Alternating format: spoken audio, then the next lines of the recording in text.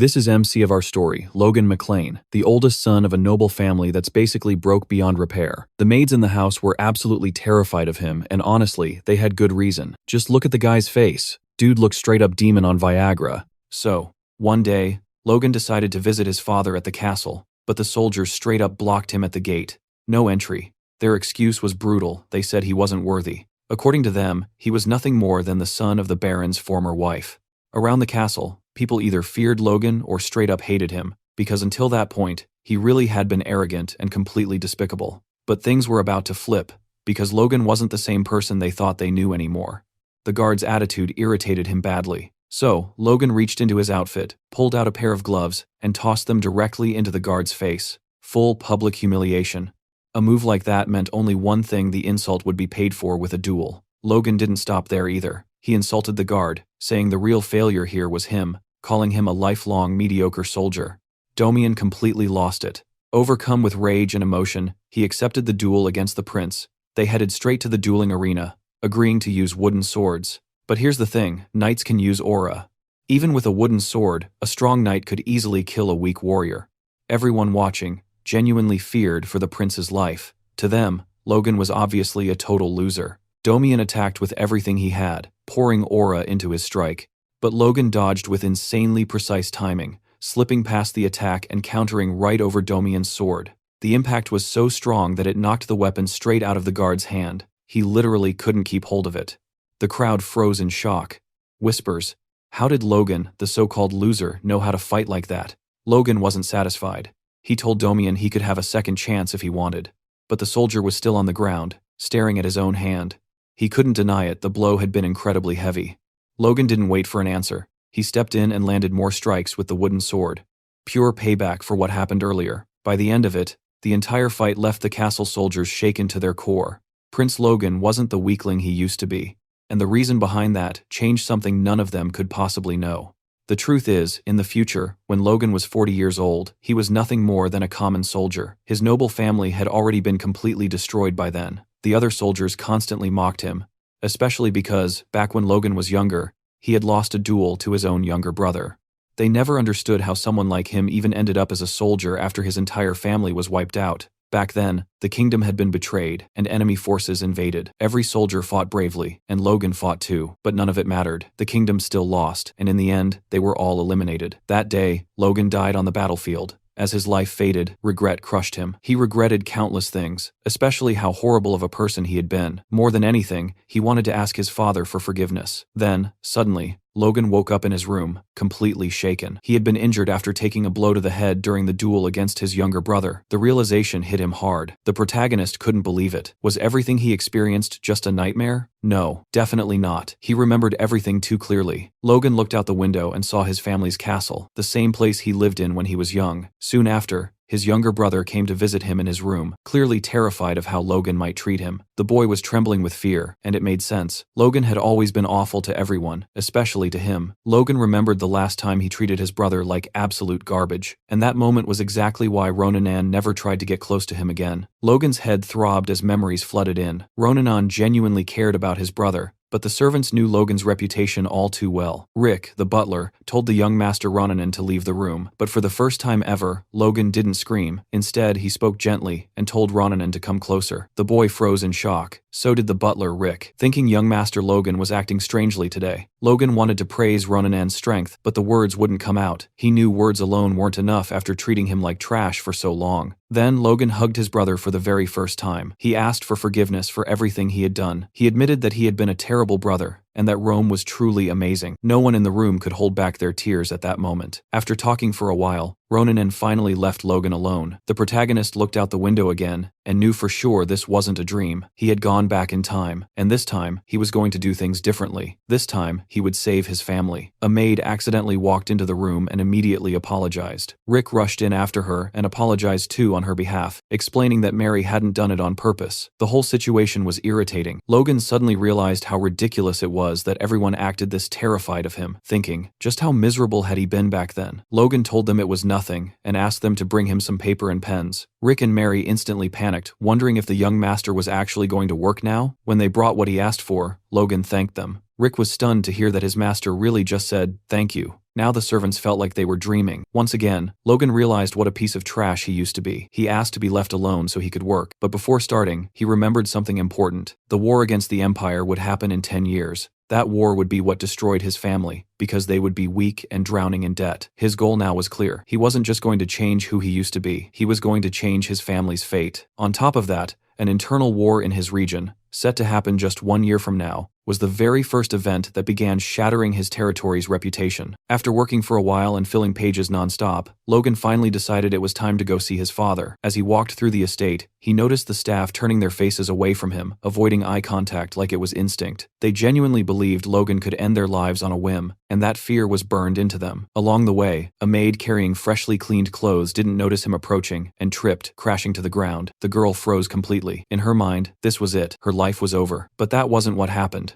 Logan reached out with a gentle hand and helped her back up. For a moment, it felt like some kind of miracle. Then the girl looked at his face. That terrifying face she recognized all too well. Logan wasn't known for kindness. She immediately begged for her life and ran away without daring to look back. Watching her flee, Logan realized something important. Simply acting different wasn't going to fix things overnight. After all, he'd spent years smiling like a damn murderer. When Logan reached his father's office and announced himself, his expression turned cold again. It had been more than 20 years since he'd last seen his father. As expected, the atmosphere inside was icy. The patriarch of House McLean, Patrick McLean, had no reason to show respect to his eldest son. Logan explained why he was there. He asked for permission to undergo isolated training on the family's mountain property. The protagonist still carried the memories of his past life and already knew how night training worked, but his current body was useless, lazy, and completely untrained. On top of that, he needed money to change his family's situation, and becoming stronger would help with that too. He had to be ready, because in 3 months, that girl would arrive. Patrick immediately questioned him, asking if Logan was trying to run away after losing to Ronian. Logan denied it. He admitted that he was weak and that he had wasted his life until now. He wanted to get better. But Patrick had heard these words before. He refused the request, saying Logan's problem wasn't just a lack of effort. Logan had expected that answer. Logan admitted that his behavior had been his biggest flaw, and said he was determined to change it. His father didn't believe him anymore, and ordered him to leave. The request was denied.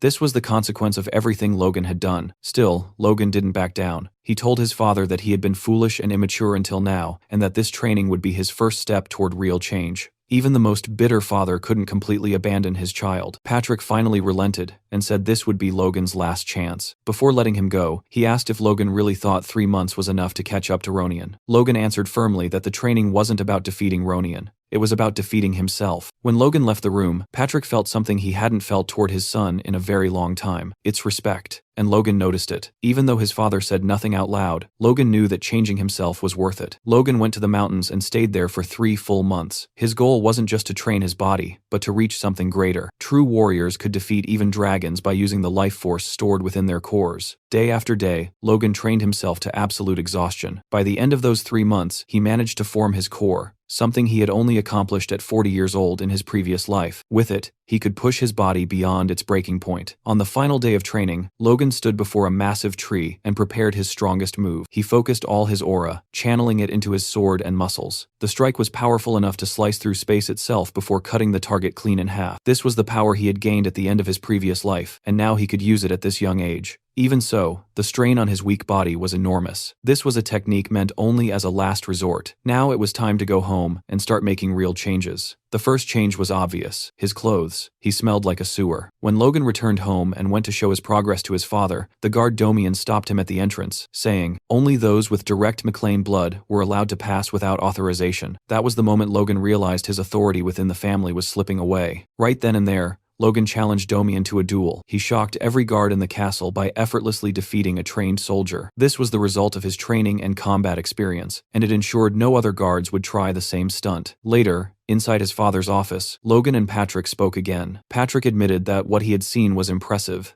acknowledged Logan's awakening, and asked what had happened during his training. Logan realized his father had been watching, something he never expected. He explained that he had simply abandoned his greed and let everything go. As he trained with that mindset, he eventually felt a force filling him from within. Logan reflected that even if it sounded unbelievable, this insight came from his past life. Only after giving up on avenging his family had he become a force user back then, awakening only after 40. Patrick was impressed that such a simple realization had led to such change, and said Logan had truly transformed. However, he was still furious. After achieving such a breakthrough, the first thing Logan did was attack a knight. Logan argued that the man deserved it, and asked whether his father had heard the full story from the soldiers. Patrick said he had, but still believed those measures weren't necessary. They were necessary, Logan insisted, surprising his father. The knight had tried to deceive his lord's blood and make a fool of him. Letting that slide would poison the family's discipline. Logan then reflected on hierarchy, the foundation that keeps any organization functioning. Once hierarchy is shaken, the organization weakens over time, something he had learned during 10 years as a mercenary. When dealing with armed men, order must be established in a single decisive move. What happened that day would serve as a warning to the other knights. Patrick admitted Domian was largely at fault for failing his duty and trying to trick Logan. Still, he felt Logan's actions were risky and said it was better to hold back in the future. Logan was shocked by how easily his father forgave him, especially compared to his previous life. Seeing Logan's expression, Patrick even joked and asked if he wanted a punishment. Logan replied that he was good. Patrick ended the conversation by saying he still didn't approve of what Logan had done and warned him never to act like that again without permission, especially since he hadn't officially received his rank yet. Logan respectfully said he would remember that. Soon after that, Logan's father announced that his fiancée, Rena, would be visiting soon. At first glance, Logan looked surprised by the news, but it wasn't surprise at all. It was pure excitement. The day to get the cash was finally approaching. Right on cue, Princess Rena Wolves was formally introduced. Every lady present fell silent, completely stunned by her beauty, and every guard instantly felt jealous of Logan. When Rena stepped forward, she greeted Lord McLean gracefully, saying it had been far too long and politely asking about his well-being. Patrick McLean, momentarily stunned by her appearance, commented on how she had grown into a beautiful woman since the last time he saw her. Rick watched from a distance as well, clearly impressed by how much she had matured, but then he glanced at Master Logan, who didn't look impressed in the slightest. Rena then said she had a letter entrusted to her by her father, the Count, and began reading it aloud. The letter was addressed to Baron Patrick McLean, and it was painfully boring. Over the next 30 minutes, even the guards struggled to stay awake, but the ending snapped everyone back to reality. The final request stated that due to unavoidable circumstances, the arranged marriage between Rena and Logan was to be cancelled. After hearing the letter, Logan quickly understood the message behind it. The Wolves clan had expected Patrick McLean to become a powerful aura user, but instead he had remained a high-ranking knight for over 20 years. And to make matters worse,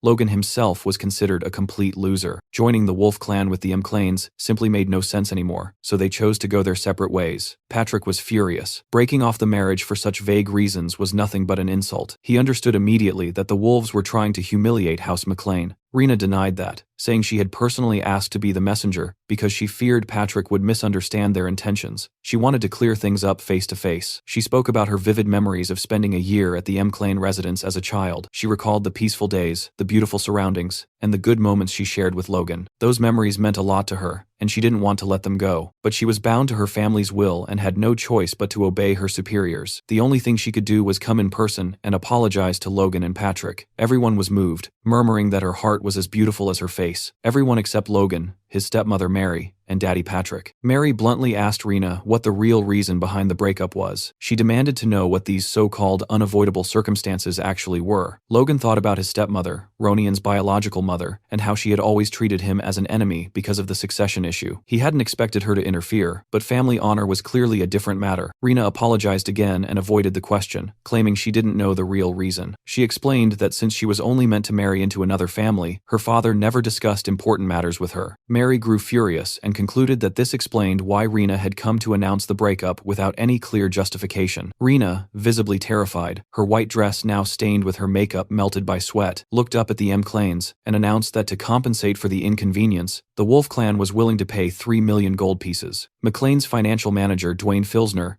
nearly had a heart attack on the spot. Logan, on the other hand, was thrilled. He thought the money was finally his, but no chance. Patrick nearly exploded with rage, demanding to know how she dared to propose something like that. A knight from the Wolf House immediately stepped in front of Rena, protecting her, and begged Patrick to calm down. Patrick, asked whether he was a high-ranking knight like himself, admitting that it was impressive for someone so young to reach that level. He continued, saying that perhaps injuring the rising star of the Wolves family would be fair compensation for the dishonor inflicted on the McLeans. The knight replied that his master, Chiron Wolves, regarded Lord McLean as an honorable man and would never target the young princess or anyone younger. Rena then spoke up, saying she also did not wish to buy honor with money. She asked them to accept the gold as a sincere gesture to preserve the friendship between the two families. Patrick clenched his teeth. If he pushed further, he would lose his own honor. He realized this was exactly why Karen had sent these young people. Patrick stated that a visitor was still a visitor, even if they brought bad luck, and that House McLean would never harm its guests. However, he firmly refused the Wolves clan's one-sided offer. House McLean asked for only one thing. Princess Rena Wolf was to personally and sincerely apologize to Logan. Patrick made it clear that he would accept no other compensation. At that moment, Logan stepped in. As the person directly involved, he said he had a request. Internally, Logan knew they needed to accept the money. Letting them off with words alone was insane. 3 million gold was the entire annual budget of House McLean. Half of their current funds came from his stepmother's family, and if that support vanished, they would go bankrupt instantly. And for what? Honor. To Logan, it felt like everyone had lost their minds. Logan told his father he wanted to accept the Wolves' terms. Patrick became furious again, asking if Logan intended to make him go back on his word. Logan thought about the pressure his father carried. Even without aura, Patrick was still a high-ranking knight, but that meant nothing compared to others in the kingdom. If he couldn't handle this, he would never move forward. Patrick insisted House McLean wasn't poor enough to sell its honor for money. Logan sighed deeply and replied that they were exactly that poor. He explained that House McLean already owed the bank 3 million gold pieces. The annual interest alone was 150,000 gold. Without Kiros's money, they would have gone bankrupt long ago. They were the kingdom's biggest family of beggars. On top of that, they owed over 2 million gold to the kingdom they served. Settling this matter with just an apology would only spread rumors that they had bowed to the Wolves. Rena tried to intervene, claiming the Wolves clan wasn't irrational and respected House McLean's honor. Logan immediately asked whether she truly found it rational to unilaterally break off the engagement. A memory from Logan's past life surfaced. Back then, he had believed Rena was genuinely saddened by their separation, but that belief shattered after one incident. He remembered being alone with her in a bedroom. Rena thanked him for coming and said that even if things ended that day, she wanted to create one last memory together. Logan, believing his life as a noble was over, asked her to run away with him that night. That was when she threw a knife at his face, forcing him to draw his sword to defend himself. Rena tore her own clothes and accused him of thinking someone like him deserved her. She mocked him, told him to learn his place, and asked why he even carried a sword after losing to a child. Outside, a thunderstorm raged as she screamed, accusing Logan of trying to assault her. With his sword already drawn, the lie was easy to believe. Logan remembered how he had already been blamed for countless things, to the point where not even his family trusted him. In the end, House McLean had been forced to apologize to the Wolves and pay heavy compensation. Because of Rena, Logan had never been able to trust women again. He thought of her as a street bitch and vowed that this time she wouldn't get away with it. After recalling all this, Logan reconsidered his plan. He had intended to slowly rebuild his reputation by showing everyone he had changed, but the fight with Damien made him realize something crucial. Soldiers ignored disrespect toward him, and rumors about his loss to his brother had spread while he was gone. You couldn't transform the family by winning over people like them. With only 9 months left until the regional war, reputation no longer mattered. Saving his family did. Logan swallowed his pride and told Rena he would accept the Wolves clan's compensation, even if it meant defying his own family. Rena was speechless. Patrick exploded with anger, demanding to know how Logan dared oppose his will. Logan replied calmly that he wasn't satisfied with empty apologies, leaving his father stunned. Words carried away by the wind had no value, and honor built on them was just as light. Rena tried to salvage the situation, saying the Wolf clan wished to obey the Baron's decision, and asked Patrick what he chose. Logan saw through her act, realizing she was trying to protect her father's reputation, and was likely terrified of paying 3 million gold. Patrick looked down at Rena and declared that as the head of House McLean, he would accept only a sincere apology. However, he would leave it to Logan to decide whether the apology was sincere. Mary was furious. Patrick warned Logan to think carefully, reminding him that accepting money for dishonor would open the door for honor to be traded again in the future. Logan didn't hesitate. As the one directly involved in the broken engagement, he accepted the compensation offered by the Wolves clan. The decision shocked Mary and visibly upset Rena. Patrick, disappointed,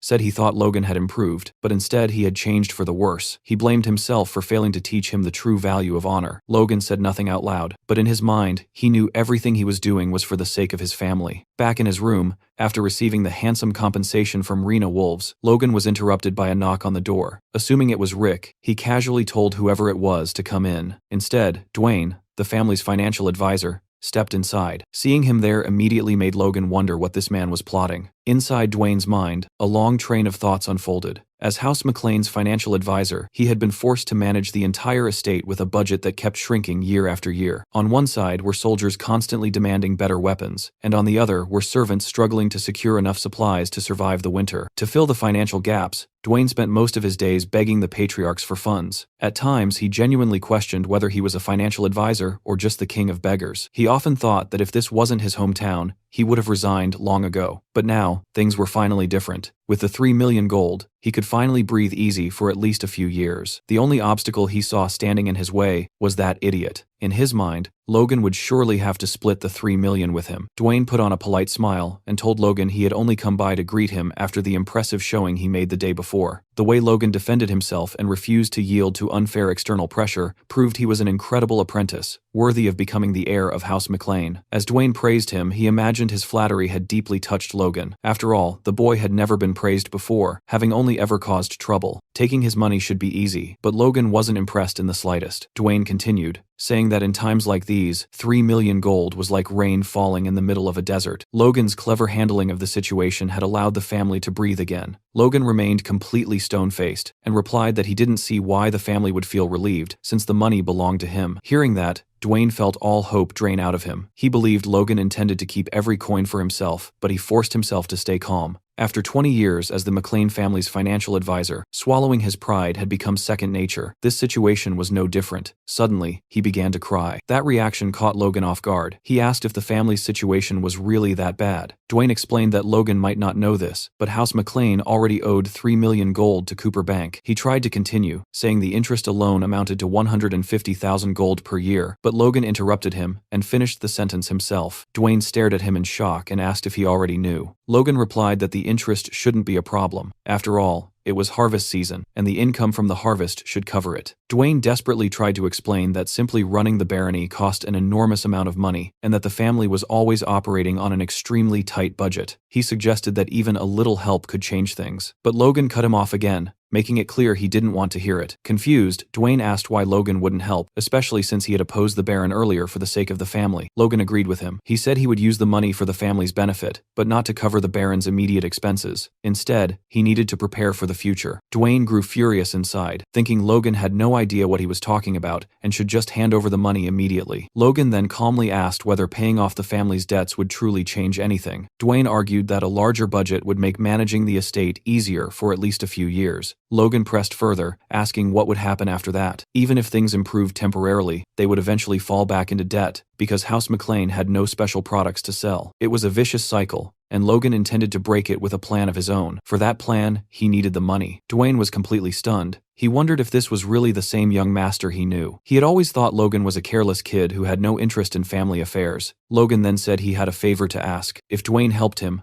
Logan might even share a portion of the money to help cover some family expenses. Dwayne immediately asked what he needed. Logan answered simply, he needed to gather mercenaries. Later, Logan spoke with Rick. It looked like he was preparing to leave again, and Rick immediately demanded to know where the hell he was going. It hadn't even been long since Logan returned from his isolated training. Logan replied that he was leaving to make money. Rick pointed out that Logan already had a substantial amount, but Logan insisted it wasn't enough. He explained that the patriarch would never allow him to leave now, especially with the tension inside the castle, but Logan had no intention of asking for permission. He planned to slip out quietly. Rick was shocked, but Logan didn't care. He knew that if he couldn't change his reputation now, it would never change. That meant gathering power from outside the family. Luckily, he knew exactly what was happening beyond the estate. Just like in his past life, when he had been kicked out of the family, he already knew his first step was to find a certain individual. Rick tried to reason with him, saying he wasn't thinking straight, and that becoming a fugitive at this point would only make things worse. Logan grew irritated by Rick's persistence. Rick asked what Logan planned to do if he simply ran away, and even said that if Logan really intended to leave, he might as well trample all over him first. Logan was already close to doing just that,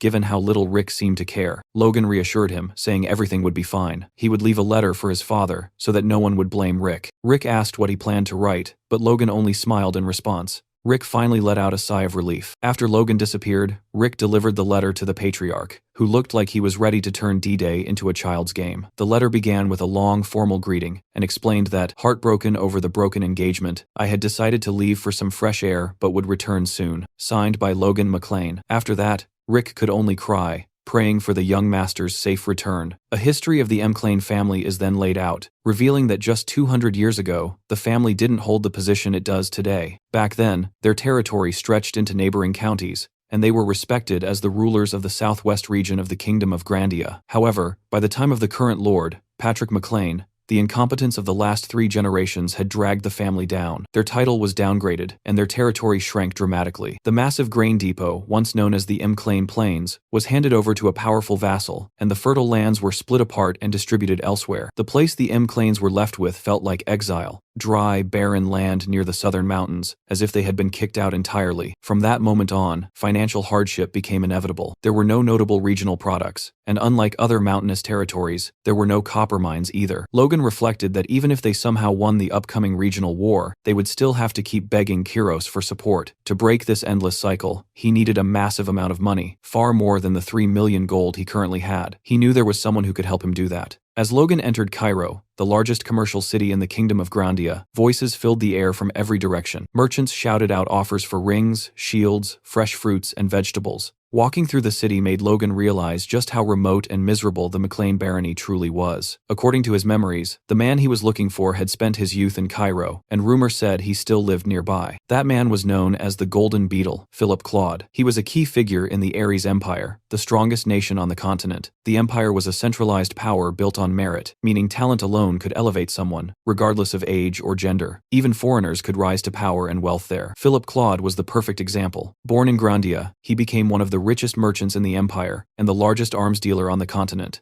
To many, he was branded a traitor to the Kingdom of Grandia. In reality, however, despite being called the Golden Beetle, Philip had quietly supported people from his homeland and used his wealth to help create the miracle of Grandia's sovereignty. As Logan walked through the streets, he noticed a young man standing in the middle of the road and wondered if that could be him. The boy had just been scammed and was staring blankly ahead, clearly wondering how he would survive without a single coin to his name. Logan had heard rumors that Philip's business collapsed due to a scam, but witnessing it firsthand was far worse than he imagined. As the boy seemed to spiral into despair, even contemplating ending it all, Logan approached and tried to start a conversation, asking if he was Philip Claude. Philip confirmed it, though suspiciously, and asked who Logan was. From Logan's red eyes, steady gaze, and worn armor, Philip assumed the young man was dangerous. Logan said he wanted to talk for a moment, but Philip remained wary, questioning how Logan even knew who he was. At that moment, Philip noticed something in Logan's eyes he had seen countless times before: greed. He quickly theorized that this young man, dressed in old armor and appearing at such timing, must be some mercenary thug.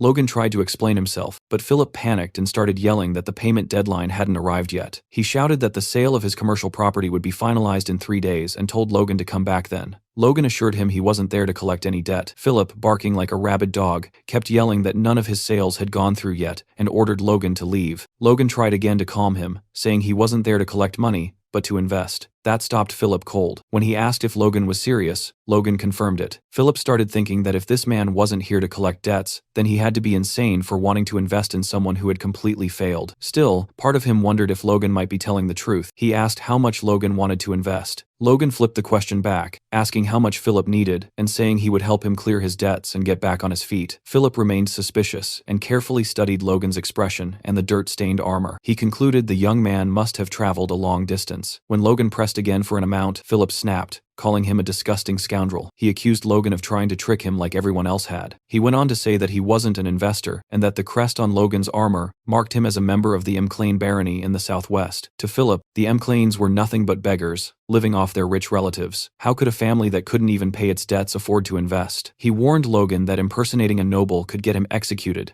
and complained that Logan had chosen the wrong target, since he was completely broke. Logan analyzed the situation calmly. Even at rock bottom, Philip still showed sharp judgment, exactly what you'd expect from a future tycoon. Logan wondered how to calm him down as Philip ranted in the street about not having money to eat, let alone to die. Then Logan had an idea. He asked Philip to pay attention and released his aura. Philip was left stunned. Someone who awakened force so early wouldn't throw it away on a petty scam. He apologized, admitting that too much had happened recently, and that he was overly sensitive. He asked what Logan really wanted from him. Logan replied that he wanted to hire him permanently and, as a bonus, pay off all his debts. Philip grew suspicious again and asked whether the McLean family even had that kind of money. Logan asked how much the debt was, estimating around 250,000 gold, and said he would cover it and provide another 300,000 on top of that. He then revealed the cash he'd been carrying. Philip stared at Logan as if he were an angel. He signed the contract immediately. The terms were simple and terrifying. If Philip ever tried to harm his boss intentionally, he would suffer unbearable pain, as if his soul were being ripped apart. The witch who sealed the contract explained that if Philip didn't like the terms, he could awaken his force and become at least a high-ranking knight, hire a four-circle mage, or pay several hundred times the contract's value to break the curse. Philip was left speechless yet again. She dismissed them casually, telling them to come back sometime. Philip wondered if he had just been completely screwed. He realized that a single page of the magic contract was worth 30 slaves, meaning he had just paid a fortune to make Logan his savior. Logan explained that since they barely knew each other, trust didn't exist yet. If he was investing a fortune, he needed a guarantee. Once trust was built, the contract would be removed. He extended his hand. Philip thought the contract was a mess, with no deadlines or conditions, but he had no choice. He shook Logan's hand. When he asked what Logan needed him to do first, Logan replied that they needed to buy monster meat. Philip immediately called him a psychopath. Logan thought the reaction was understandable. Monster blood and flesh were poisonous, and burning them was considered common sense. But in a few years, everything would change. Once word spread that monster blood could be neutralized with common ingredients, food-scarce regions began consuming monsters. That winter, cases of deficiency started disappearing after people consumed Kellogg meat. Even individuals with injuries that caused sterility saw improvement. A year later, the Royal Magic Tower confirmed the findings. The Kellogg monster vanished from the continent as the species was hunted to extinction after it was proven to enhance fertility. With that knowledge, Logan knew he could easily make 3 million gold, maybe far more depending on how much he secured. Walking beside a madman like this, Philip glanced at Logan with disappointment and wondered if it wouldn't be better to just run away. Inside a tavern, Logan and Philip sat down to discuss what their next move should be. Logan casually told Philip that he wanted to purchase monster meat worth 1 million gold coins. Philip nearly lost his mind hearing that and thought Logan had completely gone insane.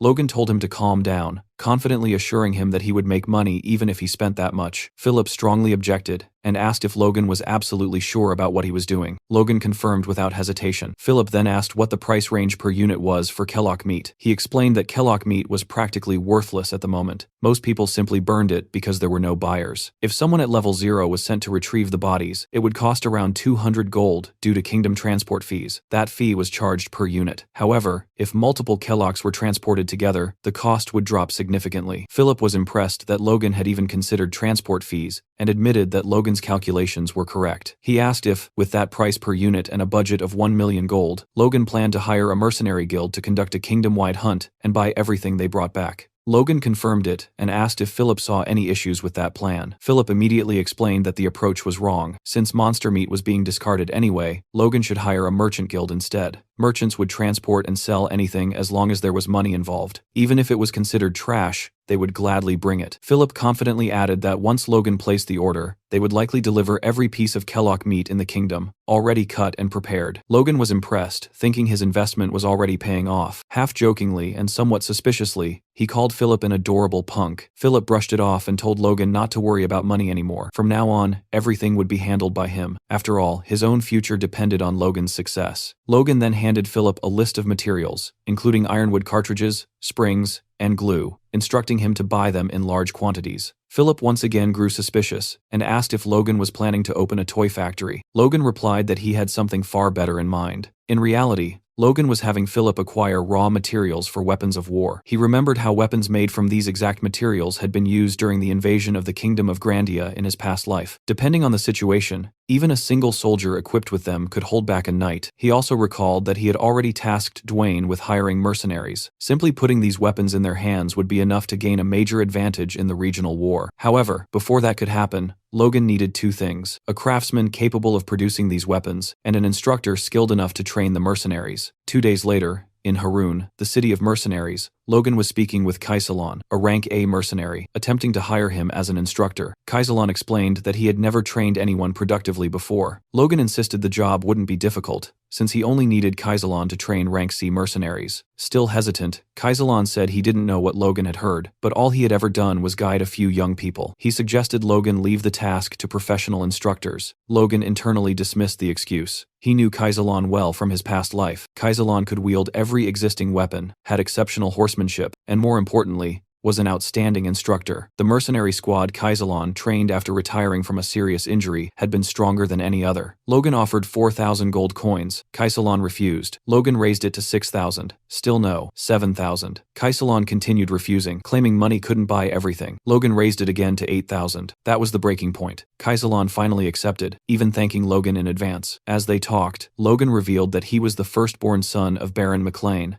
and asked if Kaisalon wasn't curious why he was hiring mercenaries from the countryside. Kaisalon replied that he didn't care, as long as he was paid. Walking through the streets, they witnessed a man whipping a group of people, shouting that if they were late again, he would kill them all. Kaisalon explained that Harun was known as the city of mercenaries and slaves, and that scenes like this were common. The city soon turned into a full slave market. Logan replied that he was familiar with this reality and even considered buying a slave himself. A merchant noticed him, assuming he was a clueless country bumpkin, and called him over, boasting about unbeatable prices. The moment the merchant recognized Kaisalon, his face went pale with fear. Seeing that, Logan relaxed, thinking that hiring Kaisalon had already been worth it. They arrived at a shop with far more guards than the others. Logan immediately realized this was the place. An elderly merchant greeted him and said he assumed Logan knew what he was getting into. Logan replied that he was there to buy a dwarf. The merchant confirmed he had come to the right place and explained that races from other worlds were rare, which was why they were treated carefully. He first showed a pair of elves, boasting about how difficult they were to obtain.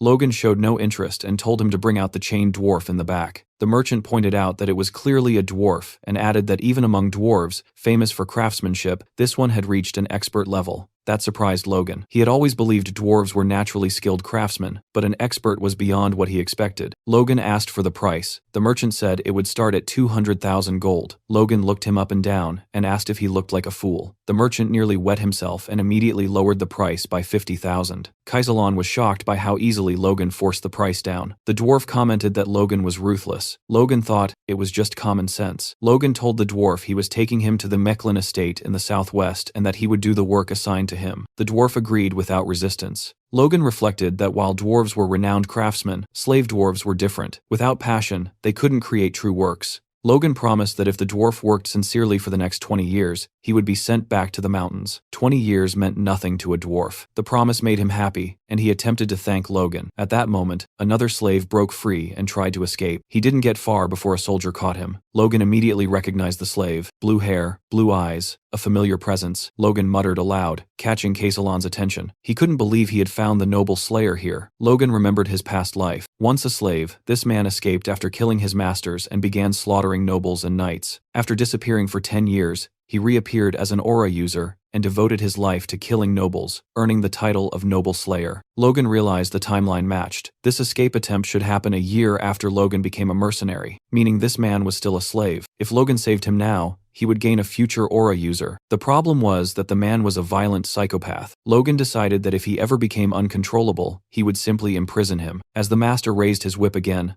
Logan drew his sword and blocked the strike to the man's leg. The slave trader noticed the family crest and immediately grew arrogant, assuming Logan was a customer. He apologized, claiming the slave was misbehaving and needed discipline. Logan said he wanted to buy slaves, pointing to the two children. The merchant warned him that both were rare and expensive, one red-haired, the other blue-eyed. The merchant quoted 10,000 gold each. Logan calculated that a strong slave cost about 300 gold, and scoffed at the absurd markup. He countered with 500 gold per child. The merchant protested, but Logan snapped, asking if he thought Logan didn't know slave prices. The merchant panicked and accepted, blaming Victor for always causing trouble. Kaisalon carried the injured boy on his back, surprised by his fast recovery. Logan casually said it was nothing, though in truth he had been slowly releasing force to heal him. Victor suddenly tried to attack Logan. He didn't even get close. Logan grabbed him by the neck and asked if he was brave or just stupid. He warned Victor to choose his enemies better. Logan promised safety for him and his sister if he obeyed, but threatened to kill them both if it happened again. He released him and said he planned to raise Victor as a knight. Victor asked if he was serious. Logan confirmed it, and explained that knights were honorary nobles and could escape slavery. Not just Victor, but his sister as well. Victor swore loyalty instantly. Watching them, Logan realized his assumption was correct. The sister was the key to controlling the noble slayer's violence. Logan stated that their training would begin as soon as they returned home. Logan then asked Hamar the dwarf to step closer for a moment. He told him he would begin drafting a contract, a magical one, and clearly explained its terms. If Hamar worked for him for the next 20 years, Logan would personally send him back to the mountains afterward. Hamar was stunned. He couldn't believe Logan was serious about returning him to his own people. Logan continued calmly, saying that it was hard to trust promises made of nothing but words carried away by the wind. He asked if there was any issue with the contract, or if Hamar didn't want to go through with it. Hamar responded immediately and gratefully. He said he wanted it with all his heart, and would do anything Logan asked of him. He kept thanking him, unable to believe that someone would truly do this for him. Watching his reaction, Logan thought to himself that if all it took to motivate Hamar was a contract, then he was the one gaining the most here. He reflected that this entire venture had already given him everything he wanted and more. Not only had he secured proper preparations for the upcoming clan war, but he had also managed to get his hands on the noble slayer. Everything was progressing smoothly. What he didn't know at that moment was that rumors about his strange behavior had already spread throughout the McLean estate while he was away. His reputation had completely tanked. Rick, meanwhile, was drowning in confusion, trying desperately to contain the situation, while wondering what the hell the young master was even doing anymore. Soon after, Logan returned home, and no one in the world was happier to see him than Rick. Logan greeted him casually and asked how he had been. Rick nearly lost it, asking whether Logan was serious for even saying that. Barely holding himself together, he demanded to know what Logan had been doing, and whether he had heard the rumors flying around. According to those rumors, Logan had become a perverted monster who spent 150,000 gold on monster meat.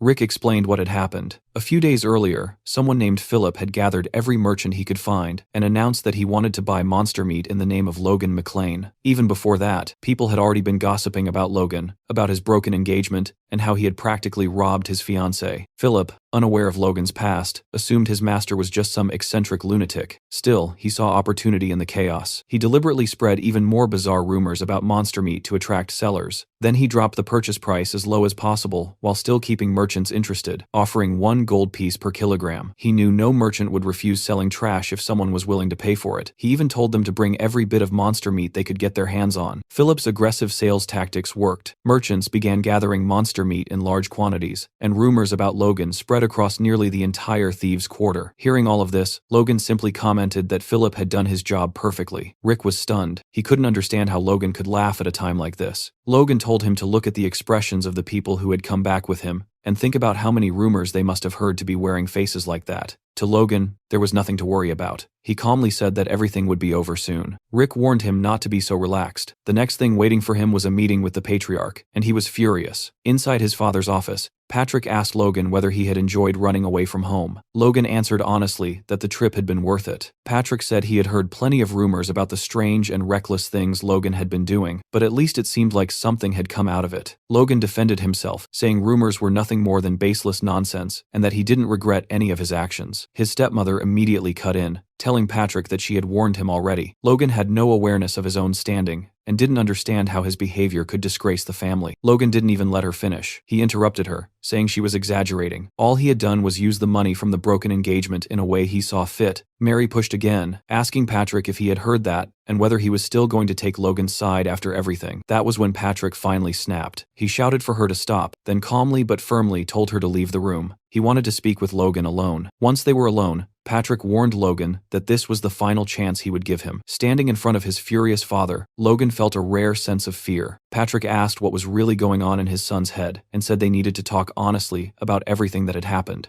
Logan knew his father wouldn't overlook things this time. He replied that even if he explained, Patrick wouldn't understand. Patrick shot back, asking whether Logan was the one who didn't want to be understood. He asked if Logan realized what people were saying about him, that he was violent, cruel, obsessed with money, and even unstable. Patrick asked how much longer he was supposed to keep covering for him, and if the time ever came when he couldn't anymore, he begged Logan to at least warn him. That way, Patrick could tell himself he had done everything possible for the sake of Logan's deceased mother. Logan was stunned. Patrick had never mentioned his mother in his previous life, not even when Logan was cast out. That alone made him think his father hadn't fully given up on him yet. So Logan asked for one more thing. He asked Patrick to give him 1 year. He promised that within that year, he would prove the reasons behind everything he was doing. Once again, he pleaded for one final chance. Later, Patrick was shown alone in his room. replaying the conversation in his mind. He admitted to himself how strange it felt for a father and son to be negotiating favors like strangers. He thought that if Logan failed to prove himself after 1 year, he would have to make a decision, because before being a father, he was the patriarch of House McLean. Patrick looked at a portrait of Logan's mother and apologized to her, saying he didn't understand what was happening to their son. He continued speaking to her image, admitting that he had promised to protect Logan and raise him properly, but in the end, everything had fallen apart because of his own neglect. Walking through the castle corridors, Logan suddenly ran into his younger brother. What he saw made him freeze. Ronian had awakened his force. Ronian commented that Logan guessed it quickly, and added that he had caught up faster than expected. Logan felt genuine happiness, seeing Ronian awaken so early, at only 14 years old. In his past life, Ronian's force had only manifested during the clan war, but this time it had happened far sooner. Ronian told Logan that it was thanks to him. Seeing Logan's confusion, he explained that when Logan returned,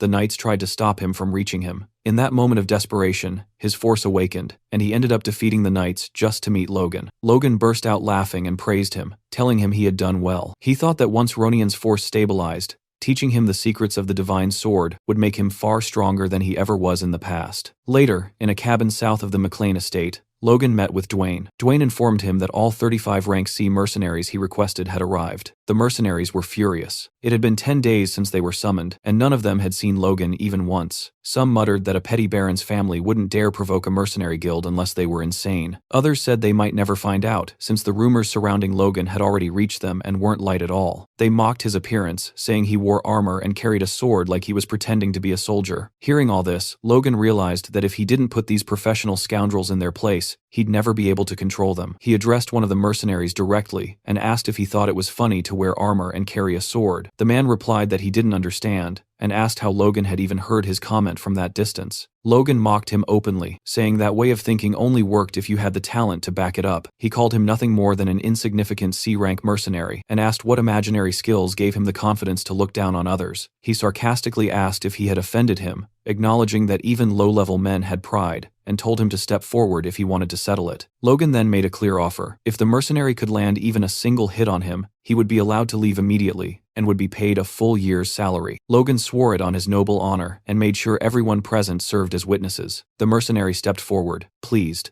saying Logan couldn't take his words back now. He tried to intimidate Logan by sizing him up, but his massive build only drew comments from the crowd. Some wondered if he was already rank B. Others said he might reach it after this job. Logan scoffed, realizing that was exactly where the man's confidence came from. The mercenary told Logan to attack first. Logan replied that he would regret that choice. The mercenary ignored the warning, claiming he had used a sword far longer and didn't need to worry. He even asked if Logan needed any advantages. Logan focused his force and punched him square in the face. The impact stunned everyone. The duel ended instantly, with the mercenary sprawled on the ground and teeth flying through the air. The remaining mercenaries stared in disbelief. Logan simply stretched his shoulder, scoffed, and asked if anyone else felt like running their mouth. They couldn't believe someone his age had already mastered force. It felt absurd. Kaisalon watched quietly, thinking he had always known Logan was different, but never imagined he was this capable. Logan declared that no one would be making comments anymore. He then formally introduced himself as Logan McLean, the one who had summoned them. He explained that many of them were probably wondering why he was spending so much money to hire mercenaries. He told them his plan was to train them into crossbow knights. Dwayne and Kaisalon were both surprised, and the mercenaries didn't know what to make of it. One of them muttered that they would spend most of their time reloading. Kaisalon quietly told Logan that crossbows were inefficient weapons for knights. Logan replied that he already knew that. Confused, Kaisalon asked why he would insist on them anyway. Logan explained that crossbows were far more destructive than bows, but inexperienced users needed over a minute to reload on horseback. Even carrying several loaded crossbows, they would run out of firepower quickly. It was no surprise they were confused. Logan told Kaisalon to train them properly first, even if he thought Logan was just wasting money playing soldier. He assured him the reason would become clear later. As a final statement, Logan said that crossbow cavalry would become a powerful force for House McLean, not just for the upcoming war, but even beyond the conflict with the thieves. Kaisalon still didn't fully understand, but he accepted his master's orders. A few days later, Logan sat alone in his room, staring at a sheet of paper in his hands. Out of the 350 mercenaries they had recruited, only 312 had passed the basic qualification test. After reviewing the numbers, Logan decided it was more than sufficient. Before he could think further, someone interrupted him. It was Hamar, who asked what kind of document Logan had received.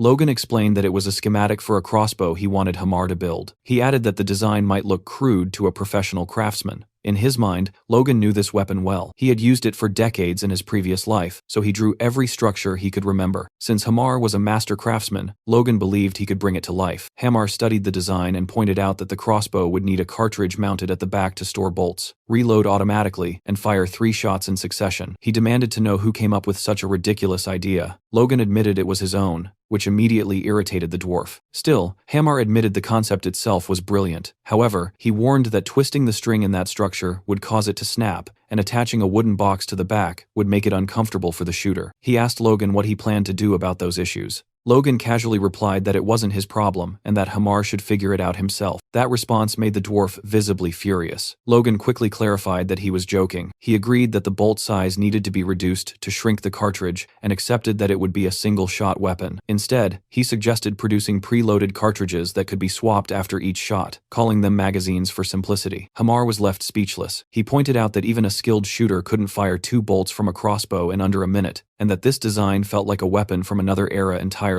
Logan thought to himself that it was exactly that, a weapon born in the future. Hamar then commented that most people believed building such a weapon only required a spring, some wood, glue, and a bowstring. To him, this was a challenge worth taking on. He said he would attempt it. Logan immediately asked when it would be ready. Hamar shot back, asking whether Logan was seriously placing a deadline on something he had never seen before. Logan responded that it was still a weapon created by humans. Hamar was confused and asked who had made it and where. Logan ignored the question and challenged him instead, saying that if he thought he couldn't do it, he might as well give up. That was enough to trigger Hamar's pride. He declared that he only needed a month and that he would produce something far superior. Watching this unfold, Logan felt satisfied. Messing with a dwarf's ego really did work wonders. Later, on the castle's training grounds, Victor was seen running laps. Logan warned him that he was slowing down again, and that he could push harder. Victor forced himself to accelerate. Logan reflected that for several days after bringing him in, all he had done was feed him properly and let him sleep. The transformation from just that alone was shocking. Eventually, Logan ordered him to rest, and Victor's little sister immediately ran over to him. Once again, Logan thought about what an incredible investment Victor had been. At only 14 years old and smaller than boys his age, Victor had managed to run 20 kilometers without stopping. The talent was obvious. But what impressed Logan even more was his perseverance. The boy seemed unbothered by pain or exhaustion. It became clear to Logan that Victor wasn't born a noble slayer. That path likely emerged because of his sister. Logan cut off his thoughts and told Victor that rest time was over. He tossed him a sword and announced that from that moment on, Victor would begin learning the sword technique of the Kingdom of Grandia, the standard style every aspiring knight was taught. Soon,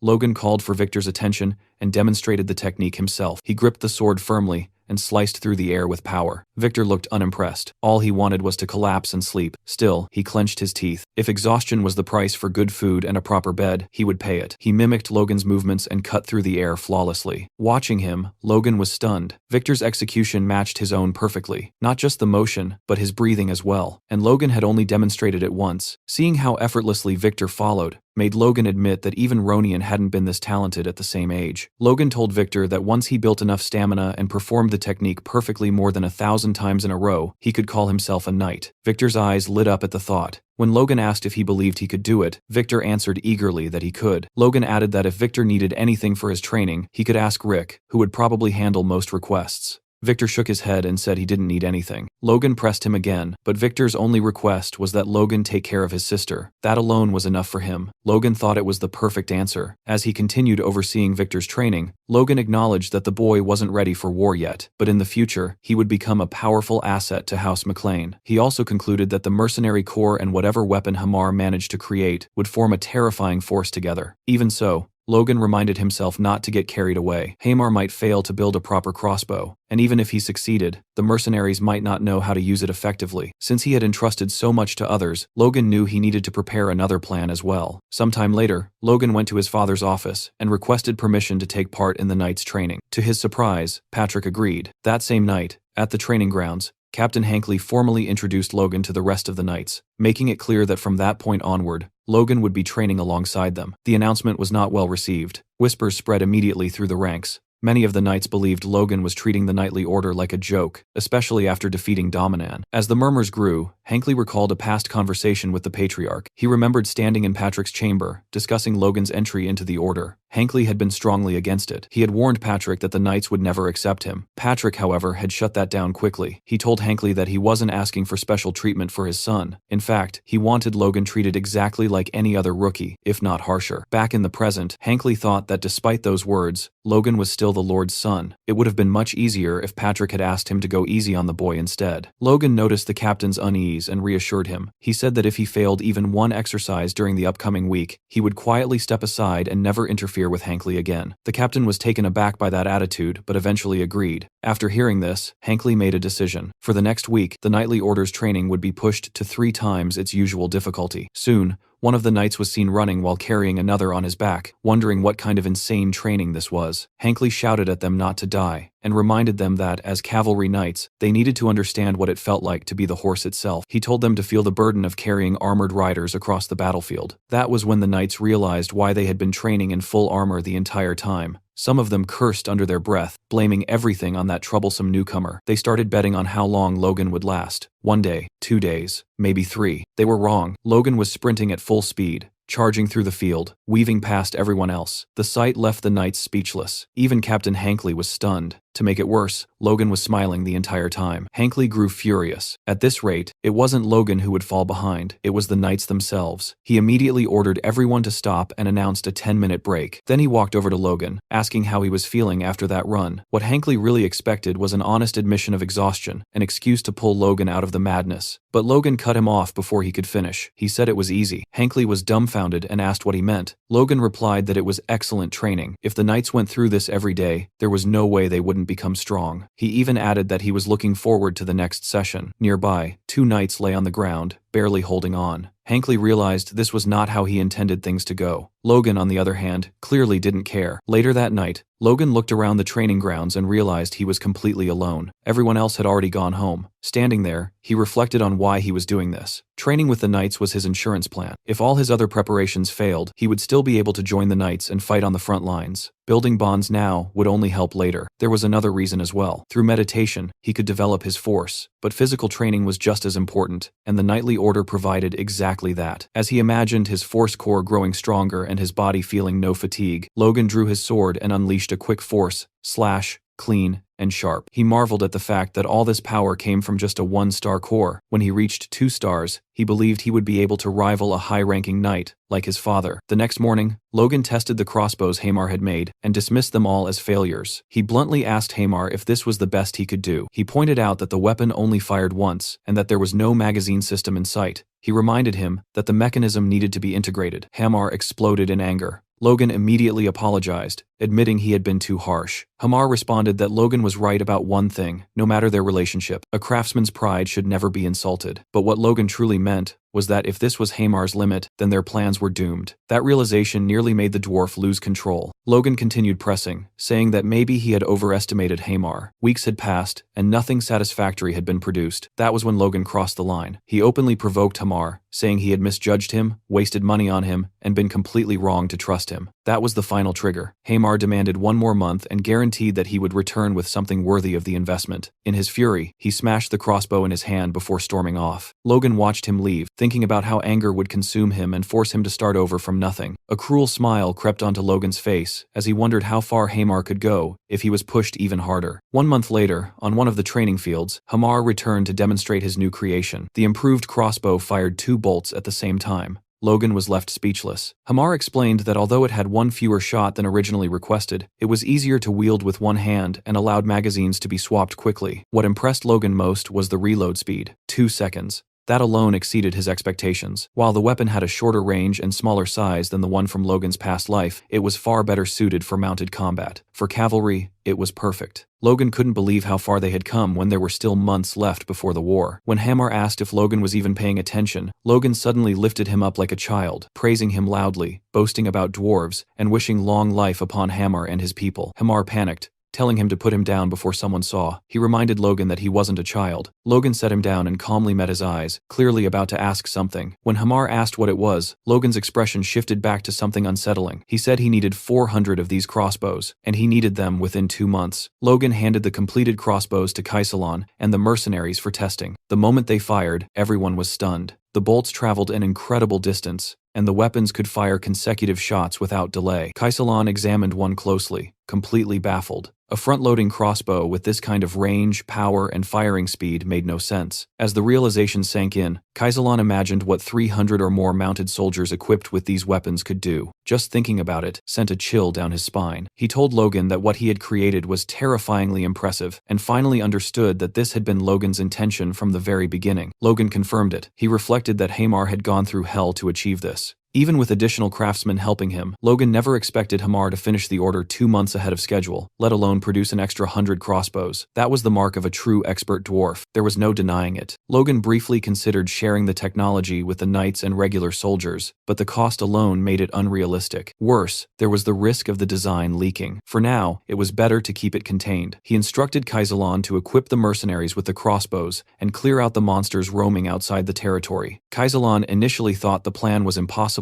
but Logan remained confident. After some thought, Kaisalon admitted that it might actually work. Logan wasn't satisfied with might. He told Kaisalon to make it work, because if he couldn't, nothing else mattered. Kaisalon finally understood. Logan hadn't built this weapon just to deal with monsters. He was preparing for war. During one of the night training sessions, a knight commented on Logan's insane physical stamina. Another joked about whether that ridiculous endurance was something he inherited. A third added that if Logan was anything like the patriarch, he was probably skilled with a sword. The conversation shifted to Logan's duel with Dominan, until one knight warned the others not to compare him to Patrick. Even before awakening his force, Logan had lost to his younger brother. Still, it was impressive that he had endured this training for over a month. What had originally been designed to make him quit had instead become the new standard for the Knight Order. The training was exhausting, but far more meaningful than pointless drills. It felt like the proper level for real knights. Unexpectedly, it motivated the lower-ranking knights who had previously been slacking off. They also began to truly understand their horses, forming stronger bonds with them. Captain Hankley realized that he had only pushed this training because the young master refused to give up. He never imagined it would produce results like this. It felt as if his good luck had walked straight up to him. That night, alone in his room, Logan reflected on his progress. After exhausting his body through training, he used meditation to stimulate his inner consciousness. The combination was working in perfect sync, and he could feel real improvement. He had already started noticing subtle changes in his force. If this continued, he believed he could surpass even the monsters he had faced in his previous life. Then something unexpected happened. Logan's core expanded. He began muttering nonsense as the transformation completed, and just like that, his core advanced to 2 stars. He realized this meant he now had the foundation required to learn the next secret sword technique, Iron Cut. Murderous Iron Cut. Just remembering the power granted by the first technique made his heart race. The second would be far stronger than he could imagine. If he mastered it before the war, even a high-ranking knight wouldn't intimidate him anymore. The next day, Kaisalon and the mercenaries encountered a group of goblins. The soldiers opened fire, killing them almost instantly. One mercenary noted the lack of recoil, while another observed that his bolt pierced one goblin's head and still embedded itself into another behind it. Logan watched as a swarm of over 100 monsters was wiped out in under 10 seconds.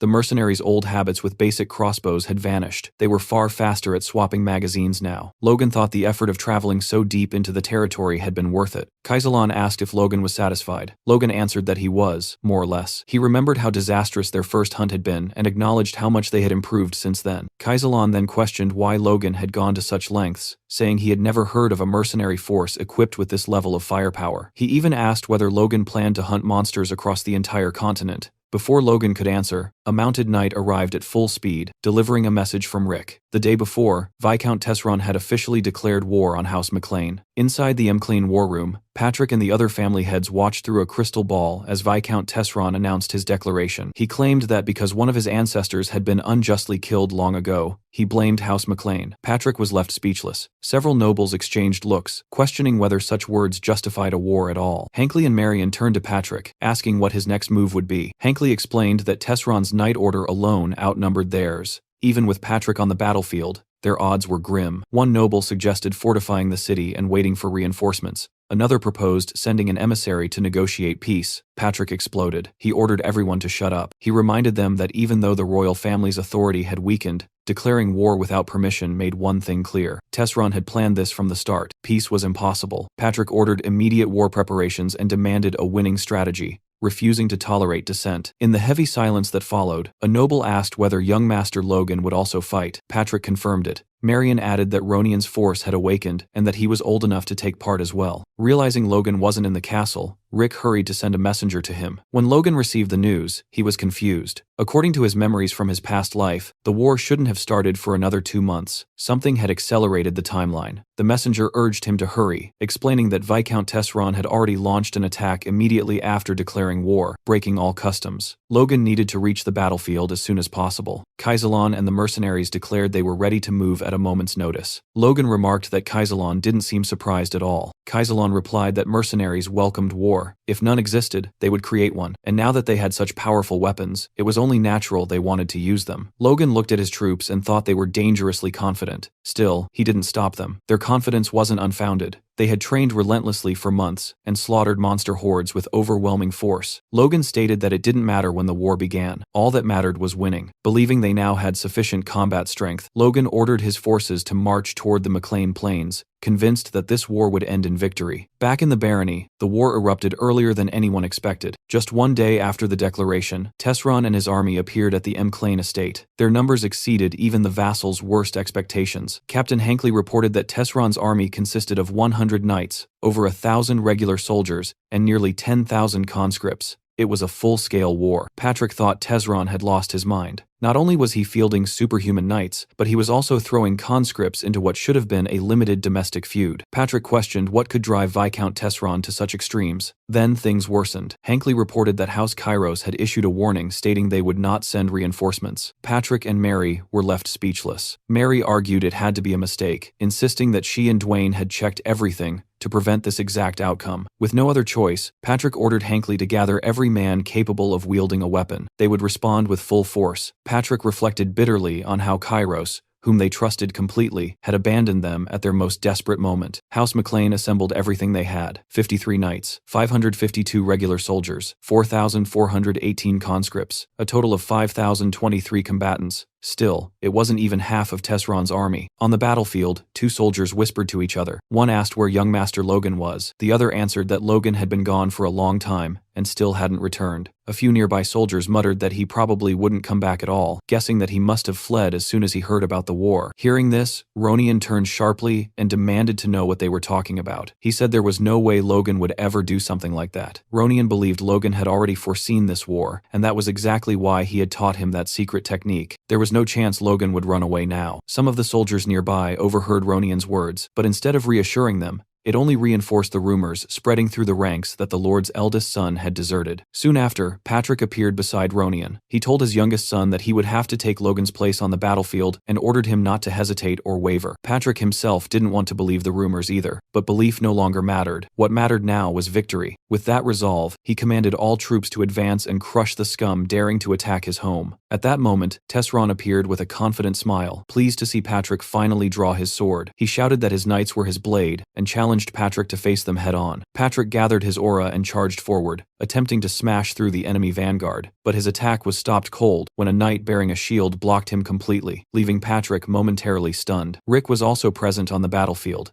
and his expression was grim. He watched soldiers being slaughtered and torn apart right in front of him. He realized how badly they were losing. They had been forced to send even non-combatants like him into battle because of the overwhelming numerical disadvantage. If they were fully surrounded, they were finished. In the middle of his thoughts, Rick was suddenly struck on the head by a Tesron soldier who was about to kill him. He barely managed to dodge as an ally intervened, killing the attacker and shouting at Rick to get up and ready his spear. Rick reached out to thank him, but before he could say a word, an enemy knight cut his savior down, spraying blood across Rick's face. At that moment, Rick understood something clearly. His only chance to survive was to escape as far away from the enemy lines as possible. Mounted soldiers soon charged forward, and Rick stumbled through piles of corpses, both allies and enemies. He realized with horror that they were surrounded from behind as well. This might be where all of them would die. Meanwhile, Patrick continued fighting his opponents. After repelling one attack, the knight he was facing acknowledged Patrick's strength, saying he truly lived up to his reputation. Patrick, however, was uneasy. They had clearly prepared for him, and even so, he wasn't confident in his current condition. He noticed that this knight had endured blows infused with explosive force and was still standing. What shocked Patrick further was realizing that Tesron possessed a high-ranking knight. Judging by their coordination, the other knights surrounding him were likely at least intermediate level as well. Was that why they showed no fear? Patrick demanded to know if they were the ones assigned to deal with him. The knight answered with a question of his own, asking Patrick what he thought of their preparations. Surrounded by 4 knights, Patrick realized that if he remained trapped there, the situation would spiral out of control as more knights joined in. He raised his sword and charged again, swearing that this would never happen. He clashed blades with the high-ranking knight, only to be attacked from behind by another enemy wielding a spear. He narrowly avoided the fatal strike. Seeing that they were attacking from all sides, Patrick shouted in fury, asking whether they had any honor as knights, and cursing them for fighting like cowards. The enemies clearly didn't care. One of them even remarked that this would be his last battle before death, so Patrick should stop complaining. Patrick attacked again with everything he had, colliding swords with one of his enemies. This time, luck abandoned him. A spear pierced into his back, tearing through his stomach and leaving him gravely wounded. He realized the truth then. While the high-ranking knight kept him occupied, the others struck whenever they pleased. It was a perfect trap. There was no escape. As the enemy closed in, Patrick bitterly thought that Logan had made the right choice by fleeing. At the very least, he hoped Logan would survive and carry on the McLean legacy. From a distance, Tesron watched the battle unfold with satisfaction. He congratulated himself on keeping his high-ranking knight hidden until now. Once Patrick fell, taking McLean Castle would be easy. Just as he prepared to issue his next command, he heard something unexpected behind him. The sound of cavalry. A servant rushed over, reporting that a mounted unit was approaching from the rear. Around 300 riders, possibly more. Tesron paused, wondering if the McLeans had hidden troops he didn't know about. The servant hesitated, then added that something was strange. The approaching cavalry wasn't carrying lances. Their only weapons were small crossbows. Tesron burst out laughing. He mocked the report, asking if those were the tiny crossbows hunters used. He ordered the rear guard and archers to wipe them out immediately, dismissing them as nothing more than fifth-rate soldiers. Before he could finish speaking,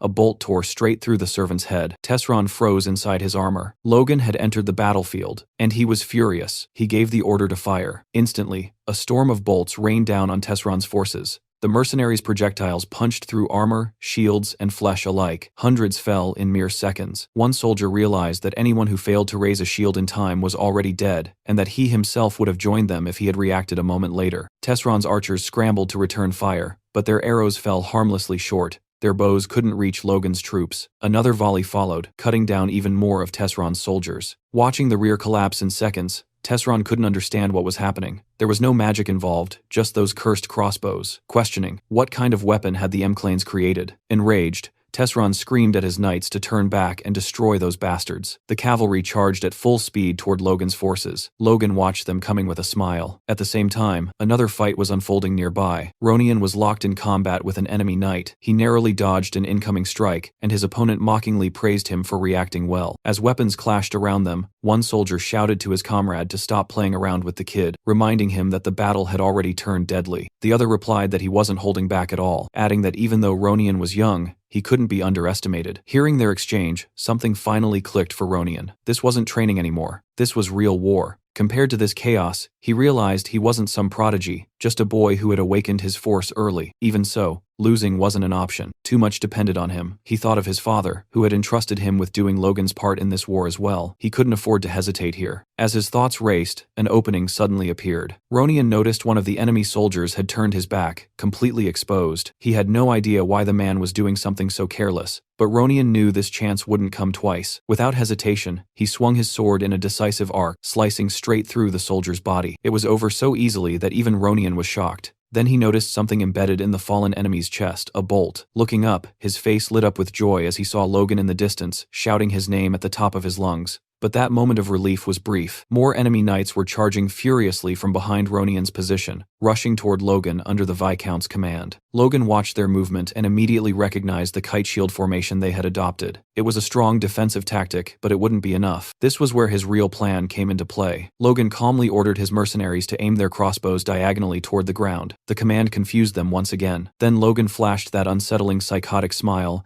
and gave the real order: fire at the horses. He wasn't holding back anymore. Dirty tricks were fair game if it meant winning. The mercenaries reacted instantly, grinning with the same bloodthirsty excitement as Logan. A hail of bolts tore into the cavalry's mounts. Horses screamed and collapsed, throwing riders violently to the ground and shattering the charge in seconds. Logan felt relief knowing he had arrived in time to support Ronian. But the battle wasn't over. His father was still in danger. Remembering his vow to save his family in this life, Logan knew that victory meant nothing if Patrick fell. He issued a quick command to Kaisalon and immediately rushed toward his father. Kaisalon panicked. This wasn't part of the plan. Victory was already within reach, and Logan was risking everything by charging ahead alone. Even if Logan was stronger, running into a mid-ranking knight could turn the tide. Still, Kaisalon pulled himself together and ordered Gerald to provide covering fire. As Logan cut through the enemy lines, Patrick was still locked in a brutal duel with the high-ranking knight, and the situation looked grim. The knight mocked him, saying he couldn't believe Patrick would recklessly charge forward knowing he'd be impaled. At the last second, Patrick twisted away and leapt back, barely creating enough space to breathe. As he observed the enemy's movements, something felt off. They were fighting with desperation, pushing themselves beyond reason, practically throwing their lives away. That didn't make sense. They had the advantage. Why were they acting like cornered animals? Before he could think further, Patrick deflected 2 incoming lances in quick succession. Then, out of nowhere, Logan appeared in front of him. In the blink of an eye, Logan cut down 2 mid-level knights, leaving Patrick completely stunned. Patrick remembered seeing Logan enter the battlefield with a mercenary force far behind enemy lines. There was no way he should have reached this spot so quickly. As Patrick turned his head, the sight behind him froze his thoughts entirely. The ground was littered with corpses, an ocean of bodies stretching across the field. Patrick wanted to ask how Logan had become this strong, but now wasn't the time. Nothing made sense anyway. Instead, he asked the only question that mattered: did Logan's arrival mean they were winning? Logan simply nodded. Hearing that, Patrick placed a hand on his son's shoulder and told him he had done well. The high-ranking knight stared at Logan in disbelief. A 20-year-old boy from a remote barony had just taken down 2 mid-level knights effortlessly. At that age, the knight himself had been destroying his body just to qualify as a knight. None of that mattered now. He resolved to kill Logan on the spot. He barked orders at his fallen comrades, telling them to regroup. Patrick, watching this, realized something critical. Logan was strong enough to handle most mid-level knights. If Logan took care of them while he focused on the high-ranking knight, they might still win this battle. But Logan had other plans. He stepped in front of Patrick and extended his arm, declaring that he would face the high-ranking knight alone. Patrick immediately objected, warning him it was too dangerous. He acknowledged Logan's growth, but reminded him this enemy was high rank. Patrick didn't finish his sentence. Logan punched him hard in the stomach, knocking him flat onto the ground. Logan bluntly stated that in his current condition,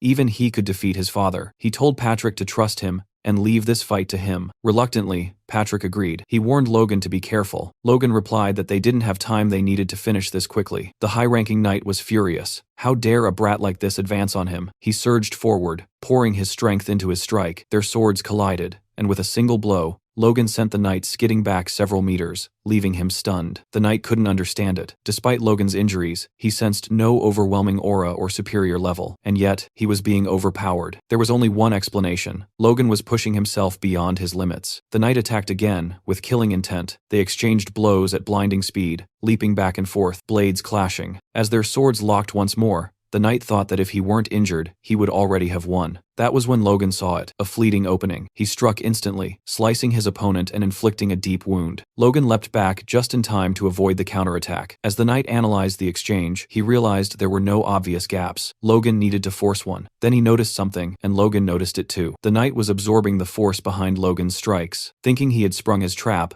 the knight declared that Logan had fallen right into it and prepared to finish him. Logan appeared off balance. The killing blow was about to land, but it never did. Logan regained his footing instantly, leaving the knight questioning whether his own movements had slowed. Logan's aura surged as he prepared his sacred technique. The knight felt it immediately and knew he had to retreat. Too late. Logan unleashed a devastating wave of cutting energy. The attack erased the high-ranking knight in a single strike. The battlefield fell silent. Logan roared that he, Logan McLean, had slain the enemy general of Tesseron's army. Panic spread through Tesseron's ranks. Soldiers stared in disbelief. A high-ranking knight had fallen. With the Viscount's banner nowhere in sight, morale collapsed. Weapons clattered to the ground as soldiers begged to surrender. Rick began chanting Logan's name, praying for his master's safety. One by one, the voices joined him, until the battlefield echoed with it. The Viscount was already fleeing the battlefield, his mind spiraling as he tried to understand where everything had gone wrong. 3 full years of preparation had amounted to nothing. He had sought support from other nobles, gathered 100 knights,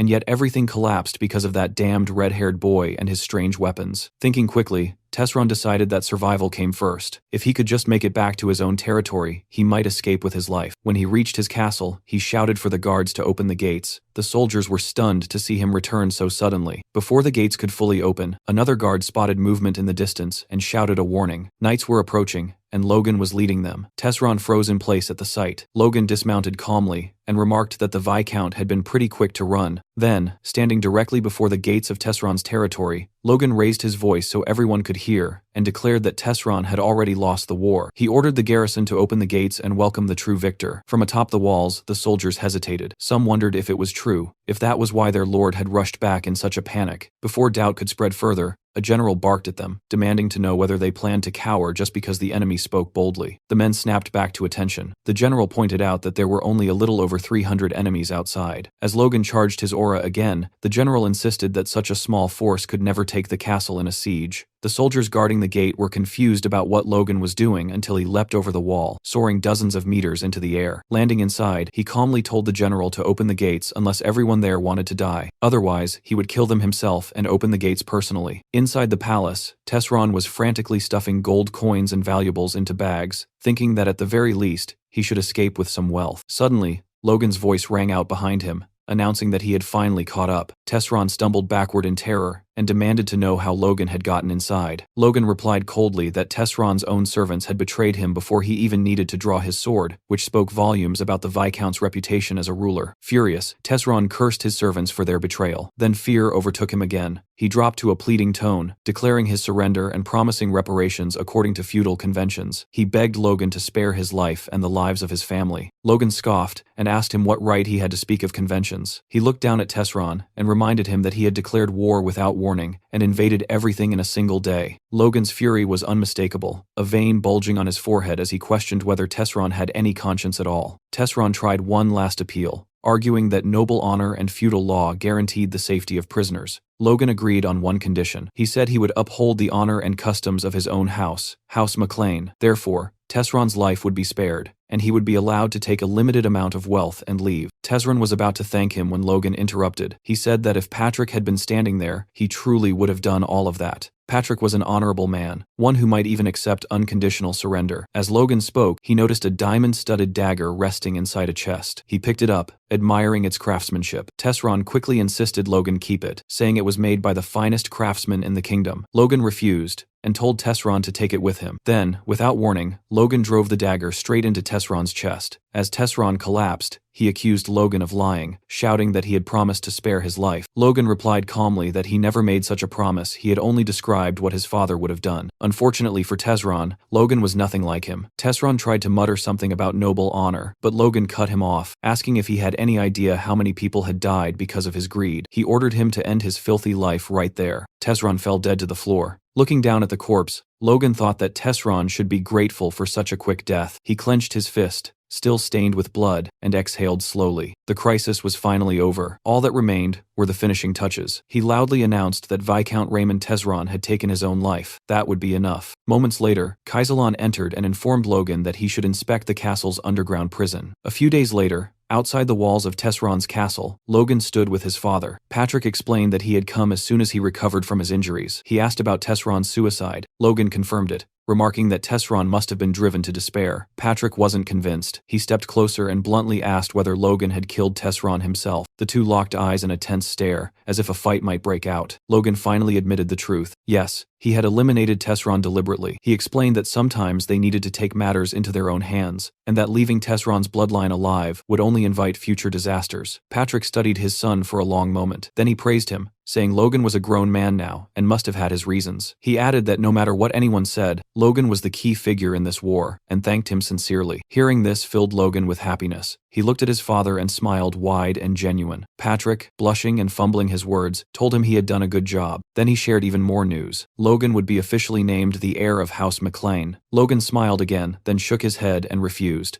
Patrick was stunned and demanded to know why. Was Logan worried about his reputation? Patrick assured him that his achievements in the war were more than enough to silence all criticism. But that wasn't the reason. Logan explained that Ronian was far more suitable to inherit the family. The McLeans were a family of knights, and Ronian had awakened his force at only 14, 4 years earlier than Logan himself. There was no telling how strong he would become as an adult. Patrick was left speechless. He argued that strength alone didn't decide who should lead a noble house. Logan agreed that under normal beliefs, that was true. But if Ronian earned the title of the continent's youngest force user, as he had in Logan's previous life, there would be no objections at all. More importantly, Logan had no personal interest in becoming Baron. He didn't want to waste time tied to that role. As the older brother, Logan said he wanted to give Ronian the chance he deserved. He asked Patrick to delay choosing a successor until Ronian came of age. Patrick admitted he never imagined Logan cared so deeply for his brother, but agreed to his request. The decision would be postponed for 5 years, until Ronian became an adult. Logan thanked his father. Still, Patrick insisted on granting him another reward. They would return to the mansion to calculate the spoils of war, which would likely reach several 100,000 gold pieces. But judging by Logan's expression, he already had something else in mind. Suddenly, a guard shouted for the gates to be opened. The M'Clane Knights had returned. The townspeople immediately gathered, murmuring in disbelief. They couldn't believe the army had come back in barely a week, and that the war had supposedly ended in just a single day. Two men began discussing it, one of them wondering aloud how such a thing was even possible. He asked if the M'Clane Knights had always been this powerful. The other man lowered his voice and asked if he had heard the rumors that everything happened because of the young master, Logan McClane. He said that according to the soldiers who had returned first, Logan's mercenary troops completely reversed the battle. They appeared behind the enemy as if they had predicted everything in advance. Another man added that the enemies had been wiped out by some strange new weapon, and that Logan himself had even defeated a high-ranking knight. A young woman asked if the young master had always been such an extraordinary person. Someone else replied that he always thought Logan was just fooling around before. Slowly, the crowd began to piece things together. Maybe the monster meat he had bought earlier wasn't meaningless after all. Maybe the boy had always been preparing something far bigger. Some even whispered that Logan might have been acting the whole time. The thought sent chills through them. They began praising him, saying geniuses truly lived on a different level, especially now that he had awakened as a force user. Logan heard every word and felt painfully embarrassed listening to people talk about him like that. Ronian asked how it felt to receive so much admiration. Logan replied awkwardly that it only made him blush, and told his brother not to exaggerate. But Ronian insisted it wasn't exaggeration at all. Everything they said was true, and told him he should at least smile for the people who were so happy to see him alive. After thinking for a moment, Logan decided to try. He forced out what he thought was a heroic smile. In reality, it looked more like someone desperately holding in a bowel movement while sprinting toward the castle. Honestly, he resembled either a rich lunatic, like Rich McGee, or Medusa herself. The moment the crowd saw Logan smile, everyone froze. They were convinced he was about to crush their skulls with his bare hands. Logan, completely unaware of what he had done wrong, stood there confused. Ronian could only feel pity for his poor brother. Patrick turned his head to look at Logan, genuine pride written across his face. Then he raised his voice and announced that the next round of cheers would be dedicated to the true champion of the war, and declared that the grand reception had officially begun. Soon after, the scene shifted to the castle gardens. Logan wandered through the courtyard, amazed that a welcome ceremony could continue all the way until dawn, especially for people who had just returned from a battlefield. Unfortunately, the peaceful moment didn't last long. From behind him, Marion suddenly shouted his name and demanded to know what he thought he was doing. Ronian quickly grabbed her arm, trying to calm her down, but Marion ignored him. She said she had heard everything. She demanded to know whether it was true that Logan had refused the position of successor and asked what he was really planning. She accused him of fooling everyone else, but warned that she was not stupid. Ronian tried to defuse the situation, explaining that Kyros's betrayal had deeply shaken Marion. Logan told him it was fine. Turning toward Marion, he reflected that despite the resentment she still carried, she had lost all real influence after Kyros abandoned her. She was no longer a serious threat. Logan thought that if he handled this carefully now, there might still be a chance to make things right. He admitted sincerely that his behavior over the past months had been unreliable and shameful. He confessed that even he regretted what he had done, driven by jealousy and feelings of inferiority. Hearing this, Marion shouted at Ronian that she had been right all along, that Logan himself was admitting everything had been his scheme. Ronian cut her off again, begging her to stop. He apologized to Logan once more and explained that she wasn't thinking clearly. Logan barely reacted to Marion at all. Instead, he turned to Ronian and told him to listen carefully. The person who truly deserved an apology wasn't Marion, it was Ronian. Ronian was startled and asked what he meant. Logan explained that ever since returning, he had been apologizing without really saying what for. The regrets and cowardice he had carried for years weren't easy to face. Ronian demanded to know what exactly he was talking about. Logan finally confessed the truth. He said that for years, he had secretly despised Ronian. He admitted that he had tried to hide his own weakness by resenting his younger brother. Those pitiful years filled him with shame. Now, he truly regretted them. He bowed deeply and asked Ronian to forgive him sincerely. Ronian stared at him in silence. Logan, still bowing, thought bitterly that good deeds never erased past sins and that he had been foolish to hope otherwise. Then Ronian finally spoke. He said it was okay. Logan froze in shock. Ronian continued, explaining that he believed if he treated Logan kindly, even when Logan was cold one day, the brother he remembered would come back. Then he smiled at him. It was the kind of smile that could make even a grown man cry. Logan felt warmth flood his chest. He wondered why he had hesitated for so many years to do something so simple. Turning to Marion again, Logan told her sincerely that he truly cared about Ronian and genuinely hoped his brother would become the successor. He admitted that asking for her trust right away was unreasonable, so instead he asked her to watch him closely. From now on, everything he did would be for the sake of the family. As Marion walked away, Logan thought quietly that for now this apology would have to be enough. The very next day, deep inside a forest, Logan and Hamar were walking side by side. Hamar grumbled, asking where in the world they were headed right after returning from war. Logan calmly replied that he had rested enough already, and that it was time to start working again. Hamar muttered under his breath that he was only nervous because of the task ahead, thinking about how he would finally enjoy the rewards this time. Logan assured him confidently that this job would definitely be enjoyable. Hamar hesitated, convinced that Logan had absolutely no idea what he was talking about. Soon, they stopped in an open clearing and stared into the distance. Hamar suddenly froze in shock. It turned out that Logan planned to open a mine there. Earlier, during the discussion about the barony of Tesron, Patrick had explained what Logan wanted as his reward from the war. Instead of land, titles, or wealth, Logan had requested permission to explore the hill near the Tesron border. Patrick had laughed and said calling it a hill was generous. It was practically a barren wasteland with nothing valuable in sight. He asked why Logan insisted on that specific location. Logan only smirked and replied that there might be gold hidden beneath the ground. The truth behind Tesron's sudden war only came out a year later. It turned out Tesron had secretly been exporting gold from a hill located in former Meclane territory that he had seized. That single gold mine alone had elevated Tesron far beyond the status of an ordinary count's family. That prosperity lasted until Ronian later wiped out the entire family in revenge. Back in the underground prison of the Tesron barony, Kaisalon had mentioned that there were several strange prisoners worth inspecting. One of them claimed he had committed no crime. He said he had only accepted a request from the Count to transport gold from the mine they were hired to work in. Despite that, the Viscount had imprisoned them anyway. Logan pressed a hand to his face, stunned by Tesron's stupidity. He couldn't believe the man had locked up 5 highly valuable mining specialists. One of the prisoners asked nervously if Logan was angry on their behalf. In reality, Logan's merchant instincts had awakened. He realized he had just stumbled upon an enormous and unexpected business opportunity. The old prisoner studied Logan suspiciously, wondering what kind of person he was.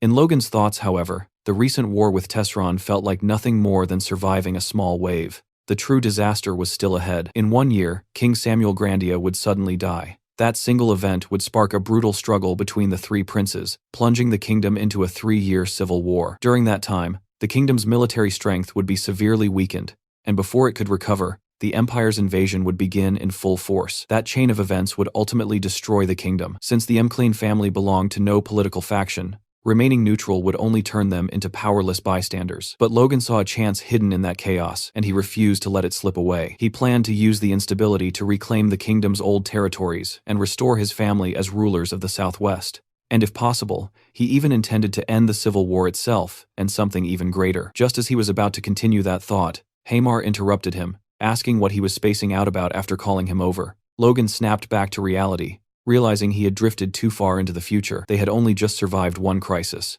For now, he needed to focus on building power as fast as possible. But dreams like that would sound insane to anyone else. No matter what happened, he had to fund everything with his own money. That barren hill would become the golden goose that financed all his ambitions. Logan informed his servants that there was gold buried inside the hill, and that he intended to dig and establish a mine. He asked them for an estimated cost. The servants were stunned into silence. Hamar thought it was just another one of Logan's insane ideas. The old supervisor said Tesron had paid them generously, so he agreed to the inspection immediately. But opening a gold mine felt excessive. He cautiously asked Logan if he was truly certain there was gold there. Logan nodded and said he had seen it with his own eyes. The old man asked how that was even possible. Logan replied that it had been part of a secret operation, and for safety reasons, only the 6 people present would participate in the drilling. Hearing that, the old man grew uneasy, suspecting Logan might be planning to dispose of them afterward. He argued that 6 people could never handle such work and accused Logan of exaggerating. He almost said that even with a dwarf involved, it would be impossible, but stopped himself and silently prayed that Hamar could somehow manage it. Hamar locked eyes with Logan and calmly said that he should prepare to die,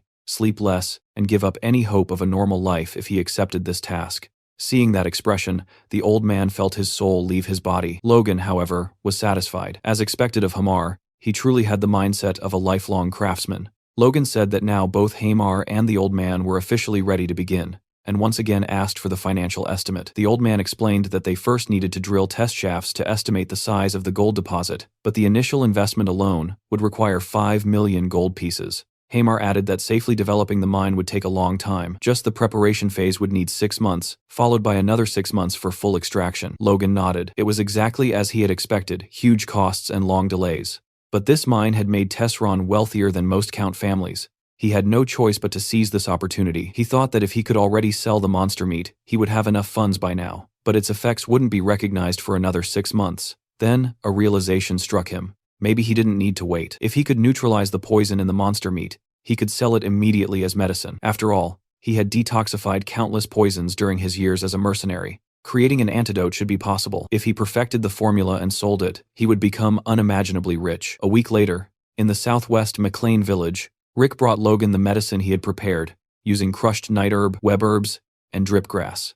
Logan immediately told him not to call it fake medicine, explaining that it was simply a neutralizing agent. Then he asked where the monster meat was stored. Rick replied that it had been placed in the village warehouse exactly as Logan requested. Hearing this, Logan said that was perfect and announced they would apply the medicine directly to the meat. Rick panicked instantly and asked if he truly had to go with him. Logan confirmed that of course he did, but Rick looked far from thrilled and warned that he had never been there before and had no idea what kind of horror awaited them inside. Logan grew annoyed, wondering why Rick had suddenly become so dramatic. Then it hit him, the stench. The moment they approached the warehouse, the smell assaulted them so violently that even a sewer would have seemed fragrant by comparison. Logan admitted he expected it to smell terrible, but this was bad enough to make him vomit. Rick had already started throwing up on the spot. Luckily, Logan quickly found a solution. He used his aura to block his sense of smell completely. After sealing it off, he calmly prepared to enter and told Rick it was time to begin. Rick stared in disbelief, watching Logan walk in perfectly fine while he himself was still on the verge of collapsing.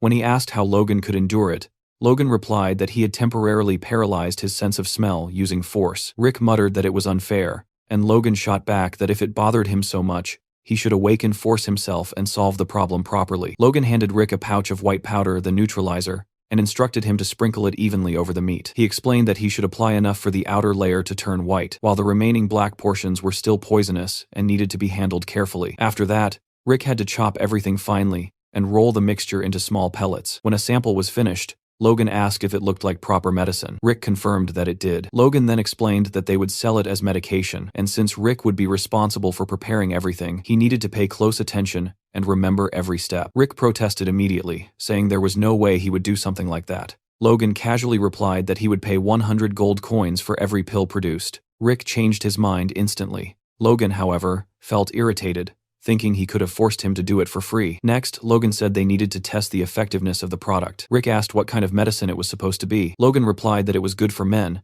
but Rick still didn't understand. Logan sighed and told him he would only explain once, so he had better listen carefully. He described 2 rabbits, a male and a female. The male rabbit was weak and depressed because he couldn't properly move his little foot inside the pot. The female rabbit then gave him a special tea to cheer him up. After drinking it, the male rabbit turned into a super rabbit, his little foot becoming 4 times bigger than before, allowing him to stir the pot far more effectively. After finishing the story, Logan asked Rick if he understood. Rick nodded immediately, saying he got it and that he already had the perfect test subject in mind. Logan became curious and asked who it would be. Rick replied without hesitation that it was Mr. Dwayne. Soon after, Dwayne knocked on Logan's office door and heard a calm, "Come in." He apologized for disturbing him and said he had heard Logan wanted to see him, but after stepping inside, Dwayne couldn't find Logan anywhere. Suddenly, Logan appeared behind him like a vampire emerging from the shadows and scared him half to death. Dwayne leaped back like a professional basketball player, clutching his chest and nearly collapsing from shock. He scolded Logan for sneaking up on people like that. Logan casually approached him and said he simply wanted to massage his shoulders, since he had been working so hard managing things after the war. Dwayne insisted he was fine, and said Lord McLean was the one truly suffering. Logan mentioned that his father had even fainted from exhaustion, but Dwayne snapped back that it only happened because Logan scared him earlier. Logan told him he understood how hard things had been. They had spent every last coin on the war. The servants and knights didn't even know it, yet they kept pestering him for money, driving the administration insane.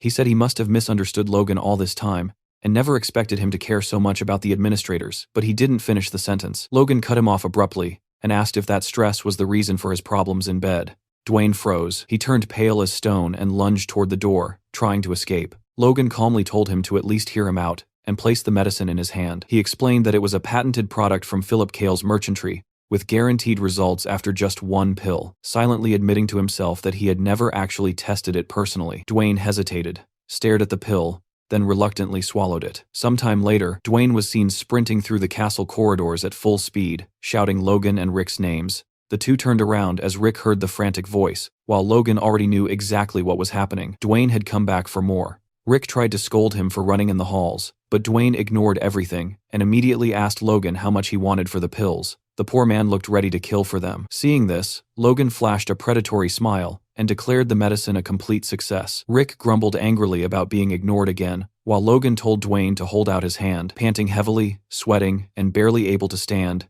Dwayne dropped to his knees in front of Logan. It looked less like a transaction and more like a marriage proposal. Logan stood there as if about to accept, while Rick stared in total disbelief. Logan handed Dwayne a wooden box filled with pills. Dwayne received it as though it were a sacred treasure. It turned out that after the first successful test, men began bowing before him, and the experiments continued several more times afterward. Sometime later in an office, Logan was talking to Hankley, casually mentioning that he had heard rumors about Hankley and his wife fighting every single night. Hankley immediately denied it, demanding to know who would dare spread such nonsense. But before he could say anything else, Logan told him to shut up and shoved a pill straight into his mouth. Hankley had just become Logan's second test subject. He swallowed it, and the effects kicked in almost instantly. He turned toward the door as if to say something, but Logan cut him off again, telling him to go see his wife right now and that he would deal with everything with his father. Hearing that, Hankley broke into a grateful smile, thanked him, and bolted out of the room like a force of nature, clearly heading toward what could only be described as a legendary night. Later, Patrick was shown sitting in his office. He had become the third experimental subject, and judging by his expression, he was also more than satisfied with the results.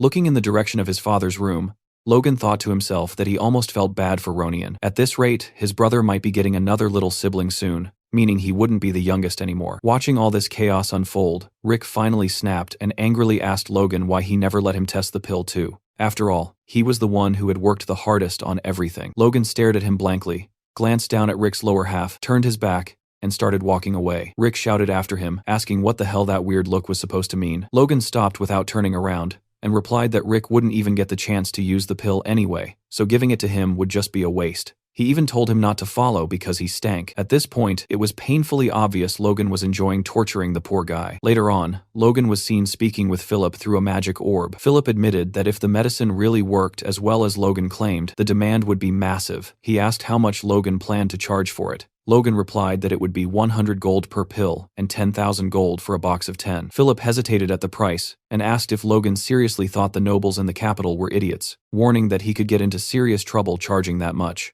Logan confidently replied that they weren't fools at all. In his past life, the medicine had been such a huge success that its price had skyrocketed. He insisted that if Philip only released a limited quantity at first, the product would sell for even higher prices. Philip listened carefully, admitted it made sense, and paid for another 10 minutes of communication time. Logan continued, saying that the medicine would explode in popularity if a famous person tried it and gave a testimonial, someone well-known who actually needed that kind of medicine. Philip was speechless and argued that no noble would ever publicly admit that his impotence had been cured by a pill. Logan replied that they didn't need anyone to officially announce anything. So many people were constantly watching the nobles that even a quiet rumor would spread like wildfire, and everyone would come running like bees to honey. Hearing that, Philip suddenly got an idea and suggested that Logan should go to the capital's party. Logan exploded and asked if Philip had lost his mind. Only parties he had ever attended were drunken mercenary celebrations after wars, and his family didn't even have money for proper noble parties. Philip insisted that parties were perfect for making connections, even for business. He admitted it would take time and that Logan obviously couldn't sell the medicine directly at the party,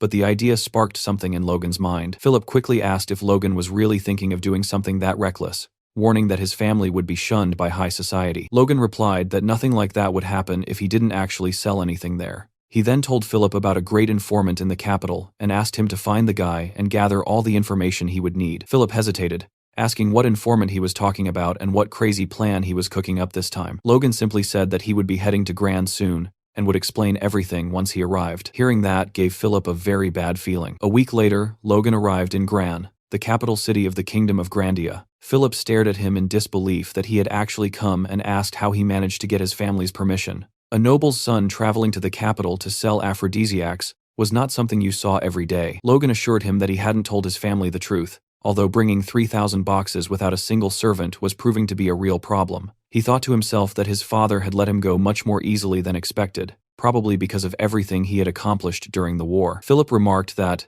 now that he thought about it, Logan hadn't had a servant the first time they met either. He asked if it was really okay for a noble to walk around like that. Logan replied that servants only slowed you down, not to mention they already had their own jobs to handle. He thought about Rick and the massive task he had entrusted to him. He continued thinking that even though he treated Rick harshly, sometimes in both his past and current life, Rick had always done everything for him, and he was genuinely grateful. A mental image of Rick appeared in his thoughts, specifically the moment Rick stole a bunch of pills from him. Annoyed, Logan had warned him that if he shook him and any pills fell out, Rick would get punched once for each pill. That was what he called tough love. Then, Logan suddenly announced that he had made up his mind after getting a brilliant idea. To celebrate all his hard work, he declared that he would name the medicine Emporic. The best way to honor a man's legacy, after all, was to name an impotence pill after him. Philip didn't even question it. At this point, he had no doubts left. Logan was absolutely a lunatic. Inside the dorm room, Philip told Logan that he must be exhausted from the long journey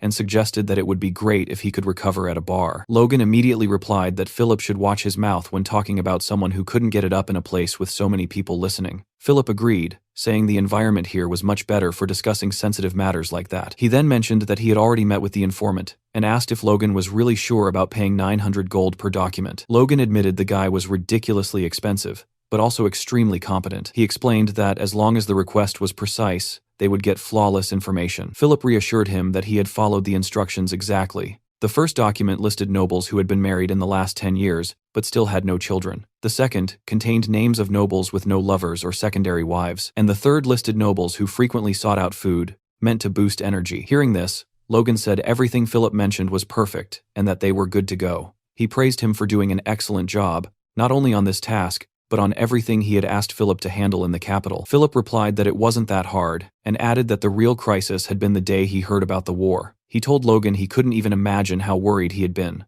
When he heard that the war had ended that same night, Logan, who had been staring at a piece of paper, felt glad knowing Philip actually cared about his clients. That feeling didn't last long though, because Philip soon complained that just thinking about the mountain of monster meat he would have to deal with made him lose his appetite. After all, who in their right mind would buy that garbage? Logan immediately threw a piece of paper straight at Philip's face, telling him to shut up and read it. As the paper smacked into him, Philip wondered why it hurt so much. He started reading, while Logan asked him which name on the list he thought would make a good first client. A tear rolled down Philip's right eye as he suddenly noticed something. Seeing that reaction, Logan watched him closely, waiting for him to speak. Philip pointed at a name on the sheet and asked Logan what he thought about that particular person. Logan glanced at the name, and his expression instantly changed to pure shock. He recognized it. Later on, inside a grand ballroom lit by a massive chandelier, people were sipping champagne. A very large man stood out among the crowd, wearing a red jacket and black dress pants, while chatting with a group of beautiful women. That man was Count Davis, and his name was suddenly shouted by Logan to get his attention. The Count turned around in disbelief, his face twisting into an expression of disgust mixed with fear.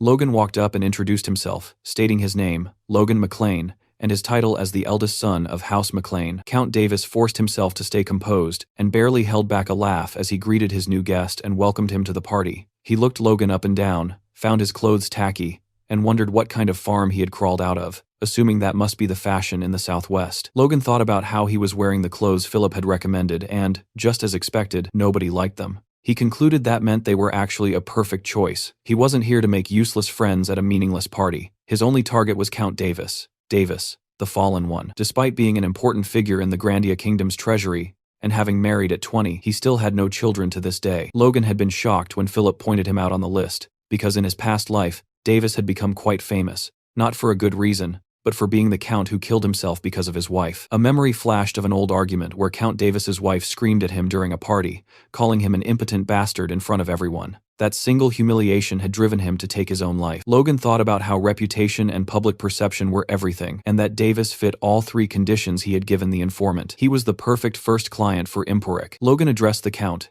saying he had come to the capital on a business trip and had heard about his prestige, so he wanted to greet him personally. The Count asked what kind of business Logan could possibly be running in a city that already had everything. He added that since Logan was from the outskirts, he must be carrying some fascinating rural product that didn't exist in the capital. Logan replied that he was certain the product he was selling wasn't available there, which was exactly why he had come. He said it was a specialized medicine for men. Leaning close to Davis's ear, he quietly revealed the word stimulant. Hearing that, the Count froze, bit his lip for a moment, and then suddenly shouted for everyone to hear how a nobleman's son could dare to sell stimulants. Two nearby girls watched the scene, cringing from embarrassment. The Count thought that some country bumpkin like Logan had a lot of nerve acting important in the capital, and he assumed he had put him in his place based on the look on his face. Logan let out a deep sigh and prepared to say something else. He told Davis that, as a sign of courtesy, he had brought a gift for the influential people of the capital and kindly asked him to accept it. He handed a small box to the man and said it was emporic, explaining that each pill would normally sell for 100 gold coins. He added that he had brought these 3, especially for the Count as a gift, and guaranteed it was a great medicine with no side effects, putting his honor as a noble on the line. Davis listened to everything and started sweating. A few days later, Logan's doorbell rang. It was a servant of Count Davis, sent to buy more emporic. The servant greeted him, confirmed he was indeed the Count's attendant, and later left with a leather briefcase, with Philip right behind him, thanking him for the purchase and inviting him to come again. Philip returned to the room and counted the money for Logan. They had made 10,000 gold from 10 boxes, and Philip commented that it wasn't bad for their first sale. Logan, however, didn't look pleased at all. He said they needed to do much more than that, because the rent for that tiny shop alone cost 10,000 gold. Philip replied that this was to be expected since they were in the center of the capital, and Logan had no idea how much trouble he went through just to rent the place. He added that strategically, having a store was necessary because seeing people gather with their own eyes had a much greater psychological impact. Logan agreed and announced that he was heading out to another party. Philip groaned, complaining that he had been dragged to parties almost every single day since arriving in Gran, and sometimes he even had to attend 2 in one day. Logan explained that having Count Davis as the first client wasn't enough. He needed to promote the store to as many people on that list as possible. A week later, Count Davis's servant was walking down the street, still unable to believe the Count had asked him to buy that medicine again, especially after seeing that no health foods had ever worked for him in the past. When he reached the shop, he was completely stunned. A massive line of men stretched down the block, all waiting to buy the medicine. He observed the crowd and wondered what was going on until it suddenly hit him. He recognized every single one of them. One was Viscount Talon's chamberlain, and the man in front of him was Count Hamel's butler. He adjusted his hat to hide as much of his face as possible, thinking this would generate unnecessary gossip. He decided he'd better just buy the medicine and leave. As soon as he did, Philip stepped out of the store to address the crowd. He apologized and announced that unfortunately, the stock prepared for today was already sold out. Hearing that, the servants waiting to buy medicine for their masters were horrified. One of them went up to Philip and asked what he meant by sold out, since no one had said anything earlier. Philip apologized again and explained that emporic was insanely popular, but production couldn't keep up, so sales were limited to 50 boxes per day. Two guys grew tense immediately and started begging Philip to sell them some, saying their masters wouldn't be forgiving if they returned empty-handed. While all this was happening, another noble passed by with his servant and noticed the commotion. He sent his servant to check what was going on. From behind a corner of a nearby building, Logan watched everything with satisfaction. He thought that by limiting the supply, customers would feel even more desperate to buy, and seeing the crowd would spark the curiosity of other nobles. Everything was unfolding exactly as he had planned. Philip shouted for everyone to hear that the day's stock was gone and told them to come back tomorrow. The next day, he sold out again. The same thing happened on the third day, leaving the nobles wondering how many days in a row this madness would continue. Logan commented that it was incredible, saying daily sales had been booming for over a month now, and today they had sold out the moment they opened. He added that, at this rate, making 4.5 million gold in a single month might not be so impossible after all. Hearing this, Logan sarcastically asked who would have guessed the capital had so many impotent nobles. He said they had tripled the price since mid-year, yet people were still willing to pay even more, which made him worry about the kingdom's future. After saying that, he stared at Philip with a serious look. Then, all of a sudden, he broke into a maniacal grin like someone who had just found his next victim and started laughing loudly. His voice echoed out of the shop, making people on the street turn their heads. In the end, he was just ridiculously happy. He grabbed Philip by the neck and started messing up his hair, calling him an admirable brat and praising him for doing a great job. Philip, meanwhile, was turning purple from lack of air. He bowed deeply and thanked Logan for all his effort. Logan looked down at him and said it was good that Philip recognized his own work, and starting next week, he would receive 1% of the total sales as his personal cut. Philip suddenly started shouting that he would do his best, and even tried to kiss Logan. All of this happened while a mysterious figure watched from the street, his wrinkled face hidden beneath a hood, and his beard glowing blonde in the light. Later, inside a sorcery shop, Logan was using the communication line and suddenly shouted from the back of the room that it would be at least 10 tons of gold per year, which instantly made everyone nearby turn their heads toward him. He froze mid-sentence, staring straight at the door, then asked the person on the other end if they were serious. That person was Hamar, who calmly confirmed the information. Hamar explained that according to the miners, there was a very high chance the gold nuggets were located in a deeper layer of the hill. Logan stared at the communication orb like a complete madman, clenching his teeth and fists so hard they trembled. Even with a rough estimate, 10 tons of gold translated into around 100 million gold coins. To him, this was the ultimate jackpot, the biggest lottery win he could ever imagine. Hamar added that the mining costs were no joke, and asked Logan if he could actually afford it, since just starting the operation would cost about 5 million gold. Logan assured Hamar that he already had everything he needed. He told him to wait and said he would gather all the money and workers as fast as possible. Hamar didn't look too worried and simply asked Logan to go easy on the workers.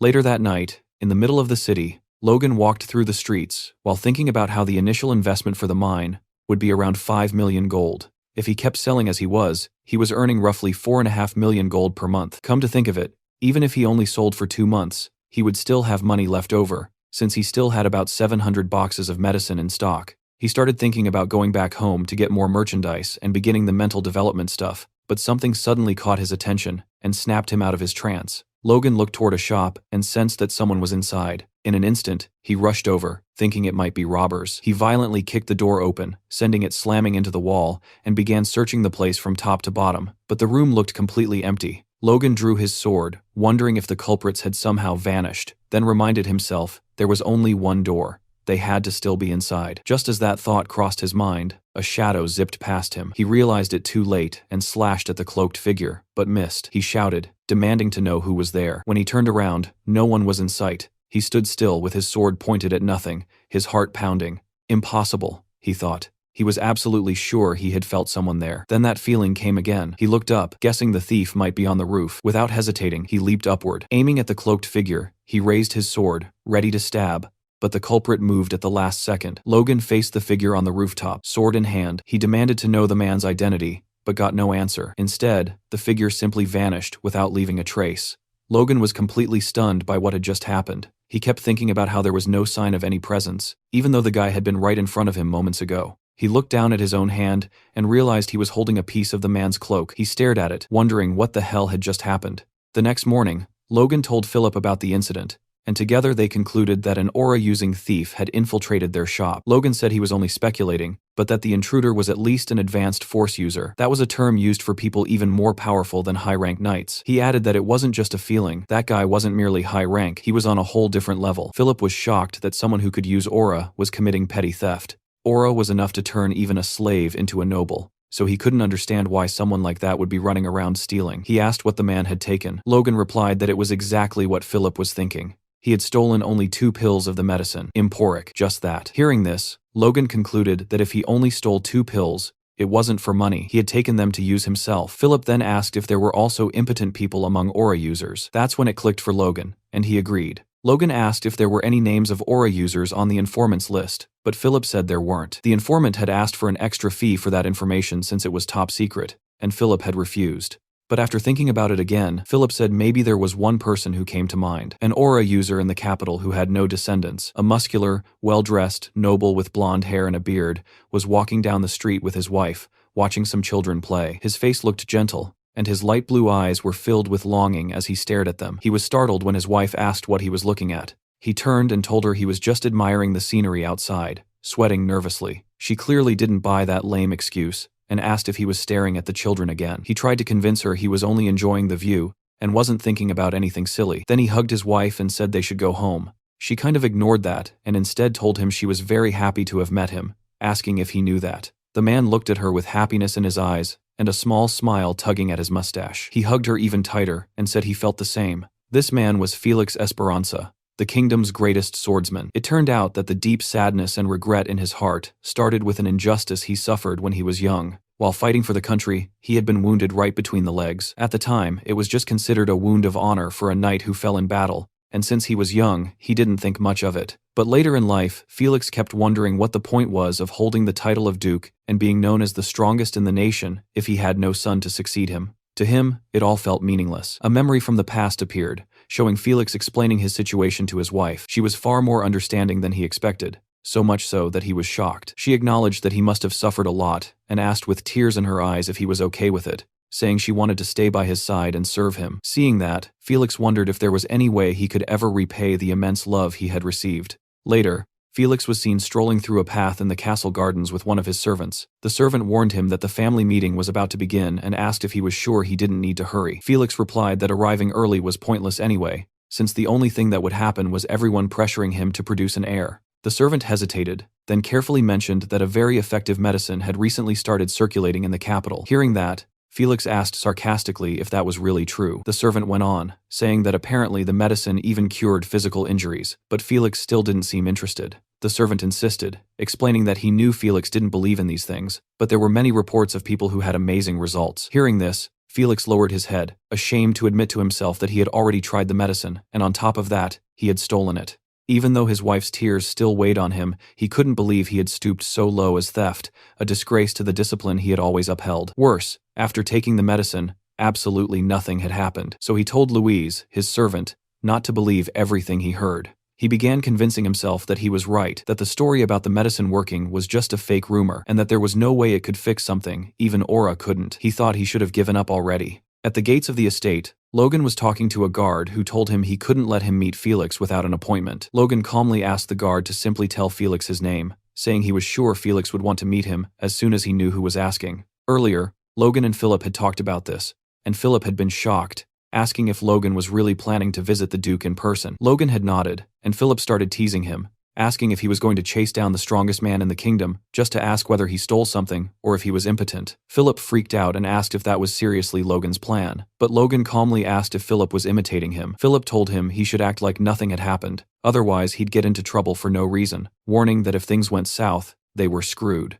Sitting in a chair in a hallway, Logan thought Philip wasn't wrong, but if the guy from yesterday really was the Sword Duke, he couldn't let this opportunity slip away. A butler came out of a room, opened a beautifully carved wooden door, and told Logan to enter. Inside, Felix was waiting by the window. As Logan approached the Sword Duke, he thought this was his chance to build a positive connection with one of the strongest people in the kingdom. He greeted Felix politely, stating his name and that he was the eldest son of House McLean. Looking closely at Felix, Logan noticed something strange. Even though the man was around 70 years old, he looked much younger. Logan figured he must be suppressing his aging using his powerful aura. Felix confirmed that House McLean was in the southwest and asked why Logan had come all that way. Logan thought he didn't need to reveal the real reason immediately and said he had recently opened a business in the capital, so he brought some products as a gift. He slid a small box across the table toward Felix and explained that it was an excellent medicine for men, with proven effectiveness among countless nobles. Felix studied the box and asked if that was really true, without giving any hint that he already knew something. Logan kept his head slightly bowed, feeling confused and unsure whether Felix was actually the thief from yesterday. He decided to push things further. He said that someone superhuman like Felix wouldn't need something so ordinary, so he had brought something more special instead. That finally made Felix show a small reaction. Logan was secretly happy, realizing that Felix's initial disinterest came from the fact that he hadn't felt any effect after using Emporic. It turned out that in the current version of Emporic, the poison in the monster meat was neutralized just enough for use as an aphrodisiac.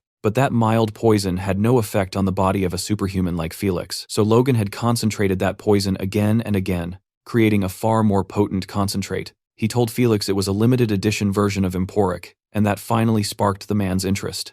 In reality, it was simply 50 Emporic pills compressed into one. Logan guaranteed the effect, explaining that the excruciating pain alone could kill a normal human, but for an aura user, it was a completely different story. Logan told Felix that if the pill satisfied him, he would be glad to hear from him and would prepare another batch in whatever quantity Felix wanted, ensuring complete discretion. The next day, Felix looked radiant, clear proof that the pill had worked. He then told Logan he would grant him any favor within his power. Logan nearly exploded with happiness inside, but forced himself to stay calm, and said he didn't understand what Felix meant. Felix explained that an aura user is a master who controls both body and life energy, so he could be sure of the treatment's effectiveness. The medicine worked perfectly not just the first time, but over about 30 uses. The effect accumulated until he fully recovered. That heavy longing and pain in his chest were finally fading away. Felix looked at Logan and said he couldn't believe Logan had been so considerate as to bring him a gift without even mentioning his earlier blunder. He also commented that Logan's sword skills that day had been unbelievable for someone his age.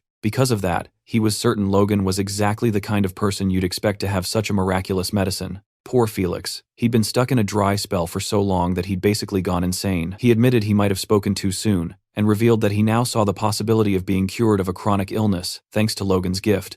So he wanted to repay him properly. He asked again what Logan desired. Logan stared down at the floor with a cold expression and replied that in that case, he wanted any book on swordsmanship. Felix searched his library and brought him a book, warning that training only by following what was written inside could hurt his body, but that it was still worth reading. After that, Logan thanked him and asked for one more favor to write a letter as proof that he had taken the book. Felix said that would be no problem at all. Logan thought that now he had what he needed, and commented that it was a shame he was only taking one swordsmanship book when the Duke was willing to give him anything. But his real goal was different. Just as he finished that thought, Felix said he had been thinking about it, and that something didn't feel right. Logan asked what he meant, and Felix replied that he would personally teach him a sword technique, which left Logan completely speechless. The kingdom's greatest swordsman was offering to train him. Felix continued, saying he understood Logan's desire to stay humble, but giving him just a low-level sword book wouldn't put his mind at ease. Logan thought that even though he already had the secrets of the divine sword, he'd be crazy to refuse when the strongest man in the kingdom was offering something like this.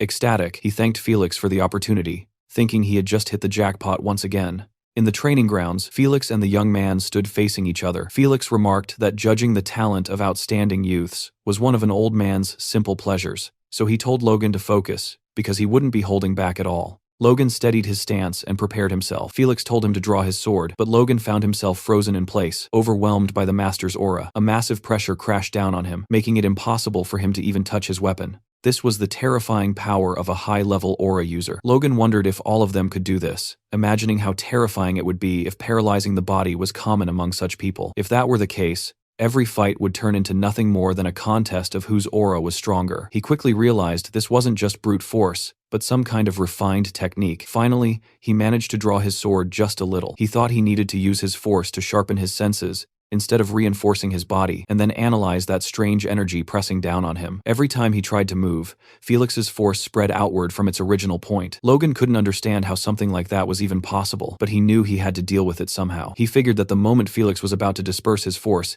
he had to move half a step faster than that. With that thought, Logan assumed a proper fighting stance, his sword now fully drawn. Felix looked at him and calmly said he was talented. Logan was sweating heavily, barely managing to stay upright as Felix told him to pay close attention. Felix seemed to be gathering his aura at the tip of his blade, clearly preparing an attack. As Logan struggled against the crushing presence, fear locked his body in place. When he looked up, he finally understood what he was facing. Felix's blade of force. He stared straight ahead, knowing the attack was coming, but there was a serious problem. Felix's aura was simply too strong for him to handle. He felt as if the Duke's force was invading his body, scrambling his senses, while the energy around that red blade kept growing more intense. Desperation filled his mind as he wondered if there was anything he could even do. Then suddenly, he realized something. His own force was neutralizing the Duke's. Turning inward, he knew he couldn't dodge the attack in time, but maybe there was another way. Logan summoned the force inside his body and molded it into a protective circle around himself. Seeing that, Felix was stunned,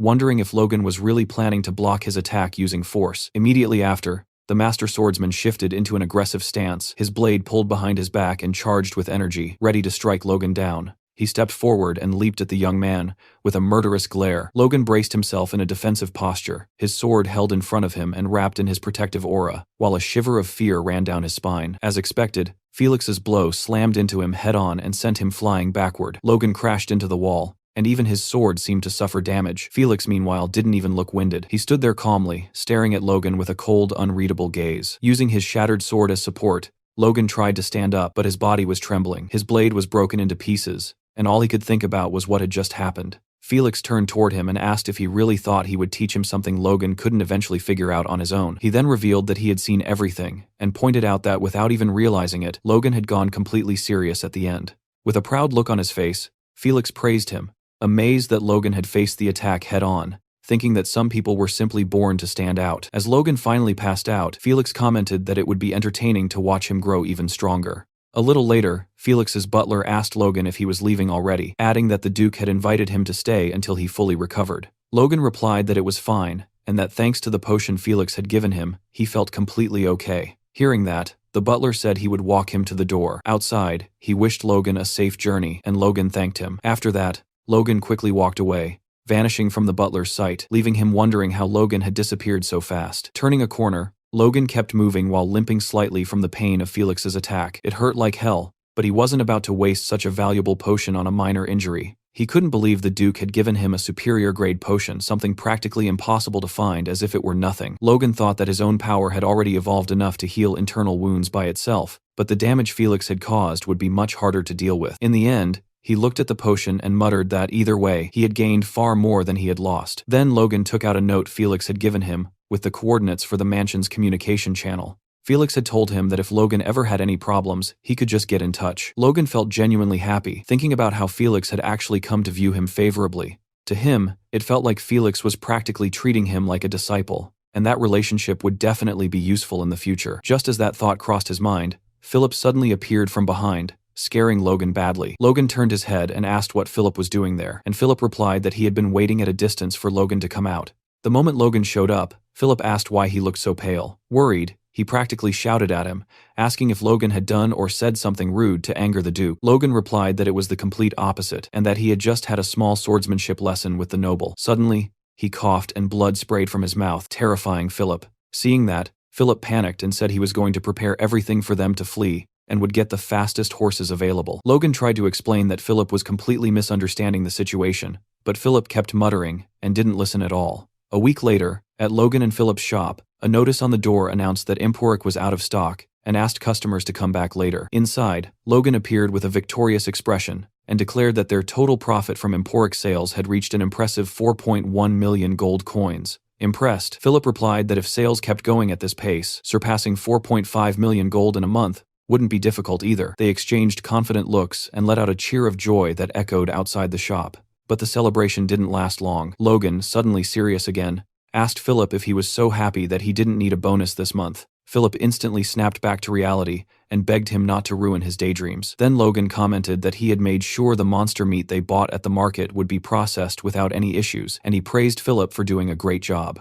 Next, Philip suggested that Logan consider buying a house in the capital to reduce accommodation costs, but Logan dismissed the idea, explaining that they would only be in the capital for another year and a half, so it didn't make sense to invest that much. He told Philip to stay focused on Emporic for now, adding that they would eventually have to move anyway. When Philip asked what he meant by that, Logan simply said it was something he didn't need to worry about. Finally, Philip asked Logan to take better care of his health, saying he was shocked to see him coughing up blood earlier. Logan replied that that was exactly why he had locked himself in his room for an entire week. Hearing that, Philip asked if Logan had really been resting, since every time he went into the room, he saw Logan sitting at his desk doing something. Once again, Logan cut him off, telling him it was none of his business. Philip complained that Logan kept way too many secrets, but Logan was secretly glad that even while grumbling, Philip didn't push the issue. If Rick had been there instead, he would have dug until he found out everything. Philip then asked if Logan was going home already, and Logan confirmed it, asking him to find a way to calm the customers until he could send more Emporic. On top of that, Logan said he had one more thing to tell him. He instructed Philip to send food rations worth 100,000 gold coins per month to both the Tesseron and Mclane estates. Hearing that, Philip was stunned and asked if Logan planned to feed the entire region with that much food. Logan cut him off, saying that was enough muttering, and that they needed to do this for a whole year, so Philip should start looking for a supplier. Philip realized Logan was completely serious and commented that he never imagined Logan valued his people so much, but that wasn't quite true. As he prepared to leave, Logan thought that it wasn't about valuing them, it was something he absolutely had to do. It would take at least a year to solve the food shortage in McLean. He knew the people's labor was a crucial part of his plan, so he couldn't let them starve. Logan got ready to leave and casually told Philip he had work to do, so he was heading out. Philip didn't even bother asking for details, already knowing it was just another one of Logan's secrets. Elsewhere, a group of poor people were huddled together on the cold floor of what looked like a warehouse, using whatever scraps of cloth they could find to keep themselves warm. One guy, his face bleeding, just stared down at the floor in silence, completely broken. Meanwhile, Logan was inside a magic shop, handing a piece of paper to a sorcerer. The wizard glanced at the list and asked if Logan seriously intended to track down all the people written there. He hesitated, explaining that with only names and a few traits, the task would mean searching the entire continent. Logan didn't even flinch, and calmly asked if he could do the job or not, adding that he would pay very generously. The sorcerer looked at the paper again, clearly unsure, then after a short pause reluctantly agreed. As Logan left, he thought that just as expected, it wouldn't be easy to find them. After all, even the names he had might be fake. Still, he had no other choice. He needed to gather every independent superhuman he could find, no matter the cost.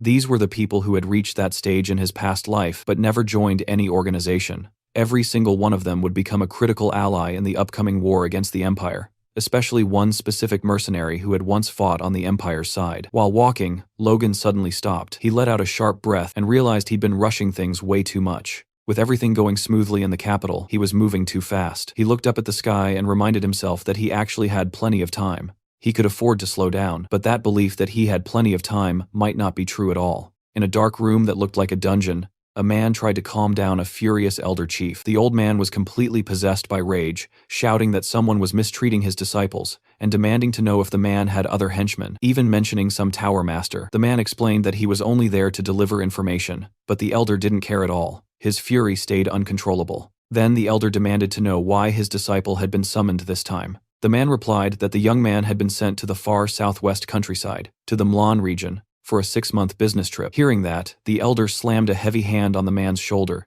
and declared that he wouldn't let the magic tower master get away with this. This time, he insisted, the matter would be settled once and for all. Next, the scene shifts to the massive and imposing Earth Magic Tower in the Kingdom of Grandia. Inside, a man approached a desk where another man was fast asleep. He greeted him, and the sleepy attendant blinked and looked up. The moment he recognized the visitor, he stood up cheerfully and welcomed him. Curious about who this young man was, the employee silently wondered what Logan's deal was. At first, he assumed he was a noble, but seeing him now in a cheap suit made him start doubting that. The attendant figured there was no way he was there to meet a high-ranking mage and hoped Logan would just buy some basic scrolls. Smiling politely, he listened as Logan asked for 150 scrolls of destruction magic, which instantly caught him off guard. Even so, he kept his face cold. Then, Logan pulled out his Cooper bank account certificate and asked the attendant to take a look. As the man began counting the funds, his disbelief only grew. The total came to a ridiculous 4 million gold, leaving him completely stunned. He looked down, visibly shaken, then stammered and offered to personally escort Logan to the upper floor. Logan listened calmly. Destruction magic was a 4th circle, area of effect spell capable of bringing down stone walls. However, because of drawbacks like slow activation time and very obvious casting signs, it was rarely used in combat. Even so, Logan saw massive potential in it for construction, believing it could speed up development by a crazy amount.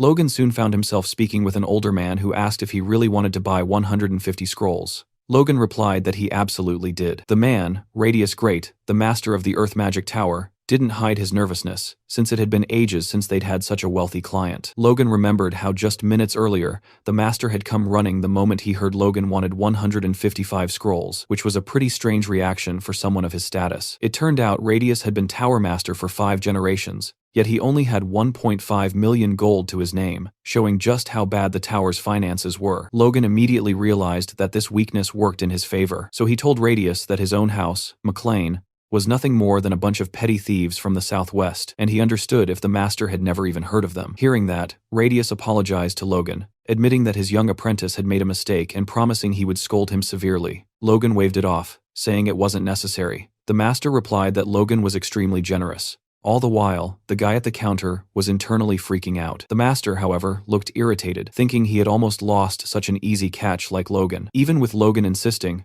Radius fell into silent thought. In these peaceful times, earth magic was more useful for farming and construction. He couldn't understand which noble would spend so much money on expensive scrolls for something so trivial. Frustrated, he thought about the fools gossiping that the magic tower had weakened since he became master. On top of that, it seemed he had burned through the tower's budget way too fast. After sizing things up, he decided it was lucky Logan looked like an easy target. He resolved to handle the young man carefully and squeeze as much money out of him as possible. With that in mind, Radius told Logan that, to be honest, there might be a problem fulfilling his request. Curious, Logan asked what the issue was. The master explained that making a 4th circle scroll required supervision by at least a 5th circle mage, and unfortunately, the tower was short on experienced staff. Logan didn't even look bothered. He just stared at Radius and bluntly asked what he planned to do about it. Radius was caught off guard. That wasn't the reaction he expected. But he kept going, explaining that the unit cost to produce each scroll was extremely high. Hearing that, Logan calmly stood up and said it was a shame nothing could be done. He headed toward the door, telling the master that his original plan was to buy 150 scrolls every single month, but if the tower couldn't handle that quantity, he'd take his business to the royal family's magic tower instead. Radius panicked. He jumped in front of Logan and blocked his path, desperately asking if Logan seriously planned to buy 150 scrolls every month. Logan confirmed it, adding that over the next 6 months, he'd need a total of 900 scrolls. The master looked like he'd just reached heaven, staring at Logan as if he were an angel sent by the gods. Logan then casually pointed out that if producing 150 scrolls at once was already hard for them, a 6-month order would be an even bigger nightmare. As Logan turned to leave again, Radius did something dramatic. He threw himself to the floor and grabbed Logan's boot, shouting that they would handle the order. Logan asked if he really thought that was possible. Radius replied that it was 100% feasible, while dusting off Logan's shoes with his robe. He continued, saying each scroll cost 10,000 gold, meaning 150 scrolls would come to 1.5 million gold. Radius's eyes were shining with greed as he quickly realized that with Logan's planned purchases, he could earn over 9 million gold in the next 6 months. After finishing his little performance, he stood up and proposed an alternative. He suggested that hiring mages might be a better option. Confused, Logan asked which mages he was talking about. Normally, mediocre mages were preferred for dirty work, so he couldn't understand why the master would offer to lend him mages, which would be even more expensive. Logan thought that with a 4th circle mage, he could match the output of 300 scrolls per month and asked if they had any 4th circle mages willing to work on a construction site. Radius clarified that there had been a misunderstanding. Not even he had the authority to casually command a 4th circle mage. Instead, he offered to send 2 to 9 N circle mages and 1 to 3 RD circle mages. He explained that these mages were disciples with a lot of teamwork experience. In exchange, he asked Logan to reduce the number of scrolls. Logan considered the offer carefully, thinking it might actually be a good deal. Sending a team of mages could be more efficient. Still, he hesitated, wondering what kind of people these construction-specialized mages would really be. Sometime later, a group of exhausted, ragged young men appeared in front of Logan. They looked like they had just crawled back from a war zone, and he was genuinely shocked by how bad their condition was. The warrior struggled to find the right words to say. Right at that moment, the Tower Master cut in and told the group they could return to their quarters. The men ran off immediately, visibly scared, leaving Logan standing there a bit lost. Annoyed, he turned to the master and commented that those guys looked like they were about to collapse. The master agreed, but assured him they were the youngest people with the most construction experience in the entire Magic Tower, real experts in the field. Logan reflected on that and thought that despite their rough appearance, the mages did seem pretty capable. With one master at the 3rd circle and several experts among them, all in their 20s, they were clearly promising talents. Even with all that, Logan stayed suspicious. He didn't trust that the Tower Master would actually send his disciples out to the countryside, so he confronted him, saying that exchanging 2nd circle mages for the scrolls didn't sound like a fair deal at all. The master replied, calmly assuring him that a team of 10 mages would be more than sufficient. Hearing that, Logan once again flashed that familiar murderous smile. Still smiling, he started negotiating with the master. He proposed that 120 magic scrolls, plus the dispatch of 10 mages, would be done for a price of 1.2 million gold per month. The master tried to keep his composure, but he was visibly shaken by what he'd just heard. Logan thought it was almost a steal, considering how talented those mages were, and that even he wouldn't send ordinary mages out for that price. He was still amazed when he saw the master actually agreeing to the deal. The master then pulled out a contract and insisted that Logan sign it immediately. Logan looked down at the paper, wondering how anyone in their right mind could agree to those terms, and in the rush, the ink hadn't even dried properly yet. Logan felt like something was off. Suddenly, the big elder chief Clayton burst through the door behind him, with 2 disciples desperately trying to hold him back. The elder chief shouted at the master, saying he'd heard everything he was doing with the disciples and that they were going to have a little chat right there and then. Clayton, a 5th circle mage, was absolutely furious and confronted the master, demanding to know if he was planning to send his disciple on yet another mission. The master replied that everything he did was for the good of the tower. Clayton shot back, asking why only his disciples were always assigned to the most difficult tasks, pointing out that the master wasn't sending just anyone, but the young people who had literally just returned from other missions. The master retorted that the young were capable of enduring hardship. Clayton accused him of mistreating the disciples ever since he himself had become an elder last year. The master dismissed the complaint, saying Clayton had lost his mind. As Logan watched the whole scene play out, he started to understand the power dynamics. Clayton reaching the 5th circle at such a young age clearly made him a threat to the Tower Master, who was taking out his frustrations on the younger disciples.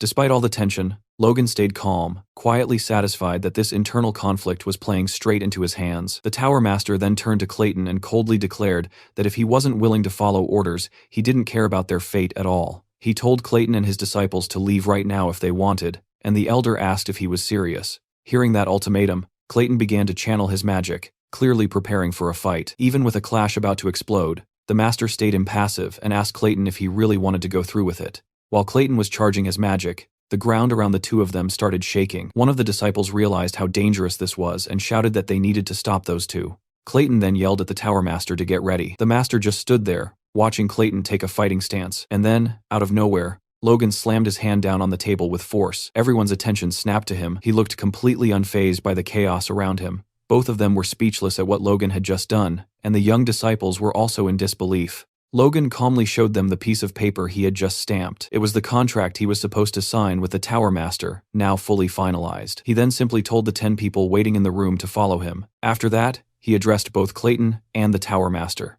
He told them to sort their mess out themselves and warned that the contract would still be valid even if the Tower Master got replaced, so there would be no problem with the business either way. The Tower Master admitted how pathetic they both must have looked in front of a guest and told Logan he would send the scrolls as soon as they were ready. But Clayton cut him off, saying he wasn't finished talking to him yet. The Master snapped back, asking if he was trying to force the official contract of the Earth Magic Tower right there, and scolded him, telling him to know his place. Clayton then shot back that if that was the case, then his decision was final. He would follow his disciples too. Both Logan and the Tower Master were completely dumbfounded by Clayton's attitude. The Master exclaimed that Clayton had to be insane. An elder following his disciples to a construction site was unheard of. Logan immediately shouted that he never hired a fifth circle mage. Clayton replied that he didn't want to be paid separately, and that he just planned to cooperate to help his disciples and finish the job faster. Hearing that, Logan bowed respectfully before the elder and promised to serve him with full devotion. Clayton then simply asked Logan to delay his disciples' departure by 1 day so they could recover before heading out again. Logan agreed to the request and told the Tower Master to meet him tomorrow at noon at the West Gate. The next day, a carriage rolled out through the Magic Tower's gate. Logan was already outside, leaning casually against the wall with a backpack slung over his shoulder, waiting for Clayton and the others. While standing there, he reflected on how yesterday's contract had turned into an absolute jackpot. Hiring a fifth circle mage through a normal contract would have cost at least 1,000,000 gold pieces, and yet he had gotten way more than that, for far less. The young man thought about how badly he wanted to return to his territory as fast as possible. He still needed to send more impulry to the capital and take care of a bunch of other things. His thoughts were cut off when someone suddenly shouted his name. Someone was calling for him. It turned out to be Rena, who admitted it had been a long time since they last saw each other. Logan greeted her casually by name, but Rena immediately cut him off, saying they weren't close enough for that kind of intimacy. Realizing the situation had just gotten awkward, Logan caught the hint and corrected himself right away, treating her more formally as the Princess of the Wolves, agreeing that it really had been a long time since they last met. He even added that she was being rude as always. Rena looked down at him from her luxurious carriage, hiding half her face behind a fan. She said there were rumors going around in the capital, and that she'd heard Logan was getting involved in some pretty shady business. Then she asked if the McLean family wasn't going through a tough time. Deep down, what she actually wanted to know was if his family had finally gone broke. Logan kept his cool, and replied with maximum politeness that, as Rena should know, he was very ambitious about making money, and that his family's situation was none of her business. Once again, Rena got on his nerves, and said she knew the amount she gave him. When they broke off, the engagement wasn't small, but that it was probably normal for a thief like him. Logan honestly felt like slapping her just for fun. Anxious to get rid of Rena as fast as possible, he agreed with the comment and tried to walk off in the opposite direction, tossing out a dismissive remark about her being so filthy he'd rather avoid her. But just as he was about to leave, Rena stopped him again, mentioning she had heard about his deeds in the feudal war, about how he had used some special weapon. She then asked what he would think about selling it to her. Trying to stay polite, while desperately wanting to escape this conversation, Logan downplayed the weapon's importance, saying it was no big deal, and that while he was embarrassed, he'd have to decline the offer. After that, he basically fled from Rena's carriage, which honestly felt like the smartest move. She watched him with pure disgust from the window as he walked away. Logan thought about how even after becoming famous in the capital for selling impotent medicine, not a single noble had shown any interest in the feudal war in the countryside, not even Rena. If anything, the wolves were way too involved in this. He reflected that the structure of the crossbow he built was very simple, so he only hoped to use it a few more times before the plans fell into the wrong hands and everyone started manufacturing it. Right then, a voice interrupted his thoughts. It was Clayton with his disciples. He said he expected to find Logan at the West Gate and asked what he was doing coming over to their side instead. Logan started physically pushing Clayton and the others in the direction he wanted to go and told them he had run into someone annoying earlier. Suddenly, 3 carriages came tearing through the woods. Logan was riding with Clayton in one of them, along with one of his disciples. Clayton looked like an angry parrot, huffing nonstop. He turned his head toward Logan and commented that the carriage was spacious enough for 5 or 6 people, and that the coachman seemed very experienced. He concluded that Logan had spent a lot of money to make them comfortable. Then Clayton's mood soured, saying Logan didn't need to bother with all that pomp, and that he had wasted money for nothing. Meanwhile, the disciple tried to calm him down, but it didn't really work. Hearing all this, Logan looked at Clayton and thought it wouldn't be the first time a mage had shown exaggerated pride. So he told Clayton that he was honored to serve such powerful mages and that everything he did was just the bare minimum. After all, he had basically hired a 5th circle mage for free, so flattering him wasn't a problem at all. Clayton didn't respond, he just stared out the window, keeping his grumpy attitude. After night fell, Logan and the others set up camp. Logan commented that it was too late to travel any further, so they would rest there and continue their journey tomorrow. After that, Logan lit a fire and started meditating, when suddenly a man with a knife appeared, ready to attack. The man threw the knife at Logan, who sensed the danger and ducked his head to dodge it. Without even interrupting his meditation, Logan calmly asked who was there. One of the men stepped out of the shadows and praised his dodge. Logan stood up as the man continued, saying he had heard all the rumors about him in the capital, and asked if Logan wasn't the guy who made a fortune selling some weird drug. Logan realized he was surrounded by 5 guys and figured they were probably robbers. He let out an annoyed huff and said he just wanted to practice what he had learned through meditation.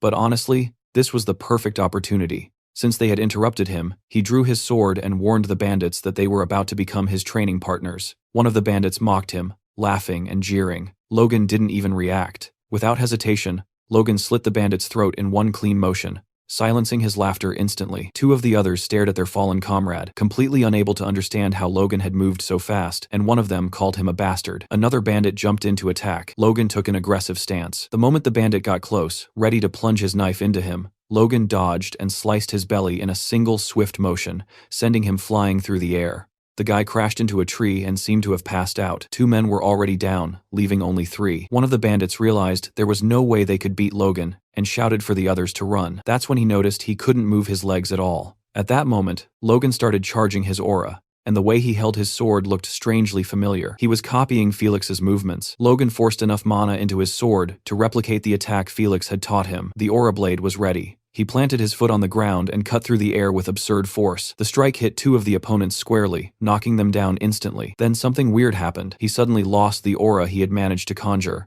which left him confused for a second. Logan figured this ability must be hard to maintain for long. He looked at the last bandit, who had fallen to the ground, absolutely terrified. Logan smiled. He had managed to use the move at its maximum level thanks to Felix. While Logan was distracted, the last bandit started crawling away, trying to escape. Logan thought about how focusing and compressing the force through the new authority had created that aura earlier. Along with the pressure blade he learned from the Duke, Felix had also shown him the force blade, which was a weaker version of the attack. But Logan knew it was impossible to imitate that at his current level. His cheeks flushed as he muttered that he couldn't believe he had actually managed to use the force blade, even if only for a brief moment. Then he noticed the last bandit still trying to escape, and turned his head in that direction. Logan stared at him while the man cried.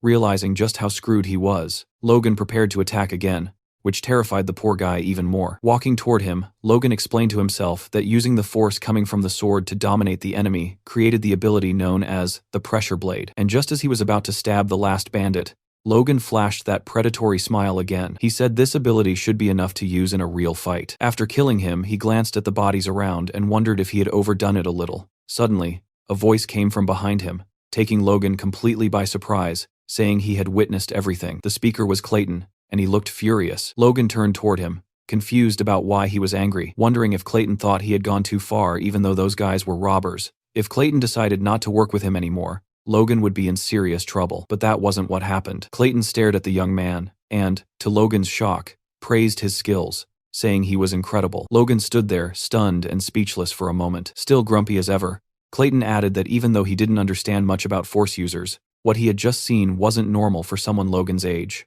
Logan thanked him for the compliment, saying he was being too generous, and realized Clayton wasn't actually angry, it was just his face. Clayton and Logan walked together through the forest, and an awkward silence hung between them. Logan glanced sideways, thinking about how he had purposely moved away from the camp to avoid exposing his powers. He wondered if Clayton had followed him all this way just to find him. Breaking the silence, Clayton commented that his disciples were struggling because they didn't have the best teacher, and that was why he was trying to teach them as much as he could. Logan reassured him that he was already doing a good job, and asked why Clayton felt the need to share this with him. Hearing that, Clayton stopped walking, turned his head toward Logan, and warned that even after they reached Logan's territory, he wanted his disciples to take breaks and have chances to train with him. Clayton then said he would work as much as necessary to make sure they got this opportunity and asked if they could have an understanding. Logan agreed immediately. Logan looked down and noticed something strange. He saw mana flowing up from the ground behind Clayton, wondering where it was going. It turned out the mana was flowing toward the tent where the mages were sleeping. Once again, Clayton looked at Logan and asked if they had a deal, while Logan kept wondering why Clayton would go to such extreme lengths to share his mana with his disciples. Logan acknowledged that Clayton was taking great care of them. Clayton replied that as a teacher, he had to do the bare minimum. Logan questioned if fighting the Tower Master for them wasn't doing more than the minimum, but Clayton shot back that the Tower Master was the one who picked the fight. The next day, the flags of the McLean estate waved proudly in the wind. Inside his father's office, Logan was talking with Patrick, who had clearly heard about his son's travels, and asked if he had gained much experience during his time in the capital. Logan replied that everything he learned there had been insanely helpful. Patrick nodded and said that, in that case, it was fine, then asked if his son had anything else to report. Hearing that, Logan thought he probably could have approached the topic in a smoother way. He casually mentioned that his business in the capital was thriving. That single sentence left Patrick completely speechless. Standing up from behind his desk, Patrick asked what business he was even talking about. Logan explained that he had been selling the medicine he had given him before. Patrick looked like he was about to faint and asked if Logan had really gone all the way to the capital just to sell a stimulant. Putting a hand on his forehead, Patrick reminded him that even though he had promised not to interfere, this was still a massive shock. Then he told Logan to be more careful with the family's reputation next time. Logan quickly promised he would, feeling relieved that Patrick was taking it way better than he had expected. Then he added that he had also befriended the Sword Duke. Hearing that, Patrick froze and immediately asked if he meant Felix Esperanza. Then Patrick suddenly got furious and demanded to know if Logan had also sold the medicine to Felix. With a calm smile, Logan replied that he had done exactly that. Enraged, Patrick shouted, asking how far Logan planned to drag the family's reputation through the mud. Completely unfazed, Logan pulled out a book Felix had given him and said that in return, he had received a valuable intermediate-level sword technique. Patrick, now calmer, took the book from Logan's hands and read the title out loud, Iron Blood Sword. He commented that it was a genuine intermediate sword technique, guaranteed by the Sword Duke himself. But Logan knew that wasn't entirely true, since he was the one who had written that title. He reflected on how, in his past life, an imperial merchant had unearthed the Iron Blood Sword from ancient ruins.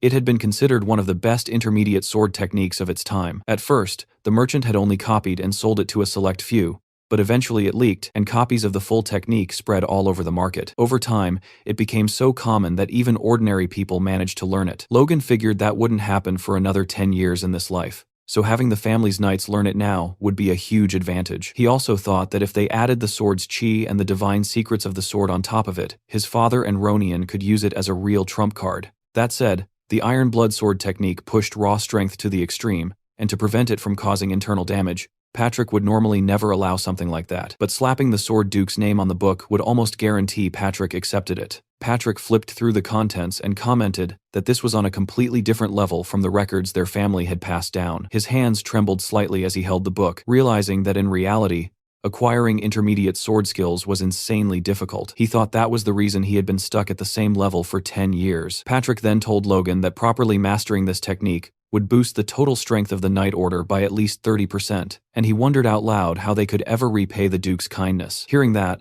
Logan thought it was perfect timing because he actually had a proposal. Patrick should also master the technique and show it to Felix. But before Logan could even finish his sentence, Patrick suddenly rushed out of the room. He threw a seal at Logan and said that mastering the technique was now his top priority, leaving Logan in charge of everything until he succeeded. That was the exact moment Logan realized how serious this was. Patrick had just handed him the family crest, the symbol of temporary authority. Patrick shot through the door, yelling at Logan to help Dwayne with the family's responsibilities. He promised he'd return as soon as he mastered the technique perfectly, thanked him in a rush, and disappeared before Logan could bring up any of the things he still wanted to discuss. There Logan stood in his father's office, holding the family crest and looking completely lost. He stared down at the seal, not even sure where to begin, realizing that having this thing meant he could now act freely. Logan silently swore that he would finish everything he wanted to do before Patrick came back. Dwayne burst into the room almost immediately. The idea hadn't even fully sunk in yet, and Dwayne was already shouting that he had heard about all of Logan's exploits in the capital. Dwayne quickly got down to business and started begging for money. Suspicious, Logan asked if he hadn't already received funds from the battle with Tesseron. Dwayne shouted in frustration, explaining that those funds were nowhere near enough to maintain the two fortresses. The war had caused a massive labor shortage, and production was going to drop hard this year. To make things worse, the Kiros had also cut off all aid. Desperate, Dwayne dropped to his knees and begged Logan for money, saying he had heard about the fortune Logan made in the capital. But Logan just smiled and said he was sorry. He had already spent all the cash. Hearing that, Dwayne couldn't believe it and asked where on earth Logan had managed to burn through all that money so fast. Logan just looked down at him, smiling without saying a word. Dwayne looked up and told him to stop messing around, but Logan stayed calm, staring right back at him. Seeing that, Dwayne started sweating. He asked if Logan was serious, and Logan nodded. Dwayne bowed again, totally desperate, and asked where he had even spent that much money. Logan replied that he had spent 1.2 million gold on scrolls and magic mages and had also bought construction materials and food. In other words, there was nothing left. Dwayne repeated what Logan had just said in disbelief and muttered that buying a little food and handing it out wouldn't make any real difference. That's when Logan dropped the real bomb. He said he had spent 1 million gold just on food. Dwayne wasn't sure he had heard that right and asked him to repeat it. Logan did, saying that he would be distributing 1 million gold worth of food every month for a full year to the people. Hearing that, Dwayne started shouting, asking if Logan had eaten something that made him go insane. Logan thought that was a pretty normal reaction. After all, him becoming a war hero wasn't suddenly going to change Dwayne's opinion of him. Logan calmly told him that he was completely sane and asked if the food he bought was enough. Dwayne confirmed that it was, and then asked what Logan planned to do with the construction materials and scrolls, wondering if he was about to start some massive project. Logan replied simply that they were going to build a dam. 2 weeks later, a notice started circulating all around the city with a blunt message. The feudal lord was summoning everyone for compulsory labor, those from Maclean Fortress to gather at the west gate of the city, and those from Storm Fortress at the east gate. Seeing this, a man from Tesseron Fortress snapped that they had finally hit their limit and that the nobles were exploiting them without mercy. A man from Maclean Fortress added that forcing them into labor right at the peak of harvest season was pure madness. Another voice joined in, saying they had barely survived the battle,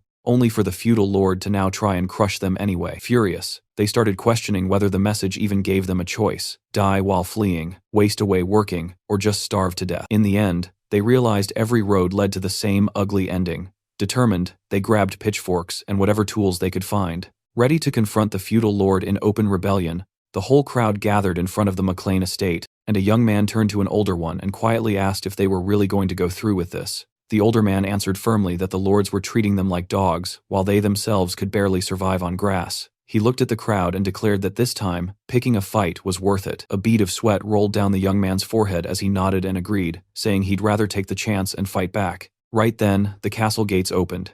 Driven by sheer determination, the people took their positions. When the gates opened fully, the silhouettes of several knights appeared. One of the knights shouted for his comrades to get ready for the distribution. The crowd, which had been leaning toward a fight just moments ago, calmed down and started wondering what the noble meant by distribution. "I were fivels of lows." The elder stepped forward, warning everyone that it was all a trick. At that exact moment, a man placed a sack in front of him. The knight explained that by order of young Master Logan, anyone who participated in the forced labor would receive a month's worth of grain. He told everyone to line up at the gate so the distribution could begin. Hearing that, the crowd dropped their weapons and rushed to form a line. The old man clutched the sack tightly, staring silently at the ground. He trembled for a moment, then lifted his head and shouted for all to hear, "Hail Logan Maclean!" The people turned toward him as he repeated the cry. Smiles spread across their faces as they agreed with the old man, and soon everyone began hailing Logan. Meanwhile, high up on the estate walls, Logan and Dwayne were talking. Dwayne asked if it had really been necessary to issue a compulsory order just to gather the people, since they could have simply made a request. Logan replied that if he had done it that way,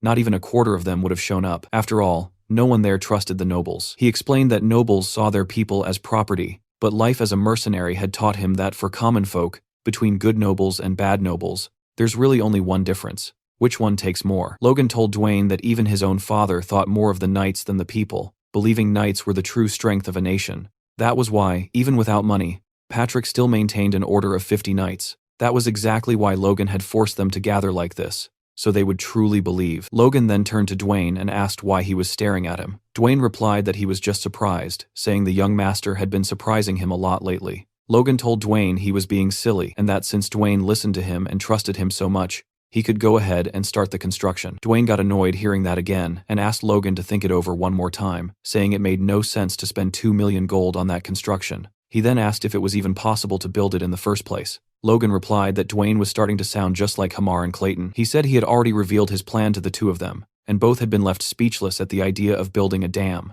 During dinner, They had asked if his intention was to divert the water and build gates. Logan confirmed it, insisting that the project be executed exactly as planned. He explained that the McLean territory was surrounded by mountains, which made the land unproductive. He added that the mountains to the north were blocking the Ludder River from flowing south. To transform the region, he had instructed Hamar and Clayton to carve a massive hole through those mountains, so the river water could pass through. Hamar, clearly annoyed, replied that it would be easier to believe if Logan had just asked them to tear down the entire mountain. Logan explained that instead, they would build a tunnel connecting directly to the Ludder River, about 30 meters in diameter at the mouth, and that it would function as a gate. He added that this method was used in the western part of the continent, where they called it a dam. In reality, Logan knew that explanation wasn't completely true. It was a flood control method that would only become popular in the Empire about 20 years later. He also didn't fully understand all the principles behind it, but with a Master Dwarf and a Fifth Circle Mage at his disposal, Logan believed the project could actually work. If those two led the project, he could transform the western wastelands of McLean into fertile plains. Clayton was about to comment on the plan,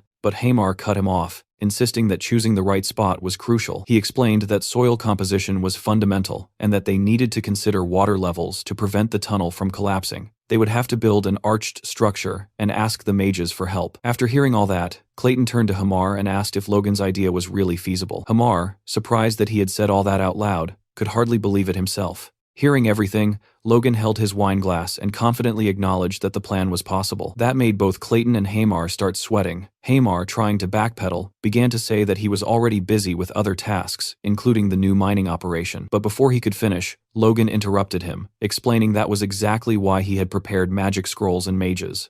Logan then told Hamar that he would leave the task of finding the right mountain to him. Hearing that, Hamar replied somewhat reluctantly that he had suspected something when Logan suddenly decided to take him out for a massive meal. Watching all of this, Clayton wondered if everything that was happening was really okay. At the construction site, Clayton took his position and began concentrating his magic. From a safe distance, two workers watched nervously. One of them brushed it off, telling the other that with Logan there, they'd be fine. Omar then shouted to Clayton, saying he could start whenever he was ready. Clayton pressed his magic-infused hand against the mountain, and with a sudden surge of power, the surface shattered into millions of pieces. The people instantly scattered to avoid the flying debris. Seeing the chaos, Hamar rushed over and pushed Clayton aside, reminding him that he had told him to take it easy. Logan, watching the whole thing, started explaining that besides physical strength, there was another power humans could use: mana. In his past life, Logan could barely feel mana at all, but now he could see everything clearly. He was blown away by the power of the earth flowing from the mana circle in Clayton's heart,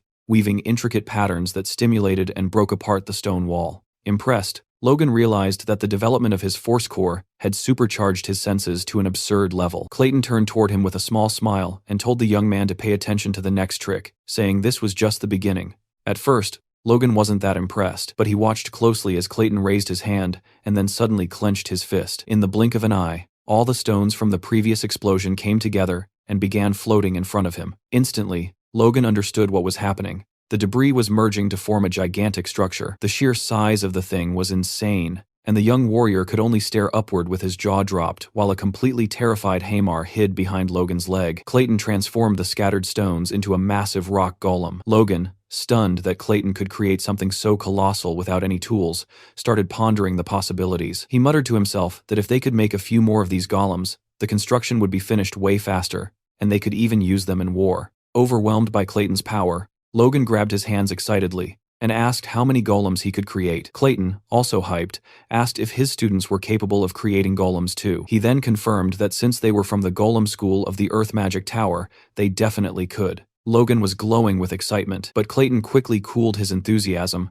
by pointing out a major limitation. He explained that the magic formula needed to create a golem's core could only be executed by Fifth Circle mages. His students, even though they were skilled, weren't strong enough and would need mana stones. Even then, the golems his students created would be much smaller and weaker than the one Clayton had just summoned. Hearing that, Logan's expression shifted hard. He explained that mana stones were a mineral as rare as calcium or mithril, making them a rare ore that couldn't be produced artificially, and since they were used for magical assistance, they were insanely expensive. That made Logan think mana stones really weren't worth it for this job. But then another thought hit him. Was he really thinking about cost-effectiveness when it came to war? After all, what if he could win by investing just a little money? He asked Clayton if his golem would also get stronger with mana stones. Clayton confirmed, explaining that its strength and speed would increase, and it would last much longer. However, since he was a Fifth Circle mage, he would need the highest quality monostone. Even so, for a second circle mage, a low-quality monostone would be enough, would last about 24 hours, and would still be much stronger than an adult man. Hearing this, Logan thought a low-quality monostone must cost about the same as a gold piece. Their cost-effectiveness didn't justify the expense for this project, but for a short war like the last one, they could produce way bigger results. Dwayne arrived at the construction site, and the moment he saw the giant golem punching into the mountain, he completely freaked out. Logan tried to calm him down, explaining that the golem was digging a tunnel as part of the plan, but fear took over, and he couldn't even hear him. Without listening to Logan, he panicked and ran off, shouting that he needed to warn the patriarch. Logan turned to Hamar, telling him to take the workers and start building the water channel. He said there was no need to leave anyone to work on the tunnel, since the golem could handle it alone. Hamar nodded and started giving orders to the workers. Meanwhile, Logan reflected on how he now had 3 construction projects running at the same time, feeling both excited and locked in. First, the tunnel for the dam. Second, the water channel. And third, the mine, for which he already had the drilling results. Because of that, he had sent workers there before anywhere else. The young man thought that ever since returning from the capital,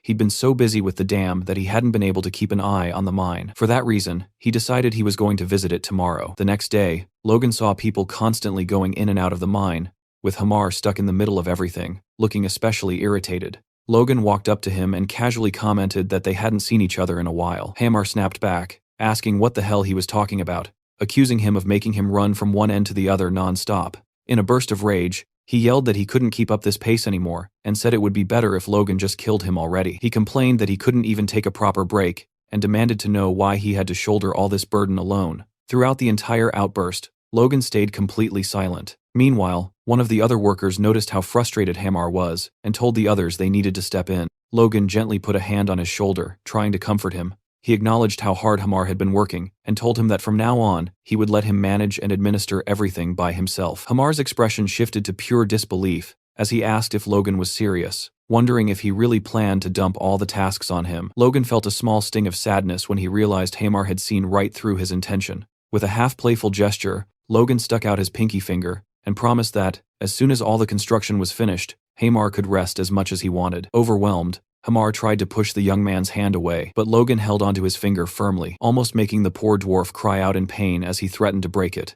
Hamar, still sitting on the ground and annoyed, watched Logan turn his back and casually comb his hair, saying he was just trying to be funny. Then Logan looked toward the mine, thinking it would be exploited much faster than last time. Even though he wasn't completely sure about the dam yet, he hoped it would work out. It was the only way his plans could succeed. Logan then activated a communication channel to speak with Philip. His buddy told him that the construction materials would be delivered without any issues, and also mentioned that he had closed a deal for the wood, which would bring in an extra 100,000 gold per month. That news instantly lit up Logan's face. Philip didn't hide his excitement either, and told Logan that once they finished building the mine and clearing the land, the territory would be totally transformed, and that he'd love to see it in person one day. Logan stared at the orb for a moment, thoughtful, before replying that Philip should visit next year. Curious, Philip asked why, then quickly added that he probably wouldn't get an answer anyway. So he switched topics and revealed that rumors were spreading in the capital about a problem with the royal family. Philip asked what that problem could be, and Logan replied that he had heard about it at the Sword Duke's house,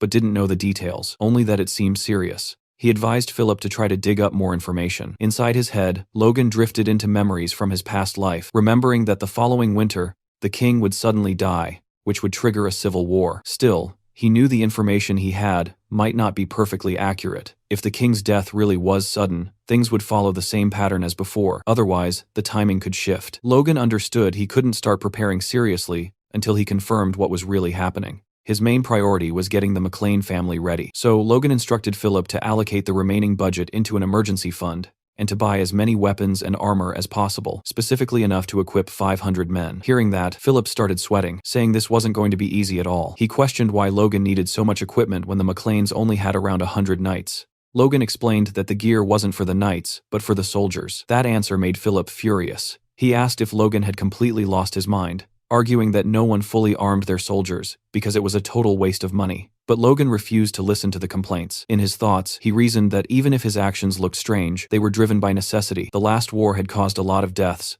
which hurt production badly. To avoid that happening again, he needed to minimize enlistment as much as possible, while at the same time boosting the strength of both his knights and his soldiers. Arming the soldiers was a key part of that strategy. Logan then asked Philip if his judgment had ever failed before. Reluctantly, Philip admitted that it hadn't.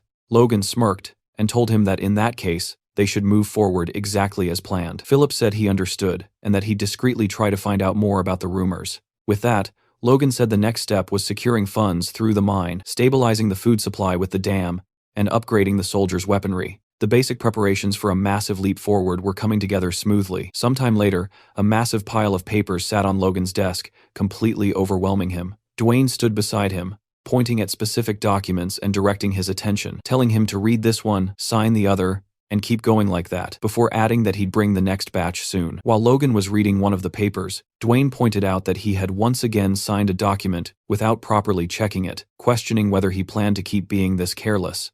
It was clear that Logan really needed to get a grip on handling the territory's affairs. Right then, the door burst open. Kaisalan rushed in, looking sick with worry, and said that Hamar was trapped in a mine that had just collapsed. The news sent a chill straight down Logan's spine. He jumped out of his chair and demanded to know what had happened. Kaisalan explained that one of the tunnels had given way, and that more than 50 meters of it had caved in. There was no way to tell where Hamar was. Worried, Logan immediately asked if they had found Hamar yet. Dwayne cut in, asking since when their territory even had a mine, but Logan completely ignored him. Hearing that the collapse spanned over 50 meters, the young man bolted out of the room, shouting that they couldn't waste any time and had to head straight to the mine. Dwayne was left behind, totally clueless, yelling about where this whole mine story even came from. Logan arrived at the mine on horseback and immediately asked the workers which tunnel had collapsed. One of them pointed to the middle tunnel, explaining it was the deepest and darkest one, but Logan didn't listen for a second and rushed straight in. Inside, he used his aura to see in the darkness, and what he saw seriously disturbed him. Huge boulders were blocking the passage, and a few people were desperately trying to move them.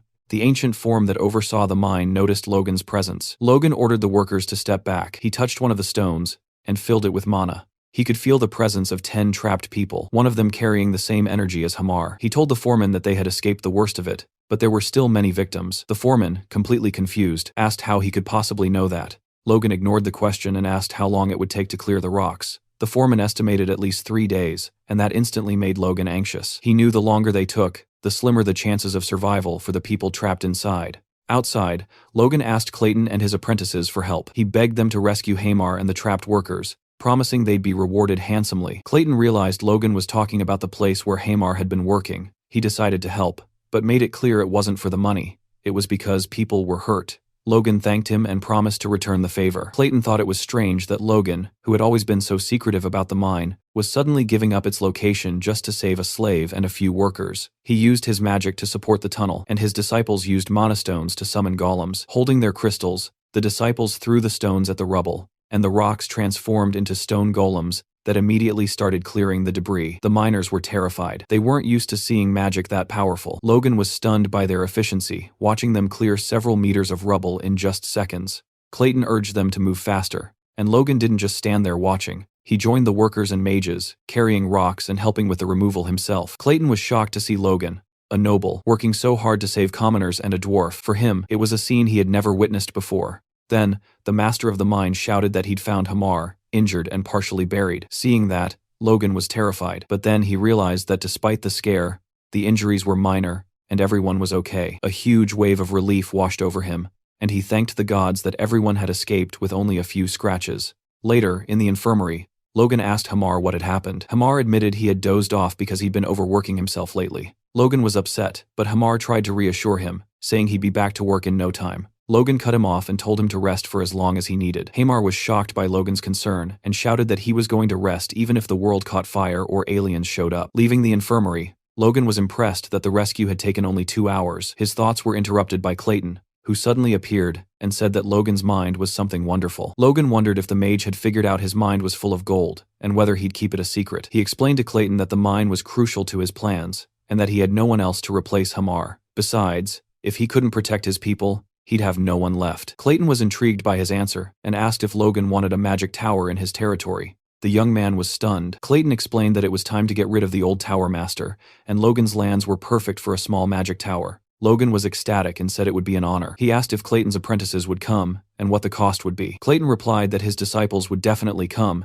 and that he didn't need much money. He trusted Logan's character and abilities. Logan was completely amazed. Hamar, who had overheard the conversation, asked Clayton if he'd hit his head, but Logan just told his friend to get back to bed. A week later, Hamar reported to Logan, saying he was fully recovered and heading back to the mine to make up for lost time. Logan wished him good luck. As soon as Hamar left, Dwayne showed up looking absolutely terrifying. He demanded to know why Logan had kept the mine a secret and for how long he'd been developing it. Logan simply apologized and said he had forgotten. Frustrated, Dwayne asked how he could possibly forget something so important. Instead of answering properly, Logan broke into a huge grin and revealed the truth. It was a gold mine. Dwayne refused to believe it and told his young master to stop being a wise guy. There was no way people like them could have a gold mine, and he asked what Logan was even talking about. Logan asked what was so unbelievable about it, and called him a rascal. Then, getting serious again, he informed him that the mine was expected to generate about 100 million gold per year, and asked if he really thought he'd joke about something like that. Hearing this, Dwayne went completely speechless. He asked if Logan was serious, and just froze on the spot. Logan touched Dwayne, worried, and he nearly fell backward. It looked like the information was making him faint because he just couldn't process the amount of cash that mine would bring in. Elsewhere, a group of people were walking together through the forest, confused about why they'd been called back again. The dam construction was finished in just 3 months, instead of the 6 they expected. They were the administrators Dwayne had gathered for a final inspection. Logan greeted them warmly, saying how glad he was to have them there, and acknowledging how tight their schedules were. He asked them to stay and witness the opening of the dam.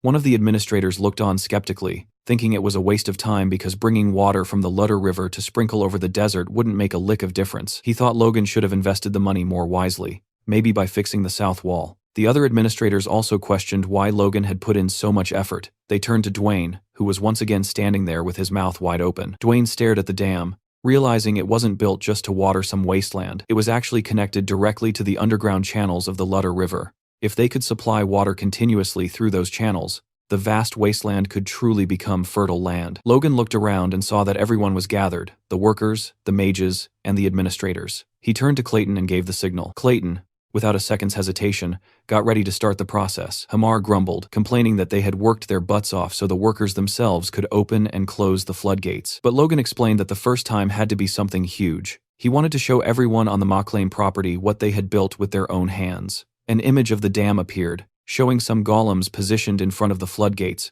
ready to lift them. The administrators were speechless at first, but they got used to it pretty quickly. Then Clayton shouted loud enough for everyone to hear, giving the order for the golems to open the gates. They stretched their hands toward the gates and began to lift. Logan smiled, satisfied. But something weird happened. The golems were struggling to lift the gates. With a killer smile, Clayton looked at Hamar, muttering and asking what the hell he was doing. But Hamar looked just as confused since he had already given orders for the workers to open the gates. Seeing the situation, Logan started to sweat and had a flashback of a conversation with Clayton where he'd warned him that lifting the gates would be too much for the golems. Apparently, the golem's strength was mostly for show, and it would take about 100 workers turning the pulleys to open the gates. Thinking fast, Logan told Clayton to order the golems to knock down the gates. Hamar and Clayton were flabbergasted, and Clayton asked if he was serious. Logan just told him to do as he said since they could rebuild the gates later. After hesitating for a few seconds, Clayton did what Logan asked, and the golems started punching the gates. The construction crew couldn't believe what they were seeing since their hard work had just been finished. Suddenly, the gate gave way,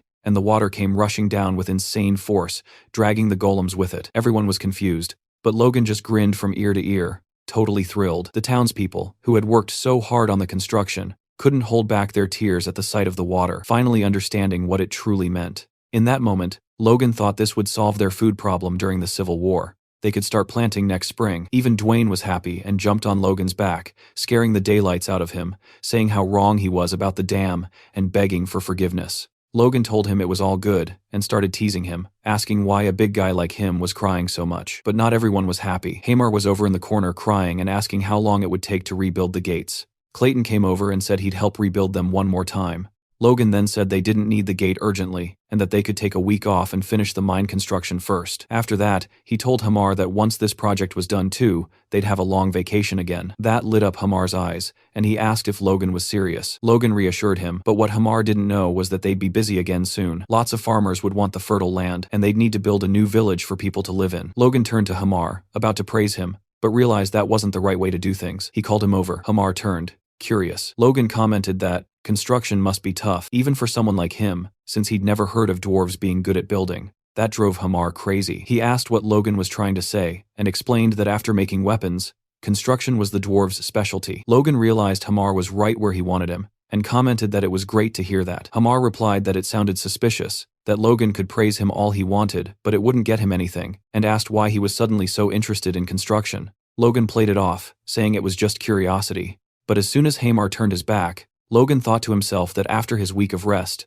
the thrilling experience of home building would begin, and then he wouldn't be laughing. He was actually scared to run into him at night. As soon as the chat with Hamar was over, Logan stepped up and addressed the crowd at the inauguration. He repeated the promise he had made earlier. First, that everyone would be allowed to farm the McLean Plains. Second, that they would receive leasing rights proportional to their work, and that taxes would be capped at only 30%. Then he glanced at the vassals, thinking that by announcing it this way, not even they could oppose it. In fact, they all looked radiant, realizing that the territory might finally be changing for real. 4 weeks later, Logan was back in his office with Rick, reviewing a plan sent by Hamar, who had already finished the village layout and even a model house. Logan commented that he knew he'd chosen the right person for the job, and Rick agreed, saying Hamar was amazing. Logan thought about how he never imagined Hamar would accept the task when he first approached him a few weeks ago. Hamar had planned the streets in a cross pattern and placed houses of the same size, complete with wells, community bathrooms, and sewers. Logan thought he had basically tried to replicate the city plan he'd seen in his past life. Suddenly, a strong smell hit Logan in the face.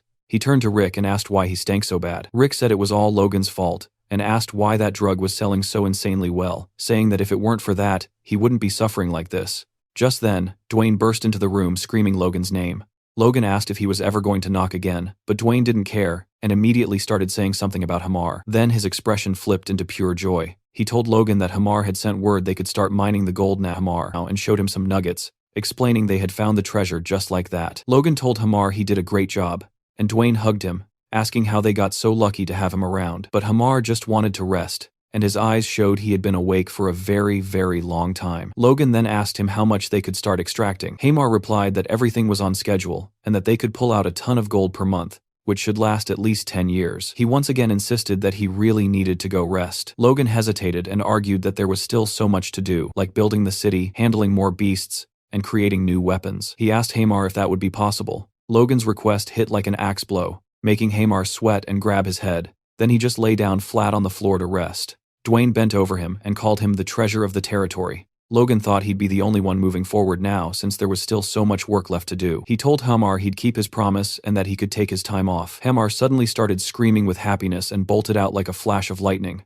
Logan wondered if he'd awakened some kind of power because the dwarf was way too fast. Behind him, Dwayne started crying with joy. Logan asked what happened, and Dwayne explained that the mine would bring in about 100 million gold a year. Dwayne told Logan to hell with the Kairos, and that their territory was saved because they wouldn't have to worry about anything anymore. Logan teased him, saying he was crying more than when the dam was finished. Then the young man looked calmly at Dwayne and dropped a crucial fact. He told him that the only one he should fear was him, and warned him to stay sharp because that mine was also his. Dwayne was instantly terrified. Logan explained that of course he'd pay 30% in taxes to the family, but that was it. Dwayne got up, completely bewildered, and knelt before Logan, saying he trusted his judgment. Logan then warned Dwayne that they had to keep the mine a secret, because if word got out, the Bifrost, Kalia, and the Margrave would cause trouble. Dwayne said he'd take care of it, which made Logan feel a bit uneasy. He thought his father was going to be a real handful since he had made a lot of changes before Patrick's return. A week later, Logan and his father were walking by the river, admiring how beautiful the place had become.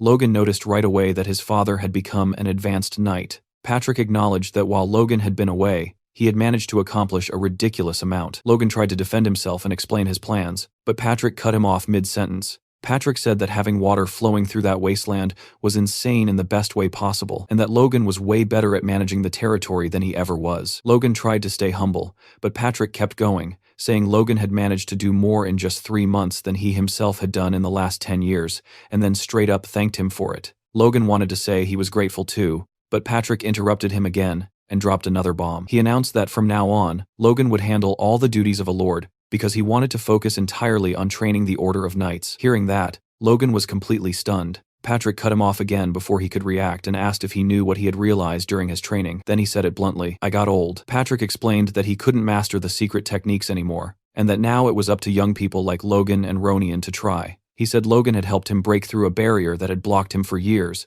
and that he now wanted to step back and become a guide instead of staying in the front. Logan nodded and accepted the proposal. Patrick then turned and called for Marion, asking her to help Logan fulfill his role. Marion agreed without hesitation. Patrick gave Logan a small nudge, clearly encouraging him to talk to his mother. The young man walked up to Marion, who was standing there in a beautiful dress, holding a parasol. She started by saying that Logan's achievements were more than enough to prove his ability to be the successor. She called him young master and said that now she only wished for Ronian's success. Logan tried to apologize, but she interrupted him, saying she was the one who should be sorry. She admitted her vision had been limited and said she hoped Logan would be generous. Marion continued, saying that Logan had been teaching Ronian how to fight and that he had never been happier. She asked him to continue looking after his brother. Logan didn't like where this conversation was heading at all, and suddenly shouted that parents shouldn't use respectful titles with their children. He told her to call him Mom instead. That made her stop, completely emotional. She turned and said goodbye, then walked toward Patrick. Patrick signaled to Logan, clearly approving of what his son had just done. Logan stood there and watched his parents walk away.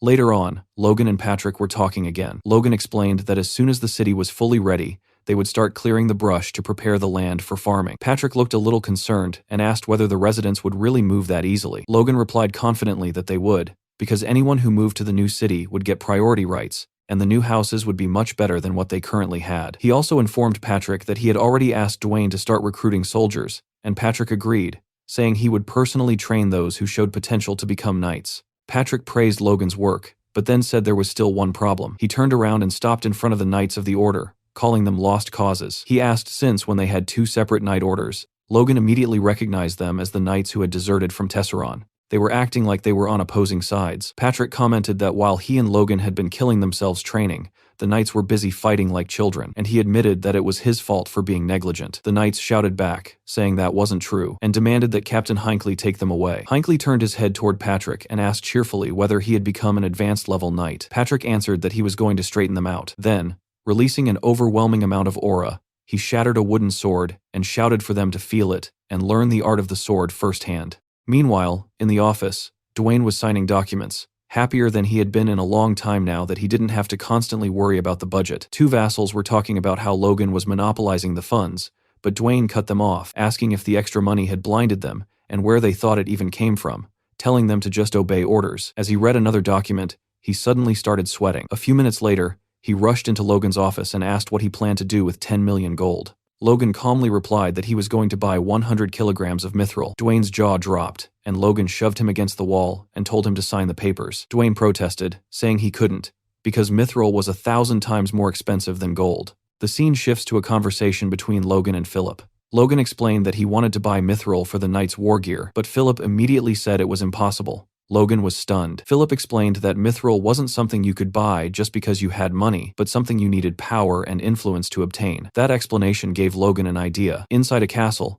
a messenger was disturbed by a message coming from McLean. Duke Felix, who was busy, arrived 30 minutes later to check it. Felix greeted Logan warmly and said he had missed hearing from him. Logan replied that he would never dare to send a personal message. Felix smiled and revealed that his wife was pregnant, and that it was all thanks to Logan. Logan congratulated him, and Felix thanked him in return. Felix added that when the baby was born, he wanted Logan to come back to the capital because his wife wanted to thank him personally, and he also promised to teach Logan his next technique. Logan thanked him sincerely. Felix then asked for the real reason behind the contact. Logan didn't beat around the bush and asked whether he could obtain the 100 kilograms of mithril he needed. Felix's jaw dropped, and he asked if Logan had really said 100 kilograms and not 100 grams. Felix commented that he didn't even spend that much on his own parties, and said he had underestimated Logan's generosity. Felix then said he would take care of everything, but on one condition. Logan had to attend the baby's celebration and call him master. Logan stared at the now empty communication sphere, then suddenly shivered before letting out a cry of pure happiness. Becoming a disciple of the Sword Duke was the most incredible thing that had ever happened to him. He had only planned to ask for a bit of help,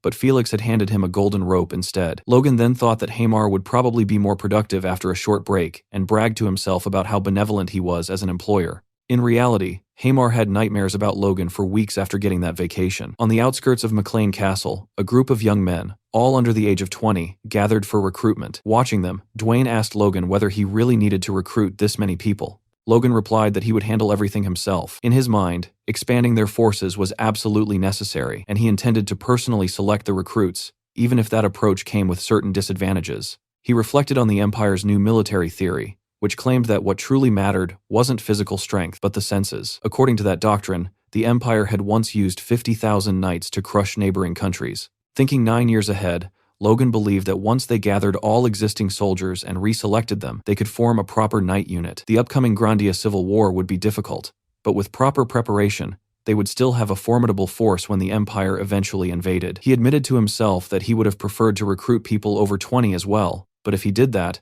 there wouldn't be enough manpower left for constructing the city. One of the vassals shouted at the boys to quiet down. Logan then asked how soldiers had traditionally been selected in the past. The vassal explained that everyone was made to run, and they simply chose candidates based on the order in which they finished. Logan immediately realized how crude that method was. He issued new instructions, ordering them to select only those with good eyesight, sharp hearing, and quick reflexes. The first test he devised required the candidates to walk toward an image until they could see it clearly. Some of them stopped quite early, and one boy confidently announced that the picture was of a chicken. Logan told the knights to take note of the kid who had just called him handsome. From the back, another boy raised his hand and said that, judging by the comb, it had to be a rooster. Logan was impressed by that observation. For the second test, Dwayne repeatedly shouted the same word over and over, while the participants were instructed to move forward only once they understood the word clearly. One boy suddenly shouted back at Dwayne, saying the answer was, the world's sparrow, then added that Dwayne had also called him a son of a bad, and asked whether that was part of the test too. Dwayne panicked, convinced he had been muttering to himself. Logan calmly told Dwayne to select that boy immediately, and added that he also needed a beating. Later, while reviewing the documents, Logan could hardly believe his eyes. 250 people had passed with flying colors. He started thinking bigger, deciding that he would select around 500 people without holding back,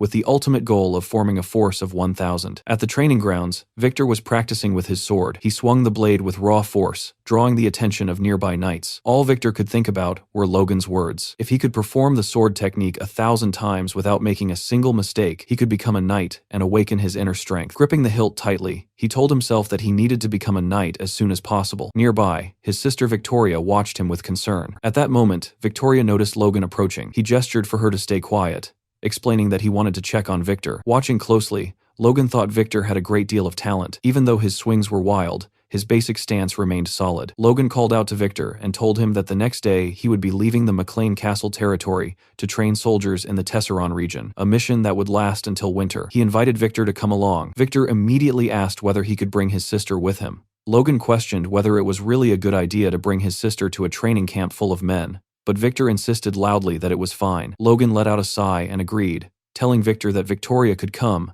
but warning him by pointing a finger that if any trouble occurred, it would be entirely his responsibility. Victor replied firmly that he would take very good care of his sister. Logan then asked whether Victoria was really that precious to him. Victor hesitated, then finally let everything spill out. He explained that his parents had died because of him, and that Rhea was left without parents because of him as well. Because of that, he felt it was his duty to protect her no matter what. Logan looked at him silently for a moment, then placed a hand on Victor's shoulder and told him that it was okay and that he should keep up the good work. A few days later at Tesseron Castle, Kaisalon was putting the kids Logan had selected through brutal training. He ordered them to run 5 laps around the wall, announcing that the last 100 would have to run 2 extra laps as punishment. Terror spread across the recruits' faces, but Kaisalon shouted at them to stop messing around and start running. Watching this, Logan complimented Kaisalon, saying he had a natural talent for being a sergeant. Kaisalon replied that since he was being treated like a knight, he had agreed to renew his contract. Lowering his voice, he whispered into Logan's ear, asking whether he was planning to start some kind of war within the next 2 years.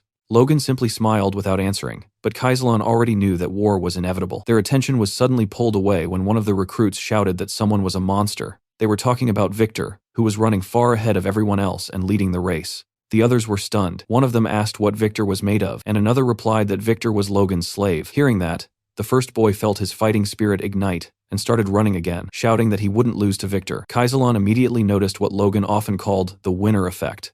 Logan commented that he didn't expect exceptional physical abilities from the recruits, but the will to never give up was enough. He believed Victor would naturally absorb strength from this role, and that his awakening would come soon, turning him into the greatest motivator among the soldiers. After the run, the kids were taken to the barracks, where long tables filled with food awaited them. They ate heartily and thanked Logan for the meal. Rhea was also there, helping serve food. The boys were completely mesmerized by her beauty, and one of them even called her an angel. Victor noticed their gazes immediately and released a threatening aura. Pointing at them, he warned them to look away before he gouged their eyes out. The boys fell silent instantly. However, one apprentice sitting behind Victor continued staring at Rhea with a lecherous expression. Later that night, Victor burst out of the barracks with a piece of bread still in his hand. He had asked an older woman where Rhea had gone, and she told him that Rhea had taken the back door to throw out the trash. Anxiety flooded Victor's mind. Rhea shouldn't have been alone at night. Hearing strange noises from a nearby alley, he rushed toward the sound. What he saw froze him in place.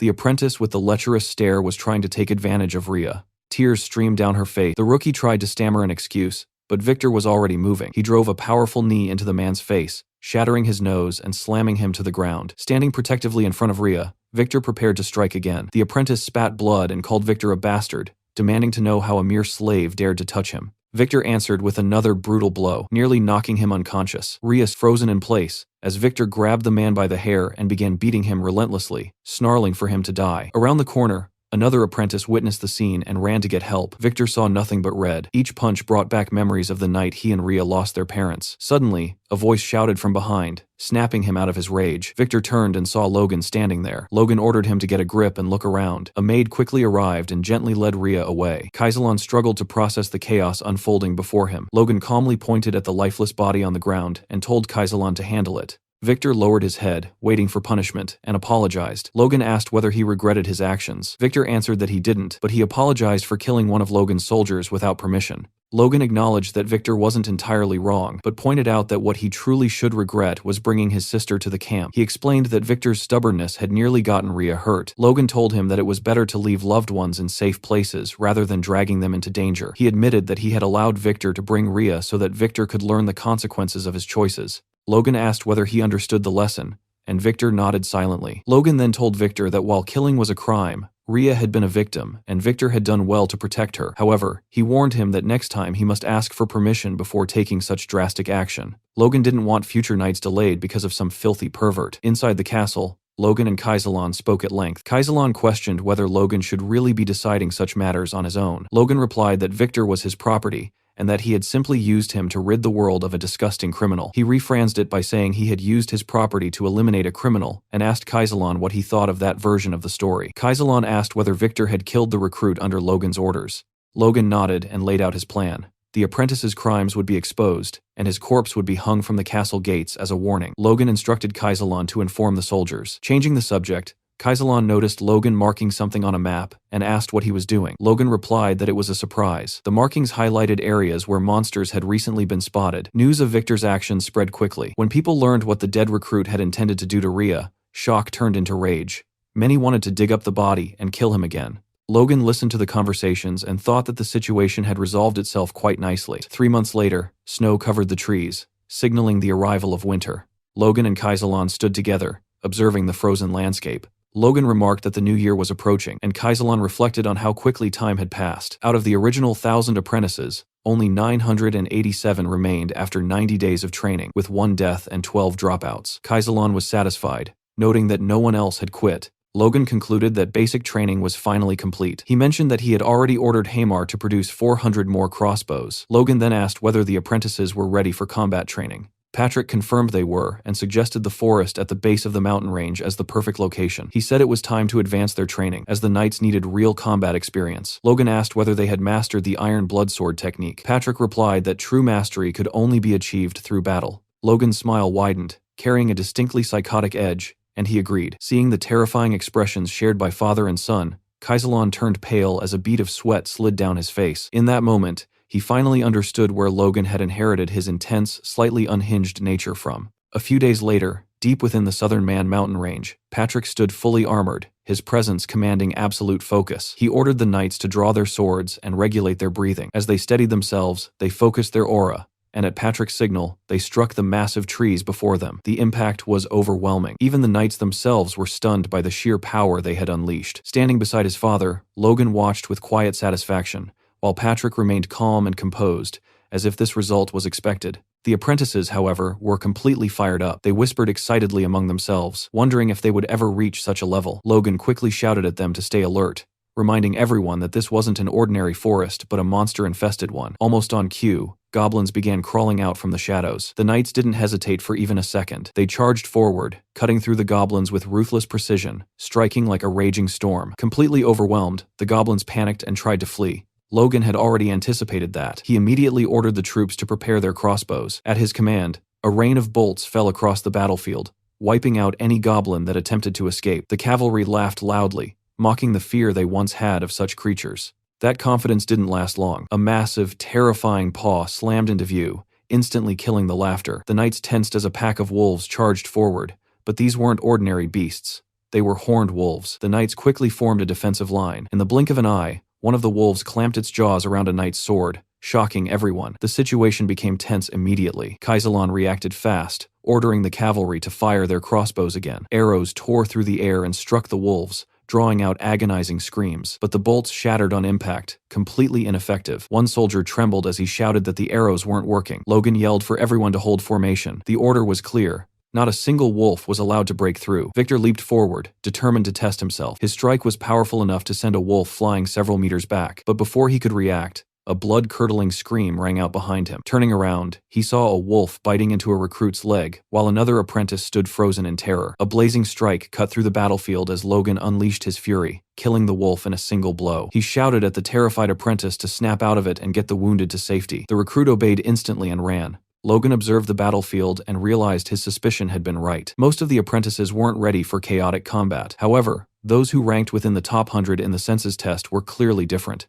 One apprentice, cornered, noticed another wolf creeping in from behind. Before it could strike, Victor appeared out of nowhere and slit the beast's throat. He looked down at his blood-soaked blade, a faint smile forming on his face. The other apprentices stared at him in shock. Watching this, Logan realized that Victor had finally broken past his limits. The fight was nearing its end. Patrick personally brought down the final wolf. Logan asked the captain if that was all of them, and the captain confirmed it. Patrick remarked that it had already been a month and a half since combat training began, yet clearing all these locations had taken far longer than expected. The captain agreed, explaining that discovering 3 cities infested with thousands of monsters was no small matter. If those monsters had invaded the castle all at once, the damage would have been catastrophic. He silently thanked fate that they had discovered the threats in time. Logan continued coordinating the knights and soldiers, urging them to endure just a little longer. He ordered them to finish cutting down a massive tree trunk and transport it to the construction site. The knights complained, grumbling about fighting monsters and chopping trees non-stop without a single break. Logan ignored them completely and commented on how ridiculous it was that such valuable trees had been left untouched just because monsters lived nearby. With his usual killer smile, he thought the situation was perfect. He was training soldiers and gathering construction materials at the same time. Patrick observed everything quietly and thought that Logan seemed more interested in harvesting wood than in the training itself. Logan, meanwhile,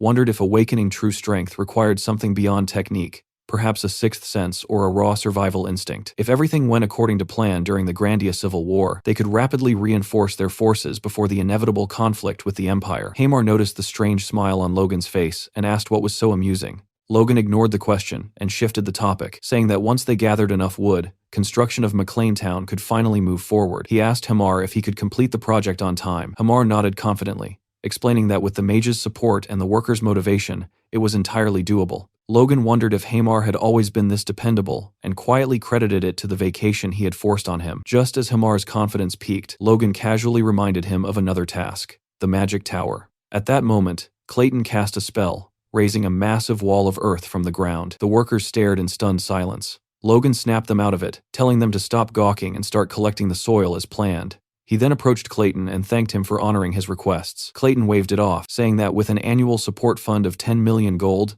it hardly mattered whether the place was just a small town. If things went smoothly, the city would eventually become the center of the entire region. Logan cut him off, stating that his only goal was to create a peaceful place where people could live comfortably. Clayton was taken aback and loudly declared that McLean was truly a territory for the people, dramatically announcing that Logan had his vote. Later, in the silence of the forest night, Logan stood alone, holding his sword in an unfamiliar stance. Suddenly, energy exploded outward as he lunged forward. A radiant beam of light burst from the blade, slicing through the darkness. The beam detonated violently, and when the light faded, it was clear that the massive rock ahead had been shattered completely. Logan examined the result, and noticed the beam had pierced the rock and continued through the trees behind it. He realized that what he had just used was the second form of the divine sword secrets, and it wasn't enough. He needed to grow stronger. 2 months later, the construction of the village was finally complete. Families began moving in, and with the arrival of early summer, the new settlement felt alive and vibrant. Inside the office, Logan and Dwayne discussed the city's progress. Dwayne reported that the recovery of the area was going well, though there was still a noticeable labor shortage.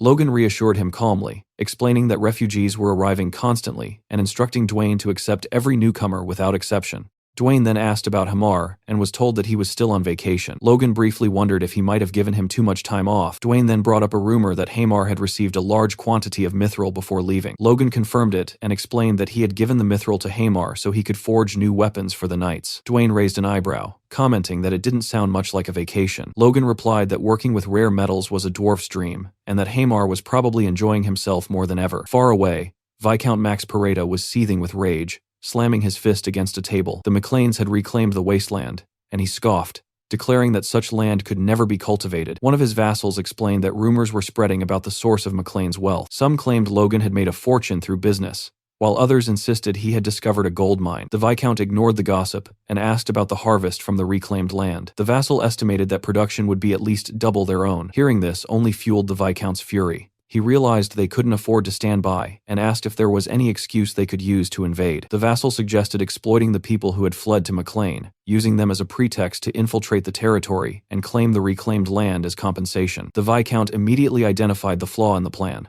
Acting alone would be too risky. He devised a solution. He would contact the Viscounty of Sylvan, reasoning that their people must have fled as well. Together, they would be strong enough to overpower the McLeans. Back in Logan's office, the atmosphere was heavy. Patrick, Logan, Dwayne, and Hinckley were discussing training and military expansion. Logan informed them that he had selected around 300 talented recruits. Patrick questioned whether Logan truly believed they were worthy of becoming knights. Logan nodded. Dwayne commented that the number seemed excessive. Captain Hinckley called it absurd, arguing that even with 10 years of intense training, only 1 in 100 people awakened their strength. Logan remained unfazed and stated that the training system would remain unchanged. Dwayne shouted that Logan was throwing money away, but Logan replied that neighboring territories would provoke them sooner or later anyway. Patrick asked him to explain. Logan clarified that with McLean City flourishing and fertile land reclaimed, there was no way the vice counties of Sylvan and Paretta would remain quiet. Hinckley interrupted, insisting they had no legitimate excuse to attack. Dwayne shouted over him, cutting him off, and argued that the real issue was the influx of refugees. Logan asked his father to consider how many refugees had arrived,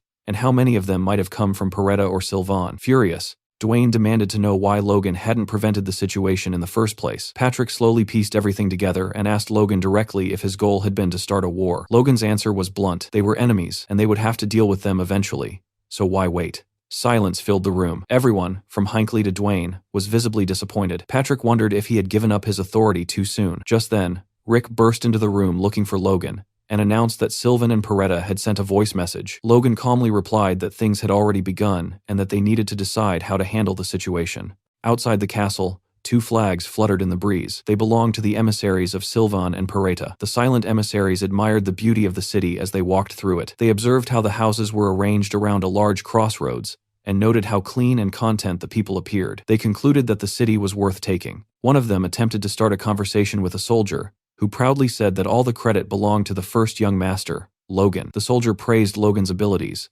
claiming he was far more advanced than any other prince his age, and that he prioritized the well-being of both the land and its people. He even began sharing an anecdote about Logan, but the envoys cut him off, uninterested. Inside the meeting hall, the envoys stood before Logan and Patrick. They demanded the return of the refugees and control over the Tesseron Plains. Logan and Patrick both lowered their heads. Logan thought they were openly asking for war, and Patrick silently agreed. Hinckley stepped forward and took charge, asking whether Sylvan and Paretta truly intended to go to war. The hall erupted into chaos as everyone began shouting at once. One of the emissaries, clearly frightened, pointed at Logan and Patrick and accused them of trying to intimidate envoys. Patrick was furious, but maintained his composure. He warned them that they were the ones declaring war and that the Macklins did not fear it. The envoy retorted that, if war broke out, nothing but ashes would remain of the McLeans. A knot formed in Logan's stomach, and he stepped forward, demanding to know how refugees could be used as bargaining chips. He told his father that the envoys had forgotten their duties as nobles, and that there was no longer any need for negotiation. The knights surrounded the emissaries, swords drawn and pointed at them.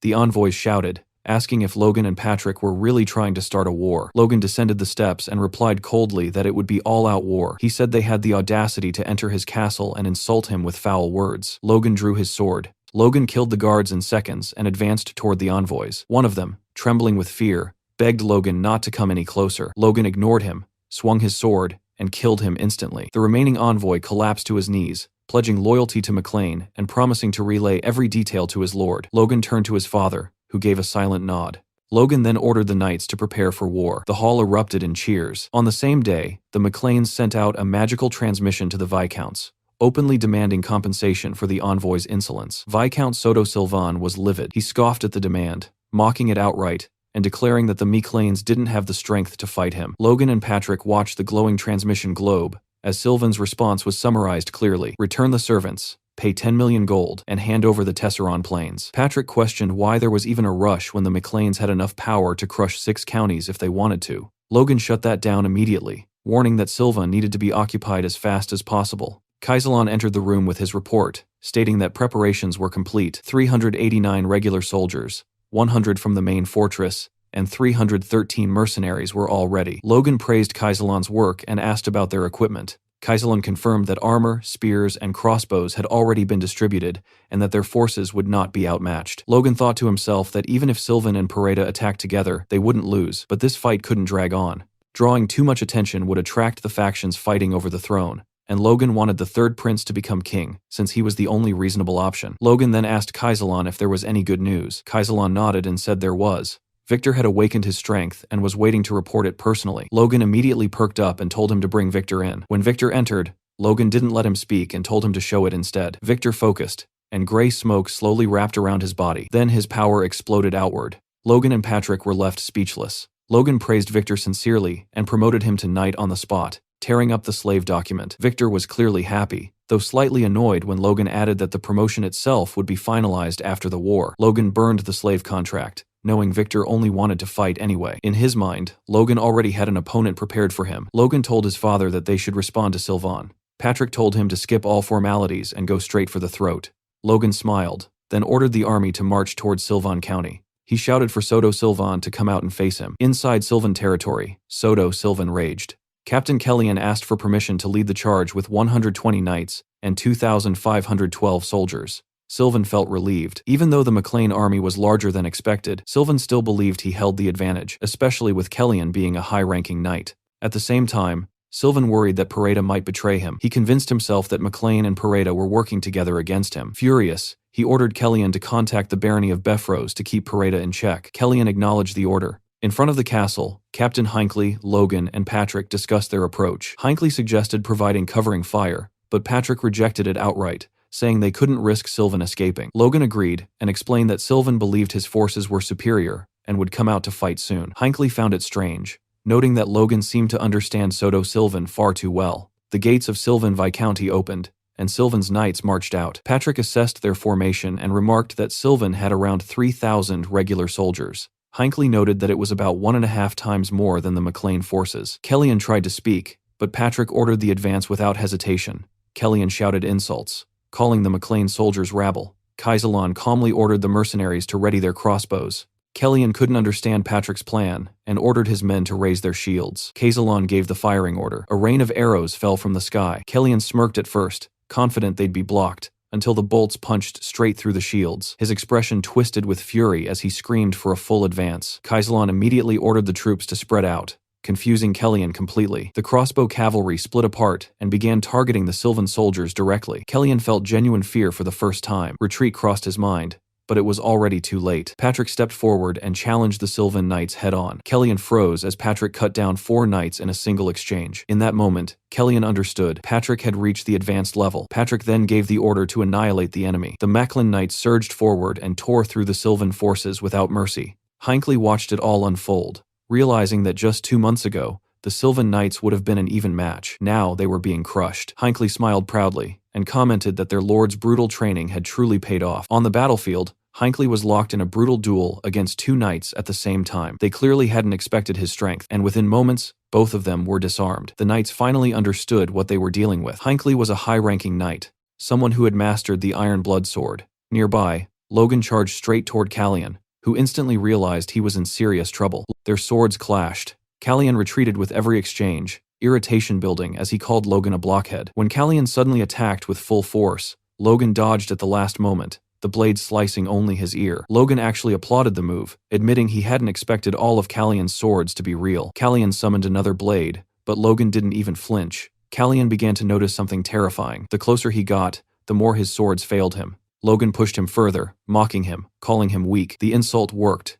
Kellyan snapped and prepared to strike again. Logan closed his eyes, and something inside him shifted. His core evolved, becoming a 2-star core. He avoided Callion's attack effortlessly and reappeared behind him. From that moment, the fight completely tilted in Logan's favor. He landed a devastating blow, badly wounding Callion. The realization hit hard. Logan had become a high-ranking knight. Logan raised his sword and gathered his aura, preparing to end it. He bent his knees, poured raw power into his body, and leaped high into the air, choosing to finish the battle in the most overwhelming way possible. His aura surged as he unleashed his secret technique, the Divine Ripple. A massive wave of aura crashed forward. Callion tried to block, but it was pointless. The attack crushed him. The Sylvan troops immediately understood. The battle was over. Logan landed, standing tall, and shouted that the enemy leader had fallen. Moments later, Patrick announced the capture of Soto Sylvan and ordered all remaining forces to surrender. Logan smiled to himself as the outcome settled. After the war, Sylvan County had lost 42 knights and 1,223 soldiers.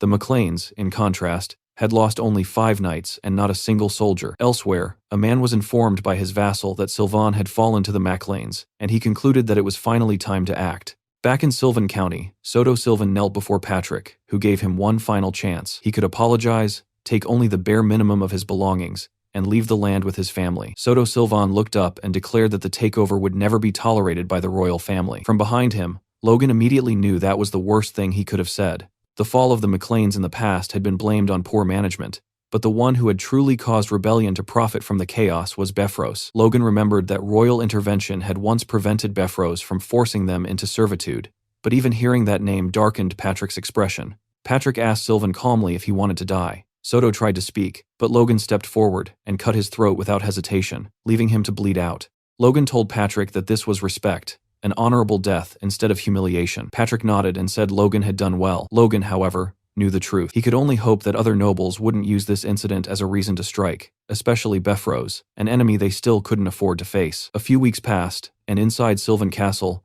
Logan and his father Patrick were talking quietly. Logan mentioned that even though they had stayed on high alert, Peretta still hadn't shown any signs of attacking. Patrick asked calmly if there was any real reason for her to make a move. Instead of answering directly, Logan raised another possibility. What if Peretta attacked Tesseron Castle instead? Patrick brushed it off, telling him to relax since Clayton was stationed there. Logan agreed that brute force alone wasn't what had allowed them to defeat Viscount Sylvan. The truth was that Sylvan had underestimated them, while the Macklins had gone all in, using every resource they had. On top of that, they had their hidden trump card, Clayton himself, along with his stone golems stationed inside Tesseron Castle. Even with all of that, Logan knew the current situation wasn't sustainable. Managing 3 castles simultaneously like this would eventually break them. They needed a better system. Logan proposed moving the administrative center of their territory to the cities instead of the castles, which would make managing all 3 locations far more efficient. 2 nearby vassals supported the idea, pointing out that the monster-infested forests had already been cleared, and leaving minimal forces behind in the mountains wouldn't be an issue. The knights could remain stationed in the cities,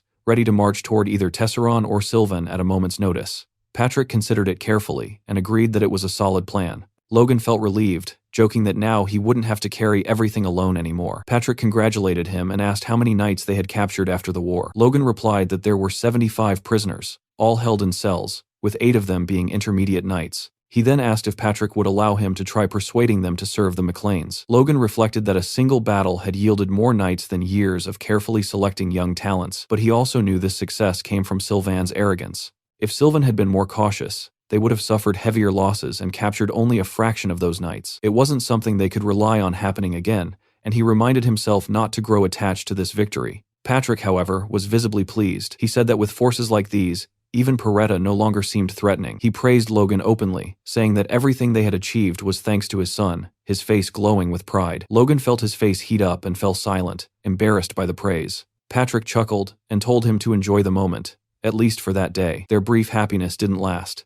A vassal suddenly arrived with urgent news from Befros, leaving both Logan and Patrick stunned. The vassal began reading the letter aloud. Befros referred to himself as the Lord of the Southwest and expressed his dissatisfaction with the McLean family's constant annual wars. Patrick nearly exploded just hearing Befros claim such a title. The vassal continued. According to the letter, at Viscount Sylvan's request, both Peretta and the McLeans were to immediately cease hostilities. With every word, Patrick grew angrier, shouting that they were the ones who had been attacked, and now they were asking for intervention. Logan restrained himself and insisted they hear the letter to the end. Befros went on to admit that conflict in the region had persisted because he himself had failed in his duties as a lord and had not promoted coexistence. Therefore, on his 50th birthday next month, Roger Befros would host a gathering, inviting the heirs of every southwestern family to discuss the future of the region. Patrick completely lost his temper. He called it nonsense and unleashed his aura, tearing the clothes off the vassal. Still reading, he roared that the Macleans would not attend and that they did not serve Befros.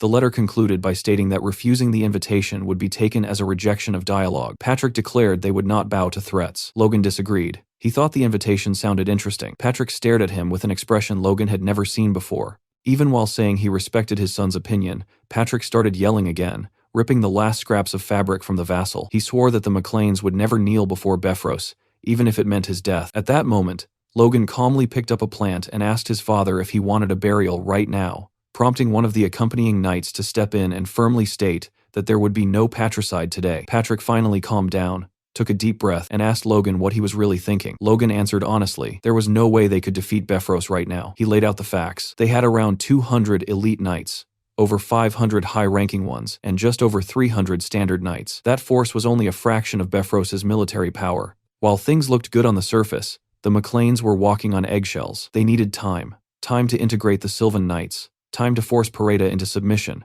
Time for Logan to master the third style of the Divine Sword secrets. And time for their forces to continue training. Patrick understood his reasoning, but warned that the Southwest was different. Unlike other regions, Befros couldn't openly demand loyalty from neighboring lords. Logan corrected him, revealing that during his time in the capital, he had learned that Purslin and Rothman had already sworn loyalty to Befros long ago. Patrick was left stunned by the revelation. Logan smiled quietly, satisfied that he had secured permission to attend. He reassured his father not to worry, saying he understood his own limits and that the trip would simply be a chance to see how their ancestral lands had changed. The next morning, back in McLean City, Logan was suddenly confronted by Hamar. Without any warning, Hamar asked if the rumor was true, if Logan was really being sold off to their enemies. Logan stared at him blankly, having no idea what nonsense he was talking about. The moment he understood what was going on, irritation flared hard. Logan didn't even argue. He punched Hamar straight in the face and told him to stop believing stupid rumors. Hamar shot back that most rumors about Logan usually turned out to be true, so it wasn't exactly his fault. Without another word, Hamar pulled something from behind his back, unwrapped it, and shoved it toward Logan, telling him to take it. Logan froze. In his hands was a sword forged entirely from pure mithril. For once, Logan had absolutely nothing to say. Later, on the Befros estate, Plone Pareda, the heir of the Pareda family, arrived by carriage and immediately noticed something strange. A lone man in a cloak was walking calmly through the estate grounds. When Plone realized it was Logan McLean, shock hit him hard. Logan had occupied the Sylvan barony, and yet here he was, traveling alone. Plone assumed the McLeans must have suffered massive losses if Logan didn't even have guards with him. Annoyed, Plone stepped out of the carriage and demanded to know why he was being treated the same as some nobody. A guard tried to intervene, but Plone ignored him, introducing himself to Logan instead. He casually mentioned that he had heard stories about Logan, especially the part where he killed 6 knights in the blink of an eye. Plone noticed that Logan's sword was spotless. When they shook hands, Plone commented that Logan looked far younger than expected, and that the rumors must be exaggerated. Logan smirked and tightened his grip. He squeezed Plone's hand so hard it nearly shattered. In that instant, Plone understood just how wrong he had been. His hand trembled when they finally let go. Logan apologized calmly, saying he had misunderstood and thought it was some kind of strength contest. Holding back tears, Plone snapped, called him an idiot, and drew his sword, ready to teach Logan a lesson. A guard tried to warn him that personal duels were forbidden, but Logan tossed his cloak aside and told Plone he talked too much. Furious, Plone ordered his knights to attack. Logan centered himself, aura surging, and in the blink of an eye passed straight through the guards. When they realized what happened, Logan was already behind them, his sword resting lightly against Plone's neck. Plone felt no aura pressure at all, and realized the attack had come purely from the sword's raw power. One of the guards nervously asked where Logan had bought such a weapon. Logan replied curtly that it was rude to ask. Plone convinced himself that Logan was just lucky, someone who stumbled upon a good sword by chance. That illusion shattered when a man in full armor stepped through the gate. It was Sir Franz, the Moonlight Knight, a knight so powerful that Befros would only send him for a serious reason. Sir Franz studied Logan carefully, asked if he was Logan MacLean, and openly expressed his surprise at seeing such a young intermediate knight. Plone and his knights were left speechless. Plone finally understood that Logan's strength wasn't just skill or luck. From the high-ranking level onward, power carried a unique presence that couldn't be hidden. Logan deliberately restrained himself, revealing only what was necessary to avoid drawing more attention. He placed a hand over his chest respectfully, and said he hoped to one day reach Sir Franz's level. Sir Franz advised him not to settle and to aim beyond that, to become a true superhuman. Sir Franz then escorted them inside, explaining that the heirs of Persalon and Ruffman had already arrived, and that everyone would wait until the banquet the following night. Plone tried mocking Logan again, pointing out that he had no party clothes and offering to lend him pajamas. Logan ignored him completely and asked a servant for his room. Internally, Logan thought Plone had no idea what position he was really in. Occupying the Pareda estate wouldn't be difficult at all. Looking up at the building, Logan remembered Plone's words. He decided he wouldn't remove his armor anyway. This was land his ancestors had lost, and letting his guard down wasn't an option. Later, Logan stood before Lord Befrose. Logan bowed respectfully, greeted him, and wished him a happy birthday. Many around them sneered, whispering that Logan was a country bumpkin with no manners. Befrose welcomed Logan openly and said that since he had traveled so far, he assumed the McLeans would comply with his wishes. Logan replied calmly that if Befrose desired peace, the McLeans would always be ready to march beside him. Befrose praised his answer, calling him enlightened, and invited him to enjoy the celebration. Logan admitted inwardly that Befrose was impressive. A fifth circle mage like him was as dangerous as an advanced knight on the battlefield. An announcement interrupted his thoughts. Befrose was about to give a speech. He thanked everyone for attending his birthday and also expressed gratitude to the second prince for granting him the son's tier. The room buzzed with shock at how close Befrose was to the prince. Befrose declared it was time for the Southwest to abandon outdated traditions and unite under the second prince's will. Logan recognized it immediately. This was a polished demand for submission. Befrose ended by praising Logan as a brilliant young man, the hero who led the McLeans through 2 wars and became an intermediate knight at just 21. He extended his hand and said he didn't wish to force Logan, only to make an offer. Count Valterman, the second prince's grandfather, was searching for talented youths like Logan to take as disciples. Logan was stunned, but replied honestly that he already had a master. Befrose asked if it was his father. Logan said no, explaining he had been trained by a great man and regretted having to refuse. Befrose laughed lightly, remarking that youth moves quickly, and said that the Flaming Heart Sword himself would soon arrive to offer guidance. He would extend the same offer to every heir present, and Logan could even invite his own teacher. At that point, Logan stopped caring about the lesson itself and focused on the real issue. Befrose was trying everything to bind the McLeans. Refusing again would be difficult, but Logan had already prepared for this. He thanked Befrose and said he couldn't refuse such insistence. Befrose smiled, saying this would be the first step toward uniting the Southwest. He revealed that Persalon and Ruffman had already agreed, and that he would personally gift them. Servants brought in a table holding 2 artifacts, a sword and a hammer. Logan immediately recognized their value, at least 12 million gold. Befrose called Ramon Persalon and Eric Ruffman forward. When asked to swear loyalty, both knelt. Befrose bestowed the sword of Lambton to Ramon and the hammer of Jackson to Eric, promising rich rewards to those who served him. Drunk, Plone Paretta staggered forward and loudly commented that Logan's sword looked better. He repeated it, openly insulting Befrose. Logan realized Plone had just dug his own grave. Lux, Logan's sword, rivaled most artifacts in power. Logan had planned to use it as leverage if things went badly, but Plone had destroyed that option. Befrose asked if Logan's sword was truly that special. Logan replied calmly that he was fortunate enough to receive a weapon forged by dwarves. Befrose asked to inspect it, but Logan knew that once handed over, he would never get it back. He said that even if he was young, it was hard to part with his partner. Befrose smiled and suggested an alternative. Instead of handing over the sword, Logan could demonstrate its worth in an exhibition match against Ramon. Logan smiled, acknowledging how unexpected things had become, but saw no reason to refuse. He drew Lux and calmly stated that he would comply. Inside the training room, Logan stood facing Ramon. Ramon insisted on attacking first, but Logan calmly refused, making it clear he didn't want anyone later claiming he had won with an unfair advantage. Ramon took that as arrogance and began circulating his aura. Around them, the women whispered in admiration, commenting on the elegance and beauty of Ramon's sword. Compared to Ramon's flashy weapon, Logan's sword crafted by Hamar looked almost plain, but its balance, sharpness, and durability were flawless. Ramon mocked him, questioning whether such a delicate-looking blade could survive against an artifact. Logan inwardly judged Ramon as even more foolish than Pareda. When Ramon finally lunged forward, Logan briefly scanned the audience and spotted Sir Fram. That was when he decided his approach. He couldn't show his real strength. He needed to make it messy. A stumble here, a shallow scratch there, a few exchanges that looked close, followed by a solid counter. Enough effort to look impressive, but not threatening. Then end it cleanly with confidence. Before anyone could react, Logan had already pinned the blade to Ramon's neck. Ramon panicked, shouting excuses, claiming he wasn't accustomed to the sword. Befrose openly expressed his disappointment in Ramon's performance. Logan felt disappointed as well. Befrose then apologized to Logan and offered compensation, promising to open his treasury and allow him to choose any artifact he wished.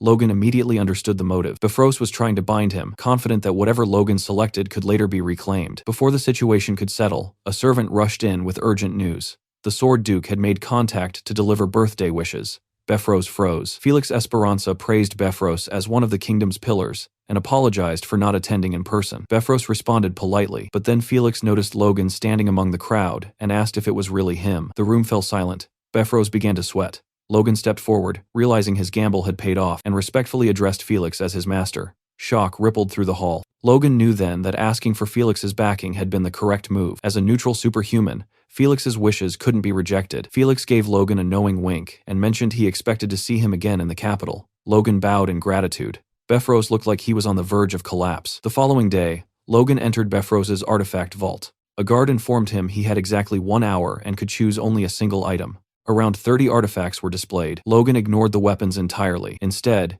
he felt his force being subtly drawn toward a pair of armored boots, sealed inside a glass case. There was no visible magic, yet they continued siphoning his energy. Curious, Logan began feeding them more of his strength. The pull intensified, draining him like a tide. Refusing to back down, Logan poured in even more power, challenging them outright. Suddenly, the boots released a violent surge of energy that threw him backward. His strength rushed back into him all at once. That was when Logan realized something important. That night, Befros asked whether Logan McLean had already left. With 3 days still remaining before the party, he immediately understood what that meant. The young man had no intention of staying. Furious, Befros concluded that Logan had deliberately played him and ordered his knights to pursue him and retrieve the artifact at any cost. Logan was resting beside a campfire when a sudden wave of murderous intent surged toward him. He sprang to his feet at once and scanned the trees.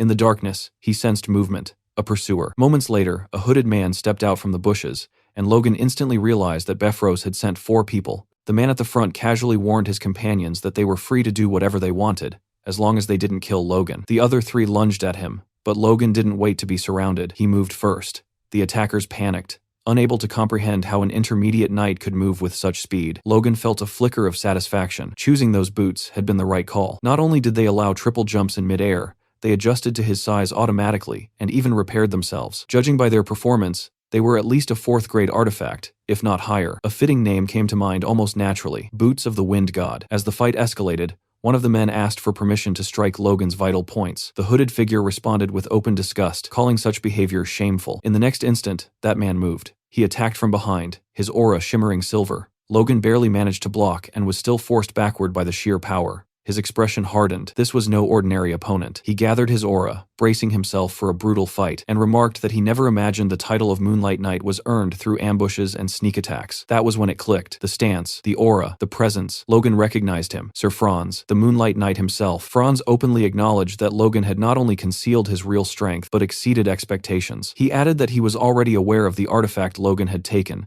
and declared that he would claim it as payment for the lesson he was about to teach. Logan scoffed, asking what kind of lesson that was, and pointed out that Sir Franz should be ashamed of the title he carried. Franz replied that this was precisely why the lesson would be harsh. As Logan studied his posture more closely, he realized Franz's stance resembled someone wielding a whip rather than a sword. Then Franz attacked. A blade of force lashed out, moving like a whip through the air. Logan blocked again and again, remarking internally on how relentless the assault was. He knew he couldn't last long like this. Deciding there was no room for hesitation, Logan pushed everything he had into his aura and maneuvered behind Franz, striking with full intent. The result shocked him. Not even a scratch. In that instant, Logan understood. He flipped backward just in time, narrowly avoiding another deadly blow. Franz questioned how Logan was dodging his attacks and wondered aloud if those movements were secret techniques from the Sword Duke. Logan didn't bother answering. If Franz was still standing, then the attack hadn't been enough. He realized that without the boots of the Wind God, he would have been forced to take those attacks head-on. Logan calmly told Franz that he wasn't using any secret arts and asked him to wait a moment, promising to show him a real secret technique. Franz,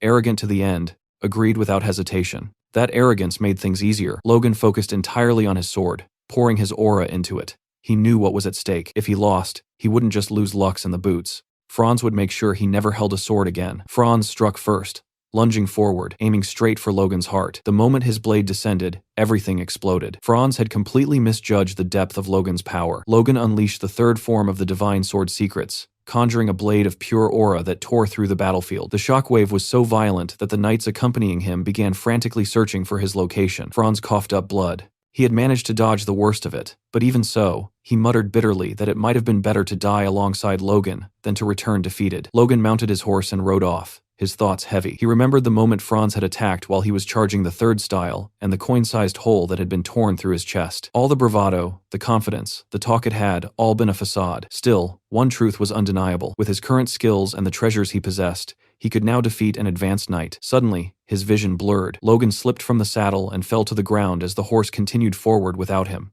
Back at the mansion, Rick and Dwayne were left speechless when Logan returned in tatters. They demanded to know what had happened. Logan casually said he had fallen off his horse. His battered appearance caused an uproar, but the matter was quietly set aside. Patrick was visibly ashamed, saying that Logan had endured all these hardships because the family lacked sufficient power. Logan reassured his father that they would soon repay everything in kind, but to do that, he needed to reorganize their forces. On the training field, Ronian swung his sword again and again, his movements sharp but restless. He remembered what Logan had told him before the war, that it would be easy, and that Ronian wouldn't be needed yet, that he should focus on polishing his skills. Back then, Ronian had accepted it, but now he couldn't stand being treated like a child anymore. He was just about to push himself harder when Logan suddenly interrupted him, telling him to take a short break. Logan then introduced the person Ronian would be training with from now on. Victor stood there wearing brand new, gleaming armor. Ronian asked if the armor fit properly, but his thoughts were elsewhere. Victor looked to be around the same age as him. Was he also a Force user? Logan confirmed it calmly,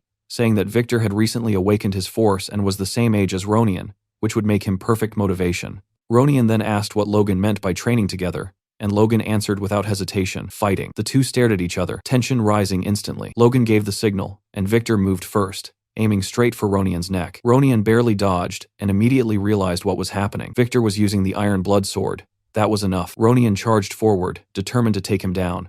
Victor sensed the danger just in time. Ronian unleashed a powerful wave of energy, but Victor leaped high into the air and avoided it, preparing a counterattack. He slammed his sword into the ground, creating a crater, but Ronian slipped away at the last moment and called him a monster. Victor didn't even flinch. Logan burst out laughing, asking Ronian who exactly he was calling a monster. Ronian reset his stance, deciding he would go all out. Victor smiled, completely relaxed. Watching from a distance, Logan felt satisfied. His judgment had been correct. The two had natural synergy. Victor had fully absorbed the Iron Blood Sword and was adapting it to his own style, while Ronian, already experienced, fought freely without being chained to rigid forms. Ronian shouted that Victor wasn't allowed to use punches. Victor replied that anything was allowed in a real fight, making Logan laugh again. Logan told them not to push too hard, and thought to himself that there were still 7 years before the Empire's war began. Ronian and Victor would be ready in 5 or 6. He briefly wondered how terrifying Victor would become if he learned the Divine Sword secrets, but that would require a proper catalyst to keep him close. Later, inside Logan's office,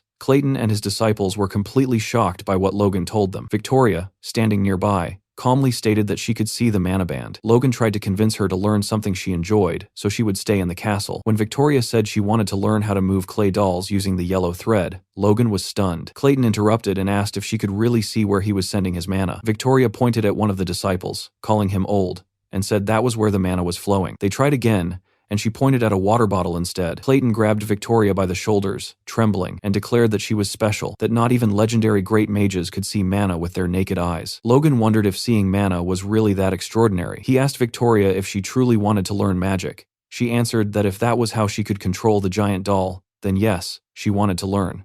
Logan insisted again, and Victoria explained that if she could control it, she could do much more. Logan decided then and there to entrust Victoria to Clayton, but before anyone could respond, the girl had already vanished. Clayton shouted for someone to bring a measuring tape while he personally began taking Victoria's measurements. Logan watched in silence, thinking that both siblings were geniuses. Their forces were steadily growing stronger. Maybe it was time to go to Gran, especially since he had made a promise to his master. He planned to go alone, but things didn't go as planned. 7 knights surrounded him, clearly assigned as guards. Captain Henderson of the 18th Squadron introduced himself, but Logan was visibly irritated and told them to leave. Patrick had warned him that it would be rude to the Sword Duke to arrive without at least a minimal escort. Logan then noticed Rick and asked what he was doing there. Rick replied that it wouldn't be appropriate for the heir of a noble house to walk around without a personal servant. Logan didn't buy it, and asked if Rick simply wanted to visit the capital. Rick broke into a cold sweat and admitted it. No one talked to him anymore, and he needed to get married. Logan covered his ears and complained that they would only slow him down. As they departed,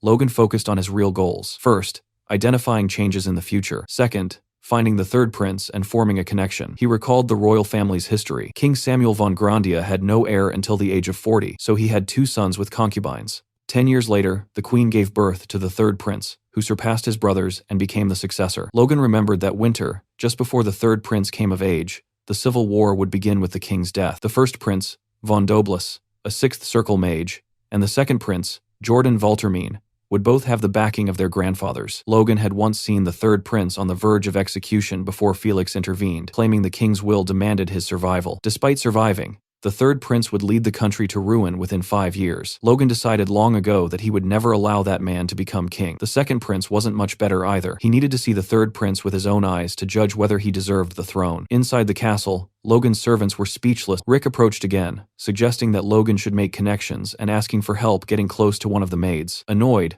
Logan smacked Rick on the head, knocking him to the ground. A man then arrived to escort Logan and introduced himself as Lewis Ryan, the Duke's supervisor. Logan recognized him instantly. In his past life, Lewis had given him the divine sword secrets and told him to memorize them and pass them on to someone worthy. Logan couldn't remember anything else Lewis had given him. Lewis led him to the office and said the Duke was waiting. As Lewis turned away, a voice called out. Logan smirked faintly and turned around, planting his feet in the opposite direction. He commented casually that it felt very nice to see him again, and that he was genuinely glad to see he looked as good as ever. It quickly became clear that Logan was addressing the Sword Duke and his wife. The Duchess acknowledged Logan's presence, saying she had heard quite a lot about him from Felix. She told Logan that they owed him immensely. Logan replied politely, saying it was nice to finally meet her and congratulated her on the birth of her child. The Duchess smiled and said that, since they were already talking about that, there was something she wanted to ask him. Logan answered calmly that he was open to anything she wished to ask. She gently placed her hands over her stomach and asked Logan if he would choose their baby's name.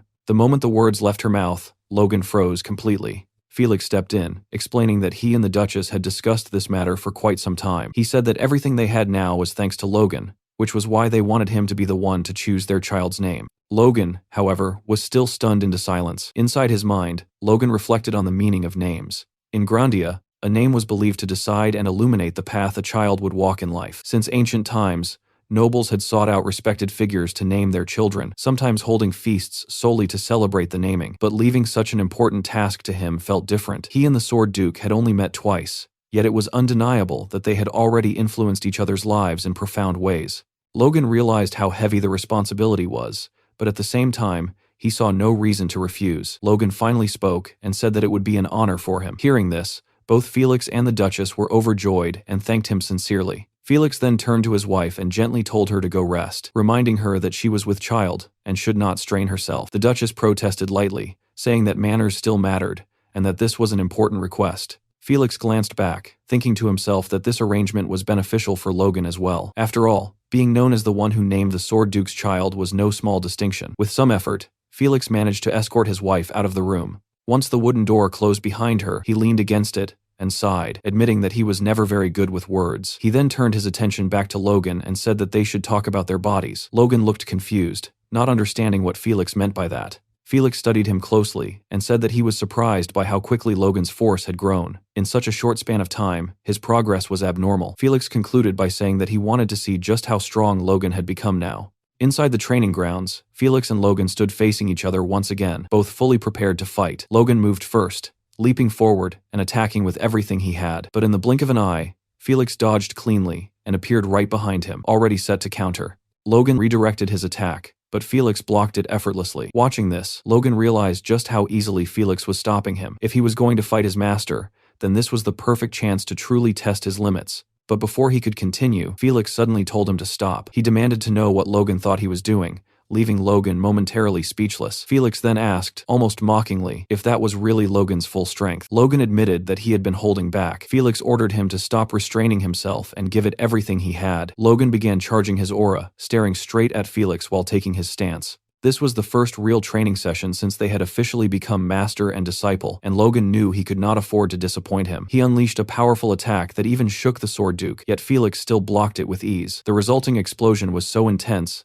that the two of them vanished behind the blinding light. Logan thought quickly. After using the rippling divide, there was only one move left. He gathered his strength and launched the killer iron slash straight at Felix. Felix scoffed, calling it nonsense, which shocked Logan. In the next instant, Felix had already dodged the attack, moved behind him, and placed his sword against Logan's neck. He remarked that with strength this weak, Logan would probably collapse after just 2 moves. Felix then kicked Logan's knee, sending him crashing to the ground. Standing over him, he asked whether wasting his force like an idiot was all Logan knew how to do. Logan clenched his sword tightly, anger flaring. Being told that his Divine Sword Secrets combination was idiotic enraged him, especially since he had used that very combo to wound the Moonlight Knight. Felix stared him down and demanded that Logan show him everything he had, his real swordsmanship, warning him not to disappoint him again. Gritting his teeth, Logan promised he would demonstrate properly this time. He leaped backward and prepared another attack, once again charging the killer Iron Slash. But Felix looked completely unimpressed and told Logan he had misunderstood him. Felix moved so fast that even Logan couldn't track him. One moment he was there, and the next he was gone. Logan didn't even hear footsteps. He panicked, wondering where Felix had disappeared to. In the next instant, Felix appeared behind him, and Logan felt fear crawl up his spine.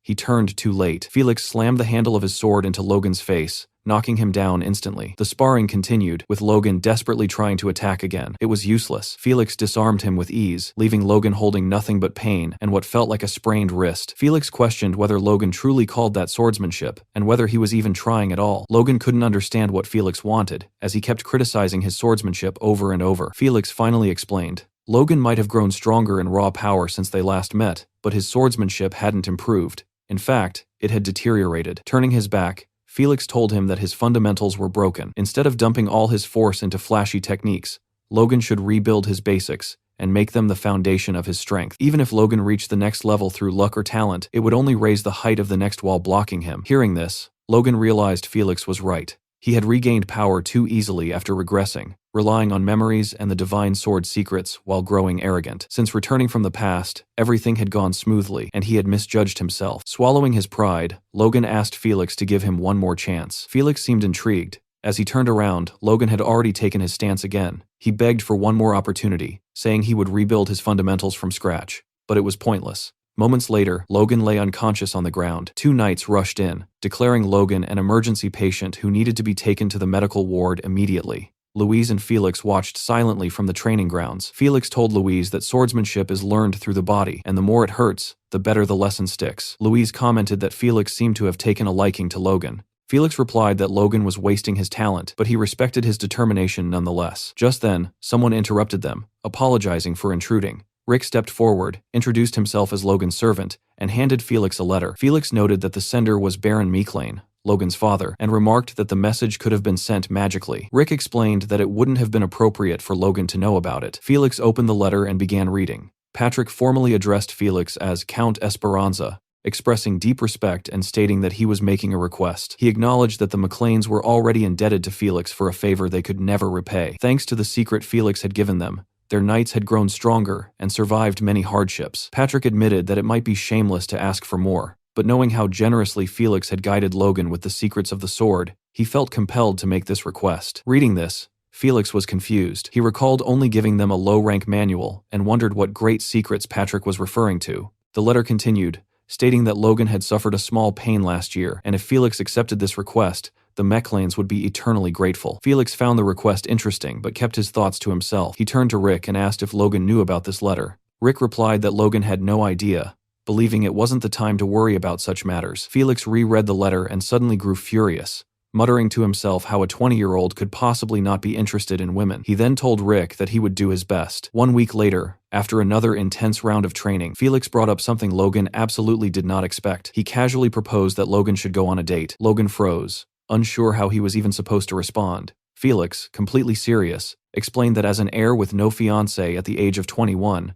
Logan's situation was frankly shameful. Because of that, Felix said he intended to find him a suitable match. Logan immediately questioned this, asking whether Felix hadn't wanted him to focus entirely on training while he was here, and why this topic had suddenly come up out of nowhere. Felix replied calmly that a peaceful heart was essential for proper training. He said this was something he himself had only truly understood after meeting his wife. Logan, however, was busy thinking about everything he wished he could say in response. A war was going to break out in just a few months, and he simply didn't have the time or mental space for engagements or romance. Still, he asked Felix again why he had decided to bring this matter up now. Felix admitted that he had received a request, and more importantly, that he was worried about the future of his beloved pupil. That answer only made Logan more uneasy. He asked directly whether the request had come from his own family. Felix confirmed it had, explaining that his family was naturally worried, since a grown heir should already be engaged by now. Logan thought the whole thing was pointless, but he also knew he couldn't outright ignore his teacher's words. In the end, he lowered his head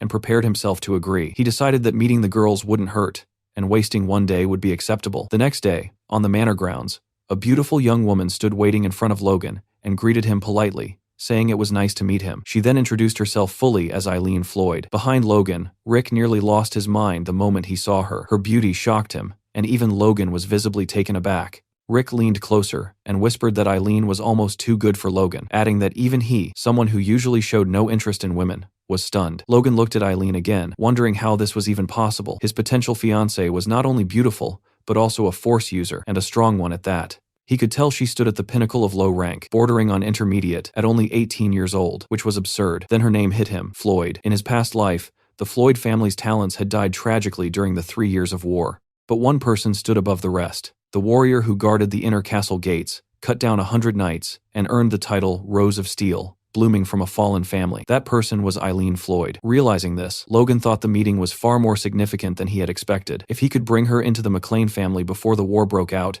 it would change everything. He even considered that if this became a proper marriage instead of a simple engagement, he could use that to bring her to McLean immediately. But he had never heard of nobles marrying their fiancée just months after meeting, and he wasn't sure what to do. Eileen looked at Logan, a bead of sweat forming on her cheek as she prepared to speak. Eileen asked Logan whether he had also been forced to come here. It seemed like a fair question, but Logan wasn't really listening. She continued, saying she understood the embarrassment of the situation and that she didn't want to waste any time. She stepped closer and told him directly that they should go and spend some meaningful time together. A memory surfaced. Shifting to what looked like the Floyd family's training grounds, Eileen was speaking with her father, asking whether he still hadn't given up on finding her a fiancé while she was taking a break from sword training. Count Robert Floyd replied that her beauty alone still made her desirable, and that this time the recommendation had come from Felix Esperanza himself. Hearing that name, Eileen immediately realized he meant the Sword Duke and found the situation interesting. Robert explained that the potential match was Felix's own pupil. Not many people knew that yet,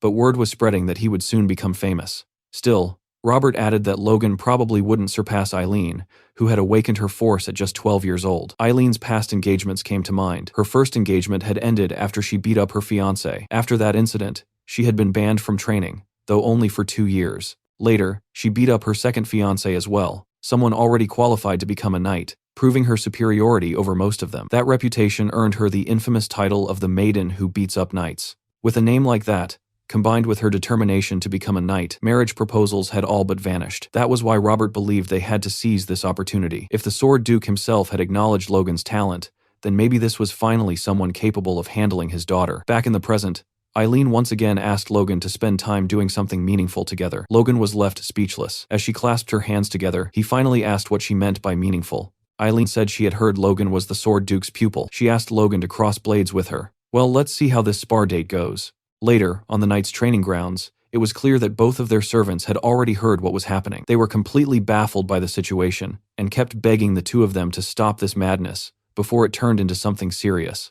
Eileen's servant nervously asked whether she was really planning to beat up her potential fiancé again, especially since the Count had practically begged her not to repeat that incident. Eileen replied calmly that this time was different. She explained that the previous two had looked down on her and behaved rudely, making comments about how having force would make her good only for giving birth to strong children, or boasting that they could take her down barehanded. Back then, she had decided to teach them a lesson and honestly felt she should have beaten them even harder. But then she turned her head toward Logan once more, and repeated that this time, it was different. Across the training grounds, Rick was desperately pleading with Logan, asking why he was warming up so seriously. He warned him that if word spread that he had hit a woman, the Lord would have a heart attack. Logan told Rick not to worry, explaining that he had already requested the entire training area be sealed off, so nothing would leak out. At the same time, Logan found himself thinking about Eileen's strength. Ever since he had heard her name, he had wondered whether it was truly possible that she had once slain 100 knights by herself. He decided that he would find out for himself. Eileen's servant,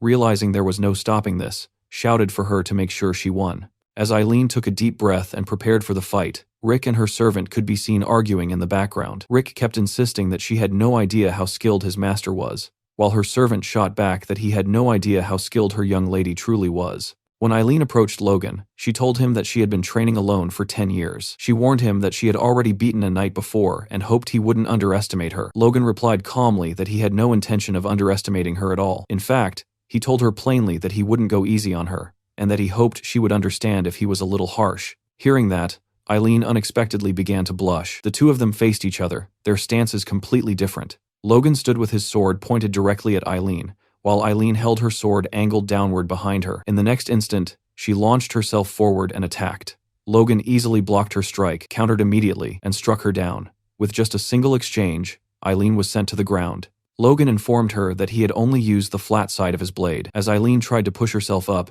her servant shouted that her sides were wide open and she needed to be careful. Gritting her teeth, Eileen told herself that no matter what, she would land at least one hit on Logan. What followed was pure carnage. Logan knocked Eileen down again and again, but each time he did, he corrected her. He told her that her grip was too loose, that she needed to move faster, and that her sides were exposed again. Eventually, Eileen stood there completely defeated while Logan looked down at her. Rick was utterly stunned, while Eileen's servant broke down crying for her young lady. Logan commented that she looked exhausted and suggested they take a break. Eileen refused outright and attacked him again, this time coming dangerously close to landing a hit. Logan calmly told her to wipe the sweat from her face. As he stopped her attack once more, Eileen realized that even a sneak attack wouldn't work on him. Still, Logan praised her for trying. That praise left Eileen frozen in place. She stared at him, wondering why he wasn't angry at all. Logan then told her that she needed to move more concisely and promptly smacked her on the head. Eileen looked up, tears welling in her eyes, and admitted that Logan was not someone to mess with. Looking down at her, Logan realized that her bad habits made it obvious she had truly learned swordsmanship alone. Yet despite that, she had improved noticeably with only a few pointers. That alone proved she was genuinely talented. He thought that she still wasn't using her full potential, and wondered if this was exactly how Felix had felt when watching him. Suddenly, Eileen let out a fierce battle cry and charged again. This time, she changed her approach, weaving from side to side instead of attacking head-on. Logan acknowledged that her footwork was interesting and far better than her earlier straightforward charges. When she attacked again, he blocked it just as easily. Frustrated, Eileen shouted that no matter what she did, Logan kept deflecting everything. In the next instant, Logan appeared behind her and struck her back down. Still, he told her that her talent was more than sufficient. As she struggled to get up again, Logan added that she had great potential. Eileen insisted on trying one more time, and Logan thought that her grit alone was already a pass. Seeing that she was injured, he extended his hand, offering to help her up. She hesitated, clearly wanting to continue fighting, but eventually accepted his hand. Logan told her that he would give her another chance next time they met. Then he suddenly pulled her closer to him. "I honestly love this." Logan then leaned in near her ear and told her that he genuinely loved this. He whispered that she had incredible talent and invited her to come with him to McLean Estate. Later, inside Felix's room, a discussion was taking place. Logan asked Felix why he had chosen Eileen out of all possible people. Felix explained that there were two reasons behind his decision. First, he said that although the Floyd family was not involved with either of the princes, they still held considerable influence in the capital. They were a family capable of representing the McLeans there. Hearing this, Logan thought that this was yet another reason Befros needed to wait. He reflected that he hadn't been overly worried since the Civil War would break out soon anyway. But from Felix's perspective, this choice made perfect sense. Felix then stated that the second reason was far more important. Logan fell silent, ready to listen. Felix admitted that he had been curious to see what would happen if a wild guy like Logan met a troublemaking maiden like Eileen. What he hadn't expected was for Logan to actually like her that much. As Felix laughed his ass off in the background, Logan thought that his master could be quite strange at times. Still, good was good. Felix told Logan that he had seen how his face turned red when he met Eileen and said that Logan finally looked like a boy his age. Logan didn't quite understand what he meant. Felix stood up from his chair and told Logan that he didn't know how heavy the burden on his shoulders truly was. Someone as young as Logan, wearing the expression of a man who had been holding up the entire world, wasn't easy to watch. Felix told him that he could share that burden if he wanted. He should open his heart more, trust the people around him, and allow himself to relax. Felix admitted he might be overstepping, but from everything he had heard, Eileen could give Logan the breathing room he needed. Logan wanted to tell Felix that his burden was something only he could carry, but Felix interrupted him, warning him not to wait too long to have a child, speaking from experience. The next day arrived with beautiful autumn weather outside. Inside, however, Logan was sparring with several of the knights he had brought with him. As the knight he was fighting lost his balance, Logan asked him why he failed to block that attack and told him to keep his focus next time. Logan reflected that it had been 3 weeks since he arrived in the capital. Aside from that single date, he had spent every day training or sparring with these knights, which still counted as training in his mind. He wondered why he felt more pressure from them now that they were in the capital, and briefly considered whether he might have beaten them up too much. Henderson looked at Logan with an expression that was hard to describe, perhaps appreciation, maybe even admiration. Earlier that day, the Knights of Esperanza had sparred with the McLean Knights, and Henderson's group had lost. One of Felix's knights commented that the Esperanzas required their knights to be mid-ranked, and said that people like Henderson should still be learning how to swing a sword. He added that Henderson might have potential, but his companions should find trainees to spar with next time. They also remarked that sparring on the first day showed excessive enthusiasm, which Henderson found strange. Henderson then told his companions that the Esperanza Knights were strong, but not as strong as the Iron Blood Sword.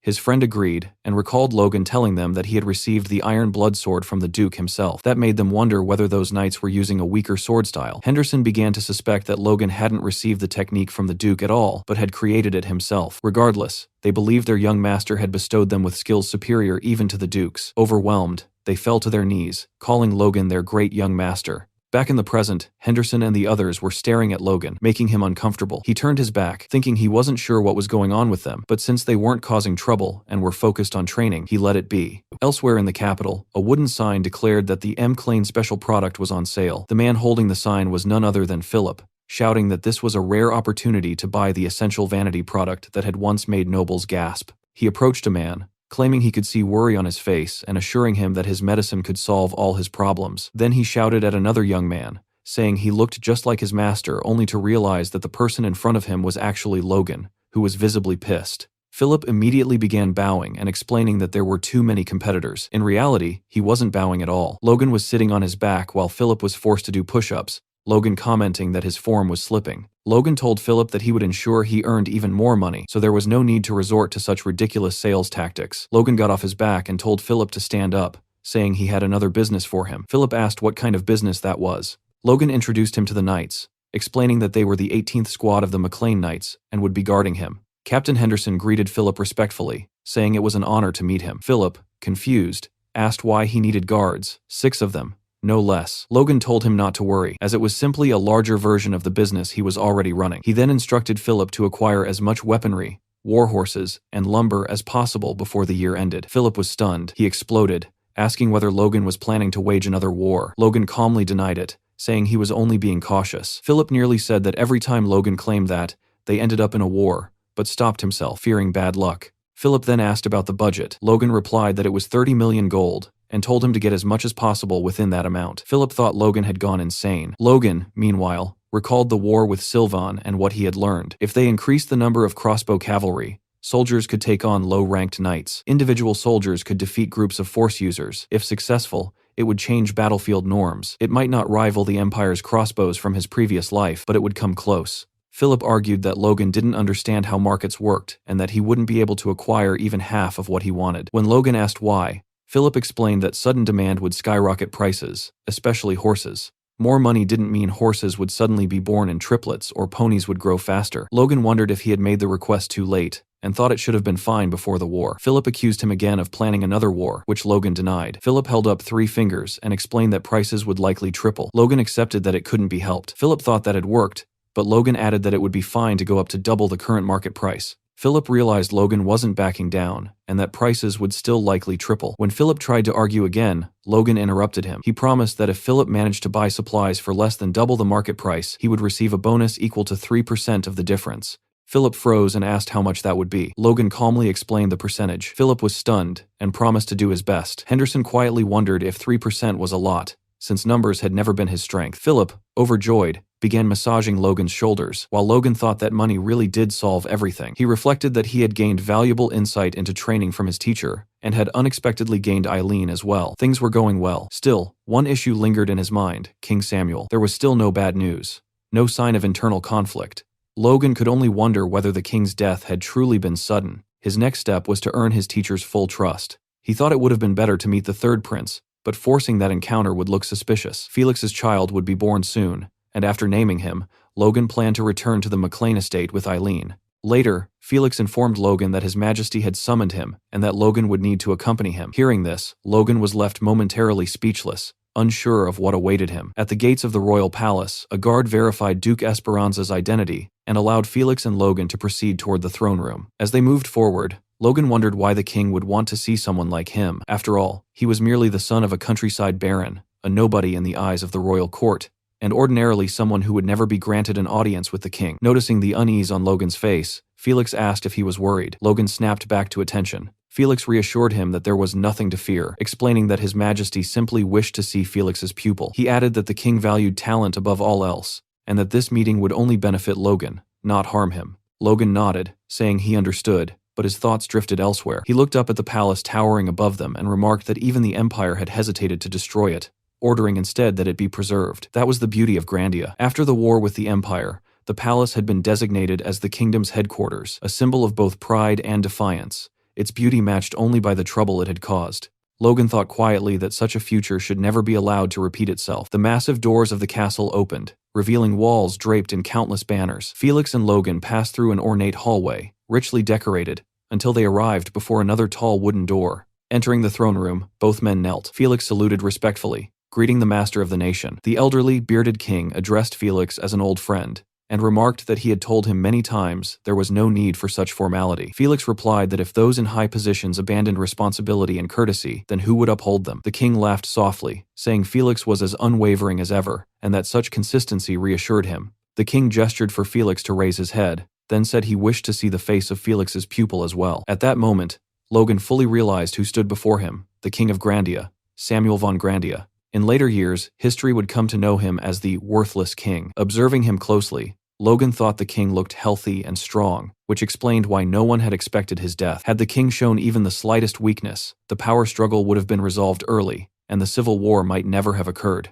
To Logan, things were still unfolding exactly as he remembered. The king studied Logan and commented that he seemed to possess the grit necessary to be taught by Felix. He added that Logan was the first young man who had ever stared at him so intently. Startled, Logan immediately lowered his head and apologized. The king waved it off, telling Logan there was no need to adopt Felix's excessive manners, and that he quite liked energetic youth. Felix stepped in, stating that Logan's strength matched his will, and that his courage and wisdom, proven by leading his territory to victory despite overwhelming odds, made him a solid foundation for the kingdom's future. The king agreed, saying Logan was indeed worthy of being Felix's pupil. Curious, he asked how the two had first met. Felix brought up an old wound from his past, one dating back to his days as a knight. After hearing the full story, the king burst into laughter, calling it a most curious twist of fate, one he never would have imagined. Turning back to Logan and addressing him by name, the king left Logan at a loss for words. The king then said something that stunned him even more. He expressed his deep gratitude to Logan. Samuel explained that he had long felt indebted to Felix because of that wound,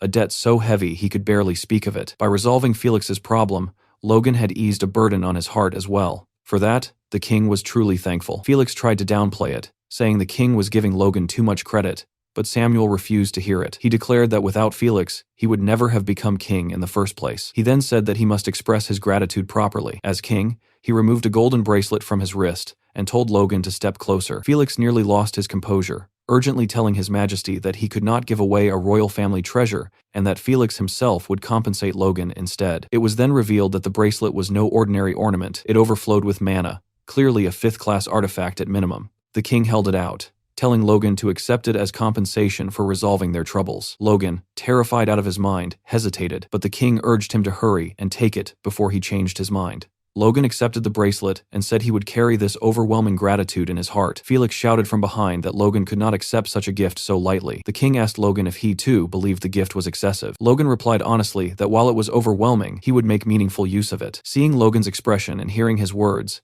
the king concluded that Logan's ambitions might surpass even his teachers. Felix looked like he was on the verge of collapse. Finally, the king extended his hand and said that this meeting was the result of a good connection, and that he hoped the gift would deepen that bond in the future. Logan lowered his head as Samuel instructed him to serve his teacher as faithfully as the sky itself, and to work for the nation just as Felix had. Logan thought quietly that he wasn't sure whether what he was about to do was for the nation or for himself, but one thing was certain: he would stop the empire at all costs. Logan knelt once more before the king and declared that he would gladly carry out his duty. After their meeting with the king, Felix and Logan strolled through the palace gardens together. Felix remarked that His Majesty must have grown quite soft. He said that the king was never the type to speak so much, nor was he someone who would normally request a personal meeting with Logan. These unusual behaviors worried Felix, making him suspect that the king might be hiding concerns deep in his heart. Hearing this, Logan told Felix not to worry. He explained that although the meeting had been short, he could tell that if the king truly had a problem, he would have told Felix immediately. Since he hadn't said anything, it was likely an issue Felix didn't need to concern himself with. After hearing this,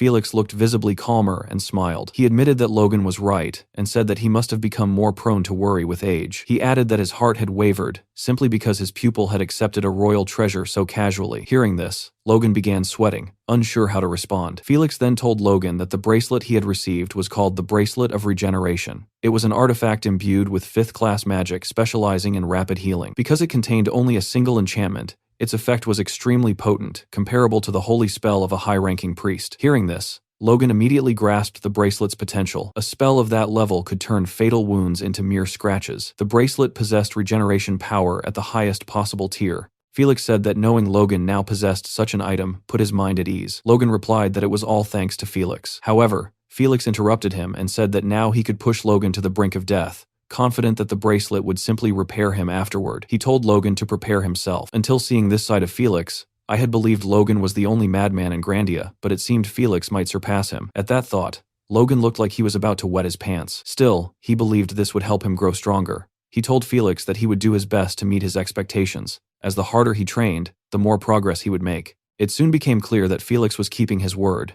Lying on the ground, barely conscious, Logan thought that he remembered this scene from somewhere before. Felix stood over him and asked how long he planned to lie there, ordering him to get back up. Suddenly, one of Felix's servants came running and shouted for him. The news the servant brought was something everyone had been waiting for. The Sword Duke had finally had his child. Felix threw a grand celebration so extravagant that some nobles even thought it excessive for the birth of a daughter. At the party, people whispered among themselves, saying they had heard that the Sword Duke's pupil would also be attending. When they spotted Logan, they approached him and asked if he was the one, commenting that he was much younger than they had expected. Seeing this, Logan could only think about how much attention the title of Sword Duke's pupil attracted, and how the days when he sold Imperic at parties felt like a lifetime ago. Logan then turned around and saw Felix. He was holding his baby in his arms, standing beside the Duchess, and he looked like the happiest man in the entire world. Soon, a servant announced the arrival of an important guest, the Bishop of Grandia's United Holy Order. The man introduced was Crimson Matthew. The bishop stepped forward to congratulate Felix on the birth of his descendant,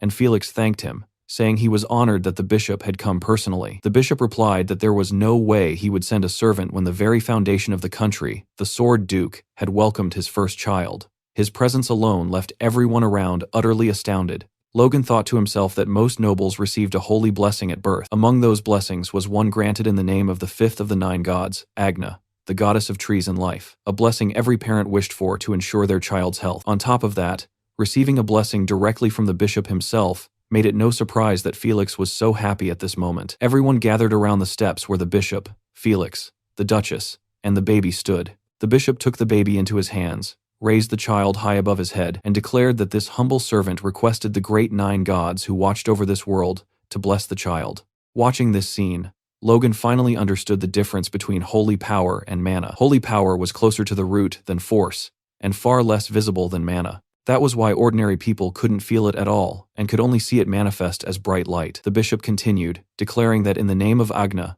the goddess of life, he blessed this newly born Esperanza. At that moment, tens of thousands of powerful streams of blue light surged toward the bishop and the child. Those who witnessed it were left in awe. Everyone immediately began congratulating the Duke, saying that with such a powerful light, the child was surely destined to grow up healthy and strong. But that was not what actually happened. The only ones who seemed to realize this were Logan and the bishop. The holy power had been deflected from the baby's body. Seeing the bishop's expression, Felix grew anxious and asked what was wrong. The bishop replied that nothing was wrong at all, explaining that he was simply tired after performing a blessing for the first time in so long. He apologized and said he would now take his leave. As the bishop descended the stairs, the Duke and his Duchess watched him, their expressions revealing that they too sensed something unusual about the event. Observing this, Logan thought that since holy power was only one of many forms of power, it was possible the baby possessed a peculiar constitution that resisted it. Even so, Logan felt deeply uncomfortable. That discomfort seemed to originate from Count Befros, who was standing in front of Logan and now saluted him. Befros remarked that it was a shame Logan appeared rather unwell. Logan returned the greeting and replied that he was quite well,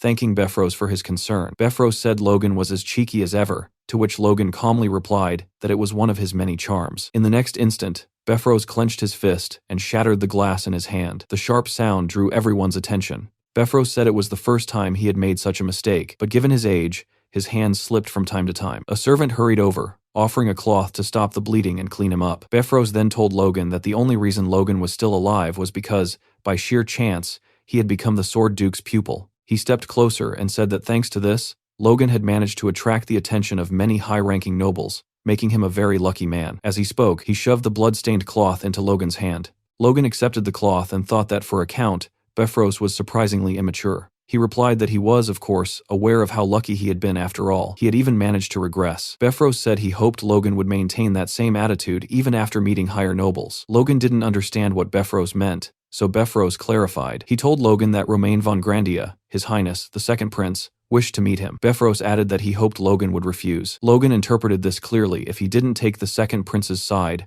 Befros would make him pay. Logan replied that it would be an honor to be introduced to His Highness, the second prince, by Befros, and that he would carefully deliberate on the suggestion. Hearing this, Befros scoffed, saying Logan's words were arrogant and that the prince's orders were not mere suggestions. Logan stepped closer to Befros and calmly said that he believed it was a suggestion, and that Befros surely wouldn't want him and his teacher to do something foolish like joining the other side. As he spoke, Logan neatly placed the bloodied cloth into Befros's breast pocket. Befros clenched his fist and told Logan that he would soon notify him of the date. He warned that if this was another one of Logan's deceptions, then Logan would be paying a debt far greater than he could imagine. Logan simply smiled from within the crowd and said he would be waiting for Befros's message. As Befros walked away, Logan thought that Befros could run his mouth all he wanted for now. Once the civil war began, Befros wouldn't even have time to think about him. There were only a few months left, and all Logan had to do was delay meeting him until then. Logan also thought that despite having power comparable to a Margrave, Befros was acting as nothing more than a messenger for the second prince. In that sense, Count Befros had already become a laughingstock. It turns out that Befros was in conversation with Jordan Valtermine, the Blazing Heat Sword, one of the kingdom's 5 dukes, a superhuman aura wielder, and also the maternal grandfather of the second prince. Jordan briefly noticed Logan, but only for a couple of seconds before turning his head away. Logan immediately understood that he was being openly ignored. To someone like Jordan, Logan simply wasn't worth acknowledging. After all, the real target here was never him, but Felix. While Logan was still thinking about this, a man approached him from behind and spoke softly, addressing him formally as young Master Logan. Logan turned and saw Lord Veron Kairos, his uncle. Veron laughed warmly, clearly pleased to see Logan, commenting on how long it had been since they last met and how proud he felt seeing Logan all grown up. Logan, however, asked him bluntly what nonsense he was spouting. Veron Kairos was his mother's elder brother and the successor of the Kairos family, a house tied to the Macklins through marriage. Yet Logan couldn't recall Veron ever truly acting like an uncle. A memory surfaced from Logan's childhood, where he had once called Veron uncle during a gathering, only to be mocked and warned not to overstep his place. Back then, Veron had looked down on him like he was nothing more than filth. Back in the present, Veron explained that even if they lacked direct blood ties, the world still recognized the Kairos and Emclane families as bound by marriage. Logan coldly asked whether those ties hadn't already been severed. Veron laughed, telling him not to use such harsh words, insisting that mistakes were made in the past, but kin was still kin. He reminded Logan of the support the Kairos family had supposedly given the Macklins over the last decade, and asked if Logan truly couldn't overlook a single mistake. Logan recalled his mother's face during the Tesseron attack, when the Kairos family had turned their backs and abandoned them. He replied that if that mistake hadn't involved closing their eyes while their own kin fell off a cliff, perhaps he could have forgiven it, but not now. Veron felt insulted, thinking Logan had grown far too bold after gaining a little fame. He judged Logan as reckless, still acting without thinking. To Veron, manipulating someone like him shouldn't be difficult. He then admitted that what his family had done was indeed unforgivable, and offered a formal apology on behalf of the Kairos family. Logan calmly told him that Veron seemed well aware it was far too late for apologies. Veron cursed him internally, but forced a smile. He said that if Logan wanted compensation, he would provide it, pulling out a blank check and handing it over. He added that reconciliation between kin was better than permanent separation. Logan accepted the check and asked if Veron planned to say nothing else after offering compensation, especially since he claimed to be apologizing. Veron clenched his teeth in humiliation. Then, shocking everyone nearby, he bowed deeply before Logan and begged for his help, promising to do whatever Logan asked and to focus on the future rather than the past. Logan found it absurd that the successor of the Kairos family, a man who had never reflected on his own faults, was behaving this way. Something rotten was clearly happening. This wasn't genuine remorse, it was pressure from above. Logan noticed another man in the background, Duke Owen Douglas, the first prince's paternal grandfather, and the only 6th circle magician in the kingdom, standing in direct opposition to Jordan Valtermine. Logan realized that whether it was Kairos or Befros, 2 of the 3 richest men in the kingdom were ultimately being forced into submission by the Duke's schemes. And if those men were involved, then he had something important he could entrust to them. He told Veron to raise his head and said that small favors between kin didn't need to be complicated, asking if Veron agreed. Logan leaned closer and whispered something into Veron's ear, Veron initially thanked him, but as the request sank in, his expression collapsed into despair. Logan, meanwhile, wore a wide grin. Logan told him that if he fulfilled this single request, arranging a meeting with the first prince would be simple. Veron nodded in defeat, saying he understood and would do exactly as Logan wished. At that moment, a voice interrupted them, calling for everyone's attention. It was Lefman, a vassal of the Esperanza family, announcing that the most important ceremony of the celebration was about to begin. With the safe arrival of the young lady, it was time to welcome the person who would grant her a name. As Lefman prepared to announce it, he hesitated and turned to the Duke and Duchess for confirmation, still unable to believe it. They nodded. Lefman then declared that His Grace's pupil, young Master Logan, would be the one to name the child. As Logan passed Lefman and ascended the stairs toward Felix, the crowd murmured in disbelief. Logan took the baby into his arms, immediately noticing how bright and precious her eyes were. He sensed that she had been bathed in Felix's aura from birth, her vitality overflowing. The baby seemed comfortable, even reaching out toward Logan's face, causing him to blush. Logan had thought of many names before, yet in this moment, they all vanished from his mind. Finally, he spoke, declaring that her name would be Stella, meaning star in the ancient tongue. He expressed his hope that she would become a radiant beacon, shining brightly even in the darkest night. Felix and the Duchess were visibly moved, joy clear on their faces. Felix lowered his head with pride and gratitude, accepting the name wholeheartedly. Standing beside them on the stairs, Logan still found it strange that holy power had been repelled from her earlier. But seeing their happiness, he pushed the thought aside, convincing himself that it was probably nothing serious.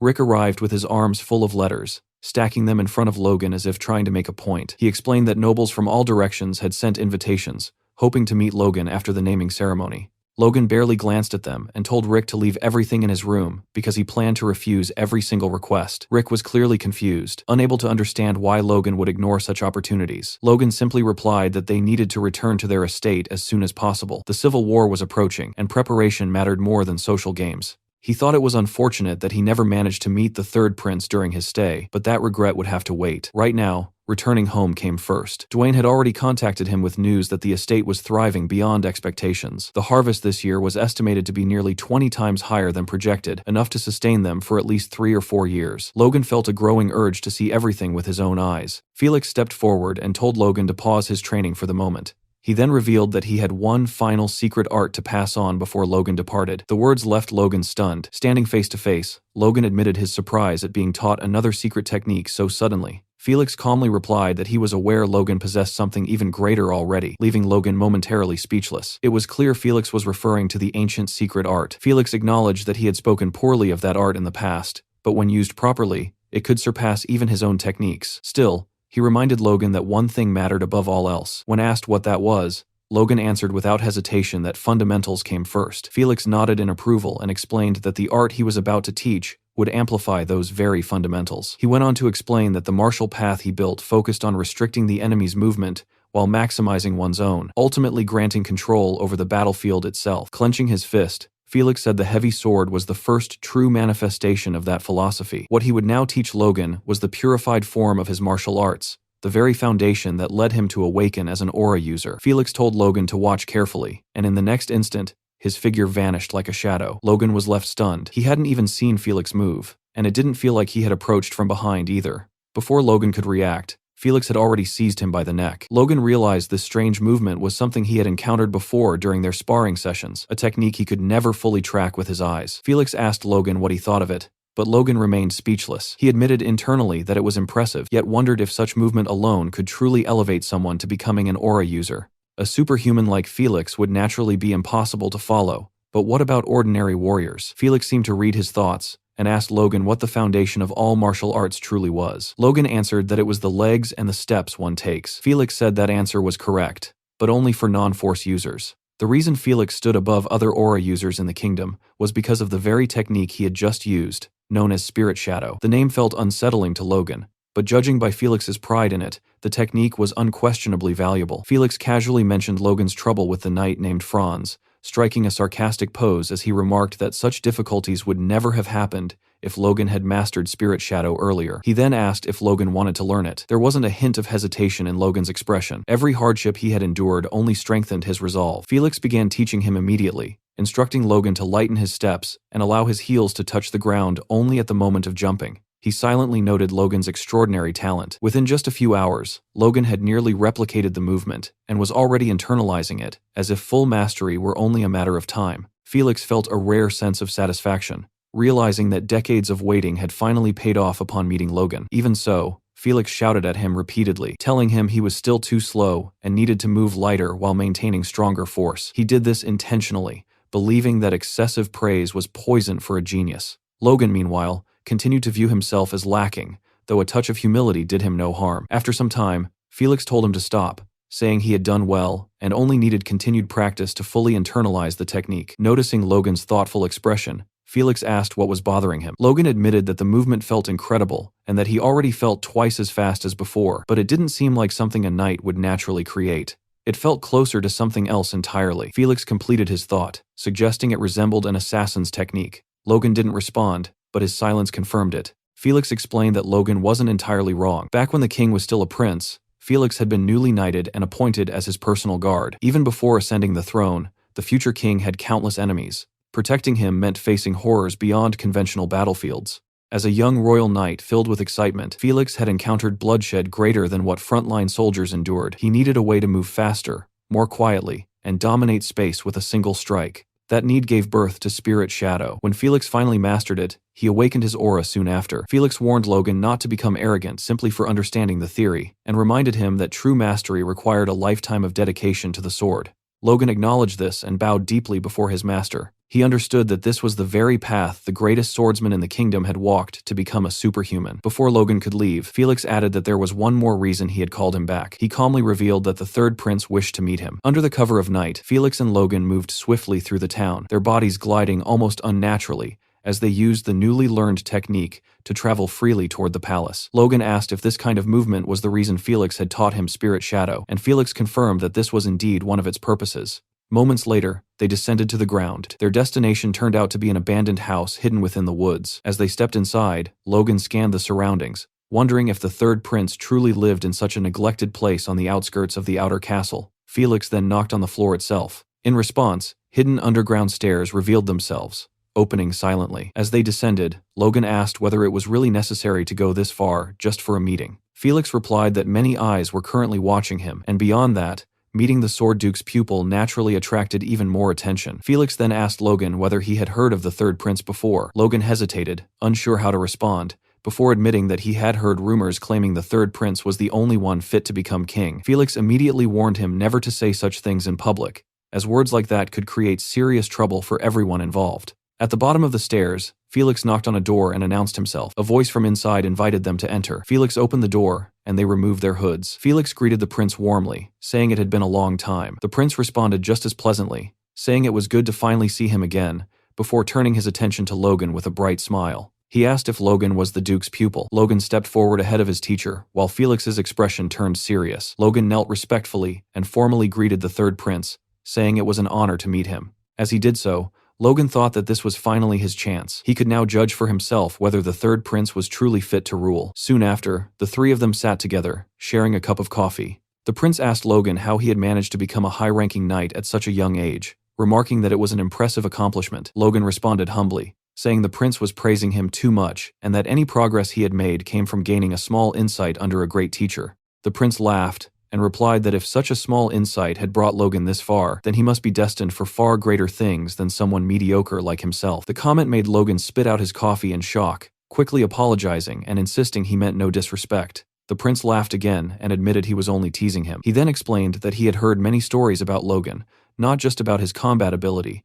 but also how he had rescued his declining family and expanded their influence. The prince told him that such achievements truly made Logan worthy of being called a hero. Logan thanked him for the praise, while silently noting that the prince was surprisingly well informed about matters most nobles would dismiss as unimportant. Logan glanced at Felix, who subtly shook his head, signaling that he had not been the source of this information. Seeing this, the prince explained that since Felix had spoken so highly of Logan, he conducted his own investigation. He then asked if he had offended Logan in any way. Logan assured him that he had not and expressed gratitude for the prince's interest. As Logan studied him more closely, he realized that the third prince was not just slightly better than his brothers, he might surpass them by far. The prince then said they should stop circling the topic and get straight to the point. He explained that Logan might not yet realize it, but the fate of the kingdom was already in danger. The nobles had split the country into two opposing factions, each trying to devour the other. While open warfare had not yet broken out, the situation was a ticking time bomb. The prince bluntly stated that two reckless men who cared nothing for common people were poisoning the kingdom and would eventually bring it to ruin. That was why he needed capable individuals. He needed power to drive out those leeches draining the country dry. Felix was stunned by the bluntness of his words. The prince then turned to Felix, saying he understood his position and knew that as a powerless prince, he could not command the Sword Duke's pupil to serve him. But that was never his intention. He turned back to Logan and declared that Logan was a genius of the century and a treasure of the kingdom. He expressed his hope that when the time came, talented people like Logan would stand by his side. He extended his hand and asked Logan if he could do that for him. Logan felt that this was exactly what he had been waiting for. He told the prince that he deeply agreed with his views, and that after meeting him in person, he realized the rumors were not wrong. The third prince truly seemed to be the only candidate fit to rule. However, Logan explained that there were obstacles preventing him from serving under the prince immediately. The prince replied that he had expected as much, and assumed Logan had no interest. Logan clarified that this was not the case at all, and that the prince's potential alone was more than sufficient. He added that it was widely known that the other princes were already engaging in disgraceful behavior, which left Felix visibly shocked. Felix tried to interrupt, saying Logan was not in a position to speak about the princes, but the third prince stopped him, stating that Logan was free to continue. Logan explained that his estate was currently in conflict with Count Befros, a dangerous enemy who could not be opposed lightly at their current strength. He needed to resolve this issue first before answering the prince's call. The prince thought for a moment before asking whether Logan was aligned with the second prince. Logan replied that if given some time, he would deal with Befros and then support the third prince with the restored power of the Macleans. In return, the prince would have Logan as his sword. The prince found this proposal intriguing, remarking that such confidence was fitting for the Sword Duke's pupil. He extended his hand again and told Logan that he would prepare a gift for him once that day came. Logan reached out and shook his hand, and the prince told him to look forward to it. After leaving the abandoned house, Felix asked Logan what he had been thinking when he effectively pledged himself to the third prince. Logan asked if he had come across as too direct, explaining that he only meant after handling his own matters. Felix scoffed, calling Logan a crafty brat and saying he understood perfectly what Logan meant. Logan laughed and replied that he did it because he trusted Felix. Felix reminded him that he had warned Logan he could guarantee nothing. Felix then said he knew that was not the whole story, and told Logan he could share his worries if he wished, as Felix might be able to help. Logan looked up silently before asking Felix which of the three princes he believed should become king. Felix avoided the question, saying it was not his place to decide, and that it was ultimately the king's choice. Logan then shared a saying he had heard. The first prince would become a tyrant who destroyed the royal family, while the second prince would become a terrible king who ruined the nation. Felix reacted sharply, asking who dared to say such things. Logan thought to himself that Felix himself had said those words in his previous life, and doubted his opinion had truly changed. Logan stated that he believed those words, and felt that the third prince would be far better than the other two. He asked Felix directly what he thought. Felix hesitated once again. Seeing this, Logan clarified that he wanted Felix's honest opinion. Felix looked down at him, considered his words carefully, and finally admitted the truth that he shared the same sentiment. Hearing this, Logan felt a sense of certainty. For now, it might only be a seed planted in Felix's thoughts, but when the unexpected chaos erupted, that seed would bloom. Logan then told Felix to protect the third prince until he came of age, even though he knew turmoil would strike before then. Felix sighed, and told Logan that he had always known he was intriguing, but admitted that he had no idea what Logan was truly planning. As they left the castle grounds, Logan fell into deep thought. Over the past 2 months, he had accomplished a great deal. He had confirmed the king's condition, and personally met the third prince. He had secured trade routes and networks through Kairos and obtained a promise of cooperation, which would make acquiring supplies for the upcoming civil war far easier. With all of that settled, Logan felt it was finally time to return to the Macleans, and that was exactly what he did. As they passed through open fields, Henderson remarked that the journey had been worthwhile, as they had been able to dedicate their time in Grand to training. Another knight agreed, adding that they had even crossed swords with the Sword Duke's knights, which alone made the trip valuable. Still, he said that the greatest gain from this expedition was something else entirely. Henderson immediately agreed. It was obvious what they were talking about Logan's engagement. The knights quietly discussed it, with Henderson admitting that he never would have believed Logan would find his match in the capital. Another knight mentioned hearing rumors that Logan had already made up his mind after their very first date. They then wondered aloud what Logan liked so much about her, not realizing that he could hear every word. Logan answered that question silently in his own mind. What drew him to Eileen was her power and her combat ability. His gaze shifted to his newly engaged fiancée. He knew that, in truth, he was bringing her back to Maclean, to be trained as a knight, even though their engagement existed only on paper for now. Because of that, convincing her father had not been easy. The man had been deeply concerned about his precious daughter becoming a knight, especially when Logan planned to take her away the very day after their discussion. In fact, he had clearly stated that if Logan so much as touched her before the wedding, he would personally cut off his head. Eileen suddenly spoke up, asking Logan to keep his promise to her. Logan asked what she meant. She replied that she could not leave without results after coming all this way, so he had to honor what he promised her. Hearing this, Logan looked down at Eileen, noticing how tightly she was gripping her skirt. In that moment, he understood the feeling she was experiencing, the weight of leaving behind the place where she had lived her entire life. Logan told her that he would honor his promise no matter what. Hearing that, Eileen said softly that she hoped they would arrive soon. Soon they reached the McLean estate. Inside, Logan and Eileen stood before the other members of the family, and Logan calmly announced that he was back. However, no one seemed particularly focused on his return because their attention was completely stolen by the girl standing beside him. Shock rippled through the hall, and even Patrick stared in disbelief, silently admitting that the two actually looked good together. Patrick welcomed Logan home and immediately asked who the young lady was. Logan introduced her as Lady Eileen Floyd, his fiancée. The servants instantly lost their composure, struggling to believe what they had just heard. Patrick felt overwhelming joy, thinking that when he requested help from the Sword Duke, he had only hoped for a courtship. Yet Logan had returned with a full engagement, far exceeding every expectation he had. As Patrick began welcoming Eileen, nearly calling himself her father-in-law, Logan cut in and dropped another bombshell, announcing that Eileen would also be joining the McLean Knights Order. Eileen stepped forward confidently, reintroducing herself and declaring that she would serve both as a daughter-in-law and as a knight to the best of her ability. Patrick immediately turned pale, looking moments away from collapse,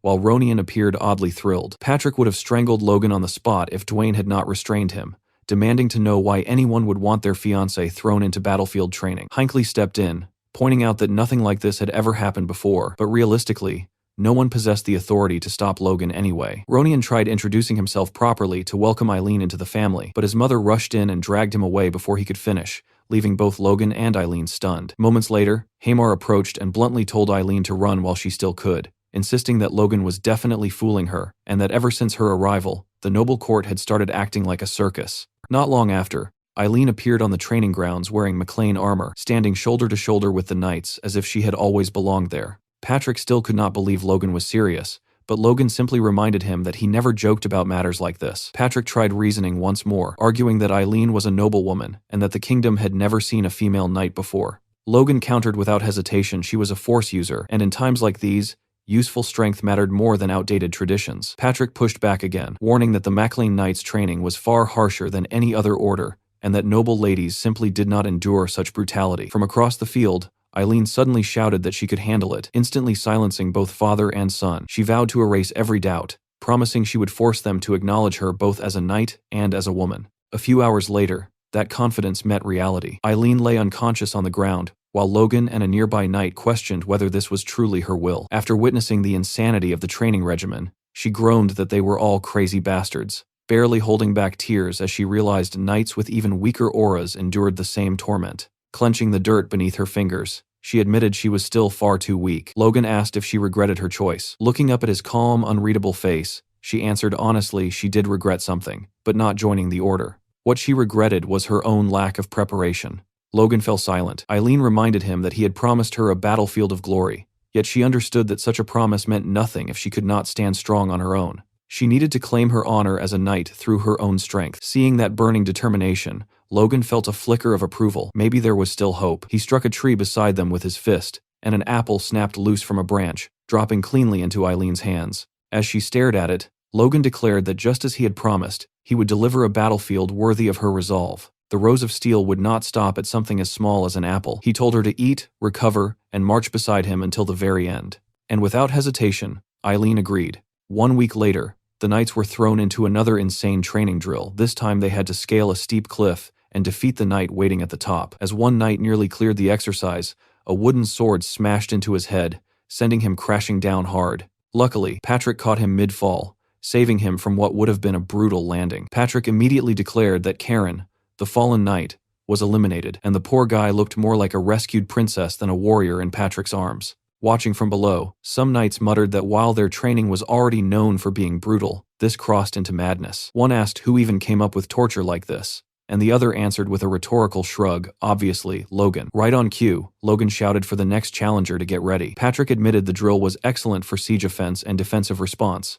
though its only flaw was how dangerously close it danced with serious injury. The next name called was Eileen. Logan signaled her to begin, and she launched forward without hesitation. In just 2 explosive jumps, she nearly reached the top, making one knight comment on her ridiculous speed, while another warned that speed alone would not win the exercise heavily favored the defender. Just as the defending knight swung at her, Eileen spat straight into his eyes, blinding him for a split second. Using that opening, she landed cleanly on the cliff's edge, rushed forward, and in less than a heartbeat had her blade pressed against his neck. Logan immediately announced her success, and Patrick just stood there stunned. Meanwhile, Eileen openly celebrated the win. Patrick turned to Logan and asked if he had not said she was of noble birth. Logan casually replied that she probably was, but she was clearly something else too. Then Logan asked if Patrick acknowledged her now. Patrick admitted she had been working relentlessly to keep up with training, and that her swordsmanship was outstanding, so there was no way he could deny her ability. The other knights erupted in protest, shouting that if tactics like spitting were allowed, they would start fighting dirty too. Logan sighed and said they might need to have a talk with her since that was not exactly the example they wanted for the order. Patrick stayed silent. Logan then glanced at his father and pointed out that the knights were adapting well. Logistics were being handled smoothly by Philip, and only one major matter remained. His expression hardened as he told Patrick they needed a private conversation. Back at the MacLean estate, Philip was already tearing through responsibilities like a storm. He stopped Administrator Lugal first, explaining that the storage layout wasted space and could be reorganized to cut costs while extending product shelf life. Lugal thanked him immediately. Philip then turned to Dwayne about payroll errors and town upkeep discrepancies, prompting Dwayne to promise a review. Next, he informed Mr. Farron that while the armaments were well maintained, cleaning oil from Kalia cost half as much as the one from Kales, proof that a merchant always knew the market. Watching all this, Lugal asked if Philip had not arrived just yesterday. Dwayne replied that the young master had ordered Philip to assist with estate operations, but the man clearly operated on an entirely different level. He added that Philip was also the one responsible for procuring the massive shipments of weapons and lumber flooding into their territory. When Lugal wondered what Logan planned to do with all of it, Dwayne broke into a nervous sweat, because no matter how you looked at it, there was only one logical answer: war. Meanwhile, on the training grounds, Patrick exploded after hearing Logan's news. He could not believe that war was what Logan wanted to discuss privately. Logan stayed quiet at first, letting the weight settle. Patrick asked if Befros was about to invade, but Logan shook his head and calmly said they would be the ones starting it.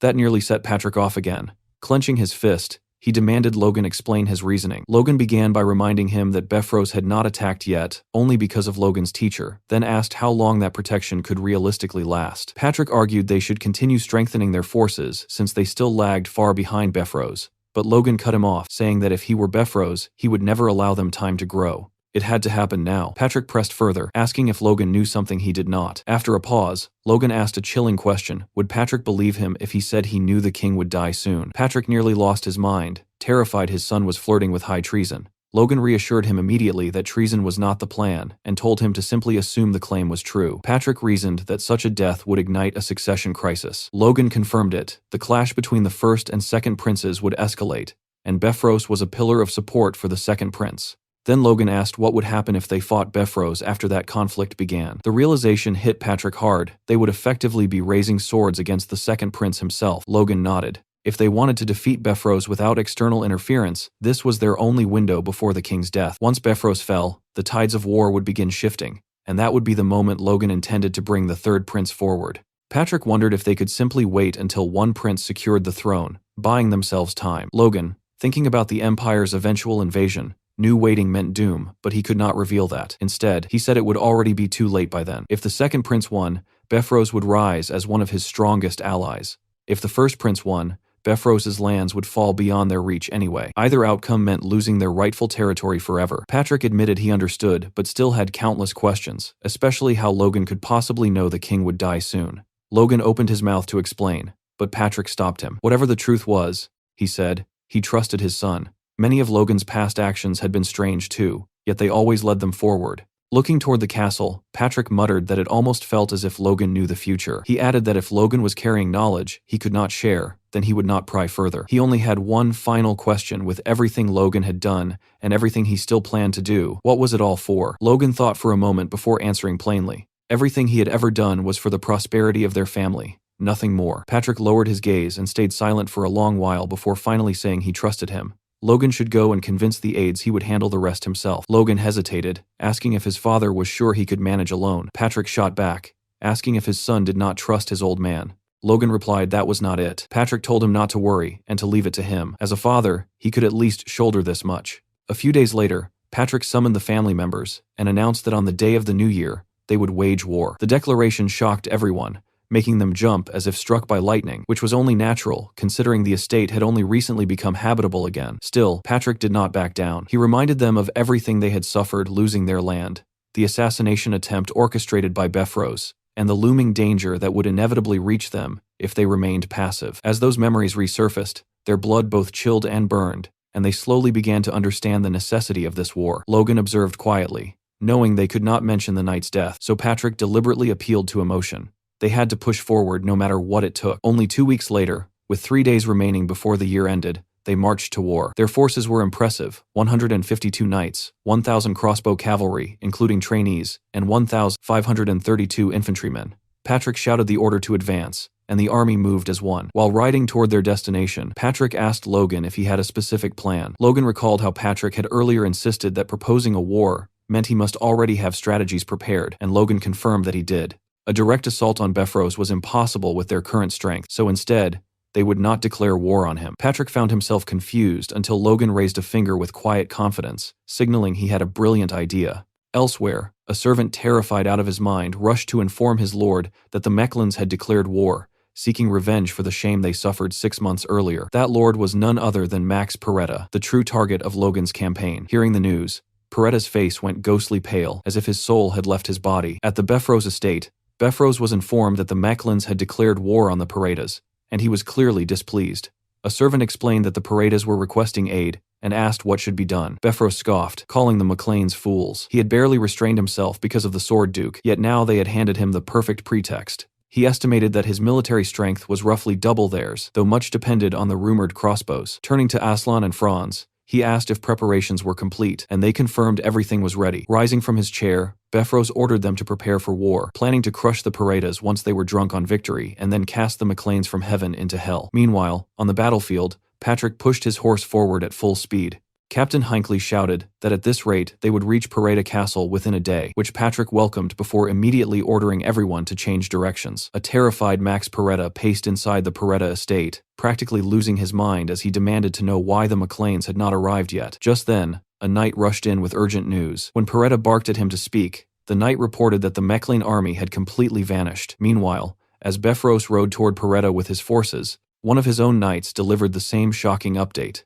The McLeans were no longer anywhere near Peretta territory and had instead appeared within Befros's domain. In that instant, Befros grasped the truth behind their strategy. If they were not targeting the first castle, then there was only one possibility left: the second stronghold, Castle Tomoto. Elsewhere, Logan and Captain Hinckley stood overlooking their destination. Logan calmly stated that this was it, and Hinckley agreed, as their eyes settled on the enormous structure before them, Castle Tomoto, Befros's second castle and home to a massive granary. Hinckley explained that this fortress was essentially Befros's lifeline, storing the majority of his provisions, and that capturing it would deal devastating long-term consequences to their enemy. Still, he could not help but ask Logan whether occupying this castle alone would truly be enough to secure victory. A memory surfaced from an earlier conversation between Logan and Patrick. Logan had proposed that they publicly declare war on Peretta, though their real objective was Castle Tomoto. Patrick had been baffled at first, struggling to understand the layered plan. When he asked whether Logan intended to lure Befros out by attacking Peretta,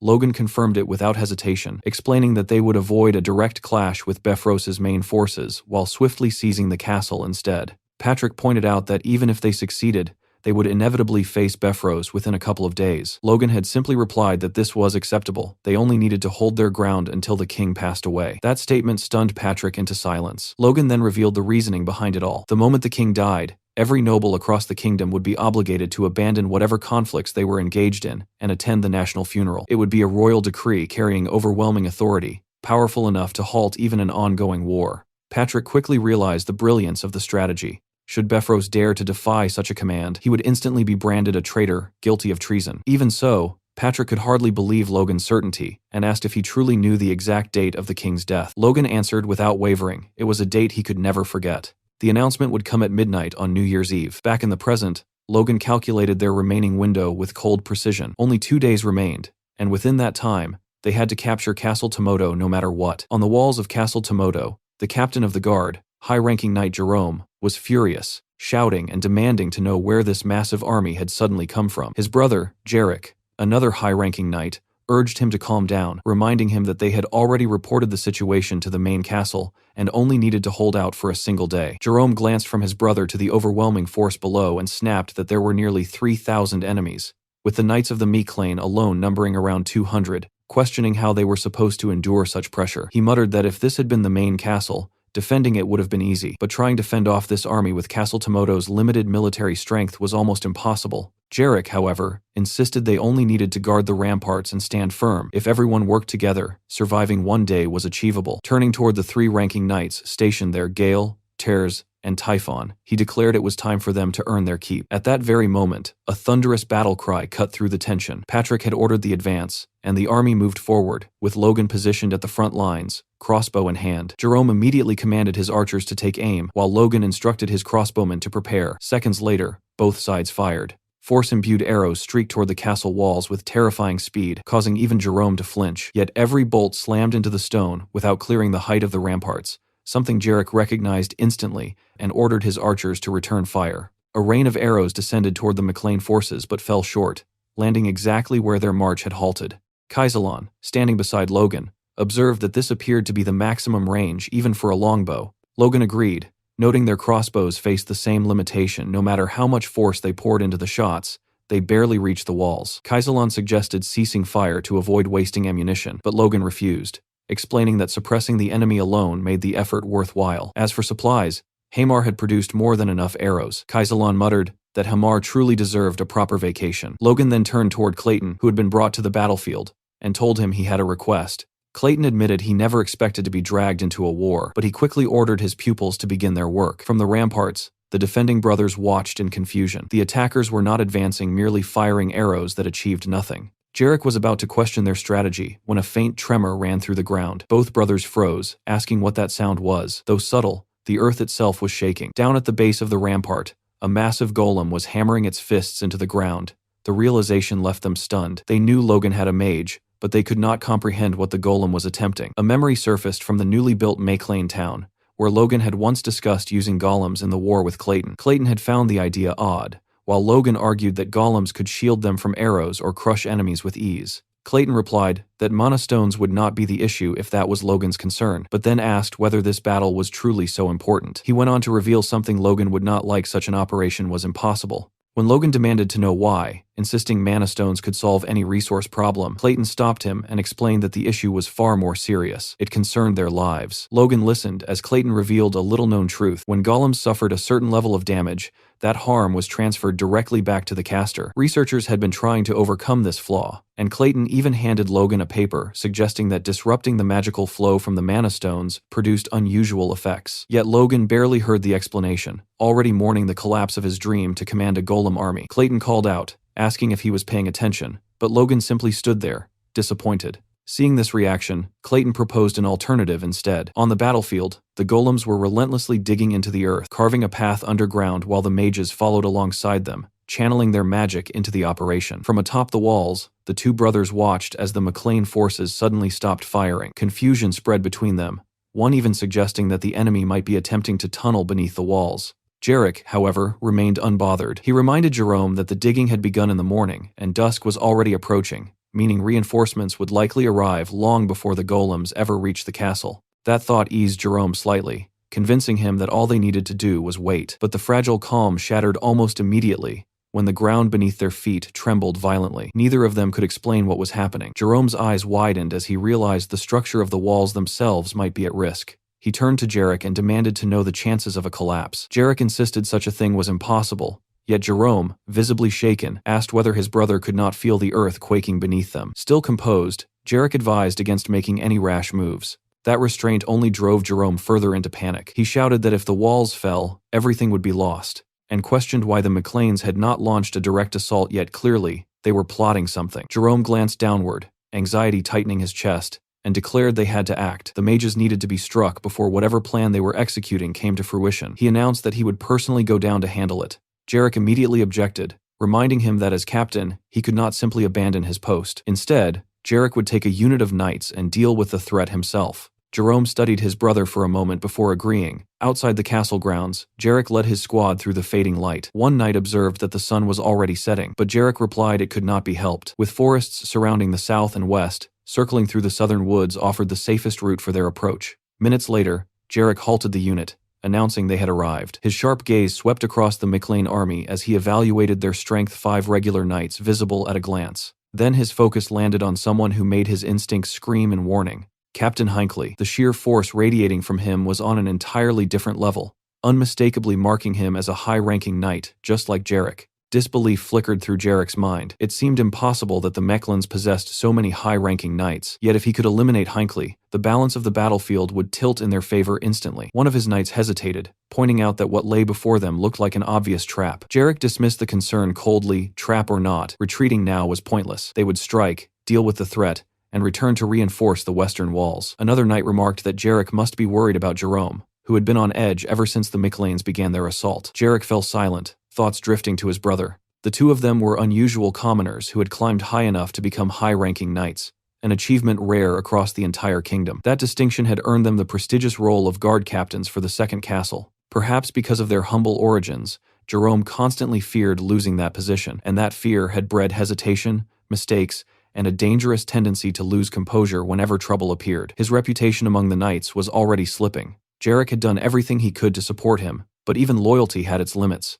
This battle, Jarek realized, might be their final opportunity to prove themselves. Failure was not an option. No matter the cost, he had to win. Jarek and his knights charged straight into battle, their momentum fierce and unrelenting. The McLean troops noticed the sudden assault from behind and immediately turned tail toward the tunnels. Watching them flee, Jarek narrowed his eyes, wondering if they intended to escape through those passages. They clearly had superior numbers, along with a high-ranking knight, so their willingness to retreat without hesitation felt suspicious. Realization struck him almost instantly. This had to be a trap. Still, he ordered his men to continue the pursuit. As they neared the tunnels, arrows suddenly whistled through the air. One streaked past Jarek's head, missing by mere inches, and leaving only a shallow scratch. He assumed this was exactly why the enemy had retreated inside to fire from the darkness. Yet as a high-ranking knight, he believed such arrows posed no real threat. With force reinforcing his defense, he surged forward, confident he could deflect every shot. That confidence shattered when an arrow slammed into his horse's neck. Jarek leapt clear, landing steadily, only to notice a flashing light deep within the tunnel. Then chaos erupted. A storm of arrows rained down, killing the horses and several knights within seconds. Jarek pressed on regardless, batting away arrows with his force. He knew he lacked the luxury to help the regular knights who could not defend themselves, so he shouted for anyone capable of blocking arrows to advance with him. If he could just eliminate the opposing high-ranking knight, the rest ordinary knights and close combat weak mages would crumble. Victory still seemed possible. But hope died the moment Clayton cast his spell. An immense earth wall surged upward, sealing their escape. Before Jarek could react, another spell transformed the terrain into a swamp, sucking at their boots and making movement agonizingly slow. From the shadows stepped Hinckley, calmly noting that their horses were dead and their retreat blocked, leaving only one thing, the pleasure of battle. The smirk on Hinckley's face made Jarek's blood run cold. Fear tightened around him. This operation had failed, and survival now meant preserving as many soldiers as possible. He resolved to hold the enemy while his men broke through the wall. Just then, a thunderous noise from above shattered his thoughts. Logan had ordered a full charge toward the castle. Earlier, Logan and Clayton had discussed using golems beneath the enemy walls. Clayton suggested undermining the foundations to collapse them, a practical strategy, provided they began digging far enough away to avoid archers, though it would take time. Then Logan conceived a sharper idea: lure the defenders into the tunnels and divide their strength. The tunnels alone would not suffice, so he proposed shaking the ground with earth magic. Clayton warned that creating a true earthquake was unrealistic, but Logan insisted a single violent tremor would spread panic, forcing the enemy to split up and investigate the perfect opening for an assault. Back in the present, Jerome was practically shaking in his armor, watching the charging mass of McLean forces. After holding the line for so long, the attack came at the exact moment Jarek was absent. It had been planned down to the heartbeat. Jerome cursed himself for trusting his brother and for dismissing his own instincts as panic. Fury overtook him. He pulled his finger from his mouth, barked orders, and signaled the archers to fire. Arrows streaked toward Ronian and the advancing troops, but Logan surged forward with aura blazing overhead, the energy shielding the attackers so completely that not a single arrow struck true. Eileen and Ronian charged without hesitation, leaping from their horses to scale the ramparts. As she climbed, Eileen remembered the brutal training of the past 2 months, the endless cliff she had forced herself to conquer again and again. Compared to that cursed height, These walls felt trivial. She vaulted above the defenders and landed hard, declaring the ramparts laughably easy. One stunned knight could hardly believe a woman was the one descending upon them. Eileen, however, thought only of earning glory. With a fierce war cry, she cut him down in a single strike. She paused to breathe a fatal mistake. Her guard slipped, and an enemy soldier crept behind her, blade poised for the killing blow. She turned just in time to see death inches from her face. The sword stopped. An ally's blade had already pierced the attacker through liver and lung. Rand barked at her to get a grip, warning that spacing out meant death here. Frozen, Eileen wondered if fear had finally reached her, if killing a man had forced her to understand the battlefield's true horror. Her fist clenched. Then she slapped herself hard, shocking Ronian. She apologized for the shameful display, and thanked him before steadying her gaze on the battlefield once more. Ronian felt a surge of pride for his sister-in-law. Turning away, he told her he'd heard she sought glory. It was his desire as well. He wanted to contribute, to grow stronger, strong enough not to be left behind by the man improving at a terrifying pace each day. Eileen smiled. Their backs now pressed together as enemies surrounded them. With murderous resolve, they invited the foe forward, then burst apart in opposite directions, blades carving through anyone within reach. From below, Logan heard the uproar and glanced up at the wall, thinking those two were far too excited for a battlefield. He noted Ronian's rise to intermediate rank, and his new sword with quiet pride, but quickly suppressed the sentiment. This was no time for praise. Their recklessness would draw the enemy's high-ranking knights. Acting instantly, Logan vaulted onto the rampart himself. The soldiers froze in terror as he landed like a falling comet, the impact alone staggering some. Aura flared outward, holding them at bay. None could hope to match him. Raising Lux, mana coursing through the blade, Logan struck in a blur, severing a soldier's neck. Good attention would shift to him. He needed the guard captain of Tomoto Castle. Patrick's roar soon followed, demanding the Befros knights face him. He shouted his name and unleashed a furious slash that forced enemies to scatter. Then a presence approached from behind Jerome, charging to stop him. Steel clashed. Jerome vowed to take Patrick's head, but Patrick mocked him for finally showing himself. Jerome measured the fight quickly. Patrick was an advanced knight now, yet not long ago they had stood on equal ground. Creating distance, Jerome convinced himself he could win. He was wrong. Patrick's next strike flashed gold too fast, too powerful. Jerome failed to block. A heartbeat later, his head tumbled to the earth. Jarek looked up just in time to see it land at his feet. A knight nearby asked about the golden flash, then fell silent as understanding dawned. Jarek stared down, unable to process the sight of his brother's severed head, while Patrick strode away like a man possessed, already seeking his next opponent. Rage consumed Jarek. He shouted that reinforcements were coming, ordered the soldiers not to surrender, and declared he would assume command. Though stunned to hear his voice, the knights rallied as he screamed for them to fight to their final breath. One tried to calm him, but grief had blinded him. Jerome's death would not be meaningless. Then Logan dropped from the rampart before him and stated coldly that no reinforcements were on the way. He asked if anger had stolen Jarek's sight as he prepared to strike. Jarek bellowed that he would kill them all, a vow that lasted barely 30 milliseconds before Logan's blade swept toward his neck. Jarek twisted at the last instant, barely avoiding the fatal edge. Logan looked back at him, utterly certain, and declared that Jarek would be the one to die. On the battlefield after their hard-fought victory, Captain Hinckley and Clayton stood beside Logan, laughing with clear relief as they admitted the win had come easier than expected, thanks to Logan and Patrick's leadership. Logan casually placed a hand on Clayton's shoulder, startling the mage, who immediately demanded to know what new madness Logan was about to request. Without hesitation, Logan asked him to create a massive pool of water around the castle before enemy reinforcements could arrive. A few hours later, the task was complete. Clayton and his disciples lay sprawled across the ground, completely drained of mana and energy, barely able to move. Logan praised their work, noting that they had not only constructed a deep moat, but had even repaired damaged castle walls in the process. He couldn't help admiring how unmatched earth magic was for large-scale construction. Clayton, however, nearly burst into tears, muttering that their magic was starting to feel less like battlefield sorcery and more like permanent construction labor, silently praying this wouldn't become their new specialty. From the ramparts, Logan examined the moat with satisfaction. 5 meters deep and equally wide, it was a death trap. Anyone falling in while wearing armor would struggle immensely to climb back out. He immediately ordered his soldiers to pour generous amounts of oil near the approach routes, so attackers would lose their footing the moment they stepped forward. Every detail of the defense had to be flawless. As Befros and his forces approached in the distance, Logan calmly concluded that their preparations were complete. Noon was nearing, right within the time frame he had predicted for the enemy's arrival, and the sight of their advancing army confirmed his calculations. He alerted his troops and prepared them for combat while he, Hinckley, and Patrick observed from the rampart, ready to confront the coming storm. Across the field, Befros and Sir Franz studied the occupied fortress, already preparing their assault. Logan reminded himself that the king would die at midnight. Their only objective was to endure until then. Befros, meanwhile, was enraged upon spotting the McLean banner planted atop his own castle. The insult alone made his blood boil, and learning that Jerome and Jarek had been slain only intensified his fury. Realizing their deaths had allowed the McLeans enough time to dig the moat, he cursed their incompetence. He summoned Aslan, the so-called super-speed knight and grandmaster of the Befros Knights, demanding a report. Aslan confirmed that the enemy fielded fewer than 150 knights and under 2,500 soldiers, with Logan himself appearing to be an advanced knight supported by roughly 10 earth mages. Befros instantly suspected Logan had prepared some kind of sacred weapon. When asked about the likely outcome, Aslan paused briefly before breaking into a confident grin, declaring that nothing but overwhelming victory awaited them. From above, Patrick counted over 300 enemy knights and more than 5,000 soldiers, in addition to Wind Tower mages. Bifrost himself was publicly known as a Fourth Circle mage, but secretly possessed Fifth Circle power, making him far more dangerous than most realized. The presence of monsters like Aslan and Franz only deepened the tension. Logan noticed Patrick's unease, but remained composed. Suddenly, Bifrost amplified his voice with magic, announcing to the invaders that he would personally uproot the McLeans from his territory. Logan immediately ordered his men to ready their weapons. At Befrost's command, his army charged forward without even raising shields, a display of terrifying confidence that made Hinckley question what kind of defense they possessed. Logan simply replied that they were about to find out. Crossbow bolts rained toward the attackers only to halt mid-flight,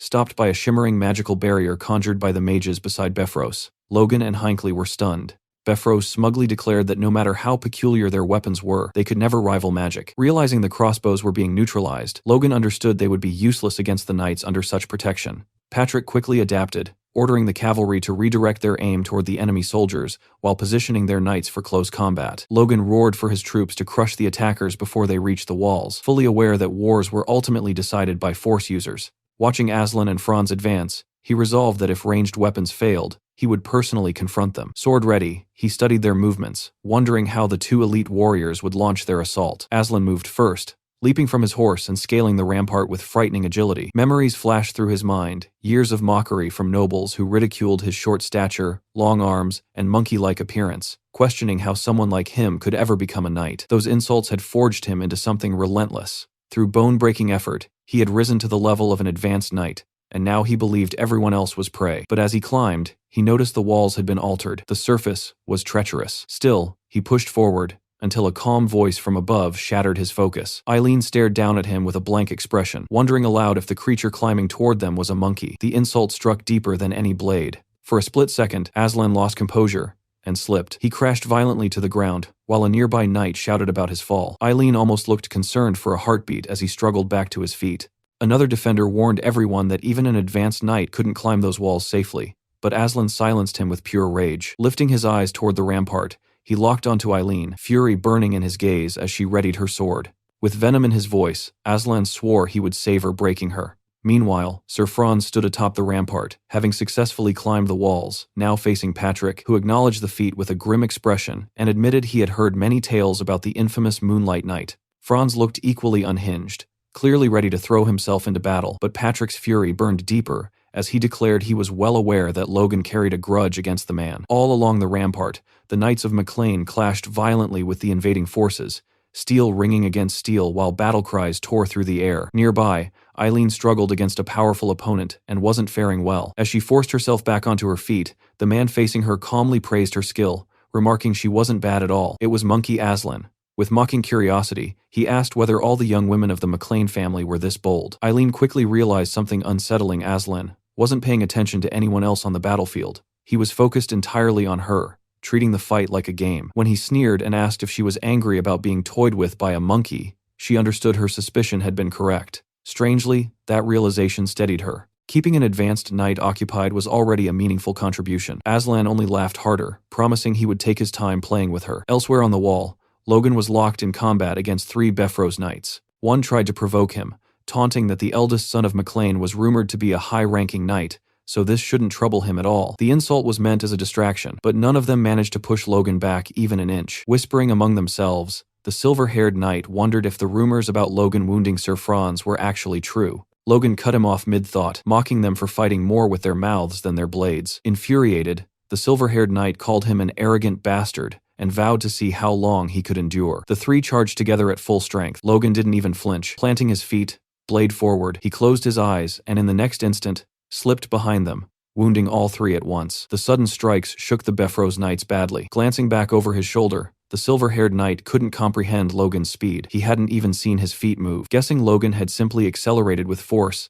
the man tried to rationalize it, but Logan calmly told him his thoughts were obvious. Annoyance rippled through the trio as Logan continued mocking them, asking whether fear had made their legs freeze. One knight urged the others to stay calm, admitting Logan was an exceptional opponent who required caution. Logan noted internally that high-ranking knights held their titles for a reason. They wouldn't fall for cheap taunts twice. During his earlier strike, they had even shielded their vital points with minimal yet precise force. Still, sweat formed on Logan's brow. Tightening his grip, he decided to stop worrying about Franz for the moment. Aslan, the swift knight, posed the greater threat. He couldn't afford to waste time here. Launching forward, he unleashed Spirit Shadow, the technique Felix had taught him, instantly appearing behind the silver-haired knight with killing intent. The knight sensed danger but couldn't react in time. At the last second, the green-haired knight intercepted Logan, striking to save his comrade. Logan casually planted his foot on the silver-haired knight's head and vaulted upward, redirecting himself toward the green-haired attacker. Steel collided, and for a heartbeat, the man seemed to vanish after blocking the blow, while the mustached knight cursed Logan aloud.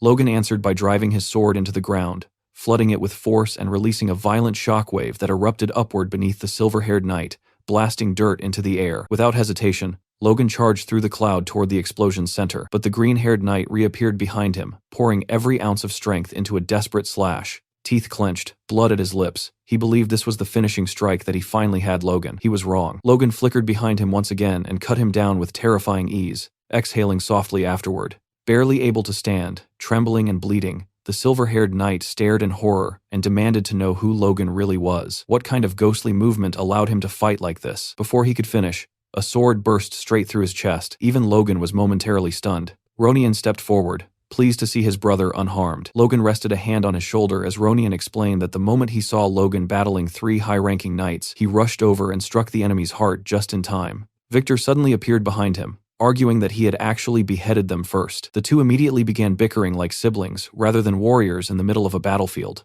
Ronian snapped at Victor for lying, calling such behavior unknightly, while Victor shot back that Ronian should take his own advice and that, at this rate, Rhea was twice the knight Ronian was. Both turned toward Logan, demanding a fair judgment. Logan smirked, then burst into laughter before knocking both of them on the head. He declared there was nothing to judge. He had seen them strike simultaneously. What mattered was maintaining focus. This was still a battlefield. Instantly subdued, the pair apologized. Turning away, Logan muttered that thanks to them, he now had more freedom to move and that he needed to hurry. Eileen was still locked in battle with Aslan, her entire body trembling as the difference in their strength became painfully obvious. She was losing badly, yet she refused to fall. Instead, she drove her sword deep into the ground and used it to keep herself standing. Aslan watched her with interest and admitted that at least her spirit matched that of a proper warrior, since she hadn't even cried out in pain, which only made the fight more entertaining for him. Eileen, however, could feel the strength draining from her sword arm, and wondered if it had been arrogance to believe she could stand against an advanced knight. She knew that if Aslan had truly wanted her dead, she would have been a corpse already. In the next instant, Aslan moved. His speed was monstrous. He lunged forward, grabbed her by the neck, and lifted her off the ground as she desperately gasped for air. With a mocking tone, he pointed out how terrified she looked, before telling her to prepare herself because he intended to take good care of her. His grip tightened, crushing her throat while her trembling hands tried to pry his arm away. Yet even in that state, she spat straight into his face and rasped for him to go fuck himself, declaring she would rather die than submit to whatever he was implying. Aslan laughed at first, but then his expression hardened. Asking whether she truly believed she had a choice, he squeezed harder and promised to show her hell slowly, savoring every moment while enjoying the sound of her fading breaths. That moment ended abruptly when he sensed something behind him. Turning his head, he saw Logan rushing in with a swift smile, blade already descending. Their swords collided, and the impact exploded outward, sending Aslan several meters back even though he had successfully parried. Intrigued, he steadied himself while Logan quickly helped Eileen back onto her feet and asked if she could stand. She insisted she was fine, but Logan still ordered her to head straight for the military doctor, and this time she obeyed. Watching her leave, Aslan rested his sword on his shoulder and sneered that Logan was ruining his fun, adding that if Logan was taking her away, then he must want to replace her. Sweat slid down Logan's temple as he glanced at his own hand, realizing that despite being the one who ambushed Aslan, his arm was the one throbbing. This fight would not resemble his earlier clashes with high-ranking knights. They attacked again, moving so fast the surrounding soldiers could barely track them. Everyone knew Aslan was swift, yet they couldn't understand how Logan was keeping pace. Aslan even praised Logan's speed and noted the quality of the artifact he carried, which Logan silently credited to his master. Their blades smashed together, releasing a violent spiral of wind that forced them apart before they rushed each other once more. Studying him closely, Logan realized Aslan must possess an artifact as well, since movements like that were impossible otherwise. Aslan smirked and claimed he could practically hear Logan's thoughts, saying noble young masters were all alike. They hesitated, overthought, and froze when faced with him, and the moment they failed to keep up with his speed was the moment they died. Logan would be no exception. Aslan lunged again with overwhelming force, but his expression twisted when Logan countered and cut into his right shoulder. Blood answered steel, yet Logan paid a price too, coughing up blood from the strain. Grimacing, Aslan admitted Franz had been right. Logan truly wielded a strange secret technique. He attacked again, their waves of force colliding violently, but for the first time, fear crept into Aslan's eyes because he could no longer close the distance. Logan, meanwhile, smiled. He had expected Aslan to know about the technique, so surprise was no longer an option. That meant he needed to end this quickly. Aslan sensed the shift as well and realized Logan was trying to corner him. Rage flared instantly because no one cornered the swift knight. Murder burned in Logan's gaze as he prepared to destroy anything in his path. Yet suddenly Aslan's sword flashed and stopped mere millimeters from Logan's eye. The strike missed by a breath. Looking behind him at the crater left in the ground, Logan wondered if luck had saved him, but he immediately understood the truth. Aslan was slipping. The ambush on Castle Tomoto, the injury from an opponent he had underestimated, and the relentless resistance of the McLean soldiers had all piled pressure onto him. Impatience had begun to fracture his precision. Logan calmed himself, realizing he could use that weakness. With explosive speed, Logan charged again. Aslan lifted his blade to counter and asked if Logan planned another trick, but something about Logan's stance unsettled him. Logan wasn't going to dodge. He drove straight toward the sword tip, prompting Aslan to call him a crazy bastard and ask if he intended for them to die together. Logan only mocked him in return, asking if he was scared. The taunt shattered whatever restraint Aslan had left. He thrust forward, and from a distance, it looked as if both men had impaled each other. When the dust settled, Logan collapsed while Aslan remained standing, wounded, but alive. Then Aslan burst into laughter, roaring that Logan had rushed in ready to die, yet had only managed to scratch his rib. Raising his voice across the battlefield, Aslan declared that this was his victory over McLean. Aslan suddenly froze when he heard movement behind him. Eileen had returned, rushing toward Logan's fallen body without hesitation. Aslan grinned at the timing, saying it worked perfectly since he could take care of her too. Seeing Logan lying there filled her with terror and disbelief, yet Aslan only twisted the knife further by declaring he would pull the sword out of Logan's stomach and use it on her next. But before he could act, a radiant light flared behind him. The glow came from the bracelet of regeneration, and the sight made Aslan's eyes widen. Only priests should emit light like that, he thought, yet the impossible was unfolding right in front of him. Realizing what it meant, he lunged again, shouting that he had to destroy the bracelet immediately. Eileen intercepted him just in time, her blade flashing toward his neck. Aslan parried with ease, but she yelled that she didn't care what was happening. There was no way she would let him near Logan again. Aslan brushed her aside with one arm,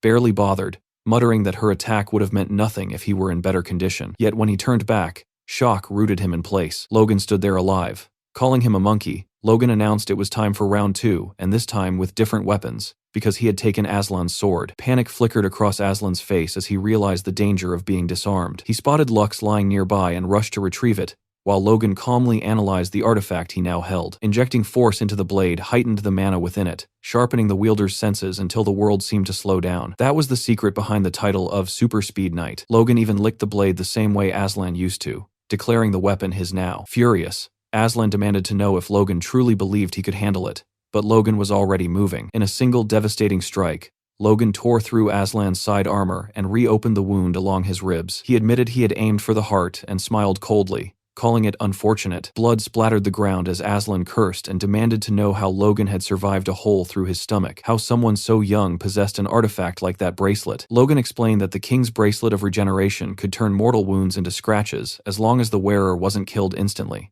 It had been a gamble. He had nearly died, but the result spoke for itself. Now, Logan declared, it was time to remove one of Befro's key men. Raising the sword, he prepared to take Aslan's head. Before the blow could fall, several Befro's knights rushed in from behind to save their commander. Logan spun and parried their attacks simultaneously, straining as he muttered that this was the worst possible moment for interference. Watching Logan's exposed back, Aslan understood what needed to happen. Logan had to die there, no matter the cost. Yet Eileen refused to allow it. She leapt at Aslan again, forcing him to block her strike. Unshaken, she warned him not to even think about attacking Logan from behind. At that instant, Aslan's earlier wound split open, blood spraying across the stones. Amid the chaos, Logan sensed something shift. A voice barked from behind, ordering someone not to move. Turning, Logan saw Aslan being dragged away by fellow knights. Moments later, the advanced knight broke free, leapt from the wall, and fled the battlefield. Eileen asked if they should pursue him, but Logan shook his head. Befrose and the Wind Tower mages were waiting below. Chasing him would cost more than it gained. Annoyance flashed across his face as he lifted Aslan's sword high and roared for all to hear that Logan McLean had defeated the super-speed knight. The enemy soldiers recognized the blade instantly, and their morale shattered. From below, Befrose watched with a dark expression, calling it a pathetic sight. When a mage asked if they should press the attack, Befrose refused. Logan could still hold the castle, and that proclamation had already crippled their troops' spirit. Upon hearing that Aslan would survive but lacked the potions needed to return to battle, Befrose clicked his tongue and admitted the McLeans had prepared well. The longer this dragged on, the worse it became for them. Deciding to test how long the McLeans could endure, he ordered a retreat. Confusion rippled across the ramparts as the attackers withdrew, some soldiers wondering if they had actually won. Elsewhere on the wall, Franz disengaged from Patrick, who was clearly battered. Annoyed by the retreat, Franz told Patrick he was lucky before leaping away, mocking that he now understood the limits of the McLeans. Even their advanced knight wasn't impressive. Logan hurried over to check on his father. Patrick asked if Logan was unharmed, then apologized for only managing to stall Franz rather than defeat him. Logan understood. Both were advanced knights,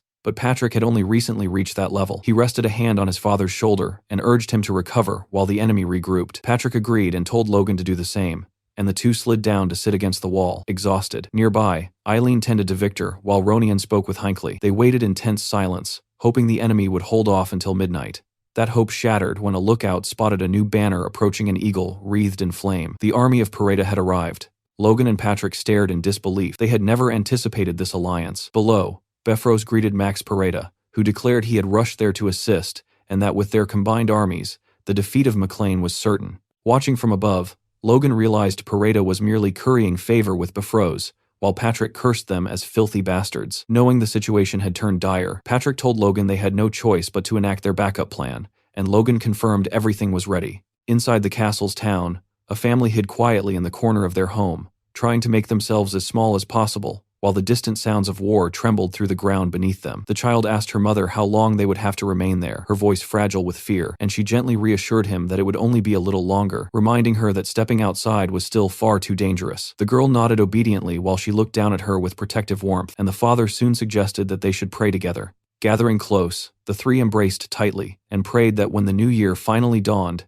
this nightmare of war would come to an end. Outside the walls, Befrose roared commands to his army, ordering them to attack and bring him the heads of the McLeans. From atop the ramparts, the McLeans responded with a relentless rain of arrows, yet only portions of the enemy forces seemed affected. Kaisalon quickly noticed this and reported to Logan that their attacks were mainly cutting down the Pareda soldiers, but Logan calmly replied that it did not matter and ordered everyone to keep firing regardless. Franz deflected incoming projectiles effortlessly with his whip sword, cursing the defenders as pesky fuckers before shouting to his men that the McLeans were clearly prepared for a siege and that no one should relax until their boots stood firmly on the walls. With that, Franz and his knights launched themselves upward to seize the ramparts. Logan immediately recognized the threat and commanded his soldiers to knock every climber into the moat. Franz, however, devised a clever approach. Swinging his whip sword against the wall, he latched onto the stone and used the blade like a rope, pulling himself high above the defenders. From that vantage, he spotted Logan and chose him as his primary target. The moment Franz landed before him, he declared that this time he would end Logan for good, but an attack burst toward him from the side. A thunderous explosion swallowed the battlefield, obscuring both fighters entirely. When the dust settled, Franz had parried Patrick's strike with apparent ease, even remarking that Patrick had grown much faster and now wielded an impressive sword. Patrick revealed the weapon's name, Velocitas, casually polishing it with his glove as memory flashed through his mind of Logan handing him the blade, insisting it suited Patrick far better. Patrick suspected Logan had simply been kind, yet the weight of the sword filled him with confidence. He told Logan to move on, declaring that although he might still be weaker than the Moonlight Knight, this weapon gave him the strength to hold Franz back. Logan nodded once before rushing off. Franz noticed immediately that Patrick carried Aslan's sword and charged forward, vowing to reclaim it without delay as the two advanced knights clashed head-on. Meanwhile, Logan accelerated with force coursing through his body, trusting his father to handle the duel. As he moved, something caught his eye. Victor was locked in combat against several knights alone. Just as Victor was ambushed from behind, Logan descended from the air and cut one attacker down instantly, then dispatched another, without even turning his head. Victor stared in shock, but Logan simply asked if he could still fight. Victor insisted he was fine, and claimed he could have handled them himself, which pleased Logan. He ordered Victor to drop as many enemies climbing the walls as possible, then quietly added that if that failed, he had a plan B. Locking eyes with him, Logan explained that if even that did not work, Victor should allow the enemies to climb from a distance. Elsewhere, Pareda and Bifrost observed the battlefield alongside their mages. Bifrost sensed something strange. Enemy soldiers were scaling the walls far more easily than before, and the defenders no longer resisted with the same intensity. Pareda guessed fatigue might be the cause, but Bifrost remained unconvinced, certain that a trap was unfolding. Leaning over the edge, Logan noticed the ground below was nearly empty of enemies. Drawing mana into his voice, he shouted a command that stunned everyone from Ronian and Eileen to even Patrick. Retreat. Bifrost watched in confusion as the earth suddenly trembled beneath his feet. Realization struck him almost immediately. This had to be Logan's doing. Clayton and his disciples were forcing an earthquake into existence, pouring every ounce of strength into the spell, while Clayton muttered that Logan truly demanded the impossible. The McLeans began withdrawing in perfect order, knights shielding the regular soldiers as they descended. Bifrost's forces hesitated, wondering if fear had driven the defenders away. Then the magic revealed its true purpose. Cracks raced across the fortress walls like lightning splitting the sky. In the next instant, the walls collapsed. Stone thundered downward, crushing and burying countless soldiers who had remained too close. Bifrost went blind with fury, while Pareda struggled to comprehend the devastation before him. With his defenses shattered, Bifrost spat that the McLeans fought like rats. Amid the rubble, Clayton fell to his knees, utterly drained. Logan sprinted toward him, shouting his name, and Clayton looked up weakly to report that he and his disciples had spent the last of their strength bringing the walls down exactly as ordered. Logan praised them sincerely, noting that a massive portion of the enemy must have been buried beneath the ruins. Clayton added that knights would likely survive due to their physical resilience, and Logan agreed before turning his gaze toward Bifrost, quietly stating that this would all be over soon. Standing near the wreckage,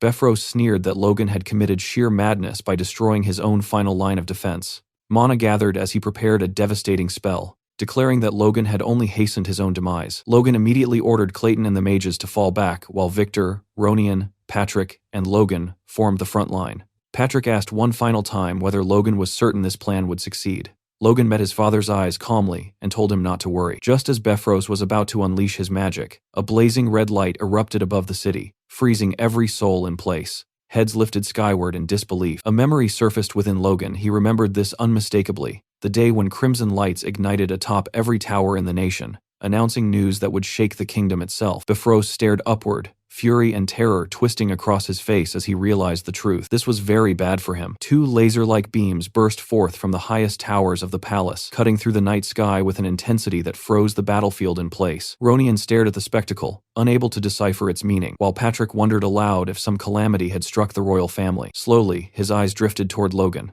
Logan glanced back over his shoulder, offering a small smile and a reassuring nod, which Patrick returned without hesitation. Turning his attention forward again, Logan tried to reason with Bifrost, shouting that he must understand the significance of that light, that something monumental had clearly happened at the palace. He urged Bifrost to halt the war immediately and establish communication with the king. Yet Bifrost, drenched in sweat, sat paralyzed by indecision, clutching the reins so tightly his knuckles whitened. He cursed the cruel timing of this interruption, arriving just when victory over the McLeans felt certain. Sir Franz studied his commander carefully and asked what their next move would be, awaiting orders. Bifrost remained bowed in thought for several long seconds. Then, to Franz's disbelief, Bifrost chose madness. He ordered the attack to resume, commanding his men to prepare for battle with renewed ferocity. Franz hesitated, stunned, but eventually drew his sword and joined the charge, determined to finish the McLeans once and for all. Patrick watched in outrage and shouted that Bifrost had lost his mind. Hinckley demanded to know whether the Count would truly continue such folly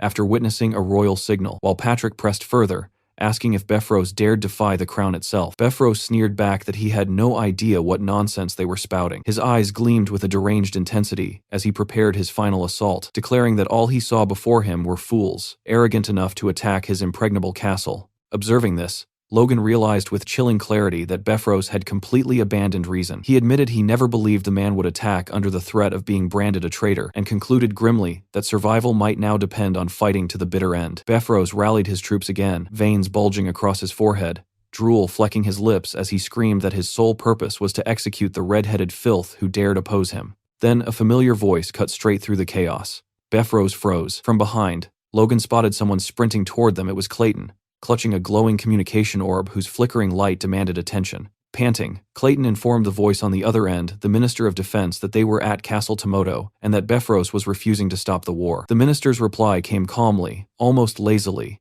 as he asked Befros whether he intended to commit high treason against the crown. In that instant, Befros understood he was cornered beyond escape. The minister's voice rang across the battlefield as he announced for all to hear that the king had passed away, and that every noble in the empire was required to attend the funeral. This solemn duty superseded all other matters, including war. His gaze fixed firmly on Befros, as he made it unmistakably clear that the decree applied to him as well. Defeat washed over the count. He lowered his eyes to the ground while Franz once again waited for orders. Logan and Patrick watched tensely, ready to strike if necessary, but the battle had already begun to die. At last, Befros bowed from atop his horse and declared that his house would obey the royal will. The minister responded with a thin smile, remarking that Befros had better comply, for he had no alternative. Even Clayton seemed startled by such abrupt surrender. As Befros turned to leave, he spat one last insult at the McLeans, calling them rats, and warning them not to believe this was truly over. With that, he ordered a full retreat and rode away. Patrick stood speechless. Logan, however, remained uneasy, a quiet tension gripping his chest. Clayton and Hinckley watched the departing army in stunned silence, while Ronian and Victor allowed themselves small smiles of relief. Around them, soldiers erupted into cheers. Some collapsed onto their backs in sheer gratitude to be alive, others laughing shakily as they admitted they had expected death. Patrick approached Logan with a broad grin, acknowledging their victory. Yet Logan could not stop wondering what might have happened had events shifted even slightly. Without Clayton bringing that orb, Roger Befros would have unleashed magic powerful enough to annihilate them all. He tightened his grip on his sword, realizing that human fury itself could become an unpredictable variable. From now on, he could not rely solely on knowledge of the past. Then another thought struck him. Logan turned to Clayton and asked how he knew the orb would prove useful. Clayton explained that he had actually been sheltering in the tents when the palace contacted the device there, and though he hadn't realized the urgency at first, he brought it anyway. Logan placed a hand on Clayton's shoulder and thanked him sincerely, telling him that the magic tower had contributed more than anyone else in this war. Hearing this, Clayton cautiously asked whether it might be acceptable to request additional funding. Logan agreed immediately, promising to inform Dwayne. As Logan stepped away to check on the others, Clayton flashed an approving signal to his disciple, who promptly declared him the best. Meanwhile, Eileen stood alone among the celebrating soldiers, her expression frozen in disbelief. A noticeable bruise, or perhaps just dirt from the battlefield, marked her cheek as she struggled to accept that the battle was truly over. The clash of steel had faded, the shouting had stopped, yet her mind still lingered in the chaos. Logan soon broke her daze, walking toward her while calling her name. The moment she saw him, her face brightened instantly. Her cheeks flushed deep crimson, and her striking blue eyes widened with unmistakable relief. Logan paused, slightly caught off guard by her reaction, admitting that he had expected anger rather than happiness. Confused, Eileen asked why she would possibly be angry. Logan reminded her of the fear she must have felt, pointing out that she had nearly died while facing an advanced knight in her very first real battle. At that, Eileen crossed her arms, shut her eyes, and looked away with forced composure, casually replying that such experiences were simply part of a knight's training. But the act didn't hold perfectly. Logan noticed the faint tremor running through her hands. Eileen quickly brushed off her shoulder as if nothing mattered, yet the trembling betrayed her.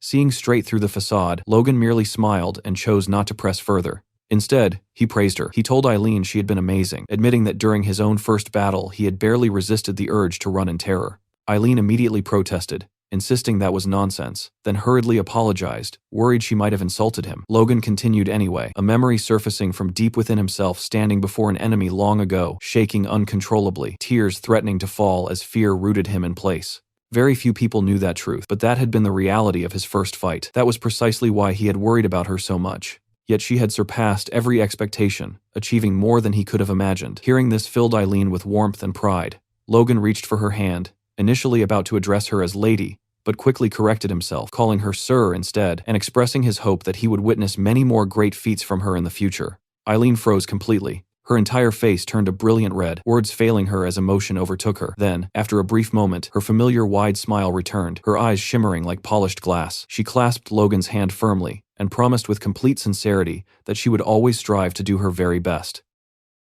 The following morning at sunrise, Patrick ordered the troops who were still fit for duty to spread the announcement throughout the region that Castle Tomoto now belonged to the McLean family. Soon after, discussions began regarding their immediate return to the capital to attend the king's funeral. Logan, however, reasoned that no one would pay much attention if a relatively obscure baron arrived slightly late. Hinckley agreed with Logan's logic, though Patrick remained somewhat uneasy about it. He stressed that recovering the losses suffered during the war was essential, and added that while they should avoid arriving excessively late, they ought to handle matters quickly and depart as soon as possible. For now, rebuilding the castle walls took priority, a responsibility Logan promptly handed over to Clayton, an order Clayton clearly did not appreciate. While supervising the golems, Clayton's disciples muttered among themselves, unsure whether they were supposed to be mages or mere laborers, with one even doubting his ability to survive such relentless work. Seeing their exhaustion, Clayton turned toward his disciple Greg and encouraged him to endure a little longer, reminding him of the extended vacation promised afterward. At that very moment, something extraordinary occurred within Greg's mana core.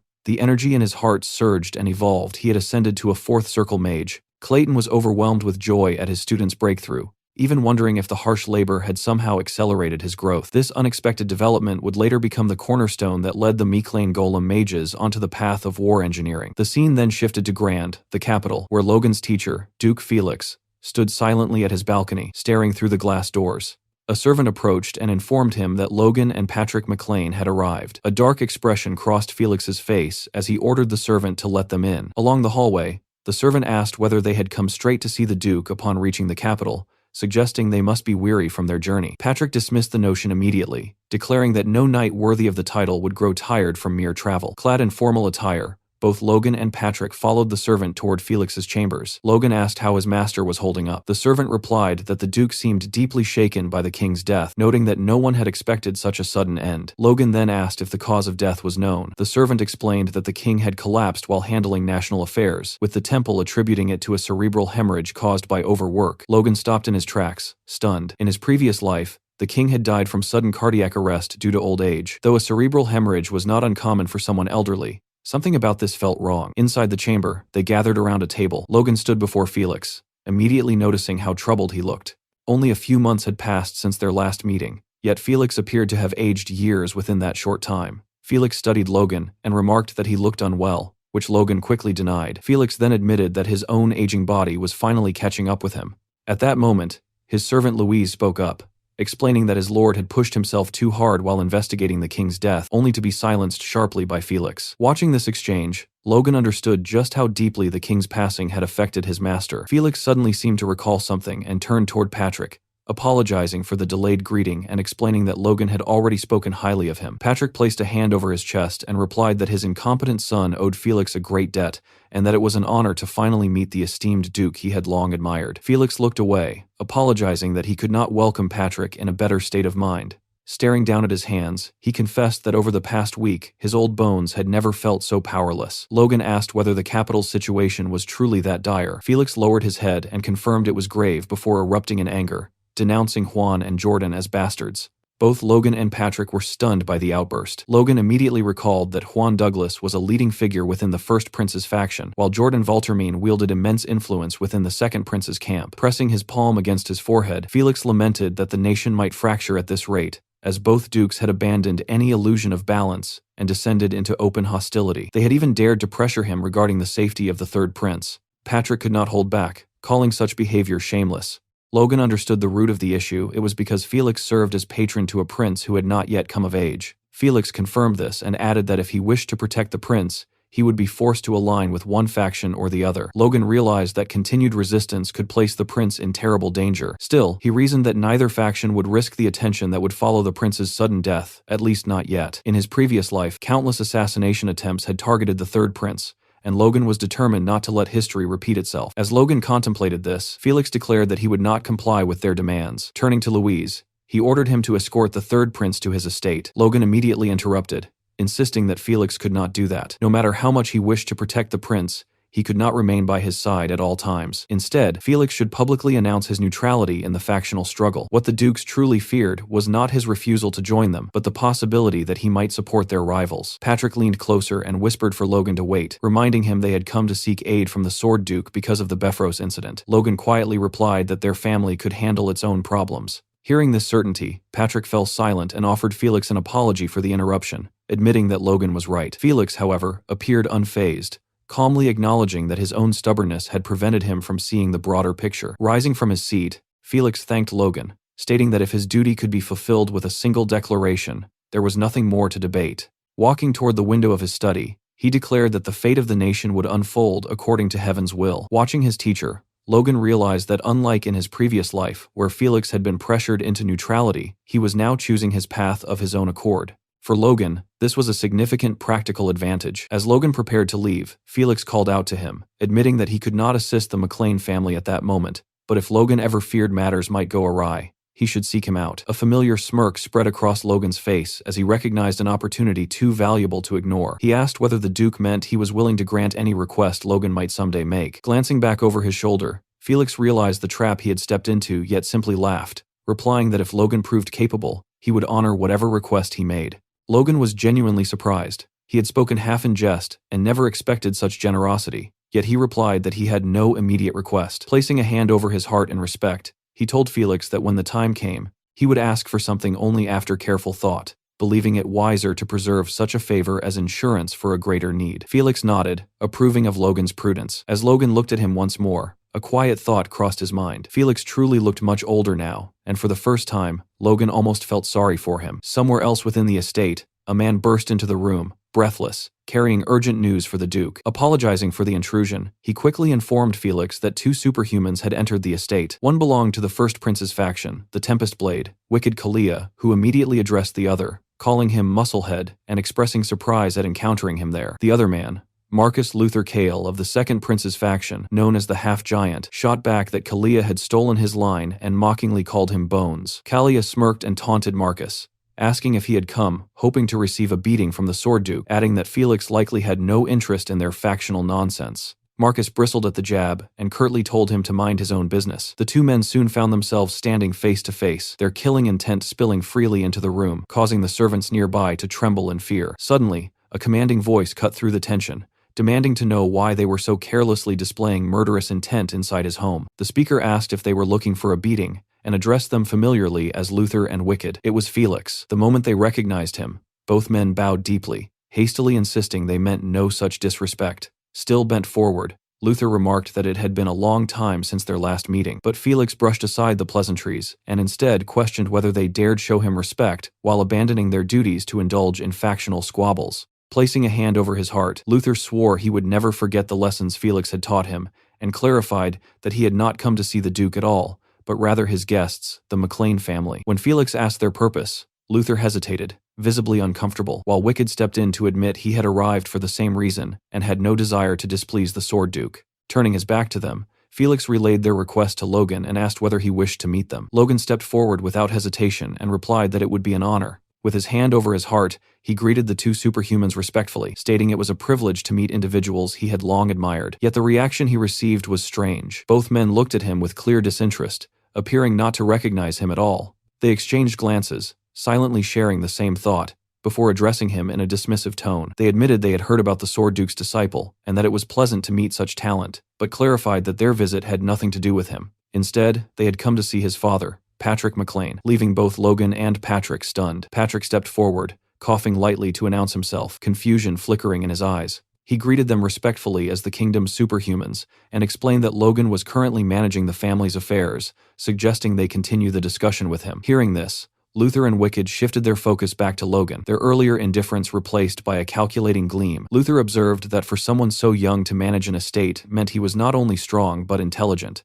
while Wicked added with thinly veiled insincerity that speaking with promising young talent was always enjoyable. Maintaining a polite facade, Logan thanked them for the compliments and asked what business they had with his family. The two men exchanged another look before proceeding. Luther praised Logan's directness, saying it suited his youth, while Wicked suggested they avoid wasting time. He then bluntly stated that since Logan had recently fought Befros of the Second Prince's faction, he should take this opportunity to pledge loyalty to Prince Reuter. Doing so would ensure the Second Prince's support for the McLeans, especially considering Logan's uncle-in-law, Kairos, already belonged to that faction. Logan's expression remained carefully neutral, revealing nothing. Luther then argued that hostility between neighboring territories served no purpose, and proposed that swearing loyalty to Prince Romain instead would secure favorable arbitration in the dispute with Befros. Resting a heavy hand on Logan's shoulder, a gesture that felt more possessive than friendly, he urged him to choose, suggesting that peaceful neighbors benefited everyone. Logan instantly recognized the statement as a veiled threat. There was truth behind it as well. Castle Tomoto bordered Luther Cale's trade city,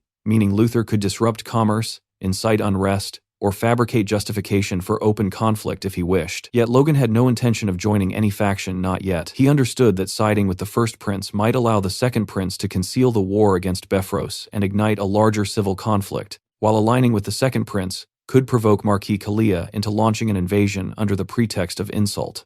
Either choice was a trap carefully designed to create justification for war. Refusing both offers was the only path forward, a delicate balance of diplomacy and patience. Lowering his head, Logan extended his hand respectfully and apologized, explaining that the complexities of the situation prevented him from making a hasty decision and that careful deliberation was necessary. At that moment, Felix intervened, his patience clearly exhausted. His voice rang with restrained fury as he demanded to know what they thought they were doing. The two superhumans visibly faltered, their arrogance dissolving into unease. Felix called their conduct pathetic, pointing out that they had abandoned subtlety entirely and resorted to issuing an ultimatum, attempting to bully his ward into submission. Worse still, they had dared involve his disciple, a line they never should have crossed. Wicked hurriedly insisted their intentions had nothing to do with Logan's status as Felix's student, and that they were merely presenting a business proposal to the McLean household. Luther added that they had no wish to disregard Felix's will, and only hoped to discuss the future with the family. Their voices had noticeably softened. Fixing them with a piercing gaze, Felix asked whether they were absolutely certain this matter would not involve him. Both men straightened like soldiers under inspection and swore it would not. After silently studying them, Felix turned away and declared that this was as it should be, as he was returning to his study and had no intention of entangling himself in factional disputes. Sensing something significant, Wicked asked what he meant. Felix then announced his decision starting that very day. He would no longer participate in the factional war. Whether through Logan or anyone else, they were to abandon all thoughts of drawing him in. The two men exchanged yet another look, clearly recalculating their next move, before stating they would relay his decision exactly as given to their respective princes. Logan exhaled inwardly, relieved. However, before leaving, Wicked Kalia turned toward him with a faint menace in his voice, and told him to think carefully before making his decision, adding that they would meet again soon. Logan nodded calmly, acknowledging the warning. Luther followed by remarking that in some ways the situation might prove fortunate for the McLeans. He explained that had they attacked Befros after the funeral, his prince would not have entertained negotiations at all, implying that their timing had forced a more measured response. Realizing the implication, Logan feigned gratitude and replied that this was indeed a relief. As the two departed, Logan watched them go with narrowed eyes before lowering his head, genuinely relieved by their absence. Even a simple conversation with them had been exhausting, their presence suffocating. Felix then asked whether Logan intended to involve himself in the faction war, noting he had not outright refused their offers. Logan answered that it was a possibility he might consider if circumstances demanded it, a carefully ambiguous reply. He apologized, admitting the McLeans lacked the strength to cling to ideals under such pressure. Yet regardless of the path he chose, he intended to preserve his honor. Felix found himself momentarily speechless at Logan's pragmatism and resolve. After a pause, he nodded with faint respect and said that was enough. Turning away, he instructed Logan to return and rest, reminding him that the funeral would begin soon. Outside the palace, the king's coffin was carried through the gardens toward the grand entrance. As the pallbearers carefully maneuvered the casket inside, a somber announcement echoed across the hall, declaring the arrival of His Majesty's remains. The coffin was then solemnly brought toward the altar, where the 8 pallbearers gently placed it down. Clad in ceremonial robes, the archbishop ascended the steps toward the podium with his disciples flanking him, fully prepared to begin the funeral rites. The archbishop raised his head to address the assembled nobles, but the moment his eyes scanned the hall, his expression shifted from solemn composure to visible dismay. The scene before him was deeply disrespectful. Instead of mourning the deceased king, the attendees whispered endlessly among themselves, their conversations filled with political maneuvering and veiled threats. The two princes sat with boredom written across their faces, casting indifferent glances at the coffin as though they would rather be anywhere else. Their grandfathers mirrored this attitude. Only 2 individuals seemed genuinely affected by the king's passing, the Sword Duke, Felix Esperanza, and the third prince, whose youthful face was clouded with sincere grief. Watching this disgraceful spectacle from beside his father, Logan felt disbelief and disgust churn within him, unable to comprehend how so many had chosen power games over honoring the dead. As the archbishop announced the beginning of the prayer, Logan noticed that even the holy man appeared unsettled by the blatant disrespect filling the chamber. Nevertheless, the archbishop proceeded with a lengthy eulogy, recounting the king's life from 40 years prior up to the present in painstaking chronological detail, a narration that stretched almost unbearably long given the tense atmosphere. In the midst of this drawn-out speech, Logan suddenly felt someone lean closer to him. Befros quietly warned him that he had only 1 week left and advised him to enjoy himself while he still could, implying that despair at the end would serve no purpose. Logan was taken aback both by the threat and by the fact that he had been seated beside such an unprincipled man, briefly wondering who had arranged the seating. Maintaining his composure, Logan leaned toward Befros and calmly informed him that he had recently been approached by the opposing faction, suggesting that they might eventually stand on the same side, and that Befros would be wise to watch his words. Befros reacted with immediate disbelief and indignation, struggling to process what he had just heard. Logan then added that if Befros doubted him, he could confirm it with Marcus Luther Cale himself. The mere mention of Cale intensified Befros's anger, only for Logan to reveal moments later that he had been joking. Befros's face twisted with rage, his body trembling as he barely restrained himself. Internally, he fumed at Logan's audacity, reminding himself that he needed to maintain composure until the funeral concluded. Once it was over, he intended to go directly to Duke Felix. Fixing Logan with a murderous glare, he branded him an arrogant boy in his thoughts and vowed that no one who touched what was his would escape unscathed. A silent promise of retaliation. Around the chamber, reactions remained sharply divided. The first and second princes, though outwardly composed, were unmistakably bored, their attention wandering, completely unconcerned with the proceedings. Only the third prince and Felix appeared sincerely distressed, refraining from tears yet radiating suppressed anger at the disrespectful behavior surrounding them. At long last, the archbishop concluded his extensive eulogy and formally announced that the first day of the national funeral rites had been completed. Inside Logan's lodging in the capital of the Grandia Kingdom, Logan reflected that the first day of the national funeral rites had finally concluded. Both he and Patrick appeared exhausted, wiping sweat from their faces after enduring the long ceremony. As Logan caught his breath, he found it hard to believe that the rites had stretched from morning until evening. Even worse, just as he had anticipated, the moment the proceedings ended, vassals from both factions swarmed around them, pestering them relentlessly until the very last moment. Turning them down repeatedly had begun to feel like a tiresome chore. Patrick, who had been quietly observing his son from behind, finally spoke and asked whether Logan intended to make use of either faction.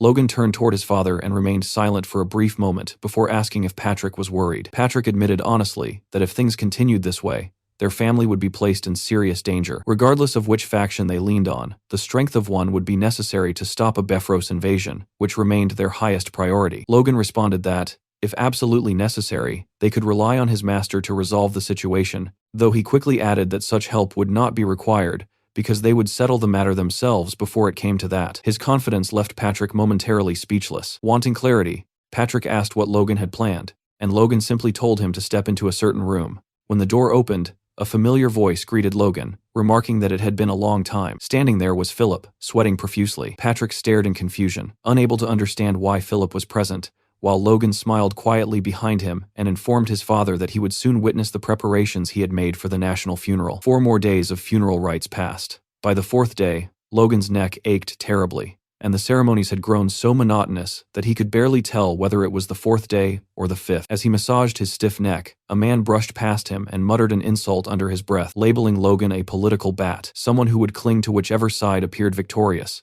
The man then added that Count Befros had been right about him before walking away. Watching the man depart, Logan reflected on Befros and let out a quiet huff, realizing he had been wondering why envoys from the factions had suddenly stopped approaching him. It now seemed obvious that Befros had been spreading words about him everywhere. Even so, Logan had no intention of joining any faction. While he was lost in thought, someone approached him enthusiastically and addressed him as son-in-law. It was Eileen's father. Looking around, the man asked why Logan was alone and inquired about his relatives, wondering if they had not attended. Logan explained that his father had returned to their lodgings first, prompting Eileen's father to send Patrick his regards. Then came the question no man ever wished to hear from his future in-law. Eileen's father asked whether Logan had decided on a wedding date. Attempting to evade the topic, Logan reminded him that his territory was currently facing a crisis. However, Eileen's father countered by pointing out that publicly announcing the bond between their families could help keep Befros in check. Logan replied that he could not make such a decision right now, especially since Eileen would likely scold him again for acting on his own. Curious, Eileen's father asked if this was Logan's first time. Logan wondered if he meant his first wedding, but his father-in-law clarified with amusement that if it were not his first assembly of nobles, the Grand Nobles gathering, he would not be sitting so quietly. Nearby, several nobles were engaged in conversation. One asked how long it had been since the last assembly, and another replied that officials had allowed even those below the rank of Viscount to attend, adding that it had been quite some time since such access was granted. A third remarked that this only proved how shaken the royal family had been by the king's sudden passing. At that moment, someone struck the speaker's shoulder. It was Logan, who had apparently not intended the contact but nonetheless caused the man to fall to the ground. Logan immediately apologized, yet the man shouted angrily, telling him to watch where he was going. Logan offered a hand to help him up and explained that it had not been intentional, but the man slapped his hand away and stormed off, calling Logan conceited. Patrick, who had witnessed the entire exchange, dismissed the man as irrational and told Logan not to worry about it. Logan agreed outwardly, yet his gaze lingered on the departing figure, clearly turning something over in his mind.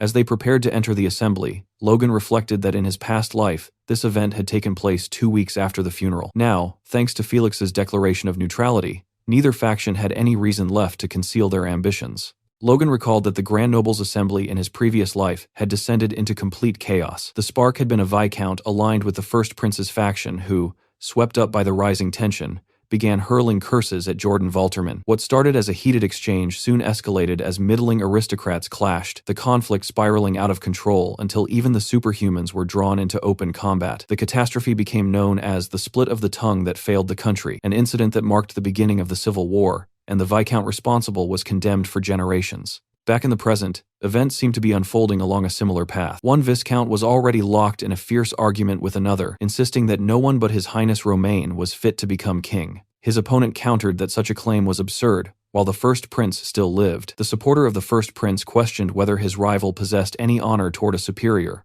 only to be told that superiority meant nothing, when the age difference between the princes amounted to mere months. The first Viscount angrily demanded that the man restrain his tongue. Meanwhile, the two princes appeared irritated by the entire spectacle, deliberately avoiding each other's gaze. A judge listening to the debate lowered his head, uncertain how to intervene. Watching the scene, Logan thought that at this rate, it would not be surprising if someone snapped and triggered violence. In his previous life, the Assembly's brawl had been followed by a period of military preparation, and within a month or two, the first battle of the Civil War had erupted. That timeline, however, was far too slow for Logan's purposes, as it would grant Befros ample opportunity to crush his family during the preparation period. Clenching his fist, Logan resolved that the Civil War needed to ignite sooner, leaving no time for anyone to prepare. His gaze drifted toward the Viscount he had brushed against on his way into the assembly, the same man now passionately advocating for the second prince. The Viscount argued that the outdated tradition of prioritizing the eldest son had long been abandoned, and that the right to the throne should be determined by ability. By that measure, he proclaimed, Prince Romain, who had successfully resolved trade issues with the Empire, was the most suitable candidate. Romain responded with a pleased smile as others voiced their agreement, acknowledging the truth in the Viscount's claims. Another noble, Count Clet, was confronted and asked what nonsense was being spoken, but the Count calmly reiterated that no one was more devoted to state affairs than Prince Romain. As he continued speaking, however, blood suddenly began streaming from his nose. Fear flickered across his face, while his opponent stood speechless, asking what was wrong. The Count clutched his head, his eyes changing color as his balance faltered. He swayed from side to side before collapsing onto the ground. Panic rippled through the assembly as those loyal to him called desperately for a priest. Logan and Patrick appeared shocked by the sudden turn of events, yet Logan alone recognized the truth: the man was no longer breathing. The poison he had administered was proving devastatingly effective. The toxin was derived from lethe grass. When infused with force and dried for 3 days to concentrate its properties, the herb transformed into a lethal poison, capable of triggering a cerebrovascular hemorrhage. This secret would not be uncovered until 15 years later, when the Grandia Liberation Front discovered it while searching for methods to assassinate the Empire's ruling elite. Anticipating this moment, Logan had instructed Philip days earlier to procure the necessary herbs. By attaching a tiny needle to his ring,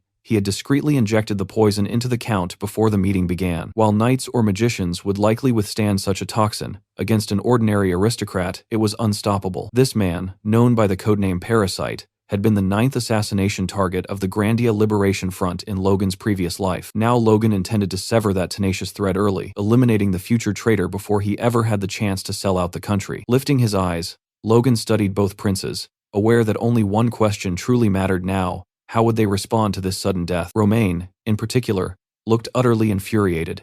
Instantly, 2 men stepped forward to remove the lifeless body of the poisoned Viscount. Watching the scene unfold, the first prince appeared uncertain about what had just happened, while the second prince burned with fury. Once the body was carried away, Romain turned toward his brother and demanded to know whether he truly dared to poison one of his subordinates. Reuter dismissed the accusation at once, reasoning that he had nothing to gain from killing his own supposed traitor, and insisting that the act could not have been his doing. He then redirected the suspicion toward Romain, questioning who would be foolish enough to believe such a poorly staged farce. Romain stood stunned, unsure whether Reuter's response stemmed from calculated strategy or sheer audacity in calling the incident a fabrication. At that moment, another Viscount rose and argued that Romaine's accusation was unreasonable, pointing out that they did not even know why Count Clet had collapsed in the first place. Yet another noble interrupted, questioning the source of Romaine's anger, and noting that it had been Romaine himself who first accused Reuter of poisoning the victim, perhaps provoked by the mention of the word traitor. The Viscount who had spoken earlier was left speechless before snapping back, demanding silence and asking if the man had forgotten where they were. Soon, chatter spread across the assembly hall as voices overlapped and tensions climbed. Observing the situation,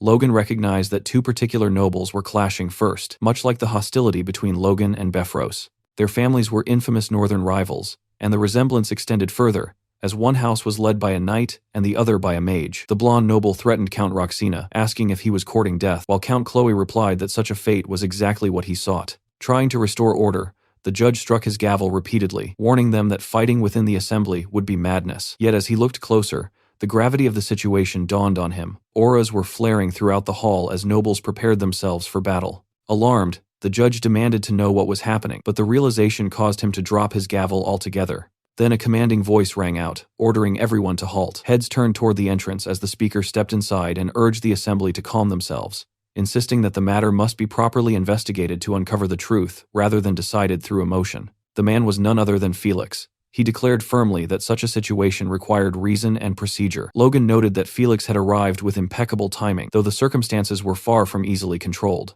The princes themselves began shouting again, with Romaine arguing that the situation was obvious and demanding to know what further procedures Felix could possibly require. Reuter, however, expressed strong agreement with the Duke, claiming that Romaine had lacked any real justification and had instead staged the incident to dispose of a useless pawn. Romaine fired back, questioning how Reuter could speak so boldly after orchestrating such an underhanded assassination, while Reuter countered that if Romaine were truly innocent, he should welcome an investigation. Felix stepped forward, urging both princes to calm down, but his path was suddenly blocked by two imposing figures, Jordan and Juan. Their presence clearly caught him off guard. Jordan warned Felix not to interfere, while Juan added that even he would struggle against the two of them together. Felix questioned whether they understood the chaos they were allowing to unfold, yet neither appeared moved by his words. Witnessing this confrontation, Patrick wondered how matters had deteriorated so badly, realizing that the kingdom's three sole dukes now stood in direct conflict. Juan remarked that Felix must know how pointless an assembly like this had become, and Jordan suggested that reaching a conclusion through force might not be such a terrible outcome. Watching the princes argue, Felix muttered that everyone had lost their senses. At last, Romaine clenched his teeth and pointed directly at Reuter, declaring that he no longer recognized him as a brother. He asserted that only one method remained to determine who possessed the rightful claim to the throne strength. Reuter responded with laughter before raising his hand and signaling for his followers to summon their forces. Romaine mirrored the gesture, announcing that they would wait no longer and ordering his supporters to take up arms and prepare for war. As the hall descended into open division, Juan and Jordan knelt before their respective lords in a clear display of allegiance. Behind them stood Felix, silent and trembling, and I'm not even sure what his expression says about this. You can tell me in the comments. After the assembly concluded, a carriage stood waiting outside the palace. Inside, Jordan was speaking with Roger Befros. Befros requested additional time to finish dealing with the Meclanes, but as he spoke, Jordan's grip tightened around his own arm. Jordan pointed out coldly that war could erupt at any moment, yet Befros was still asking for time. Realizing his misstep, Befros straightened immediately. He reflected that Jordan's title, the Blazing Heat Sword, represented only his strength on the surface, while in truth he was a frigid and calculating man who would tolerate no wrong answers. Lowering his head, Befros asked for merely 10 days, insisting it would not take long. Jordan dismissed the request as inefficient, leaving Befros uncertain how to respond. Jordan then explained that the most efficient solution would have been to bring the Meclanes into their faction, thereby adding their forces intact. Befros was left speechless. Jordan revealed that he had even sent Luther for that purpose, though someone had warned that the Meclanes were too rotten to accept. At this, Befros begged forgiveness, admitting that greed had clouded his judgment and led him to commit an unforgivable mistake. After a moment of silence, Jordan instructed Befros to suppress his greed for now. Once the larger war was won, he promised to deal with the Meclanes personally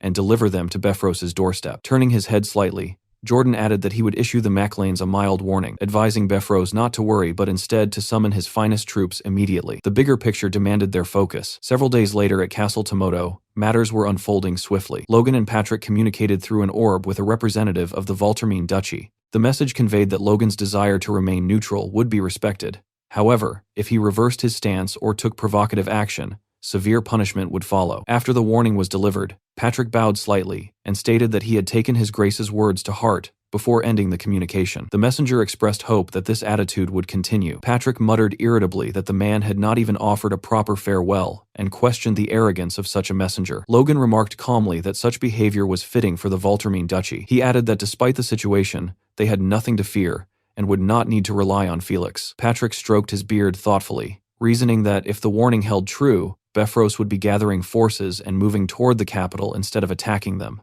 Given the present turmoil, they might finally have time to rest. Logan agreed, suggesting they focus on what they could control. The civil war sparked by Larry Klett's death escalated rapidly. Within a week, physical confrontations erupted. Initially, both factions had considered assassinating the opposing prince, but while their conscripted forces mobilized, they crossed paths unexpectedly. A line of battle stretched from the northern territories to lands directly controlled by the crown, and spontaneous clashes broke out across the kingdom, signaling a prolonged conflict. Both sides began drawing out every ounce of strength they possessed. Befros, compelled by circumstance, moved to the central front, leaving only minimal forces at his main castle. As he marched to war, he reassured himself that the Macleans would not dare defy the Duke's warning, though he privately questioned Logan's sanity. Back at Castle Tomoto, Logan struck the table decisively and declared that they must seize this opportunity to occupy Befros's lands. Hinckley, Dwayne, and Patrick reacted in disbelief, convinced Logan had lost his mind. Dwayne asked whether he intended to ignore a direct warning from a superhuman. Logan confirmed that he would. Dwayne fainted outright, caught by Hinckley, who warned that even if Befros could not retaliate during the Civil War, their move might be interpreted as a challenge to the Second Prince, potentially making them an example to deter other neutral forces. Logan countered firmly that their conflict with Befros had begun before the Civil War, making it a private family war rather than a factional challenge. Both the Second Prince and Duke Valtermine would understand this distinction. Hinckley wondered whether Logan had foreseen these events when he seized Castle Tomoto, though he quickly dismissed the idea of Logan seeing the future. Logan merely laughed. Patrick intervened, cautioning that even if Logan were correct, Valtermine might hold him accountable later. Logan admitted he had not considered that possibility, surprising Hinckley, before asserting that Valtermine would not act against them provided they succeeded in taking Castle Befros and growing strong enough to become valuable to both factions. The notion left everyone stunned. Patrick dismissed Dwayne and Hinckley to speak privately with his son. Once alone, he pointed out a fatal flaw in Logan's reasoning. For the plan to succeed, the Civil War would need to last long enough for them to occupy Befros and grow stronger. Logan appeared taken aback that Patrick had discerned this assumption. Patrick observed that civil wars rarely lasted beyond a year, yet the Grandia Civil War had endured 3 years, making it an anomaly Logan might be relying upon too heavily. After a moment, Patrick sighed and closed his eyes, reminding Logan that he trusted his actions were always for the family's benefit. However, he urged him to account for such blind spots in the future. Logan acknowledged the advice. Standing before the massive glass windows, Patrick concluded that their only remaining course was to occupy Befros's territory, reclaiming the lands of their forefathers. At the gates of the main castle of Befros, 2 guards stared into the distance after spotting something unusual, and the one holding the binoculars was left completely speechless. A massive army was storming toward the castle, and it was not just any force, it was the Macleans. One soldier atop the walls shouted for everyone to hold their ground, while another reassured the defenders that a message had already been sent to Pareda and that reinforcements would arrive soon, meaning they only needed to endure until then. Observing the situation, Logan concluded that the defenders had no intention of surrendering peacefully. Patrick responded that there was no need to prolong the battle. As a figure stepped forward atop the walls, Logan gave the order to capture the castle immediately, and the troops voiced their understanding. Suddenly, a voice rang out declaring that his lord had departed to fight in the war that would determine the nation's fate, entrusting him with the honorable duty of standing as the final line of defense. The man claimed to have heard many things about Logan and vowed to repay the disgrace of Castle Tomoto being stolen. The speaker revealed himself as Lentor, a high-ranking knight, and with a downward swing of his sword, he issued a formal challenge, demanding a duel between knights. He declared that if Logan truly considered himself a knight, he should answer the challenge, otherwise he would bring shame upon himself. Logan, however, privately judged that Lentor was the one disgracing himself. In the next instant, a punch slammed into Lentor's purple-haired face, blood bursting from his nose as he collapsed. Logan realized he had knocked the man out with his bare fist without even thinking. Standing behind the fallen knight was Hinckley. Logan asked about Lentor's condition, and Hinckley casually informed him that the man had fainted, even nudging his face with a boot. Logan found it unbelievable that a supposed high-ranking knight had collapsed from a single punch, while Hinckley wondered if Befros had truly lost his senses to leave such an all-talk commander in charge of the defenses. Logan turned toward his father to announce that it was over, yet Patrick seemed completely absorbed in the sight before him. When Logan tried again to get his attention, Patrick murmured that this was the land of their forefathers, the very territory from which they had been driven out 2 centuries ago. Gazing down upon it, he reflected on how no one could have imagined they would reclaim it so easily. Logan smiled at his father, but quietly corrected the thought, reminding him that it had not been easy. Together they looked back at their people, Hinckley, Ronian, Victor, and every soldier, each smiling beneath the radiant sky. As Patrick looked at Ronian and Hinckley, realization dawned upon him. Drawing in a deep breath, he announced that he finally understood. Addressing everyone, he praised their efforts, declaring that the Maclanes had reclaimed the land of their ancestors, thanks entirely to their hard work. He expressed how blessed he felt to have such vassals. Yet he reminded them that this place must serve not only as recognition of their victory, but also as sacred ground to honor the men who had fallen along the way. Patrick bowed his head and vowed never to forget the knights who had brought them there. He began reciting their names one by one: Caleb, Nil, Ethan, Curtis, Rariner, Andreas, Piero, and the list continued. Logan was stunned that his father remembered every single name. He noticed Patrick gripping his sword tighter with emotion as he spoke, and Logan smiled quietly. As the sun dipped toward the horizon, Patrick declared that those names would be engraved upon his heart forever. He then turned to Logan and stated that regarding the events yet to come, it would be best to hear from the future of the Maclanes himself. Logan stepped forward beside his father, sweat forming as he gathered his thoughts. He addressed the soldiers, stating that they had likely already realized it, but the world had descended into an era of chaos. In response, the Maclanes would ride those winds of chaos and soar higher than ever before. Raising Lux toward the sky, he called upon the men to become the wings of the Maclanes. A knight immediately ordered a salute, and with hands placed over their hearts, the army hailed the glory of the Maclanes. Meanwhile, in the war camp, Befros could scarcely believe that his castle had fallen. He demanded to know what Pareda and Lentor had been doing, only to be informed that the fortress had already been taken before Pareda's forces could even mobilize. Striking the air in fury, Befros cursed Lentor as a fool and swore they would return immediately to crush the Maclanes limb by limb. At that moment, Jordan Valtermine arrived and bluntly informed Befros that he would do no such thing. Befros attempted to justify himself, arguing that his homeland had been attacked by savages, but Valtermine questioned what would happen if Befros withdrew his forces while both sides remained evenly matched at the central front. He demanded to know whether Befros considered his personal lands more important than their greater mission. Befros quickly denied such intentions, sweating with fear. Befros insisted that the Maclanes had ignored a direct warning, yet Valtermine coldly declared that he would tear them apart himself after their mission concluded. Before that, however, he intended to send a notice demanding the Maclanes join their faction. When Logan received this message through the communication channel, he laughed it off and warned that if the Maclanes were threatened, they would have no choice but to support the first prince. The statement made Jordan crush the cup in his hand while Befros nearly lost composure in terror. He thought Logan insane for daring to speak so boldly before such authority. Jordan, visibly enraged, accused Logan of disregarding both his warning and his offer, asking if he understood that rejecting him meant rejecting Prince Romaine's will. As Jordan released his aura, even Befros was stunned by the sheer intensity of his presence. Logan calmly admitted he might be overstepping, yet explained that the grudge between his house and Befros dated back long before this moment, and was not born from disrespect toward Valtermine or the prince. Jordan demanded proof, ordering Logan to lead his troops to the front lines and achieve military success, promising that doing so would spare him from their wrath. Logan regretfully refused, stating that he intended to remain neutral in accordance with his master's wishes while maintaining unwavering loyalty to the royal family. He asked that his intentions not be doubted.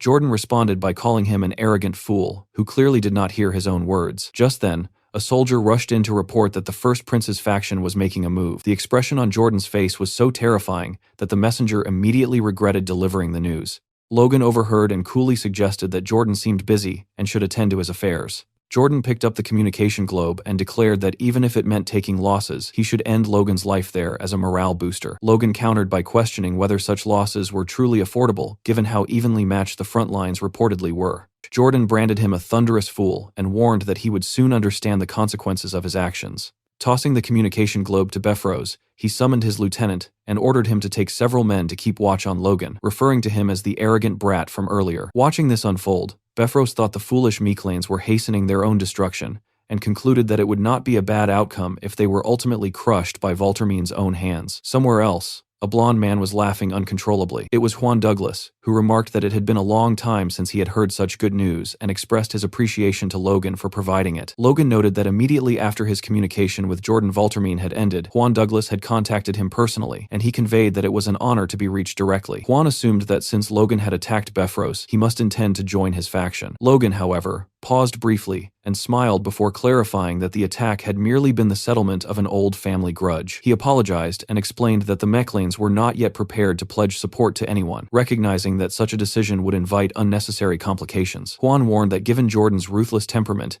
he might attempt to swallow the entire Mechlane family whole. He asked Logan what he intended to do in response, yet Logan remained silent for a moment. Logan then mentioned that he had already received word from Jordan and had managed to smooth things over through careful negotiation. Juan asked whether that was all, and Logan responded that his family lacked the resources to take any decisive action beyond maintaining a firm neutral stance. Nevertheless, he added that he would support Juan's excellency in spirit and requested that the remaining Befros forces be crushed. Juan laughed at Logan's boldness and offered him advice, warning that if Logan deceived him, he would not overlook it lightly. Logan reflected that threats seemed to come from every direction. Still, with this exchange, the Mechlane's neutrality had been officially recognized, leaving only one final matter to address. At the Pareta estate, Max Pareta had just been informed that the Befros castle had been occupied. He erupted in anger, shouting that reinforcements had not even been dispatched, and demanding to know what was happening. His vassal urged him to calm down, stating that since the Mechlanes had acted so recklessly, the Count would not remain idle, and would surely punish them severely. However, a soldier soon reported through the communication channel that there would be no retaliation and that the Mechlane's neutrality had been approved. Both Pareta and his vassal were left speechless. The vassal attempted to reassure him, suggesting that if the Mechlanes remained neutral, they would at least refrain from attacking them. Pareta questioned whether that trust was justified. At that moment, a servant rushed in, announcing that a notice had arrived from the Mechlanes, causing the vassal to leap to his feet. As the vassal read the letter, Pareta anxiously demanded to know its contents. The message contained a list of demands that must be fulfilled to prevent an attack. These included a monthly tribute of food and supplies worth 100,000 gold, monthly internal inspections conducted by the Mechlanes, the right for the Mechlanes to conscript troops freely whenever necessary, and a tenant tax reduced to 30%. The letter further stated that given the current situation, the Mechlanes could attack directly and would remain lords of the land regardless of who ultimately became king. It concluded by declaring that if the Pareta family did not wish to die, they would kneel to the Mechlanes. Back at the Befros main castle, even the flag had been replaced with that of the Mechlanes. Inside, Dwayne reported that, as expected, the Pareta family had requested to become vassals. Logan expressed satisfaction and stated that they would now slowly strangle them financially and absorb their entire military power. He added that it was unfortunate they could not yet deal with Percival and Ruffman, but Dwayne reminded him that they had already achieved more than enough. Logan declared that all immediate threats were gone and that there was only one thing left to do: celebrate. A party was held within the castle. Logan announced that the war was over and encouraged everyone to eat, drink, and enjoy themselves. The soldiers gathered in small groups, Dwayne, Hinckley, and Kaisalon together, Hamar, Philip, and Clayton laughing over drinks, Rick conversing with a female servant, Patrick sharing a moment with Marion. Only Victor appeared visibly troubled. After some time, Patrick approached Logan and suggested that it was time. Logan agreed and called Captain Hinckley forward, addressing him formally as Sir, signaling that something official was about to occur. Patrick, already somewhat drunk, attempted to scold Hinckley for failing to salute his future lord properly,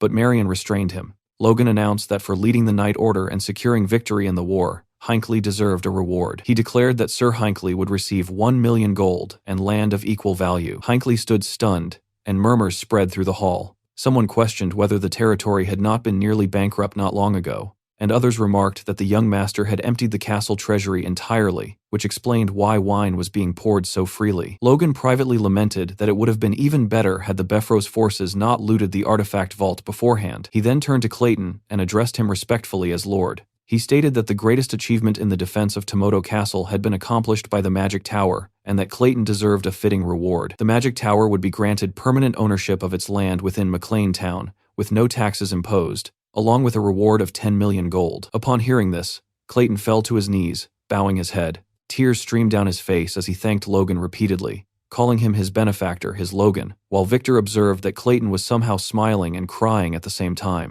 Watching the festivities unfold, Logan privately thought about how incredible it felt to play the role of a generous lord while spending someone else's money. His attention soon shifted to Eileen, who stood beside him wearing a beautiful cherry red dress. Logan asked whether she truly loved the rewards that much, remarking that the Floyd family was hardly poor. Eileen explained that it was not simply about the money, but the fact that it was the first wealth she had earned through her own efforts. She reflected on how rare it was for women in their country to have opportunities to earn such sums, and admitted that achieving even this much made her feel as though she had fulfilled part of her dream. Ronian approached to catch Logan's attention, and asked whether their blacksmith would also be rewarded, noting that Hamar appeared to be waiting expectantly. Logan laughed, recalling how ever since receiving a sword from Hamar, the blacksmith had been looking out for him. He confirmed that he had already prepared the perfect gift, leaving Hamar curious about what it could be. Outside the castle, a carriage came to a halt. A McLean soldier ordered a dwarf to step down, announcing that they had arrived. The dwarf, whose left hand had been replaced with a hook, grumbled that he could not believe humans were cramming slaves into carriages like cargo. As he disembarked, he muttered that their new master must surely be a twisted pervert. Within the city, however, the atmosphere was lively. People walked the streets cheerfully, children played freely, and happiness seemed to radiate throughout the town. Observing this, the dwarf wondered if this was truly the place where they would now be working. He was not alone in his confusion. More dwarves climbed down from the carriage, remarking on the overwhelming number of humans and admitting their discomfort. They spoke among themselves, surprised that such fine carriages had been sent to transport them, as nobles typically treated dwarves like livestock meant only for hauling. One dwarf commented that nobles usually viewed them no differently than animals, while another cautioned against expecting too much, insisting that all nobles were fundamentally alike, and that some merely flaunted their wealth by providing luxurious transport even for slaves. A red-haired dwarf named Tamar silenced his companion, warning him that someone might overhear. Yet his friend challenged him, asking whether a proud dwarf like him intended to grovel before humans, and whether losing his left hand had also cost him his pride. A guard shouted for the dwarves to move if they were all off the carriage. As Tamar turned his head, he reflected bitterly on his companion's words,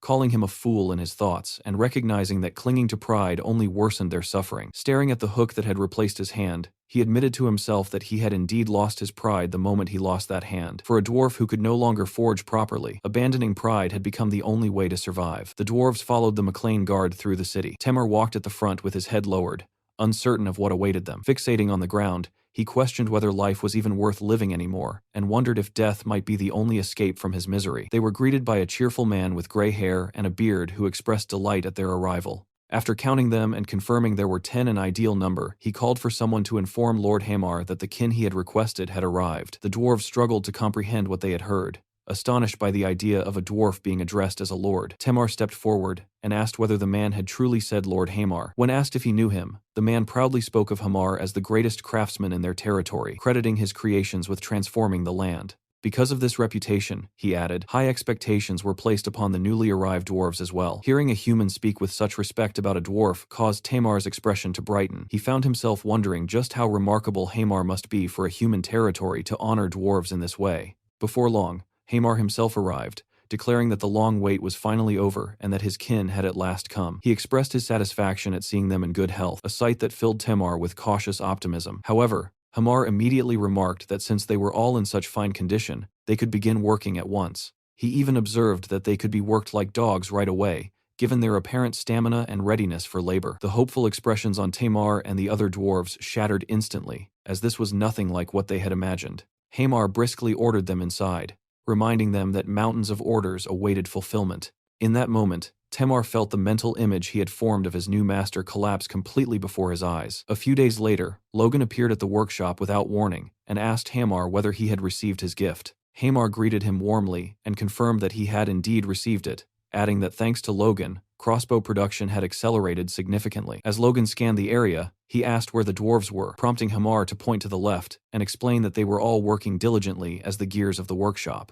Looking inside at Tamar and the others, Logan noticed that they appeared exhausted and thoroughly unhappy. Observing the workflow, he remarked that Hamar's system was certainly efficient for mass production, with each worker responsible for a single component. However, he was certain that such a method would not sit well with dwarven pride. His assumption proved correct as Hamar recalled how the dwarves had protested loudly, complaining that being unable to craft an entire product diminished their pride as craftsmen. Yet once Hamar informed them of the volume they were required to deliver, their objections vanished. Hamar added that there had even been a troublemaker aspiring to a leadership role, referring to Tamar. He explained that he had dealt with the matter peacefully enough by forcing Tamar face down onto the ground until he acknowledged that he was merely a gear in the workshop and had no place attempting a mutiny. Hearing this, Logan laughed and remarked that this was exactly like Hamar, handling everything with ruthless efficiency. Hamar responded that he had learned everything from his master, while the dwarves watching the exchange silently branded both men as devils. Still, Timar reflected on the situation and realized that Hamar had offered them the same deal Logan once offered him.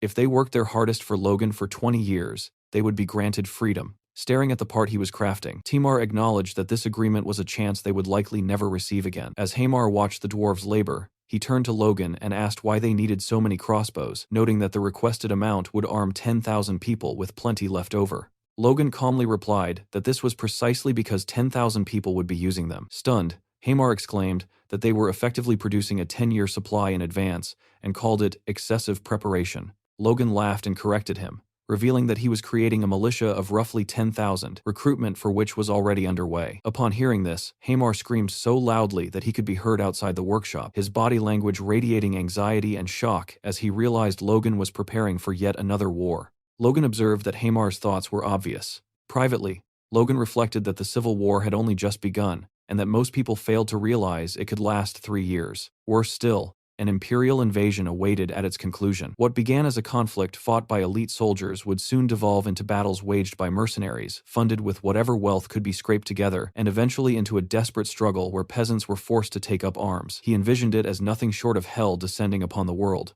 which was precisely why they needed to prepare now. Hamar cautiously asked, despite knowing it might not be his place, whether it was truly acceptable to arm so many commoners. Logan replied that as long as the people lived well, even handing them bombs would not lead to rebellion. Mentioning bombs reminded Logan of something else he wanted Hamar and Clayton to develop in secret, a suggestion that immediately gave Hamar a terrible feeling. At the Magic Tower, Logan shared the same proposal with Clayton, requesting the creation of a bomb that detonated after a time delay. He clarified that it should also explode upon receiving a certain level of impact, with a firm grip being sufficient to trigger it. As Clayton diligently recorded every detail, Logan continued outlining the specifications. The device should emit a light vibration as a warning before detonation so no one forgot to throw it. It should change color as it activated, detonate roughly 5 seconds later, and produce an explosion equivalent to a second circle explosion spell, all while keeping production costs capped at 50 gold. Logan then asked whether such a device was feasible. Clayton questioned whether something like that even existed, but Logan insisted it did because he had used one before. Hearing this, Hamar demanded to know where Logan had encountered such a weapon, remarking that the situation felt strangely familiar. Logan explained that he had even provided a rough idea of the materials involved, yet Clayton remained skeptical, arguing that chemical compounds behaved unpredictably, depending on their ratios. Moreover, a weapon capable of producing a second circle effect at 1/10 the cost of a first circle spell scroll would have sent the entire industry into a frenzy if it truly existed. Clayton suggested that if Logan had actually used such a device, it would be faster to locate its creator, and he prepared to utilize the communication channel to investigate further, contacting Felix's advisor and a general from Logan's former life, to ask whether anyone nearby possessed the knowledge to craft such strange items. The response indicated no close ties with a mage capable of such work, leaving Logan stunned. What he was attempting to recreate was Liberatio, a bomb named after the ancient word for liberation. It had once dealt a devastating blow to the Empire during the era of the Grandia Liberation Front, yet only a handful of individuals had ever known how to produce it, and Logan had not been one of them. Even so, he believed that if anyone might hold a clue, it would have been Commander Louise of that time. The weapon's creator had supposedly been an earth mage inspired by ancient dwarven armaments, which convinced Logan that if anyone could rediscover the method, it would be Hamar and Clayton. Hamar admitted that he had initially assumed Logan was inventing the entire concept, yet the vividness of his description made him question that assumption.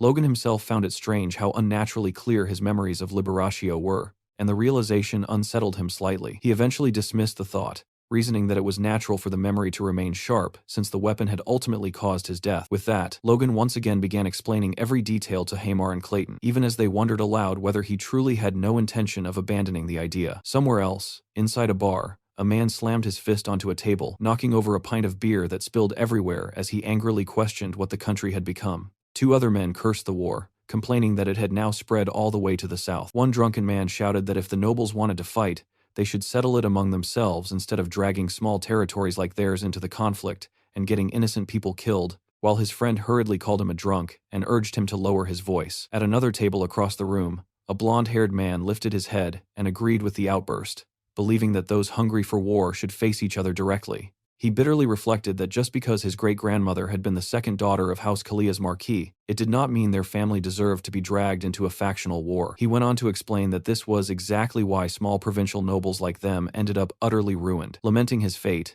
He believed his family would likely be the first destroyed in the Civil War, and he had been forced to flee without even retrieving the bodies of his relatives, leaving him to condemn himself as pathetic. At that moment, a man wearing a long cape and hood approached from behind and asked if he was Mr. Damien Nadal. Hearing his name spoken by a stranger, Nadal immediately stood, gripping his sword and preparing for a fight as he demanded to know who the man was and how he knew him. The cloaked figure produced a letter and explained that he belonged to the Information Guild and had been tasked by a client to deliver the message to Nadal. Studying the envelope, Nadal wondered who could have sent it, noticing that the crest bore a sigil resembling a red flame. Back inside the castle, the ever-loyal servant Rick approached Logan and asked about the stack of papers before him. Watching Logan write, Rick wondered if he was planning to host a party, only for Logan to internally dismiss the idea as madness and question why he would celebrate during such times. He clarified that the letters were meant for talented individuals who had lost their masters in the Civil War. Rick quickly realized Logan intended to recruit them, prompting Logan to silently acknowledge his perception. Rick explained that years of observation had made Logan's intentions easy to read, but he still questioned whether any famous knights even remained in such ruined territories, as he had heard of none. Logan explained that most were currently nothing more than heirs to minor lands or ordinary soldiers who, if abandoned, would likely drift into becoming wandering mercenaries. Rick wondered why Logan would bother recruiting such people, and whether their forces were truly so lacking. Logan reflected on the saying, "a pearl in the mud," knowing this insight came from knowledge of his past life. Most of those he sought would eventually awaken as Force users, yet the man receiving this particular letter never would. Even so, Logan considered him among the most important of them all, and sincerely hoped he would accept the offer. He then addressed the letter to Mr. Damien Nadal, writing that as the eldest son of the McLean family, he had been deeply moved by Nadal's poem, The Drunken Moon, which had been left behind at the academy. Logan expressed his belief that Nadal possessed exceptional talent and mentioned that he had heard of the misfortune that had recently befallen him, prompting this outreach. The letter continued by explaining that the McLean family was still growing despite these harsh times, and that they needed someone exactly like him. Finally, Logan courteously invited Nadal to consider the McLean estate as a new place to reside should he seek one.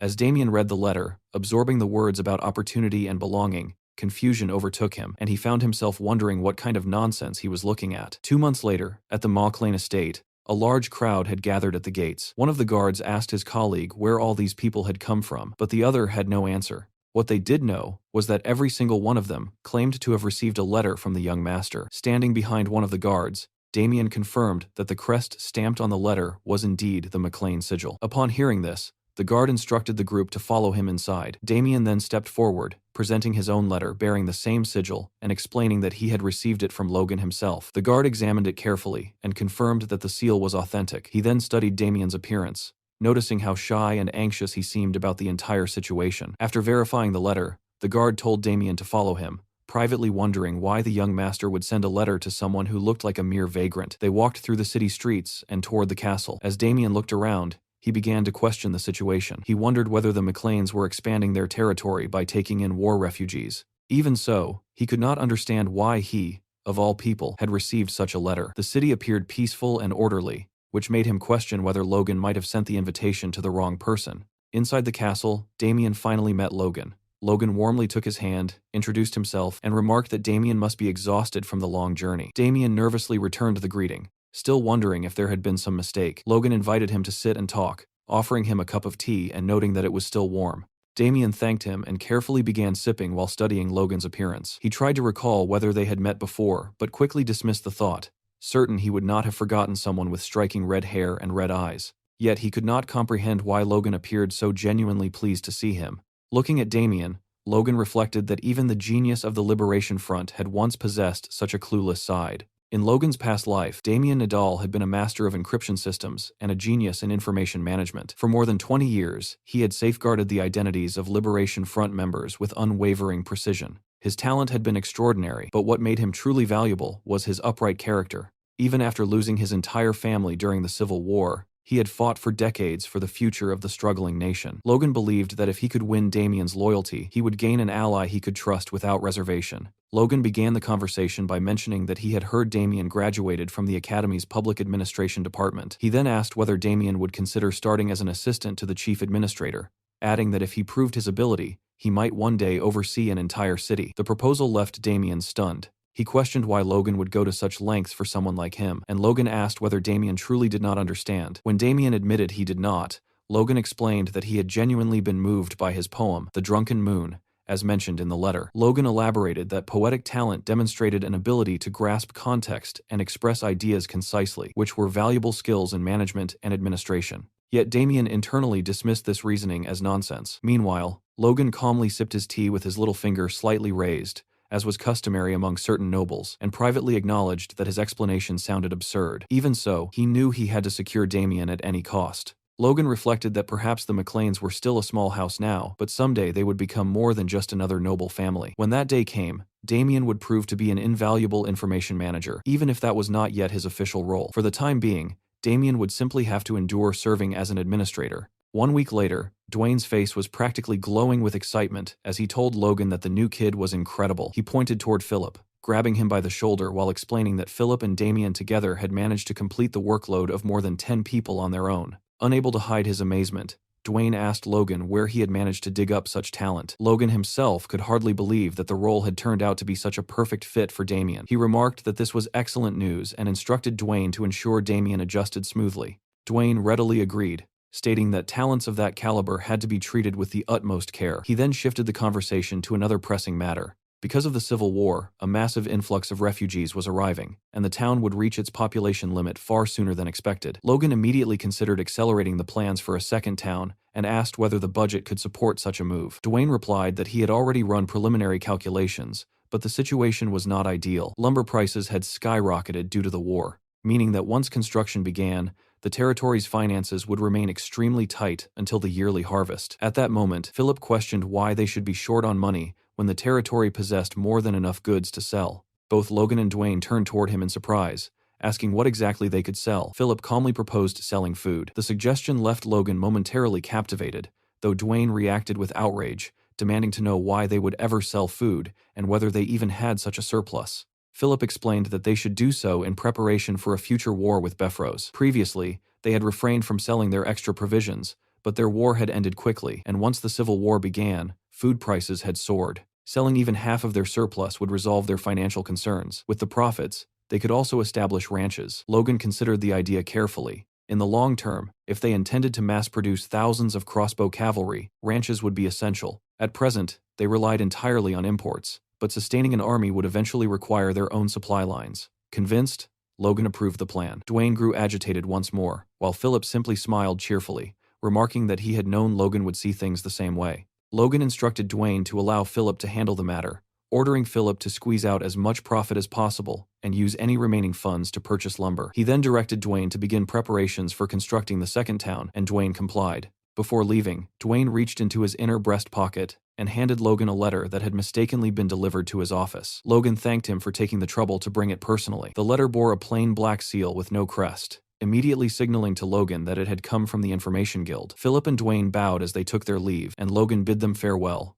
urging them to continue their work. Once alone, he opened the letter and began reading. It reported that the guild had located someone matching the description from a search request he had submitted. At first, Logan could not recall making any such request, but then the memory surfaced. It had been on the day he first learned the heavy pressure sword from his master. Back then, he had asked the guild to find unaffiliated superhumans who had been active during the Imperial War. The search had taken time, but they had finally identified one. The letter named him Churn Crow. It was not exactly the name Crownet that Logan remembered, yet there was a strong possibility they were the same person. Upon reading the name, Logan was stunned. Of all people, it had to be that man, a developer who had succeeded in mass supplying low-grade artifacts and had risen to become one of the top 10 merchants in the Empire. Unlike typical mages, he equipped his entire body with artifacts of his own creation and fought directly on the front lines. Known as the Massacre Sorcerer Crownet, he had slaughtered Grandia's forces without mercy. Logan clenched the paper tightly as memories surfaced. The low-grade artifacts Crownet supplied had accelerated Grandia's downfall nearly twice as fast. As an enemy, he was extraordinarily dangerous. That left Logan with only two choices: recruit him if possible, and if that failed, he needed to eliminate him. The scene shifted to an Imperial border outpost where a lone soldier stood guard at the entrance while a hooded traveler approached from the road. Before allowing him through, the guard ordered the figure to halt and asked whether he was a merchant. The traveler confirmed he was indeed a merchant from Grandia, which prompted the guard to remark that he had heard things there were chaotic these days. Turning slightly, the soldier stretched out his hand toward the stranger, hinting that times must be difficult for him. The hooded figure, who was Logan in disguise, stayed silent for a moment before letting a gold coin drop into the guard's palm in quiet agreement. The soldier examined the coin, relaxed instantly, and assured Logan there was nothing to worry about anymore. He granted him passage into the Empire and boasted that their lands were peaceful. As Logan crossed into the wide plains, he reflected that it had been a long time since he had last set foot in the Empire. According to the Information Guild's report, the man he sought was not living in a major city, but somewhere in a remote border territory. Logan could not understand why a future superhuman would hide in such a place, yet fewer people around meant fewer witnesses. To avoid standing out, Logan had already used magic to disguise himself and change his eye color, knowing his red hair and red eyes attracted too much attention. While scanning the horizon and wondering if he had lost his way, a shout came from behind as a man approached with clear hostility, mocking Logan for moving too fast and sneering at his red hair. 3 rough-looking bandits surrounded him, ridiculing his head as looking like a clot of blood. One pointed a sword at him and demanded he drop his bag, threatening to make him bleed just as red as his hair if he resisted. Logan remained completely unimpressed. Sometime later, Logan arrived at an estate bearing the crest of a dragon or lion, guided by the same bandits who were now battered and trembling. The man who had threatened him earlier clasped his hands together and begged to be spared. Logan calmly thanked them for guiding him and allowed them to leave. They rushed away gratefully while Logan simply scoffed, thinking about their stupidity. Logan stepped into the city and slowly looked around at the people moving along the busy streets, quietly taking in every little detail as merchants loudly traded materials like leather imported from Russelheim, which everyone praised for its excellent quality and durability. Nearby, a nobleman walked with his servant, and the servant politely suggested that they should rest for a while, leading the nobleman to agree and order him to find a quiet tavern somewhere. Not far away, a young boy eagerly tried selling newspapers while a woman happily chatted with her friend about a trendy dress she had seen in the city the other day, and the whole place felt surprisingly lively. Looking around at the clean roads and cheerful atmosphere, Logan could barely believe this was supposed to be a border castle, because it looked just as neat and prosperous as most cities inside Grandia itself. He pulled out his map and quietly checked the location again, reminding himself that the man he was searching for supposedly lived somewhere isolated even inside this castle, yet he still felt sure he had reached the right place. Raising his head with his disguised blue eyes, Logan confirmed his destination when he saw a gothic-looking manor standing grim and silent ahead of him. He stared at it without saying anything, then calmly placed the map back into his bag and stepped forward. Just before knocking, a dark thought crossed his mind about what if the man was already a superhuman. Remembering how infamous the guy had been for his nasty temper, and how recruitment might easily turn into a fight, Logan reasoned that the man was probably a slow-cast type mage, and if things went badly, killing him might even be possible. Realizing how messed up that thought sounded, Logan slapped his own face and cursed himself for thinking like that, reminding himself he came to recruit, not kill, and that he needed to swallow his past life grudge for now. He knocked on the door, and after a moment, it opened with a rough voice complaining about someone making noise outside. A thick-bearded man appeared, saying he had already warned the Lord not to allow loud disturbances there, which made Logan sweat awkwardly as he realized this was not who he expected. Logan asked if the man was Churn Crow, and the man confirmed it bluntly while demanding to know Logan's business, letting Logan quietly assess that he was currently only a 5th-class mage. Logan politely explained that he had traveled a long way to meet him and wanted a moment of his time, but Churn Crow rudely called him a punk and slammed the door shut in his face. Logan stood there stunned for a moment, unsure whether to laugh or curse, briefly thinking about killing him again, before forcing himself to calm down and remember that recruiting him was far more important. He knocked again, asking him to at least hear him out, only to suddenly feel lightning magic crackling around him with enough voltage to kill a normal person instantly. Logan snapped in anger, thinking the bastard was insane, and decided that if talking politely failed, then force it was. He smashed the door open and stepped inside, declaring that they needed to talk whether Churn Crow liked it or not. Seeing this, Churn Crow realized Logan was not normal and prepared an attack,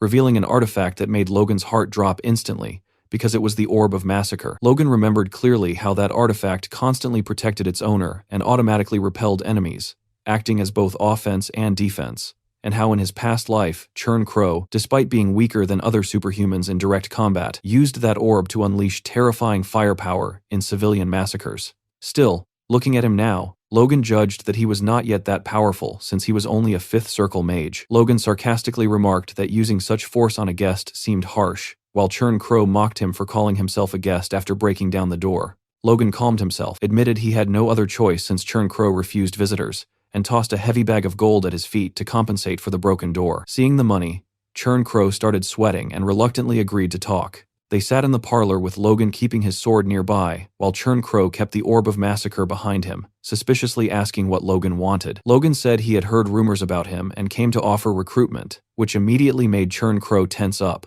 asking what rumors.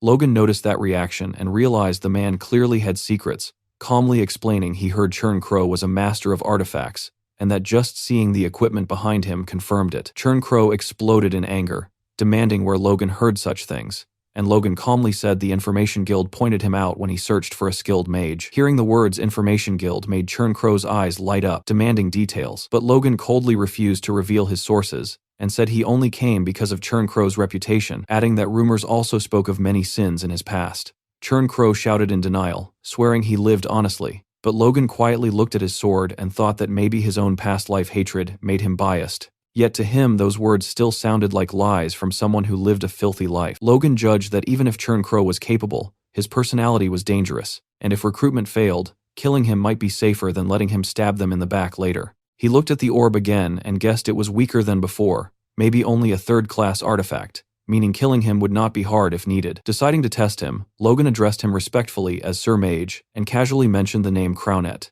instantly making Churn Crow's expression change. The moment he heard that name, Churn Crow realized Logan knew far more than he should, and the Orb of Massacre started glowing from blue to red as his face twisted into a psychotic smile. He lunged straight at Logan's neck, declaring that this would be where Logan shook hands with death. From the outside, it looked as though a massive explosion had shattered the mansion's rear wall, sending rubble splattering in every direction. Crownet's assault had blasted a giant hole in the masonry, where Logan had just been standing, but the man was now nowhere to be seen. Crownet, however, appeared weakened. He had likely exhausted a great deal of stamina on that last strike. Suddenly, his facial expression shifted into one of pure wonder. A sudden wave of force surged outward, throwing Crownet and his orbs backward. He couldn't believe it, Logan had actually dodged his attack. Gritting his teeth, he declared that Logan was merely lucky, but that this was as far as he would get. Crownet then riled up his own aura, preparing another strike, and demanded to know if Logan truly thought he was a match for his orbs. In response, Logan simply raised his sword, prepared to counter. Crownet scoffed, calling it a pathetic attempt. He launched his attack,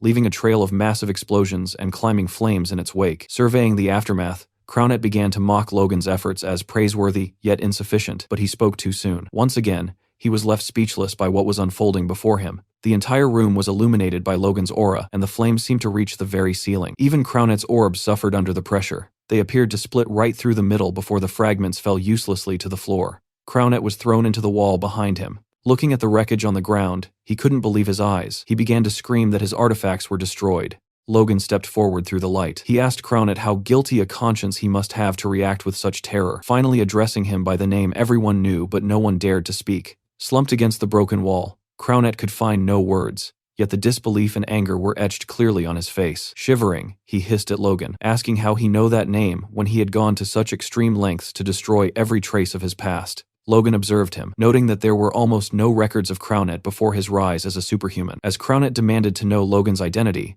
Logan saw him for what he truly was, nothing more than a runaway fugitive. While debating whether to dig further into the man's history, Logan menacingly asked Crownet where he thought he was from. Hearing this, Crownet grew annoyed. He grabbed a nearby rock and warned Logan not to play around with him. Logan noticed the movement, but it was almost too late to react. Crownet had kept one last orb hidden and prepared. He detonated the orb, creating a giant explosion that engulfed himself and everything in front of Logan. Logan managed to surround himself with mana, successfully blocking the attack. Looking toward the floor, he realized Crownet had used the explosion to blast a hole in the ground leading toward the basement. It was then that Logan realized Crownet had been hiding yet another artifact. Without hesitation, he gripped his sword and leaped into the hole after him. Logan landed in the basement, which resembled a sprawling library with books scattered everywhere. Scanning the surroundings, he concluded that this had to be Crownet's laboratory. Suddenly, a voice from behind disturbed him, calling him a sticky bastard. Crownet was now hovering in the air, utilizing a staff artifact that granted him flight. He shouted for Logan to die as he prepared yet another assault. Crownet then seemed to cast two different spells simultaneously, lightning and air magic. Seeing this, Logan was struck by the incredible speed of Crownet's casting. As the spells closed in, Logan could only wonder if Crownet was indeed just a high-class mage. Even so, as Logan prepared Lux, he remarked that Crownet's power was merely average. Suddenly, a wave of powerful energy slammed into Crownet, leaving him to wonder what was happening. Logan held up his sword, and Crownet realized with a shock that all of his magic was being dispersed. It was clear that this was Logan's doing. Logan then unleashed a powerful slash of aura toward Crownet, who tried to block it using his artifact. Feeling the sheer force Logan possessed, Crownet questioned just who this man was. Composed, Logan prepared one final attack, leveling the tip of his sword as if preparing for a lethal stab. He struck, missing Crownet's head and neck by mere inches, but that wasn't his primary target. He went for Crownet's hand, forcing him to drop his artifact. Based on Crownet's agonizing screams, it appeared Logan may have severed the hand entirely. As Crownet began to shiver, Logan told him that he had brought this upon himself. Once again, Crownet was consumed by rage. He screamed at Logan that he would kill him and conjured a massive orb of mana, preparing to throw it with all his might. Yet, Logan didn't show the slightest bit of worry. Crownet launched the attack, but Logan didn't move an inch. Within the next second, however, he closed the distance between himself and Crownet. Preparing his own strike, Logan hit Crownet squarely in the gut, telling him the attack had been too slow to catch him. The impact was so powerful that it sent the surrounding rubble splattering and flying once more. Crownet spat up blood and fell to the ground while Logan remained standing. Looking down at Crownet, Logan huffed, signaling that the battle was over. He then looked up at the ceiling as debris began to fall, realizing the entire structure was about to collapse. The laboratory of the man who would have been known as a master of artifacts was about to turn into nothing. Looking around, Logan remarked that he would have liked to take a closer look, but it was too dangerous. Even so, he couldn't help himself. He decided to take a quick look before leaving. That was when he noticed a collection of books and papers on one of the tables, Crownet's research notebooks. Logan recalled that in his past life, Crownet had invented a method to imbue magic not just onto rare materials like mithril, but onto common metals as well. This was the breakthrough that allowed for the mass production of low-grade artifacts. Shedding a bead of sweat, Logan thought the method might be in those books. He began gathering the stacked notebooks, noting that it wouldn't hurt to use them. He searched for anything else of value and spotted a piece of armor on another table. He was left momentarily speechless by what he saw: a necklace, a ring,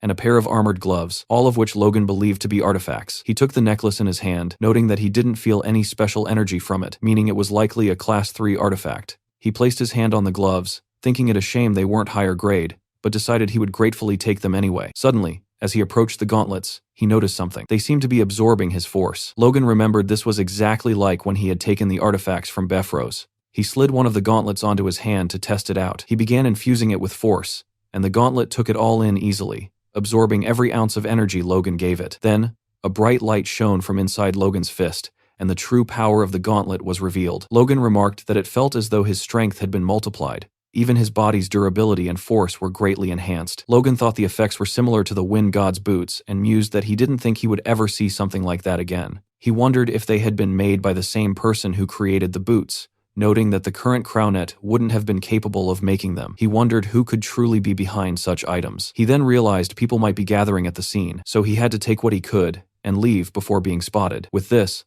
Logan had achieved what he came for. Although Crownet was dead, Logan felt he wasn't worthy of life anyway. He took as many belongings as he could carry and decided it was time to return to his territory. Struggling to carry everything as he headed upstairs, he hoped his bag was still intact. He thought of his home, hoping that nothing bad was happening there in his absence. Meanwhile, at the McLean estate, Ronian was speaking with a group of knights, asking if they had come to join the order. 3 knights stood before him and confirmed that this was indeed their purpose. They explained they had heard the young master was actively recruiting new talent. Ronian nodded in understanding. Shifting his feet into a combat stance alongside Victor and Eileen, he told the 3 men to draw their swords and fight to prove their worth. The knights, however, appeared reluctant to engage. It seemed that before this encounter, Dwayne had been the one to greet them at the estate, informing the men that Logan was currently away. Upon hearing this, one of the knights had begun to make a fuss, complaining that the only reason they had traveled all the way there was because they heard the great young lord was recruiting, only to find he wasn't even present. They shouted at Dwayne, calling the situation disrespectful and emphasizing the trouble they had gone through to reach the estate. Dwayne, visibly annoyed,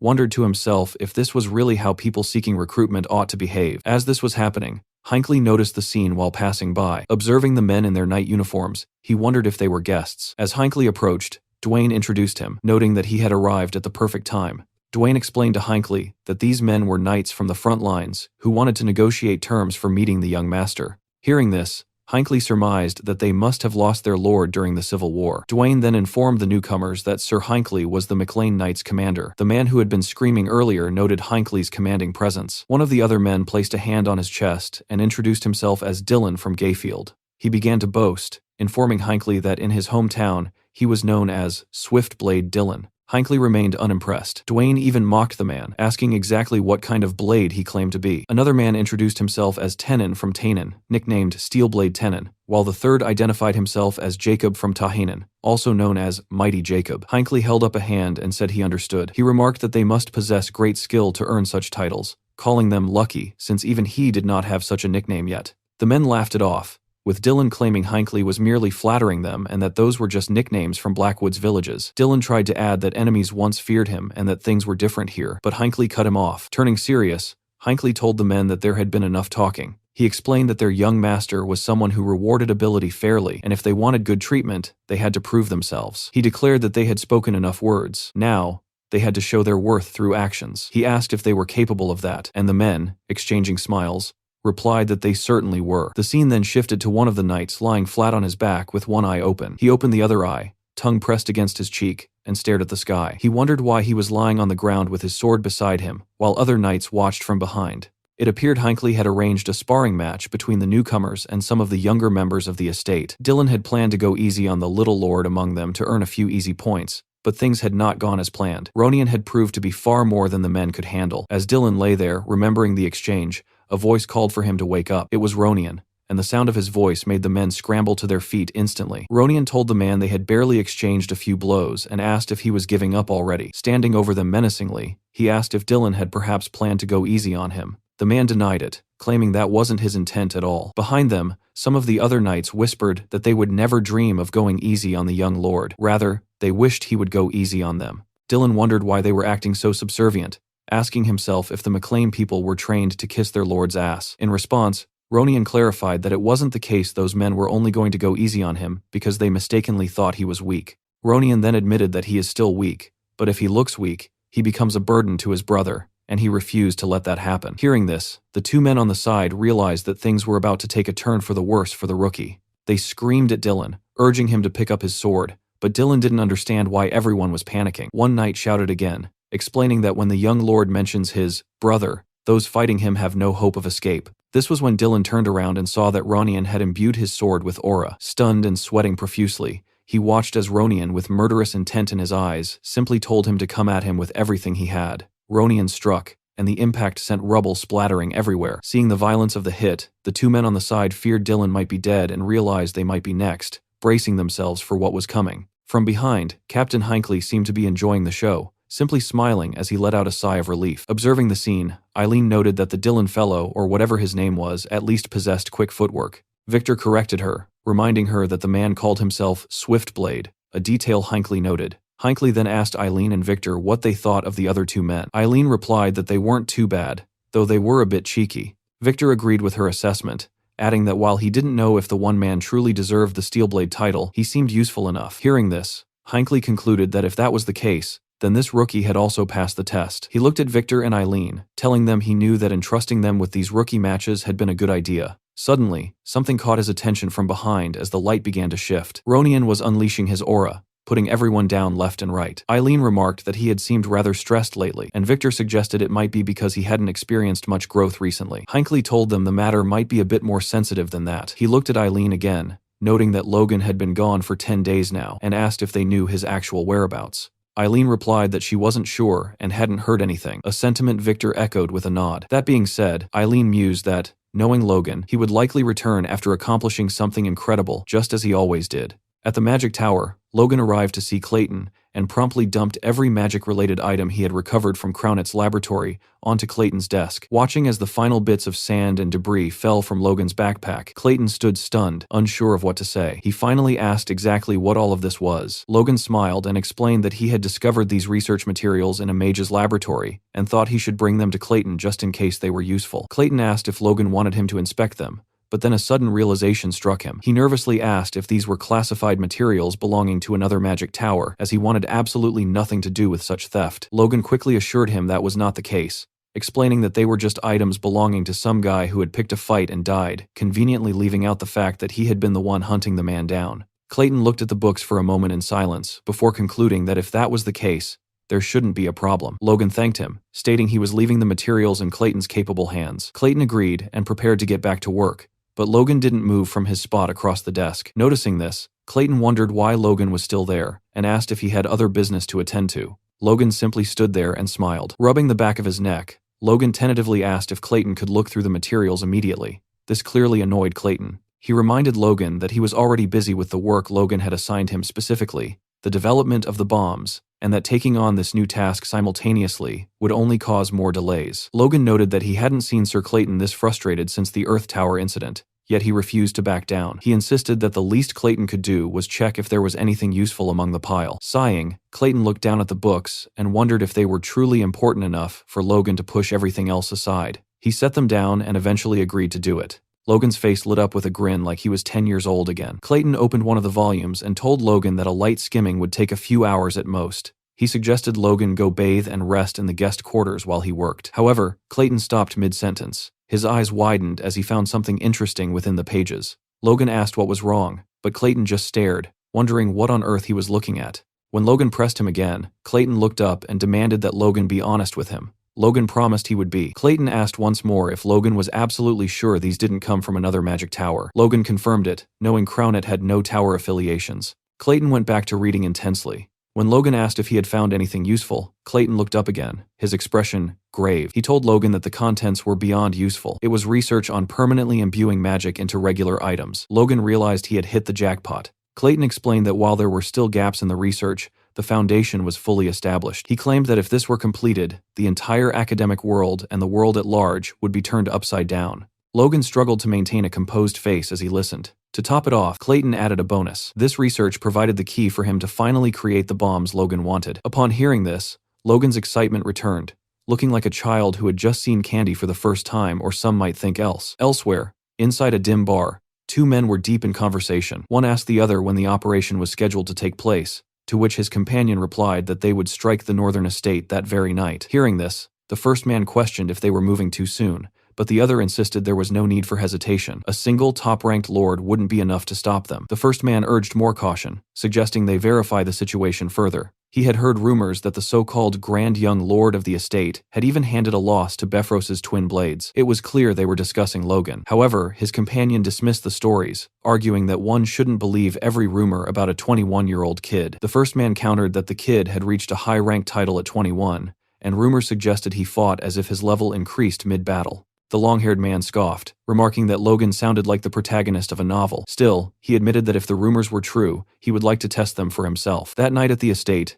everything appeared quiet and peaceful. Logan sat in his study with his artifacts behind him, focused on a stack of documents. Someone disturbed his silence, remarking on how much the town had grown lately. It was Rick, who informed Logan that a new market had recently opened near the Tomoto Fallen Warrior Memorial. When Logan asked why he was bringing it up, Rick explained while tidying some books that there were plenty of interesting goods worth seeing. Rick mentioned he planned to visit the market during his vacation, prompting Logan to remark that he expected Rick to spend his entire break sleeping. Rick turned around, his cheeks flushing as he prepared his defense. He explained he couldn't just sleep because his girlfriend would be upset. Without looking up from his papers, Logan simply wished him a fun time.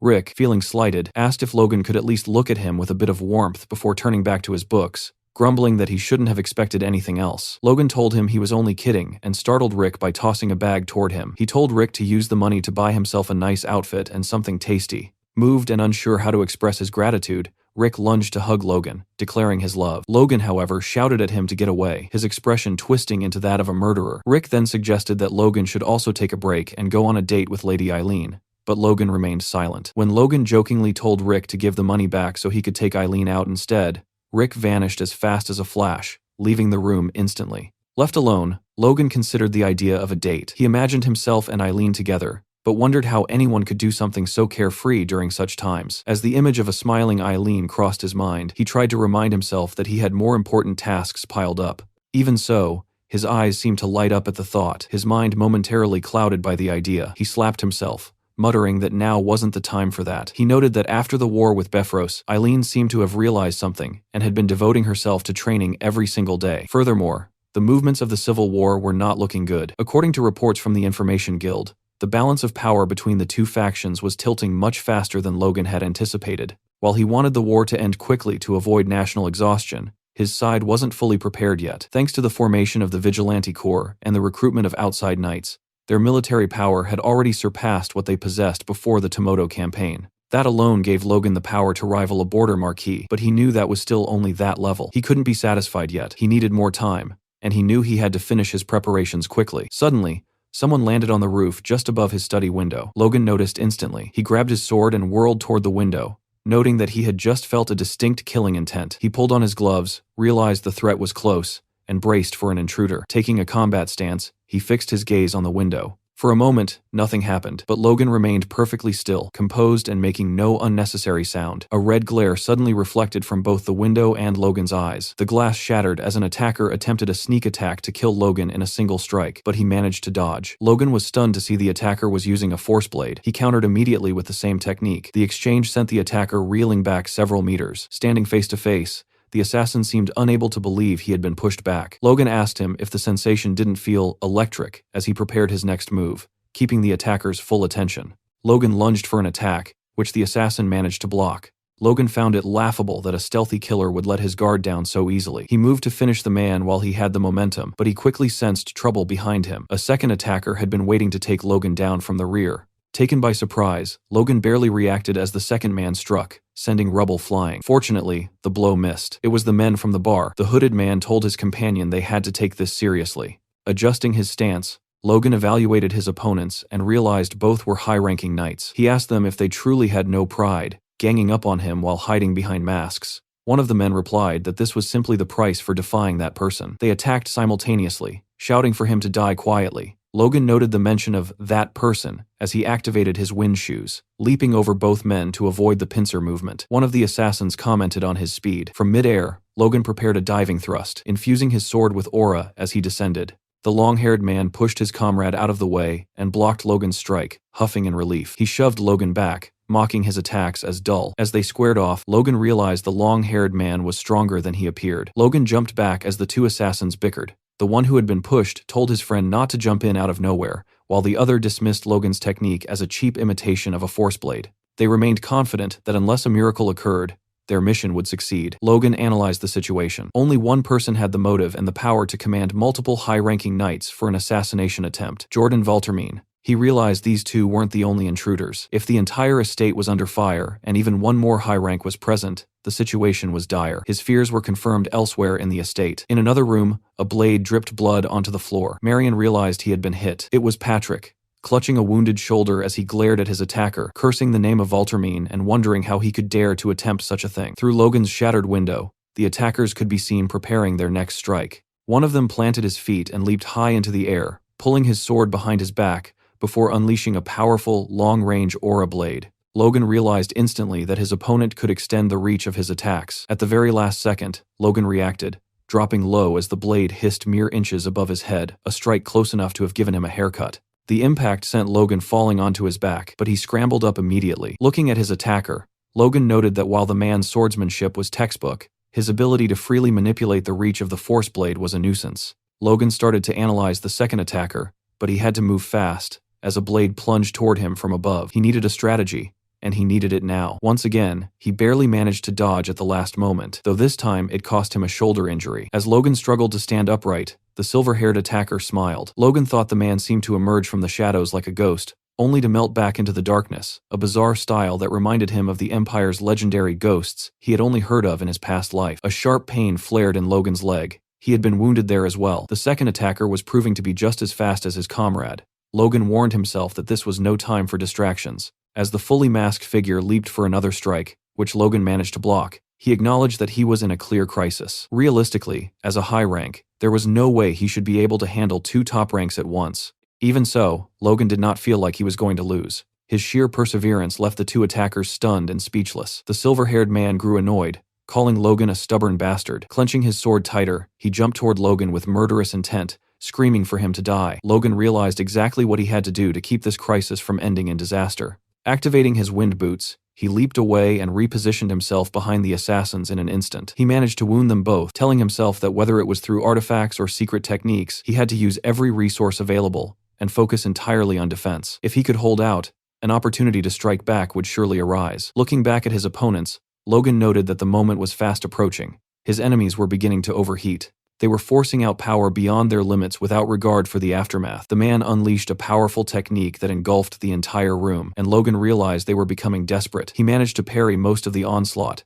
knowing that a single clean hit would mean death. His feet were being pushed back by the force, and as he gripped his sword harder, he felt the overwhelming weight of each blow. He knew his body wouldn't hold up if he continued to block them directly. The attacker seemed to sense this as the red glare returned to his eyes. Preparing a final, full-force strike, the man leaped at Logan once more, screaming that this was the end. However, his composure shattered in the next second, veins popping across his face in frustration. Once again, Logan had blocked the attack. This time, he held his sword handle with both hands, pointing the blade toward the ground while keeping it suspended in the air, an amazing display of strength that didn't budge an inch. Logan smiled from behind his blade, finally beginning to seize control of the rhythm. His attacker, sweat breaking across his forehead, cursed Logan's persistence and struck out, throwing Logan toward the wall. Logan was slammed back, blood splattering from the wounds on his stomach and leg. As Logan struggled to regain his momentum, the silver-haired man prepared a strike from above, declaring that Logan's insolence ended there. As he descended, the man mocked him, scoffing at the idea that someone like Logan could have ever defeated Befros's twin blades. He remarked that he had seen plenty of brats crushed by their own inflated reputations. While Logan had held out well, the assassin was certain he could not withstand the next blow. To the attacker, Logan was just another overhyped youth, or so he thought. Suddenly, Logan opened his eyes. Something had shifted fundamentally in his aura and his gaze. Even the attacker was momentarily stunned. Logan's sword began to move, moving beyond conscious thought, as if his body were reacting independently of his mind. He unleashed an attack so powerful and so fast that neither of the assassins could have anticipated it. In that moment, the silver-haired man could only think of the rumors he had dismissed, the claims that Logan grew stronger the longer he fought. His disbelief proved to be his demise. Logan let go of all conscious thought and unnecessary movement, fighting solely with his spirit. The following day, a council was convened to discuss the night's events, consisting of Hinckley, Philip, Dwayne, and Clayton. Their investigation revealed there had been 13 intruders in total. Every one of them had been killed. When Hinckley asked about the casualties on their side, Logan reported with distress that 5 soldiers were dead and 12 were injured. More painfully, Patrick had been gravely wounded while protecting Logan's mother. She now remained at Patrick's side while he was treated by doctors. Hinckley noted that, considering the high level of the intruders, the damage was relatively low. Logan agreed, pointing out that the force was comprised of top and mid-tier attackers, though none of them had recognizable faces. When Hinckley asked who could have orchestrated such a hit, Logan rose from the table and named Jordan Valterman. Dwayne and Philip immediately began to protest, shouting that they could not possibly stand against a Duke's house, and by extension, the entire Second Prince's faction. Logan merely smirked. He asked Dwayne why he assumed they would pick a fight with the Duke's house right now, leaving Dwayne puzzled. Logan explained that he had enough common sense to know that attacking the Duke now would be a death sentence. If he were the Duke, he would wipe out a threat like the McLeans immediately. Furthermore, such a conflict would only benefit Juan Douglas. "We have to endure," Logan declared. He stated that no matter what filth was thrown at them, even the death of their soldiers, they had to bear it. When Dwayne asked why, Logan's voice rose to a shout. "Because we are weak, because we have no power." He looked at Hinckley and Clayton, asking if the situation wasn't pathetic, and if he was the only one fueled by rage. Turning to Hinckley, he asked for an update on the night's training. Hinckley confirmed they were fully prepared. Logan nodded, his expression softening as he told those present that they gave him hope that one day they would properly repay this humiliation and possess the strength to do so. Then, Logan bowed deeply to his subordinates. The room erupted as everyone jumped to their feet. Hinckley even screamed for Logan to stop. With his head still lowered, Logan asked them all to keep pushing just a little harder. He promised that soon, all of McLean's glory would belong to them as well. Moved by his sincerity, Hinckley fought back tears while Clayton and Philip smiled. To a man, they agreed to do everything in their power to support him. After Jordan Valterman's midnight assault, Logan and his closest aides steeled their resolve to develop the territory. As a result, the pace of work accelerated across every department. Dwayne found himself finishing massive stacks of documents in a single day, aided by Philip and Damien. All three had reconciled themselves to working constant overtime. Meanwhile, Hinckley pushed his knights further than ever, forcing them to train while carrying massive boulders on their backs. He told them that as Force users, they must not give up when they hit a wall, but must take one more step exactly when they feel they have reached their limit. This spirit of urgency soon reached the common citizens of McLean. Watching the knights, 2 lumberjacks wondered aloud if the harsh training was a sign of trouble. One informed his friend about the previous night's attack, explaining that Patrick had nearly died and that a full-scale war could be on the horizon. The news stunned the other man, who noted that no one else would have taken in refugees like them. They looked toward the knights and agreed it was no time for hesitation. They could not afford to lose their home again. One mentioned he had heard Logan was recruiting for the Vigilante Corps, and indeed, Valtermine's assault led to a significant surge in volunteer applicants. 3 months passed in this fashion. Thankfully, Logan noted that the Duke had not attempted another strike. With the Civil War already 6 months deep, the elite factions were now clashing head-on. Logan surmised that the Duke likely no longer had the capacity to spare high-ranking assassins for side missions. Patrick agreed, observing that the townspeople were watching them from the streets, likely wondering if they were out on a standard patrol. Patrick noted that the Second Prince's faction was currently being pushed back. Watching a group of children playing in a sandbox, Logan explained that the opposition had consistently lost ground on the Central Front and had been driven all the way west to the border of the Valtermine territory and the royal domain. They had even lost one of the strategic twin castles. Logan reflected on his own contribution to this shift. By seizing Bifrost's territory, he had severed a core power and a vital supply line for the Second Prince's faction. To maintain their strength, they were now likely forced to shoulder the burden of supplying their allies as well, causing the losing faction to collapse even faster, a result that aligned perfectly with Logan's plans. Patrick spoke up, admitting that while it might be unbecoming of a knight to say so, the Civil War had allowed their house to grow tremendously. By recruiting knights from families ruined by the conflict, their numbers had swelled to 170, surpassing the force they held prior to the Tomoto Castle campaign. Furthermore, these new recruits appeared genuinely loyal. As Logan and Patrick passed, the knights turned to salute them with smiles on their faces. Logan calculated their total strength, including crossbow cavalry, trainees, and regular troops. They now commanded 3,500 active soldiers. When factoring in the 5 castles taken from Bifrost, plus Sylvan and Teslon, along with the vigilantes recruited from other towns, the numbers grew even more impressive. Logan concluded that their total force now amounted to approximately 10,000 men. As they walked, Patrick signaled his approval to the troops, telling them they were all doing a good job. Observing Logan and Patrick from a distance, 2 knights wondered aloud if they should also approach and offer a greeting. Most importantly, it was clear that Logan's intensive training had borne fruit. He was now able to fully manifest a force blade, the ability to turn force itself into both weapon and armor, which served as the definitive hallmark of a high-ranking warrior. Seeing this, Patrick remarked that it seemed Logan had already surpassed him. Logan, however, remained modest, noting that he hadn't quite reached that level yet. He touched his chin, thinking to himself that he still couldn't fully grasp the 4th form of the Divine Sword Manual, the Blazing Flame Slash. Even so, everything was progressing faster than he had anticipated. Logan turned to his father and told him it was about time they put their progress to use. Patrick asked what he meant, but a sudden realization struck him. He asked if Logan was truly about to do what he suspected. Logan looked up at the sky and declared that he intended to end the Civil War. Deep within the southern mountains, goblins were rummaging through a forest when they were suddenly distracted by a strange sound. They discovered an earth golem, holding a glowing blue marble. Hungry and opportunistic, the goblins lunged at the golem, preparing to devour it. The golem crumbled into rubble before they even touched it, and the goblins began to laugh at its apparent weakness. Their mockery was cut short. A massive explosion erupted, incinerating the goblins in an instant. When the smoke cleared, the golem stood tall once again, surrounded by nothing but charred remains and flickering flames. Logan stepped out from behind the golem, satisfied with the results. He remarked to Clayton that the power output of the marble was excellent, noting that the only remaining task was to shorten the activation time by about half a second. Clayton nodded, promising to keep that in mind. Hamar then approached Logan, informing him that they had already used up all the prototypes they had brought and suggesting they head back. Logan was incredulous. He had told Hamar to bring more, but Hamar had assumed a single crate would suffice.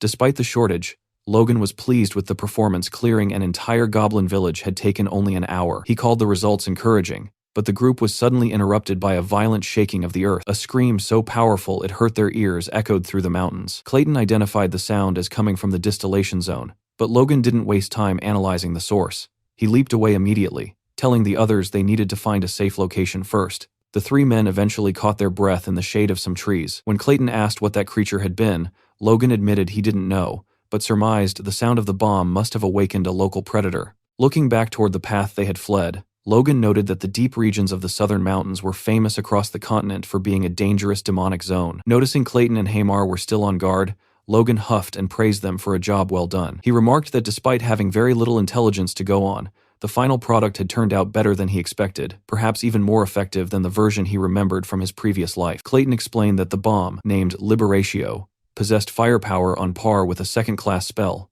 yet cost only a 20th of a first-class scroll, a level of efficiency that was nothing short of revolutionary. Clayton credited the research materials Logan had provided, while Logan praised Clayton's execution. Hamar raised his hand to remind them of his own contributions as well. Logan conceded the point, acknowledging that without the blueprint, replication would be impossible. He stressed that the method for manufacturing Liberatio had to be strictly protected. Clayton assured him that only he and Hamar knew the complete process. Hamar added that without the specific ratios and the mana tuning formula, no one could copy the weapon even if they observed it being used. Impressed, Logan announced that as a token of his thanks, he would increase the Magic Tower's support fund by 30%. Clayton shivered with joy at the news. For Hamar, Logan offered to reduce his contract term by 3 years, leaving the man in disbelief. Logan added one final condition. If the formula ever leaked, these rewards would be void. Both Clayton and Hamar agreed without hesitation, with Hamar swearing on his life to keep the secret. Clayton remarked that since the mood was right, it was the perfect time to show Logan something else. He explained that while they were developing Liberatio,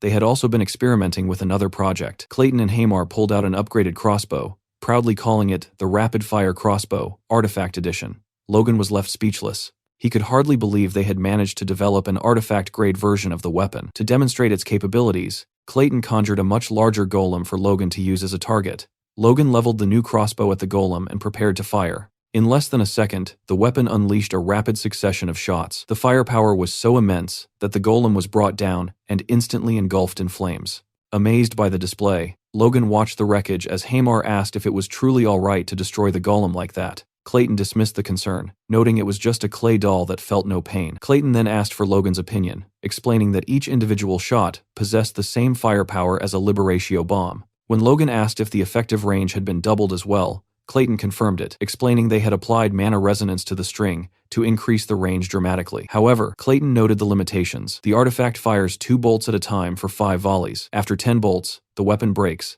making it a single-use item. Furthermore, Clayton and Hamar required a full day to produce just one, and the production costs were high. Logan calculated that even at 1 per day, they would only have 365 per year. Still, he decided the sheer power was too significant to pass up. He instructed Hamar to prioritize issuing the crossbows to the leadership first, and commanded them to produce as many as possible over the next 2 months. When Hamar asked why the deadline was only 2 months, Logan's characteristic smirk returned. He simply told Hamar they would be needing them by then. Shortly after, an official notice was posted on the castle walls, drawing a large crowd of farmers and townspeople. The letter announced that the second town in the McLean territory of Tomoto Castle was finished, and invited anyone interested to move in. Reading the notice, one farmer expressed confusion, stating he was living fine where he was and saw no reason to leave. Another person mentioned that those who moved would be granted a new house and farmland, but the crowd remained skeptical. A resident from the Sylvan Castle territory noted that since the Lord had changed, Sylvan had become much more livable, questioning why anyone would go through the trouble of leaving their home. Suddenly,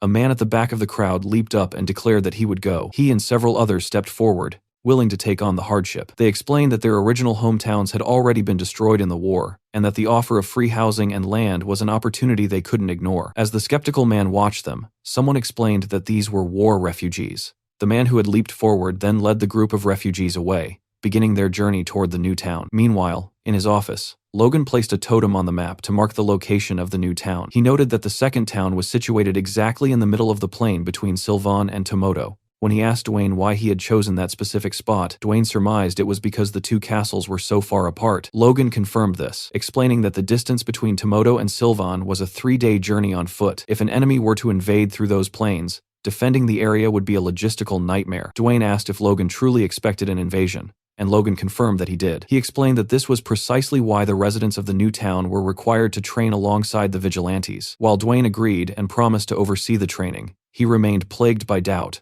wondering who would actually attempt to invade the Bifrost Plains. His questions were answered as midsummer arrived. Logan announced his decision to officially join the Civil War, a declaration that left everyone in the room stunned. Dwayne slammed his hands onto Logan's desk, shouting that he had hoped his suspicions were wrong. He demanded to know why Logan would take such a risk when their territory was currently thriving, and prosperity was guaranteed simply by staying neutral. Logan understood that if his only goal was to protect their current land, Dwayne's logic would be sound, but he knew that staying on the sidelines was not the answer. He warned everyone that if they remained stagnant, the McLeans would fall, regardless of which side emerged victorious. Both Philip and Dwayne found this view extreme, arguing that the First Prince's faction was almost certain to win, and that the McLeans had done nothing to oppose them. Patrick intervened, slamming his hand on the table with a force that startled Dwayne, Philip, and even Marion. He demanded to know Logan's true reasoning. Logan averted his gaze, introspecting on the reality he knew from his previous life. The first prince's faction would not be satisfied with merely defeating the second prince. They would eventually consume the neutral territories as well.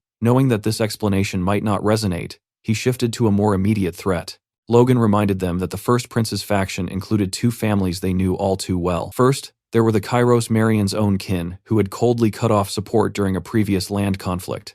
Marion looked down in shame, and Patrick remained silent. Then, there were the Wolves, the family that had rudely and unilaterally broken their engagement with Logan. Both families were major financial backers of the first prince. Logan asked the council if they truly believed these families would leave the McLeans alone once they gained absolute power. When Philip tentatively asked if they should simply side with the first prince to be safe, Logan knew he had him right where he wanted. He countered that they should do the exact opposite. They were going to join the second prince's faction. Hinckley, Philip, and Dwayne nearly lost their minds. They couldn't fathom why Logan would choose the losing side. Logan asked them to consider the politics of the situation. If they joined the winning side now, their contribution would be seen as negligible. However, if they joined the losing faction and turned the tide of the war, the rewards and influence they would gain would be immeasurable. When Dwayne worried they were boarding a sinking ship, Logan admitted the ship had indeed lost its sails and was taking on water, but it still had the power to sail if steered correctly. He then used the one argument no one could easily refute. With a smirk, he asked them, "Has anything ever gone wrong when I acted?"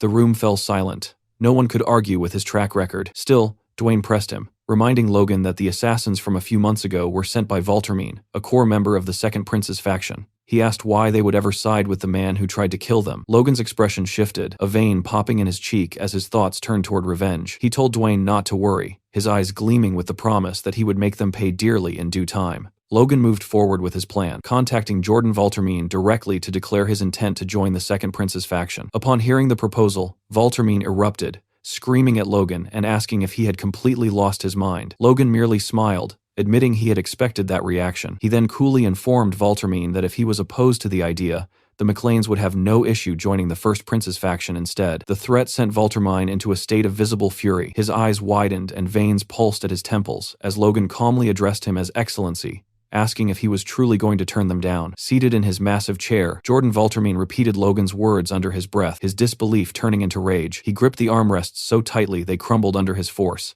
His two servants stood by, sweating in terror, as Valtermine demanded to know how Logan even dared to suggest such a thing. In a fit of rage, Valtermine hurled a table across the room, asking Logan if he was toying with him. His face was flushed and he was sweating profusely. It was clear Logan had struck a nerve. One of the servants, trembling and keeping his head bowed, knelt before Valtermine and held up the communication orb so his lord could continue the conversation. Logan observed the reaction, surmising that the second prince's situation must be even more desperate than the reports suggested if Valtermine was getting this worked up. Logan continued to speak, mockingly assuring His Excellency that he wouldn't dream of being rude, especially after recently receiving such a frightening gift. It was a direct reference to the assassination attempt. Valtermine fell silent for a moment as he realized Logan knew the truth, but he quickly recovered and denied everything, claiming to know nothing of any gifts. Getting straight to the point, Valtermine acknowledged that Logan wasn't reaching out of the goodness of his heart. He demanded to know what Logan's true goal was. Logan replied that his request was quite reasonable. In exchange for their support, he wanted formal recognition of the Befros lands the McLeans had already seized, half of the Marquis Kalia territory adjacent to McLean, and the return of the township his ancestors had lost. Logan made it clear he would need guarantees for all three. Valtermine asked if he was serious, and Logan stood his ground, stating that considering the immense risk they were taking by joining the losing side, the demands were not excessive. Valtermine began to laugh, a large, menacing smile spreading across his face. He told Logan that such requests weren't even worth negotiating. However, he offered a challenge. If Logan had the courage to say those same things to his face, he would acknowledge them. To Valtermine's surprise, Logan didn't hesitate. After a few seconds of silence, he accepted the invitation to speak face to face. Smiling, Logan told him he would be paying him a visit very soon. The scene shifted to Befros Castle, where a unit of knights had been assembled to escort Logan to Valtermine's camp. They had prepared 2 to 3 weeks' worth of supplies for the journey. Just before they set out, Patrick called out to Logan. His voice was thick with concern as he asked his son if those demands hadn't been a bit too much, expressing his fear that they would simply be used as cannon fodder. Logan turned to his father with a confident smile, replying that right now, the second prince's faction was so desperate they would welcome even cannon fodder with open arms. Logan reminded Patrick that even he had given his approval after witnessing the sheer power of the Liberatio. Patrick conceded the point, admitting it was certainly one hell of a weapon. As the perspective briefly shifted to Hinckley smiling toward Eileen, Patrick continued, noting that even the retainers had acknowledged the weapon could turn the tide of the war. However, Patrick's true concern lay elsewhere. He wondered if they could truly protect such a powerful asset. He then asked Logan if his ultimate intention was truly to place the second prince on the throne. Patrick broke into a cold sweat and lowered his head. He thought back to the Grand Noble's incident, the spark that had fully ignited the Civil War. He remembered watching the death of Larry Klett and noticing that Logan had been smiling at that very moment. Patrick suspected he understood the meaning behind that smile, and he wondered if this current intervention was merely a continuation of those events. Logan spoke up, telling Patrick that they lived in troubled times where today's enemy could be tomorrow's ally, and today's ally could be tomorrow's foe. He explained that in the midst of such chaos, their only goal must be to secure as much gain for their house as possible. Hearing this, Patrick wiped away a bead of sweat and managed a smile. He mused that he must truly be getting old if these unfounded worries were troubling him so much. As the time came to depart, Patrick ordered his men to open the gates, preparing to see Logan and his knights off. As they began to march out, Patrick watched them, praying that only glory would await them at the end of their path. In a final internal monologue, he prayed that if any darkness stood in his son's way, God's light would at least shine brightly over Logan's future. As they moved out, Logan's eyes lit up, and a bright, determined smile spread across his face. He ordered his followers to march forward, while behind him, Patrick continued to pray for his son. Atop the walls of the twin castles, a lookout peered through his telescope. Spotting something in the distance, he focused his lens until a banner bearing the flame emblem came into view. He whirled around and shouted, confirming the presence of the McLean forces. Hearing the report, Jordan Valtermine stepped forward, noting that Logan had actually shown up.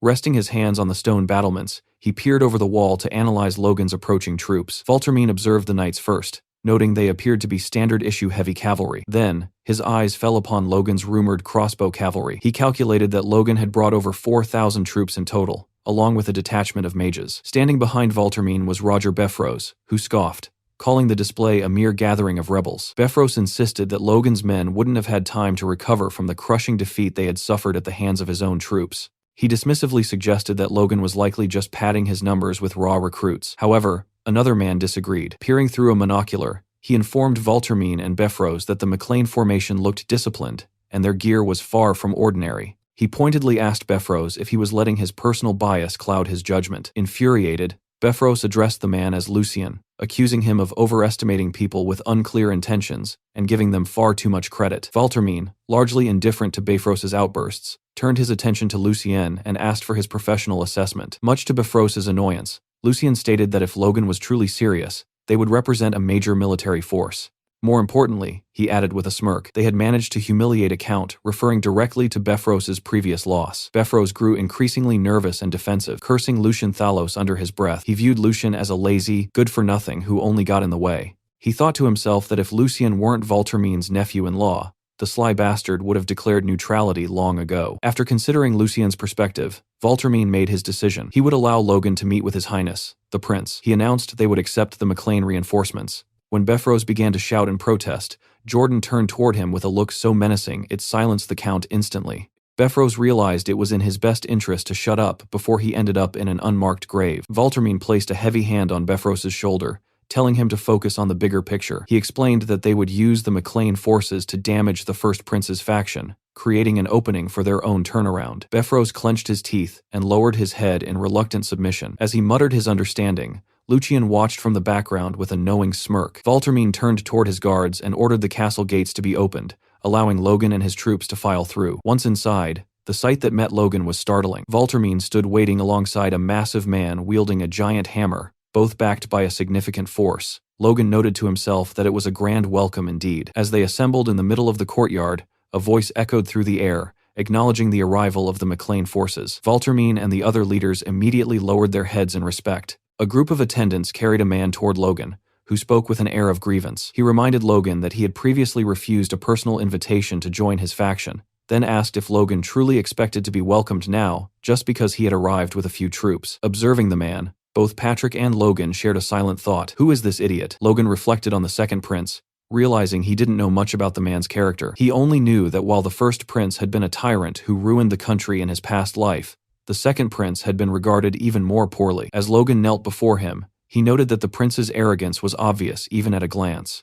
Around them, soldiers began to shout, calling the McLeans two-faced bastards and demanding they be barred from the faction. Logan wondered if these men even understood the direness of their own situation. However, looking past the rowdy soldiers to the leadership behind the prince, Logan saw a different story. Unlike the common troops, the commanders seemed to feel a shred of shame for the display. After the formalities, the second prince glanced at Valtermine, signaling that it was his turn to handle the proceedings. Valtermine stepped forward, and the prince excused himself, claiming he was tired. Valtermine first addressed Patrick, shaking his hand and welcoming him aboard. He remarked that Patrick seemed far more polite than his son, though Patrick quickly defended Logan, insisting that his son was also capable of being polite. Valtermine scoffed and turned his gaze toward Logan, who had already wandered off to find Roger Befros. Logan approached the count with a smirk, casually greeting him and asking if he had been well. Befros was visibly incensed, but remained silent, merely slapping Logan's offered hand away and calling the situation ridiculous. Unfazed, Logan withdrew his hand and mockingly suggested this was a great turn of events, noting that the southern unification Befros had always desired had finally come to pass. Befros began to tremble with fury, veins bulging across his face. He hissed, asking Logan if he truly had the nerve to speak to him. Logan thought to himself that while he only intended to tease the man, the reaction was priceless. He suspected that if he pushed just a little further, the Count might actually attack him. If that happened, Logan mused, he could simply kill him in self-defense. The confrontation was interrupted by the Moon Knight, who urged Befros to restrain himself. The knight insulted Logan, comparing him to filth, and suggesting that getting too close would only make the Count stink. Logan just kept smiling, feeling the insult was a waste of breath. Taking his knight's advice, Befros turned his back on Logan, vowing that he would be watching him closely. Currently, Alun Castle and its neighbor, Allen Castle, served as the twin castles of the Valtermine dukedom. Their names originated 1,000 years ago, named after two moons lost in a mythical age. In those ancient times, when orc hordes occupied the southern plains, these fortresses were built to protect the lands of humanity. Unfortunately, the beauty of that ancestral legacy had been discarded. The twin castles had now become the grim battlegrounds of a horrible civil war. Inside the war room, Valtermine and the other commanders were finalizing their next move. Logan observed the proceedings, reflecting that this was not a war for territory, but for the throne itself. In theory, the conflict would end the moment one rival prince was defeated. However, Logan knew that neither heir was the type to sacrifice himself for the good of the nation. If left to its own devices, as it had been in his past life, this war would tear the country out by its roots. To Logan, these long-winded strategy meetings were pointless. The only real solution was to kill those who needed to die and bring the chaos to an end. Before Logan could voice his thoughts, Jordan Valtermine interrupted with a directive. He announced that the McLean forces would be tasked with striking the enemy from the rear, a decision Logan immediately bristled at. He turned toward Valtermine in disbelief, but it was clear from the faces around the table that the rest of the room was aligned against him. In the midst of the tension, Logan noticed something strange. One individual was staring at him with a completely unreadable expression. Logan couldn't tell if it was hostility or curiosity. It was Lucien. As Logan wondered what had become of this man in his previous life, Valtermine snapped his attention back to the present. He noted Logan's silence and asked if he intended to refuse the plan, even threatening to summon Baron McLean to settle the matter.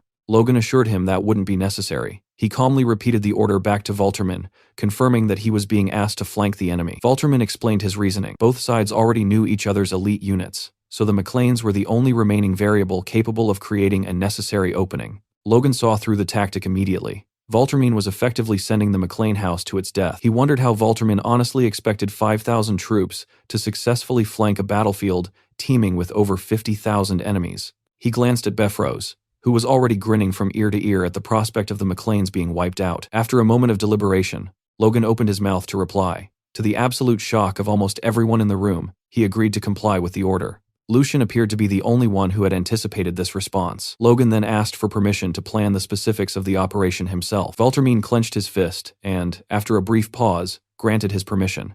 After the meeting, Valtermine stood at the head of the war table with Befros at his side. He reflected on his original plan. If the McLeans had refused the flanking maneuver, he would have used that as a pretext to split their forces, strip them of their command, and legally seize their infamous crossbows. If they had resisted even that, he would have forced them to lead a suicidal charge at the front lines. The fact that Logan had accepted so easily made Valtermine suspicious. He suspected Logan had a trick up his sleeve and asked Befros for his opinion. Befros, still wary of the men who had seized his land against all odds, admitted that one could never assume anything when it came to the McLeans. Valtermine reached for a glass as he mused that they shouldn't overthink it. He noted that if someone accepts a suicide mission without protest, they are either an idiot or they have a hidden advantage. Lucien, who was placing the glass in front of Valtermine, offered a different explanation. It's confidence. Valtermine looked at the glass, noting that even his own knights would struggle with such a mission. Yet Logan claimed he could do it.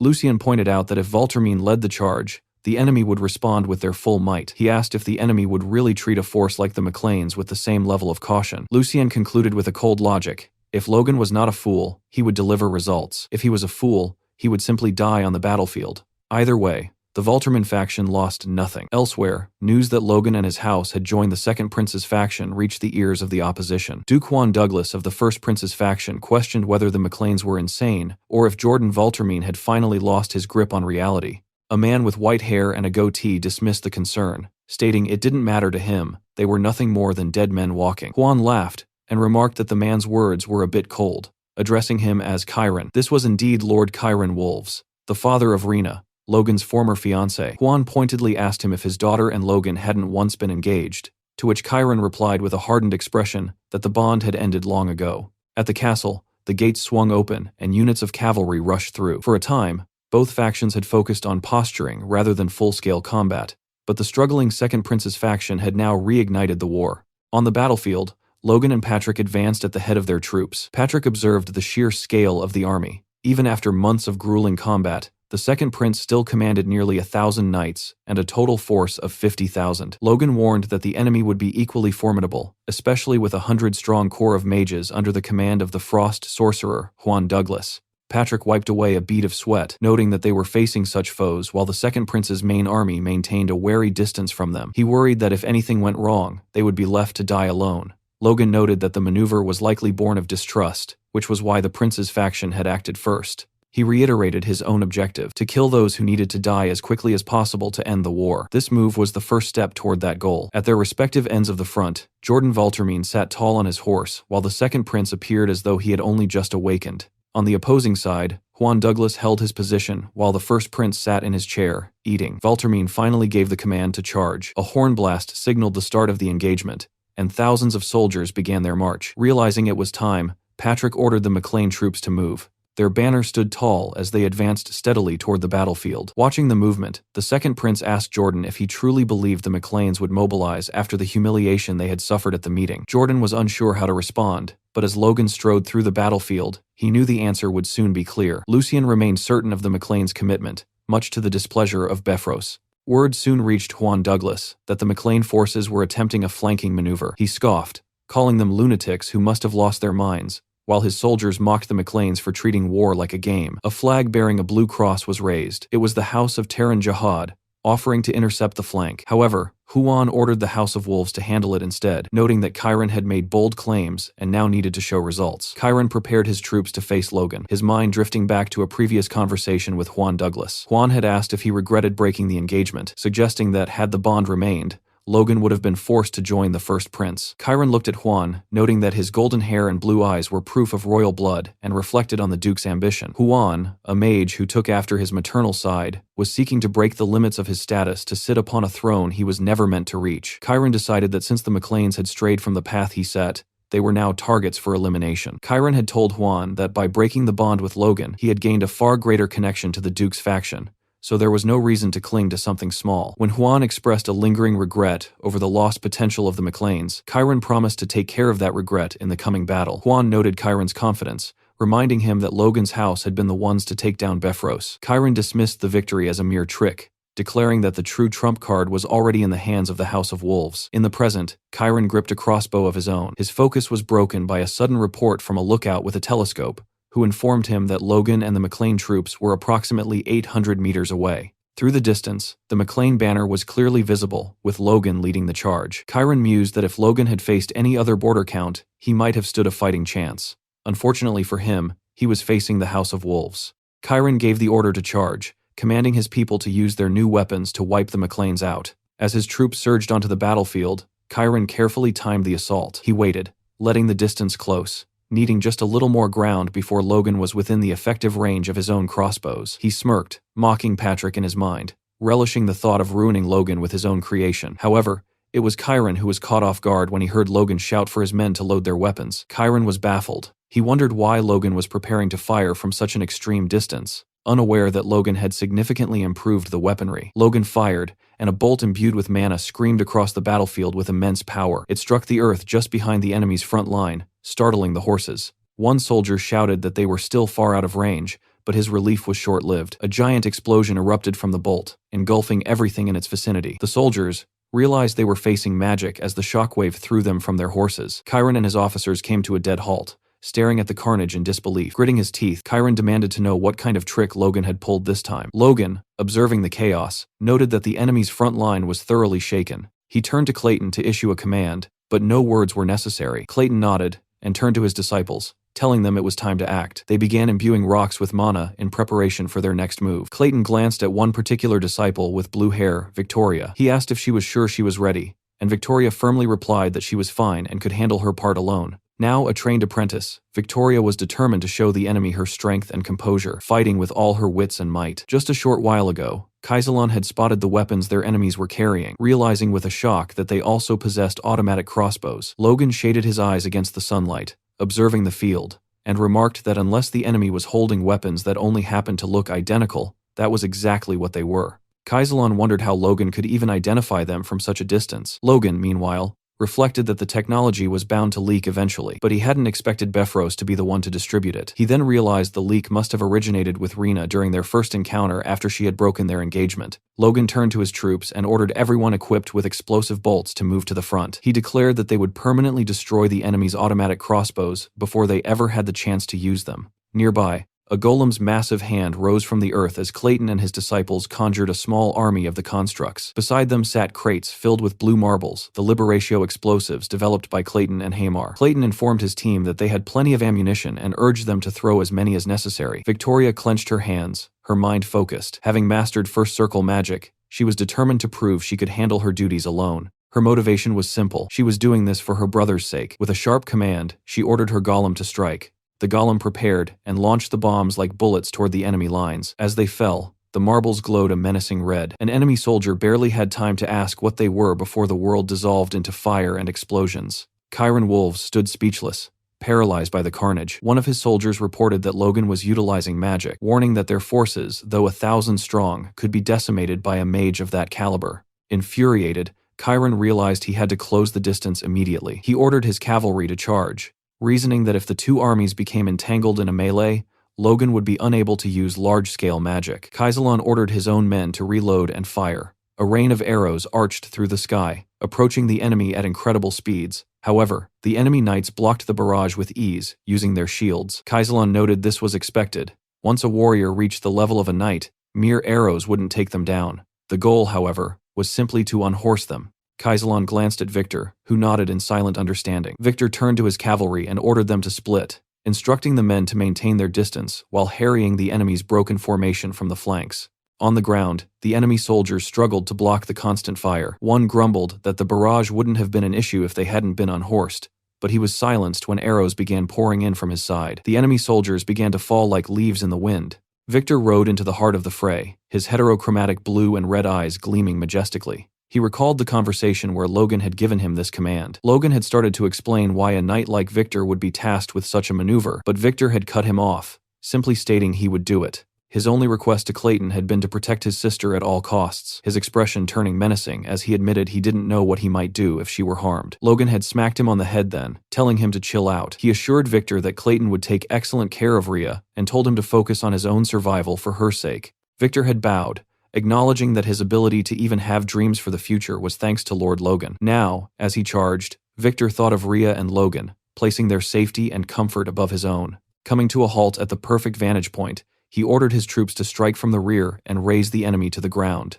Logan surveyed the battlefield, his eyes sharpened by mana to pierce through the distance. He noted to Patrick that Victor and the crossbow cavalry were successfully moving to the rear, which Patrick took as their cue to engage. Patrick whirled around, ordering his knights to provide immediate assistance. Max Peretta and his soldiers were also in position. Though Max briefly questioned his orders, he quickly obeyed and led his men charging toward the fray. On the battleground, Kaisalon raised his fist high, signaling his units to hold their fire. In the center of the enemy lines, a man in heavy armor huffed under the sudden silence. This was the Wolves' knight captain, Nick Marcel, known as the Swordbreaker, who gripped a massive longblade. Nick was momentarily speechless, wondering if the McLean forces had already run out of ammunition. He quickly realized his error, and his expression shifted to dread as he saw Logan and the knights approaching at full tilt.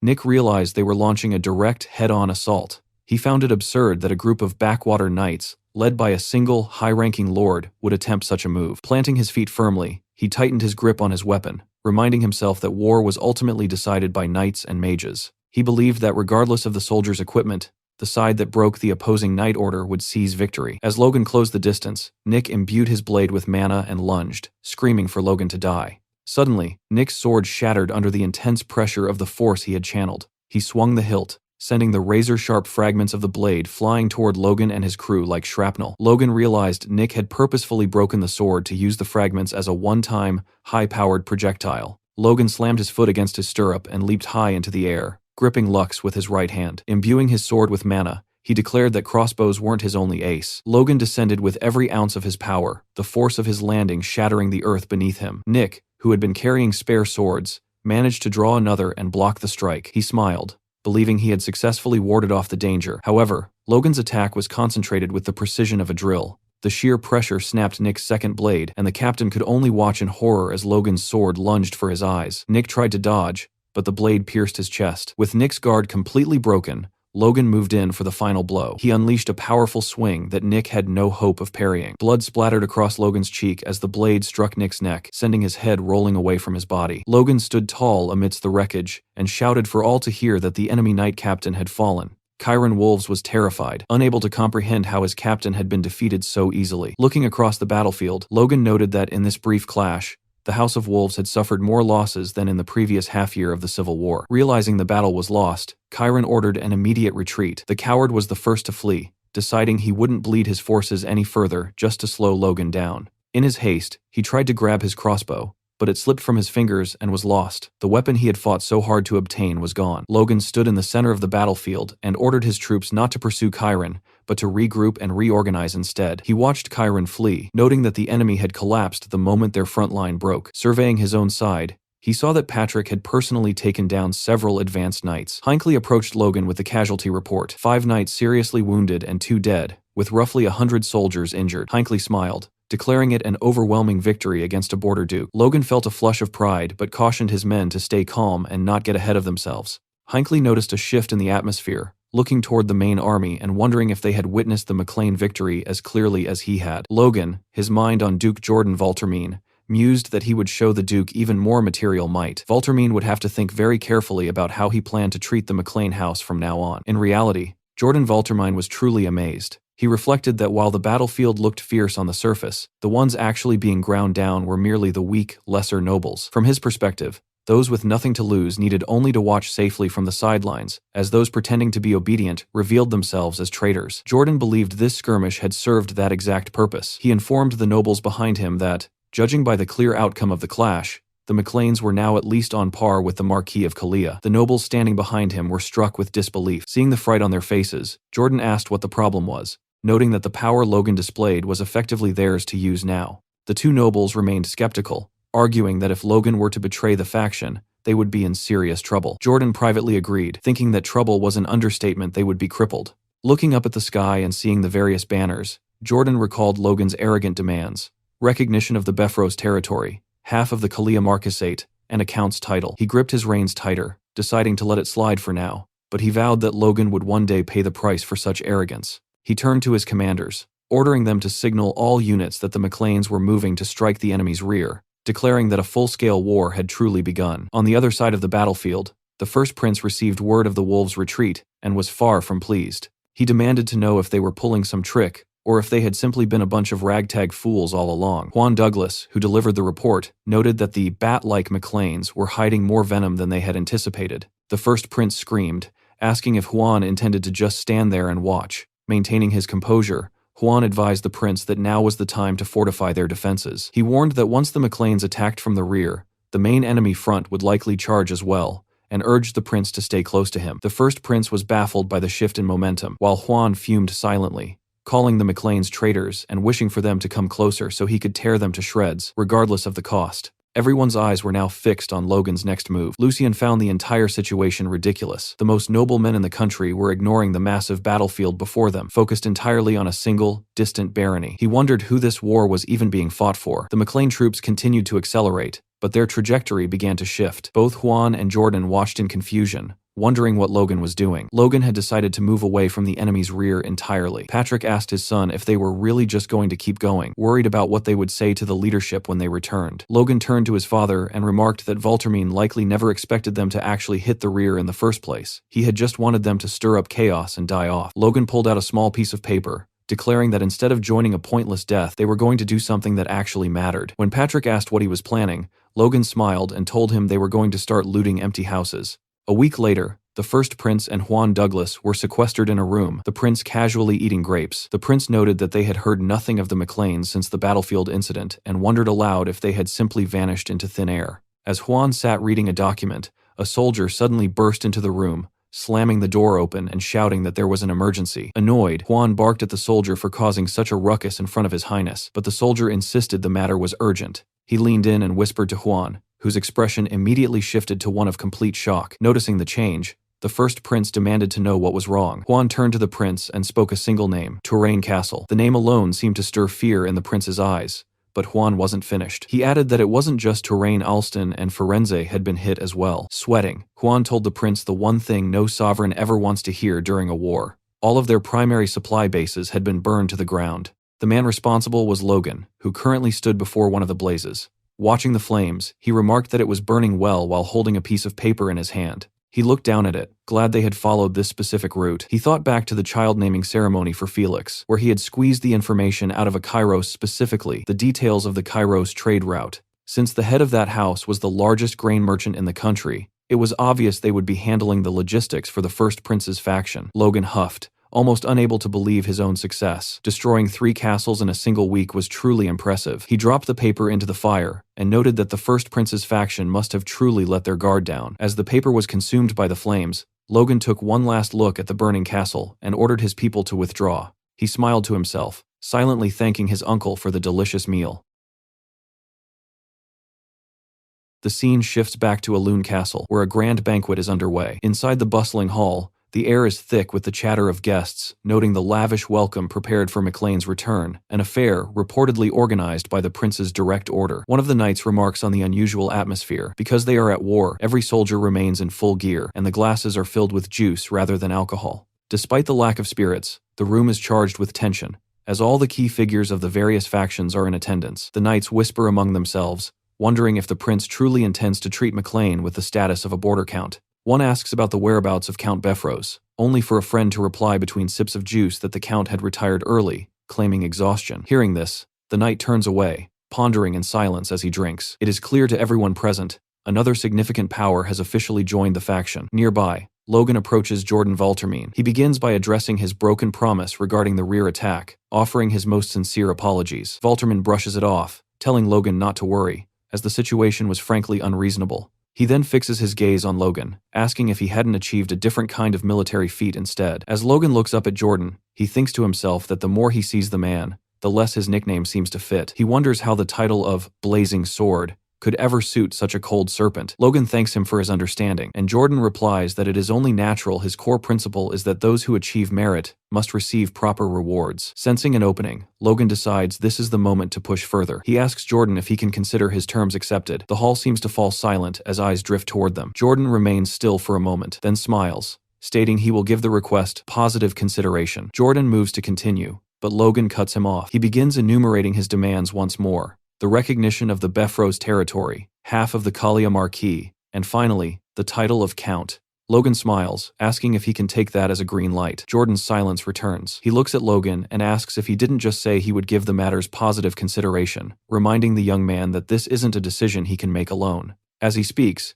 he places a hand on Logan's shoulder. Suddenly, the atmosphere shifts. Under the weight of Jordan's hand, Logan feels a strange, heavy aura. Jordan smiles, remarking that while youthful boldness is admirable, Logan should also consider the circumstances of his elders. Logan struggles to find an answer. Jordan tightens his grip, and Logan realizes what is happening. Jordan is suppressing his opponent's aura, causing them to psychologically shrink in a way so subtle the victim barely notices. A very fine skill to have, Logan thinks. Logan bows his head, apologizing to Valtermine for overstepping. With his hand still firmly planted on Logan's shoulder, Valtermine dismisses it as a symptom of youth, even as Logan appears to tremble under the pressure of the aura. Internally, Logan remains calm. He has already secured what he truly wanted. Jordan continues, noting that the weapons Logan used in the recent conflict were quite impressive. He asks if Logan would consider sharing them, suggesting that with such arms, they could easily win the war. Logan bristles, realizing Jordan is essentially demanding the technology for free. He apologizes, explaining that they have no spares left, making the request difficult to fulfill. Jordan exerts his ability once more, asking, "Is that so?" Under the renewed pressure, Logan appears forced into a stuttering apology, though his internal thoughts remain defiant. Jordan finally smiles and releases his grip, admitting he might have been holding on too tightly. He tells Logan to go enjoy himself and rest, turning back one last time to mention that the next battle is approaching soon. As Logan watches him walk away, he thinks, "What a bastard." Only his force core had protected his spirit from Jordan's influence. Without it, he would have been completely manipulated. As Logan turns to leave, wondering if such underhanded tactics are truly fitting for a superhuman, he is intercepted by Lucian. Lucian asks if there really is no supply available, suggesting that Logan could at least provide a sample or a blueprint. Logan searches his memory for Lucian's name, annoyed that the faction members are pestering him one after another. He tells Lucian that while a blueprint isn't difficult to provide, production would take too long to be of any immediate use. Lucian points a finger at him, insisting that if they mobilize all their capabilities, they could produce them in a short time. Logan feigns resignation, saying that if Lucian puts it that way, he cannot say no an answer that seems to catch Lucian by surprise. As they join hands, Logan's mind is already racing. He decides the crossbows he provides will be weakened versions, like those used by the wolves, and the Liberatio will be a complete fake. "We are all in the same boat now," he tells Lucian with a smile, knowing full well they won't have the time to verify the designs anyway. Several days later, the factions find themselves back on the battlefield. A man, sweating profusely, prepares himself as Logan and Patrick watch with stunned expressions. The man bellows a vow to slaughter the second prince's idiotic bastards, promising to crush them completely. Watching the enemy's formation, the second prince turns to Jordan, asking if that specific knight order truly belonged to their ranks. Jordan admits he is unsure, wondering aloud what they were thinking by placing such men in the vanguard. The man leading the charge is identified as the Kairos Knight Captain, an intermediate-level knight named Alan. As the Valtermine army watches the enemy approach, they note that the force seems composed entirely of mercenaries. They observe that even the captain is only at an intermediate level, though their equipment appears remarkably solid. Seeing this, the second prince's knights smile with overconfidence. One knight charges forward, intent on taking the captain down personally. As he lunges, the Kairos captain's mind races. He knows that to prove his order's innocence, they must take the lead. This had been decided in closed chambers. The suspicion had fallen on the Kairos for allegedly leaking the supply base location to the Maclanes. To avoid further suspicion, this suicidal charge was their only option. The captain recalls the moment a superior handed him a piece of paper, promising to take care of his family for the rest of their lives. The man had practically screamed at him, begging him to give his life for the cause. Accepting his fate, the captain charges into the fray. He sees the second prince's knight smiling as he imbues his weapon with aura, shouting for the captain to die. The knight begins to spear the man away, but at that exact moment, the captain activates the scroll. A blue spell erupts from the parchment. To the onlookers, it looks as though everything in the vicinity is being sucked into a void. The spell is devastatingly powerful. In an instant, nothing remains of the Wolves' Knight Captain. Logan and Patrick stand frozen in shock. Even Jordan and the second prince stare in disbelief. The enemy has unleashed a cold scroll. In a flash, the knights in the radius are frozen solid, their forms resembling White Walkers. Jordan's expression shifts from shock to pure fury as a massive block of ice traps his men. He hisses a curse at the name of Juan. Logan struggles to grasp the situation. His first thought is a chain explosion, but he quickly realizes it was high-level magic. The secret is finally out, one of the weapons that decimated the second prince's faction in his past life, the Blizzard Scroll. Logan realizes that Juan Douglas, a Sixth Circle mage, must be the creator. Such scrolls are incredibly rare,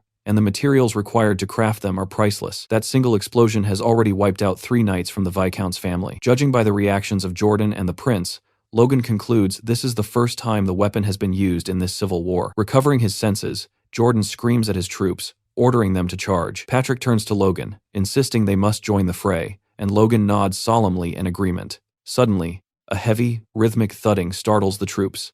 A single knight emerges from behind the ranks, approaching the battlefield with such presence that the soldiers stand stunned. He commands the crowd to make way, and recognition ripples through the lines. This is the half-giant, Luther Kale. The soldiers scramble to clear a path, whispering warnings to one another to stay silent, fearing he might kill anyone caught in his wake. However, another knight appears, ready to intercept the giant. It is the Tempest Blade, Wicked Kalia, his blade resting casually against the side of his eye. With a sudden burst of speed, Kalia leaps toward the fray, and Luther meets him mid-air. As he prepares a massive strike, Luther bellows that this is the day he will finally destroy his rival. Kalia, unfazed, calls him a musclehead and vows to be the one to end it. The collision is magnificent, the heavy weight of a mighty hammer clashing against a razor-sharp sword. The surrounding knights and soldiers watch, breathless, as the two aura users collide with sheer, destructive power. Logan immediately warns his troops to avert their eyes if they lack the skill to watch. Facing such raw aura head-on could shatter a lesser man's mind. Even with his heightened senses, Logan finds himself barely able to track their movements. A spectacular duel between a superhuman specialized in physical enhancement and one focused on elemental control. While Logan views it as a profound learning experience, Patrick remains focused on the grim reality of the field. Snapping back to the task at hand,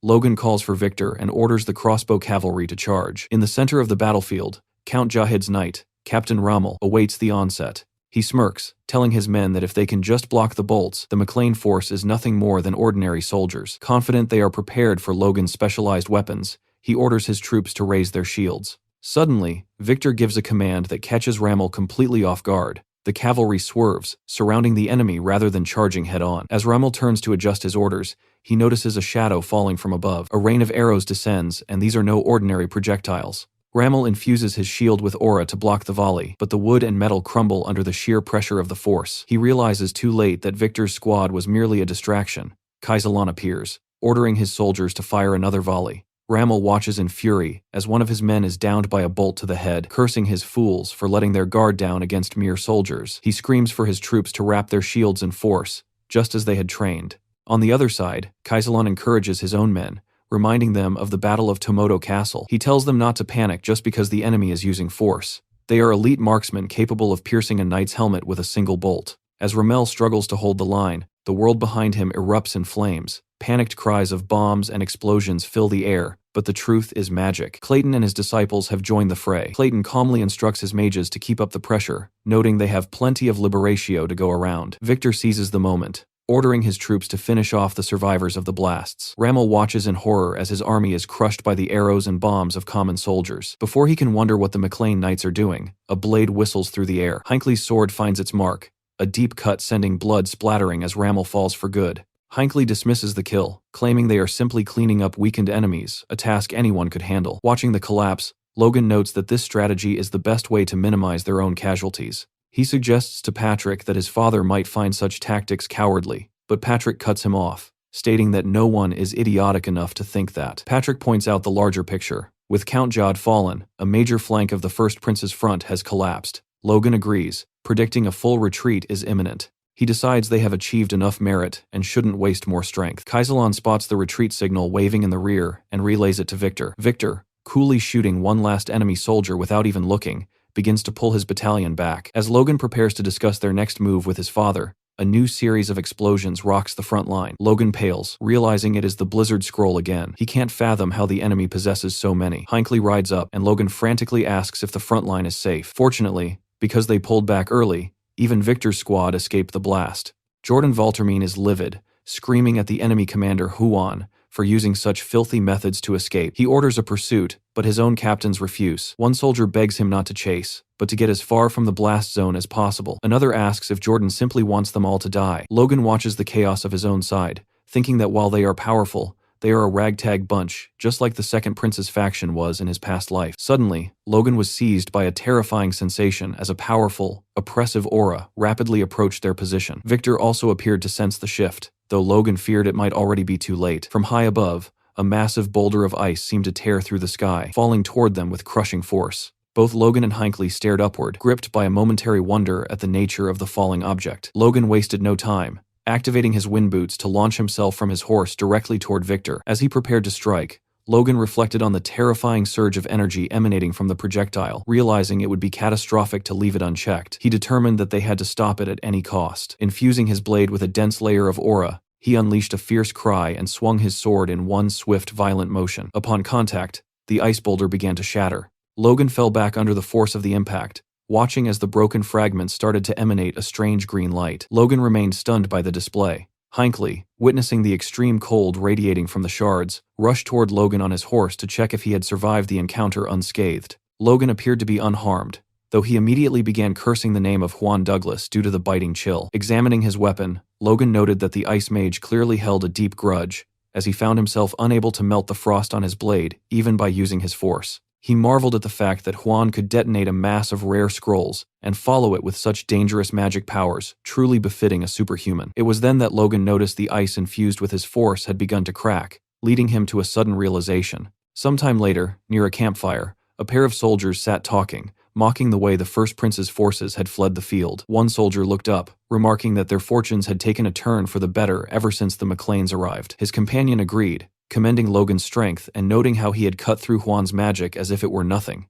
adding that the barony's warriors were surprisingly skilled. From behind a nearby tent, Count Befros listened to the soldiers' conversation. One of them predicted that because the McLeans had achieved back-to-back successes, they would certainly receive the grand rewards they had demanded. The other soldier noted that since Duke Valtermine was known for being clear-cut regarding rewards and punishments, this likely signaled the end for Befros. Hearing this, the Count was consumed by rage. Realizing his position was becoming precarious, he concluded that the civil war could not be allowed to end in such a manner. Elsewhere, inside a castle featuring a lion crest carved above the front gate, the sound of a hammer striking wood echoed through the workshop. One of the dwarves Logan had brought in sat at the center of the scene, looking exhausted. Tamar collapsed to the ground, throwing a finished crossbow into a crate filled with others. When Hamar demanded he move faster, Tamar pleaded for a short break. Hamar leaned in and shouted that there would be no rest, as he was due to arrive soon. Hamar described the approaching figure as a brute and a beast who monitored them daily, even more strictly than his brother. When the man finally made his presence known and offered a polite apology for the intrusion, Hamar began to tremble in startlement. It was Ronian, who explained that he had only come to offer his support. Hamar was left speechless as Ronian smiled and asked the dwarves to bear with the discomfort of his presence, noting that the successes on the front lines were thanks to the weapons they produced. At this, Hamar and Tamar grabbed each other by the neck, laughing and insisting to Ronian that there was no discomfort, and they only wished to do their best for the territory. Ronian smiled at their seemingly admirable mindset, and they stood face to face, laughing together. However, as the dwarves thought they had successfully fooled Ronian, they began to sweat. Ronian huffed and looked down at them, noting that since progress was slow, he would grant them some leave. As their eyes lit up, Ronian suggested they visit the marketplace to enjoy the sights and food, though he insisted they be accompanied by an escort knight to lift their spirits. Watching them, Ronian recalled a conversation with his brother. Logan had told Ronian to remain home on purpose, explaining that this civil war wasn't their fight and there was no need for the main family to be fully committed. Ronian had lowered his head, realizing that he was being kept back so he could succeed the family if anything happened to the others. Though Logan had tried to comfort him, he also reminded Ronian that they had more castles to defend and a militia that needed supervision. Ronian had firmly told Logan that he was no longer a child, a statement that had startled Logan. Ronian had then put on a kind face, telling Logan to go ahead while he protected the territory instead. Logan had been left at a loss for words, seeing how much his little brother had grown. He had bowed his head, telling Ronian he trusted him, but gave one final instruction: keep a close eye on Hamar, as the dwarf might become a target for kidnapping once their weapons gained fame. Now, Ronian followed Hamar through the market dressed in full armor. Noticing the attention they were drawing, Ronian suggested they head back, but Hamar insisted they had only been there 3 days and went to buy some delicious-looking skewers, even offering to get one for the young lord. Suddenly, Ronian sensed something, a force user among the crowd. He went on high alert,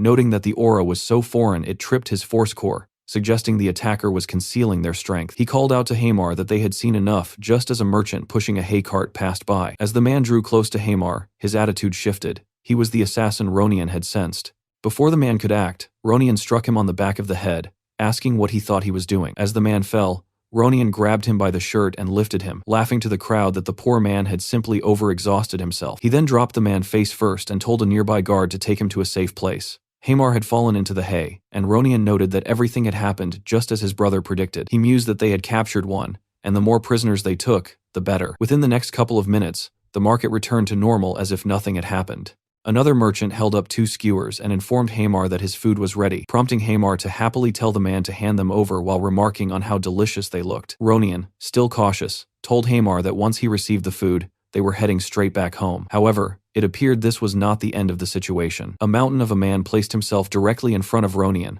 effectively blocking his sunlight, which Ronian noted was very rude. The man's head was so bald that it reflected light everywhere, and Ronian realized this was a trick designed to block his view of Hamar. As the merchant approached Hamar with the skewers, Ronian sensed that something was wrong. Suddenly, the merchant turned the skewers around and prepared to stab Hamar, who was looking down at his wallet trying to pay for the meal. Seeing this, Ronian immediately pulled out his sword. Realizing the 2 attackers were working together, Ronian utilized a specific technique called the flashblade slash to impair both enemies. As a result, One man was left flat on the ground while the merchant's right arm was dismembered. People in the market began screaming about murder, but Ronian smirks and stated that no one was dead just yet.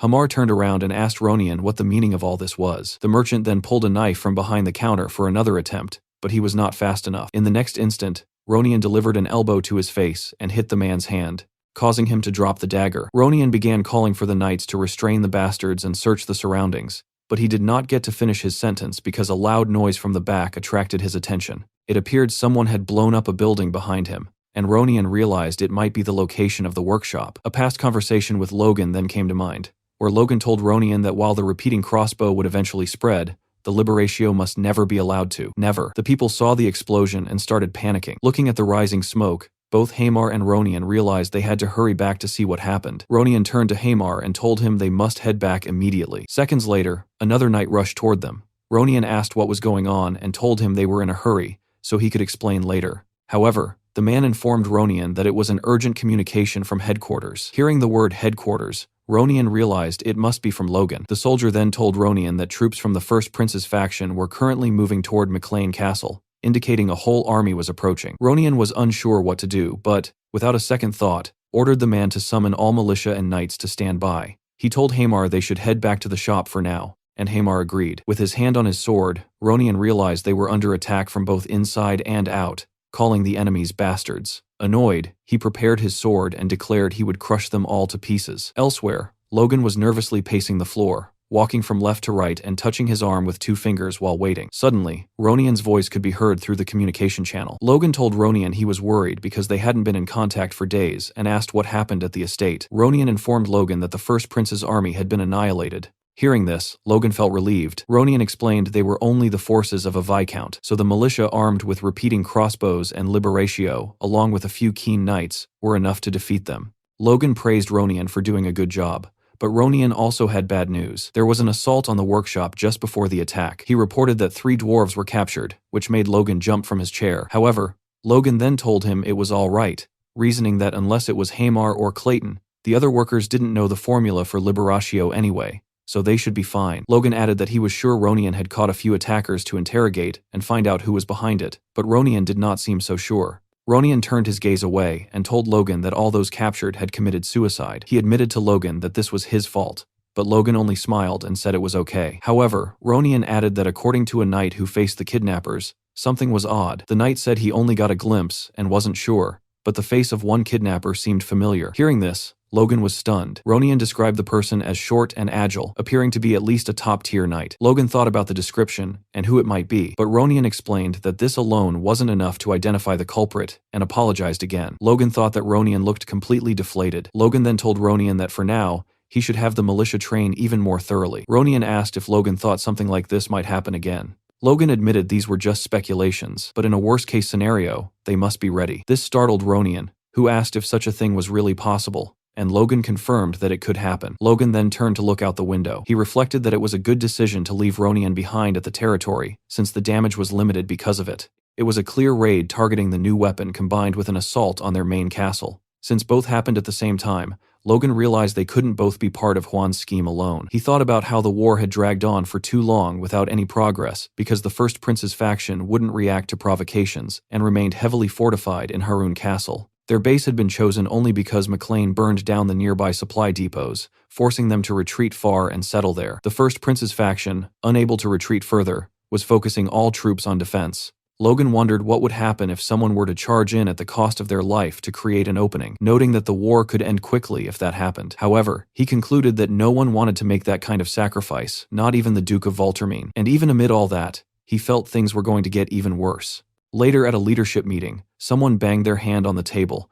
declaring that McLean had given His Excellency a fake recipe for the bomb. A few days into the meeting, Befros told Jordan that McLean must immediately disclose the correct method so that the faction could begin mass production. Looking at Befros, Logan thought to himself that they were wasting strength on nonsense like this. Logan replied by asking Befros if he had actually run experiments in the middle of a war. He questioned where Befros had even obtained the bomb materials, as there was no place where they were currently available. Befros claimed that, fortunately, he had personally collected materials for testing, but then admitted the tests had failed miserably. When Logan asked if Befros was sure he simply hadn't messed it up, Befros became annoyed and started screaming at Logan. He told Logan to watch his mouth and asked if he thought he was dealing with some pathetic first circle mage, noting that he was actually a fifth circle mage. Suddenly, Befros's expression changed. Jordan told Befros that this was an official meeting and to please mind his manners, prompting Befros to apologize. Even so, he turned back toward Logan and stated that a count wasn't one to fabricate nonsense. Jordan then asked Logan if he could prove the recipe, and Logan found himself unsure of what to say. Jordan told Logan that since he continued to be supplied with Liberatio,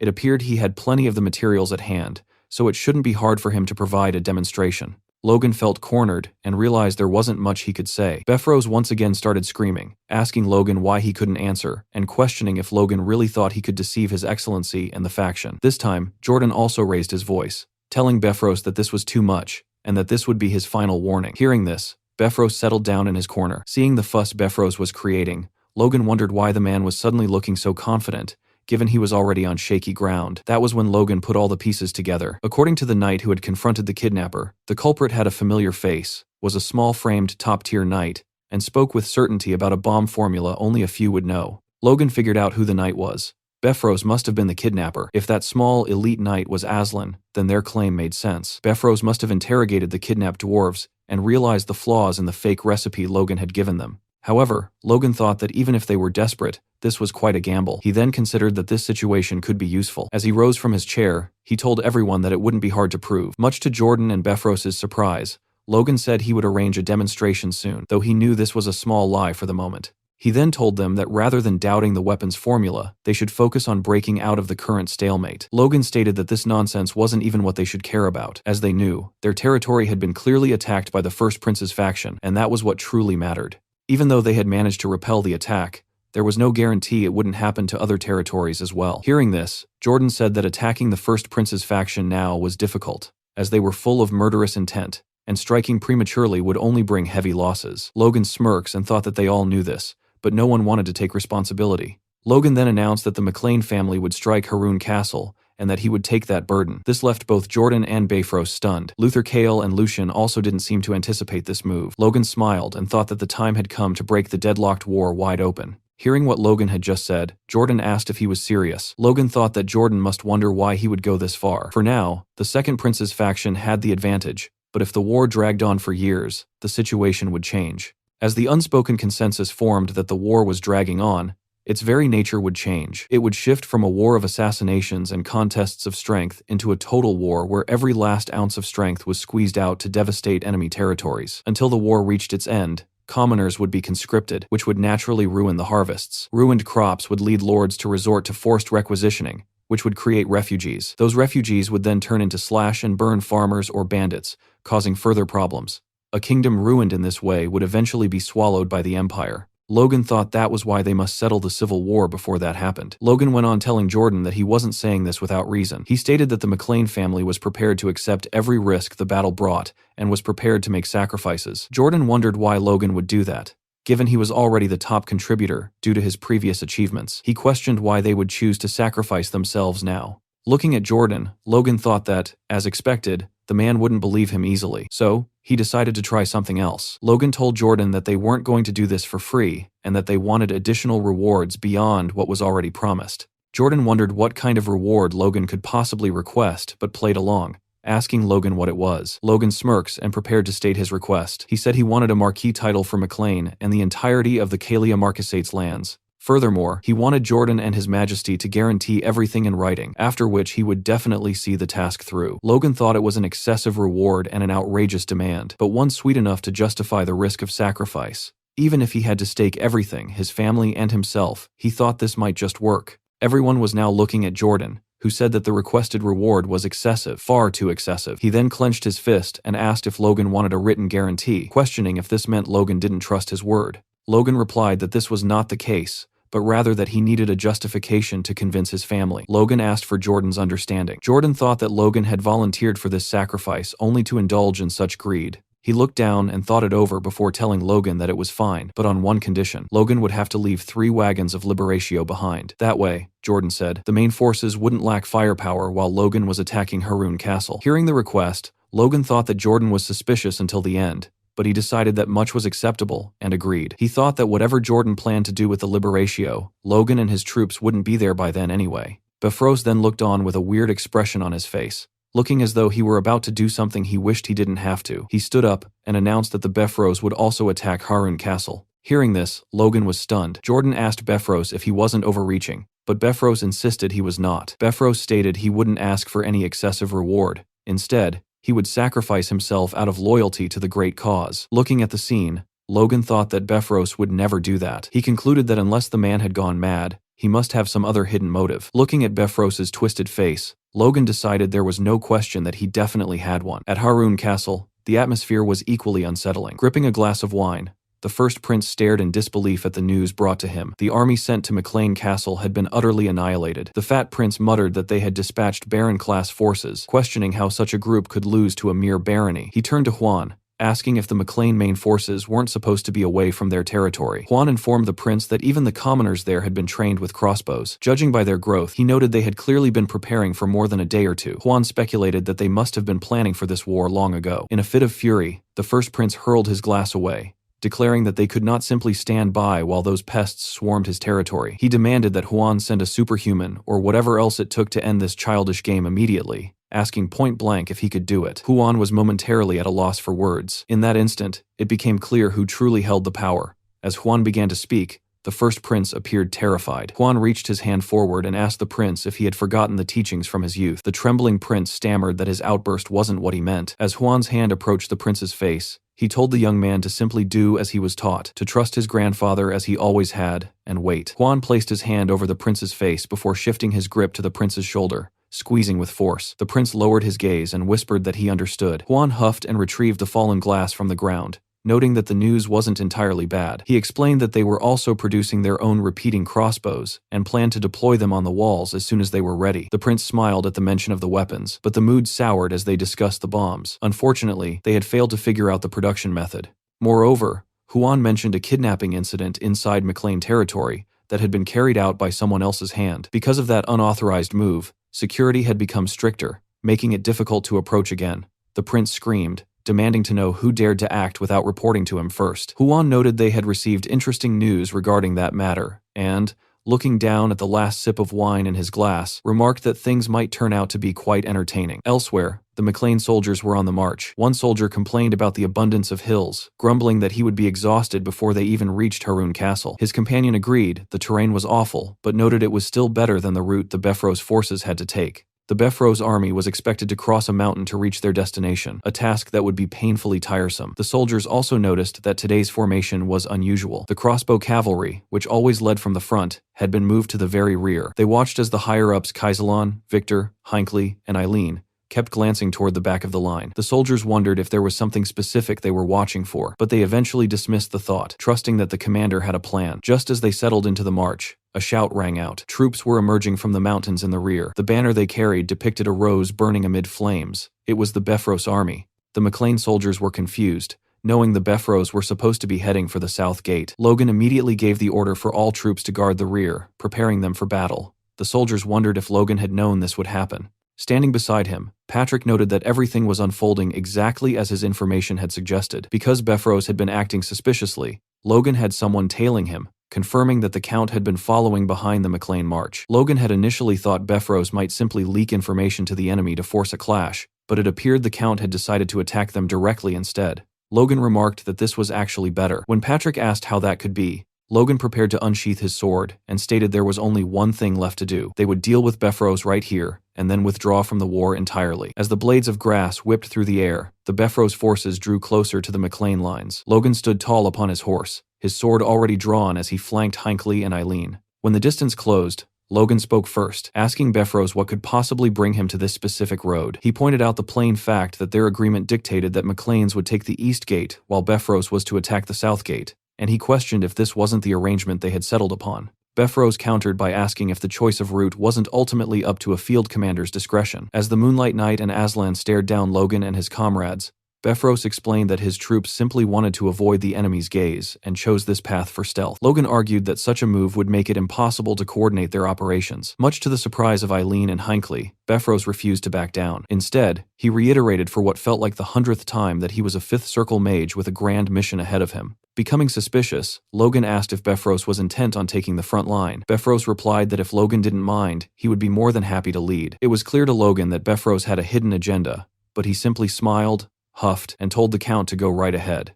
Befros thanked him for his understanding and ordered his troops to march past the McLean forces. The moment the hooves of Befros's horse moved, the McLean soldiers went on high alert, refusing to move an inch and preparing for battle. Victor looked Befros dead in the eye with his crossbow leveled. The two forces faced each other once more, though this time much closer than before. Roger Befros realized then that Logan's words were hollow. He had no intention of letting them pass. Logan addressed Roger again, echoing the Count's earlier sentiment by saying that since the rout was up to the field commander, the McLeans were also thinking about changing their direction. To the shock of Roger and his knights, Logan announced they would be falling back for now. Roger was left speechless, struggling to understand Logan's aim. Logan then shouted for all his troops to hear that they were returning to base, and the soldiers acknowledged the command. Roger demanded to know what Logan was doing. Logan told Roger that they should both stop pretending. He looked Roger in the eye and asked if he should contact the Duke immediately to see if this discretion would be excused. At this, Roger's mask slipped, and he became visibly angry. He stopped the charade and ordered his men to engage exactly as planned. Logan matched the command, ordering all his units to prepare for battle as he gripped Lux tightly, declaring that this was where they would end Befros.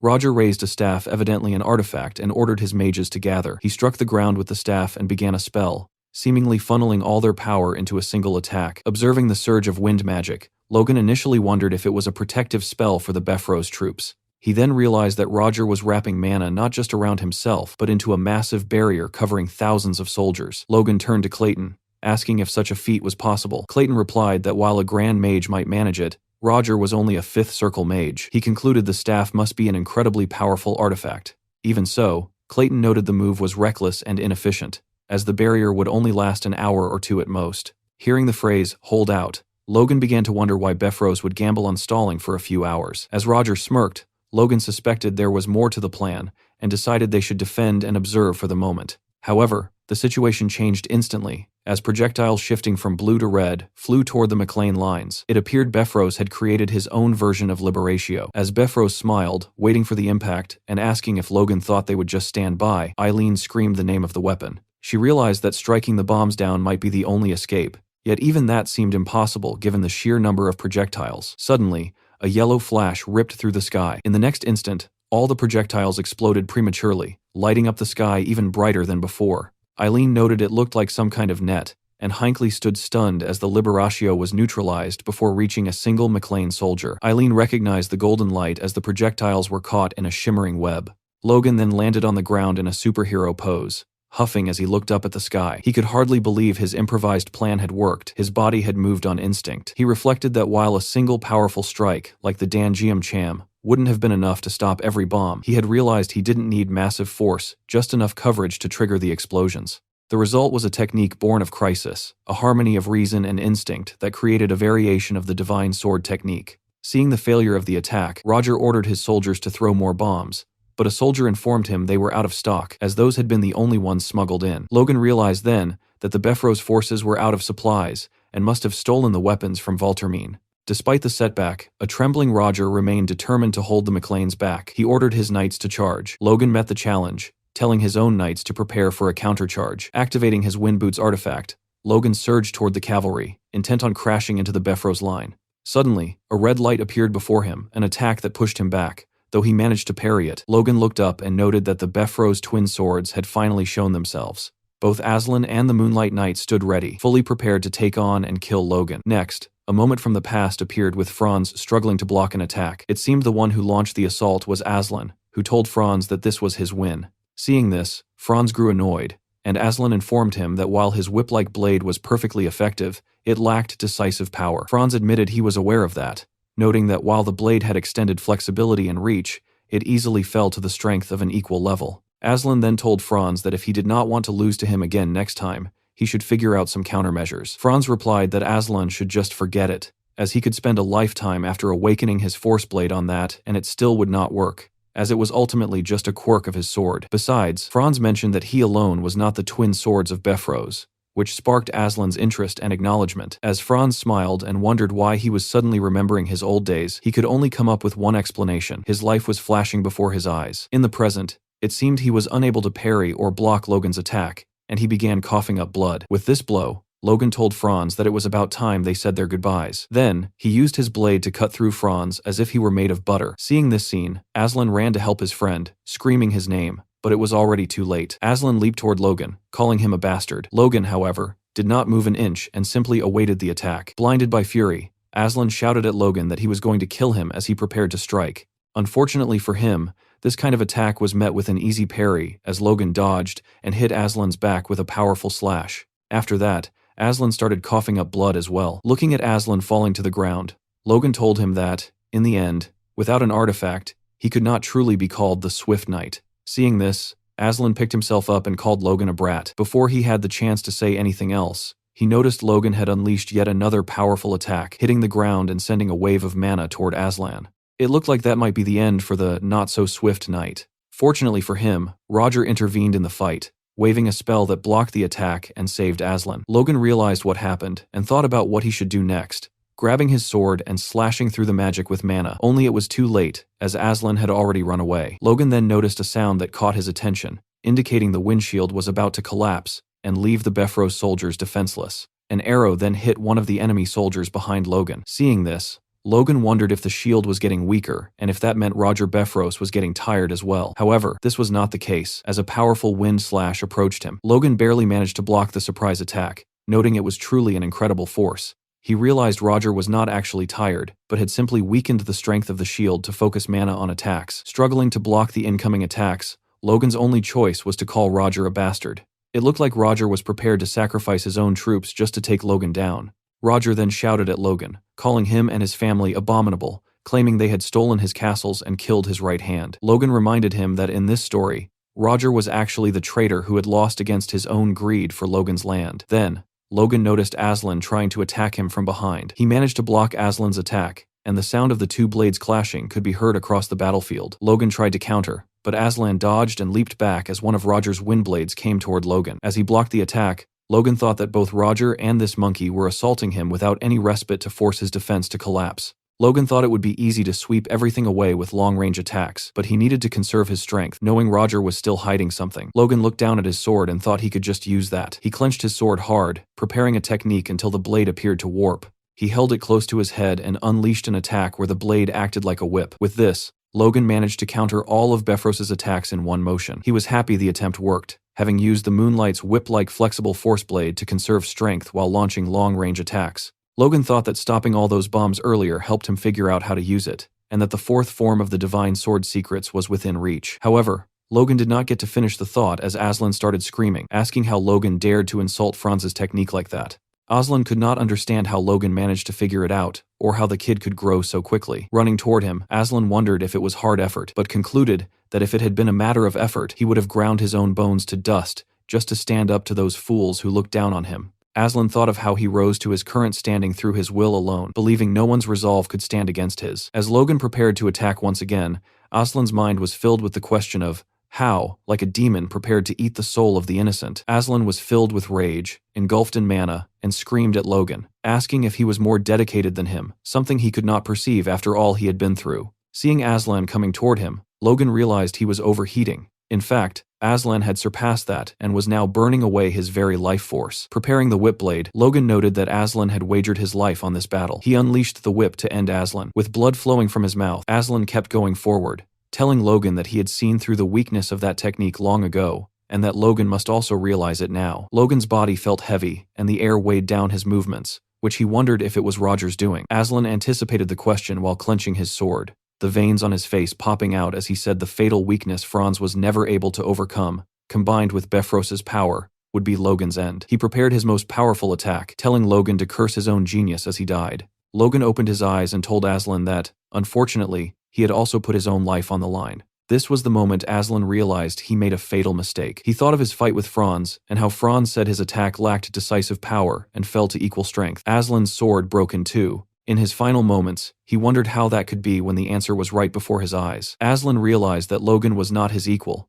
but was way more powerful than he could have ever been. With this, Logan had managed to get rid of Aslan as well. Seeing the scene, Roger was left petrified, fueled with rage as his humanity ran away, leaving only animalistic behavior. He screamed Logan's name, letting him know that this would not be the end. A glimpse into the past resurfaced, showing Roger Befros questioning how he had fallen into such a state. Not long ago, he viewed the McLeans as mere insects beneath his feet, yet now, they had seized his territory and struck down his most loyal followers. Roger began grinding his teeth, swearing that he would not permit things to conclude this way. At that moment, the mages positioned behind him sensed a sudden, violent shift in his mana. One of the mages suddenly appeared as if the very life was being drained from his frame, and he collapsed to the floor while Befros remained standing tall. Witnessing this, Logan realized that Roger was forcibly absorbing the mana of his own allies. As he prepared a devastating strike, Roger roared that he would finish Logan with his own two hands. Simultaneously, something caught Logan's attention. It seemed that Roger's escalating spell was also suffocating Eileen and Victor, leaving them gasping for air. Eileen remarked that the atmosphere had become unbearable, while Patrick questioned the source of this overwhelming pressure, and Hinckley cried out that it felt as though his entire body was being ripped apart. Logan reflected that it felt as if the very oxygen around them was being gathered into Roger's palm. He understood that while it was a technique utilizing the wind, it was fundamentally different from the aura of Wiccancalia, nor was it simple mana. It was nothing less than raw magical power, the authority of the Sixth Circle. Observing Roger's display, Logan noted that the man must have momentarily exceeded his natural limits through the power of his artifact. Roger, however, appeared completely indifferent to Logan's words, simply launching a direct assault while screaming for his death. He unleashed multiple tornadoes of magical energy that converged on Logan all at once. It certainly appeared that Logan was trapped this time. He knew he had to evade the strike, but his sword did not seem to be responding correctly. Then, the light of Lux began to shine, evoking an ancient legend, a masterpiece forged with the soul of a master dwarf, which resonates with its owner over many years. When such a weapon is truly tamed, a rare phenomenon occurs where its unique trait manifests. Though its official class might be a mystery, its power awakens in a form that perfectly suits its master. For Logan, that power was time acceleration. He realized this technique was akin to Velocitas, but instead of just the mind, his entire physical body was accelerated. As Logan opened his eyes, an immeasurable surge of power coursed through him. As the magic tornadoes swallowed the battlefield, Logan vanished from sight. Suddenly, Logan's mana erupted from the center of the magical dome. Roger was left paralyzed by terror. Logan had not only evaded the strike, but was now standing just a few feet away. Approaching his foe, Logan remarked that this was truly a pathetic conclusion. Due to the strain of his final spells, Roger's form had withered, leaving him looking like a ragged old man with no future left. Logan gripped his blade firmly, declaring he would end it there, and unleashed a final strike upon Befros. A concentrated beam of mana raced toward the enemy, who was now too feeble to mount a defense. Roger watched the projectile approach in disbelief, wondering if any options remained. Ultimately, he shut his eyes and waited for the impact. The attack hit home, causing a massive explosion that completely obscured Roger from view. Logan could hardly believe what he saw next. Befros had managed to conjure one last defensive barrier, which had just barely shielded him from the brunt of the attack. Coughing up blood, Roger raised his head and shrieked Logan's name. It was a face so distorted it seemed capable of haunting one's nightmares. Logan stood uncertain of his next move. Kneeling on the ground, Befros declared he could not continue this way, and used his artifact to summon a final spell. A massive sphere of mana formed above him. Like a bloodthirsty vampire, Roger stared at his own end, telling Logan they should perish together. Eileen and Victor, terrified by Roger's intent, screamed for Logan to fall back. Instead, Logan lunged toward Roger. His slash was perfect this time, as he moved behind the Count in an instant. As the blade cut through him, Logan told the Count he could die alone. Roger shrieked in agony as his arm was severed and fell to the ground. Logan turned his back, glancing over his shoulder at the broken body. Roger shivered as his blood soaked the earth, contemplating his sudden loss of strength. Logan looked down at the man with a sense of pity. The once great Count had been replaced by a monstrous, hairless figure with patches of missing skin. Roger attempted to speak, but blood began to leak from his eye sockets instead of tears. Dropping his head, he blamed Logan for his ruin. Without a hint of remorse,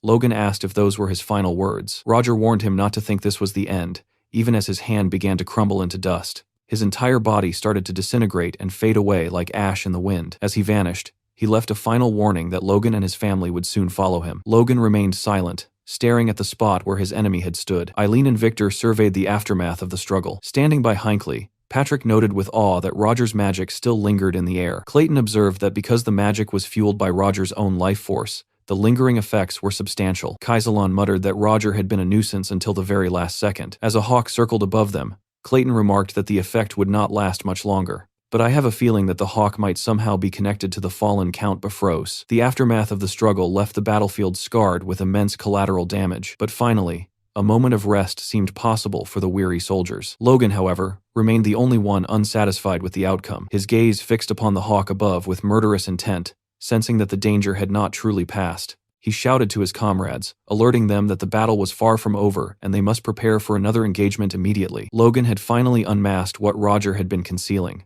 The hawk, which was Roger's transformed essence, dived toward the earth and landed on the shoulder of a man who bore the bird as his own crest. That man was none other than Wiccan Kalia, arriving with the Storm Sword army to eliminate Logan on behalf of Bifrost. Logan realized there had been numerous suspicious signs regarding the Count's behavior. His reason for joining this campaign was now clear. He had intended to strike the McLean forces during the Haroun Castle operation. Since Roger Bifrost had deliberately stalled for time, the allies colluding with him were already in position. Even so, Logan had never imagined the reinforcements would be an army led by a transcendent. Logan stared at Kalia in disbelief, wondering if Huan cared so little for his own camps that he would risk their destruction just to set this trap. Hinckley reacted quickly, commanding the troops to form ranks with urgency. He ordered the squad to gather and prepare to open fire, specifically targeting the transcendent at the rear. Despite their discipline, both Kaisalon and Hinckley looked visibly shaken. A rain of arrows soon descended upon Kalia and his men. Watching the volley approach, Kalia remained unshaken, even joking that such a large number of arrows usually made one a sitting target. He remarked that it was a shame he wouldn't get to witness that sight himself before utilizing his wind technique. He destroyed the arrows with ease, and his army didn't need to raise a shield or shift an inch.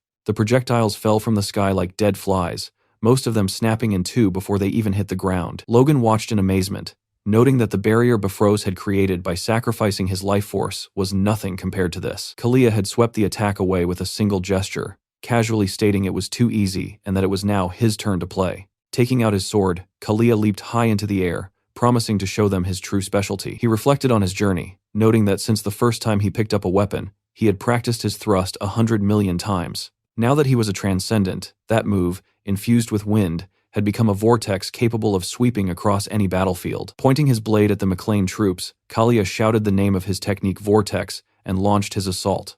Logan countered with a slash of his own, and the clash of the two attacks was so violent it seemed to remodel the surrounding terrain. However, Logan was forced to his knees by a sharp pain. His attack had been shattered rather than landing, and the pressure on his force core was immense. In a heartbeat, Kalia was within feet of him. As he prepared the finishing blow, he told Logan to focus. With Kalia's sword inches from his chest, Logan needed a solution immediately. Fortunately, Patrick leaped into the fray at the last second to intervene. The resulting explosion obscured everything from view. When the dust settled, Logan looked on in a fury. Patrick had protected him, but at the cost of coughing up blood. Kalia gave Logan no time to recover, attacking again from nowhere. Logan steeled himself, resolved that even against a transcendent, he would not be a helpless victim. He focused his mana into the tip of his sword and used his Dan Geum Jam technique, but his blade passed right through Kalia as if he were a ghost. Logan realized too late he was striking after images. Kalia stepped back and began praising Logan, calling him an impressive young man and noting that he lived up to the rumors. Logan was unsure how to respond, realizing only then that Kalia had actually managed to land a significant hit. He leaped back into a defensive posture, realizing Kalia was mocking him since the attack felt like nothing more than a single gust of wind. Looking at Lux, Logan knew his acceleration ability could only be used once a day, meaning he would have to block Kalia with raw force alone. Unfortunately, Logan found himself no match for Kalia's speed and continued to take wounds. Despite the one-sided nature of the fight, Kalia continued to praise him, calling it impressive that Logan could still protect his vitals in such a state. Patrick's scream from the rear caught Kalia's attention. Asking where Patrick thought he was going, Kalia turned his aggression toward the father. Logan watched in horror as Patrick was badly wounded, blood flowing from him like a river. Logan realized there was no more room for hesitation. He decided to use the resurrection bracelet he had obtained from the former king, and the wound on his shoulder healed instantly. Kalia noted that Logan possessed a healing artifact as Logan surged forward to attack. Kalia remained unbothered, blocking the strike, and noting its similarity to the techniques of Bifrost's knights. Kalia then wrapped wind around his own sword, which began to pull on Logan's force blade. The technique was so powerful, it started tearing Logan's energy apart. Logan remembered that Kalia was famous for speed rather than strength, yet the gap between them remained vast. Logan felt himself being pulled forward as his stance began to break. Hinckley shouted Logan's name from the rear, drawing Logan's gaze back toward him. Startled by Hinckley's sudden presence and the sight of a crossbow in his hands, Logan listened as Hinckley told him to remember his very first day of training. Logan's eyes fixed on the 2 arrows loaded in the weapon, and in that moment, he realized exactly what he had to do. Utilizing the wind boots to counter Kalia's pressure, he leaped backward to evade the strike, and in the next heartbeat, he scooped up Patrick to begin a retreat. Kalia spun around, shouting after Logan and asking if he truly believed running away would accomplish anything. Suddenly, a massive explosion erupted right in Kalia's face. The blast was created by the crossbow fire, and Kalia was left in disbelief that Logan possessed that kind of destructive firepower. Hinckley immediately unleashed another round of arrows, repeating the volley to keep Kalia in check. Victor and Eileen joined in, firing everything they had to widen the opening for Logan's escape. Once Logan landed safely back among his ranks, Hinckley lowered his weapon and turned to him. Logan remarked that he had finally understood the purpose of their first training drill. Carrying a comrade and running, a staple of the McLean Knight Order, was actually a lesson in how to evacuate the Lord under fire. Seeing that Logan had finally caught on, Hinckley told him he was proud of him. Logan replied that he would never forget that drill, noting it was the special one introduced specifically when he joined the one Hinckley had used in an attempt to make him quit. Logan smiled and huffed at the memory before setting Patrick down. Preparing to head back, he drew his sword and told Hinckley he was entrusting his father's safety to him. Hinckley nodded solemnly, telling Logan to leave everything to him. Logan then used the wind boots to leap back into the fray. Watching the battlefield, Eileen noted that between Sir Hinckley and the rest of them, they had fired nearly 30 shots. She mused that not even a transcendent should be able to emerge from such a barrage unscathed. When she asked Victor for his opinion, he reminded her that Kalia was the one who had just overpowered Lord Logan one-sidedly. With a vigilant expression, Victor said he doubted Kalia would go down so easily. Eileen told Victor she was just trying to boost morale and asked if he knew anything about fighting spirit, to which Victor replied with an unhinged, unchanging expression that he was familiar with the concept. Just as Eileen reflected on how difficult a person Victor was, a voice called out from behind them. It was Rhea and Lord Clayton. The moment Victor saw Rhea, his entire attitude shifted, and he drew his sword as if something were already threatening her. Both Victor and Eileen stood stunned by the sight before them. Rhea informed them that explanations would have to come later, as there was something far more important at hand. She urgently requested that they protect Clayton, who appeared to be wrestling with some kind of intense fire creature or powerful spell. Logan's sharp blue gaze cut through the swirling dust as Kalia tensed, his fist prepared to strike. Kalia moved with sudden urgency to defend against a massive golden slash, the impact of which forced his head back as energy erupted around him. Glowing with golden power, Logan dropped from above with his blade, aiming a heavy blow at Kalia, who braced for the impact while staring intently. Logan suddenly declared that he saw something. As Kalia stood there enveloped in swirling energy, Logan explained that his opponent's aura had briefly turned into raw force right beneath his feet, appearing as if the energy were running in reverse. Logan admitted he could not tell if he was perceiving this because the fight had made his mind extremely sharp or if Kalia's power had simply dimmed following the last explosion. A sudden intensity flashed in Logan's eye, as he realized a chance still remained, and decided to take it. Sometime before the group led by Clayton and his disciples emerged from the dust, they spotted the approaching enemy, and someone yelled that it was the Storm Sword Army. A grim-looking Clayton stared at the approaching forces, questioning if it was truly them, before realizing with shock that a transcendent had actually appeared. Logan quickly yelled Lord Clayton's name, and Clayton urgently threw out his hand to catch an artifact Logan tossed to him. Logan shouted for him to use it right away, while Clayton stared in shock at the powerful item he had just received. Clayton questioned if it was truly Befros's artifact, and started to ask Logan why he had given it up. Looking down at the priceless object in his hand, Clayton then admitted to Logan that although he had accepted the artifact instantly, he knew he normally would not dare to take such an item. Clayton immediately used the artifact Logan had given him, clutching it as he realized its immense power. The scene then erupted into a chaotic storm of fire and light, as the full force of that power burst forth from the ground. Kneeling amid the swirling flames, a frantic Victoria shouted an alarm to her group, desperately telling her master that the young lord was fighting the Transcendent yet again, while her brother Victor and Eileen watched the chaos unfold. With an extremely stressed look on his face, Clayton yelled out that he saw the problem, but quickly followed up by declaring that the current situation was completely different from what they had faced before. Clutching the glowing artifact tightly amidst the surging fire, Clayton explained in detail that the item held immense power, declaring it contained easily enough energy for someone like Befros to cast truly terrifying and monstrously huge spells of magic, with intense worry and determination. As the artifact glowed, Clayton declared that with this kind of power, even the specific magic they had worried about should now be possible. As the scene erupted around him in a terrifying storm of fire, Clayton dramatically declared that among earth element mages, What they were witnessing was nothing less than the gateway spell to becoming a transcendent. Logan's focused expression shattered as a new presence stepped powerfully and suddenly onto the battlefield, forcing the warrior to look sharply over his shoulder at the unexpected interruption of his fight with Kalia. With an intensely focused and strained roar, Clayton slammed his fist down and yelled, "Gravity control," unleashing the immense power of the artifact to manipulate the forces around them. With a face grim and strained from exertion, Kalia was violently slammed downward by the sudden gravity control attack. The sheer force of the spell caused the ground to explode and shatter all around him. As the intense gravity control attack slammed down, crushing the earth, Kalia cried out in shock. Realizing the immense pressure that had hit the battlefield while straining under the crushing force, Kalia desperately tried to fight through the spell with his sword up. He frustratedly realized that the gravity effect did not vanish even with his aura, and he then exclaimed in disbelief, questioning how this could possibly be sixth circle magic. Still struggling, Kalia glared at Clayton and yelled out his astonished question, demanding to know if the McLean family actually had a mage after all, ending with an angry, determined shout of, "Damn it!" Kalia forcefully twisted his body, directing a fierce gaze back toward Logan, and thinking that even though he was trapped by the magic, he would not lose to such a brat. His expression then shifted to genuine terror, as he immediately worried that his knights and soldiers were different and could suffer massive casualties from the gravity magic. Gritting his teeth in regret, Kalia furiously realized he should not have rushed here at Befros's request,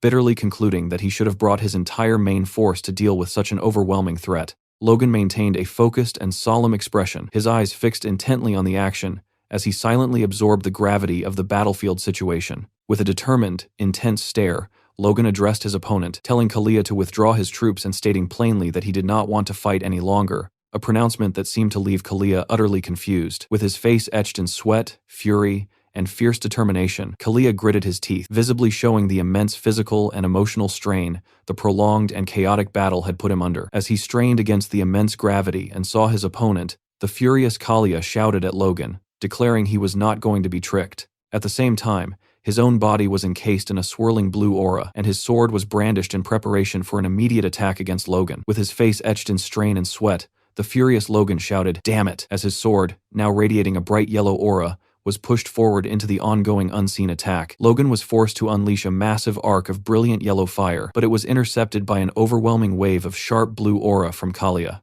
Logan's frustrated voice was heard saying he did not want to fight, yet Kalia's relentless attack continued without pause. Kalia's face was contorted in pain and effort, as a shout was forced from him, while his sword violently impacted the opposing force. With his face twisted in frustrated rage, Kalia was heard shouting that his opponent only relied on brute force attacks, a complaint immediately followed by the shocked thought of how Logan was deflecting aura with raw force. With an angry, strained expression, Logan was heard shouting at his opponent to stop this, while also questioning if the other man even thought he would come out alive if the fight continued, given the destructive power they were both using. With an angry, wild-eyed glare, Kalia shouted at Logan, telling him not to make him laugh, and declared that as soon as Logan's mage was found, the fight would come to an end. Logan was then seen shouting at the top of his lungs with intense frustration, desperately trying to explain his position by saying that was precisely the point he was trying to make. With an intensely determined look, Logan's voice was heard confronting Kalia, as he firmly declared that the war itself was not something they intended to wage. Kalia was left with a look of stunned disbelief and silence on his face after hearing Logan's intense declaration. As Kalia swung his weapon amidst the clash of auras, he questioned Logan about what he meant. Logan immediately answered by forcefully ordering him to think about it. Standing above his opponent, Logan's voice was heard first, declaring that they had been betrayed by the Second Prince's faction. He then questioned why they would continue fighting in the war after that, concluding that they no longer wanted to be involved in faction struggles. With a sharp gaze and a slight smirk, Logan then directed a pointed question at the stunned Kalia, asking if he was planning to let only the Second Prince's army benefit from their conflict. As Kalia tightened his grip on his weapon, his internal thoughts were heard. He immediately dismissed Logan's suggestion as nonsense, followed by the strong suspicion that he was being tricked into lowering his guard. With his face etched in strain and determination, Kalia's thoughts were heard again, as he reluctantly admitted that if the battle kept going like this, there was a possibility that Logan's shocking words might hold some truth. A close-up of Logan's intensely focused eyes was seen, indicating he was weighing a grave decision. With a look of sudden realization and urgency, Logan then turned and shouted a clear command to his forces, ordering the knights to cease combat. Logan's forceful order continued, his voice ringing out with intense, wild-eyed fury, stating that regardless of the damage sustained, the primary objective was for everyone to attack Wiccan Kalia. The knights responded with a unified, obedient roar of approval. The shocked and furious Kalia looked up with wide, disbelieving eyes, his internal thoughts labeling Logan a lunatic for the suicidal command. As enemy figures charged at him from all directions, Kalia's frantic internal thought was heard, questioning in disbelief if they were insane to follow such a reckless command. With a desperate, almost crazed expression, Kalia's frantic voice then shouted at the approaching enemy, demanding to know if they were trying to commit suicide. The full weight of the combined attack slammed down, forcing a cry of intense pain and physical strain from Kalia, whose face was tightly contorted. Clayton's voice was then heard shouting a forceful command for everyone to attack, his face contorting in effort as he simultaneously declared that Kalia would be held down by the renewed gravity magic. With a fierce, furious snarl, Kalia raised his weapon defensively against the charging forces, his voice spitting out a curse against the bastards who had betrayed him. His face remained tightly contorted in a mask of furious, disbelieving rage as he glared at the advancing troops, even as Logan's voice was heard loudly ordering the knights to charge. As Logan's forces charged, Kalia's own troops were heard shouting a desperate command to stop them, followed by an urgent plea to protect the Lord. A close-up showed Kalia's intensely strained eyes, indicating he was making a critical, painful decision.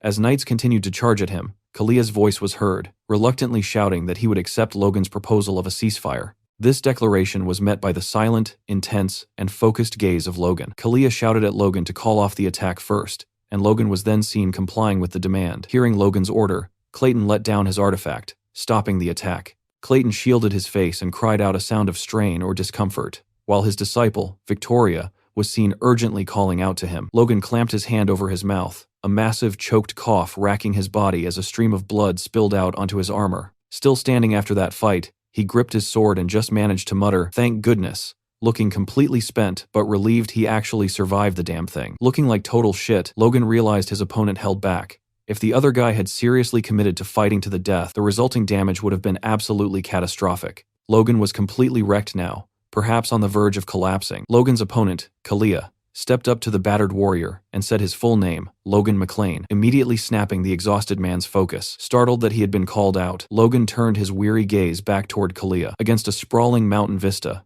two powerful figures faced an inevitable confrontation. Wiccan Kalia made a pivotal declaration. He accepted the terms, stating he would believe the promise to withdraw from the war, an uneasy truce sealing their fate. Logan issued a dire warning under the bright sky. A betrayal of the truce would mean war would instantly resume. The exhausted warrior demanded no useless oaths, only an end to the wearing conflict. The powerful warrior Kalia issued a cold ultimatum, his eyes fixated on his counterpart, asserting that a person of their status must possess the power to keep their word and uphold the ceasefire. Logan, with a slight confident smirk, delivered his final sharp instruction, warning his counterpart to return quickly and signaling an intense, unspoken threat that underscored the fragile nature of their new agreement.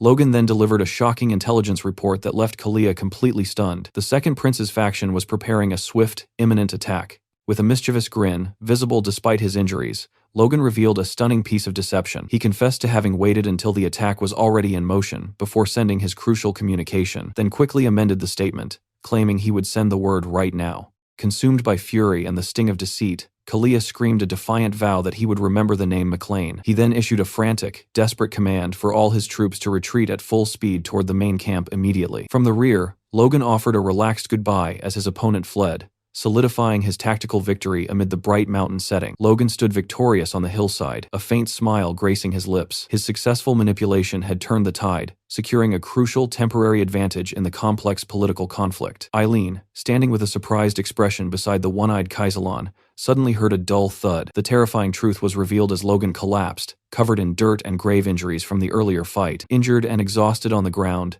a desperate thought cut through Logan's pain. He realized his immediate, crucial priority was to send word to Valtermine quickly, one final, urgent strategic task, before succumbing to his wounds. Even as he began to fade, Logan's final desperate thought was dedicated to ensuring his enemies, those bastards, were decisively countered by his last transmission. Cradled by Eileen in the dim forest, Logan's final conscious thought echoed. This desperate move guaranteed his enemies would turn on themselves and fight each other to the death. Following the fierce encounter, a heavy silence descends upon the battlefield. Two blades remain embedded in the soil, acting as grim markers for a knight who lies broken and bested in the grass. This quiet scene signifies the absolute downfall of the warrior, whose armor reflects the sky as he remains wounded and immobile. The true scale of the catastrophe reveals a double betrayal. The collapse was initiated by Befros's ambush and immediately exacerbated by a ruthless strike from the First Prince's army, sealing their collective fate. Logan, his head swathed in bandages, speaks into a magic communication sphere with a strained voice. He directly challenges Valtermine from afar, demanding to know how he is expected to maintain the fight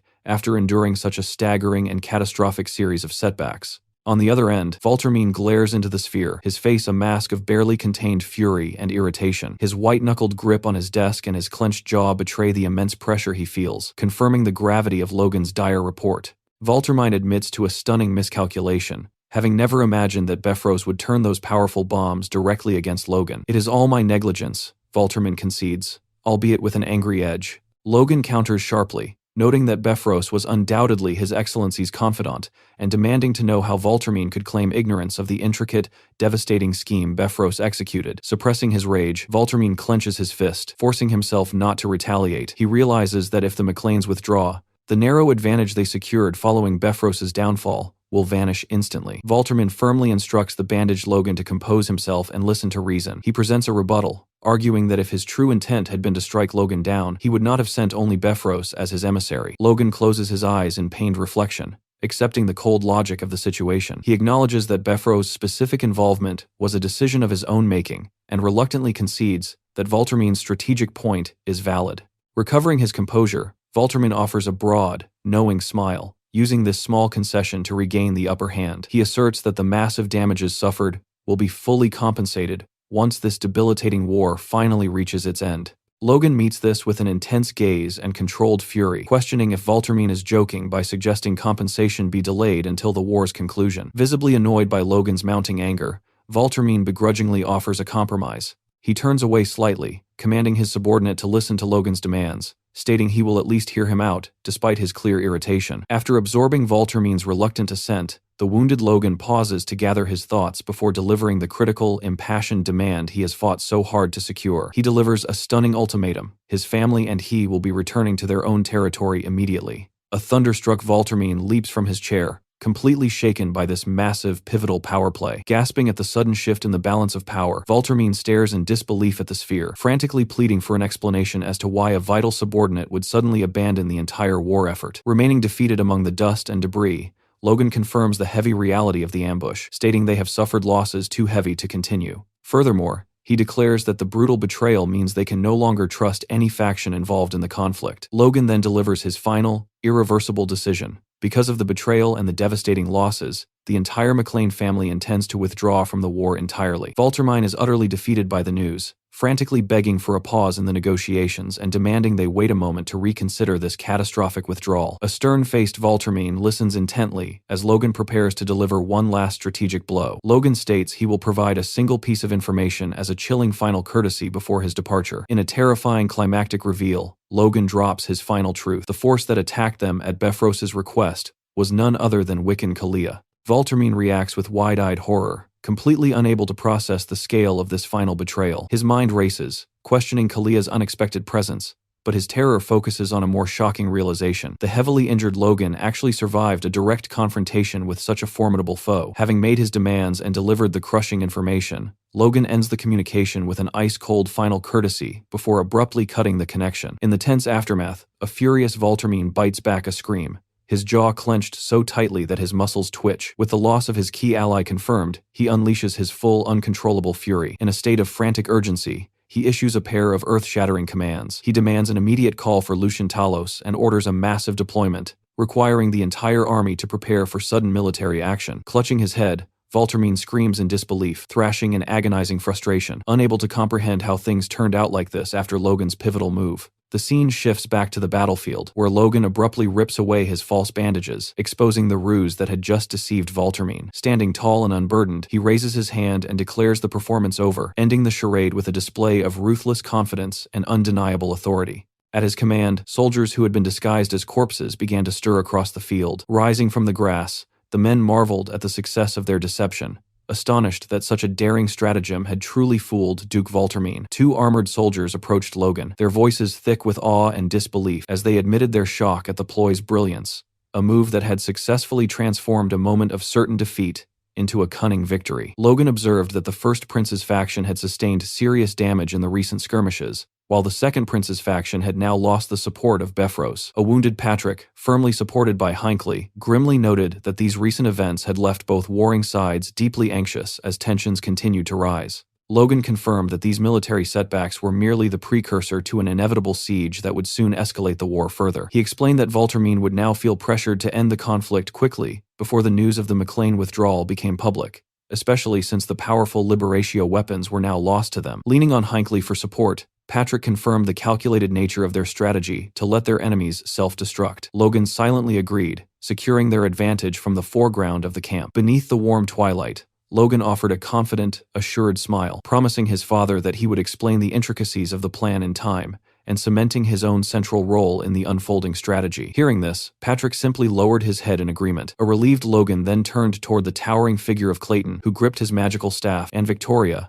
acknowledging their crucial presence now that the immediate conflict had ended. In a moment of high emotional impact, Logan firmly clasped Clayton's hand with overwhelming sincerity to express his heartfelt gratitude for the man's magic. However, the rugged Clayton humbly deflected the praise, instead crediting their victory to the power of his staff. Logan disagreed, asserting that a staff is only as effective as the one who wields it. Hearing this, Clayton bowed his head and thanked Logan for the acknowledgement. Logan then turned to Victoria, telling her she had worked remarkably hard during her first campaign. Her face brightened instantly, a blush spreading across her cheeks at the high praise. Watching them, Logan began to reflect on the nature of power. Unlike force, which can occasionally manifest through rigorous training, mana is almost entirely an innate gift. Because most mages can sense or use mana from a very young age, many develop the arrogance of believing they are chosen beings. Looking at Clayton and Victoria, Logan noted that these two did not seem to suffer from that particular trait, yet he still felt he should ask the tower to pay close attention to Victoria's character training. He knew this arrogant tendency was far stronger among high-ranking mages, with Juan Douglas being the peak example. Born to a royal princess as the heir of a ducal house,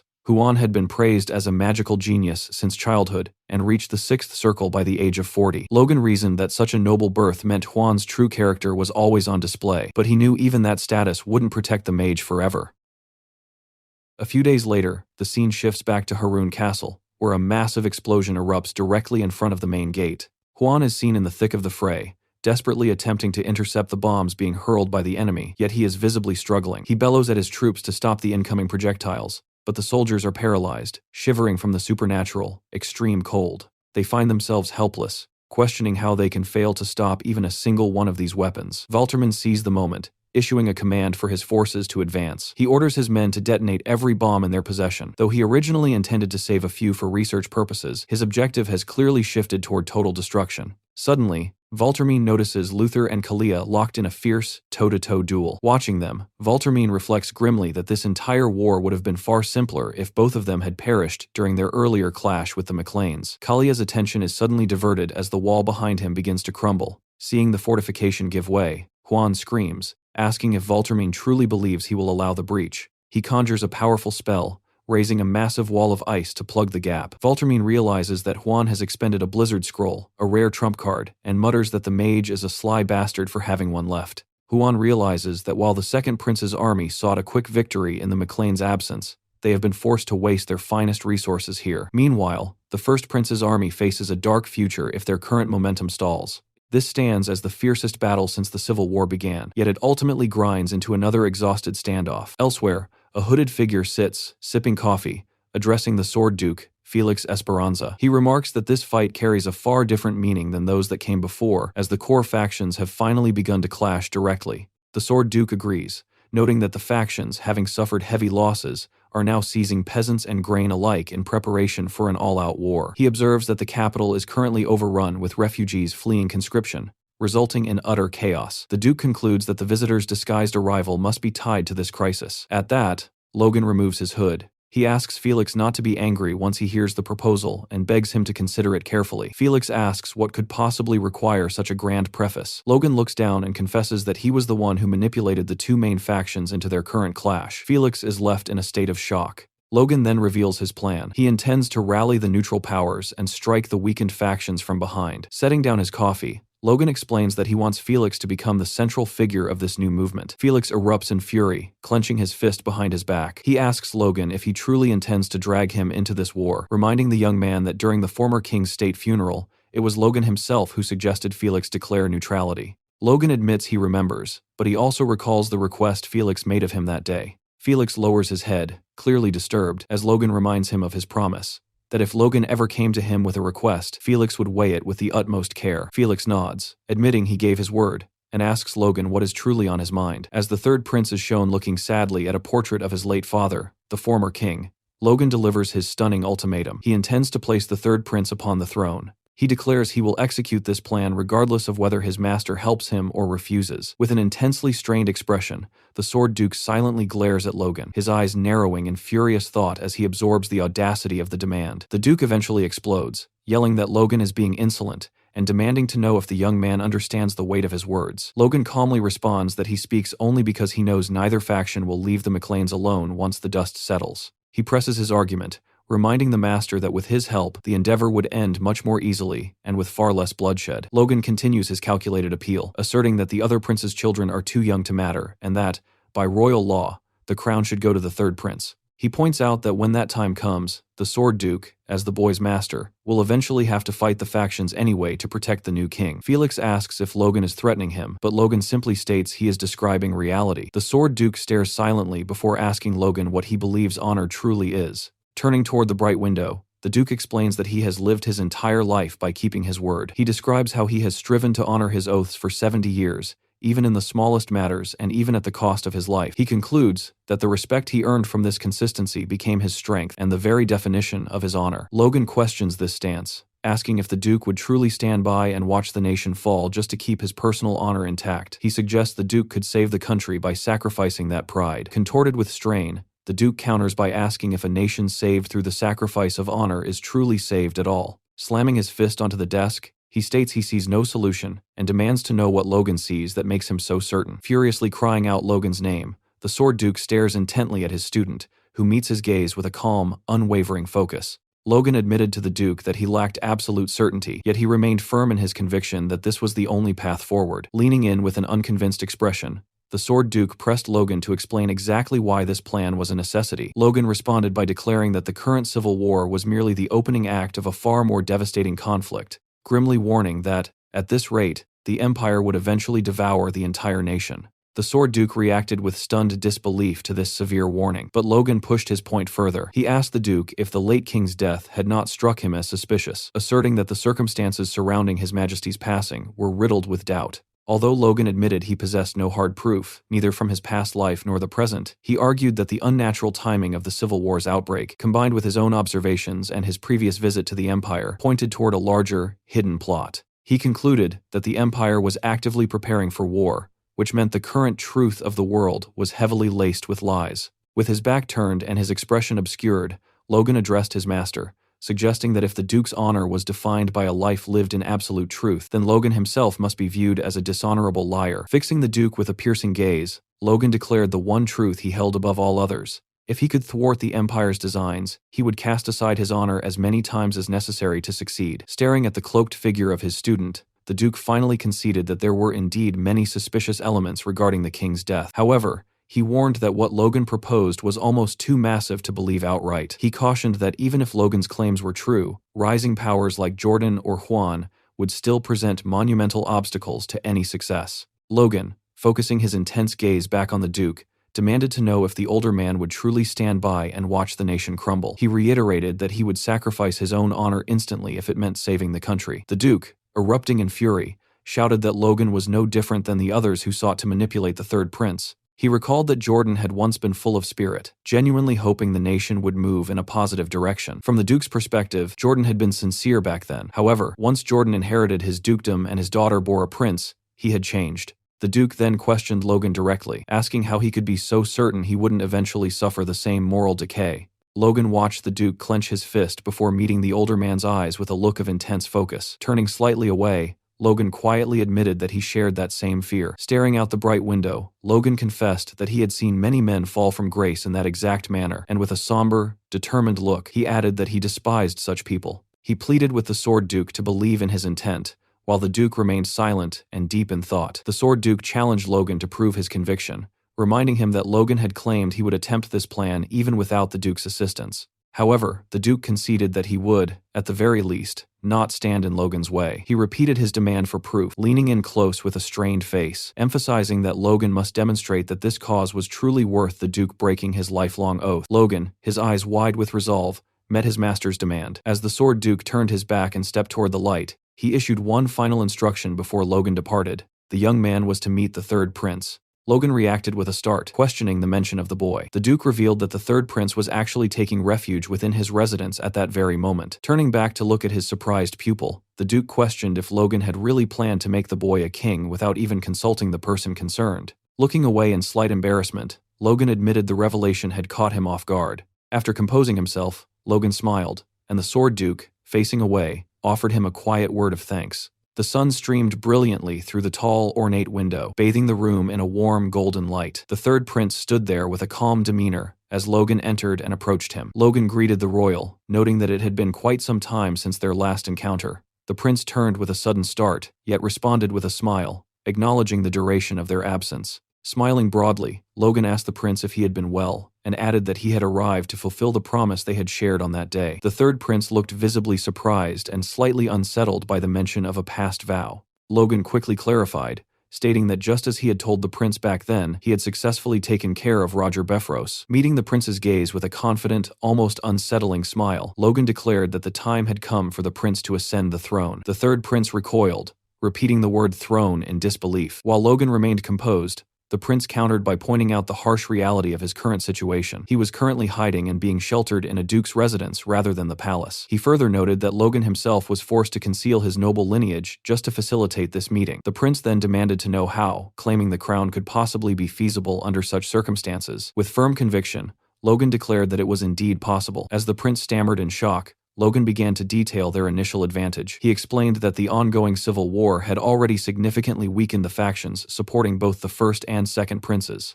Logan, smiling confidently, asserted that he had the forces ready to finish off what remained of their power in one swift, decisive blow. The third prince gasped, demanding to know how Logan could possess such military strength. He noted that while he had heard of Logan's legendary feats on the battlefield, including the rumors of his duel with the Storm Sword, he was still skeptical. Logan praised the prince's insight for paying attention to the flow of the war, but revealed that twice the firepower they had seen was already waiting in his territory. Astonished, the prince questioned if this declaration was true. Logan, with a confident grin, concluded that if the neutral powers were to move now, they could easily sweep aside the depleted armies of the existing factions. Though overwhelmed and distressed by the implications, the prince asked if the neutral powers would truly lend their support. Logan smiled knowingly, asserting that he knew the nobles well. They would never refuse an opportunity to seize a new seat of power. Logan continued by stating that even without his master's aid, the McLeans already possessed more than enough power to act. He asserted that as time passed, the situation would only shift further in their favor.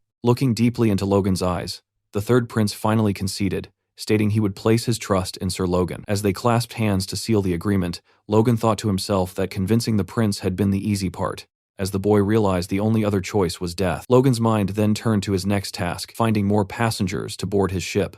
At the Floyd estate, Logan's father-in-law, Count Floyd, was seen hunched over his opulent desk, reading a letter with a look of visible distress as he wondered aloud what the document truly contained. Staring at the pages, he realized that the moment he had anticipated had finally arrived. Grasping the papers tightly, he exclaimed that these were the official proposals from the warring factions. He observed that the conditions being offered were absurdly favorable, so much so that he questioned whether there was any genuine intent to keep such extravagant promises. With a worried expression, Count Floyd turned to Logan and asked for his perspective on the offers. Logan met his father-in-law's concerned gaze with a knowing smile, replying simply that words alone could promise anything. The Count questioned if Logan was implying the proposals were merely a bluff. Logan affirmed this, explaining that the factions were simply desperate to drag even one more noble house into their respective causes. Count Floyd sighed, conceding that the factions must indeed be in a state of panic. Logan confirmed this observation, pointing out that after the recent clash at Haroun Castle, both sides had suffered devastating losses. Placing a hand on the stack of letters, Count Floyd surmised that Logan had come seeking his opinion on the political climate. He stood up,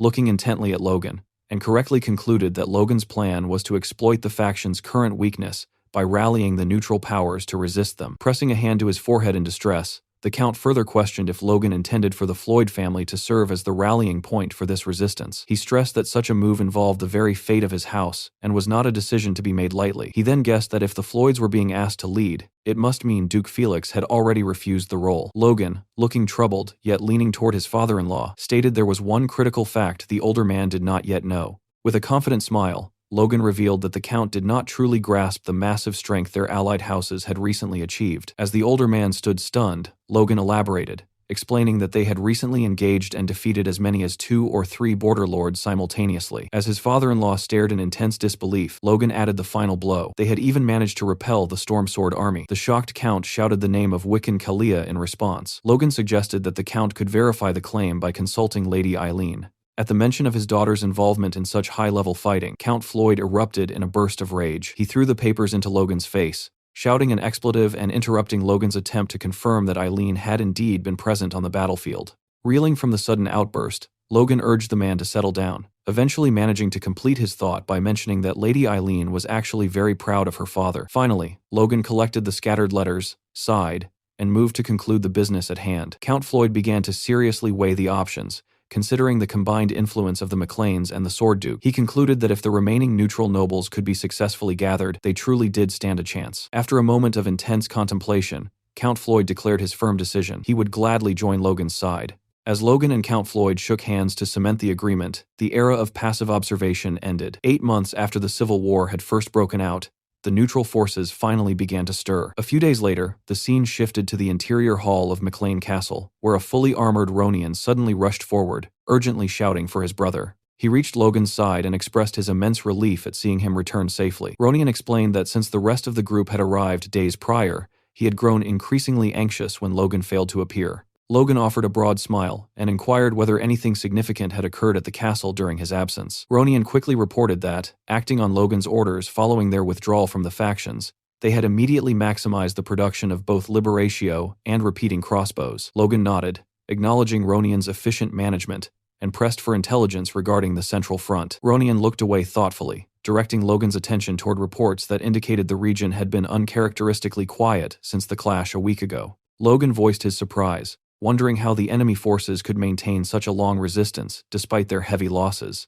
After Logan expressed his bewilderment at the silence on the front, Ronian interrupted to politely inquire if there was some underlying problem. Logan dismissed the concern with a faint smile, stating that he had brought an object as a reward. Ronian looked down, surprised, and questioned what the item could be. He was then left stunned as Logan presented him with Frigus, the sword that had belonged to the Moonlight Knight, Sir Franz. Logan stood confidently with his arms crossed, explaining that the artifact Ronian held was estimated to be a Class 4 weapon. Utterly stunned, Ronian stammered in disbelief, questioning how he could possibly be the one to use such a masterpiece. He quickly stepped back, asserting that he simply could not accept the artifact. Logan, confused by the rejection, questioned why he would refuse such a gift. Ronian insisted that the sword he already possessed was more than sufficient. Logan teased him, suggesting his current blade might one day awaken natural magic as well. Ignoring this possibility, Ronian firmly presented the artifact back to Logan, suggesting it be given to his sister-in-law instead. He argued that as the future mistress of the McLean family,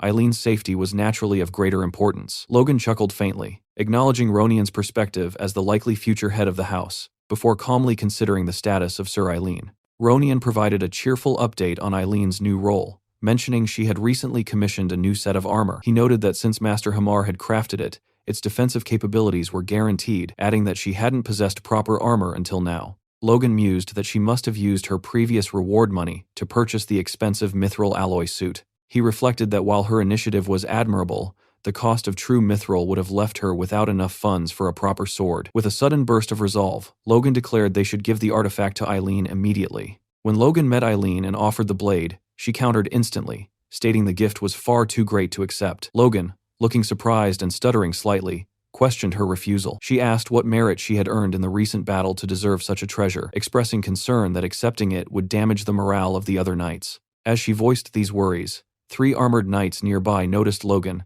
and exclaimed in surprise at the young lord's presence. Realizing she was sensitive to the opinions of others, Logan reassured her that it was fine, but Eileen quickly asserted that he misunderstood her meaning. Logan smiled broadly and clarified that the gift was not intended for Sir Eileen the Knight, but was instead a wedding gift for his fiancée, Lady Eileen. He explained that due to the state of affairs, They had never held a formal engagement ceremony or exchanged gifts. Logan smiled genuinely and extended the sword, asking her to accept it as proof of his vow. He asked if that wasn't the true meaning of a gift, concluding with a confident smile and the wish that the sword would help her achieve even greater martial strength. Eileen blushed intensely, softly questioning if he was making a formal proposal. She met his gaze, pointing out that they were destined to marry anyway, yet asked the question as if the answer were obvious. Logan smirked and conceded that it was indeed a proposal, one delivered with a sword. Eileen's face flushed as she offered a simple thank you. The two then gently touched hands over the blade, finalizing their engagement. Eileen smiled radiantly, holding the sword close and stating that no proposal could be more perfect for her.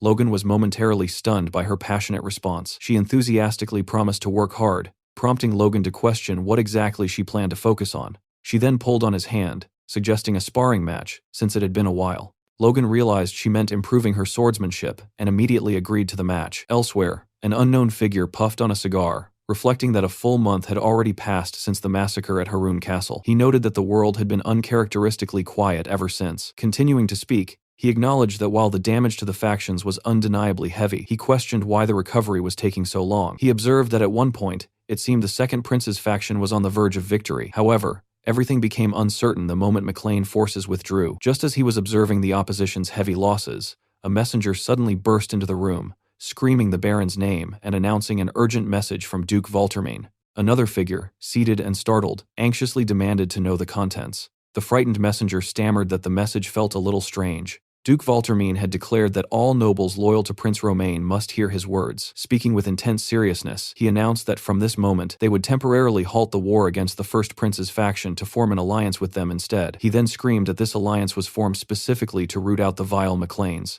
Logan's father-in-law, Count Floyd, speaking through a communication orb, surmised that it appeared information had leaked from within the neutral faction. Acknowledging the severity of the situation, Logan stated that the two factions had indeed formed an alliance and were now coming for their territory. The Count reported that while the enemy forces hadn't departed yet, they were definitely assembling their troops. Logan mused that an invasion could occur as early as next week. As he weighed the imminent threat, Logan's face tightened as he chastised himself for being careless. He reflected that since the neutral factions had held their ground until the very end in his past life, he had overestimated their resolve this time. He concluded that this overestimation was the reason the civil war had been able to pause for a month after Haroun Castle. Reflecting on the motivations of the hostile factions, Logan realized they were using the pretext of treason to remove the threat from their side. He understood that if the neutral factions were defeated, they would simply be absorbed into the winning side, a deal that wasn't bad for the victors. Contemplating these dangerous political maneuvers, Logan crossed his arms and inhaled sharply in thought. Seeing the revelation of their backfired maneuvering, the pale and worried Count Floyd interrupted Logan's thoughts to ask if he was all right. Logan quickly assured his father-in-law he was fine, but asked for forgiveness as he needed to end the call immediately. Count Floyd questioned if Logan actually had a plan, to which Logan calmly replied that he did. Despite the suddenness of the enemy alliance, Logan offered a grim smile, stating that this turn of events wasn't entirely unexpected. A sudden gust of wind swept across the verdant green cliffs, sending leaves spiraling into the clear blue sky. Suddenly, the air was pierced by a desperate shout from Victoria, who screamed for everyone to clear the way. Responding to her cry, a massive golem surged forward over the grass. Startled by the sight of the construct, one of the men exclaimed his surprise, staring in astonishment at Victoria and wondering if that kid was truly controlling these golems. He noted that the girl looked about the same age as his own daughter. A man holding a farming tool frantically gestured toward the golem, shouting for it to come over. The immense golem smashed its colossal fist into the ground, shattering the earth and sending massive chunks of rock flying. Once the dust subsided, a long, deep trench was left carved into the field. A nearby figure shouted for the exercise to continue and demanded that Lord Clayton perform his magic. Hamar stated he guessed they would only need to repeat the effort a dozen or so times more, while Clayton, chuckling, reflected that it felt like he had heard those exact words many dozen times already. Hamar insisted that if Clayton gave up now, his excellent staff would cry, and told him to look at how hard his youngest disciple was working. After Clayton complained about the constant need for the time staff, Patrick and Logan stood together over a map as Logan explained their objective. Logan stated they were scraping golems from the soil of the northern mountains and using them as materials to build a rampart. After discussing the plan with his father, Logan thought the initial plan was simply a brute force method, but he noted that the earthworks were truly impressive. Observing the magicians at work, Logan decided they were experts in grunt work, concluding that it was the Earth Magic Tower, after all. Logan reminded himself to make sure they received proper pay and vacation for their labor. Continuing his survey of the tactical blueprints, Logan noted that the new rampart would be anchored on the eastern stretch of the McLean Plains. He recognized the strategic reality that McLean Town served as their heart. Should the Allied enemies unite, they would bypass the smaller fortifications on the Bifrost Plains to strike directly at the town. Logan explained that this probable path was the exact reason they had to establish such a formidable defensive line there. As Logan confirmed these defensive measures, Patrick addressed his son, questioning if the Sword Duke had offered any insight into the shifting political landscape. Logan paused, offering a faint smile as he assured his father that his master had remained silent thus far. Privately, Logan mused that since the entire kingdom knew the McLeans were being targeted, the Sword Duke was undoubtedly aware. He resolved that his master's lifelong dedication to honor was a boundary he could not cross. He could not force the Duke to sacrifice that reputation for his own safety. This hardship, Logan decided, was a burden he had to overcome through his own strength. A week later, the fortification stood complete. Observing the finished structure, Logan remarked that while the design was simple, due to the rushed half-month construction window, they had succeeded in making it both massive and incredibly sturdy. He noted with satisfaction that the addition of a moat was a splendid touch. Clayton, feeling a sense of parental pride over the construction, requested to name the wall Aegis. Logan smiled at the choice, hoping that a wall bearing the name of a divine shield would indeed signify that God stood by them. The peace was short-lived as Eileen urgently commanded the knights to track the enemy advancing from the east, while simultaneously preparing for those approaching from the north. Nearby, Victor issued a stern warning to his sister, Rhea, telling her not to stray from the protection of her brothers. Rhea glanced back, telling him not to worry about her and to focus on his own safety instead. A horn blared a deafening alarm across the battlements. Standing ready in his armor, Logan looked on as a scout, announced the arrival of the vanguard. From the east, banners bearing the Golden Lion of the Valtermine army flashed into view. Simultaneously, from the south, the cavalry of the Douglas army rushed forward, their banners marked with crossed swords fluttering as the engagement commenced. Wiccan Kalia, visibly aggravated, questioned if the enemy truly believed they could avoid an attack after deceiving the factions while building these enormous ramparts in secret. He wondered aloud if such a lack of honor was fitting for a disciple of the Sword Duke. He remarked to Juan Douglas that, had they not assigned an observer to the Duke's residence, they might never have uncovered the truth. Juan Douglas agreed, admitting he never expected the McLeans to resort to such mischievous tricks. He resolved that this turn of events was for the better. The McLeans were already marked for elimination after the war, so this was the perfect moment to turn the plains into their grave. Valtermine, gritting his teeth, branded the McLeans as wicked traitors who dared to look down on him. Lucian reminded him to stay focused on their true objective, seizing the production secrets for the McLeans' new weapon formula. Valtermine acknowledged this, determined to claim the prize before Douglas could. Observing the massive scale of the approaching forces,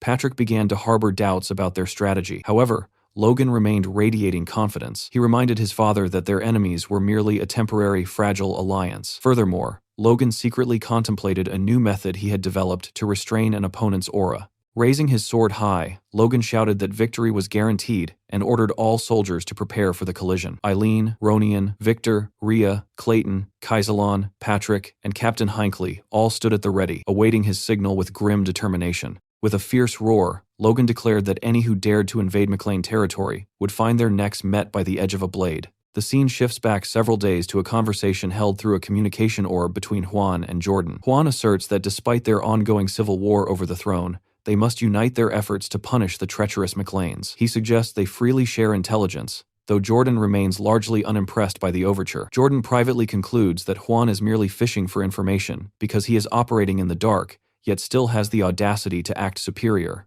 Jordan tells Juan that he hasn't noted any massive shifts in the McLean military strength, though he notes it might be a similar situation to when the Wolves were defeated. Juan smirks at this, remarking that since only a few months have passed, the most the McLeans could have done is conscript a handful of extra soldiers. He suggests that the only real concerns are the red-headed brat and their troublesome weaponry. Jordan disagrees, pushing Juan to reveal more. When Juan plays dumb, Jordan smiles and points out that the last person to engage them was Juan's own subordinate, Wiccan Kalia. Changing his tone, Jordan asks how Logan and the others managed to repel a superhuman and emerge unscathed. Juan himself wonders about the failure, privately theorizing that Wiccan simply has a habit of letting his guard down. On a strategic map, it appears the plan involves pinning Logan, Clayton, and Ronian inside the castle walls, while Jordan and Juan launch a coordinated pincer attack from two different sides. In the present moment, the assault has begun. One force strikes the front gates while the other moves against the flank. Luther Kale utilizes his aura to boost his speed, preparing to leap headfirst into the fray with the boast that he will shatter their defenses. On the opposite side, Wiccan Kalia does the same, urging his comrades to trust in his wind as they advance, morbidly noting that death is a constant companion, like the wind at his side. From atop the eastern ramparts, Kaisalon observes the approaching vanguard. Seeing the two commanders, he realizes the enemy has deployed superhumans to neutralize their arrows and bombs. He calmly gives the order to open fire. As Luther nears the wall, he expects an easy climb, but he is suddenly startled. He finds it impossible to believe the sheer number of crossbowmen the McLeans have suddenly amassed. It seems the sheer volume of arrows is more than he anticipated, and he grins, riling up his mana. He swings a massive hammer, shattering the incoming bolts. However, his efforts aren't quite enough. A glance behind him shows that many of his soldiers and knights have been struck and taken down regardless. Above the northern ramparts, Ronian takes command, directing the Vigilante Corps to prepare for their volley. Looking at the approaching army, Ronian reflects that the enemy must have completely underestimated their strength. After all, the McLeans have armed and trained over 10,000 civilians with crossbows. He smiles, internally noting that his brother is truly amazing. Back on Luther's side, the arrows finally annoy him enough that he crushes one under his mana-infused foot. He screams, declaring that no petty precautions will be able to stop him. He leaps through the air using his mana, intent on reaching the wall. Seeing a superhuman approaching, one of the mages prepares his staff, determined to keep him at bay. As Luther closes in on the rampart, a massive golem suddenly appears, rising to meet him. The golem delivers a slap so powerful that it sends Luther plummeting back to the ground like a comet. Fortunately for Luther, he lands in the moat near the walls. He surfaces, reeling at the realization that the McLeans have actually used the materials of the ramparts themselves to create a golem. Clayton appears, declaring that he isn't finished yet. Luther is hit again by what he assesses to be intermediate magic, which increases the pressure on him and prevents him from surfacing while forcing the air from his lungs. Clayton gives the order for his soldiers to strike the half-giant while he is trapped in the water. From a distance, Wiccan Kalia watches the scene unfold, realizing that Luther has been taken down. He remains remarkably calm, preparing to launch his own attack while analyzing the failure. He muses that Luther's massive size actually makes him a more vulnerable target for intermediate magic, making this a particularly bad matchup. He concludes that since their second-in-command has been overwhelmed by the defense, Duke Voltermine will have no choice but to step in directly to save him. As the golems continue to rise from the earth, Kalia calculated that Logan should only have 2 sixth circle mages at his disposal. By the time the third golem manifested, Kalia dismissed the threat, thinking to himself that this would be a piece of cake. However, one of the constructs raised its massive hand, and from within its stone grip, 10 charges of Liberatio emerged. The golem hurled the explosives directly at Kalia. Watching the projectiles arch through the air, Kalia wondered if these were the same bombs he had heard Logan was utilizing. He readied his blade, declaring that such a trick would not work on him a second time. With a precise motion, he conjured a localized swirl of wind with his sword, trapping all the bombs safely within the vortex. Smirking, he called out for Logan to show himself. Just as he had anticipated, Logan lunged from the chaos, attacking Kalia head-on. Kalia managed to parry the strike, his counterswing driving Logan back several meters. Despite the distance created, Kalia sensed he might be at a slight disadvantage based on his current stance. He glared at Logan, remarking on how thoroughly the young man had managed to deceive him during their previous encounter. Logan countered by stating that if Kalia hadn't picked a fight with them, he would have kept his word. Kalia branded him a liar, but quickly noticed something unsettling. Having just clashed auras with Logan, Kalia couldn't fathom how the boy remained completely unscathed. Aura is the authority of destruction. It is only natural for a weaker power to collapse in the face of such a superior force. The balance between their powers didn't make sense to Kalia. He stared at Logan's hands, wondering if he was secretly relying on a defensive artifact. Yet even then, he shouldn't be able to block his aura repeatedly with such ease. As their blades clashed once more, Kalia resolved to end the struggle with his very next blow. Unfortunately, it appeared Logan had successfully blocked that attack as well. At that moment, Kalia finally realized the truth. Logan was facing his aura head-on with nothing but sheer, raw force. The clash between them took on the appearance of 2 collapsing black holes. Even so, the toll was evident on Logan's body. During their last duel, Logan had deciphered the process through which Kalia's aura was released, allowing him to avoid a direct, devastating hit. However, avoiding the strikes wasn't enough, as his own attacks seemed to have no effect. Logan knew he had no choice but to push his plan into its next phase. Elsewhere on the battlefield, someone remarked that he had never expected to witness such a sight in their lifetime. A countryside baron whose name was entirely unknown until recently was now making a mockery of the nation's giants. Jordan Voltermine, his eyes filled with a killer's focus, finally drew his blade. He approached the ramparts with cold certainty, declaring that playtime was officially over. On another front, golems continued to rain bombs down upon the soldiers, while crossbowmen maintained a relentless volley from the walls. Amidst the carnage, Juan Douglas stood unflinched, his gaze steady as he surveyed the chaos. He declared that such representations of weak power could not intimidate him. To Juan, the fight felt fundamentally strange. Although it appeared that the Second Prince's forces had suffered more visible losses, It was actually the first prince's army that was sustaining significantly more casualties. Huan mused that their condition shouldn't be much different from the McLeans, and he began to wonder what the hell Logan was truly thinking. When the two factions first declared war, chaos naturally descended upon all the vassals. However, with time running out, Logan and his advisors had to quickly regain their composure and seek a solution. Among their primary defenses was the construction of the great ramparts on the new McLean lands. During these preparations, Philip proposed a psychological tactic. They should strategically alienate the two enemy factions from one another. Patrick, Logan, and Hinckley were initially puzzled by Philip's phrasing. Philip admitted it was an odd choice of words, but asked them to hear him out. He explained that while the two factions appeared united for now, there could ultimately be only one king. However outraged they might be at the McLeans, Philip argued that the traitor would always be secondary to their desire for the throne. Both Patrick and Logan agreed with this logic. Philip continued, noting that while the enemies wanted to eliminate an eyesore and acquire the production methods for bombs and crossbows, each faction would also secretly love to see the other suffer heavy casualties. The plan was to exploit these hidden agendas and embolden their mutual distrust. Logan asked if Philip meant exactly what he suspected, and Philip confirmed he did. In the present, the duel between Logan and Kalia continues. Kalia remains fixated on how Logan is resisting him. Despite his analysis, he can find no trace of an artifact. He finds it impossible to believe that Logan is facing a superhuman with raw force alone. Normally, Kalia mused, both Logan's physical strength and his internal organs should have been pulverized into mush by now. Logan taunted Kalia, noting that the knight was clearly getting nervous because the battle wasn't unfolding as he had envisioned. Logan then enhanced his strike with a blend of aura and fire, aiming directly for Kalia's neck. Kalia laughed, thinking a large-scale attack would never leave a scratch on him, but he didn't get to finish the thought. As Logan's blade closed in, Kalia realized too late that his aura was unable to stop the impact. With the blade an inch from his head, Kalia had no way to escape. The force was so immense that Kalia plummeted from the sky like a rock tied to a heavy truck. The sheer power of the blow was astounding. Kalia's soldiers rushed toward their fallen commander, one of them screaming that he had been struck down, just as a Liberatio bomb detonated right beside them. A moment later, through the smoke and explosions, Logan appeared like a god of war, levitating in the sky, and casually playing with a Liberatio bomb. Wiccan Kalia emerged from the crater. While he had taken no physical damage, he looked like a drowned rat, and was visibly humiliated.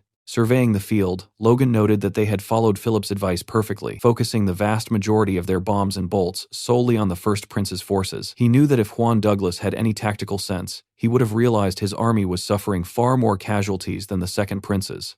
Logan sensed their morale had finally dropped, as their advance had stalled. Logan prepared to give the order to unleash their remaining stockpile, but he was interrupted by a new arrival. Jordan Valtermine was approaching the eastern rampart. Logan felt a surge of uncertainty, knowing the blazing sword of Jordan Valtermine was a force they might not be able to withstand. The soldiers were terrified. Logan ordered a unified volley against Jordan, but the Duke didn't even flinch. He simply raised a hand, muttering that the effort was tiresome, and clenched his fist. A red explosion of aura engulfed the air, incinerating every arrow before they could even get close to him. Even Patrick was forced to acknowledge Jordan's overwhelming power. Seeing how easily his aura burned through their defenses, Jordan moved like a flaming meteor. Seeing the danger, Clayton ordered a retreat while using his staff to conjure a spell. He targeted Jordan with the same gravity magic he had used on Luther, pinning the Duke to the ground. Jordan remarked that the McLeans really did have a mage and stared Clayton down, correctly guessing that he was the creator of the Liberatio. While Clayton held Jordan in place, Patrick ordered his knights to hurl bombs. However, the attack was intercepted by a massive hammer. Patrick realized the half-giant, Luther,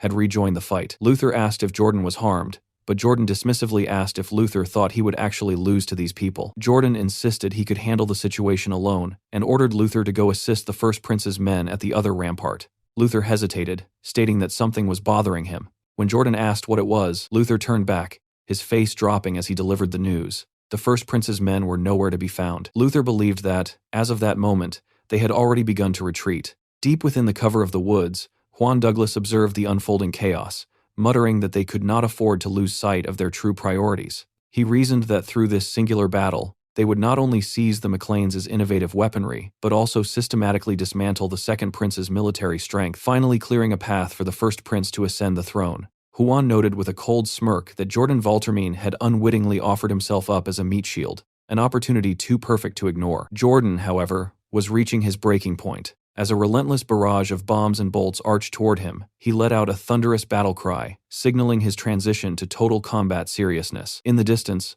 a red flag was hoisted, the signal for a state of emergency. Staring at the banner, Jordan realized that Juan, that fox, had never intended a true alliance. While he had expected a scheme, he hadn't anticipated being used so blatantly as human fodder. In a fit of rage, he slammed his sword into the earth, the impact sending a shockwave that literally shook the ground. The sudden tremor caused Clayton to lose his concentration, forcing him to admit he would need to recast his gravity spell. However, Luther was already lunging for him. The half-giant declared that he could finally see the mage's face, and for a moment, it appeared Clayton's life was forfeit. At the literal last second, a flash of golden energy intercepted the blow. Logan had moved with preternatural speed to shield Clayton. Taken aback, Jordan demanded to know what Logan was doing there, and where the Tempest Blade, Kalia, had gone. Logan retorted that he was wondering the same thing, noting that Kalia had bolted without a backward glance. Jordan ground his teeth. Even if he hated to admit it, Logan McLean was proving to be a formidable obstacle. What worried him more was Prince Romain, who remained vulnerable back at the camp. Jordan realized that if he lingered too long fighting Logan, Juan would likely launch a direct strike at the prince. Making a split-second tactical decision, Jordan ordered a full retreat. Logan, however, refused to let them disengage so easily, shouting for his forces to concentrate all fire on the two superhumans. As more explosives and arrows rained down, Jordan dismissed the effort as foolish desperation. With a single, massive sweep of his sword, he turned the incoming projectiles into ash. He stood firm, protecting Luther's rear, and ordering the half-giant to withdraw first. Clayton watched in awe as Jordan's flame-like aura rendered every projectile worthless. Logan admitted that while he had expected the blazing heat sword of the kingdom to be powerful, he hadn't anticipated this level of absolute defense. Before departing, Jordan paused to ask Logan a single, piercing question. During the duel with Kalia, had Logan utilized Sixth Circle magic? The question caught both Logan and Clayton by surprise. After a brief, knowing glance at the mage, Logan countered with a question of his own, asking if Jordan was truly ignorant of the answer. He pointedly asked if Juan hadn't bothered to share that detail, causing the veins in Jordan's forehead to throb with murderous intent.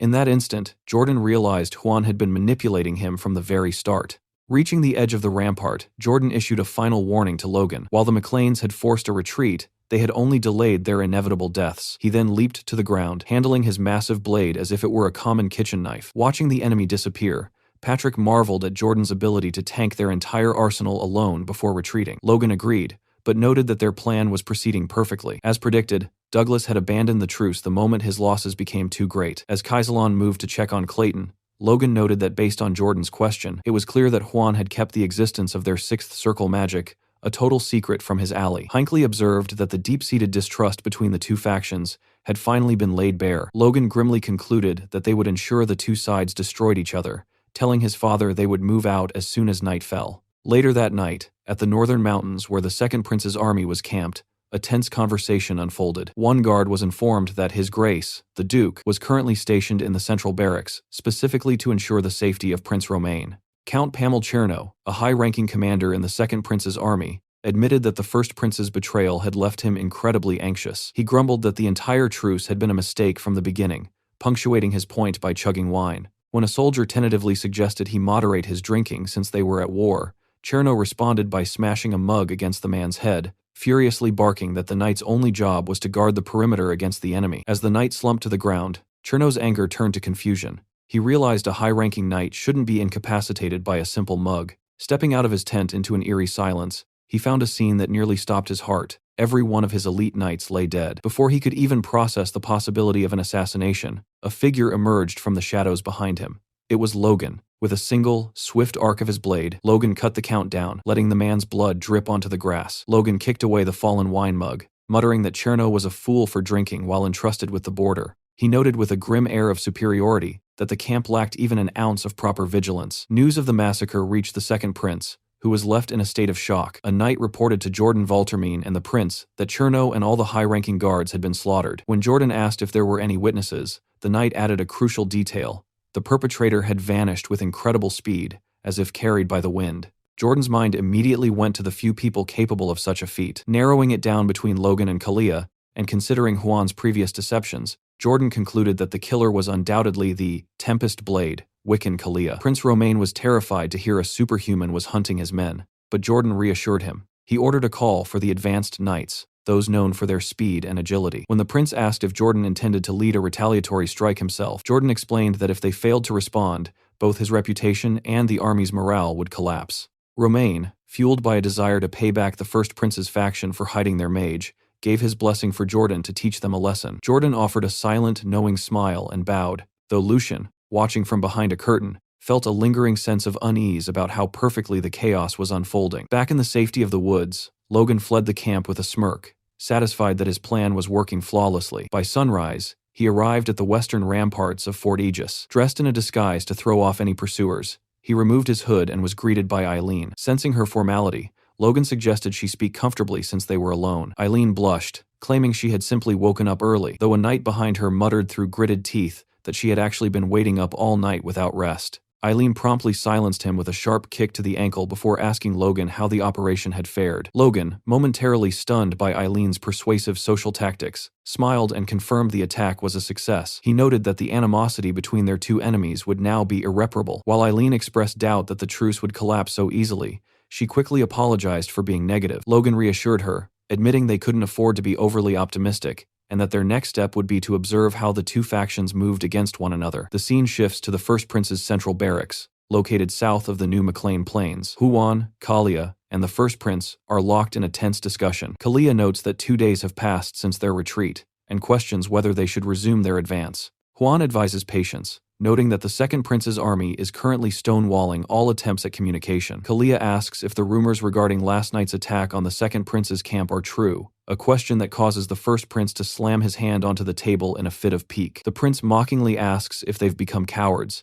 declaring it would be better to simply seize the throne by force, an outburst that leaves Huan dismissive and Kalia visibly sweating. Their argument is interrupted by a knight rushing in with reports of an attack on their own encampment's outskirts. As the First Prince stands by in his typical state of confusion, Huan demands a casualty report. The knight reveals that the count in charge of camp security and 5 advanced knights have been slain. Kalia turns to Huan to explain the gravity of the situation, but Huan is already a step ahead. He can feel the very ground shaking from the residual mana in the area. Clenching his fist, he brands Jordan a fool for this retaliation. Huan decides that they will move at sunrise to confront the Second Prince's faction directly and settle the matter since communication has failed. In the morning, the confrontation occurs exactly as anticipated. Jordan and Luther express genuine surprise that Huan and Kalia have dared to approach them directly. Jordan, staring at the aloof Duke Douglas, demands to know his business. Huan replies with biting sarcasm, suggesting that their communication devices must be malfunctioning, and as a friend, he felt a responsibility to come and fix them. He patronizingly asks Jordan if it isn't immature to refuse to speak, just because he lost his temper.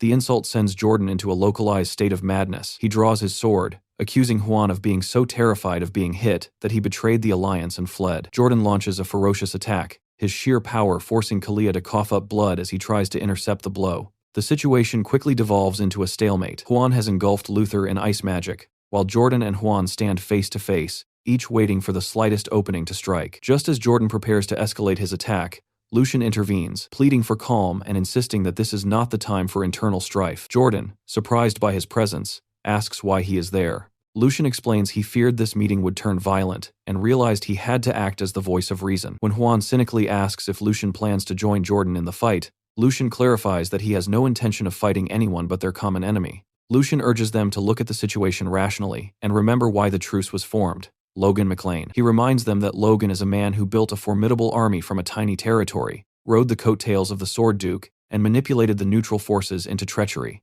Lucian argues that these recent betrayals and attacks are nothing more than plots, orchestrated by Logan to breed animosity and destroy their alliance. This revelation causes both Jordan and Kalia to pause. They recall Logan's earlier words, his claims that he didn't want war in the first place, and even threatened Jordan to join the opposing faction if pushed. Lucian reinforces this, labeling Logan as a foul, underhanded tactician whom they cannot afford to underestimate. One last time, he implores them to stay calm and remember that their one and only enemy is Logan McLean. The following day, a soldier's horn blared from Aegis Castle as an army was spotted advancing from the east. Logan and Patrick stood upon the rampart, watching and waiting. Though the sight before them was grim, it appeared Logan's plan had faltered. Valtermine and Jordan had arrived in a unified front. Logan questioned whether they were making a deliberate show of an unbreakable alliance, while Patrick asked if their operation had truly failed. Upon closer inspection, however, Logan realized it had not. Wiccan Kalia and Luther Kale were visibly battered, covered in wounds that suggested serious internal damage. Hinckley was overjoyed, noting that if the superhumans had sustained such injuries, the two factions must have clashed violently. Logan agreed,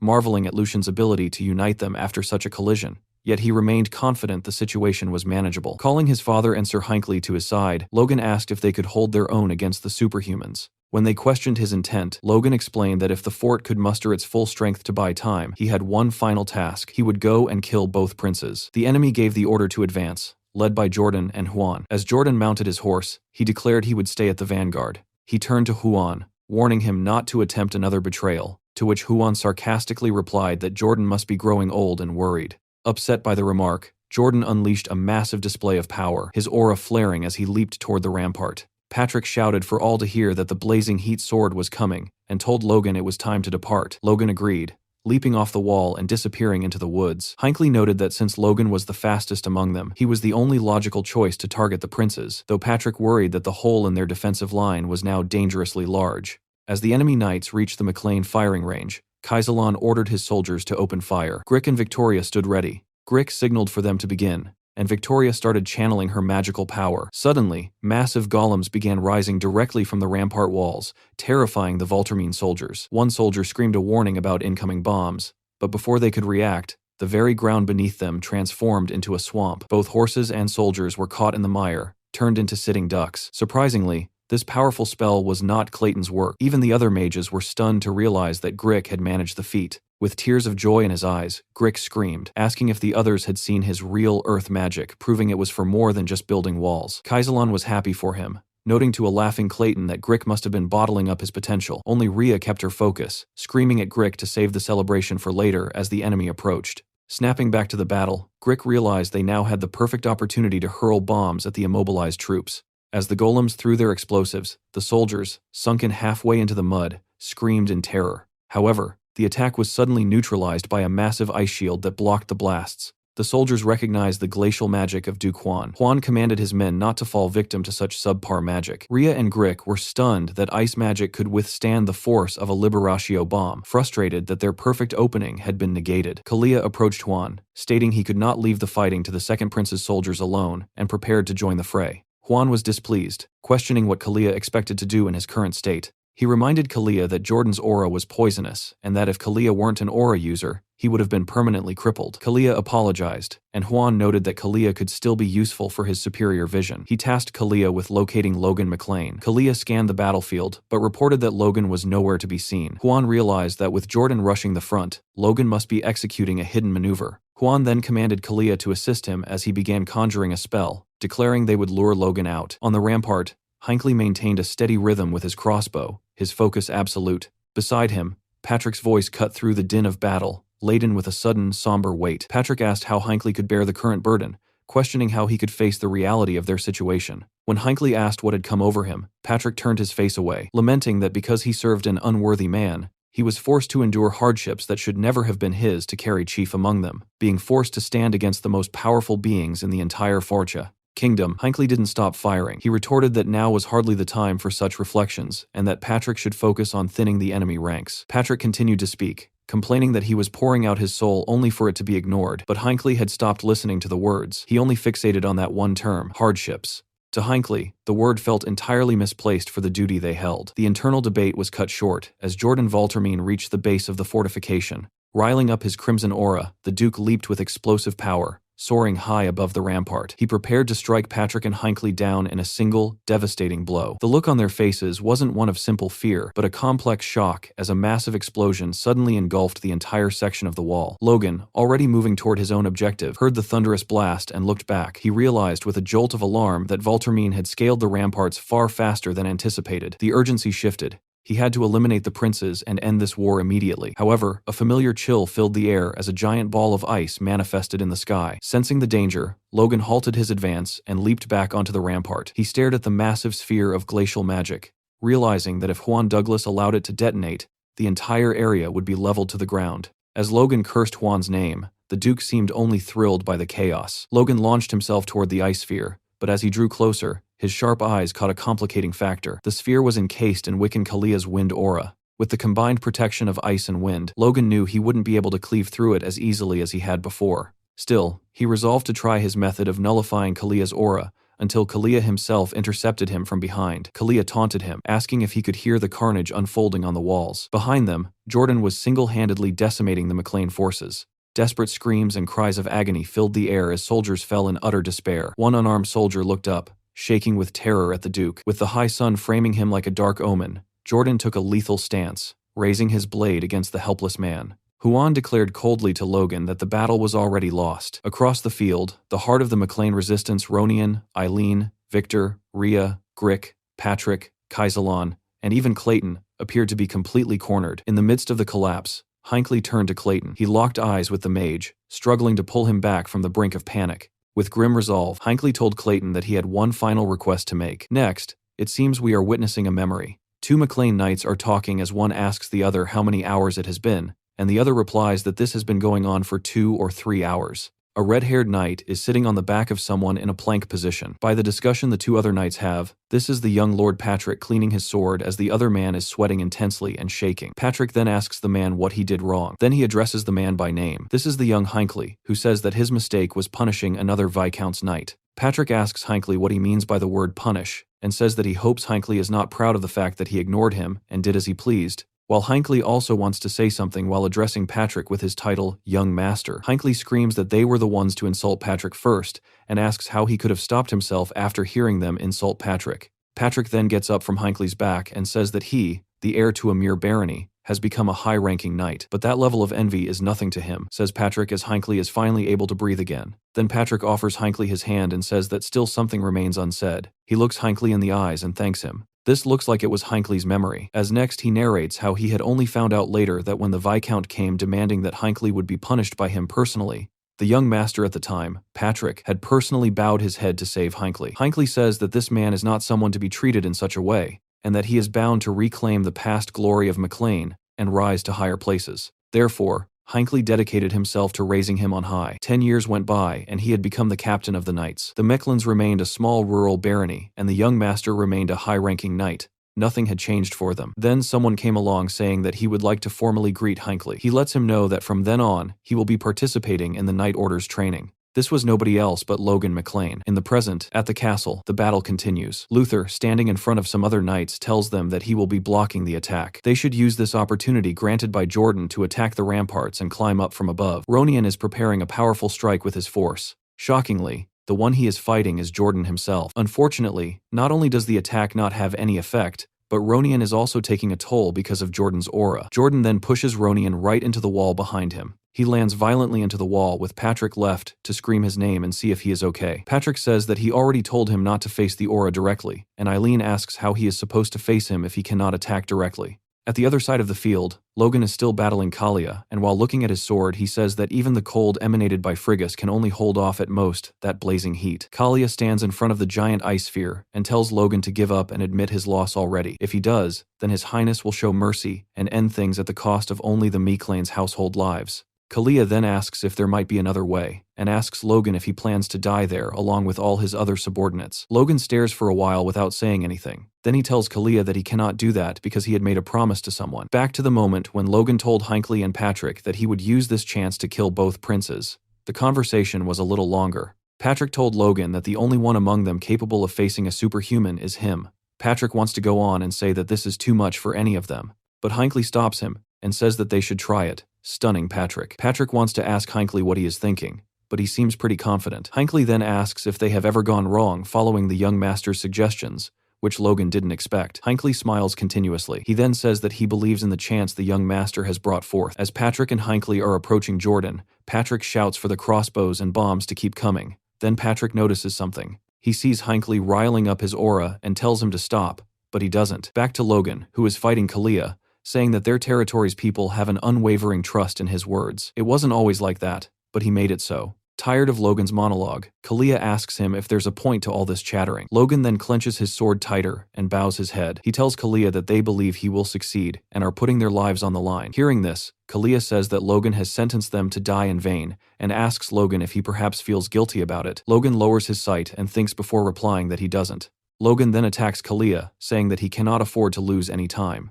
Logan thinks that he has promised to all those of McLean a future different from that of his past life. That is why he has to become stronger. He must grow faster than anyone and without limit. That is when his sword lights up. Logan says that he has no time to sit still and prepares to land his attack on Kalia. This is the Divine Sword Secret's fourth form, the Scorching Slash. This is when Kalia realizes that this was the technique that blocked his aura, and yet again, it seems he is pushed back. He cannot withstand the power of Logan's blow. The impact is so powerful that he goes right through the ice sphere. As Logan stands amidst the flames of his aura, Hinckley's thoughts can be heard saying that the eldest son of Miclain is nothing more than a rascal who invites trouble, or this is what he used to think. Though he started to view him in a new light as he endured that absurd training. After that, he gathered soldiers and granted them extraordinary weapons, and he somehow found and gathered mages one after another. On top of that, he picked up a young slave and made a knight of them. And now even his fiancée. Nowhere else on this continent would you find such a strange grouping of people. So Hinckley asks what will become of Miclain, and how far they will manage to go. He cannot believe he is saying this.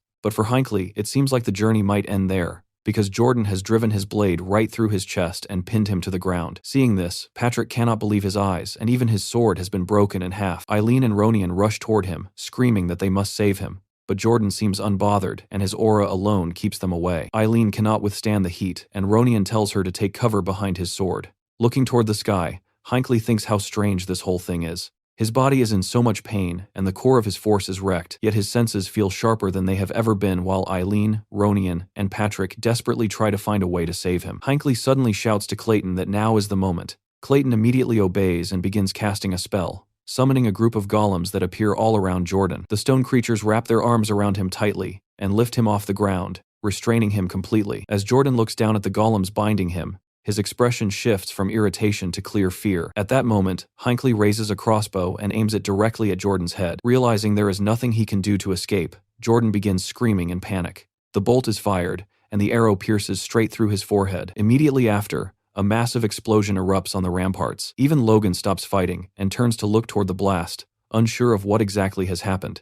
It seems that Sir Hinckley may have sacrificed himself in order to eliminate Jordan once and for all, as the explosion engulfs everything close enough to it. Witnessing this, both Patrick and Ronian shout Hinckley's name in shock and desperation. Then Ronian suddenly notices something moving in the aftermath of the explosion. From within the smoke and ashes, a figure slowly rises, its outline resembling Jordan's silhouette. Ronian instantly leaps toward the figure and shouts for him to stop right there. Unfortunately, he is not fast enough. Another mage suddenly appears and lifts the injured Jordan away. The mage is none other than Juan, who mocks Jordan and tells him how pathetic he looks in that state. Seeing Juan there, Ronian stops himself because he knows he cannot defeat Juan alone. Logan soon arrives at the scene, and Ronian quickly explains the situation, telling him that Jordan escaped and that he will gather the knights and pursue him immediately. However, Logan calmly tells him that there is no need for that. Ronian tries to protest, but Logan finishes his sentence by saying that he himself will be the one to chase after Jordan. Logan then asks about Sir Hinckley. Ronian hesitates, unsure of what to say. Clayton and Patrick are standing beside Hinckley, looking down at him. There is a massive hole in his chest.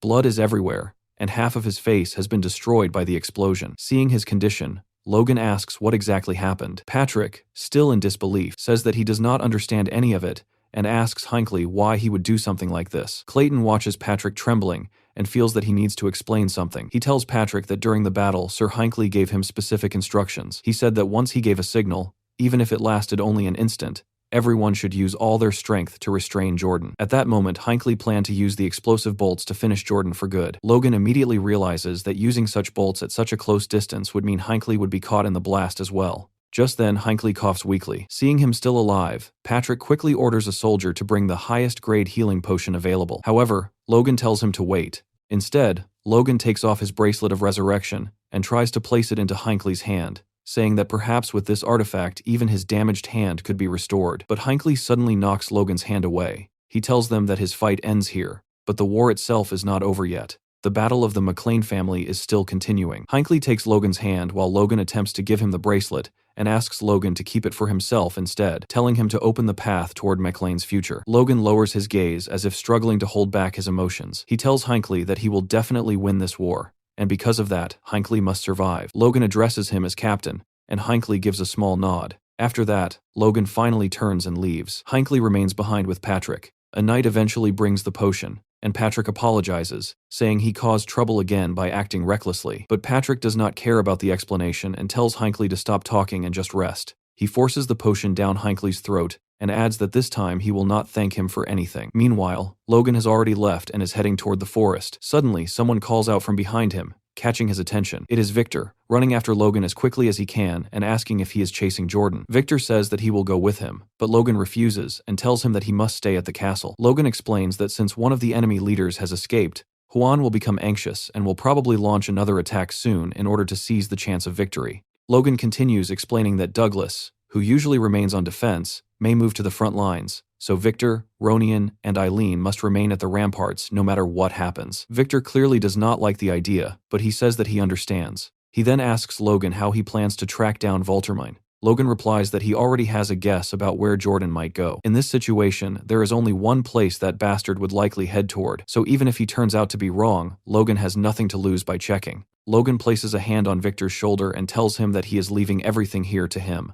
Victor lifts his gaze and nods firmly, saying that he will be waiting for him. Logan then leaps away once more, heading off to hunt down Jordan. As he moves forward, Logan remembers how he once believed Victor would never leave Ria's side, yet Victor said he would be waiting for him. Because of that, Logan knows that he cannot afford to let him down. Logan begins thinking carefully about where Jordan might have gone. If he were Jordan Voltermine himself, what decision would he make in this situation? The war is no longer progressing as smoothly as Jordan originally expected, and the allies supporting him cannot really be trusted. Logan looks around while thinking that the camp belonging to the First Prince's faction is located in the southern forest. On top of that, Jordan has clearly suffered an unexpected injury from the recent battle. Considering all that, the situation becomes obvious to Logan. Jordan would want to secure victory even a little faster if possible. Logan reaches that conclusion just as something suddenly rolls across the ground near him. A human head stops close to his feet. Then a voice calls out to Logan, politely asking if he could pick that up for him. The voice continues explaining that it is supposed to be a gift for a friend, but unfortunately, it slipped from his hands. Moments later, Jordan steps out from the forest.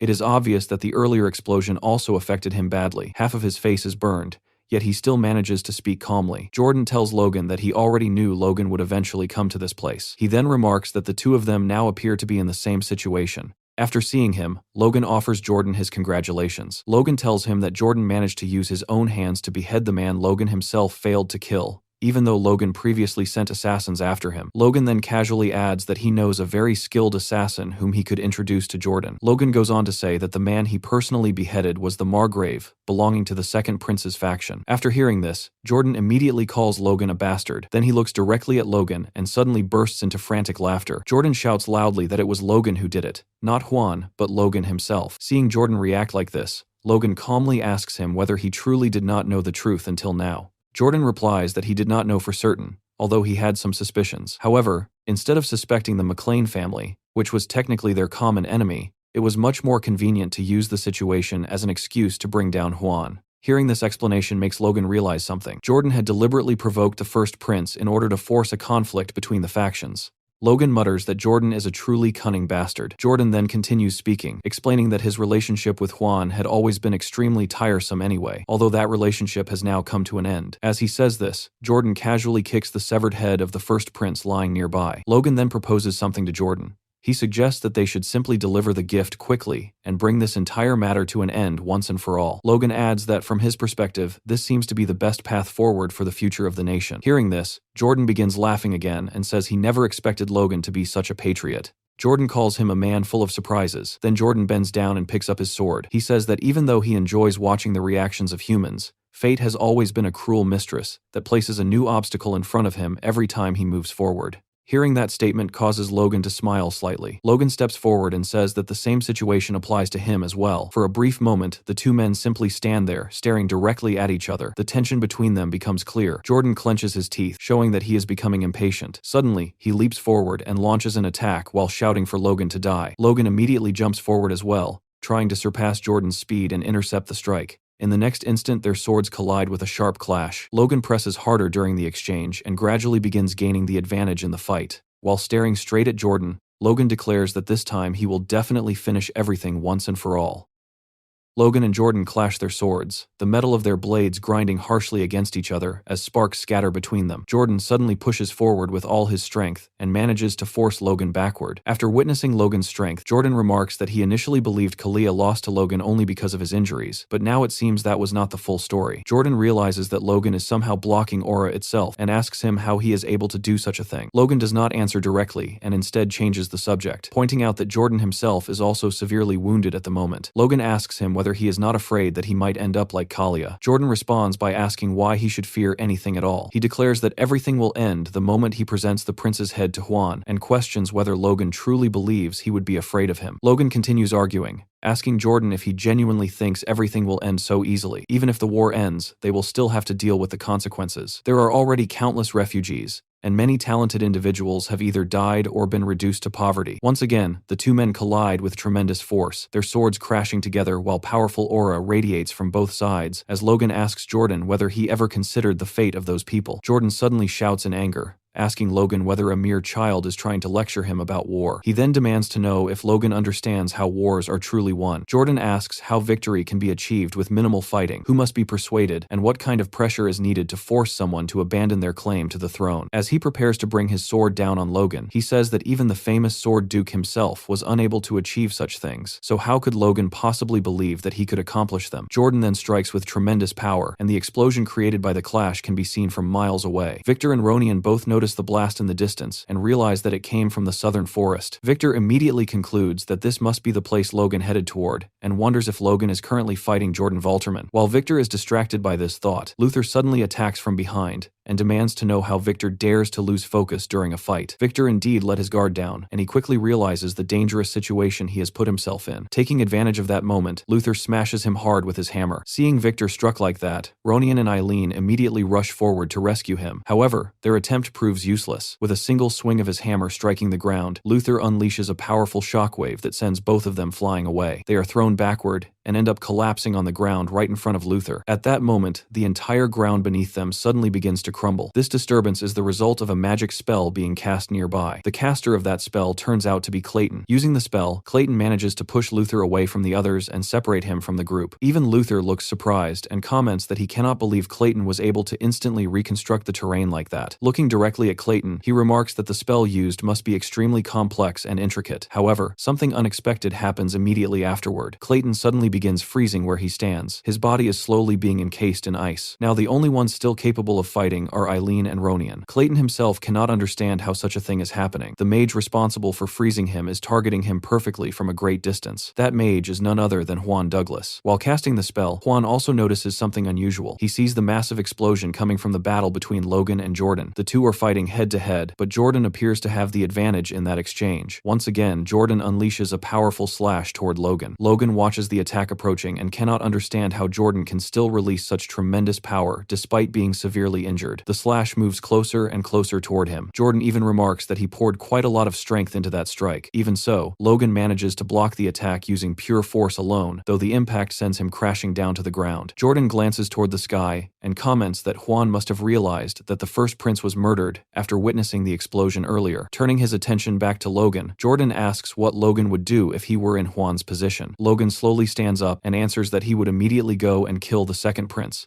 just as Jordan killed the first prince. Hearing this answer, Jordan laughs loudly and says Logan is absolutely correct. Just because Juan's defeat has already been decided does not mean he will simply allow someone else to claim victory. Jordan explains that this has always been the nature of people like them, constantly reaching higher in order to get ahead of everyone else. Looking at Logan, he adds that Logan is no different from them. At the beginning, everything Jordan did was for the sake of his household and for the sake of his country. With unwavering determination, he continued moving forward, but somewhere along the way, he climbed much higher than he expected. Everything changed the moment his daughter gave birth to a prince. At that moment, he realized there was still so much more he could achieve, so why should he stop climbing? Jordan leaps forward again, trying to finish Logan while repeating his earlier question. Logan manages to block the incoming strike once more, but this time the impact breaks his arm from the sheer force. Jordan continues speaking while attacking, telling Logan that he speaks as if he himself has no greed inside his heart. Yet Logan secretly gathered the neutral factions and now plans to place the third prince on the throne. Logan replies that the third prince is far better than the other two useless princes. Hearing this, Jordan thrusts his aura forward, attempting to pierce Logan directly while calling him arrogant and reminding him that he cannot possibly know the future. At the very last moment, Logan manages to stop the attack. Jordan begins laughing again and admits that he cannot deny that the other princes are useless. However, he claims that the king himself is nothing more than a puppet, and that men like him, Logan, and Juan are the ones truly pulling the strings behind the throne. Logan calls this nonsense and tries to argue against Jordan's reasoning, but Jordan cuts him off. Standing directly above Logan with his sword nearly piercing through Logan's armor, Jordan asks that if Logan truly believes what he said, then why the Sword Duke refuses to support him. That question briefly shakes Logan's composure. For a single moment, his sword hand trembles. Jordan immediately notices this weakness and raises his leg before delivering a brutal knee strike into Logan's side, The impact is devastating, and Logan is sent flying several meters away from Jordan. As Logan coughs while lying on the ground, Jordan begins thinking about the Sword Duke again and laughs while saying that Felix truly is a different kind of man. According to Jordan, the Sword Duke is someone extremely aloof. The moment he realized Jordan's ambition, he simply turned away from him and cast him aside without hesitation. Now that Jordan thinks about it, Logan himself seems to have experienced something similar. Felix once told Logan that Jordan resembled the person Logan is becoming now, and he even asked Logan directly how he could be so certain that he would not end up the same way. Hearing those words again in his mind irritates Logan. He tells Jordan that he has also seen countless people like that before. Memories of his past flash through his mind. Ambitious and arrogant individuals usually think about nothing except themselves, and Logan has always despised people like that. Despite his injuries, Logan slowly rises to his feet again, preparing himself for another round against Jordan as the forest around them continues burning from the earlier battle. Jordan lifts his sword high above his head,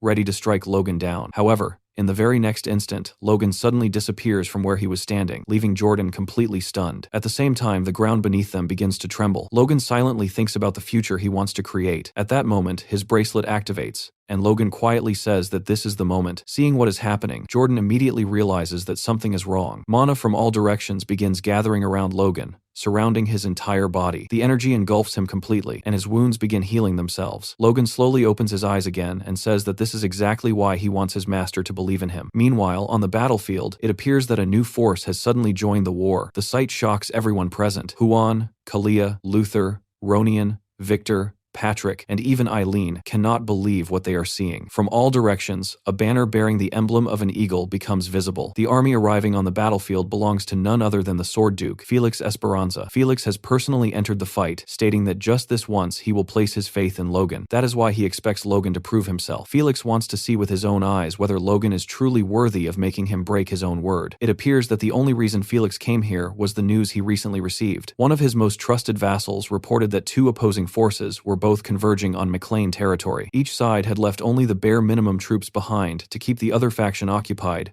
while sending all of their elite soldiers to capture the McLean lands. After hearing this report, Felix could hardly believe it. He wondered how those fools could possibly be reckless enough to take such a gamble. Seeing Felix so troubled, the Duke's wife was unsure what she could say that might comfort him. At that moment, a small girl peeked out from behind her dress while covering her face with her hands. The little girl calls out to him by saying, "Dada." She is none other than Stella, the Sword Duke's daughter. Felix immediately picks her up in his arms and says that she has become quite skilled at running around. The little girl keeps calling him Dad and Daddy, and Felix looks at her warmly while saying that Logan may be a troublesome student, but without him, Felix would never have felt such happiness. As he gazes at Stella, the Duke's eyes shine, with a warmth rarely seen before. Soon after, Felix gives an order to Luis and instructs him to prepare the knights and the cavalry for departure. He apologizes to his wife and tells her that he must leave, but promises that he will return soon. His wife smiles gently at him, and the two of them embrace each other tightly. She tells him that she and their beloved daughter will be waiting for him to come back safely. Back on the battlefield, Luther notices the arrival of the Sword Duke and becomes visibly excited,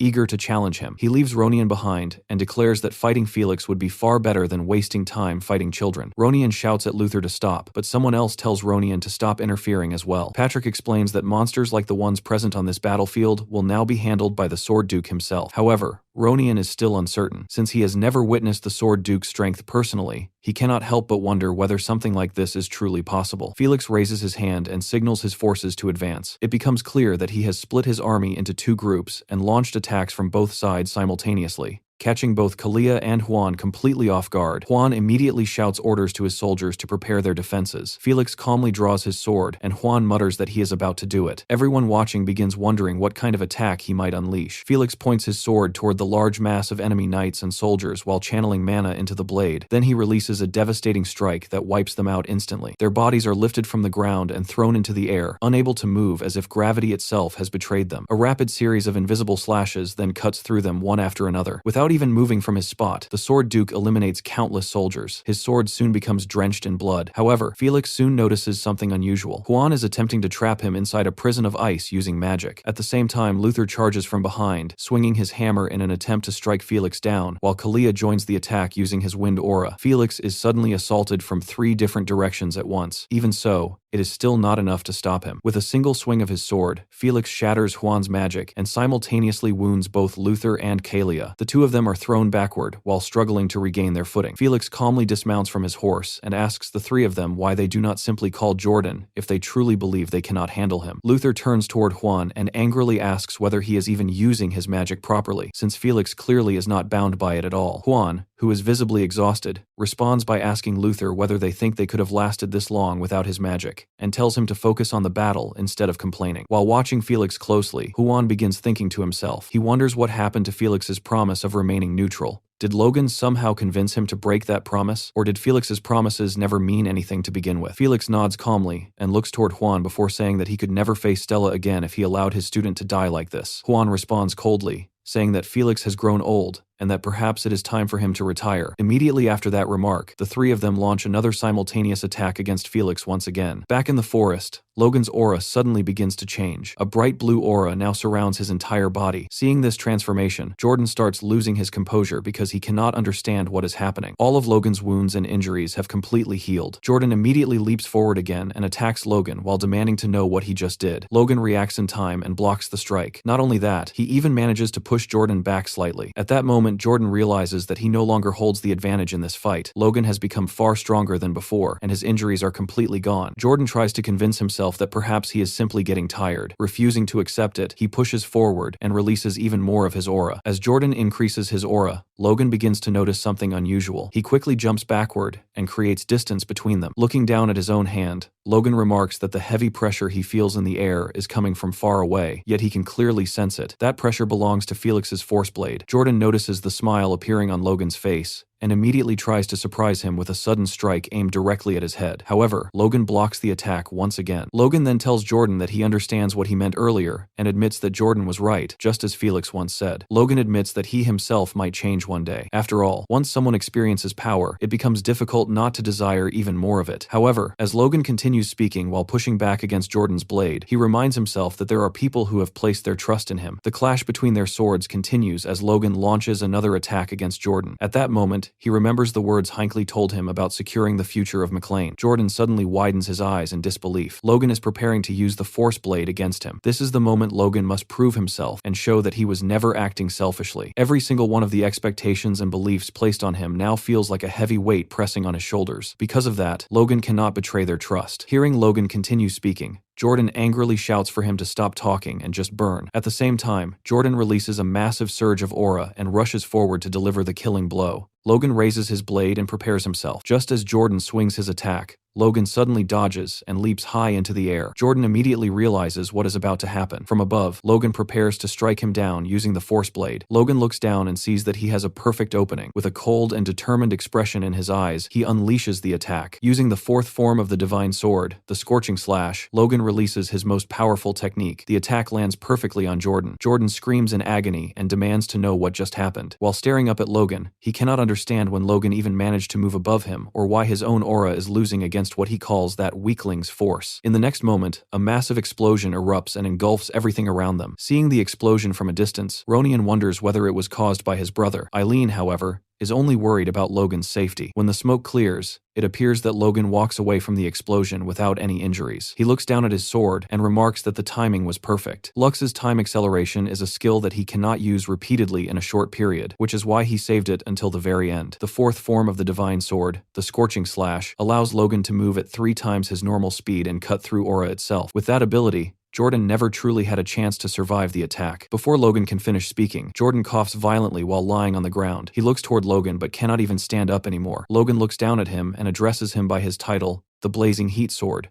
before telling him that he has lost. Seeing his current condition, Jordan realizes that Logan is right. Yet he suddenly begins laughing. He says that although he managed to eliminate the first prince and the second prince will soon fall as well, it is Logan who will ultimately place the third prince on the throne. Jordan remarks that Logan truly must be Duke Felix's student. However, Jordan insists that things will not go the way Logan expects. He asks Logan who would even listen to such a young prince, and says that the prince himself will likely fear Logan too. Hearing those words irritates Logan. He tightens his grip on his sword and asks Jordan whether those are his final words. As Jordan is about to take his last breath, he slowly looks up toward the sky. Calling Logan a bastard one last time, he tells him to move aside. In his final moments, Jordan says that he simply wants to look at the sun. Back at the castle, the war still has not ended. On the battlefield, A group of golems armed with heavy maces are fighting the knights belonging to the second prince. Whoever is controlling those constructs clearly is not holding back. Seeing the destruction they are causing, one of the enemy knights becomes frightened, but his comrade tells him to pull himself together. The knight explains that the mana stone is always the weak point of a golem, so if they simply destroy it, the construct will collapse. However, that assumption quickly proves useless. The particular golem they are facing does not appear to have any mana stone at all. Just as the soldier begins insisting that there is no way a golem could exist without one, the massive mace swings toward his head. In the very next instant, the knight is sent flying several meters away, while blood splashes across the ground. The golem responsible for this destruction is being controlled by Clayton, demonstrating the terrifying ability of a sixth circle mage. Clayton calmly orders his golems to push forward and crush the remaining enemy knights. Meanwhile, one of the knights complains about those troublesome mages just as Eileen suddenly lands behind him. With a single swift strike, she cuts him down instantly. Eileen notices that their enemies appear shaken after the arrival of the Sword Duke. While thinking about their next move, she quietly hopes that if Logan can just return safely, then everything will finally be resolved. Suddenly, someone approaches from behind her. An enemy knight steps forward and observes that Eileen has excellent armor and a fine sword, concluding that she must be one of the elite warriors of the McLean family. In his small and greedy mind, he imagines that taking her head will earn him a reward. Tightening his grip on his sword, he prepares to attack her from behind. Unfortunately for him, just as he is about to strike, Logan suddenly lands directly on top of him, crushing the knight without even realizing it. Logan does not even notice what he landed on, because his attention is immediately drawn to Eileen. Seeing Logan alive and standing there fills Eileen with joy. She runs straight toward him and says that she is relieved to see him safe. Logan replies that he is also glad to see that Eileen seems unharmed. Eileen then explains that she could see the explosion in the forest from the castle, and thought she might lose her mind watching it, especially if Logan had fallen like he once did after his battle against Wick and Kalia. She admits that she does not know what she would have done if that had happened again. Hearing this, Logan remarks that Eileen must have been very worried about him. Her face instantly turns red with embarrassment. She shyly tries to deny it, saying that it is not like she was extremely worried, though perhaps she was a little. It is clear she is completely flustered. She quickly adds that everyone was worried about him and that they all believe in him. Listening to her ramble like that causes Logan to smile. He steps closer and thanks her sincerely for believing in him. Eileen finally calms down a little and says that Logan cannot just say things like that to her so casually. Logan agrees and says that he will arrange something properly after the war ends, but before that, there is still one final task remaining. Logan suddenly raises his voice and shouts for everyone standing on McLean soil to listen carefully. He declares that he, Logan McLean, has personally taken the head of Reuter von Grandia, the first prince, and Jordan Valtermine. When the soldiers see the blood-stained bag he is holding, both Kalia and Luther are left completely speechless. Even Juan struggles to believe that Logan truly defeated Jordan. Logan continues speaking loudly, announcing that their coalition has failed and that the fighting should end immediately. The soldiers of the Valtermine faction begin murmuring among themselves, wondering if they have really lost the war. During this moment, someone begins releasing aura, insisting that a mere kid like Logan could never defeat an aura user like their lord. Suddenly, something happens. A powerful force presses down on all of them and drags the soldiers to the ground.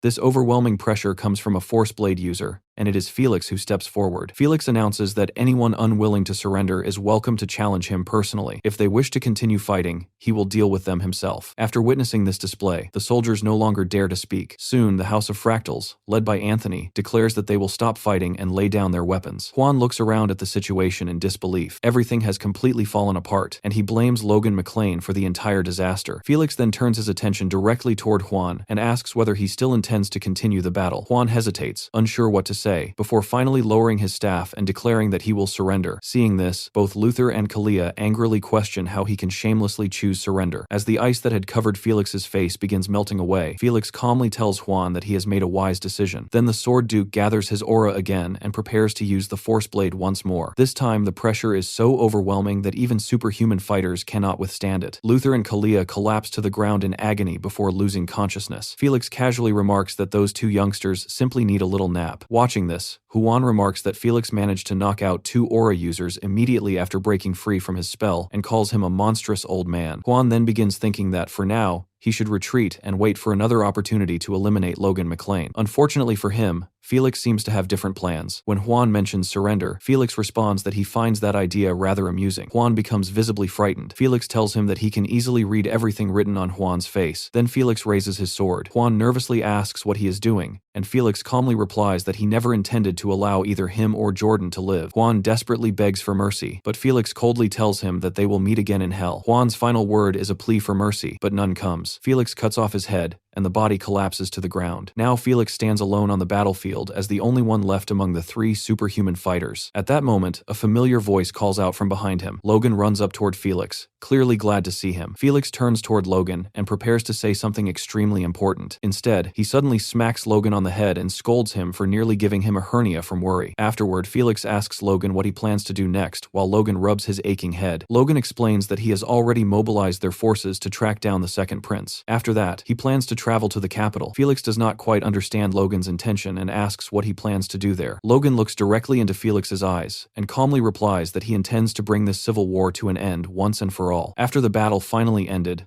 Logan made his way toward the capital city, Grand. As soon as he arrived at the gate, he noticed someone already waiting for him there. It was his father-in-law, Count Floyd. The Count told Logan that he had already heard about Logan's victory 4 days earlier. Logan dismounted from his horse and looked at the man before thanking him for coming out to meet him personally. Count Floyd smiled warmly at the sight of Logan. Standing nearby, Eileen could not hide the blush on her face, while Ronian laughed when he noticed her reaction. Victor, on the other hand, seemed completely unaware of what was happening around him. Count Floyd then explained that the story of Logan's victory had already spread throughout the capital city, which meant that even the royal guards would not dare try to stop him now. Logan nodded and replied that if that was the case, then they should move forward. There were still things left to settle. Eventually, Logan arrived at the Grandia residence. Looking up at the building, he reflected on everything that had happened. The kingdom's civil war had been the greatest obstacle he needed to overcome after his regression, and now the McLean family had successfully passed that trial. A great deal had changed during the past 3 years, yet Logan knew that he could not allow himself to become complacent after this victory. Another challenge still awaited them. The conquest wars of the Empire would be the final blow that would destroy the already weakened kingdom. Those same enemies were the ones Logan had fought against until his death in his previous life. Logan remembered clearly how his father died early during the war against the Empire, and how Ronian, despite being an aura user, was eventually captured on the front lines and executed by the Empire. Back then, the king had even used Ronian as a distraction while he escaped. Logan quietly swore that such a thing would never happen again. According to the memories of his past life, the war against the Empire should begin in 6 or 7 years. However, the future of the kingdom had already started to change. While Logan was thinking about all this, a man hurried toward him. The man introduced himself as the commander of the Royal Knights and said that he had heard countless stories about Logan. Logan knew that the timeline had already changed in many ways, and because of that, he could not accurately predict how the future would unfold. That was exactly why he needed to be prepared for everything. Logan told the commander that before meeting His Majesty Roger, he wanted to search the city for any remaining traitors. He politely asked for the commander's cooperation. At that moment, someone nearby began shouting angrily to be released. One of the captured men demanded that Logan recognize who he was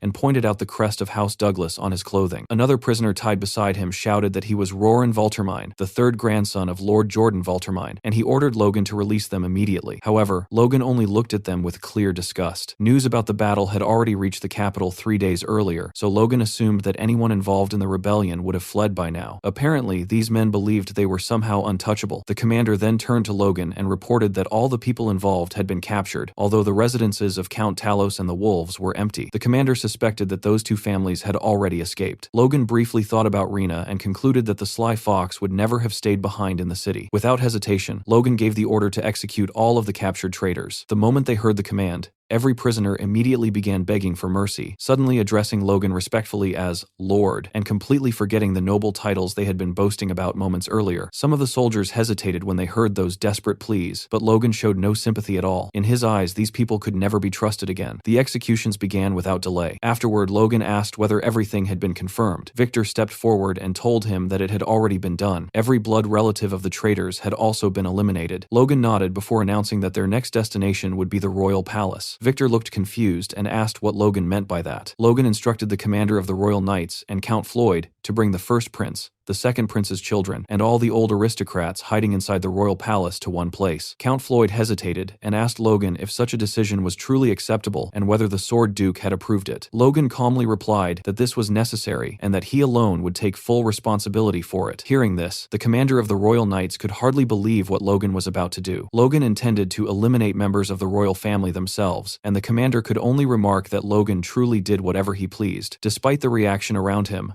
Logan remained calm. In his mind, every royal bloodline unrelated to Roger von Grandia, the third prince, had now been removed. The only remaining concern was the second prince, who was still missing. However, Logan believed it was only a matter of time before they found him. With that decided, the preparations to resist the future invasion of the Empire had to begin immediately. The following day, Logan arrived at the Esperanza residence. The commander informed him that the prince was currently being escorted by the Sword Duke and would arrive shortly. Logan thanked him for the information. The commander then realized something strange. Logan was the Sword Duke's own student, so why was he asking the commander to act as his guide? The commander even began worrying that it might look as if the royal knights were now serving Logan directly. Just then, the large doors of the estate opened from the inside. Knights wearing expensive armor began marching out into the courtyard. A moment later, the third prince stepped onto the balcony and looked down at Logan, Victor, Ronian, and Eileen standing below. The prince tried to speak, but seemed too nervous to find the right words. Logan looked up toward him, while the prince stared down at Logan. The prince clearly felt overwhelmed after suddenly being placed in the center of such a massive event. Logan then knelt down on one knee. He formally introduced himself by name and title, and declared that he greeted His Highness Roger von Grandia. One after another, the others followed Logan's example and knelt while addressing the prince as His Highness. The prince stood there speechless for a moment, before finally addressing Logan respectfully as Lord Logan. Logan lifted his head and told the prince that he had finally fulfilled the promise he made to him and apologized for arriving so late. Hearing this, the prince remembered Logan's promise and suddenly began laughing. He admitted that he never expected Logan to fulfill it in such an extraordinary way. Looking directly into Logan's eyes, the prince told him that he had done well. Watching this exchange left the commander of the Royal Knights stunned because of the immense respect the prince was showing toward Logan. Logan then rose to his feet and told the prince that it was time for them to leave. He would personally escort the prince to the royal palace.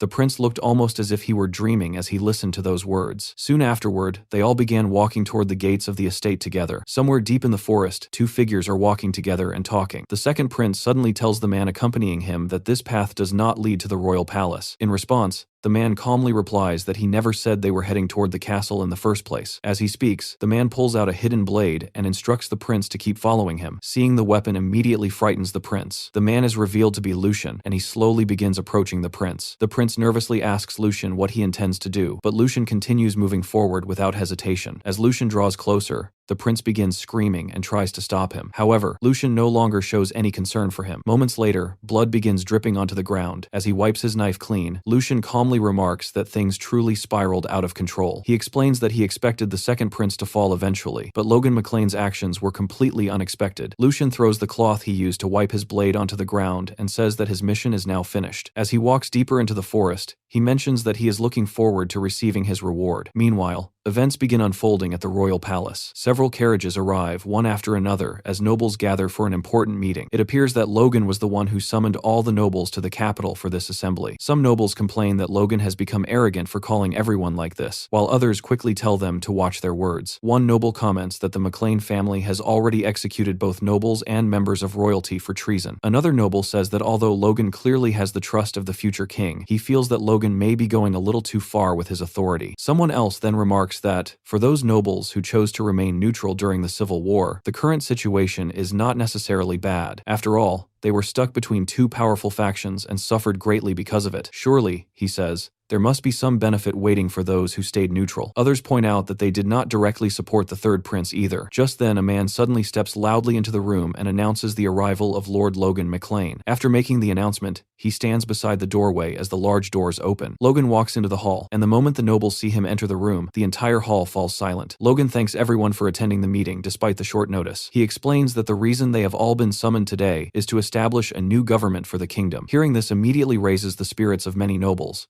and they begin showing greater interest in the discussion. Count Floyd joins the conversation and declares that driving out the traitors and rebuilding the nation has all been made possible thanks to Logan's efforts. Because of that, they should all trust Logan's judgment when it comes to shaping the future government. Count Floyd even states that no one present would dare attempt to surpass Logan's authority at this moment. Other nobles quickly begin agreeing with him and add that they have no objections to Logan's decisions. They say they fully trust Logan's recommendations and are prepared to follow whatever direction he chooses. As Logan listens to them, he silently thinks that all of them are simply flattering him and trying to win his favor. However, that reaction is exactly what he expected to happen. Logan then raises his hand and tells everyone to allow him to speak his thoughts first before jumping to conclusions. Soon after, a man begins walking around the room distributing envelopes to the nobles. Each envelope contains a list of candidate names. Logan informs the nobles that these are his selections for important positions in the new government and tells them to voice any objections if they have them. As the nobles open their envelopes and read the names inside, one of them begins sweating nervously. It becomes clear that Logan carefully considered every name on that list. From the expression on Logan's face, it also seems that he is extremely satisfied with the choices he has made. The state of the kingdom is discussed as the aftermath of the Civil War slowly settles. Although the fighting has ended, the situation is far from fully resolved. It took more than a week just to clear the battlefield, and the Sword Duke Felix, who personally oversaw the entire process,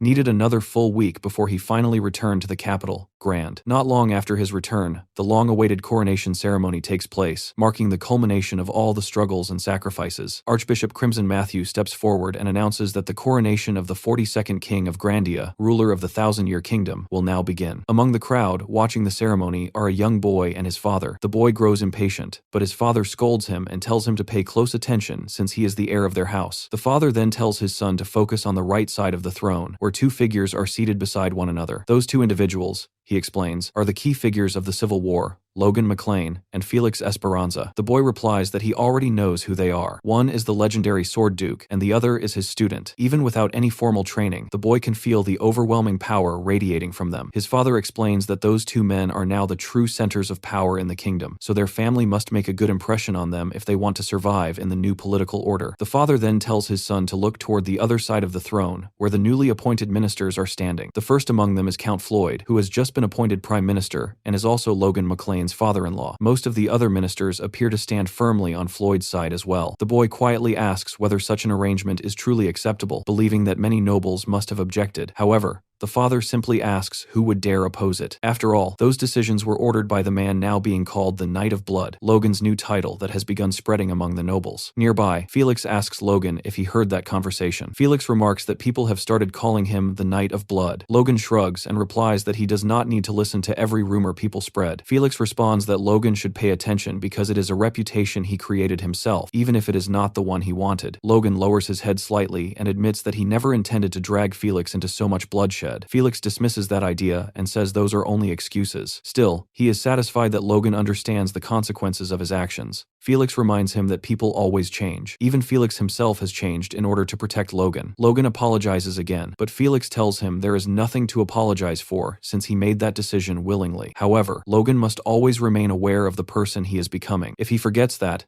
the path toward becoming a monster will open before him. Felix warns that Logan could easily become another Jordan Valtermine, who died in Felix's own arms. Logan promises that he will never forget that warning. Even so, Logan asks Felix if something happened between him and the Archbishop. Felix glares at the old man as if he might kill him then says the Archbishop is simply an annoying man. Logan finds that hard to believe. Felix then reveals that the Archbishop wishes for Stella to be sent to the church, which surprises Logan. Logan realizes that this demand must be connected to something that happened during the ceremony. Felix waves the matter away, saying the church cannot force a duke to do anything, so Logan should not worry about it. Soon, the ceremony resumes as the third prince enters the hall. The Archbishop presents him with the royal crown. Roger's eyes light up as he looks at it. The crown shines brilliantly, glowing so brightly that everyone in the hall stares in awe. Logan quietly recognizes it as the crown of the regent, a fifth-class artifact granted only to the descendants of Grandia's royal bloodline. As the Archbishop prepares to place the crown on Roger's head, the prince kneels. The entire chamber fills with light as the crown releases a surge of mana that flows into the prince's body. Roger von Grandia is officially crowned the new king of the Grandia Kingdom. Logan remembers witnessing something similar when he met the previous king, though at the time he lacked the training to understand it. The crown contains powerful, high-level protective magic,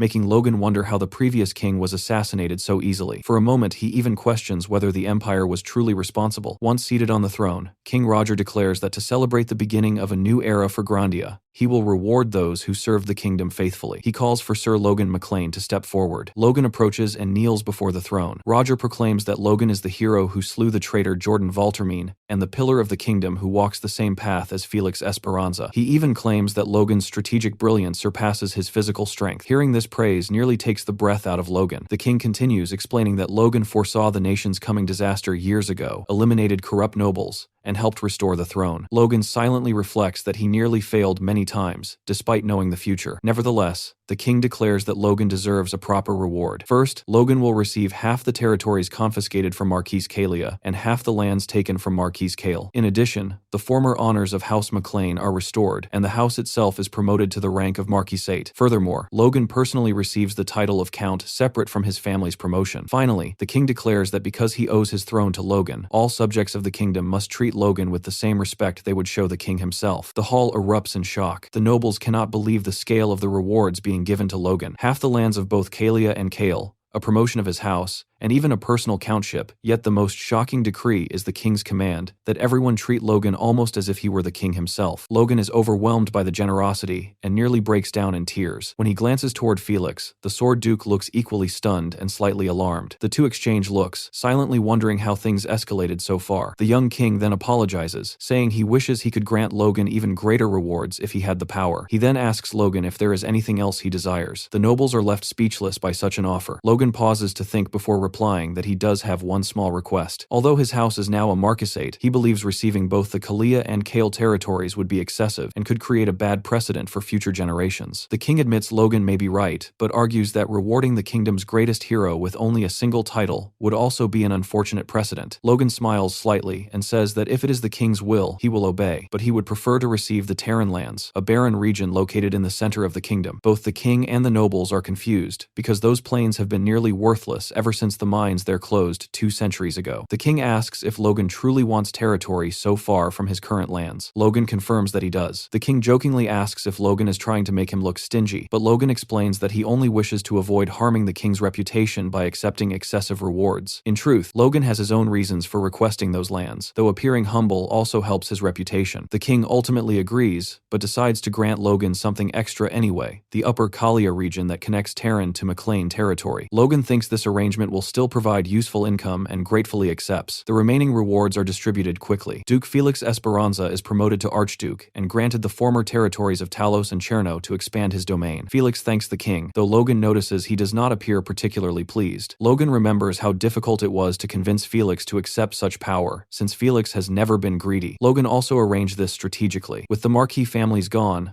the western border would be dangerously exposed if the Empire invaded, and Felix is the only man Logan trusts to defend it. Felix then receives another unexpected honor. The king appoints him as a royal advisor to the court due to the king's own lack of experience. Felix looks shocked and immediately turns toward Logan with an angry glare, clearly suspecting Logan arranged this as well. Logan quickly looks away, pretending innocence, since he truly cannot think of anyone else trustworthy enough for the position. The ceremony continues as other nobles, even those who remained neutral during the war, receive various rewards. Logan privately thinks of these gifts as advance payments for the loyalty he expects from them in the future. Some nobles loudly declare that they only wish to serve the kingdom faithfully. At the end of the ceremony, the king asks everyone to raise their glasses. Together they toast to the beginning of a new era for the kingdom of Grandia, marking the start of a new chapter in its long history. A week-long celebration follows the coronation, and the entire capital is filled with festivities. The streets are crowded with people praising the new king, and the atmosphere throughout the city is joyful. As Victor and Ronian walk through the busy streets together, Ronian comments that everyone seems incredibly happy. He then starts thinking about Logan, mentioning how exhausted Logan looked after the war ended. Even so, Logan was still smiling while speaking with Patrick, and that sight made Ronian feel relieved. Victor tells him that Logan is strong, so he will be fine no matter what. Ronian replies that Logan is still family, so there is no way he could avoid worrying about him. However, Ronian says there is something else he wants to talk about. He complains that Victor continues speaking to him very formally, even though Ronian already told him to relax and speak casually whenever they are alone. Victor responds that Ronian is the brother of his master, so speaking respectfully simply feels natural to him. Ronian tells him not to worry about such things, and suggests that they should enjoy the festival themselves. Then Ronian suddenly tells Victor that he can go explore the celebration alone. As Ronian turns toward a nearby stall, he notices a stand selling many pieces of jewelry. Because of the war, merchants are selling many valuables cheaply, and Ronian remarks that these kinds of things would definitely catch a girl's interest. That comment instantly grabs Victor's attention. Ronian casually tells him that if he is not interested in going with him, he could at least tell him what kind of jewelry Rhea likes so he can buy something for her as a gift. Hearing that clearly annoys Victor. After a moment, Victor abruptly changes his mind and tells Ronian that he will come along after all. While Ronian is examining the jewelry, he suddenly notices something unusual within the crowd. He spots Logan and Eileen walking together while holding hands. Surprised, Ronian immediately calls out to them from the crowd, crowd. Victor quickly panics and clamps his hand over Ronian's mouth to silence him. Victor then turns his head toward Ronian and shakes it firmly in disapproval. At that moment, Ronian finally realizes what is going on. The two of them quietly retreat and slip away into the crowd, although it seems they might have already been noticed. Logan turns toward Eileen and asks whether she also heard Ronian calling out earlier. Eileen says she is not certain. She then tells Logan that this is the first time they have been able to go out together in a long while, so he should forget about work for now and simply enjoy a break. Logan agrees with her suggestion. As they walk through the lively festival, Logan remarks that he cannot even remember the last time he was able to relax like this. Hearing that makes Eileen laugh softly. While walking beside him, she suddenly notices something. The aura surrounding her sword catches her attention and reminds her of an earlier moment. She remembers the day Logan gave that sword to her. At the time, Logan said that the gift was not meant for the Floyd Knight Eileen, but for his fiancée, Eileen. Thinking about it again, she realizes that Logan essentially proposed to her that day without any hesitation. At first, their engagement was simply arranged so she could become a knight, but when Logan addressed her as his fiancée, those words filled her with happiness. Eileen suddenly slaps her own cheeks lightly to calm herself, telling herself not to get carried away. Even so, Eileen cannot stop thinking about it. Since she already accepted Logan's proposal, it would only make sense for them to marry soon, and even her father wishes for the marriage to happen. That is why she was so surprised when Logan suddenly assigned her as his bodyguard instead. However, as she looks around at the festival and realizes that Logan chose to spend this time with her, she begins wondering whether this outing is not a mission at all. Maybe Logan truly feels the same way she does. They look so good together. After all the narration I've done, I hope I will at least get a wedding invitation. During their walk through the festival, it looks like Logan wants to say something to Eileen. After walking quietly for a while, he finally asks her whether it is uncomfortable for her to wear armor all the time. Eileen replies that it is not uncomfortable at all and explains that this is simply what is expected from a knight. Even so, she secretly wonders if she should have worn a dress instead. Logan then says that he actually thinks what she is wearing is perfectly fine. He tells her that the armor she has on is an excellent set of equipment. Hearing that compliment makes Eileen blush slightly. Logan continues explaining that the armor is made from mithril, so naturally its quality is exceptional. Since it was crafted specifically for her body, it should also be very comfortable to wear. Logan then concludes that, just as he expected, Eileen truly is a model knight. Embarrassed, Eileen tells him that he should not praise her so much, and quietly wonders to herself whether this kind of conversation is normal during a date. The answer is clearly no. Still, the two of them continue walking together until they eventually enter a blacksmith shop. While examining a sword on display, Eileen remarks that it appears to be a weapon of very high quality. At the same time, she keeps thinking about their outing. Even if their time together does not resemble a typical date, it still feels enjoyable to her. After all, neither of them is particularly normal. Considering their lives, the fact that they had to catch an assassin during what was supposed to be a date proves just how unusual their relationship already is. Even so, Eileen quietly admits to herself that she is having a wonderful time. Later that evening, they finally return to the estate. Logan casually says that they have arrived home, and Eileen reacts with surprise because the day seemed to pass so quickly. Then Eileen addresses Logan formally as Lord and asks him if he might have forgotten something important. Logan looks confused and asks what she means, wondering if she is talking about money or something practical. Eileen clarifies her question, hinting that Logan may have forgotten to say something to her. Unfortunately, Logan still does not understand what she is trying to imply. For someone who is an incredible strategist and a powerful swordsman, Logan appears surprisingly clueless when it comes to women. After a moment, it almost seems like Logan might finally understand what she means. Instead, Logan apologizes politely and asks her to forgive his poor manners because he made her stand guard during the festival. This response is absolutely not what Eileen expected to hear. Logan continues speaking and tells her that he will make sure she gets several days off later as compensation. He even suggests that she should return now and rest properly. To make matters worse, he adds that it might be better for her to enjoy the rest of the festival with her friends or family instead. Hearing those words leaves Eileen speechless. Without saying anything, she begins walking away from him. Logan, still completely confused, calls out and asks where she is going. Eileen suddenly stops and slowly turns around. Repeating Logan's question with an unsettling expression on her face, she answers that she is going to clock out for the day. The expression on Logan's face shows that he may have finally realized he made a terrible mistake. Eileen then storms toward the estate, leaving Logan standing there watching her disappear. As Logan looks after her, he finally starts wondering if he did something wrong. Right now, drop me a comment with what you think will happen next between these two. Meanwhile, Victor and Ronian have been watching the entire situation from a distance. As soon as they see what just happened, both of them run toward Logan. Ronian immediately realizes that Logan is now in serious trouble. The following morning, a discussion is taking place at the Esperanza estate. Logan has just told Felix about what happened after his outing with Eileen the previous night. The Sword Duke listens carefully, then stares at Logan in disbelief and asks if he truly has no idea what he did wrong. Logan answers honestly, saying that he spent the entire night thinking about it, yet he still cannot figure it out. Hearing that, Felix lowers his head in frustration and mutters that even he was not this dense when he was younger. He reminds Logan that Eileen is still his fiancée and says that this situation has gone far enough. Then Felix tells Logan that it is time for him to raise his sword again. According to Felix, Logan needs to overcome his weakness, and he intends to help him do exactly that. Logan accepts immediately and says that he is ready. Logan reflects on everything he experienced during the Civil War. Throughout that conflict, he fought many powerful opponents and faced numerous brutal battles. Through those fights, he began to glimpse something beyond simply using aura. However, seeing that next level is very different from actually surpassing it. To achieve that step forward, Logan knows he will need help from someone stronger than himself. Felix tells Logan that if he can now withstand aura directly, then it proves he has grown considerably. Felix even praises Logan for the progress he has made so far. But the next moment, Felix tightens his grip on his sword and flashes a frightening grin. He announces that now Logan is really going to have to work for it. Seeing that expression immediately makes Logan realize he might be in serious trouble. He hurriedly tells Felix to wait and calls him master, asking whether this is still just training. Felix does not answer. Instead, with a murderous look in his eyes, he suddenly attacks from the side. Felix's servant quickly tells his daughter to move aside and stay out of the way. The training session turns into something that looks more like a battlefield. Before long, Logan collapses to his knees. No matter how strong he has become, he still cannot leave even a single scratch on Felix. Behind them, the training hall lies partially destroyed from the clash. While kneeling on the ground, Logan apologizes to Felix for the trouble he caused during the coronation ceremony. Felix responds coldly that he has no idea what Logan is talking about. Logan lifts his head and explains that he only wanted someone trustworthy to remain by the king's side. Hearing this explanation only irritates Felix further. He scolds Logan for dragging him out of retirement without even discussing it beforehand. Logan quietly turns his gaze away. Felix looks down at him for a moment and then admits that Logan's reasoning is at least better than a weak excuse. After that, Felix announces that they will stop training for the day. Logan thanks him sincerely. Felix then asks Logan when he plans to return to McLean territory. Logan replies that he will leave as soon as the festival ends. Felix comments that this is sooner than he expected and asks whether Logan plans to leave some of his knights behind in the capital. Logan says that he intends to take everyone back with him. Felix points out that the king has placed great trust in Logan and suggests that leaving a few knights to protect the king would be a wise decision. Logan tells Felix to stop testing him like that because if Felix keeps pushing the issue, he might actually agree to it. Logan then adds that he was actually hoping the Knights of Esperanza could handle that responsibility instead. Felix sighs and says that this is exactly why he warned Logan not to be greedy, because now he cannot suggest anything else. Logan laughs slightly and says that he only has one more request to make. Felix asks what Logan wants this time. Logan's expression turns serious as he tells Felix to begin preparing immediately for a possible invasion by the Empire. That statement completely surprises Felix. Felix says that Logan has always suspected the Empire might have been involved in the previous king's death, but preparing for war immediately seems excessive. He asks Logan whether he truly believes the Empire will attack soon. Logan replies that he does believe it. Felix counters by explaining that the Empire is currently struggling with its own internal conflicts. According to reports, it should take at least 5 years for them to stabilize, and during such periods, the Empire has historically avoided attacking other nations. Logan acknowledges that this is true, but he points out that history also shows the Empire tends to invade neighboring countries shortly after a new emperor ascends the throne. Felix falls silent and thinks about Logan's warning. Eventually, he tells Logan not to worry too much, because as long as he controls half of the western border, the kingdom will remain prepared. Logan remembers that Felix was also prepared in his previous life, yet even that preparation failed to stop the Empire back then. However, the current situation is already much better than it was in the past. Because of that, Logan decides there is no need to push the issue further for now, since they both share the same goal. Felix's sword ultimately points in the same direction as Logan's. Felix then tells Logan that he should visit the capital more often in the future. Even though Felix now serves as the king's advisor, he would prefer not to spend his old age buried in endless work. Logan replies that he thought Felix wanted him to stay a little distant from political power. Felix explains that he only wanted to make sure Logan would not lose himself to that power. As long as Logan does not change,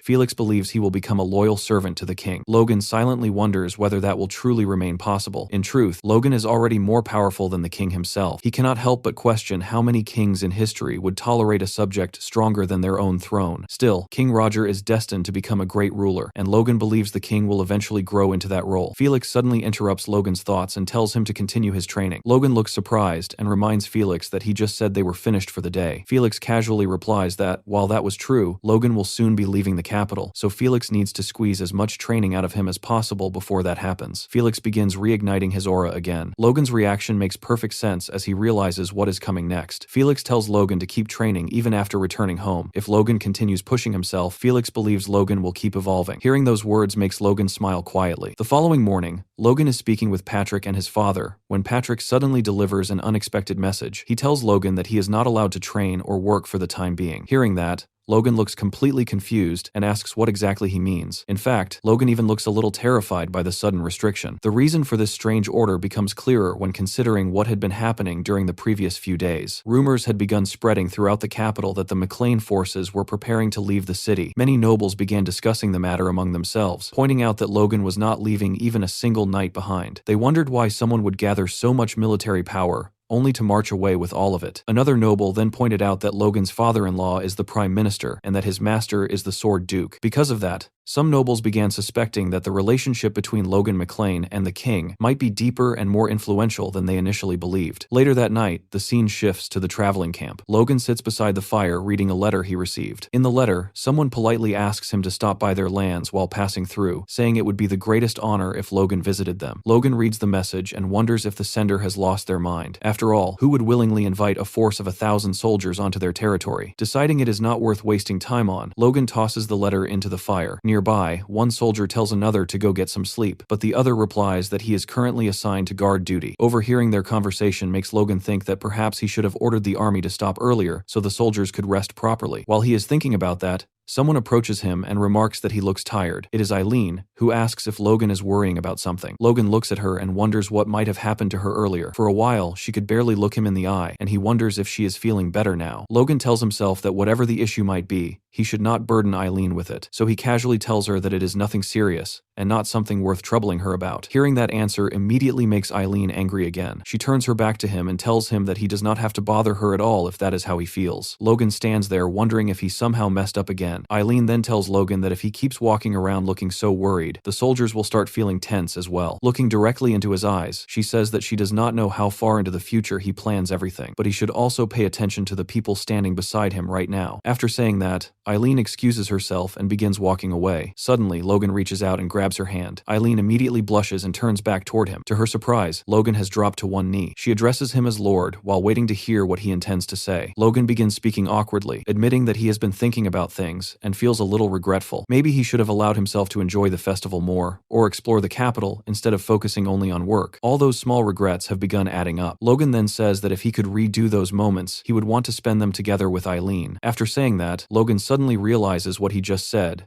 and briefly panics inside his head. But when he looks up and sees the expression on Eileen's face, he freezes. She looks incredibly happy. A single tear falls from Eileen's eye as she tells Logan that he should have simply said that from the beginning. She calls him a dummy before stepping closer to him. Eileen tells Logan that once they return home, they should do many things together, whatever those things may be, as long as they are together. Then she closes her eyes and slowly leans toward him. Logan leans forward as well, and the tension between them becomes intense. Not even mere inches away, their soft lips are about to conquer the distance between their souls and create a bridge of love. However, just before they can close the distance, their heavy armor plates collide and stop them completely. The moment is ruined by the sound of metal bumping together. Logan's face turns completely red as he awkwardly comments that Eileen's armor is truly remarkable. Eileen sighs softly, then leans forward again and gently kisses Logan on the cheek instead. As she pulls away, she lightly brushes Logan's hand with her fingers. Then she softly wishes him a good night before quickly hurrying back toward her tent. Logan remains standing there, watching her leave. Completely mesmerized, he slowly raises his hand and touches the spot on his cheek where Eileen kissed him, still trying to process what just happened. I am going to stop reading if they don't kiss soon. Back at the McLean estate, the atmosphere is lively as everyone gathers to celebrate the return of their heroes. Their trusted coin master, Dwayne, raises a glass, or rather a full pint of wine, to welcome them home. One by one,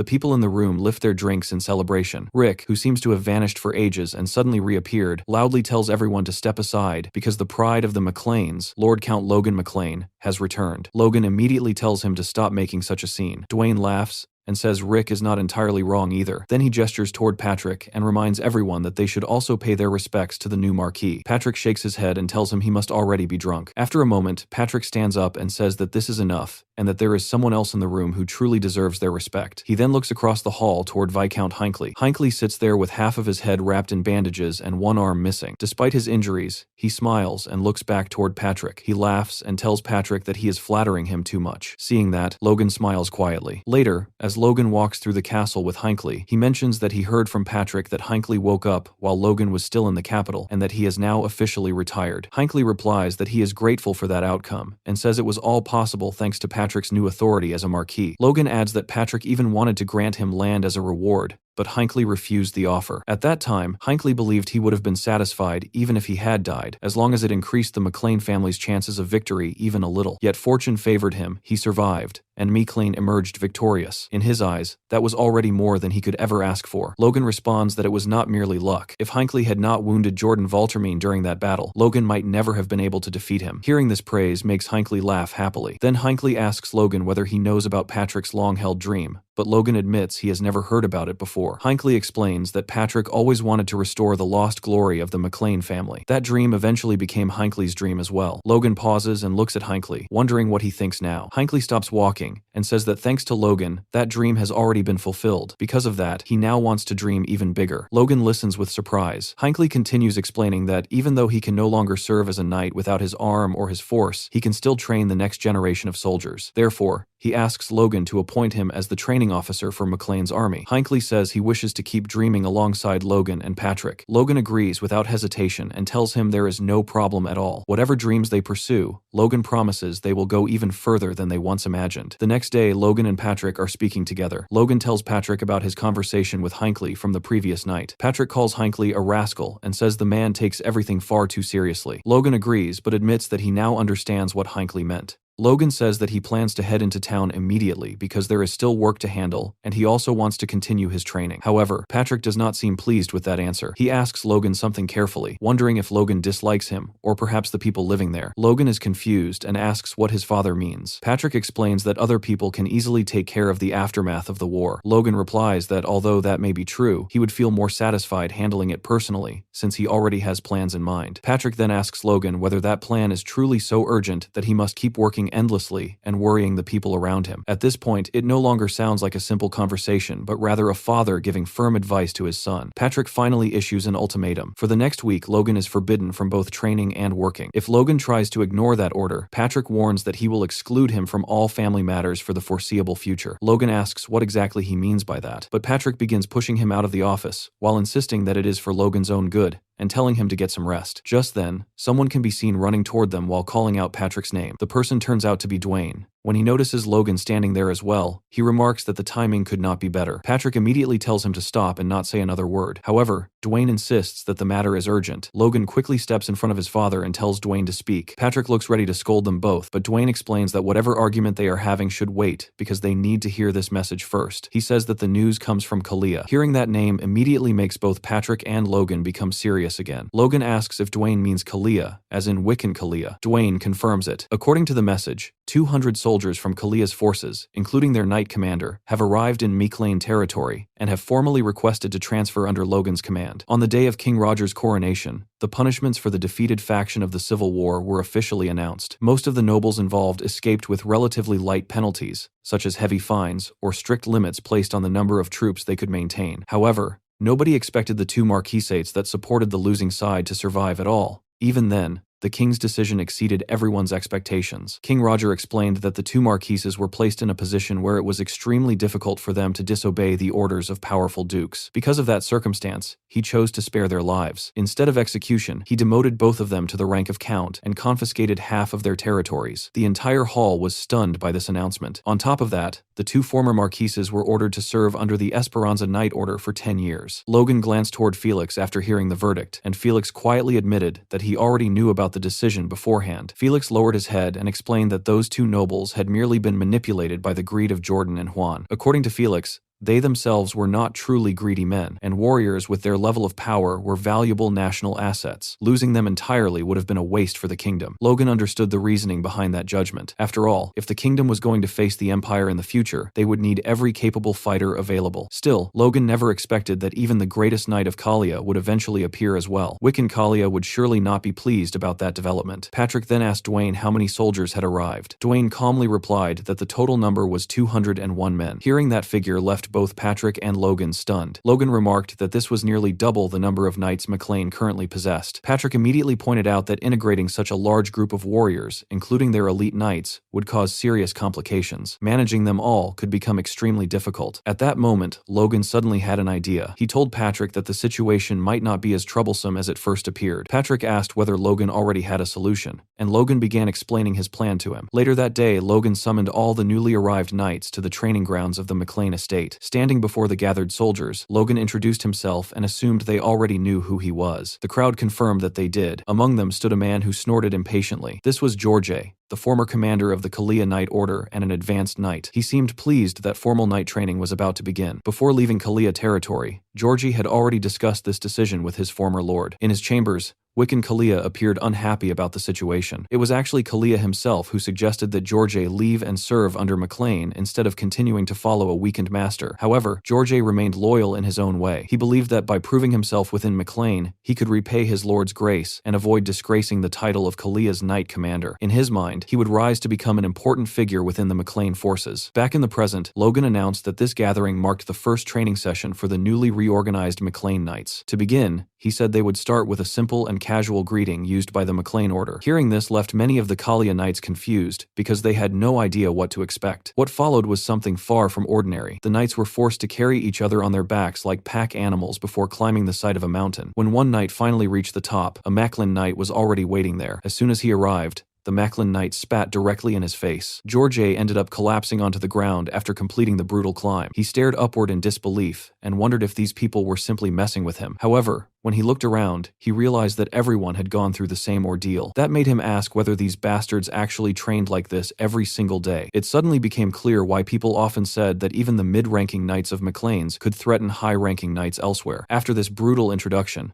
Logan calmly announced that since the greeting ceremony was finished, the next step would be learning the Iron Blood Sword, a mid-tier sword technique belonging to the McLean Knight Order. Logan explained that each pair of Kalia Knights would be assigned a McLean Knight as their instructor, and they were to treat that instructor as their personal master while training. George immediately assumed that someone of his rank as an advanced knight would surely be trained directly by a noble. In his mind, this was a rare opportunity to improve his skills. When he turned around to greet the person assigned as his teacher, he introduced himself politely. Standing before him was Henderson, a high-ranking McLean knight, who calmly said that he was pleased to meet George. The unexpected assignment left George momentarily stunned. Earlier, Logan had specifically called Henderson to speak with him privately. Logan told him that he should have talked with him sooner, which left Henderson confused and asking what Logan meant. Logan explained that he had heard Henderson became a high-ranking knight during the recent war. Henderson confirmed that it was true, but said he had simply been lucky. Logan replied that he was sorry for not noticing sooner, and admitted the news caught him off guard. He said he had always expected 3 other people to reach that level first, most likely referring to Eileen, Victor, and Ronian. Henderson shook his head and said it was nothing because he had believed the same thing himself. He pointed out that those 3 had managed to catch up to the 15 years of training he had undergone in just a few short years. In his opinion,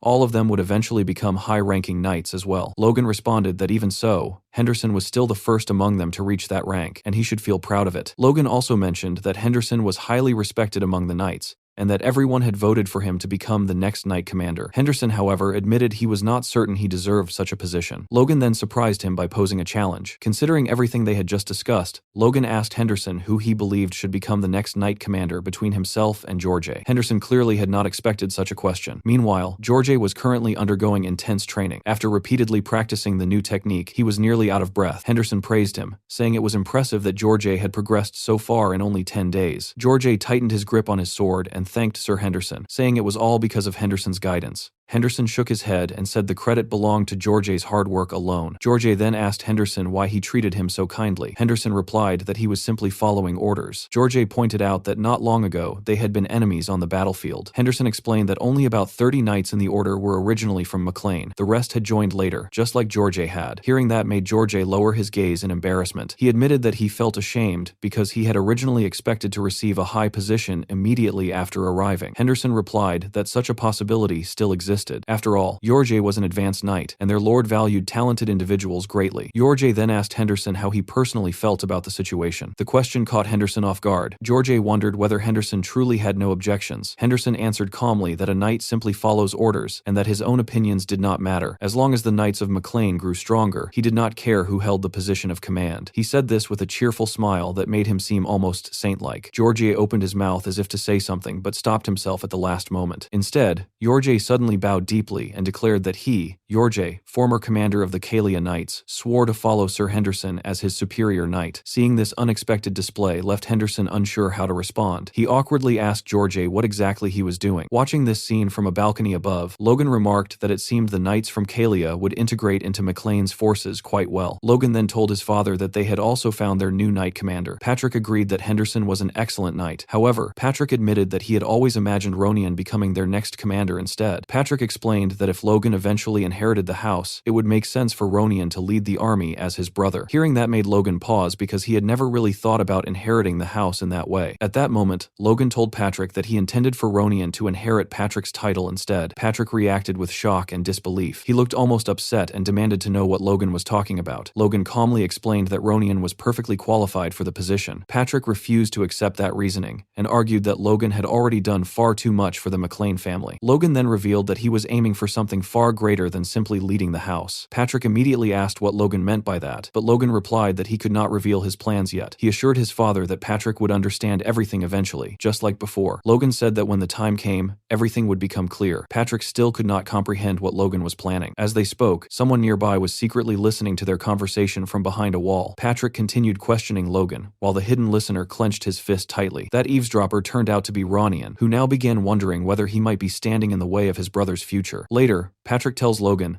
that now that the issue with the knights has been resolved, Logan should finally get some rest. Once again, however, Logan seems reluctant to follow that advice. Patrick insists that Logan should take a proper break and asks if he is really going to act as if nothing happened. Logan laughs and says that he is not pretending. Of course, with Logan there is always a but, something Patrick clearly does not want to hear. Logan explains that there are still many problems that need to be addressed, so they should hold a meeting first. He promises that after the meeting is finished, he will finally take a vacation. In the end, Patrick gives in once again, and a meeting is called. Later, inside the estate hall, Patrick grips the marble railing with one hand and announces that the first general meeting of House McLean will now begin. Logan begins by saying that since the war has ended and their house has been elevated in rank, many new changes must be addressed. They will discuss each issue and slowly figure things out. Soon, someone raises a hand. It is Clayton, who reports that he has made progress in the research direction Logan proposed earlier. Because of this progress, Clayton says they will require additional funding to continue their work. Next, Hamar speaks up, explaining that the workshop needs far more workers if they want to increase crossbow production. He says they need at least 3 times as many craftsmen as they currently have. Dwayne then loudly adds that the administration office desperately needs more personnel because they can no longer keep up with the paperwork. Patrick listens and realizes that all of these requests involve important decisions. Logan begins thinking through the matters one by one. First is Clayton's research, which concerns the Crownet project and the idea Logan proposed about infusing ordinary metal with magic. Once that research is completed, they may eventually be able to mass-produce magical artifacts. The second issue is Hamar's workshop. Their crossbows have already become famous throughout the kingdom, which means they must prepare to manufacture them in much larger quantities. However, with their current workforce, such production would be impossible. To solve that problem, they will need to recruit more dwarves to work in their forges. Logan also reflects on how their territories have expanded dramatically after their recent victories and rewards. They now control around 20 castles, which means they require far more people to manage everything. Logan asks if anyone else has requests. At that moment, he notices another hand beginning to rise. It is Ronian's hand. Ronian wants to speak, but the words seem stuck in his throat. Logan encourages him to speak freely. Ronian finally explains that because of their growing reputation, many merchants and refugees have started entering their lands. However, this growth growth has also brought problems such as theft and burglaries. Several nobles nod in agreement and mention that their soldiers have already been struggling to deal with these incidents. Ronian then proposes a bold solution. Instead of having regular soldiers handle public security, they could establish a special security force dedicated solely to maintaining order. This force could be led by older soldiers and retired knights, allowing experienced warriors to oversee local safety. The suggestion surprises everyone in the room, including Logan. Ronian explains that this policy change could significantly improve their ability to maintain order throughout their territories. Logan immediately realizes that Ronian has independently come up with a system similar to the security structures used in large cities within the Empire. Logan feels proud of his brother and tells him that it is an excellent idea and that they will implement it. He instructs Ronian to take charge of the project and even suggests that Ronian begin by governing one of their castles to establish the system. Ronian initially looks excited and says he will do his best, but only a moment later his enthusiasm fades. Logan notices the sudden change in Ronian's mood and wonders why he looks so down. Seeing Ronian staring at the floor, Logan decides that he will have to talk to him privately later. Logan then shifts the discussion to administrative matters. Recruiting more staff will not be difficult, but he asks Dwayne exactly how many people they need. Dwayne estimates that around 30 additional officials will be required. Philip adds that these new officials must be capable of starting work immediately. Dwayne then raises another suggestion. Since the people gathered in the room are those Logan trusts most, he proposes that they choose the individuals who will govern each castle from among themselves. Hearing this, Patrick quickly understands what Dwayne means. Dwayne is suggesting that the castellans for the new castles be appointed immediately. Patrick asks Dwayne if he would like to nominate someone. Dwayne jokingly suggests himself, which makes Patrick laugh and say, of course, he can stay and oversee the administration. Another person raises his hand. Damien proposes an additional idea. They could allow nominations for castellans, but they should first establish clear guidelines. Damien suggests that knights be sent first to the newly acquired territories in Kalia and Terran. Logan and Patrick both wonder why that would be necessary. Damien explains that newly conquered territories, especially ones that once opposed them, will likely resist their authority at first. Therefore, assigning knights as castellans would help stabilize those regions. According to Damien,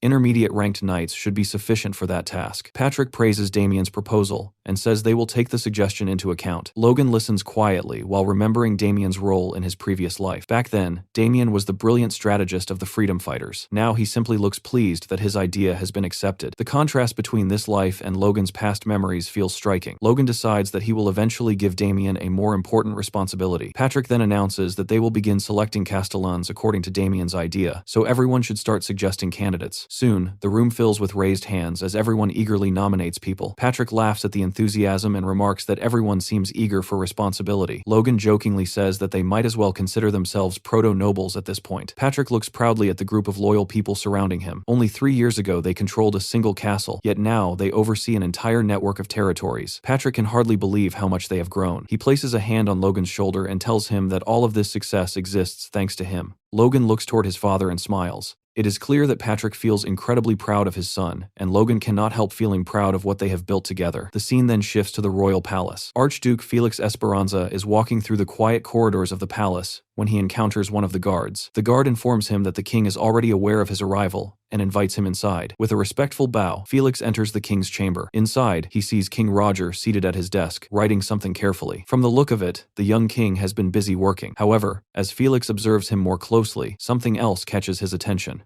The king's cheeks are slightly red. It appears he has been drinking alcohol. Felix asks him if he is really drinking this early in the day. The king laughs it off and jokes that the strict sword duke is already chasing after him. He lifts the glass in his hand and tells Felix that he should relax a little because the drink is only meant to calm his nerves. Felix asks what nerves he is referring to. The king replies that he has been thinking about his brothers who died during the Civil War and is drinking to commemorate the past. He explains that he spent most of his life living in his brother's shadows, constantly struggling just to survive. Now that everything is over and he has finally gained his freedom, he feels like he deserves to celebrate at least a little. Felix clearly wants to lecture him about his behavior, but before he can say anything, the king asks why Felix came to see him in the first place. Just then, someone knocks on the door. A guard announces that he has brought what the king requested. Felix turns toward the door and sees the king suddenly looking very pleased. Moments later, several maids enter the room. They are all dressed elegantly and carry trays of food, as if they are preparing a feast. From the looks of it, they might not have been brought here only to serve food either. Felix looks around the room and asks what exactly is going on. At that moment, a butler steps forward and pours another drink into the king's glass.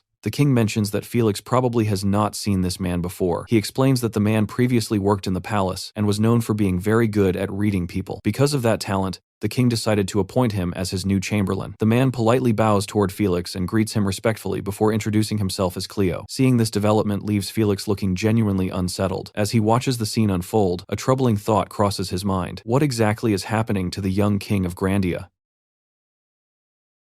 The scene then shifts to the McLean administrative office. Dwayne is seated behind his desk, while several administrators sit around a long table, carefully reviewing stacks of documents. Some of them glance toward Dwayne as the work continues. Fabian approaches and hands him a bundle of papers. Dwayne thanks him and praises the quality of his work. The documents appear to concern the harvest report from Castle Tesserin and the construction of the defensive wall around the town, matters Dwayne had already been expecting. Despite the smooth workflow, the other administrators clearly seem uncomfortable with Fabian's presence. Another administrator suddenly interrupts and asks Dwayne to wait a moment. He points out a small error in the budget calculations and suggests using Rohiter's cross-checking method to prevent similar mistakes in the future. Unfortunately, Dwayne admits that he has never even heard of such a method. Lockman laughs and says he will gladly teach it to him. Dwayne agrees and once again praises both Fabian and Lockman, saying that even though they are newcomers, they have already helped him tremendously. Lockman politely thanks him and says they simply want to serve their lord well for giving them this opportunity. Fabian adds that Dwayne should not hesitate to ask if he ever needs assistance. These two men are demi-barons, former administrators who once served the houses of Douglas and Valterman. The original MacLean administrators watch this interaction with obvious displeasure. Later that evening, inside a tavern, one of those administrators slams his mug of beer onto the table in frustration. The three of them sit together, complaining about the situation. One of them asks why they had to hire nobles to assist them in the first place. As commoners, it now feels like they will have to bow their heads to those nobles from now on. Another man replies that this is probably exactly what will happen. One of them remembers how excited they were during the meeting a month earlier when they heard new staff would be hired. They had received hundreds of applications, and even though the workload was exhausting, they were happy about the help. What puzzled them most was that almost all the applicants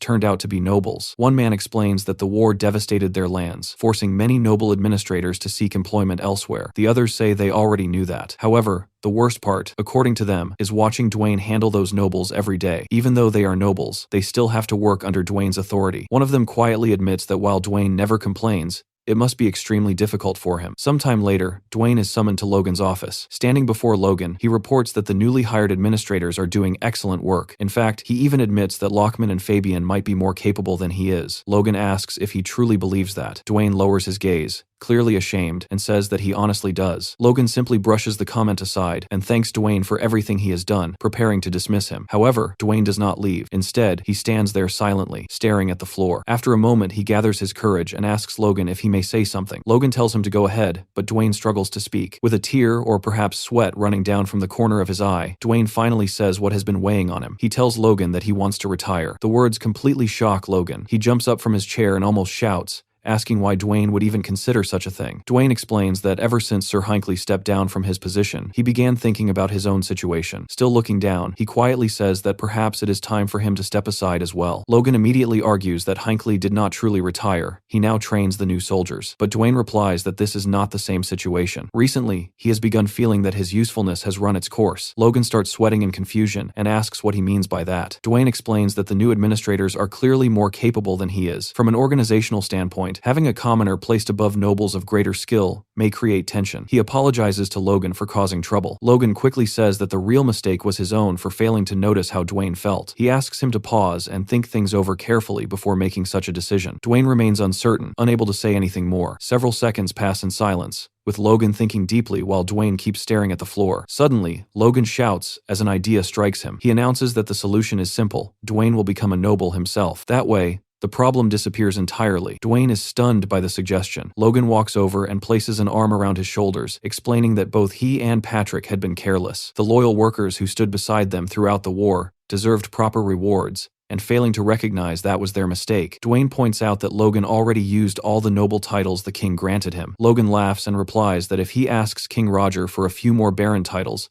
the king will surely agree. Dwayne hesitates and says that doing something like that might look like abusing his authority. Logan dismisses the concern and says it is perfectly fine. He is willing to take the blame himself if it means properly rewarding the loyal people who fought beside him. Later, the scene shifts back to the royal palace. Felix stands outside a door, thinking about the strange conversation he just had with the king. Earlier, when he was inside the room, His Majesty tried to justify his drinking by saying it was part of a ceremony, According to the king, it was the final rite of the 2-7-fold ceremony, and Felix should allow him this indulgence. Felix immediately questioned that explanation. He reminded the king that the 2-7-fold ceremony exists to honor the 9-fold heavens, with 3 days devoted to each god in remembrance of the dead. Felix could not understand how drinking excessively in the middle of such a solemn ritual could possibly be considered part of the rite. The king cut him off before he could continue, saying that Felix worried far too much and that he was perfectly capable of controlling himself. Hearing that left Felix speechless. He closed his mouth, clenched his fist, and ultimately bowed his head to apologize. The king then glanced down at the drink in his hand and remarked that they had become sidetracked. He asked Felix why he had come to see him in the first place. Felix explained that he wanted to discuss what their next move should be regarding House Wolves. The king lifted his glass again, while Cleo watched him with an unusual expression. The king replied that the matter would be addressed soon. In his opinion, although House Wolves had wronged him, demoting them and confiscating half their lands should already be sufficient punishment. Felix could not ignore the feeling that Cleo was influencing the king's decisions more than expected. Now, walking through the palace halls, Felix tries to convince himself that the king simply needs time. Roger has endured tremendous loss, and perhaps he only needs a chance to grieve before returning to his normal self. At least, that is what Felix wants to believe. At that moment, someone approaches him with urgent news. A servant informs Felix that a communication from the Crown Channel has arrived. Felix asks why such a message is being brought to him instead of the king. The man explains that the message concerns His Majesty. Felix immediately understands the situation and orders the message to be brought to him. Meanwhile, at the Mechlin estate, Logan activates one of the magical communication channels to speak with the king. He expects to greet King Roger, but instead, Felix appears on the other end of the connection. Felix remarks that it has been a while since they last spoke, and his tone clearly shows that he is not pleased. He tells Logan that the king is currently occupied with other matters, and that Logan should speak with him instead. Logan asks what is going on. Felix, visibly irritated, places a hand on his forehead and mutters that nothing has happened, at least not yet. Logan becomes confused and asks what he means by that. Felix dismisses the question and tells Logan not to worry about it. Instead, he asks Logan why he initiated the communication. Logan explains that his request is simple. He briefly describes the situation and tells Felix that he only needs a title, not land or additional rewards. Felix listens and confirms that Logan is asking only for the noble title and nothing else. Logan says that is correct. Felix replies that he will speak with the king on Logan's behalf, but he warns Logan to remember something important. This will be the last noble title Logan will be allowed to grant. Logan acknowledges the condition and agrees. The communication then ends. After the connection closes, Logan takes a deep breath and relaxes. However, he cannot stop thinking about Felix's strange behavior. Felix was clearly angry, but something about him felt different than usual. He even ended the conversation abruptly without saying goodbye. Logan cannot shake the feeling that something serious must have happened in the palace. Before he can think about it further, the door bursts open, and Dwayne rushes inside with tears in his eyes. Overcome with emotion, he runs straight toward Logan and hugs him tightly, thanking him again and again for what he has done. Logan, on the other hand, looks completely overwhelmed and tries to pry Dwayne off him. Dwayne declares that he will serve House McLean until his very last breath, while Logan repeatedly yells at him to get off from him. Later that night, another scene unfolds. A young woman dressed in a white gown approaches a carriage while her escort knight nervously asks her to wait. He looks worried and asks if she is truly leaving, saying that if something goes wrong, he might be blamed for it. The woman calmly enters the carriage and tells him it cannot be helped. After the war, their house was ruined, and even though her father knelt in the royal palace for 4 days begging for mercy, it changed nothing. Still, she insists that this is not the end. She says she still has one lifeline remaining. The woman reveals herself to be Rena of House Wolves, Logan's former finance who betrayed him. The next morning at the McLean estate, Logan stands before a group of administrators while reading from a formal scroll. The document describes someone who has greatly contributed to the success of House McLean. Of course, the person being praised is Dwayne. Logan continues reading that for his dedication and loyal service, Dwayne is officially awarded the noble title of Baron, with the decree signed by His Majesty Roger von Grandia himself. As soon as Logan finishes reading, the entire room erupts with excitement. The administrators rush forward to congratulate Dwayne, many of them hugging him. Overwhelmed with emotion, Dwayne's eyes fill with tears as he repeatedly tries to thank Logan, but struggles to get the words out. Lockman steps forward next to congratulate him as well, while Fabian stands behind him smiling warmly. Dwayne looks both relieved and deeply grateful. Soon the entire room begins cheering for him. Watching the celebration, Fabian quietly remarks that in this house, even commoners can rise to nobility through loyalty and ability alone. Looking at Logan with calm pride, Fabian tells Lockman that choosing to come to McLean was clearly the right decision. Lockman nods in agreement. Later that day, A sensory aptitude test is being held for new recruits. Logan watches the event and notes that not only administrators, but also many soldiers have applied to join their forces. Thanks to Eileen's suggestion, they have also begun accepting female applicants, which has made the recruitment process much more lively. Hinckley stands beside Logan and explains that since they started using the test, Logan suggested, many new soldiers have begun awakening their internal force. He says he hopes they will discover many talented recruits today. Logan points towards several candidates and remarks that he can already sense a faint trace of force in some of them. Hinckley follows his gaze and points toward a particular girl, asking if Logan is referring to her. Both of them had noticed the same person, which surprises Logan. He cannot believe that Hinckley can also sense such a weak internal force that is not even being outwardly displayed. Logan had always believed he was the only one capable of detecting something so subtle. Hinckley explains that after losing his own force, his senses have become much sharper. Because of that heightened sensitivity, he can now detect the potential in others more clearly. He says that this role suits him well because he can now identify who will eventually become a knight. Logan quietly reflects on Hinckley's words. Becoming more sensitive to force after losing it is something Logan has never heard of before, not even in his previous life. Then, a realization strikes him. It is extremely rare for a knight to survive losing their force.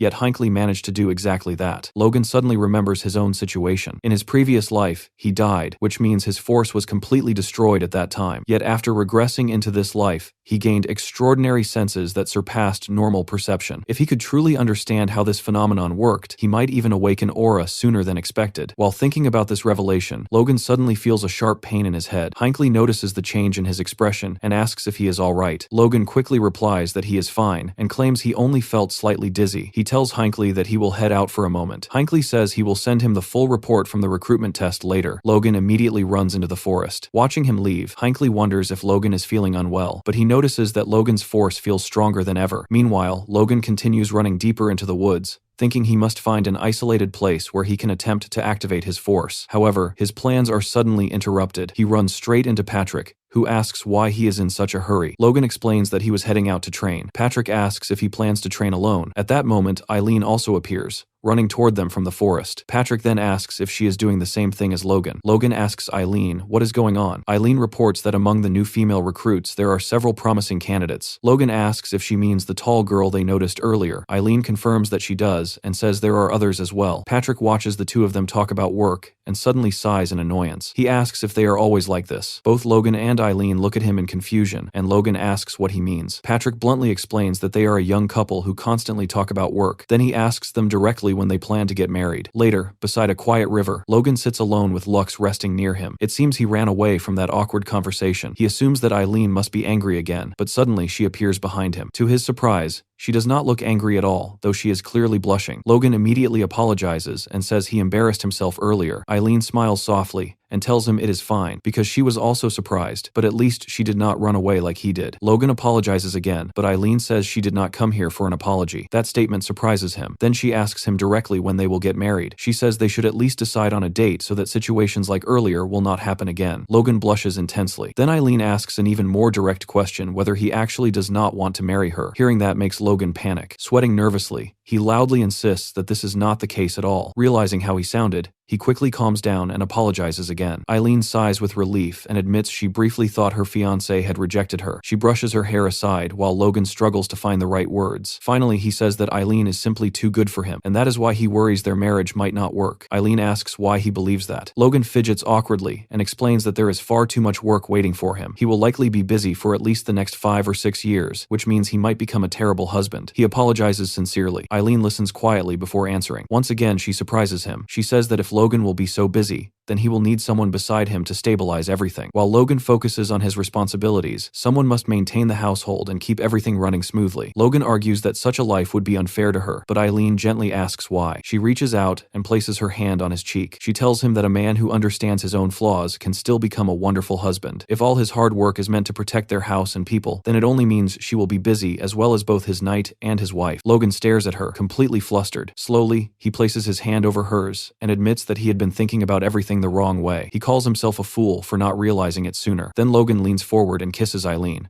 Their reflection shimmers together in the clear water of the river as he finally tells her that he wants to marry her. Meanwhile, Rena finally arrives at her destination. Just as we expected, she has reached the McLean estate, and she quietly observes how much the place has changed since the last time she was there. The knight escorting her suggests that they should return instead, reminding her that she already annulled her engagement with Logan. However, Rena calmly says that she did not come here for Logan in the first place. She tells her knight not to worry, and confidently claims that Logan could never have forgotten her. While the McLeans were busy reorganizing their territories after the war, a new rumor had begun spreading throughout the capital, Grand. The rumor said that the runaway Count, Caron Wolves, had returned. He was the noble who vanished during the battle, yet now he had disgracefully returned and was kneeling before the crown. In the royal palace, he shouted desperately, begging the king to listen to his plea. Chiron offered to surrender all the remaining property of his house, saying that he only wished to repent for his past mistakes. In return, he begged for only one thing, his life to be spared. After kneeling there for 4 days, the king finally delivered his judgment. An envoy read the royal decree aloud, announcing that the king would accept the proposal made by House Wolves. At first, Chiron felt relief, but the decree continued with conditions he never expected. His house would be demoted to a viscounty, restricted to a single town, and all other territories would be surrendered to the crown. Even so, House Wolves managed to survive. Back in the present at the Macklin estate, Rena asks her knight Rockfern what he thinks about her appearance. Wearing a black and white dress, she asks whether she looks like someone going through difficult times. Rockfern answers that she looks perfect, but he hesitates and reminds her that Logan now has a fiancé. He asks whether her plan will really work. Rena calmly replies that being engaged does not make a man blind, making it obvious that she is talking about Logan. She confidently explains that Logan followed her around ever since they were children. Even when he proudly ended their engagement, she believes he could not hide his sadness. Otherwise, she asks, why would he have fought so fiercely just to obtain 3 million gold? In her mind, that money was desperately needed. She reminds herself that her father already did everything possible to preserve their family's survival, so now she must do what she can to restore their house. Soon, footsteps approach the room. Rena turns her head, believing Logan has arrived. The door opens, and she quickly clenches her skirt while preparing a charming smile. She begins greeting him warmly, saying it has been a long time since they last saw each other. However, her words stop halfway through when she notices something unexpected. Logan has entered while reading a document, not even looking at her. Only after finishing a line does he raise his eyes and casually say that it truly has been a while. He apologizes briefly, explaining that he is extremely busy with many responsibilities. Rena politely acknowledges that. Logan then asks what reason brought her there. Rena explains that she came to apologize for her past mistake and hopes to rebuild a relationship between their two families. Logan calmly responds that if she truly intends to reconcile, something important is missing. He asks whether Viscount Wolves himself should not be present, deliberately emphasizing the demotion of her house. Rena pauses before replying that her father is currently indisposed after struggling to protect their family. Logan sighs and remarks that this is unfortunate, adding that Chiron Wolves likely could not bear to bow his head before an old friend and his son. Logan then bluntly states that House McLean does not need assistance from House Wolves. Rena admits she is aware of that. Logan stands up and concludes that if that is the case,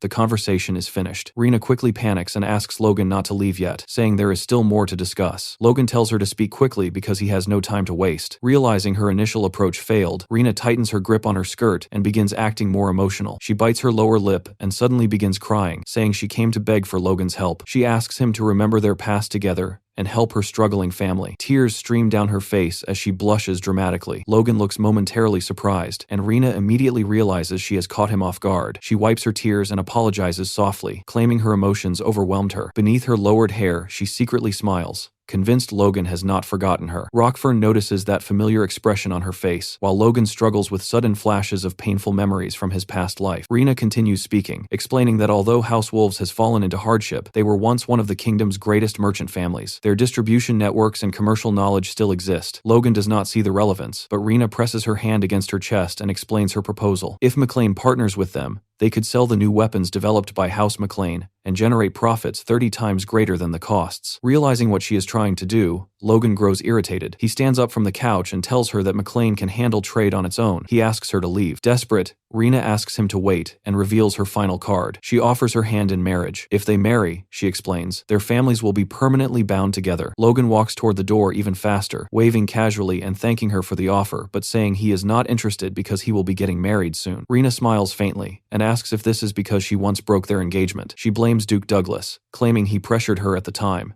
and even says she has documents proving it. Logan does not care and continues walking toward the exit. Seeing that nothing worked, Rena suddenly drops to her knees and begs Logan to stop. She asks if he never truly loved her. The question only makes Logan uncomfortable. Rena pushes further, saying that if his concern is his current fiancé, she would willingly become his concubine instead. She promises she would do anything he asks. Instead of reacting angrily, Logan suddenly bursts into uncontrollable laughter. Rena looks confused and asks if he is alright. Logan apologizes while wiping a tear from his eye, still laughing slightly. With his hand on the door handle, he calmly tells her that he has absolutely no interest in her anymore. Then he opens the door, politely tells her to take care on her way back, and leaves her kneeling on the floor. Soon after, Rena and Rockfern leave the room as well. As they walk through the corridor, Rena accidentally bumps into someone and falls to the floor. The person immediately apologizes and asks if she is alright. Ironically, the person she collided with is Eileen, Logan's fiancée, who politely says she should have been watching where she was going. Already frustrated, Rena angrily slaps Eileen's hand away and walks off with her knight, leaving Eileen confused about what just happened. Logan then appears from behind a nearby wall and asks Eileen if she came looking for him. As Rena walks away down the corridor, she hears Eileen speaking behind her. Eileen tells Logan that her mother invited the three of them to have tea together. Logan replies that he would be happy to join them tomorrow. Eileen tells him he does not need to force himself if he is busy, but Logan answers that when it comes to Eileen, there is no such thing as being too busy, because they are family. Hearing that conversation makes Rena furious. She storms away and slams the door behind her. Watching her leave, Eileen comments that Rena seems like a strong-willed woman and jokingly wonders if she might make a good knight. Logan, clearly annoyed, agrees that Rena certainly has a strong will. Eileen then asks about the documents Logan was reading earlier. Logan glances at the paper and explains that he has been considering the creation of a merchant guild for House McLean. Eileen sounds surprised, but quickly becomes excited, asking if that is why Logan has been so busy lately, and whether she can help him somehow. Logan reassures her that it is fine, and says he can assign the task to someone else. Inside his office, Logan has already gathered all the necessary documents and brings them to someone waiting there. The person sitting across from him is Philip, who looks completely stunned. Philip cannot believe that Logan is actually entrusting this responsibility to him. Logan calmly confirms that he is doing exactly that. He explains that he could not think of anyone better suited for the task, especially after seeing how Philip managed the Emporic situation earlier. Logan genuinely believes Philip has a natural talent for selling and managing trade. Because of that,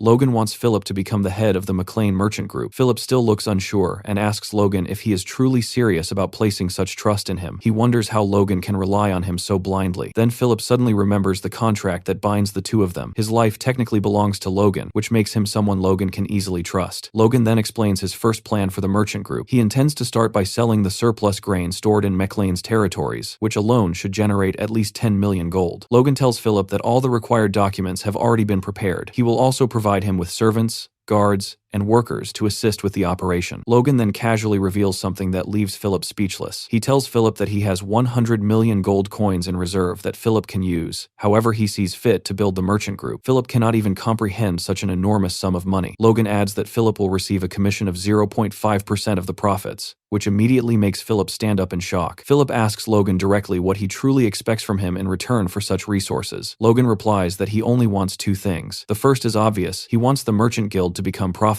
The second requirement, however, is much more serious. Logan wants Philip to establish trade routes and strong connections inside the empire. Hearing that request leaves Philip momentarily speechless. He points out that many major merchant guilds already trade with the empire, but Logan's wording suggests something far deeper than ordinary trade. Philip says that if Logan is speaking so directly about it, then he must be referring to something beyond normal commercial relations. Logan quietly notes that Philip is very perceptive. Philip then asks how deep Logan wants those connections to go. Logan replies that they must be deep enough to allow the exchange of information, or perhaps even secure unwavering loyalty from influential figures. Logan admits that achieving something like that would be extremely difficult. In Logan's previous life, the legendary merchant known as the Gold Bug eventually became one of the 10 richest men in the world, but Logan knows he cannot expect that level of influence from Philip yet. Philip now belongs to House McLean, which makes him an outsider in the empire. The situation is very different from the past, when the Gold Bug had abandoned his homeland to gain status inside the empire itself. For now, Logan simply wants to build influence within several imperial provinces before the inevitable war arrives. Philip tells Logan that such a mission will require both time and manpower. He explains that he would need at least 5 years and a powerful ally inside the empire to help establish these connections. If Logan can provide someone like that, Philip says he will attempt the task. Hearing this makes Logan sweat slightly. He then tells Philip that the person he already invited fits that description perfectly. Philip is shocked and asks if Logan has already contacted such a figure. Logan confirms that he has. Philip realizes that only a handful of people in the entire kingdom possess the influence required for such connections. One of them was Bifrost, who died during the previous war. Another powerful merchant family was House Wolves, which has now fallen into ruin. That leaves only one other major family capable of providing such access. At that moment, the story briefly shifts to another scene. A desperate man can be seen begging Marion to save their family from ruin. Marion listens to him, but can only lower her head with sadness. Later, while walking beside Logan, Marion tells him to ignore those people. She explains that she has already said everything she needed to say as their daughter, implying that her duty toward them is finished. Logan reminds her that those same people abandoned them during the war with Tessran. Despite that, Logan says he will not ignore them entirely. There is still something he intends to gain from them. Hearing that leaves Marion confused,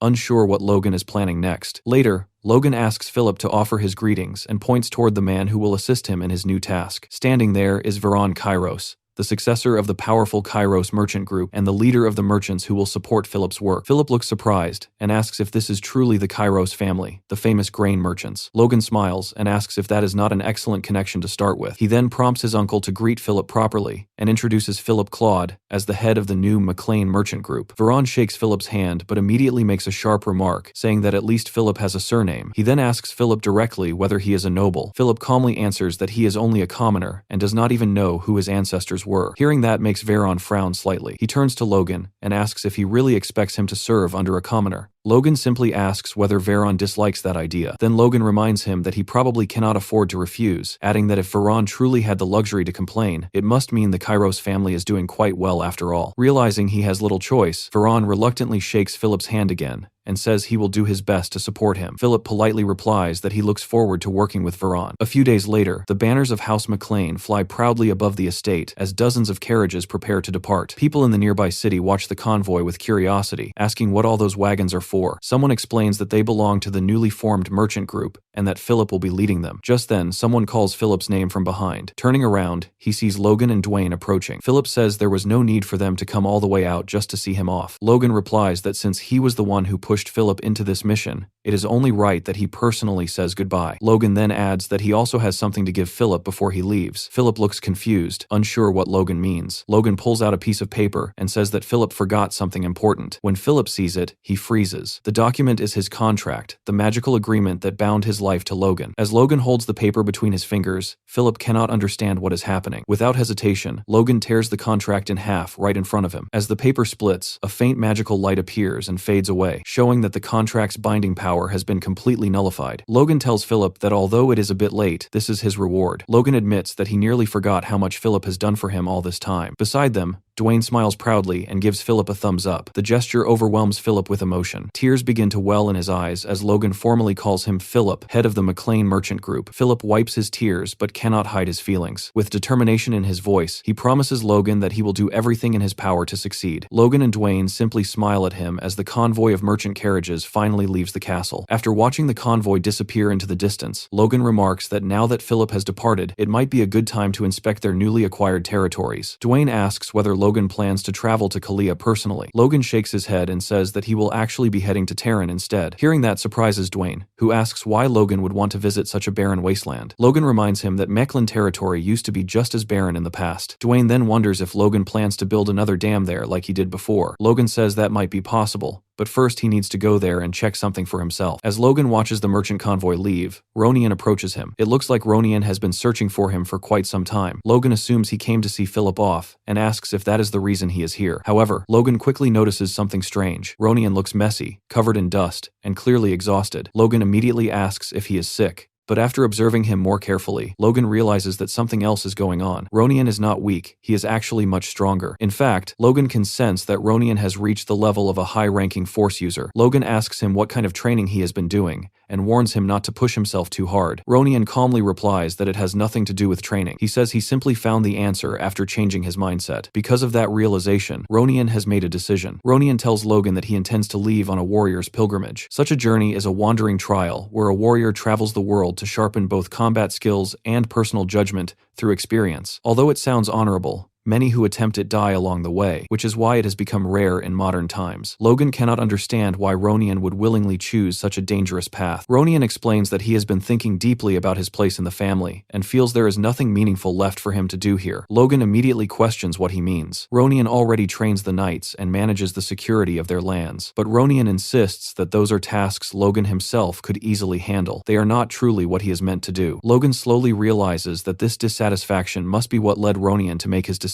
In truth, Ronian would likely awaken Aura soon, even if he remained here. Logan then asks him directly who put this idea in his head, who convinced him to leave. To Logan's surprise, Ronian says the answer is simple: Logan himself. Ronian explains that it has always been this way. Logan has become the pillar of their family, but even before that, he was always Ronian's anchor. Whenever their family faced hardship, Logan was always the first person to step forward and protect them. Because of that, Ronian always stayed behind and trusted that Logan would handle everything. That faith carried him through countless battles, but now he believes it has become a burden holding him back. Ronian confesses that if things continue like this, he will eventually become someone who only depends on Logan. He believes that would ultimately hold Logan back as well. Hearing this makes Logan struggle internally. He wants to deny Ronian's reasoning. Instead, Logan tells him the opposite is true, that he himself might be the one preventing Ronian from growing further. In Logan's previous life, Ronian was destined to become the youngest aura user in the kingdom, a result of the family's relentless effort to restore its former glory, but that future never happened. Ronian awakened his force much earlier in this life and began learning the divine sword techniques, yet somehow he seems to have lost the burning motivation to grow stronger. Logan remembers the tragic fate Ronian suffered in the past when he was killed by the Empire. Now that same brother stands before him asking for his blessing. Logan wants to say something to stop him. However, after a moment of silence, he simply smiles. He realizes that the Ronian standing in front of him now is not the same Ronian from his past life. The next morning at dawn, Ronian prepares to depart. Logan asks if the small amount of equipment he packed is really all he needs. Ronian replies that it would have been nice to receive a grand farewell ceremony, but he promises he will only be gone for a short time. Marion, their mother, immediately questions that claim, reminding him that such pilgrimages can take years. She asks why he must go through something so dangerous. Ronian laughs softly at her worry. Marion reminds him how many nights she cried when he left for battle in the past. Patrick jokingly remarks that when he went to war, she only told him, "Good luck." Ronian gently explains to his mother that this journey is necessary not only for himself, but also for their family. Realizing she cannot change his mind, Marion begins to cry and begs him not to do anything reckless. Ronian reassures her, even though Logan silently knows that danger will certainly await him. Still, Marion calms down enough to embrace him tightly. Ronian smiles warmly and tells his family that he will be leaving now. Patrick wishes him good luck, and Marion asks him to send letters whenever possible. As Ronian walks away from the estate, he notices someone waiting further down the path. A voice calls out, asking how long it takes to say goodbye. The person waiting there is Victor, who has already prepared a horse for Ronian. Victor says he thought Ronian might forget that today was the day he planned to leave. The two stand face to face like brothers from other mothers. Victor warns him not to slack off during training. Ronian replies that when he returns, he will defeat Victor with one hand. Victor mocks him and asks if he will even survive the journey, reminding him how dangerous the world truly is and calling him a spoiled brat. Ronian laughs loudly at that and says everyone keeps underestimating him. Victor smiles as well. The two of them bump their fists together before Victor finally wishes him luck on his journey. Deep in a workshop hidden within the woods, the loud echo of metal striking stone fills the air. A hammer repeatedly hits a block of rock as someone carefully chisels away at it. The person working is Hamar, who is completely focused on finishing another sculpture. As he works, he mutters that he can finally see the end of his 142nd noir. At that moment, Logan walks into the workshop and asks Hamar who exactly the statue represents. Without looking up from his work, Hamar explains that it is a woman he once loved 200 years ago, a beauty so extraordinary that even his current skill cannot perfectly recreate her. Logan curiously asks if she was really that beautiful. Hamar immediately replies yes and tells Logan to stop distracting him because the eyes are the most important part of the statue. However, Logan steps even closer to inspect the sculpture, which only irritates Hamar further. That moment of distraction causes Hamar to strike the wrong pressure point on the stone. In an instant, the entire sculpture cracks and collapses, ruining the piece he had worked on for so long. Logan quickly insists that he did not actually do anything. Hamar angrily asks why Logan even came to see him in the first place. Logan calmly places a hand on Hamar's shoulder and says it looks like Hamar has plenty of free time now. Then he tells him that they need to go on a trip together. Hamar stands there silently,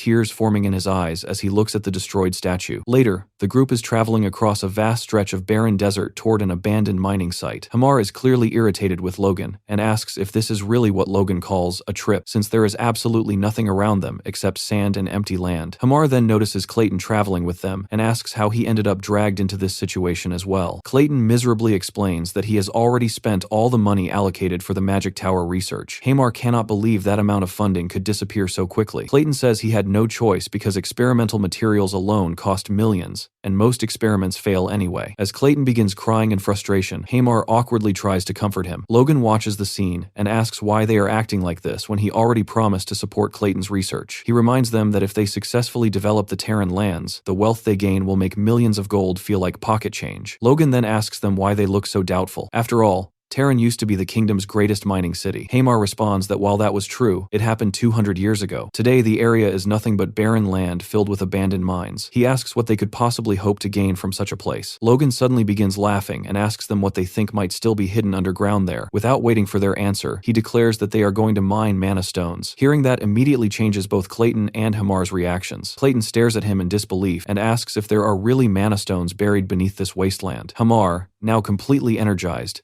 immediately asks where he should begin digging. Logan points toward them and proudly declares that the reason they came all this way is to find those mana stones. Clayton and Hamar slowly realize that Logan never actually confirmed that mana stones truly exist here. He might simply be guessing. In their minds, they start calling Logan a bastard for dragging them all the way into the desert without any proof that the mana stones are even there. Mana stones are considered the lifeblood of the magical world. They are essential materials used to create artifacts, magical scrolls, and communication orbs. Nearly every form of sorcery depends on them as a consumable fuel source, which makes their value immense, so immense that the discovery of a mana stone deposit can completely transform the fortune of an entire nation. However, this kind of discovery is also a dangerous double-edged sword. Revealing such a resource can easily attract the attention of powerful empires and accelerate an invasion. Even knowing this risk, Logan believes it is worth taking. From the memories of his past life, he knows the Empire invaded the kingdom specifically because mana stones were discovered in Terran. If he can claim those deposits first and complete the research on the Crownet, Terran could become the greatest weapons manufacturing center on the entire continent. After thinking through this plan, Logan turns toward Clayton and Hamar and simply tells them that it is time to begin digging. The project soon begins inside the abandoned mines of Terran. Clayton takes command of the excavation, summoning his earth golems to perform the heavy labor. The massive constructs smash through stone walls with their powerful fists, clearing pathways deep underground. Hamar watches the progress with growing satisfaction, noting that the operation is proceeding surprisingly smoothly. As the golems break through layers of rock, Clayton carefully uses his magic to stabilize the tunnels. With precise spells, he solidifies the surrounding earth and reinforces the walls to prevent collapses, ensuring the tunnels remain safe for the miners who will eventually work there. After some time, Logan enters the mine to inspect their progress. He brings food with him. Carrying supplies, he prepared himself for the workers. Watching Clayton control the operation impresses Logan greatly. He praises Clayton for his incredible ability to simultaneously stabilize the ground while controlling 40 golems at once, a display of magical skill that few mages could match. With this level of efficiency, Logan believes it will not take long for the mines to become fully operational. Clayton estimates that at their current pace, they could restore 120 mine shafts in just 4 days. During a break, the duo sit down to eat the sandwiches Logan brought with him. The moment they taste them, both Clayton and Hamar are completely stunned by how good the food tastes. Hamar jokingly remarks that Logan is unexpectedly talented at cooking for a nobleman, a skill he never expected him to possess. Clayton nods in agreement. Logan nearly reveals too much and begins explaining that he learned to cook back when he was a mercenary, but he quickly stops himself and changes his story, and casually claims that he once knew a mercenary who happened to be an excellent cook. Clayton looks puzzled by that explanation and wonders what kind of mercenary spends his time perfecting recipes in the kitchen. Several days later, the group descends deep into the 82nd mineshaft. They have been searching tirelessly for signs of mana stones, and Clayton urges everyone to keep moving because he believes they are getting close. Suddenly, he stops and presses his hand firmly against the stone wall. His expression instantly changes to one of complete shock. Before Clayton can even explain what is happening, Logan asks if he senses something unusual. Clayton spreads his hands across the rock surface, his eyes wide with disbelief. After a moment, he confirms that the energy flowing through the stone is unmistakable. The wall contains a vein of mana stones. Overcome with excitement, Clayton begins shouting about the discovery, until Hamar quickly tells him to quiet down before he brings the entire tunnel crashing down. Logan shares their excitement as well. After all the effort, they have finally found the resource that will shape Terran's future power. At the same time, back at the McLean estate, Dwayne is working in his office when a communication orb suddenly activates. Logan appears on the other side of the magical connection, looking looking messy and frantic. Dwayne is startled by Logan's appearance, but Logan immediately begins issuing orders without giving him time to ask questions. Logan instructs him to hire every available worker from Haroon, including as many dwarves as possible, and send them to Terran immediately. He emphasizes that it does not matter if they must pay more than usual, they desperately need manpower. Though confused by the urgency, Dwayne follows the orders without hesitation. Soon, a massive workforce arrives at Terran, 5,000 laborers and 152 dwarves. Logan organizes the massive operation, ensuring that food supplies, tools, and materials are ready for the large-scale mining project.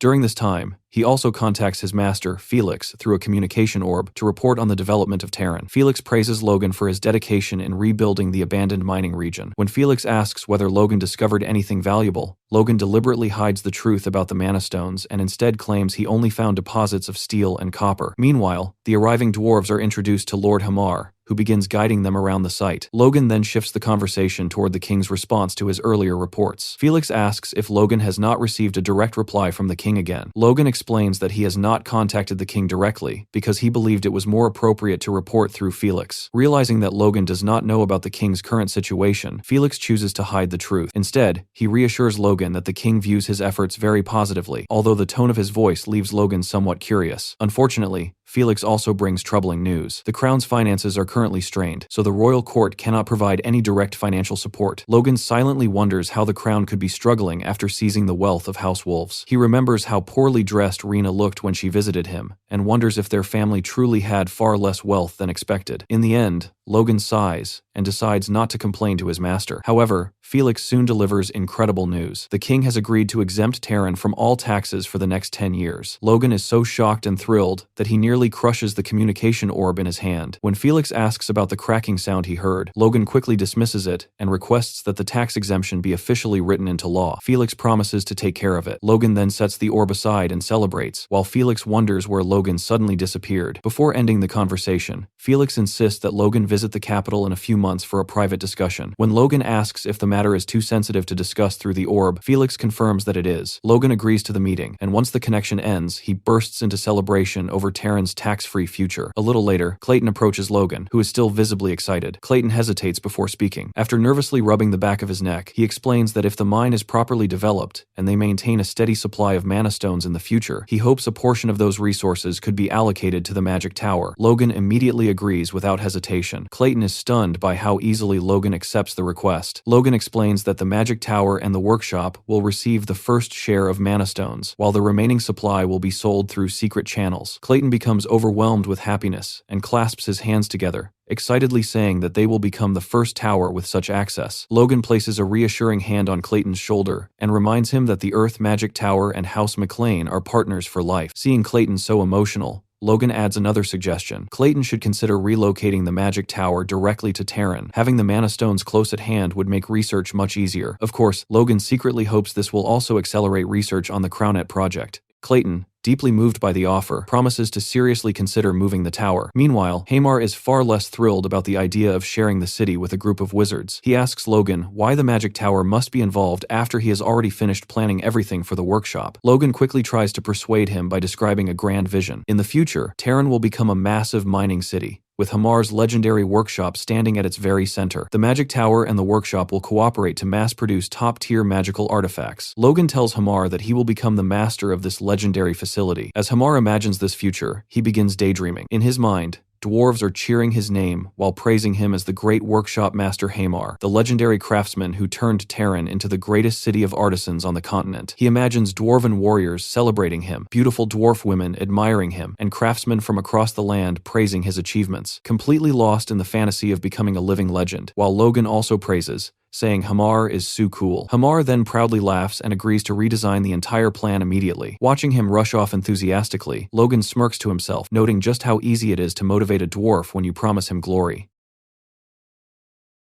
Sometime later in the office, Hamar stood in front of Logan and began giving the report for the second week of Terran's construction. He explained that the construction of the key outer fortress points was mostly finished, and the houses for the workers were already completed. He also said that the preparation for the mine development was nearing completion as well. Logan stood across the table listening and told him that, as expected of Hamar, his work was amazing. Logan then stepped closer and placed his hand on Hamar's shoulder, as if he was about to ask something. He paused for a moment and raised one finger, while explaining that behind the northern mountain range there was the Tenon River, and to the south flowed the Luther River. Hearing this, Hamar immediately started to panic as he asked what about that and why he was bringing it up. Logan remained cheerful, and said that if a dam was built connecting those two rivers, then Terran would become truly prosperous. At that moment, Hamar realized the scale of the work behind that idea, and his mind went blank from the pressure. He grabbed his head in panic and kept repeating that he did not know what to do. Logan still had a smile on his face and asked what was wrong, while reminding him that the Grand Magic Workshop Master's base would become prosperous. Hamar, however, had already dropped to his knees and kept complaining in frustration, as he saw Logan as nothing less than a devil. The Magic Stone Mine, the development of Terran, and Crownet's research were all progressing as planned. Logan understood that once these were completed, the territory's development to stand against the Empire would finally be finished. What remained after that was gathering information and strengthening the kingdom's military power. He held his chin and felt a sense of amusement as he thought about how 4 years ago everything had felt completely hopeless. The situation back then had been unstable and uncertain, yet now things were finally moving forward in a clear direction. But in the middle of that thought, he suddenly stopped himself and forced his mind to settle down. He reminded himself that he needed to stay calm in moments like this, and that he could not afford to repeat the same mistakes as before. He kept telling himself to stay calm again and again. However, his face did not reflect any of that calmness. Instead, his expression turned into something far more sinister. Watching him like that, Hamar completely lost his composure. Panic took over his mind, and he shouted loudly, convinced that his master had finally gone crazy. The scene then shifted to the king's palace, where the king sat inside, continuously drinking as he chugged his alcohol again and again without stopping. After a while, he placed his glass on the table and looked ahead where his butler Cleo was standing. He asked about the drink, saying it tasted good, and wanted to know its name. Cleo, holding the bottle in his hands, explained that it was called Flamma and that it was one of the Empire's finest wines. Hearing the name, the king reacted with slight surprise, as Cleo calmly poured him another glass and added that Flamma meant flame in an ancient language. The word flame triggered a thought in the king's mind, and his expression shifted slightly. He held his drink for a moment and then calmly asked Cleo what he thought about Logan McLean. Cleo was clearly surprised by the sudden question, but still answered properly, explaining that Logan McLean had ended the Civil War and was the greatest contributor who placed the king on the throne. The king agreed with that statement and admitted that Logan was someone he should be grateful to and someone he should thank. However, deep down, he felt that something about Logan was off, and it left him with a strange and uneasy feeling. Trying to relieve that tension, the king decided to take a walk through the palace and was accompanied by the Esperanza knight Louise, along with several other high-ranking knights for security. As he walked through the palace grounds, he felt that the fresh air helped him calm down a little. His thoughts returned to Logan McLean as he reflected on his own behavior, thinking that he might have been too sensitive about Logan's actions recently. Even during the meeting, he had failed to control his expression when Logan was mentioned, and the ministers had noticed it. Even the royal advisor, Felix Esperanza, seemed to have picked up on it. Thinking about his late father, he admitted to himself that he still had a long way to go. Suddenly, a sound came from the bushes, and in the next instant, several black cloaked figures launched an ambush on the king. Louise immediately recognized them as assassins and prepared himself while one of them gave a clear command to kill the king. At that signal, all of them rushed forward at once. Louise ordered the other knights to focus on protecting the king, while he moved to intercept the attackers. He quickly assessed their strength and counted 3 high-level and 15 mid-level enemies. Without hesitation, he charged up his red aura and decided to eliminate the mid-level ones first. He burst forward into the group and cut down 3 assassins in a single strike. Even after being struck down, the assassins did not stop and continued pushing toward the king. Their leader charged his aura and rushed forward, insisting that no one retreat and that the king must be killed. However, in the middle of his charge, he sensed something was wrong and turned to the side only to find Louise already upon him with his aura-charged sword. In a single instant, Louise cut off his right arm. Before he could finish him, other assassins interfered and disrupted his movement. Seeing the situation turn against them, the head assassin realized they were losing and immediately ordered a retreat. The remaining assassins began to withdraw at once, while Louise chased one of them down. At that moment, the escaping assassin suddenly pulled out a piece of paper, tore it, and threw it toward Louise. Realizing it was a magic scroll that would summon a lightning spell, Louise instantly changed direction and rushed back to the king. He shielded the king with his own body and took the full impact of the lightning strike himself. When the king opened his eyes, he found himself completely unharmed, but the attack had vaporized the bodies of the dead assassins,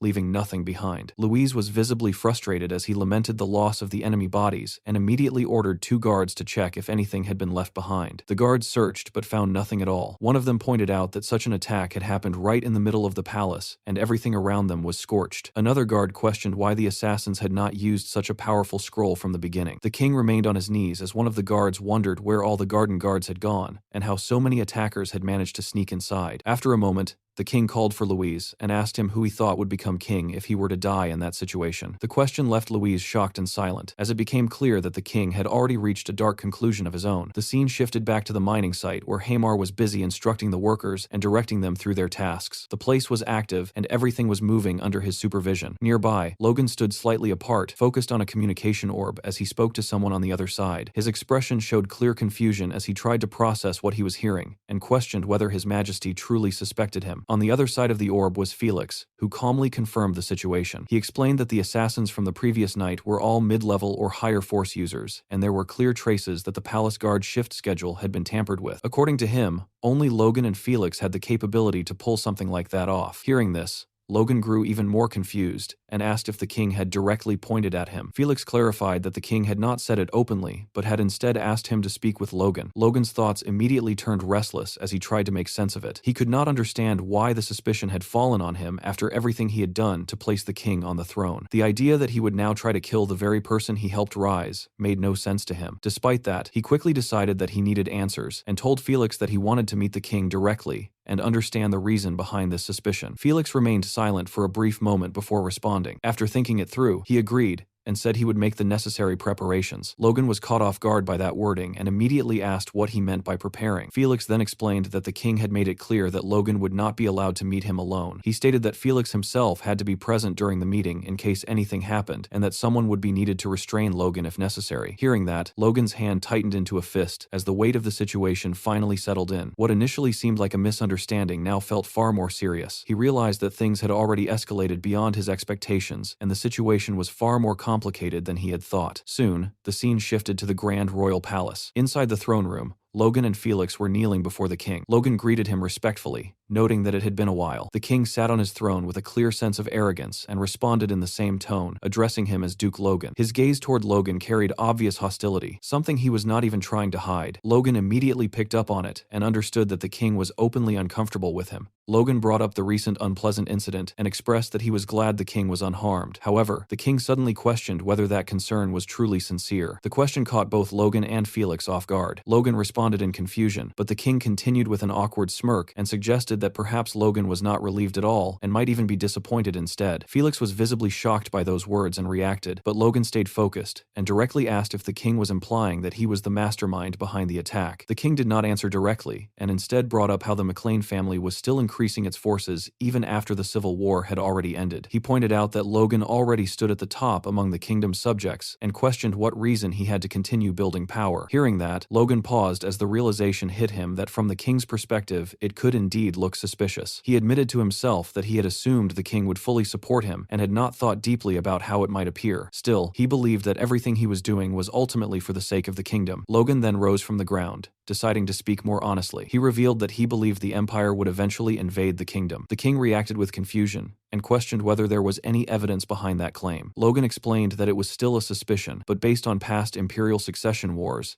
there was a pattern where the empire invaded neighboring countries after succession ended, with the probability being over 70%. The king acknowledged that it was a high probability, and both Felix and Logan listened closely to his response. However, the king's expression suddenly shifted into anger as he pointed out that no subject should gather forces to the point where the king himself could no longer interfere. Felix stepped in and explained that the Macklin family was responsible for the southwest border and was simply fulfilling its duty. Despite that, the king's face showed that he was not pleased with the explanation. After a moment, he admitted that his words had been excessive. Felix let out a quiet sigh, while Logan simply observed him. Felix then advised the king to reduce his drinking. Hearing that, Logan realized this behavior might be related to the king's current state. The king rested his head against his hand in frustration and responded that he would handle that matter himself. Felix immediately apologized. The king then tried to ease the situation by saying that he had likely been overly sensitive, and that if he could not trust Duke Logan, then there was no one else he could trust, especially considering Logan was the one who made him king. Even so, as Logan looked at him, he could clearly tell that the king was still wary. The words sounded reassuring, but the doubt remained. Logan understood that if things continued like this, the distance between them would only grow until he completely fell out with the king. Sometime later, Logan was using a communication orb while discussing the idea of catching the assassins. On the other side was Damien, who sounded confused by the question and did not understand why Logan was asking him something like that. He reminded Logan that he was only an administrator chosen for writing poetry well. Logan remained serious and slightly worried as he thought about the situation. He had already discussed this matter with Felix, the Esperanza Knights, the Royal Inspection Unit, and even the Master of the Royal Magic Tower, yet none of them were able to find any trace of the attackers. That left only one option in his mind: Damien, or more precisely, the strategist of the Independence Army from his past life, the man known as the Evil Brain. Logan told him not to feel pressured and asked him to share anything that came to mind after hearing the situation. Damien hesitated at first, but then began thinking it through. He spoke about how assassinations and attempts on rulers were usually desperate acts. Logan agreed, saying that everything depended on whether such attempts succeeded or failed. However,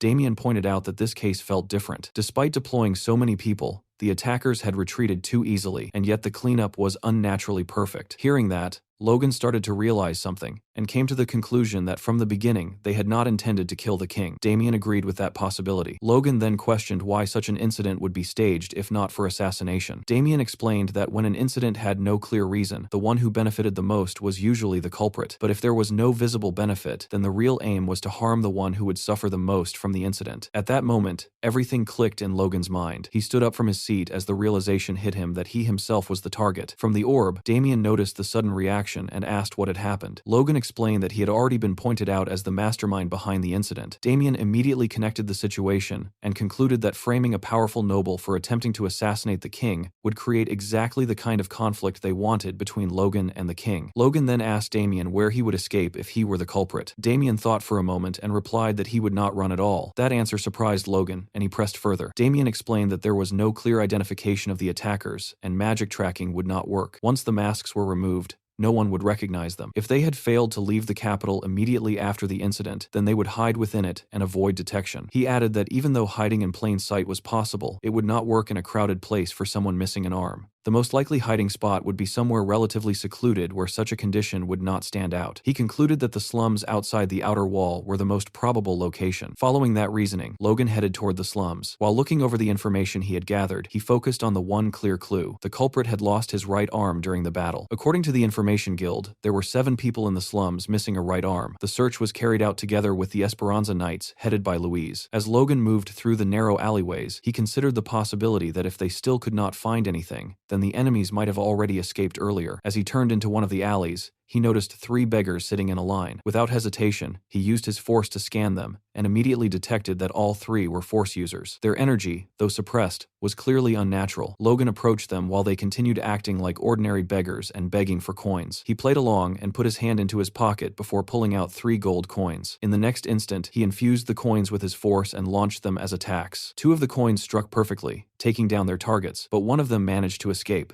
The one who escaped was the captain of the assassin group, the one missing his right arm. He fled desperately by leaping across rooftops, trying to create distance as fast as possible, while realizing that the one chasing him was none other than Logan McClane himself. Before he could get far, Logan appeared behind him and struck again, this time severing his remaining arm. The assassin let out a scream and fell to the ground instantly. Lying there in fear, he faced Logan, who pointed his sword toward him and confirmed his identity as the one without the right arm. However, instead of surrendering, the man suddenly began laughing in a terrifying and unhinged manner. His body started to dissolve into a dark mist as he rejected the idea of being called a mere assassin. Within moments, he completely vanished, leaving nothing behind. Logan stood there in the darkness, trying to process what had just happened. But before he could fully react, his hand began to shake violently, and his sword slipped from his grip and fell to the ground. He covered his face and struggled to breathe as the realization hit him. The air itself had been a trap, and it was now filled with poison. Logan stood in the alleyway, his senses sharpening as he realized the entire environment was laced with poison gas, thick and creeping through the air around him.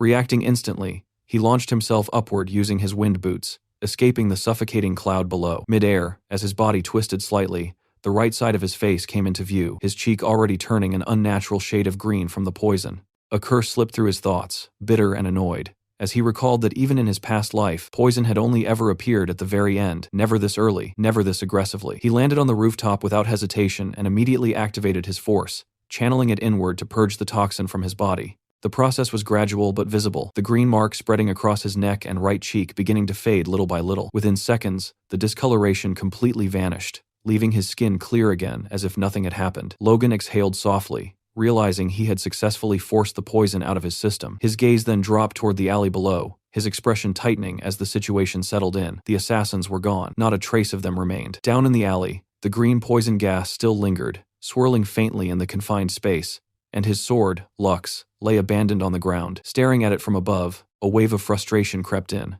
the entire situation starting to feel absurd, almost maddening. Sometime later, the scene shifted to the king's chamber, where Logan knelt before the throne, recounting what had happened in the alley. He explained that the assassins were dead, and the king questioned in disbelief, realizing that every single assassin had killed themselves. Logan lowered himself into a respectful bow, admitting that it had all happened in an instant, leaving them with no chance to identify their affiliation or uncover the mastermind behind the attack, and he offered a formal apology to the king. The room fell into a tense silence as the king's face hardened, his displeasure evident before he muttered that it was, as expected. Still bowing, Logan felt a chill run through his thoughts, realizing how suspicious the situation must appear, the kind of outcome that could easily turn suspicion toward him. For a brief moment, it seemed inevitable that the king would question his loyalty, but then, unexpectedly, the king told him to raise his head. Logan looked up, only to find the king smiling warmly, his tone softening, as he reassured him that it was not his fault, that it simply meant the enemy's preparation had been thorough. The king's expression brightened further as he praised Logan for his efforts,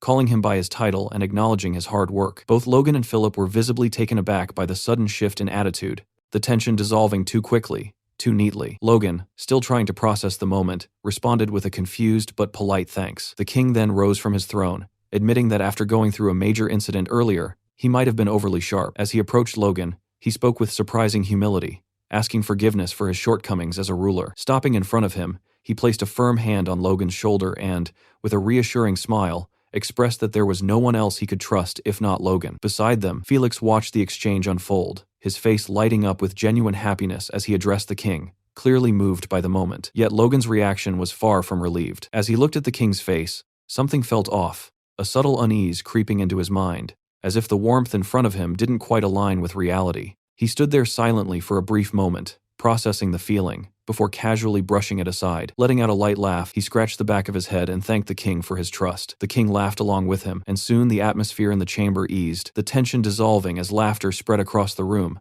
making it seem, at least on the surface, like everything had settled back to normal. Later, King Roger returned to his usual routine, sitting in his chamber with a glass in hand, seeking comfort in drink as the weight of the day lingered. As Cleo stepped forward and refilled his glass, he casually asked whether His Majesty had enjoyed the meeting with Count Logan. The king paused at the question, repeating the word in a low tone as if testing it before taking a sip. In the very next second, his composure snapped. The glass slammed harshly against the table, the sharp sound echoing through the room as bitterness spilled out of him. Of course he hadn't enjoyed it. His voice turned cold and resentful as he admitted that today had been nothing more than an attempt to fix his own mistake, the foolish mistake of exposing his true feelings so carelessly. His thoughts drifted back to Logan, and he reasoned that while the Grand Duke Felix Esperanza, a man who had lived his life focused on a single purpose, might not notice such subtleties, but Duke Logan certainly would have sensed his intentions. Recalling the moment, the king tried to justify his actions, convincing himself that he had done everything a ruler could,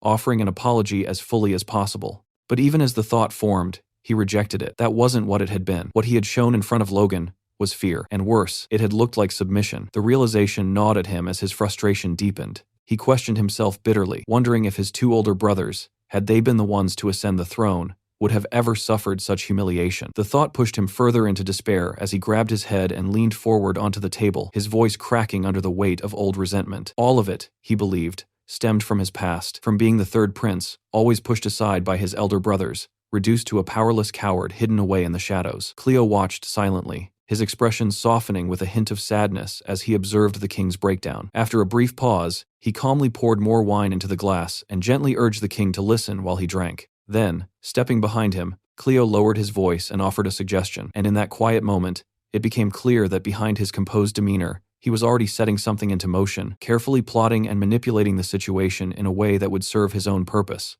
A week later, a carriage rolled into the capital of the Kingdom of Grandia, drawing quiet attention as it came to a halt, and Damien stepped out after thanking the soldier, his eyes scanning the surroundings as he realized he had finally arrived at the capital, while nearby people couldn't help but stare in surprise, whispering among themselves as they recognized the emblem and questioned whether that was truly a McLean family carriage. Before reaching here, Damien had been sitting inside his office, lost in thought after ending a communication call with Logan, unable to understand why someone like him, a low-ranking administrator, had been summoned so suddenly to the capital, especially when the shadow of the recent assassination attempt still lingered in his mind, making him uneasy about getting deeply involved in something far beyond his position. Pushing those thoughts aside, he eventually made his way to a villa where he noticed a cleaner sweeping the entrance, and after approaching him, he asked whether it was the McLean family's villa, only for the cleaner to recognize him as Damien Nadal, the expected guest for the day, but then casually inform him that the Count wasn't present. This immediately caught Damien off guard, and when he asked where Logan had gone, the cleaner explained that a distinguished guest had arrived at the royal palace, forcing Logan to be urgently summoned. And those words lingered heavily in Damien's mind, as he wondered what kind of guest could be important enough to pull Logan away so suddenly, questioning whether such a person even existed in the kingdom right now. The scene then shifted to the royal palace, where the grand doors opened with authority to announce the arrival of a special envoy from the Ares Empire, and Count Christian Molang stepped inside with calm confidence, his long hair and striking red robe making him stand out instantly as whispers spread through the hall, with people quietly pointing out his flawless skin as undeniable proof of imperial royal blood, while he walked forward without hesitation and formally greeted King Roger with composed respect. The king, however, simply watched him in silence without showing any reaction, his expression unreadable as he asked what had brought the Empire's envoy here, and in response, Christian gestured toward his attendants, who began bringing in carts filled with gifts, explaining that, although it was somewhat late, he had come to congratulate the king on his coronation and deliver the emperor's offerings. To one side of the hall, Logan and Felix stood observing everything, and Logan quietly questioned whether it was normal for an imperial envoy to arrive so suddenly, only for Felix to respond that it was not, adding that the king had apparently known in advance, which only deepened Logan's confusion as he silently wondered why the announcement had been made so late, especially since it had disrupted the entire schedule, while Felix could only sigh and remind him that there had been a major incident recently, and the king had simply claimed to have forgotten. Logan, however, didn't buy that explanation, as he firmly believed there were certain things a ruler should never forget, especially something as significant as the arrival of an imperial envoy.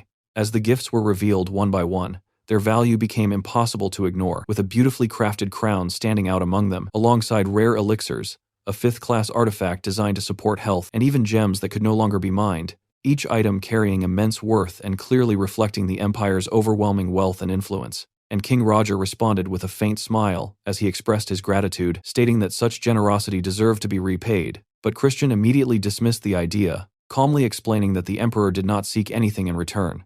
However, after a brief pause, his gaze shifted directly toward Logan, and the atmosphere subtly changed as he added that there was, in fact, just one request, before raising his hand and pointing toward him, declaring that the young hero who had resolved the kingdom's crisis, Duke Logan McLean, had been invited to the imperial capital. The words hit with sudden weight, and Logan froze in place as shock spread across his face, his composure breaking for the first time. While beside him, Felix reacted just as strongly, equally stunned by the unexpected declaration. And in that moment, Logan's thoughts spiraled in disbelief as he tried to process what he had just heard, realizing that the Emperor himself had personally invited him. The name of the ruler behind the invitation carried a weight that Logan couldn't ignore, the Emperor of the Ares Empire, Caesius van Ares, a conqueror who had ignited imperial wars and crushed kingdoms under his rule. The very man who had once stood as the main enemy of the Grandia Liberation Front in Logan's past life. Yet despite fighting in that long conflict, Logan had never even seen his face before his death. And now that same figure had personally invited him to the imperial capital, making the situation feel unreal and deeply unsettling. Standing before him, Christian waited calmly for a response, but Logan's attention drifted elsewhere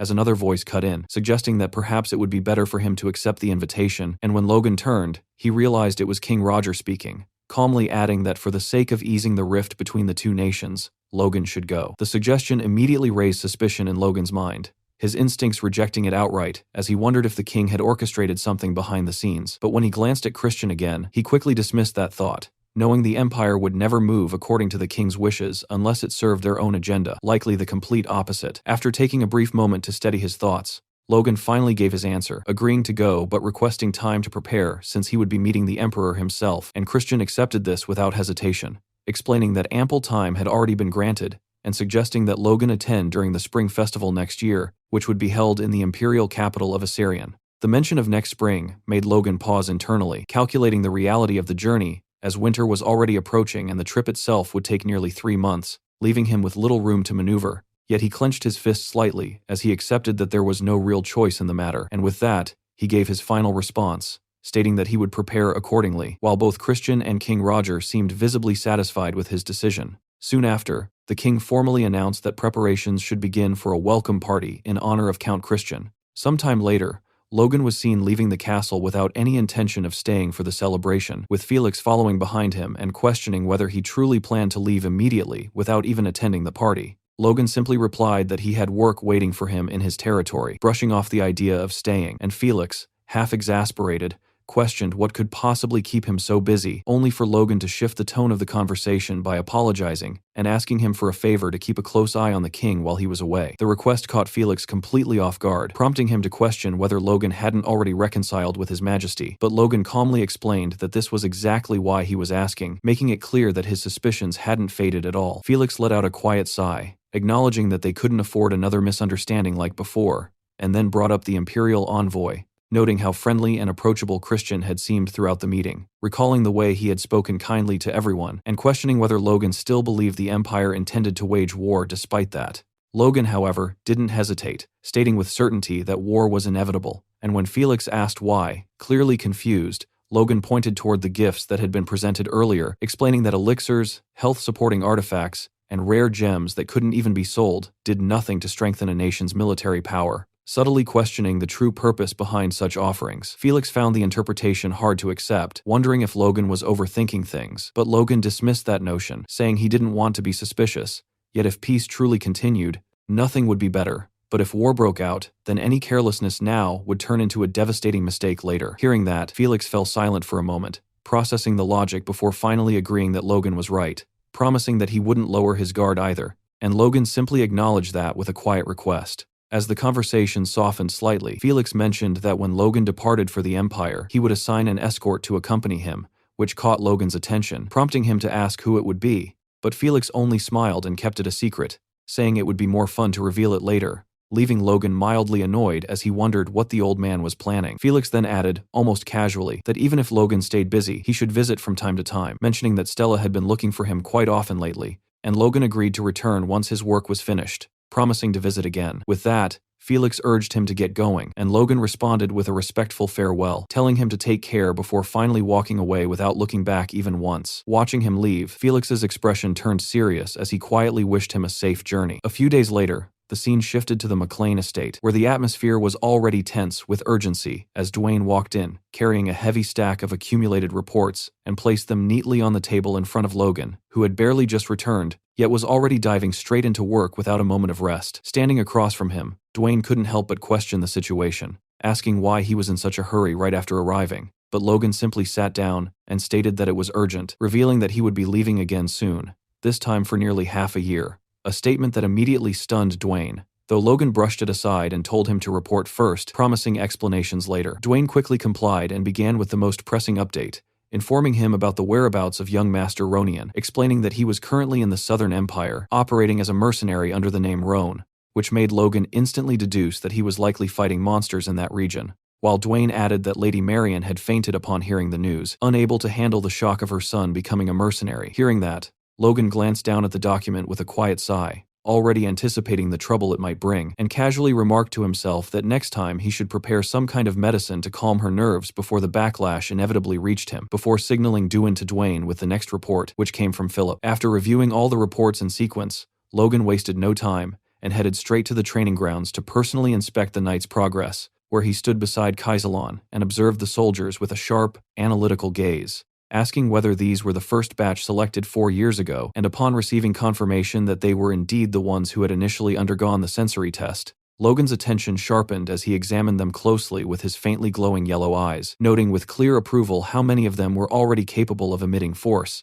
a sign that a significant number would soon reach Knight class level. Just as he acknowledged their progress, Kaisalon unexpectedly remarked that it was too early to be impressed, catching Logan off guard before revealing something even more shocking, that 5 of them had already awakened. Logan's reaction was immediate, his focus snapping toward the group as he questioned how that was possible in just 4 years, and demanded to know who they were, prompting Kaisalon to point toward 2 young knights within the formation, one with blonde hair and the other with brown, explaining that they had already stood out during the initial sensory test and expressing genuine excitement at how effective that method had proven to be. Logan, however, didn't share that excitement for long, as the realization hit him hard, his expression tightening while his thoughts turned darker, acknowledging that this wasn't just their success, but a method long used by the Empire itself, which had already been recruiting soldiers across the nation using the same system, making it clear that his territory alone could never close that growing gap. Resting his hand against his chin, he began thinking ahead, realizing they needed far more talent if they wanted to compete, even considering expanding this method across the entire kingdom if necessary. But before he could continue that line of thought, a sudden interruption broke his focus, as a crow flew into view and landed directly on his arm. Logan immediately noticed the message tied to its leg, and recognized it as coming from the Information Guild, while Kaisalon, slightly amused,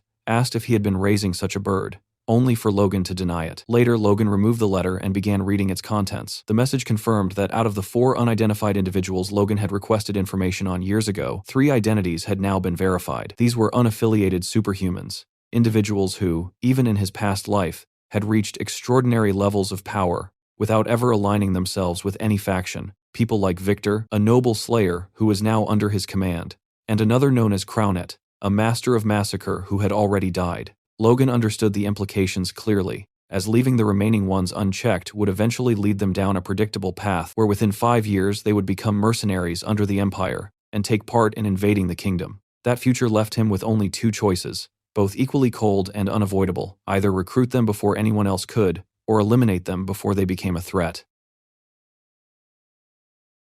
Sometime later, Logan sat down for tea with his father, Patrick. The atmosphere was tense as Patrick repeated Logan's proposal: find promising talents, offer them a place, and if they refused, kill them. He questioned how Logan, as the son of a marquis, could justify giving such an order. Logan remained calm and firm. He explained that under normal circumstances, he would have handled this himself, but his sudden summons to the Empire had forced him to pass the responsibility on. Patrick let out a quiet sigh, admitting that while Logan had made many unusual requests before, this was by far the most extreme. When asked for a reason, Logan stated that in the future, those individuals would inevitably side with the Empire. Patrick found it hard to accept that a possibility like that could justify killing them, but Logan didn't change his stance. He revealed that every name on the list belonged to someone who would eventually reach superhuman levels of power. That answer clearly shook Patrick. He asked how Logan could possibly know something like that. Logan admitted he had no proof, but insisted that if they were left alone, they would become a serious threat, especially one individual, Van Johnny. Patrick was left speechless for a moment,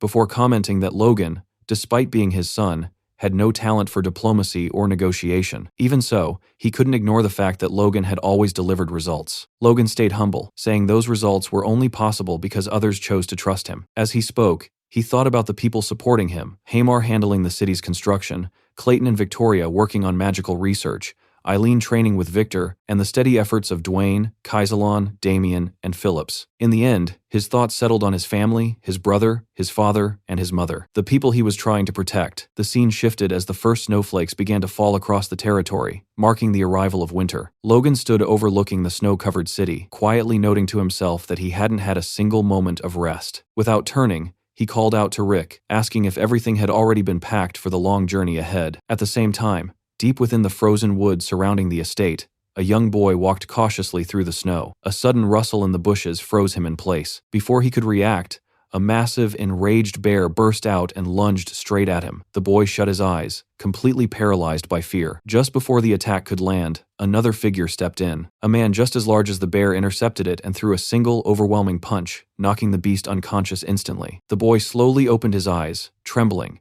as the man muttered that it had been a close call. He tried to thank him, but the moment he looked up, the man's sheer size and overwhelming presence made him seem even more terrifying than the bear itself. The man casually asked if he was all right and explained that he only wanted directions, but the boy, unable to handle the pressure, screamed about a monster before fainting on the spot. The man sighed and pulled back his hood, revealing himself as Luther Kale. Clearly annoyed, he muttered about the inconvenience, frustrated that all he wanted was directions to the McLean estate. By the time Luther arrived, Logan was already waiting. He welcomed him with a faint smile, clearly amused as he admitted he hadn't expected the escort his master mentioned to be none other than Duke Luther himself. Logan's attention shifted to the unconscious boy in Luther's arms, and he asked if Luther had done that to him. Luther immediately denied it, explaining that the kid had simply fainted out of fear. He handed the boy over to a nearby guard before turning back to Logan. He admitted that a smaller envoy would have made more sense for a foreign mission, but explained that Wiccan Kalia, whom Logan had defeated before, looked ready to stab him just from a glance, so Luther ended up taking the role instead. Logan smiled slightly, fully aware of why Kalia held such a grudge. He then asked Luther directly if he held any resentment toward him. Luther admitted that it wasn't easy not to, but dismissed it, saying it didn't matter anymore.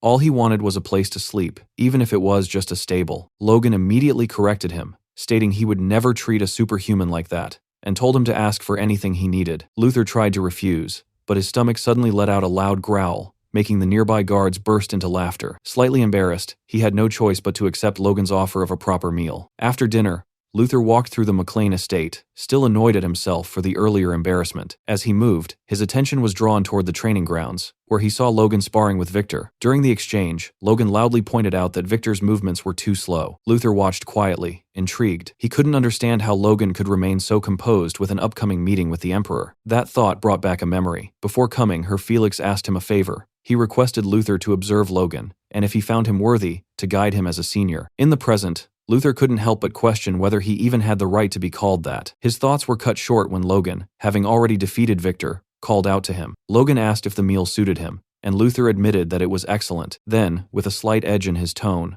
Logan suggested that since the meal was over, they should have a duel as a bit of post-dinner exercise.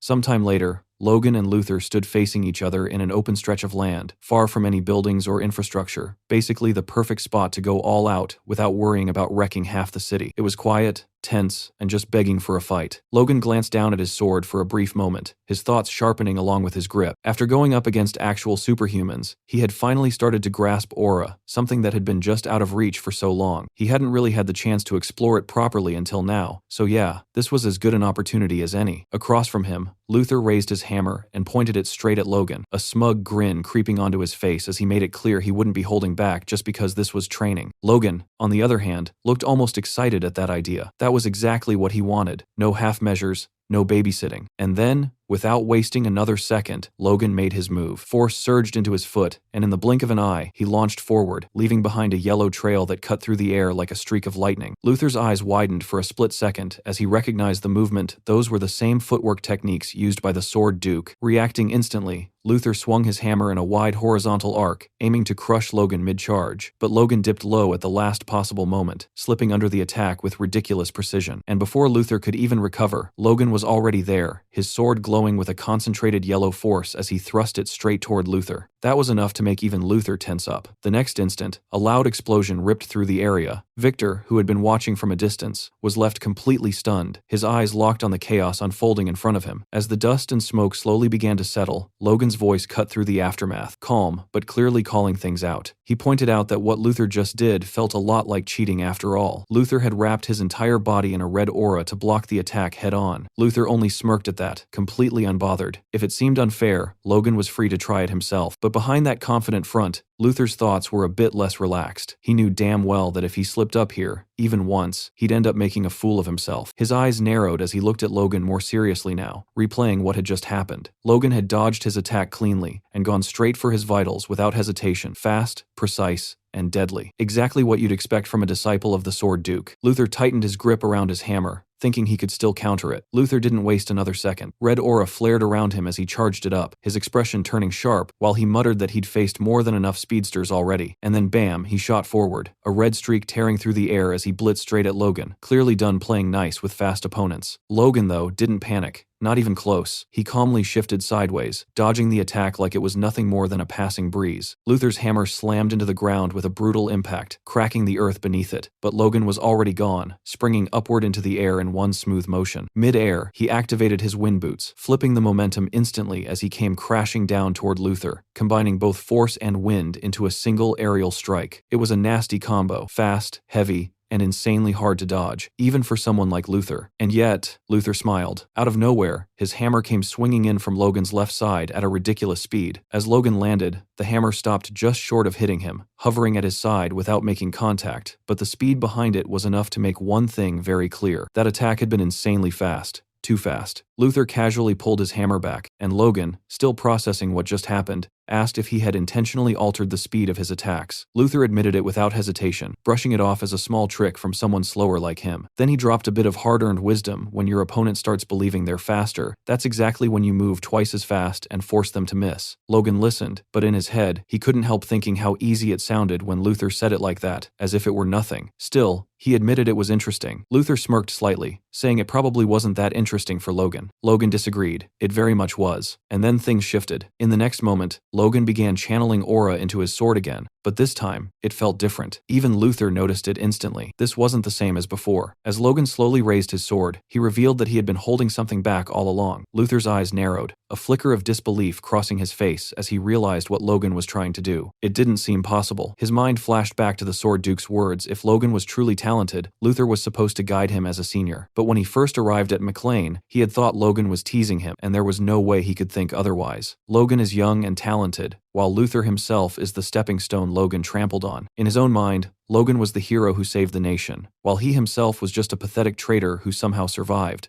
Back then, he had even questioned who was supposed to be teaching whom. But now, seeing Logan surrounded by aura like this, Luther couldn't deny it anymore. He had never expected to witness someone this young wielding aura at such a level, and as Logan lifted his sword higher, the aura around him surged violently, spilling into the surroundings. At that moment, Luther understood something else. Felix had known this would happen. A faint smile appeared on Logan's face as he declared that he would take Luther's techniques for himself, and then he charged. Luther responded instantly, activating his own aura and cloaking himself in red as the two clashed head-on. Sometime later, the fight was over. Logan had lost. Luther stood there, almost bored, lowering his hammer as he bluntly called the whole thing pathetic. Logan, breathing heavily, was down on one knee nearby, clearly exhausted. Luther looked at him and pointed out the issue. He had thought Logan fully awakened his aura, but when it came down to it, Logan had only managed to awaken half of it. As Logan slowly pushed himself back onto his feet, Luther added that if he had truly awakened as an aura user, he wouldn't have been beaten down this badly. Logan, still catching his breath, asked if he had done something wrong. Luther actually smiled at that, almost amused, asking if he was seriously asking that. Then he explained it plainly. Logan had tried to use aura with the body of a Force user. Logan frowned, confused, saying that it felt natural since he was still in the process of acquiring aura, but Luther shut that down immediately. That wasn't how aura awakening worked. Pointing straight at Logan, he explained that aura wasn't something you could just understand and imitate with your mind. It was what happened when a Force user surpassed human limits and instinctively built true strength. It wasn't a technique, it was a transformation. Those words hit Logan harder than any attack, not something he could imitate. Logan didn't actually understand the full process of acquiring aura. Hell, he hadn't even reached that stage in his past life. That part was still a blind spot for him. But what he did know was this force could be turned into aura, and that wasn't exactly common knowledge among aura users either. In his mind, the logic felt solid. To even begin stepping into aura, one needed insanely precise and accurate control over force. That was the bare minimum requirement, the foundation everything else stood on. And if he could fully grasp the divine sword secrets, then honestly, reaching that level shouldn't be too difficult for him. At least, that's what he thought. But then something clicked. If that were true, then what about the people he had already taught those same divine sword secrets to? He wondered if that meant they had the potential to awaken aura too? Before he could dig deeper into that, Luther spoke again, his tone calmer this time. One day, Logan might be able to properly explain the process of becoming an aura user, and that, he said, would be a far greater achievement than simply becoming one at a young age. Then he placed a hand on Logan's shoulder and gave him a serious warning. Until he became a true aura user, he needed to hide his aura. At the very least, he had to keep it a secret from the Empire, especially since they were about to meet the Emperor. Logan thanked him for the concern, which, oddly enough, made Luther feel a bit awkward. Right then, Victor came running over, carrying water and a towel like a one-man emergency crew. As Logan took the bottle, Victor excitedly congratulated him on awakening aura. For a brief second, Logan and Luther exchanged a look, and then both of them let out a quiet laugh. Logan patted Victor on the shoulder, brushing it off and saying it wasn't like that at all, saying kids these days really did have wild imaginations. And just like that, the two of them started walking off, leaving Victor standing there, completely confused about what had just happened. Logan called back to him, telling him to hurry up and get to bed. They were leaving for the Empire first thing in the morning.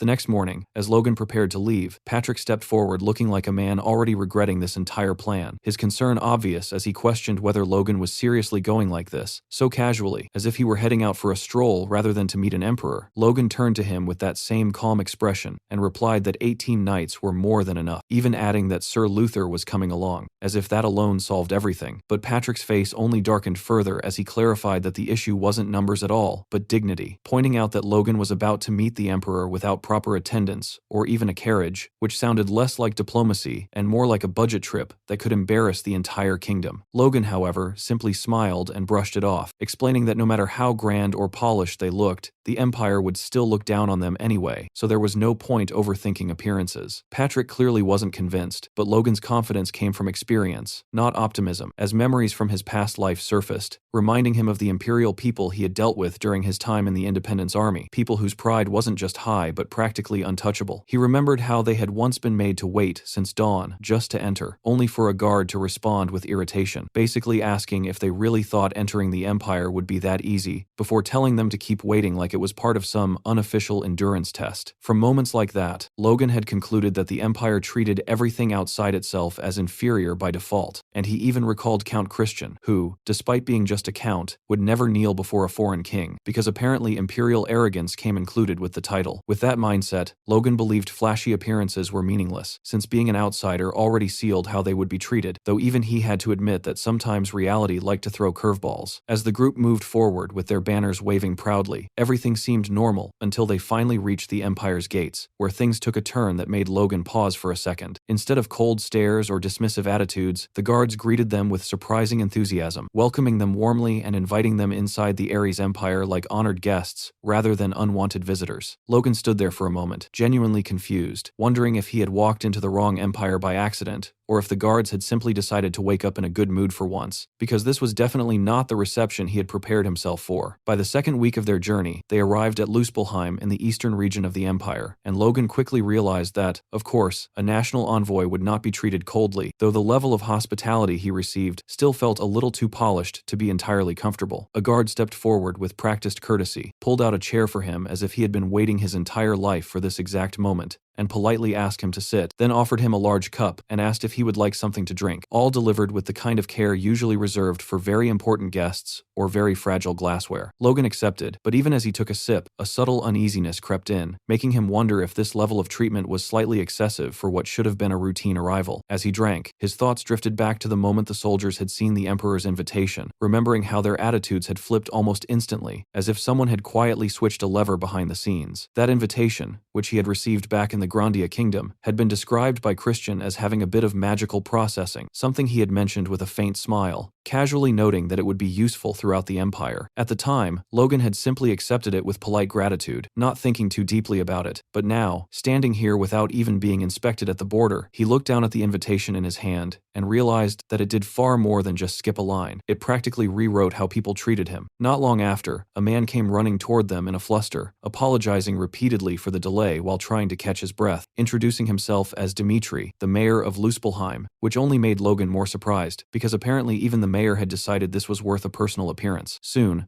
they were escorted into a carriage, and as they moved through the city, the atmosphere shifted into something almost festival-like, with shop owners eagerly calling out to them, one offering dragon fruit with cheerful enthusiasm, while proudly explaining it was a rare delicacy from the far west, another advertising monster horns and hides from Calcutta, while others invited the knights to browse weapons as if they were regular customers instead of armed escorts. Luther watched the scene with clear amazement, noting that even 10 years ago it hadn't been like this, while somewhere along the way, a vendor casually approached Victor with a ribbon, suggesting it would make a perfect gift for a lover or family member, as if they had all collectively decided this was also a shopping trip. Inside the carriage, Dmitri began explaining that Luspelheim was the largest city in the Eastern Empire, proudly adding that, calling it the best city on the Eastern continent wouldn't be an exaggeration, continuing with details about its massive population, though before he could finish, Logan calmly cut in and stated that the floating population alone, easily exceeded 1 million. Dmitri paused for a moment, clearly caught off guard, then laughed awkwardly and complimented Logan's knowledge, to which Logan simply explained that anyone traveling from Grandia to the imperial capital had to pass through here anyway. Internally, Dmitri began reassessing him, noting that unlike others, Logan showed no sign of being impressed, and decided to observe him more carefully, casually mentioning that a merchant group from Mechlane had also visited and quickly established a branch, even adding that he had personally offered some assistance at the time. That detail immediately shifted Logan's mood, his expression tightening as he questioned why a mayor would pay such close attention to a mere merchant group, prompting Dmitri to quickly explain that, due to the city's proximity to Grandia, he made it a point to stay informed. Logan didn't fully buy that answer, his gaze sharpening as he silently evaluated the man, realizing that Dmitri would have already been mayor during the Imperial War, and as he looked at the same amiable smile still sitting on the man's face, a quiet suspicion formed that perhaps preparations had been underway long before anyone realized. Turning his gaze outside, Logan felt a faint sense of nostalgia as he observed the security forces, noting they hadn't changed much compared to his past life, and as he clasped his hands together, his thoughts settled into a quiet resolve, deciding that this was something he would definitely need to investigate further. After some time, the carriage finally came to a stop, and before them stood a mansion so large and extravagant that it looked less like a residence and more like a statement of power carved into stone, and Dmitri proudly introduced it as the official residence of Luspelheim, his tone carrying a hint of pride, as if he personally took credit for its existence. Victor couldn't hold back his amazement, and remarked that aside from magic towers, he had never seen a building this tall before, which only encouraged Dmitri further, as he stepped forward eagerly and assured them that guest rooms would be prepared, inviting them to rest as much as they wished. Logan accepted the hospitality with polite gratitude, saying he would not forget such consideration, and Dmitri responded with a meaningful nod and a small laugh, as if that promise might actually come in handy later. Sensing something slightly off in that reaction, Logan asked if there was anything he could help with, but Dmitri quickly waved it off, claiming it was nothing, though he casually added that when Logan rose to high ranks within the Empire, he hoped he would remember him, a statement that instantly froze Logan in place, while murmurs spread among the knights behind him, who clearly had no idea when their young master had suddenly applied for an imperial promotion. Logan, genuinely caught off guard, questioned whether he would really become part of the Empire's high ranks, and Dmitri answered without hesitation, explaining that receiving an invitation from the Emperor himself essentially guaranteed such a future. Logan pointed to himself with visible confusion and clarified that he had arrived as a diplomatic envoy, not a job applicant, but Dmitri looked just as confused and explained that there seemed to be a misunderstanding, because the invitation sent was not for a delegation, but a personal invitation addressed specifically to Logan Mechlane, which in the Empire's terms was practically a recruitment letter wrapped in royal etiquette. The atmosphere stiffened as the realization settled in, and Dmitri continued with a calm confidence, explaining that those who received such invitations were often brought into the Emperor's inner circle, since the Emperor valued talent above all else, and would surely grant Logan a position worthy of his abilities, essentially describing a promotion Logan never asked for. At that point, Logan clenched his teeth internally, realizing this had likely been the Emperor's plan from the beginning, though he tried to maintain composure, and pointed out that his family, while not equal to the Empire, was still powerful enough to stand on its own. Dmitri maintained his polite smile and simply suggested that Logan keep the possibility in mind. While beside him, Luther Kale's patience finally snapped, his expression turning sharp as he openly voiced his anger, questioning how they could speak so lightly about pulling a foreign noble into the Empire, as if it were an obvious upgrade. Logan quickly stepped in to calm him down, reminding him quietly that from the Empire's perspective, this wasn't an insult at all. They genuinely believed they were offering something desirable, though Luther still cursed about the Empire's overwhelming superiority complex under his breath. Meanwhile, Logan felt a growing weight settle in his chest as he considered the situation more seriously, recalling the Emperor's reputation as a ruler who gathered talent regardless of background, who had expanded the Empire's territory massively and ruled as a true conqueror, making the situation far more dangerous than it first appeared, because refusing such a figure was never as simple as just saying no. His thoughts darkened as he briefly considered whether turning back immediately might be the safer option, but before he could act, a new presence entered the scene. A man stepped forward, announcing that he had heard the Emperor's guest had arrived, and the moment he appeared, the air itself seemed to shift, his aura so overwhelming that both Logan and Luther instinctively froze, recognizing immediately that this was no ordinary individual. Dmitri greeted greeted him warmly, while Luther quietly warned Logan that the man before them was a superhuman, someone far beyond the level of a normal knight. The man approached with calm authority and asked if he was Count Logan McLean, and Logan, staying cautious, confirmed it. Without delay, the man bowed respectfully and introduced himself as Blake the Fierce, declaring that it was an honor to escort him, and from that moment forward, he would personally ensure Logan's safe arrival before the Emperor, a statement that somehow sounded both reassuring and slightly threatening at the same time.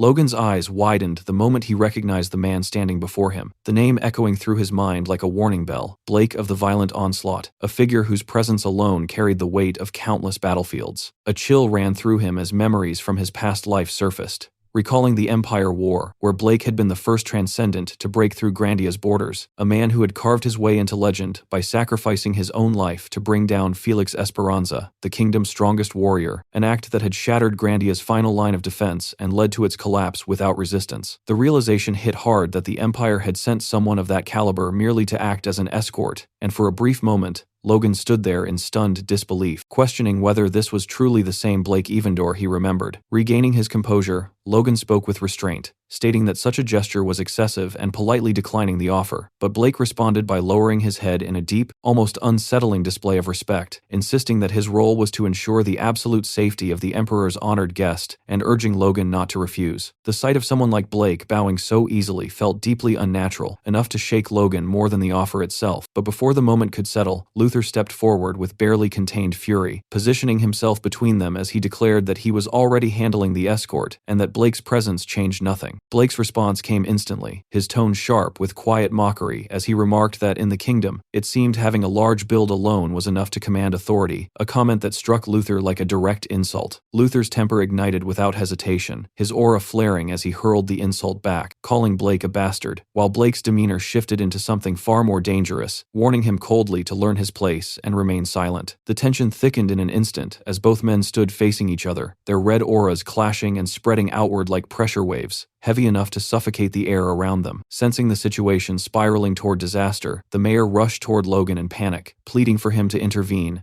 and explaining that Blake was not just any warrior, but an imperial general, a level far beyond what someone from a smaller kingdom could realistically handle. Logan, however, remained composed as he looked toward Blake and calmly made a declaration that cut through the tension, stating that if Blake could defeat Luther in combat, he would accept the escort. The mayor froze in disbelief behind him, unable to process the sudden turn, while Logan's thoughts moved with precision, recognizing this as the perfect opportunity to measure the true strength of an imperial superhuman firsthand. He added a firm condition that the fight must not escalate into a diplomatic issue, regardless of the outcome, a statement that briefly caught Blake off guard before a sharp smile appeared on his face. With a smooth motion, Blake drew his blade, the metallic sound slicing through the air as he mocked Luther as nothing more than a country brute, promising to show him just how vast and brutal the world truly was, while Luther, far from intimidated, welcomed the challenge with savage excitement, ready to clash without holding anything back. Meanwhile, the mayor stood frozen, his body trembling uncontrollably as he watched the two monsters prepare to tear apart the very residence he had proudly introduced just moments ago, his luxurious estate now nothing more than a battlefield waiting to collapse. The clash began in an instant, erupting with violent force as both warriors unleashed their auras,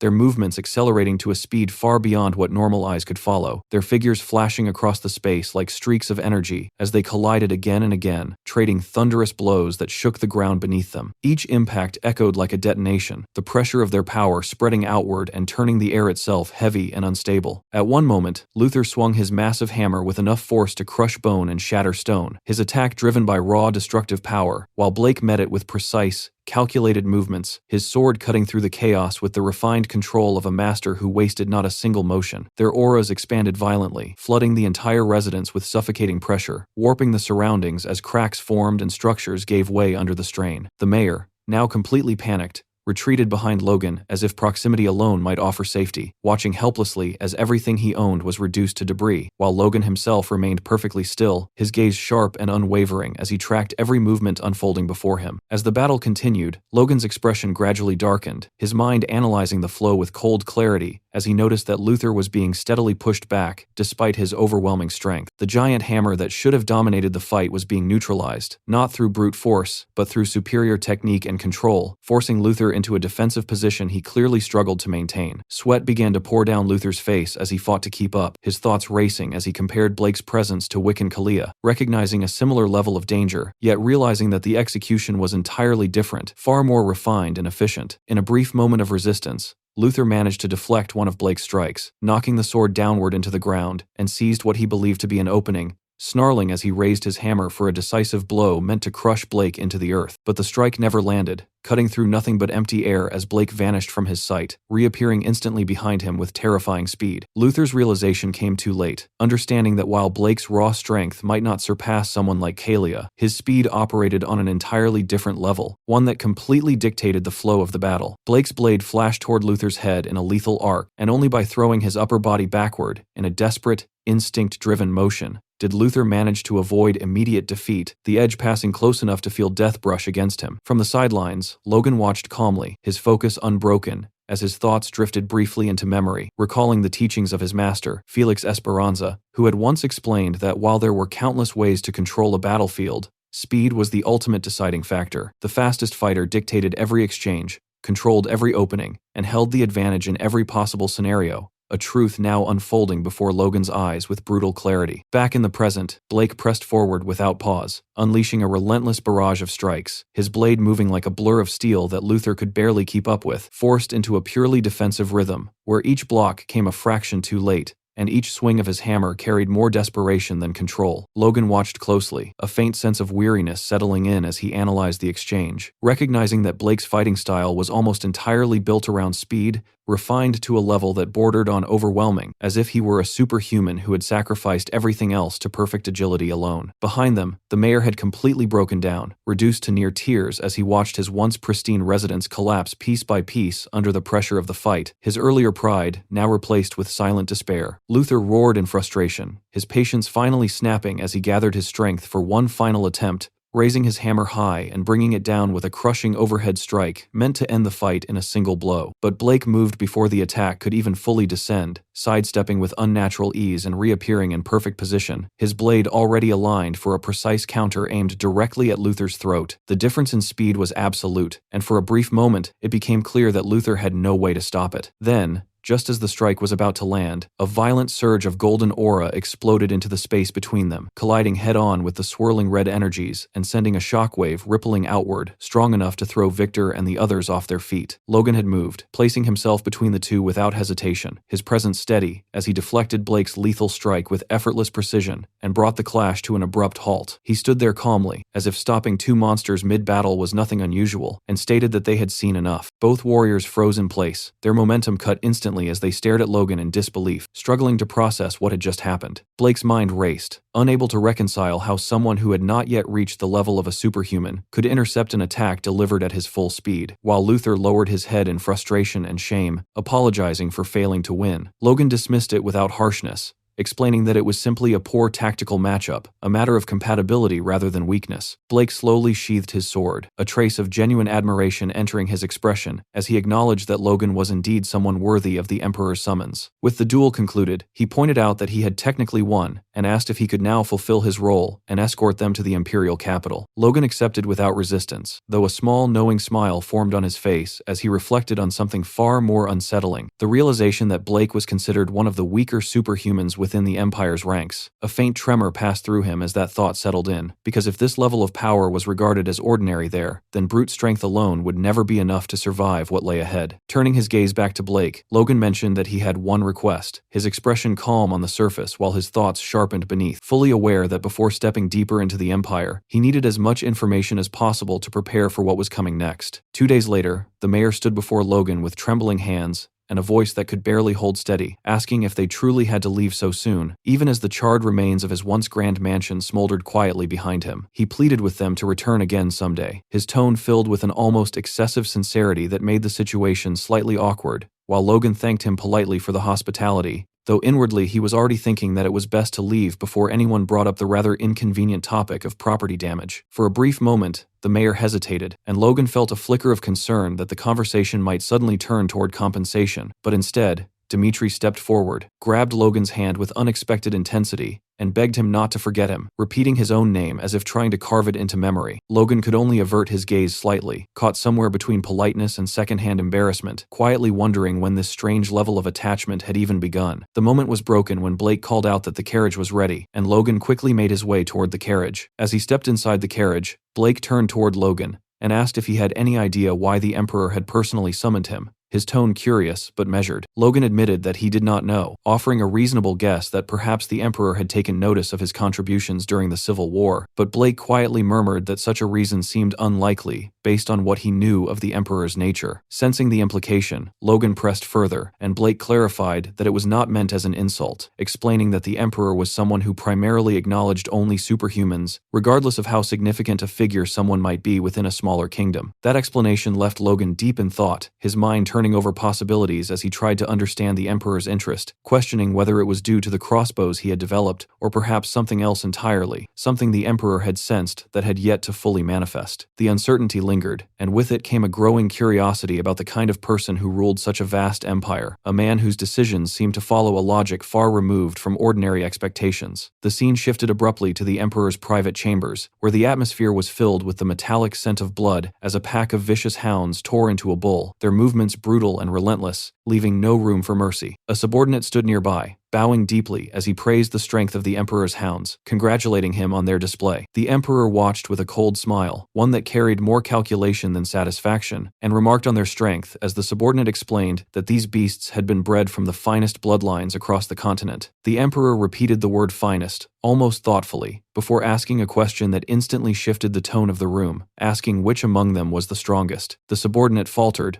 unable to answer, his body stiffening under the weight of the question, and the Emperor slowly raised a finger, pointing toward the pit where the beasts still fought over flesh. With quiet authority, he asked again if the man truly did not know, before delivering a final command that carried no room for hesitation, ordering them to make the beasts fight each other, until only one remained. A faint, chilling smile spread across his face as he declared that only through such a process could the true strongest emerge, revealing a mindset where survival itself was the only measure of worth. The chapter opened with Logan and Blake arriving at the military grounds, where the atmosphere instantly exploded with energy as a soldier's thunderous voice rang through the area, ordering every troop present to form ranks and salute the honored guests. In the next moment, an enormous wave of soldiers moved in perfect synchronization, their armor clanking together as thousands of voices erupted into a unified roar, powerful enough to shake the surroundings. The overwhelming discipline and sheer scale of the scene visibly caught Logan off guard for a moment, because this was not something a normal kingdom army could ever replicate. Blake noticed Logan's reaction, and calmly explained with a faint smile that this place was the 3rd Eastern Corps, one of the Empire's major military divisions directly under his command. He admitted that he had been curious about what kind of request Logan would make after arriving at the Empire, but visiting the military heart of the Eastern region felt strangely fitting for someone like him. Blake remarked that a rising young hero naturally seemed more interested in armies and battlefields than luxury mansions or noble banquets. Logan responded modestly, saying that his territory was still developing, and he simply wanted to learn as much as possible to strengthen it properly in the future. But internally, Logan's thoughts were far heavier than his calm expression suggested. The sheer scale of the Imperial military was honestly terrifying. Just the number of knights gathered in front of him already exceeded 1,000, and when he roughly estimated the total forces stationed within the 3rd Eastern Corps, including infantry and support units, the number easily climbed past 25,000 soldiers. Logan felt a chill run through him as he realized that the army size he once considered enormous back in Valtermine was basically insignificant here, and the truly horrifying part was that this was merely one of the Empire's 8 major corps. The realization made the Empire feel less like a nation and more like a gigantic war machine, casually pretending to be civilized. Trying to gather information without looking suspicious, Logan casually asked Blake what kind of weapons the soldiers here mainly specialized in, and carefully brought up crossbows as an example. Blake immediately reacted with visible amusement, almost looking offended at the idea, and questioned why the Empire would ever rely on such clumsy and inefficient weapons in the first place. Logan quickly brushed the question aside as simple curiosity, but internally,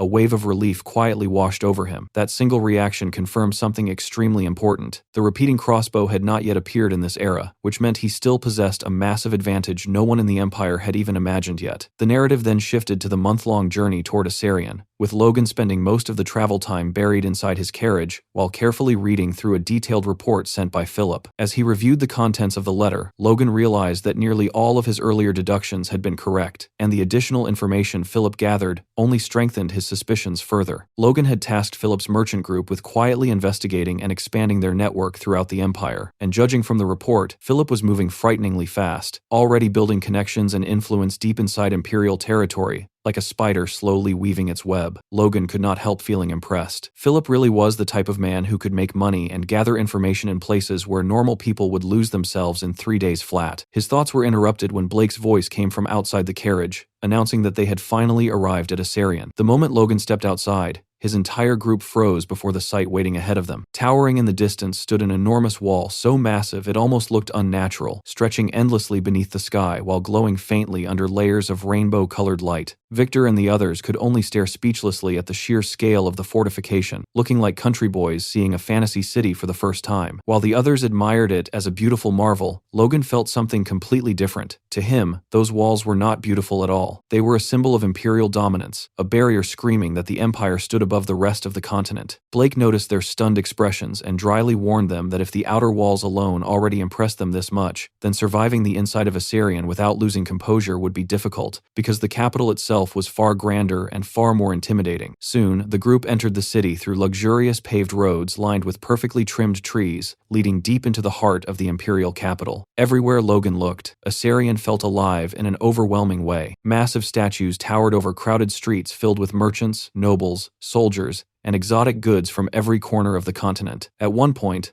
Logan stopped before a giant monument depicting a knight on horseback and quietly stared at it for several moments. In his previous life, this exact location had once served as a base for the Grandia Liberation Army during the war against the Empire. Thinking back on it now, the current situation was undeniably better. The Civil War had been resolved properly this time, and he himself was far stronger than he had been back then. Yet despite all of that, a strange uneasiness still lingered in his chest, a cold instinct warning him that something about this place remained dangerous beyond imagination. Victor eventually approached him and broke the silence by asking what had him thinking so deeply.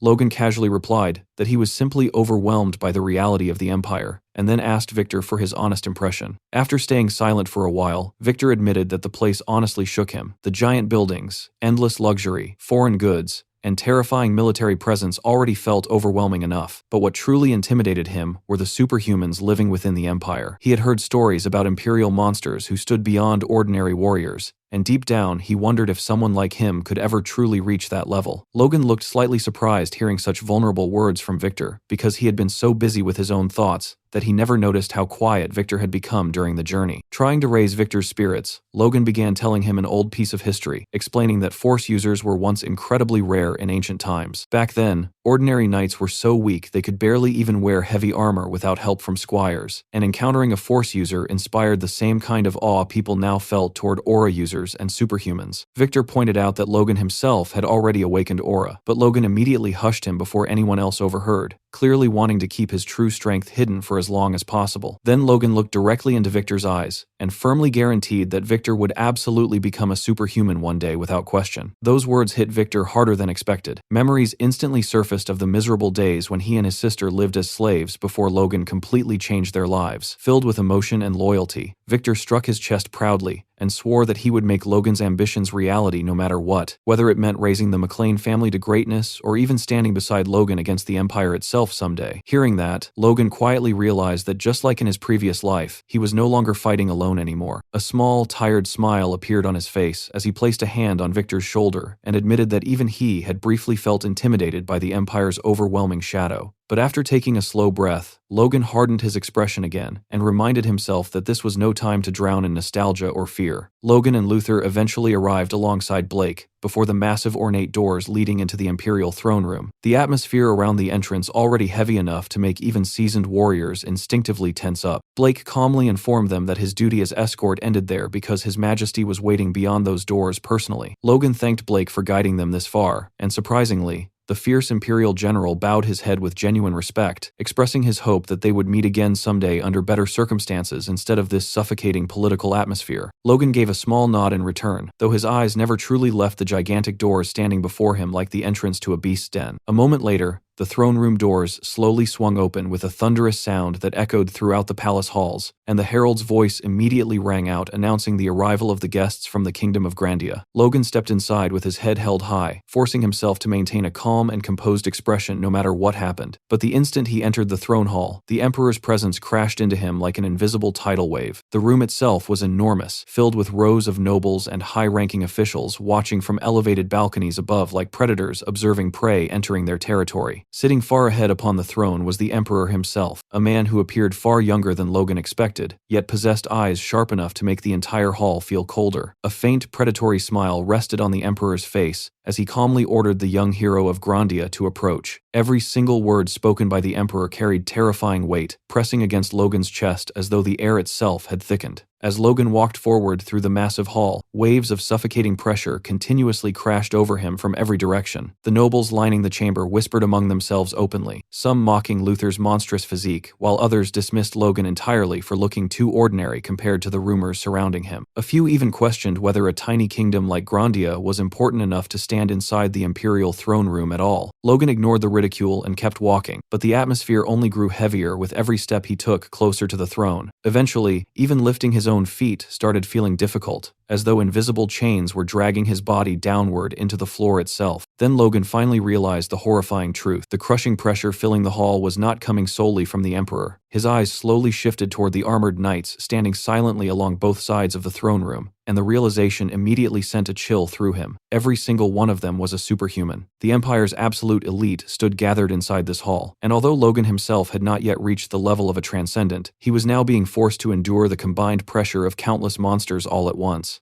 Logan immediately turned his gaze toward the right side of the throne hall, his instincts screaming under the crushing pressure filling the room. Standing there were 10 superhumans releasing overwhelming force without even trying to hide it, their presence alone making the atmosphere feel suffocating. His thoughts became heavier by the second as he estimated their strength. At least half of those monsters felt comparable to his own master, which honestly made his stomach sink a little. Internally, he quickly calculated the Empire's true military power, recalling that Asarion alone possessed 7 magic towers, 8 Eastern Corps, and 7 Western Corps. Even counting only the leaders, that already amounted to 32 superhumans. The realization genuinely shook him. He could not believe the gap between the Empire and the outside world was this absurdly massive. Then Logan's eyes slowly shifted back toward the Emperor, sitting upon the throne. Purple aura quietly leaked from the Emperor's body as naturally as breathing itself, and after silently staring at Logan for a few moments, the Emperor casually raised one hand. Instantly, one of the superhumans noticed the signal. The pressure in the air suddenly changed, and in the next moment, the already suffocating force collapsed entirely onto Logan like an invisible mountain crashing downward. The impact immediately forced one of Logan's knees to hit the ground. Sweat poured down his face as he struggled to breathe properly under the overwhelming weight pressing against his entire body. Meanwhile,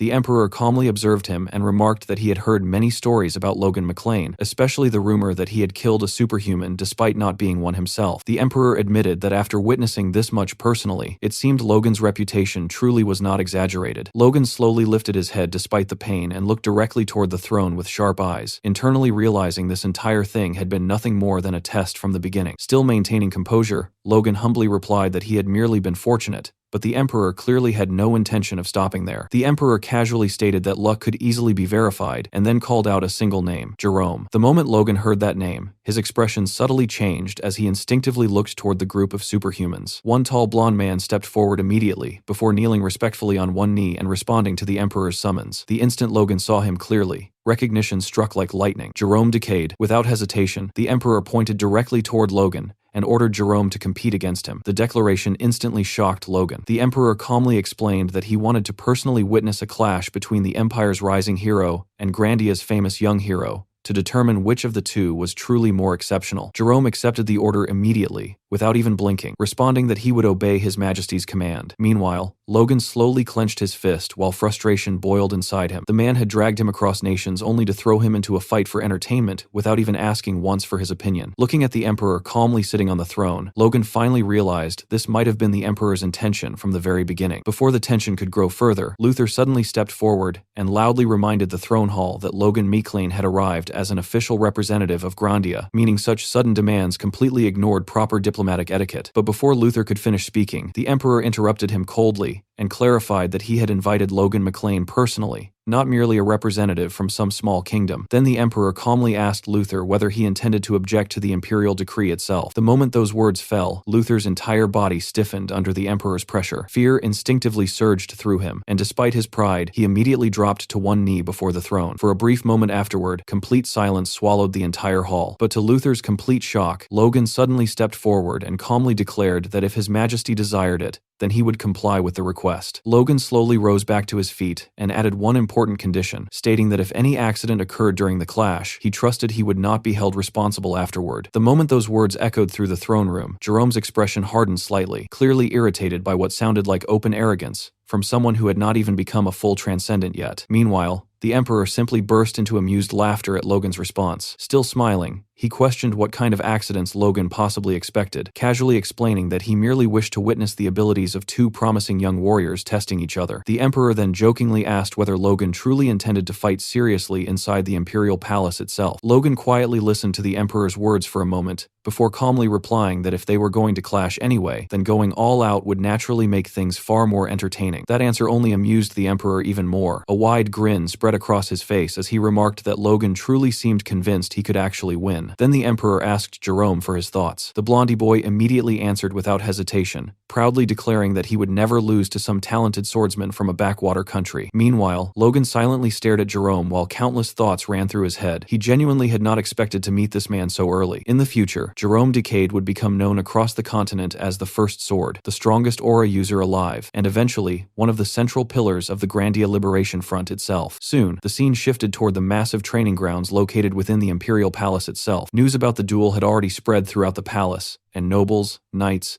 and soldiers gathered around the arena while whispering among themselves about the absurdity of holding such a match in the middle of the imperial grounds. Still, nobody dared question it because everyone knew opposing the Emperor's whims was basically equivalent to volunteering for a funeral. Meanwhile, the Emperor sat casually upon his elevated throne overlooking the arena, smiling openly like a man about to enjoy a particularly entertaining play rather than a potentially deadly duel. Among the gathered nobles, one mustached bitch scoffed loudly that Logan McLean was merely an ordinary knight from a small kingdom and predicted the match would end almost instantly. Nearby, Jerome Decade calmly stared at Logan before remarking that perhaps Logan had simply gotten lucky once when killing a superhuman, but believing such luck would strike twice was a grave misunderstanding. Logan, however, answered with complete calmness, politely thanking Jerome for the advice before casually asking if they should begin already. That response visibly irritated Jerome. The Imperial prodigy narrowed his eyes and questioned whether Logan had finally developed a death wish. Before the tension could rise further, the judge's voice echoed across the arena as he formally asked whether both participants were prepared. Logan's attention instantly shifted toward the old man serving as referee, and the moment he saw him clearly, recognition struck immediately. Tris Hornsby, the current First Sword of the continent. Logan realized at once that the overwhelming pressure he felt earlier inside the throne room had mostly originated from this old monster. Yet while observing him carefully with his yellow Force-enhanced eyes, Logan noticed something strange about the old man's condition, something slightly off that he could not immediately identify. Meanwhile, Jerome answered first, confidently declaring that he was ready. Logan followed shortly after, and calmly confirmed the same. The old man silently looked at Logan for a brief moment, clearly appearing unconvinced that the young foreigner would survive long, before reminding both fighters that His Majesty was personally watching, and that they should display the utmost of their abilities. The moment the old swordsman stepped away from the center, Jerome instantly drew his blade into position, and coated it with blazing blue aura. Logan also lowered his stance and covered both his sword and body in his signature yellow force. From the sidelines, Luther watched nervously while sweat rolled down his face, internally praying that Logan would at least survive this insane situation without getting split in half. Meanwhile, the surrounding Imperial spectators openly mocked Logan without restraint, convinced the foreign swordsman was about to learn exactly where he stood compared to the Empire's true monsters. For a brief moment, Logan and Jerome stood facing each other in complete silence, neither side moving an inch as the tension between them thickened across the arena. Then, in the very next second, Both fighters exploded forward from their positions simultaneously. While charging ahead, Logan's thoughts remained cold and focused. He acknowledged internally that the future first sword of the continent truly was powerful, and at his current level, Logan could not yet compare to the monster Jerome would eventually become 20 years later. But this version standing before him now was still incomplete. This was not yet the invincible swordsman feared across the continent. Their swords collided head-on with a deafening shockwave. The force behind both attacks turned out nearly identical, causing the surrounding spectators to freeze in disbelief. Nobles who had mocked Logan moments ago now stared wide-eyed, while even Triss Hansby's calm expression cracked slightly from surprise. Meanwhile, the Emperor simply let out a quiet laugh from his throne, clearly entertained by the unexpected development. Jerome himself was the most shocked of all. Sweat formed on his forehead as disbelief flashed across his eyes. Logan had just blocked an aura user's strike directly, despite not possessing aura himself. Meanwhile, Logan stood completely calm after the exchange, almost relaxed. From the sidelines, Luther clenched his fists tightly, before grinning proudly to himself. Then Logan suddenly shifted into offense. His sword attacks began pouring in from multiple angles with frightening precision, forcing Jerome backward little by little. Jerome gritted his teeth while desperately deflecting the incoming strikes, internally cursing the foreign swordsman who refused to fight according to common sense. At one point, Jerome aimed directly for Logan's head, but Logan instantly lowered his body and slipped beneath the attack. In the same motion, Logan charged his blade with force and countered upward toward Jerome's head. Jerome barely avoided the strike by jerking sideways at the last possible second, though several strands of his hair were sliced away in the process. But before he could fully recover, Logan twisted the trajectory of his sword mid-swing with terrifying control and slashed downward again. The blade cut across the left side of Jerome's forehead. For the first time, panic flashed across the old fart's face as he watched blood drip from his disciple's head onto the arena floor. Jerome stood frozen for a second, while blood slowly streamed down his face. Yet despite the injury, his fighting spirit only grew more desperate. He immediately shouted toward the Emperor, asking for another chance and insisting the fight was not over yet. The Emperor smirked from his throne, clearly enjoying every second of the spectacle. Declaring the duel amusing, he casually granted permission for the match to continue. Jerome immediately thanked him while Luther, watching from nearby, cursed inwardly at how unnecessarily generous the Emperor was being. Meanwhile, the spectators erupted into murmurs. Some could not believe the Empire's rising star had actually been wounded, while others desperately insisted it was only a minor injury. Still, the fact remained that Jerome Decade had been cut by someone who was not even a superhuman yet. That reality alone shattered the confidence of many watching. Jerome slowly straightened himself, before channeling aura through his wound. In the next instant, the bleeding stopped completely, though a scar remained across his forehead. Logan silently observed the scene and immediately realized Jerome was finally becoming serious. At the same time, he was reminded once again why superhumans were feared monsters in the first place. Their recovery alone was absurd. Jerome then admitted openly that he had underestimated Logan McLean. He acknowledged that despite not being an aura user, Logan had successfully deflected aura itself, and even the strange twisting sword attack earlier was something Jerome had never witnessed before. Jerome declared that Logan unquestionably deserved the title of young hero. But then the atmosphere suddenly shifted. A far heavier and sharper aura began spreading outward from Jerome's body as his expression completely changed. With killing intent slowly rising from him, Jerome warned Logan to prepare himself for what came next. Logan immediately felt the pressure in the air intensify, yet instead of panicking, he calmly tightened his stance and steadied his breathing. Inside his mind, only one thought remained. This was his chance. Right here, right now. He would crush the future first sword of the continent before that legend could fully rise.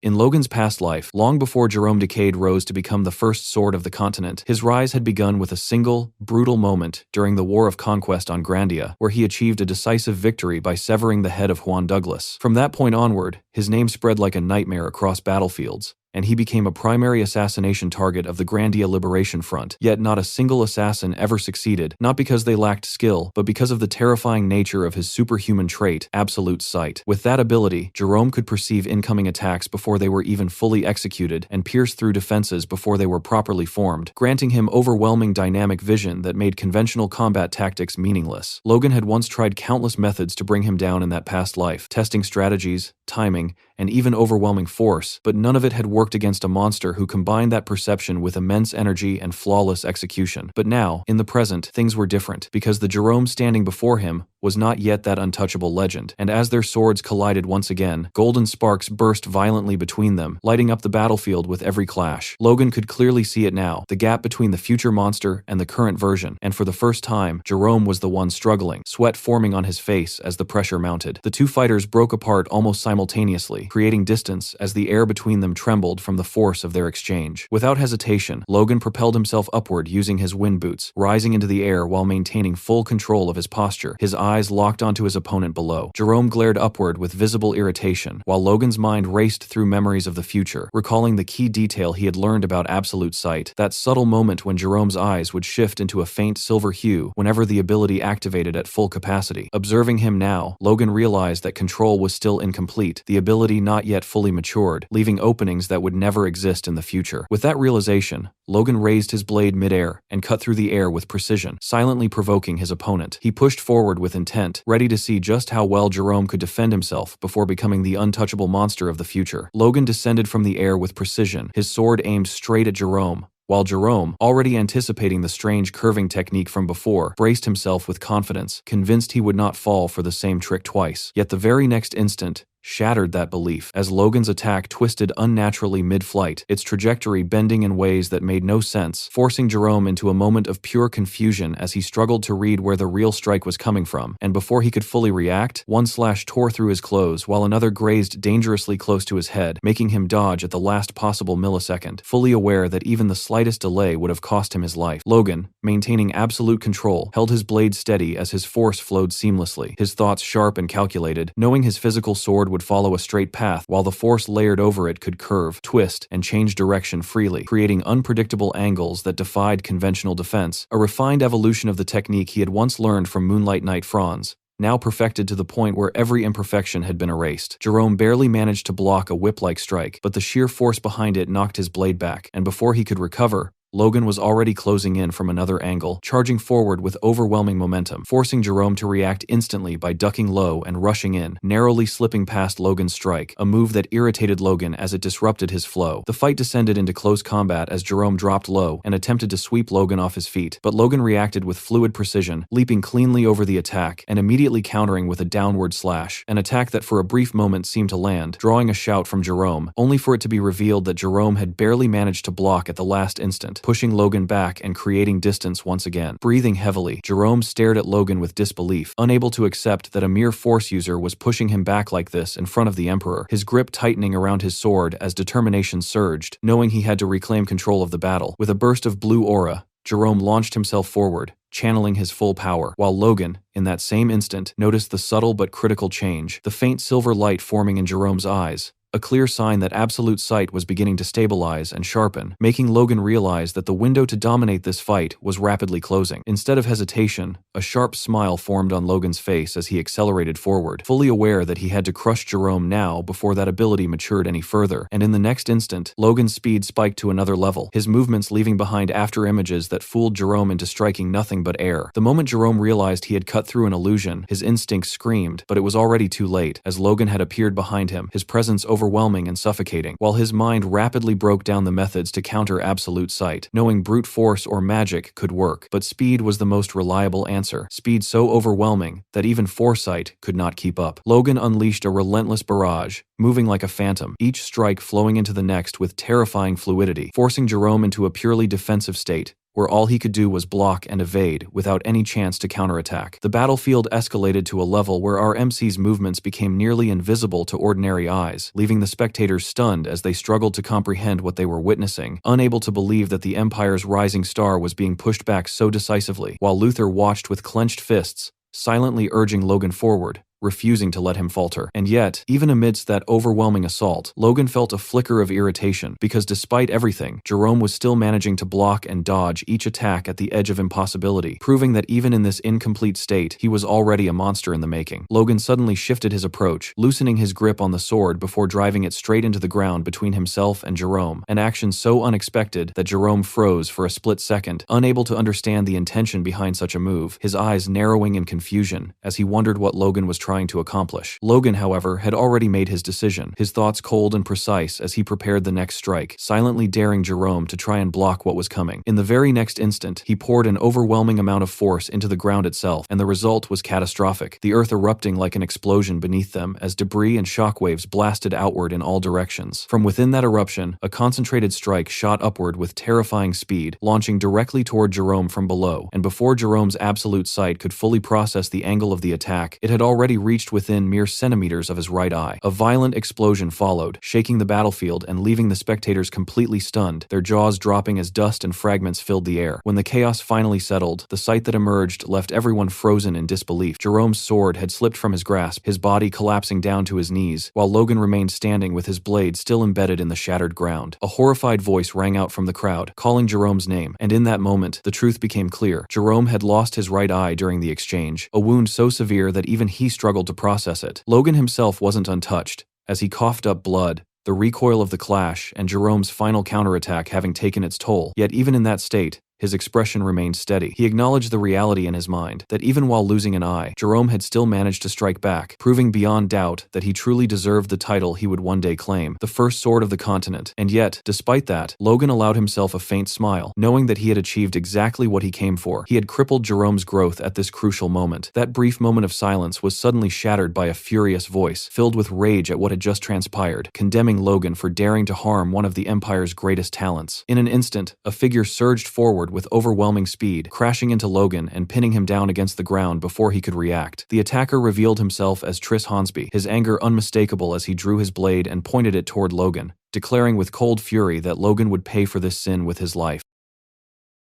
Luther exploded into motion, charging forward with his massive hammer raised high. But before he could even close the distance, Tris Hornsby simply glanced in his direction, his expression completely calm, almost bored, and slowly lifted a single finger. In the next moment, that finger ignited with a concentrated flame, and with a slight downward gesture, an invisible shockwave erupted outward. Luther's eyes widened as the attack hit him instantly, the sheer force crashing into his body like a wall, sending him flying backward several meters as if he weighed nothing, slamming him into the ground violently. From the ground, Logan watched the entire exchange in shock, his mind racing as he realized that the giant who could shake battlefields had just been thrown aside with nothing more than a flick of a finger. His gaze shifted back toward Tris, who still stood there with his blade pointed directly at him, his aura pressing down with terrifying weight. Logan tightened his grip on his sword, a cold realization forming in his mind that he might have underestimated the Empire far more than he should have. But instead of fear taking over, his resolve hardened, deciding that if he was going to die here, he would at least take someone down with him. Force surged through his entire body as he prepared for a final strike, every ounce of energy focused into one desperate attempt, while Tris merely looked at him and dismissed it as nothing more than a last struggle. Slowly raising his sword, Tris declared that Logan's life would end here, but just as the killing blow was about to fall, a voice cut through the tension, sharp and absolute, demanding to know what he thought he was doing. That single voice froze everything. The pressure on the battleground shifted instantly as the Emperor released his aura, a suffocating presence that made even Tris react. The old man's expression changed immediately, sweat forming as he realized his mistake. He lowered his sword without hesitation, sheathing it before bowing deeply toward the Emperor, trying to justify his actions by claiming that Logan had harmed one of the Empire's talents and deserved a miserable death to uphold its authority. The Emperor's response was cold and cutting. He mocked the reasoning, questioning whether Tris was implying that the Emperor's own decision was disgraceful. The words struck harder than any blade, and Tris began sweating heavily before dropping to the ground, slamming his head against it in apology, repeatedly declaring that he had never intended such disrespect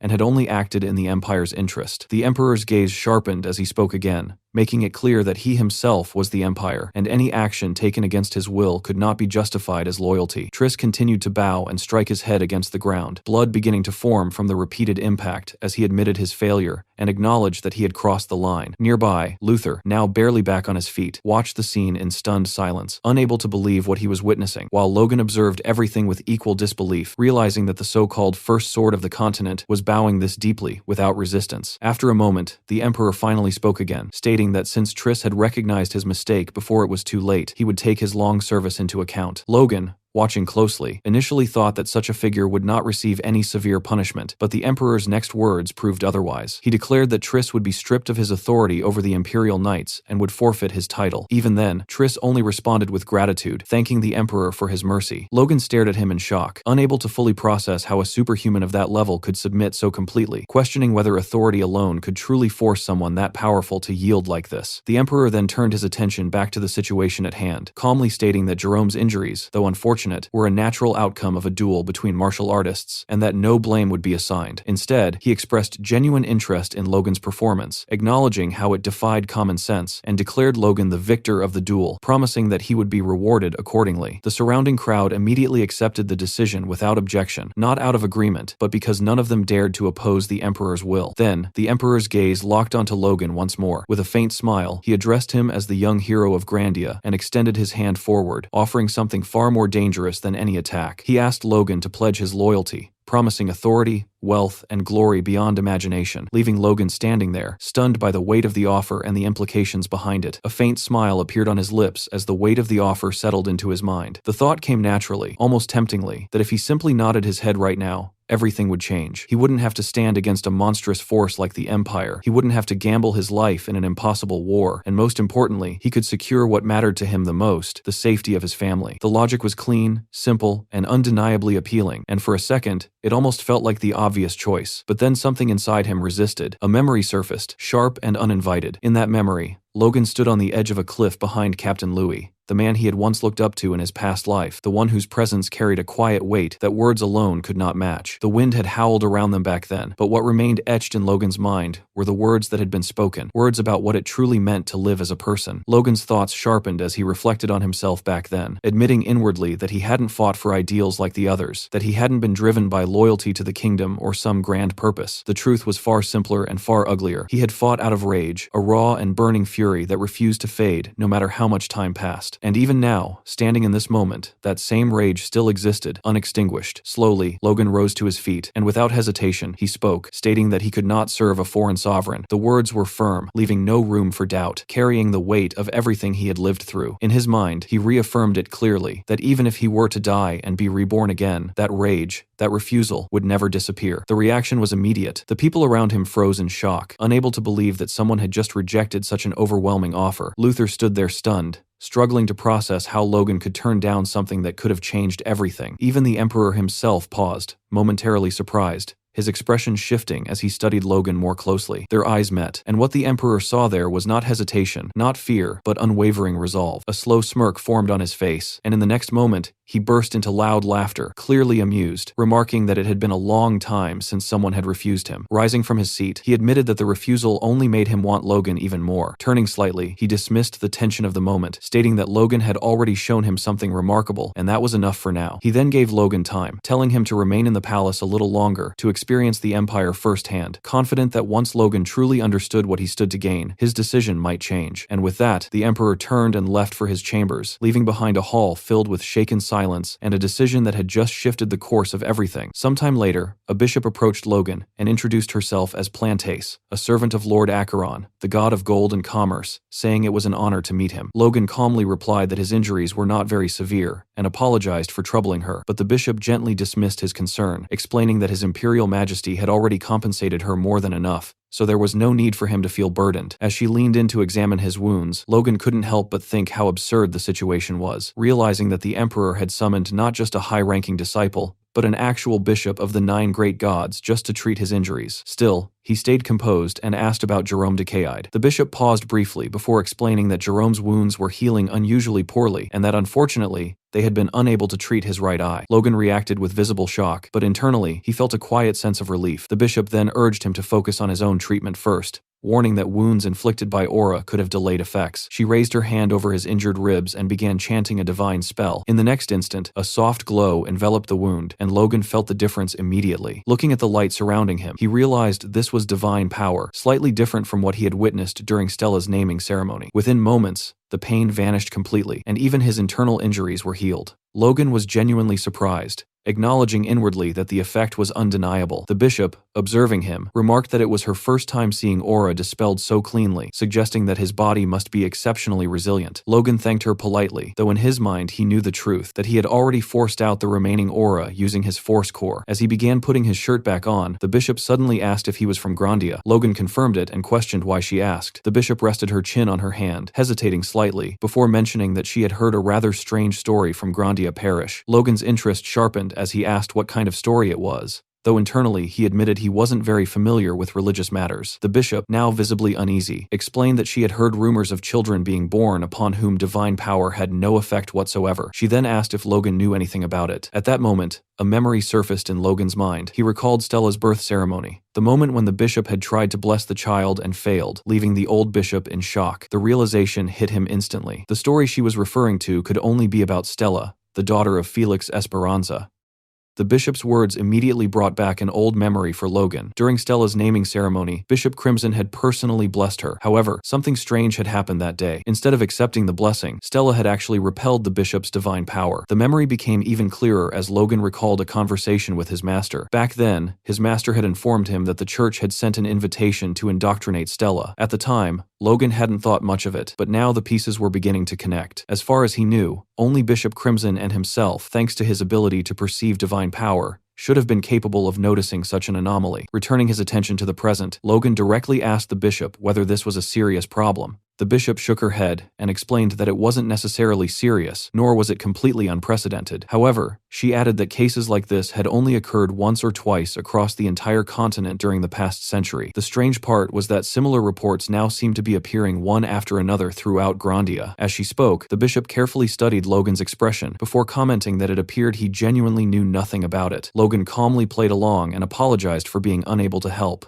The bishop quickly reassured him that there was no need to apologize and suggested that it could simply be a false rumor. Logan politely nodded, but inwardly he wasn't convinced for a second. If it were truly just a baseless rumor, there would have been no reason for a bishop to bring it up and question him directly. Thinking back to Stella, a sense of unease settled in his mind. Whatever was happening, it clearly wasn't normal. As the conversation came to an end, Logan quietly decided that once he returned to Grandia, he would have to investigate the matter himself. 1 week had passed since Logan's meeting with the Emperor. To avoid attracting the Emperor's attention, he deliberately refrained from leaving the palace grounds and instead spent his time training while also teaching Victor. Surprisingly, the Emperor didn't come looking for him during that entire period. However, the peace didn't last. While Logan was in the middle of teaching Victor some techniques, one of his attendants suddenly interrupted and announced that Sir Logan had a guest. Before Logan could even react, a man entered carrying a gift and introduced himself as the eldest son of Baron Hubert, politely asking whether Sir Logan was available. Unfortunately, that was only the beginning. Soon, another noble arrived, introducing himself as Viscount Cuffs from the Assyrian tax office. Then another appeared. Viscount Pomegine from the treasury tried to introduce himself, only to get shoved aside by another noble who loudly insisted that he had arrived first. Outside Logan's room, nobles were practically arguing over who deserved the right to speak with him first. The hallway became so noisy that it sounded more like a marketplace than part of the imperial palace. Hearing the growing commotion outside, Victor nervously asked what they were supposed to do, while Logan could only stare in confusion and wonder what kind of madness had suddenly descended upon his room. Sometime later, Luther arrived and was immediately greeted by the sight of gifts piled throughout the room. Looking around in disbelief, he asked whether all of it had come from those visitors. Logan confirmed it, explaining that every single guest had brought something valuable. There were low-grade artifacts, rare items, and even several elixirs among the gifts. Luther's eyes nearly popped out when he spotted one of the elixirs and questioned whether it was actually genuine. Logan remained calm on the surface, but internally he found the situation unsettling. No matter how wealthy the Empire was, handing out gifts of this caliber shouldn't be normal. The more he thought about it, the more it felt like a carefully planned move. Then he remembered the Emperor's words from their first meeting, telling him to experience the Empire firsthand and see what he stood to gain. Realizing that this might be part of that very plan, Logan's expression darkened. For a moment, he considered simply leaving the Empire altogether. Since he had been invited personally, surely the Emperor couldn't openly act against Grandia. But even as the thought appeared, Logan dismissed it as overly optimistic. Luther and Victor watched him silently, completely unable to follow whatever complicated thoughts were running through his head. After thinking things through, Logan concluded that his official appearance in Assyrian was scheduled for the day of the spring festival, so he would simply endure everything until then and leave afterward. Even if the situation was incredibly frustrating, there wasn't much else he could do. Just then, another knock echoed from the door. Assuming it was yet another visitor, Luther immediately demanded to know who it was. Logan walked over himself, already expecting another noble carrying gifts. As he opened the door, He started to ask what was going on and whether another guest had arrived, but the palace steward cut him off before he could finish. The steward announced that Sir Logan had received an invitation and handed over a sealed letter. Curious,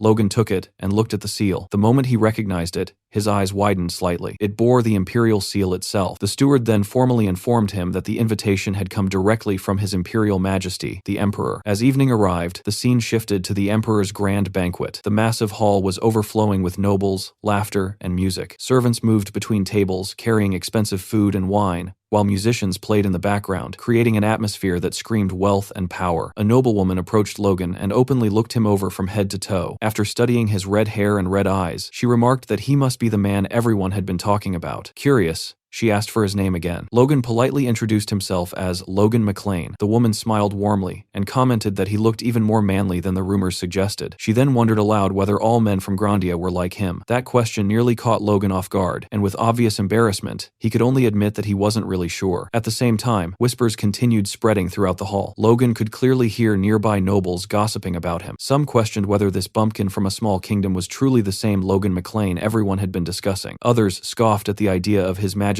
showing so much interest in a rookie from a minor nation. Listening to all of it, Logan could only sigh internally. The entire situation felt strange, and the more attention he received, the more suspicious he became. Just then, the atmosphere in the hall suddenly changed. Guards snapped to attention and loudly announced the arrival of His Imperial Majesty. The conversations died instantly as the Emperor entered the banquet hall, wearing a confident smile. One after another, everyone dropped to their knees in greeting. Logan hesitated for a brief moment. Every instinct in his body resisted bowing, but under the circumstances, he ultimately lowered himself onto one knee as well. The Emperor casually walked through the crowd, but instead of continuing toward the center of the hall, he stopped directly in front of Logan. The unexpected action stunned everyone nearby. Looking down at him, the Emperor casually asked whether he was enjoying the banquet, addressing him as Grandia's young star, Logan McLean. Logan was completely baffled. He couldn't understand what game the Emperor was playing this time. Before he knew it, he found himself seated directly beside the Emperor himself. The Emperor personally poured wine into their cups and mentioned hearing that Logan had practically locked himself inside his quarters ever since arriving at the palace. According to him, that was exactly why he had summoned Logan tonight. He calmly explained that a person needed to experience the vastness of the world in order to broaden their perspective, and asked whether Logan agreed. Meanwhile, the surrounding nobles could barely hide their shock. They whispered among themselves in disbelief as they watched a foreign noble sit beside the Emperor and receive treatment reserved for the Empire's highest figures. Feeling increasingly uncomfortable, Logan thanked the Emperor for his overwhelming consideration, but carefully pointed out that a bird trapped inside a cage could experience very little of the world. Eventually, it would simply suffocate. The Emperor showed no reaction to the remark. Instead, he continued pouring wine, while commenting that all of the Empire's attention must feel overwhelming from Logan's perspective. However, he suggested that Logan widen his gaze and consider another possibility. What if it wasn't the Empire restraining him? What if the kingdom itself was the real cage holding him back? The question left Logan completely speechless. Then, as if changing the subject entirely, the Emperor glanced down at his wine glass and remarked that it was far too small. He immediately ordered a subordinate to bring something larger. A short time later, servants returned carrying large soup bowls instead of cups. Without hesitation, they began filling the massive bowls with expensive wine. Watching the scene unfold, Logan could only stare in disbelief and wonder if the Emperor genuinely intended to drink rare wine from bowls big enough to serve soup. Still seated beside the Emperor, Logan finally decided to ask the question that had been bothering him. He asked why His Majesty was going to such lengths for someone like him. Surely the Empire, a nation overflowing with powerful warriors and talented individuals, had no shortage of people far greater than him. The Emperor calmly acknowledged that such people certainly existed for now. However, he pointed out that even Triss Hornsby, the current first sword of the continent, had never displayed such extraordinary ability at Logan's age. In the Emperor's eyes, Logan possessed the potential to surpass even that legendary figure one day. Because of that, he openly declared that Logan's value to him alone exceeded the value of the entire kingdom of Grandia. The statement nearly made Logan forget he was at a banquet. Internally, he couldn't comprehend how a single person could be considered more valuable than an entire nation. Around them, the surrounding nobles were equally shaken. Murmurs immediately spread through the hall as people whispered in disbelief. No matter how small Grandia might be compared to the Empire, comparing a single young knight to an entire kingdom sounded completely insane. The Emperor continued speaking as if it were the most natural thing in the world. He advised Logan to think carefully about his future. Was allowing talent of this level level to remain in a small kingdom truly the right choice? Was Grandia really the place where someone like him belonged? Listening to the Emperor's words, Logan found himself unable to decide whether the man genuinely believed every word he was saying or had simply lost his mind. The frightening part was that the Emperor looked completely sincere. The Emperor glanced at the enormous bowl sitting before them and noted that it was finally full. He explained that the wine wasn't ordinary alcohol. It purified a knight's force and acted almost like medicine for warriors. Even within the imperial palace, only around 100 bottles were produced each year. It was one of the empire's most treasured luxuries. Completely unconcerned with its rarity, the Emperor generously told Logan to drink as much as he wanted. The nearby nobles nearly looked ready to cry. They stared at the wine with naked jealousy while watching the Emperor hand it out like water. Logan thanked him politely before lifting the bowl and drinking every last drop without hesitation. As the wine flowed through his body, he could immediately tell that it truly was extraordinary. Yet the weight of the gesture felt even heavier than the wine itself. While everyone else saw generosity, Logan saw something else entirely. The Emperor wasn't simply being kind, he was obsessed. Every action, every word, and every reward pointed toward the same goal. The man wanted Logan, and he wanted him badly. That realization only strengthened Logan's resolve. There was no chance that a ruler this obsessed with talent would ever abandon his ambitions of conquest. Logan understood the consequences immediately. If he accepted the Emperor's offer and became part of the Empire, he wouldn't be allowed to stand safely in the background. To prove his loyalty, he would inevitably be forced to lead the charge against Grandia itself. After draining every last drop of the precious wine, Logan set the bowl down and looked directly at the Emperor. There wasn't even the slightest hesitation in his eyes anymore. The Emperor had offered him power, wealth, status, and a future beyond anything Grandia could provide, but Logan had already made his decision. Calmly yet firmly, he declared that his kingdom and his family meant everything to him, and because of that, he respectfully asked His Majesty to withdraw the offer. For the first time that evening, the Emperor looked genuinely surprised. The lively atmosphere of the banquet instantly died. Moments ago, the hall had been filled with music, laughter, and conversation, but now a suffocating silence spread through the room. Every noble present stared at Logan in disbelief. Some looked shocked, others horrified. Countless people would have thrown themselves at the Emperor's feet for such an opportunity, yet this young man from Grandia had just rejected it without hesitation. One of the nobles stepped forward and respectfully asked for permission to speak regarding a certain matter. The Emperor slowly shifted his gaze toward him and asked what it was, addressing him as Duke Travis. The Duke explained that he had recently heard a rather interesting story involving Grandia and believed His Majesty would find it worth hearing. The moment Logan heard that, a bad feeling immediately crept into his mind. His eyes locked onto Duke Travis, and he couldn't help wondering what that old geezer was planning to say. Meanwhile, the Emperor's interest was clearly piqued. Since the topic involved Grandia, he ordered the Duke to continue. Looking directly at Logan, Duke Travis revealed that the story originated from the time Sir Logan MacLean had suppressed the civil war in Grandia. The moment those words left his mouth, Logan's heart sank. Of all the things the Duke could have brought up, it had to be the civil war. Duke Travis calmly continued, explaining that during that conflict, Logan had created a special weapon unlike anything that had ever existed before. The effect of those words was immediate. The Emperor's relaxed demeanor vanished completely, and his expression turned deadly serious, demanding further clarification and asking exactly what kind of weapon Duke Travis was taking about. Logan's heart nearly stopped the moment Duke Travis brought up the weapon. Internally, he cursed his rotten luck. Of all places, of all times, why did the old fool have to mention it here? If the Emperor learned about the repeating crossbow or the liberatio in this room, everything could unravel instantly. An even worse possibility crossed his mind. What if the Empire was already developing its own version? No matter which scenario was true, one thing was certain: getting back to Grandia safely would become far more difficult. Fortunately, the Emperor's reaction wasn't what anyone expected. Instead of showing interest, his expression darkened with annoyance. He clicked his tongue and muttered that Duke Travis had completely ruined his wine. Logan watched in surprise as the Emperor turned his gaze toward the Duke, his mood visibly souring. With a cold voice, he demanded to know how Travis dared to bring up matters of trade, while a guest was seated directly beside him. The accusation alone was enough to drain all color from the Duke's face. Cold sweat poured down his forehead as he immediately began stammering excuses, claiming it had merely been a careless slip of the tongue, brought on by his devotion to the Empire. The Emperor listened for a moment before calmly replying that he understood the Duke's patriotism. For that reason alone, he would overlook the offense this once. Then, with a dismissive flick of his hand, he ordered Travis to leave and instructed him not to show his face for the rest of the day. The Duke expressed his gratitude before practically sprinting out of the banquet hall. The sight was so pathetic that several nobles quietly looked away in embarrassment. Once the nuisance was gone,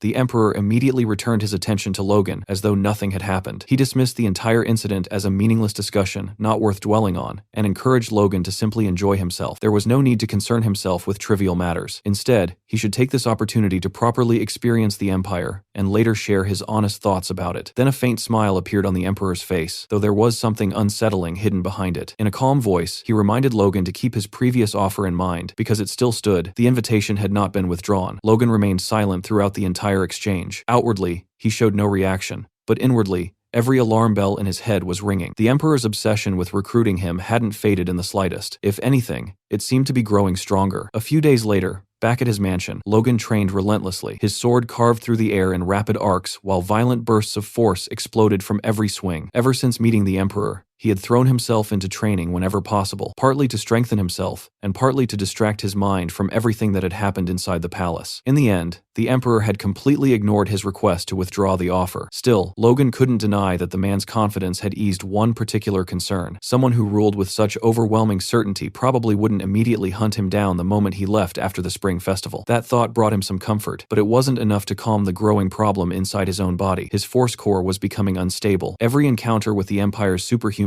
had pushed it further, and now it trembled more violently than ever before. The sensation was impossible to ignore. Logan could feel the threshold approaching with every passing day, and for the first time in his life, he found himself desperately suppressing a breakthrough rather than chasing one. The temptation was enormous. All it would take was a single moment of carelessness, and he could awaken into a superhuman right here and now. Yet that was precisely what he couldn't allow. The Emperor's eyes were still on him. If he awakened inside the Imperial Palace, there was no guarantee he would ever be allowed to leave. The mere thought made Logan grimace. His imagination immediately painted a future he wanted no part of. He could practically see himself begging before the Emperor, while the ruler smiled in satisfaction, congratulating him on finally becoming a superhuman and declaring that the Empire clearly suited him better than Grandia. The vision only grew worse from there. He imagined himself trapped inside the Empire indefinitely, while Luther and Victor returned home without him. No matter how absurd the scenario sounded, it sent a chill down his spine. Logan shook his head and tightened his grip on his sword. No, he couldn't afford to lose control now. If anything, this delay might become an advantage. Luther's words from long ago resurfaced in his mind. Awakening wasn't something that could simply be copied after witnessing it. If it were that easy, every talented knight would become a superhuman. Since he was being forced to wait anyway, perhaps he could use the time to prepare for an even greater transformation later. That realization steadied his breathing. He wasn't falling behind, he was preparing. Just as Logan began settling back into his training, the doors to the training grounds suddenly burst open. Victor hurried inside,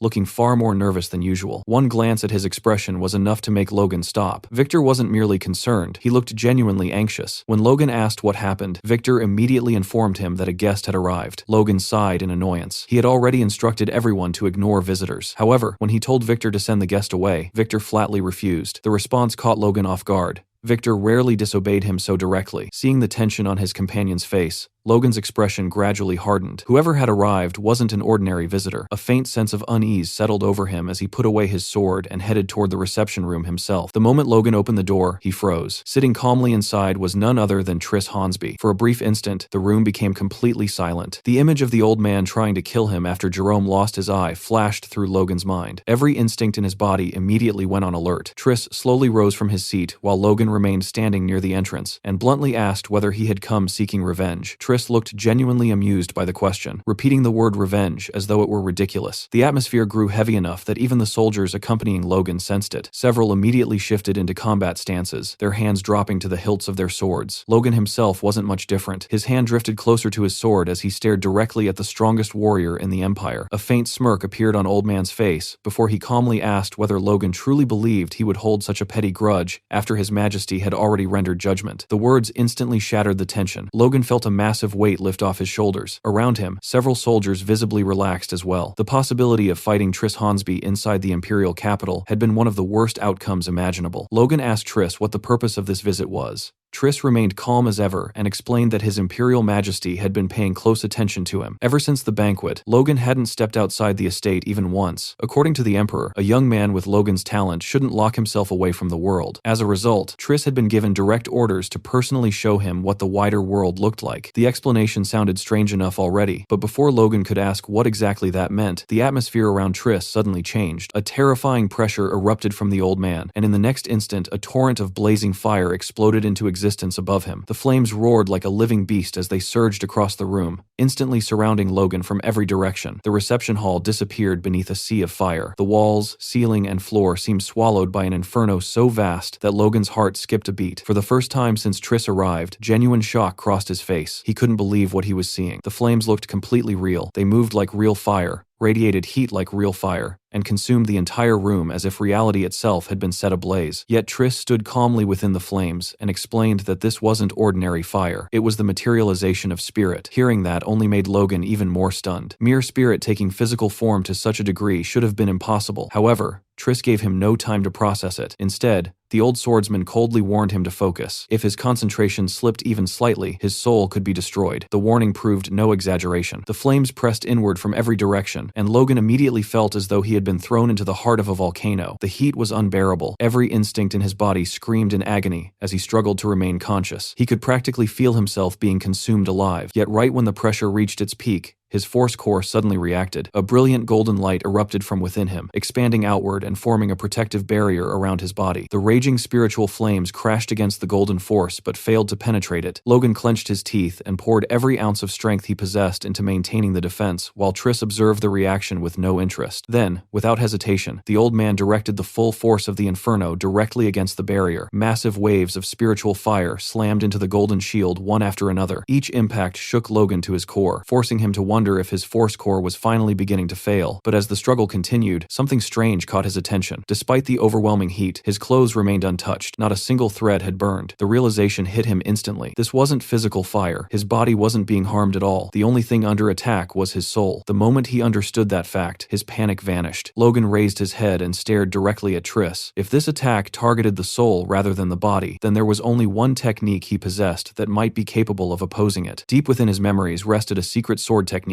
unlike anything else in the world. It was a technique capable of cutting through abilities themselves, a technique that could sever aura and create wounds even divine magic struggled to heal. Rising to his feet, Logan unleashed the divine sword fourth form, Scorching Slash. Instantly, an overwhelming wave of power erupted around him. Golden force exploded outward in every direction, tearing through the sea of flames like a hurricane ripping apart a storm. The inferno that had engulfed the room was blown away completely. For the first time since arriving, genuine shock appeared on the old geezer's face. He stared at Logan as though he had just witnessed something impossible. He couldn't understand what had happened. He couldn't understand how a young knight, who wasn't even a superhuman, had shattered a spiritual technique that should have overwhelmed him. Logan simply looked back with a small knowing smile, offering no explanation whatsoever. The brief silence that followed lasted only a moment. Triss suddenly raised a finger and pointed directly at Logan. Instantly, Logan's instincts screamed danger. Every nerve in his body tensed as he prepared himself for another attack. But what happened next was beyond anything he expected. Triss calmly sliced his finger downward through empty air. There was no visible attack, no explosion, no wave of force. Yet the moment the gesture was completed, Logan felt a horrifying sensation consume him. It was as if an invisible blade had passed directly through his body. For a split second, he truly believed he had been cut in half. Agonizing pain exploded through every inch of his being. His body felt as though it had shattered into countless fragments. His arms, legs, torso, and even his consciousness seemed to break apart and scatter. Logan couldn't even understand what was happening. It felt as though he was being butchered piece by an attack he couldn't see or comprehend.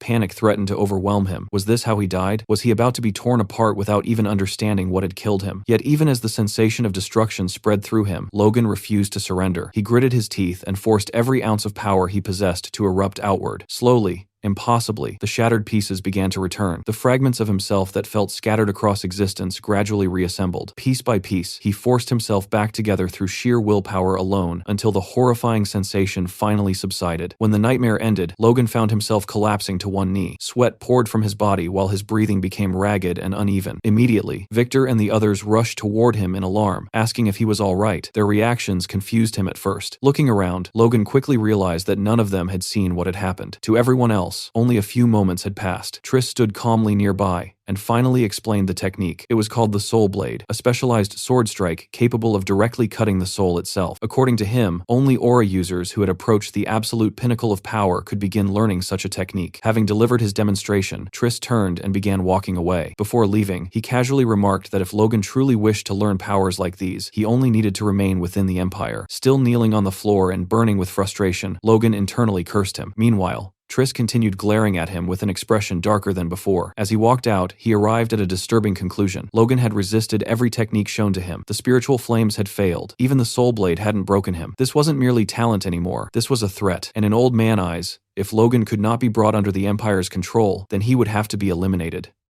The chapter opened inside a quiet room where Triss Hansby sat across from his disciple, calmly sipping tea. Sitting opposite him, Jerome carefully observed his master's face before finally asking whether the troublesome matter from a few days ago had been resolved properly. He pointed out that Hansby still didn't look satisfied at all. As the conversation continued, the damage from that battle became impossible to ignore. Jerome's right eye was gone forever, leaving behind a permanent reminder of his defeat at Logan's hands. For a few moments, the old man remained silent. Then, with a faint tremble in the hand holding his teacup, he finally revealed what had been bothering him. Logan had actually endured the materialization of spirit. That technique belonged to a realm far beyond ordinary warriors, yet Logan had survived it despite not even being an aura user. That statement clearly disturbed Jerome, but instead of anger, frustration, or resentment, a confident smile slowly appeared on his face. He casually remarked that if Logan could withstand something like that, then it only proved Logan was worthy of being his rival. His confidence was so natural that it completely caught Hansby off guard. The old man stared at his disciple for a moment, unable to understand how someone who had suffered such a defeat could remain so composed. Most people would have been consumed by bitterness after losing an eye and suffering such humiliation before the Emperor. Jerome, however, seemed completely unconcerned by it. Then his thoughts eventually drifted back to Logan. The boy's talent had already exceeded what should have been possible. Every time Hansby thought he had grasped the limits of Logan's potential, the young hero shattered those expectations once again. If Logan could be brought under the Empire's control, he would become an invaluable asset. But if he could not be controlled, then he represented a future threat unlike any other. A part of Hansby believed it would be safer if Logan died, yet another part of him felt the exact opposite. Deep down, the old swordsman wanted to witness that future. He wanted to see what kind of legend Logan McLean would become if allowed to continue growing without restraint. The thought both fascinated and troubled him. For perhaps the first time in many years, the first sword of the continent genuinely didn't know what he should do. The scene then shifted to the Emperor's grand audience chamber. At the center of it all sat the Emperor himself, while Logan knelt before the throne and offered his formal greetings. The Emperor casually twirled a sharp dagger between his fingers, as if he were bored. He pointed out that nearly 3 weeks had passed since the banquet, and asked whether Logan had received his gift. Internally, Logan almost scoffed. Calling that ordeal a gift felt ridiculous after everything he had gone through. Still, he maintained a calm expression and acknowledged that it had indeed been a great help. The Emperor seemed pleased by the answer, and casually mentioned that Triss had reported back to him. According to the old swordsman, Logan had been surprisingly impressive. The Emperor asked whether that experience had finally changed his mind. Silence filled the chamber. Logan remained motionless for several seconds before finally lowering his head and offering his deepest apologies. However, he immediately clarified that he had not come here to accept the offer. The real reason for his visit was to formally announce his intention to return home. The moment those words left his mouth, the atmosphere inside the audience chamber changed completely. A suffocating pressure spread through the room. Even the royal guards standing nearby visibly stiffened as the Emperor's mood shifted. The Emperor slowly unsheathed his dagger, a chilling smile appearing on his face. He calmly asked Logan whether he understood a simple truth. Throughout his entire life, the Emperor had never once abandoned something he truly desired. Logan slowly rose to his feet and replied that if that were truly the case, then there was only one way the Empire could ever claim him. It would have to be through his death. The Emperor burst into laughter and asked whether Logan was genuinely willing to throw his life away over this. Pointing the dagger directly at him, the Emperor questioned whether Grandia's king truly deserved such loyalty. In his eyes, the man didn't appear worthy of it. Logan silently admitted that the Emperor wasn't entirely wrong. The truth was that this wasn't about loyalty to a king at all. What he wanted was something much simpler. The Emperor paused when Logan spoke a single word: freedom. The Emperor repeated it, clearly caught off guard. Logan calmly explained that even his own king couldn't force him to do things against his will. Grandia's ruler respected his choices.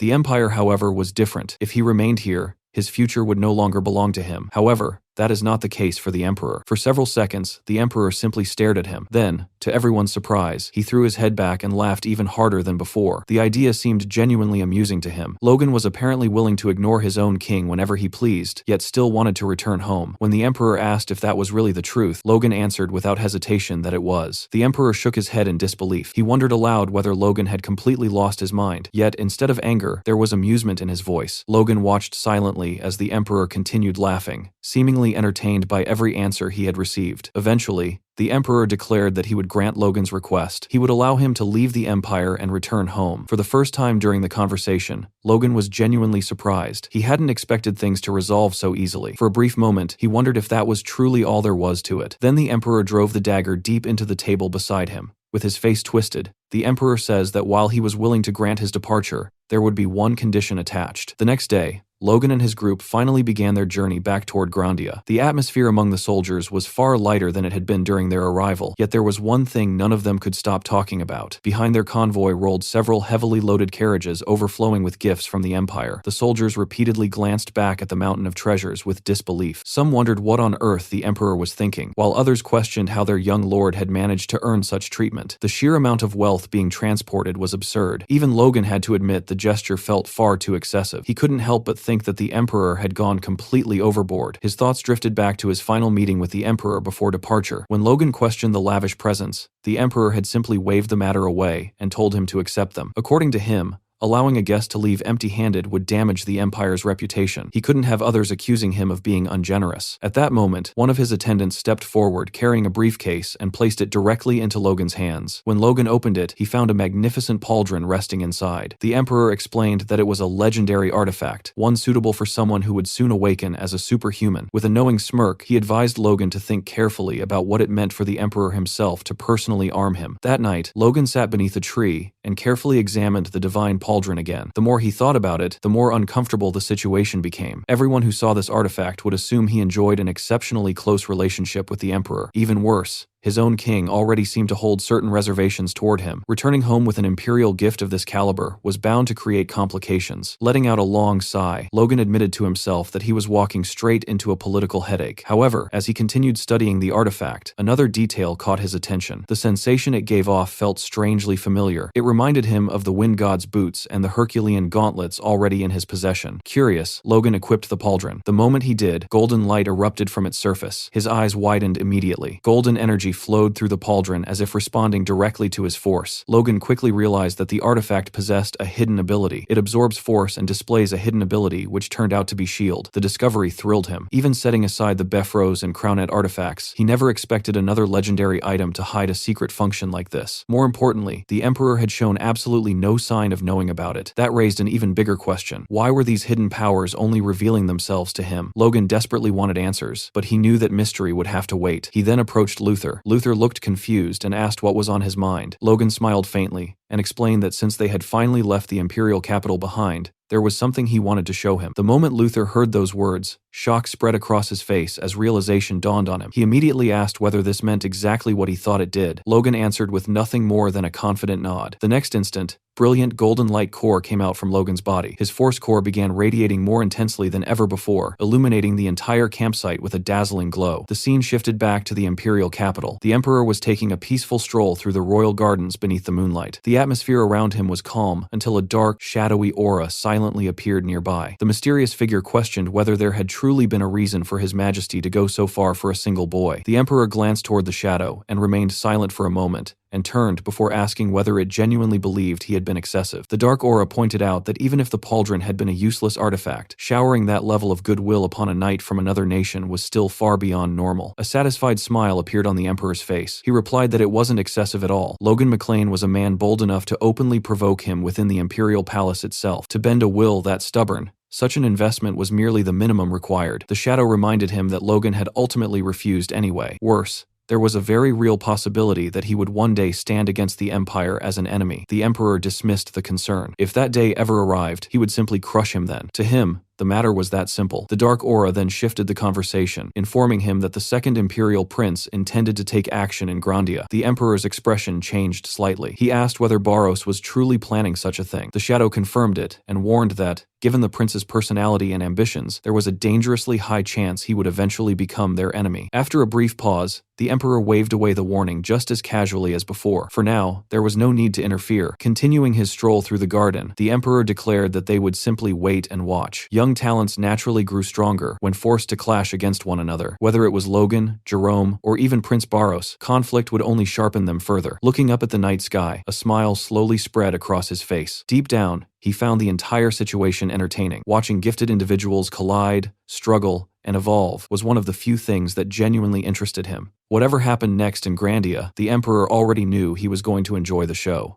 2 months earlier, shortly after leaving the McLean territory, Luther had asked Logan if he knew what a superhuman trait was. Logan replied that he did, understanding it as the special power a warrior gained upon awakening as a superhuman. Luther nodded, saying that while the explanation wasn't entirely wrong, there was more to it than that. He explained that he was bringing this up because he believed Logan might actually be capable of influencing his own awakening. If possible, Luther advised him to consciously seek a superhuman trait during the process. The suggestion immediately surprised Logan. He asked whether something like that could truly be chosen. Luther admitted that it could, although superhuman traits themselves were exceptionally rare. Most warriors who awakened simply experienced a dramatic increase in their physical abilities. Their force became stronger, their bodies tougher, and their senses sharper, nothing more. Logan privately thought that such growth already sounded incredible. After all, becoming stronger in every aspect without drawbacks was hardly a bad outcome. Luther agreed, acknowledging that basic physical improvements were undeniably valuable. However, he pointed out that physical strength, enhanced senses, and refined force could all be acquired through years of training. A superhuman trait, on the other hand, was different. It was a unique ability that could only be obtained during the exact moment of awakening. Once that opportunity passed, it was gone forever. Logan understood immediately just how significant that was, but he also pointed out the obvious problem. No one could possibly know beforehand what kind of trait they would receive. Luther admitted that was true.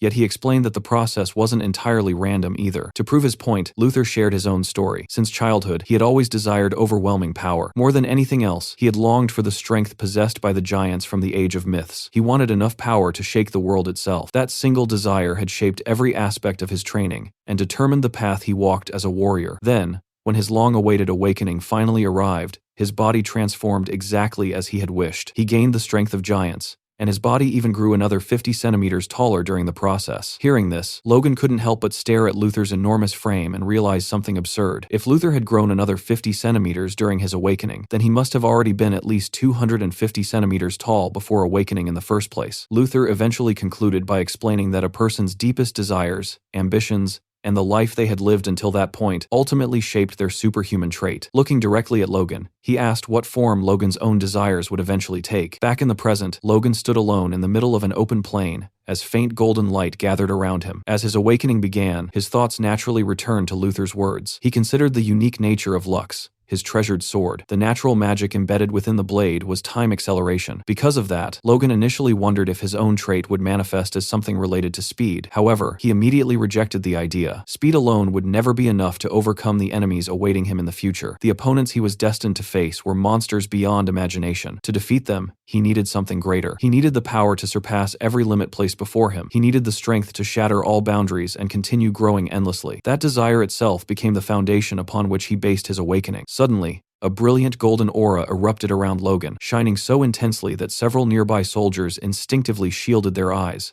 The blinding light illuminated the entire campsite. Watching the scene unfold, Victor nervously asked Luther whether it was really safe to simply stand there and watch. Luther immediately silenced everyone, firmly declaring that Logan was currently undergoing the process of awakening and that nobody should interfere. Deep within his own consciousness, Logan focused entirely on the power flowing inside him. He directed the energy of his 4 existing force cores throughout every part of his body. He willed that familiar power to evolve, to surpass its previous limits, and give birth to something entirely new. Inside his mind, Logan reached toward his own energy. A small fragment separated itself from the others and gradually began taking shape before him. Moments later, he realized what had happened. He had successfully created a 5th force core. Excitement surged through him, but he immediately understood that this was only the beginning. The newly born core wasn't simply another source of power. The energy overflowing from it was fundamentally changing him, altering his body and soul at their very foundation. Outside, the golden aura surrounding Logan intensified even further, becoming so brilliant that the soldiers could barely look directly at him. Everyone could do nothing but watch in awe as the transformation continued. Seconds passed, then an entire minute, yet Logan's awakening still showed no signs of ending. One of the soldiers eventually became too nervous to remain silent and asked Luther whether awakenings normally took this long. Luther calmly replied that, under ordinary circumstances,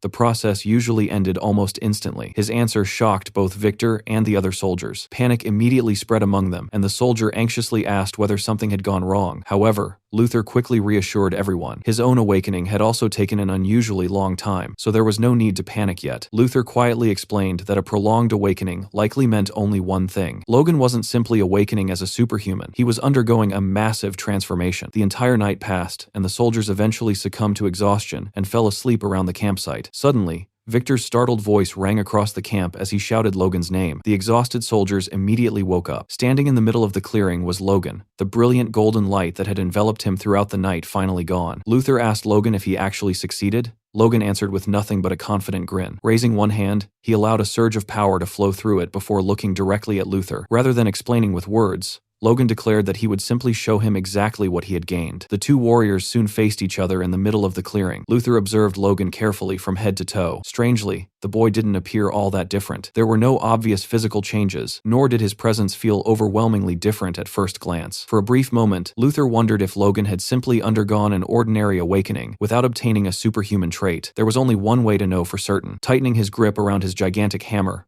Luther suddenly charged forward with tremendous force. His massive frame crossed the distance in an instant, yet Logan didn't move. He stood perfectly still, calmly waiting as the enormous hammer descended toward him. Even when the colossal weapon came within inches of crushing his skull, Logan showed no signs of panic. Instead, a faint smirk appeared on his lips. Then, boom! A deafening explosion erupted throughout the clearing. Dust and shockwaves swept across the campsite, forcing Victor and the soldiers to shield their eyes. One soldier immediately panicked and shouted, asking whether their young lord had been struck. However, Victor narrowed his eyes and quickly realized the truth. Logan hadn't been hit at all. As the dust settled, everyone could clearly see cracks running across Luther's armor near his shoulder. The one who had taken damage was Luther. The giant himself stood frozen in place, unable to hide his shock. In that brief instant, when their weapons collided, Logan had effortlessly redirected the hammer's trajectory with a subtle twist of his sword. Then, before Luther could even react, Logan had already launched a counterattack. The entire exchange had occurred so quickly that even Luther had barely registered it. Looking at the cracked armor, he grimly admitted to himself that if this had been a real battle, that strike would have severed his head. Still in shock, Luther asked whether Logan had awakened a speed-type trait. However, Logan simply shook his head. That answer only confused Luther even further. Seeing his expression, Logan explained that he hadn't even used his superhuman trait yet. Those words made Luther's eyes widen in realization. Everything Logan had displayed until now was merely the raw physical enhancement gained through awakening. If that was true,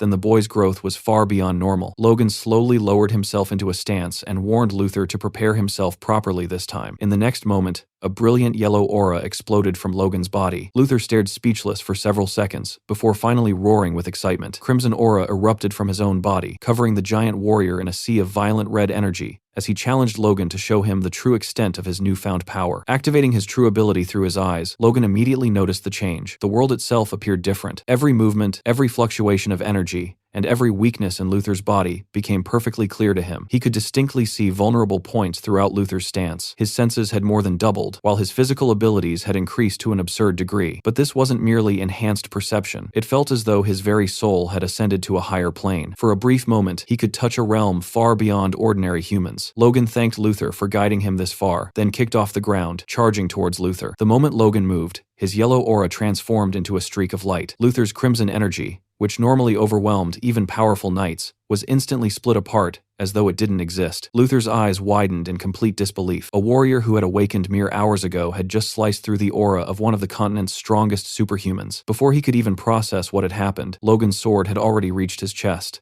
Gritting his teeth, Luther could only laugh bitterly as he acknowledged the truth. Logan had awakened an absolutely monstrous trait. An instant later, another boom. An earth-shaking explosion engulfed the entire battlefield. The sheer force of their collision blasted away everything nearby, carving out a gigantic crater beneath their feet. Luther could be seen lying flat on the ground at the center of the crater, completely defeated. However, even Logan had not escaped unscathed. He had dropped to one knee, breathing heavily as exhaustion washed over his body. Gripping Lux tightly to keep himself from collapsing, Logan struggled to catch his breath. Despite his fatigue, a faint smile appeared on his face. His intuition had been correct all along. For 5 brief minutes, he had truly experienced what it felt like to stand on a higher level of existence. That was the power of his newly awakened trait. Normally, the stronger a warrior became, the slower their growth naturally progressed. Every time one wall was overcome, an even taller wall would appear beyond it. Such was the endless path of martial arts. However, Logan's trait allowed him to temporarily surpass those barriers altogether. For a short period, he could force himself into a realm beyond his current limits, reaching heights that should have been impossible for him. It was an absurd ability, one that completely defied common sense. Slowly forcing himself back onto his feet, Logan realized that he had awakened an absolutely monstrous trait. Not far away, Victor and the soldiers had been anxiously watching the entire battle from a safe distance. After seeing both men stop moving, they hesitated, wondering whether the duel had truly ended. Finally, Victor hurried toward him with a trembling voice and asked if his lord had truly become a superhuman. Logan looked at the worried faces surrounding him before breaking into a proud smile. He confidently confirmed that it was true. He had officially awakened as an aura user. The moment those words left his mouth, the entire group erupted into cheers. The soldiers rushed toward him in celebration, shouting excitedly that their young lord had become the first superhuman in the history of the McLean territory. Logan could only laugh awkwardly at the overwhelming praise. Thanking them for their loyalty, he quickly warned everyone that his awakening must remain an absolute secret until they safely returned home. Victor enthusiastically promised that not a single word would leak out. Watching his men immediately accept his request without question, Logan inwardly sighed, wondering if he had accidentally trained them into never questioning anything he did. A short distance away, Luther slowly pushed himself back onto his feet as well. Slamming his enormous hammer into the ground, Luther declared that thanks to Logan, he had just witnessed something truly extraordinary. Then, out of the blue, he suddenly asked for permission to follow him from now on. The unexpected request completely caught Logan off guard. Thinking it was some sort of joke, he asked Luther what he meant. However, Luther immediately clarified that he was entirely serious. He revealed that he had already discussed this matter with Logan's master beforehand. He had promised that if he truly saw potential worthy of protecting the kingdom's future, he would personally lend his strength. Still skeptical, Logan questioned how someone so concerned about the kingdom's future could have started a civil war in the first place. Luther's face instantly turned red with embarrassment. He loudly argued that anyone would have done the same if an overwhelmingly powerful old man had constantly pressured them into submission. However, after grumbling for a moment, he eventually admitted defeat. Logan would probably have handled the situation differently. Luther pointed out that Logan had already proven that much during his stay in the Empire. Even while facing the Emperor himself, surrounded by elite superhumans and tempted with unimaginable rewards, Logan had never once abandoned his convictions. Luther had even heard rumors about Logan's strained relationship with the new king. Yet despite everything, he still chose to return home. Those choices alone proved what kind of person Logan truly was. Hearing such sincere praise left Logan feeling somewhat awkward. In truth, a large part of his actions had been motivated by personal grudges and a desire for revenge against the Empire. Somehow, those selfish motives had been interpreted as noble sacrifices and heroic convictions. Even so, Logan could not deny reality. Having someone like Luther by his side would be an unbelievable asset for the future. After a brief moment of silence, Logan extended his hand. Luther immediately grasped it firmly, and with that handshake, the strongest giant warrior officially joined the forces of the McLean family. Several days later, Logan once again arrived at the city of Luspelheim, where he was immediately greeted by a familiar face. The city's mayor, Dmitri, welcomed him with the same exaggerated enthusiasm as before, spreading his arms wide as if greeting an old friend. Dmitri loudly proclaimed that he had been eagerly awaiting Logan's arrival, and that it was an immense honor to host such a distinguished guest once more. He casually brought up the recent events in Assyrian, mentioning that news of the Emperor's favor toward Logan had already spread throughout the Empire. Dmitri remarked that he had predicted this outcome from the very first moment he laid eyes on Logan. Hearing those words, Logan inwardly sighed. This man was exactly the same as before. No, he had somehow become even worse. Ever since receiving the Emperor's direct favor, everyone he met treated him differently. Every city along his journey had been filled with ambitious nobles, desperately trying to gain his attention. Some shamelessly introduced their daughters, while others invited him to endless banquets and private gatherings. Because of these relentless attempts to curry favor, Logan had been forced to spend 3 or 4 days in nearly every city he passed through. What should have been a simple return journey had stretched into an exhausting month and a half. As Dmitri escorted him deeper into the estate,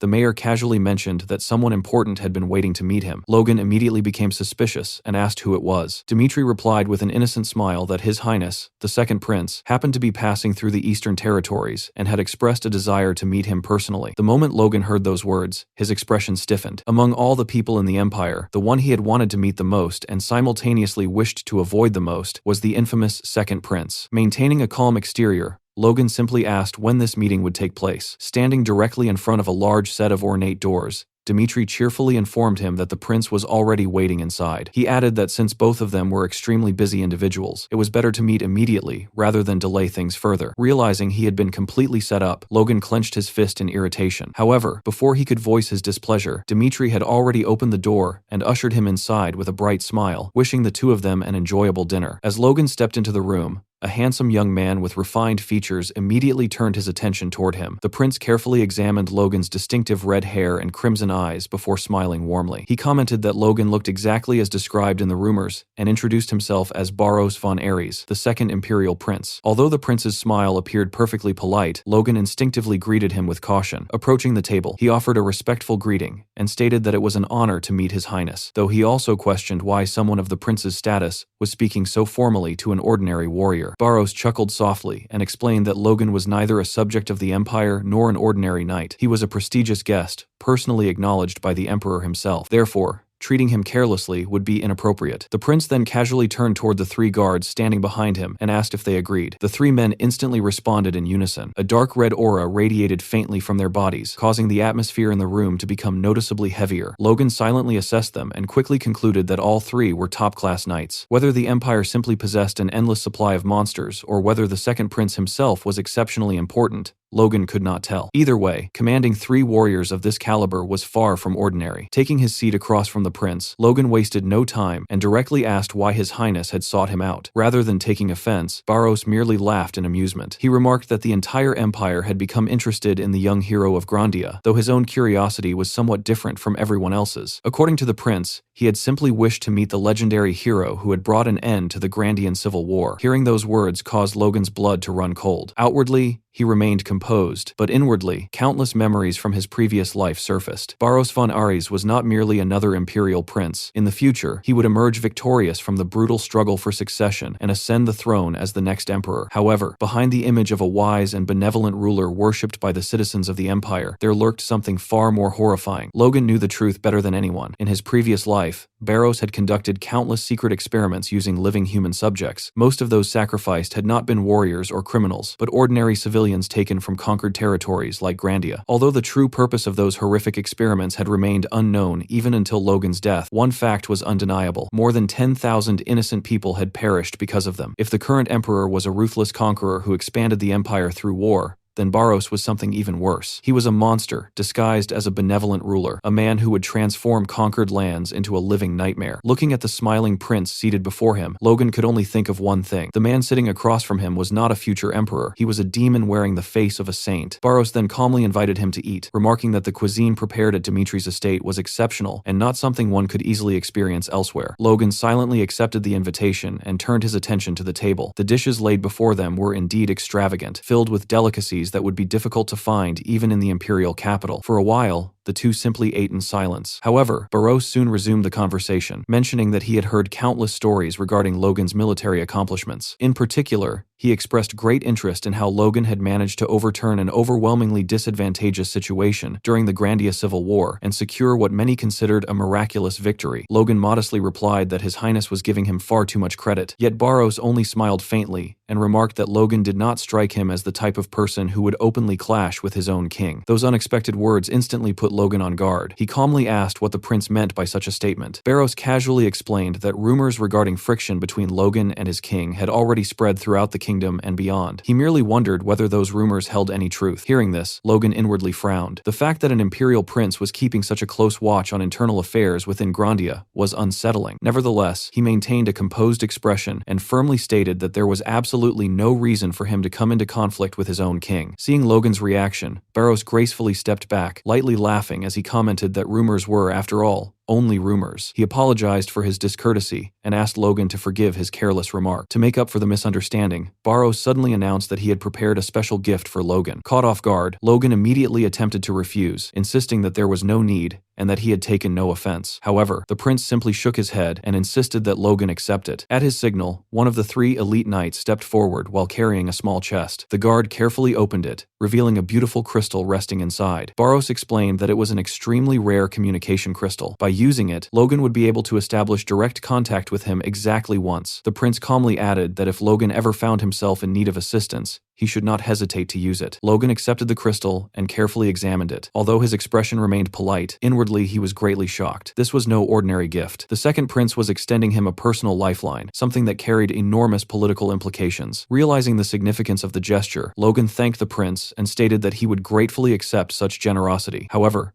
deep inside, he immediately made up his mind. No matter what schemes Barros was planning, he would do everything in his power to ensure that he would never have to rely on this crystal. Accepting a favor from the future tyrant of the empire was the last thing he wanted. After dinner ended, and the sun had completely set, that evening, Victor rushed to Logan and urgently reported that a massive terror incident had just erupted within the kingdom. The horrifying news struck Logan like a bolt of lightning.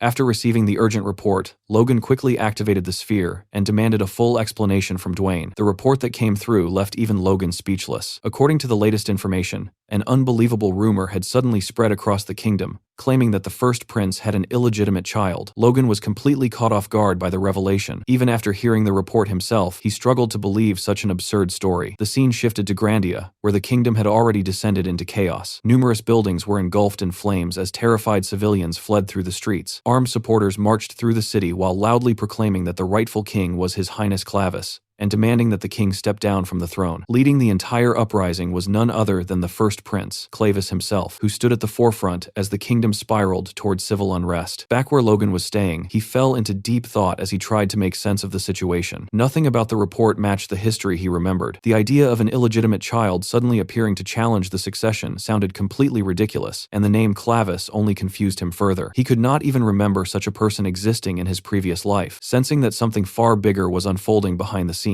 Logan immediately switched the transmission sphere to contact Damien instead. His attention shifted toward the intelligence network he had secretly begun establishing, hoping it had already gathered useful information. Standing nearby, Victor watched the scene in confusion, only now realizing that Logan had apparently been building an intelligence organization without anyone else knowing. Meanwhile, Logan ignored Victor's puzzled expression and patiently waited for Damien's report, believing it might finally reveal the truth behind the sudden crisis. The scene shifted several months into the past. Damien sat across from Logan with a puzzled expression after unexpectedly hearing about an intelligence organization. The proposal had come completely out of nowhere, leaving him unable to understand why Logan had suddenly brought it up. However, Logan calmly explained that there was nothing unusual about it. Most prominent noble families already maintained intelligence networks of their own. Ever since the attempted assassination of the king, he had realized there was a limit to the information that reached them through ordinary channels. Relying only on public reports meant they would always remain blind to whatever was happening beneath the surface. Damien quickly understood the reasoning and admitted that if they depended solely on information that naturally reached their ears, they would inevitably miss the movements taking place in the shadows. However, Damien soon lowered his head in thought before suddenly exploding in disbelief after learning that Logan intended to place him in charge of the entire organization. Logan simply smiled and reminded him of how much he had contributed during the pursuit of the royal assassins. His performance during that operation had convinced Logan that Damien possessed more than enough talent for the position. Damien could only stare blankly, still wondering how that alone qualified him to lead such an important organization. Logan then revealed that bringing him to the capital had been part of this plan from the very beginning. Even someone as talented as Damien would struggle to build an intelligence network from nothing, so both the Esperanza Archduchy and Count Floyd's family would secretly provide their support. Hearing that even the Archduchy would be involved left Damien even more stunned, while Logan silently laughed to himself. Beyond gathering information, the organization would also serve as a safeguard to quietly keep an eye on the king if circumstances ever demanded it. The scene returned to the present. Logan silently reflected that he had never expected to rely on the intelligence network so soon after its creation. Through the transmission sphere, Damien reported that thanks to the support of the two powerful families, the organization was steadily expanding. Logan immediately shifted to the matter at hand and sought any information regarding the recent terror attacks spreading across the kingdom. Deep down, he hoped Damien had already uncovered something valuable and silently urged the fledgling organization to prove its worth. Instead, Damien admitted that the network was still in its infancy and had yet to gather anything substantial. The disappointing report made Logan sigh inwardly, realizing he had expected too much from an organization that had not even existed for a full year. Just as Logan was about to end the conversation, Damien added that one interesting rumor had begun circulating through their informants. According to multiple reports, Clavis had personally appeared at the locations where the terror attacks had broken out. That single piece of information immediately caught Logan's attention. If there were genuine eyewitness accounts, then Clavis at least truly existed. Even so, Logan quickly rejected the idea that the prince himself was the mastermind. A forgotten royal descendant with neither influence nor military power could never orchestrate something on this scale. Someone far more powerful had to be operating behind the scenes while using Clavis as nothing more than a convenient figurehead. Reaching that conclusion, Logan rose from his seat without hesitation and ordered Victor to finish preparing for their departure by the following morning. Their return to Grandia would have to begin much sooner than originally planned. Soon, Logan finally arrived at McLeantown. News of his return spread quickly, and the townspeople happily gathered to welcome their young lord home after his long journey. After briefly greeting everyone,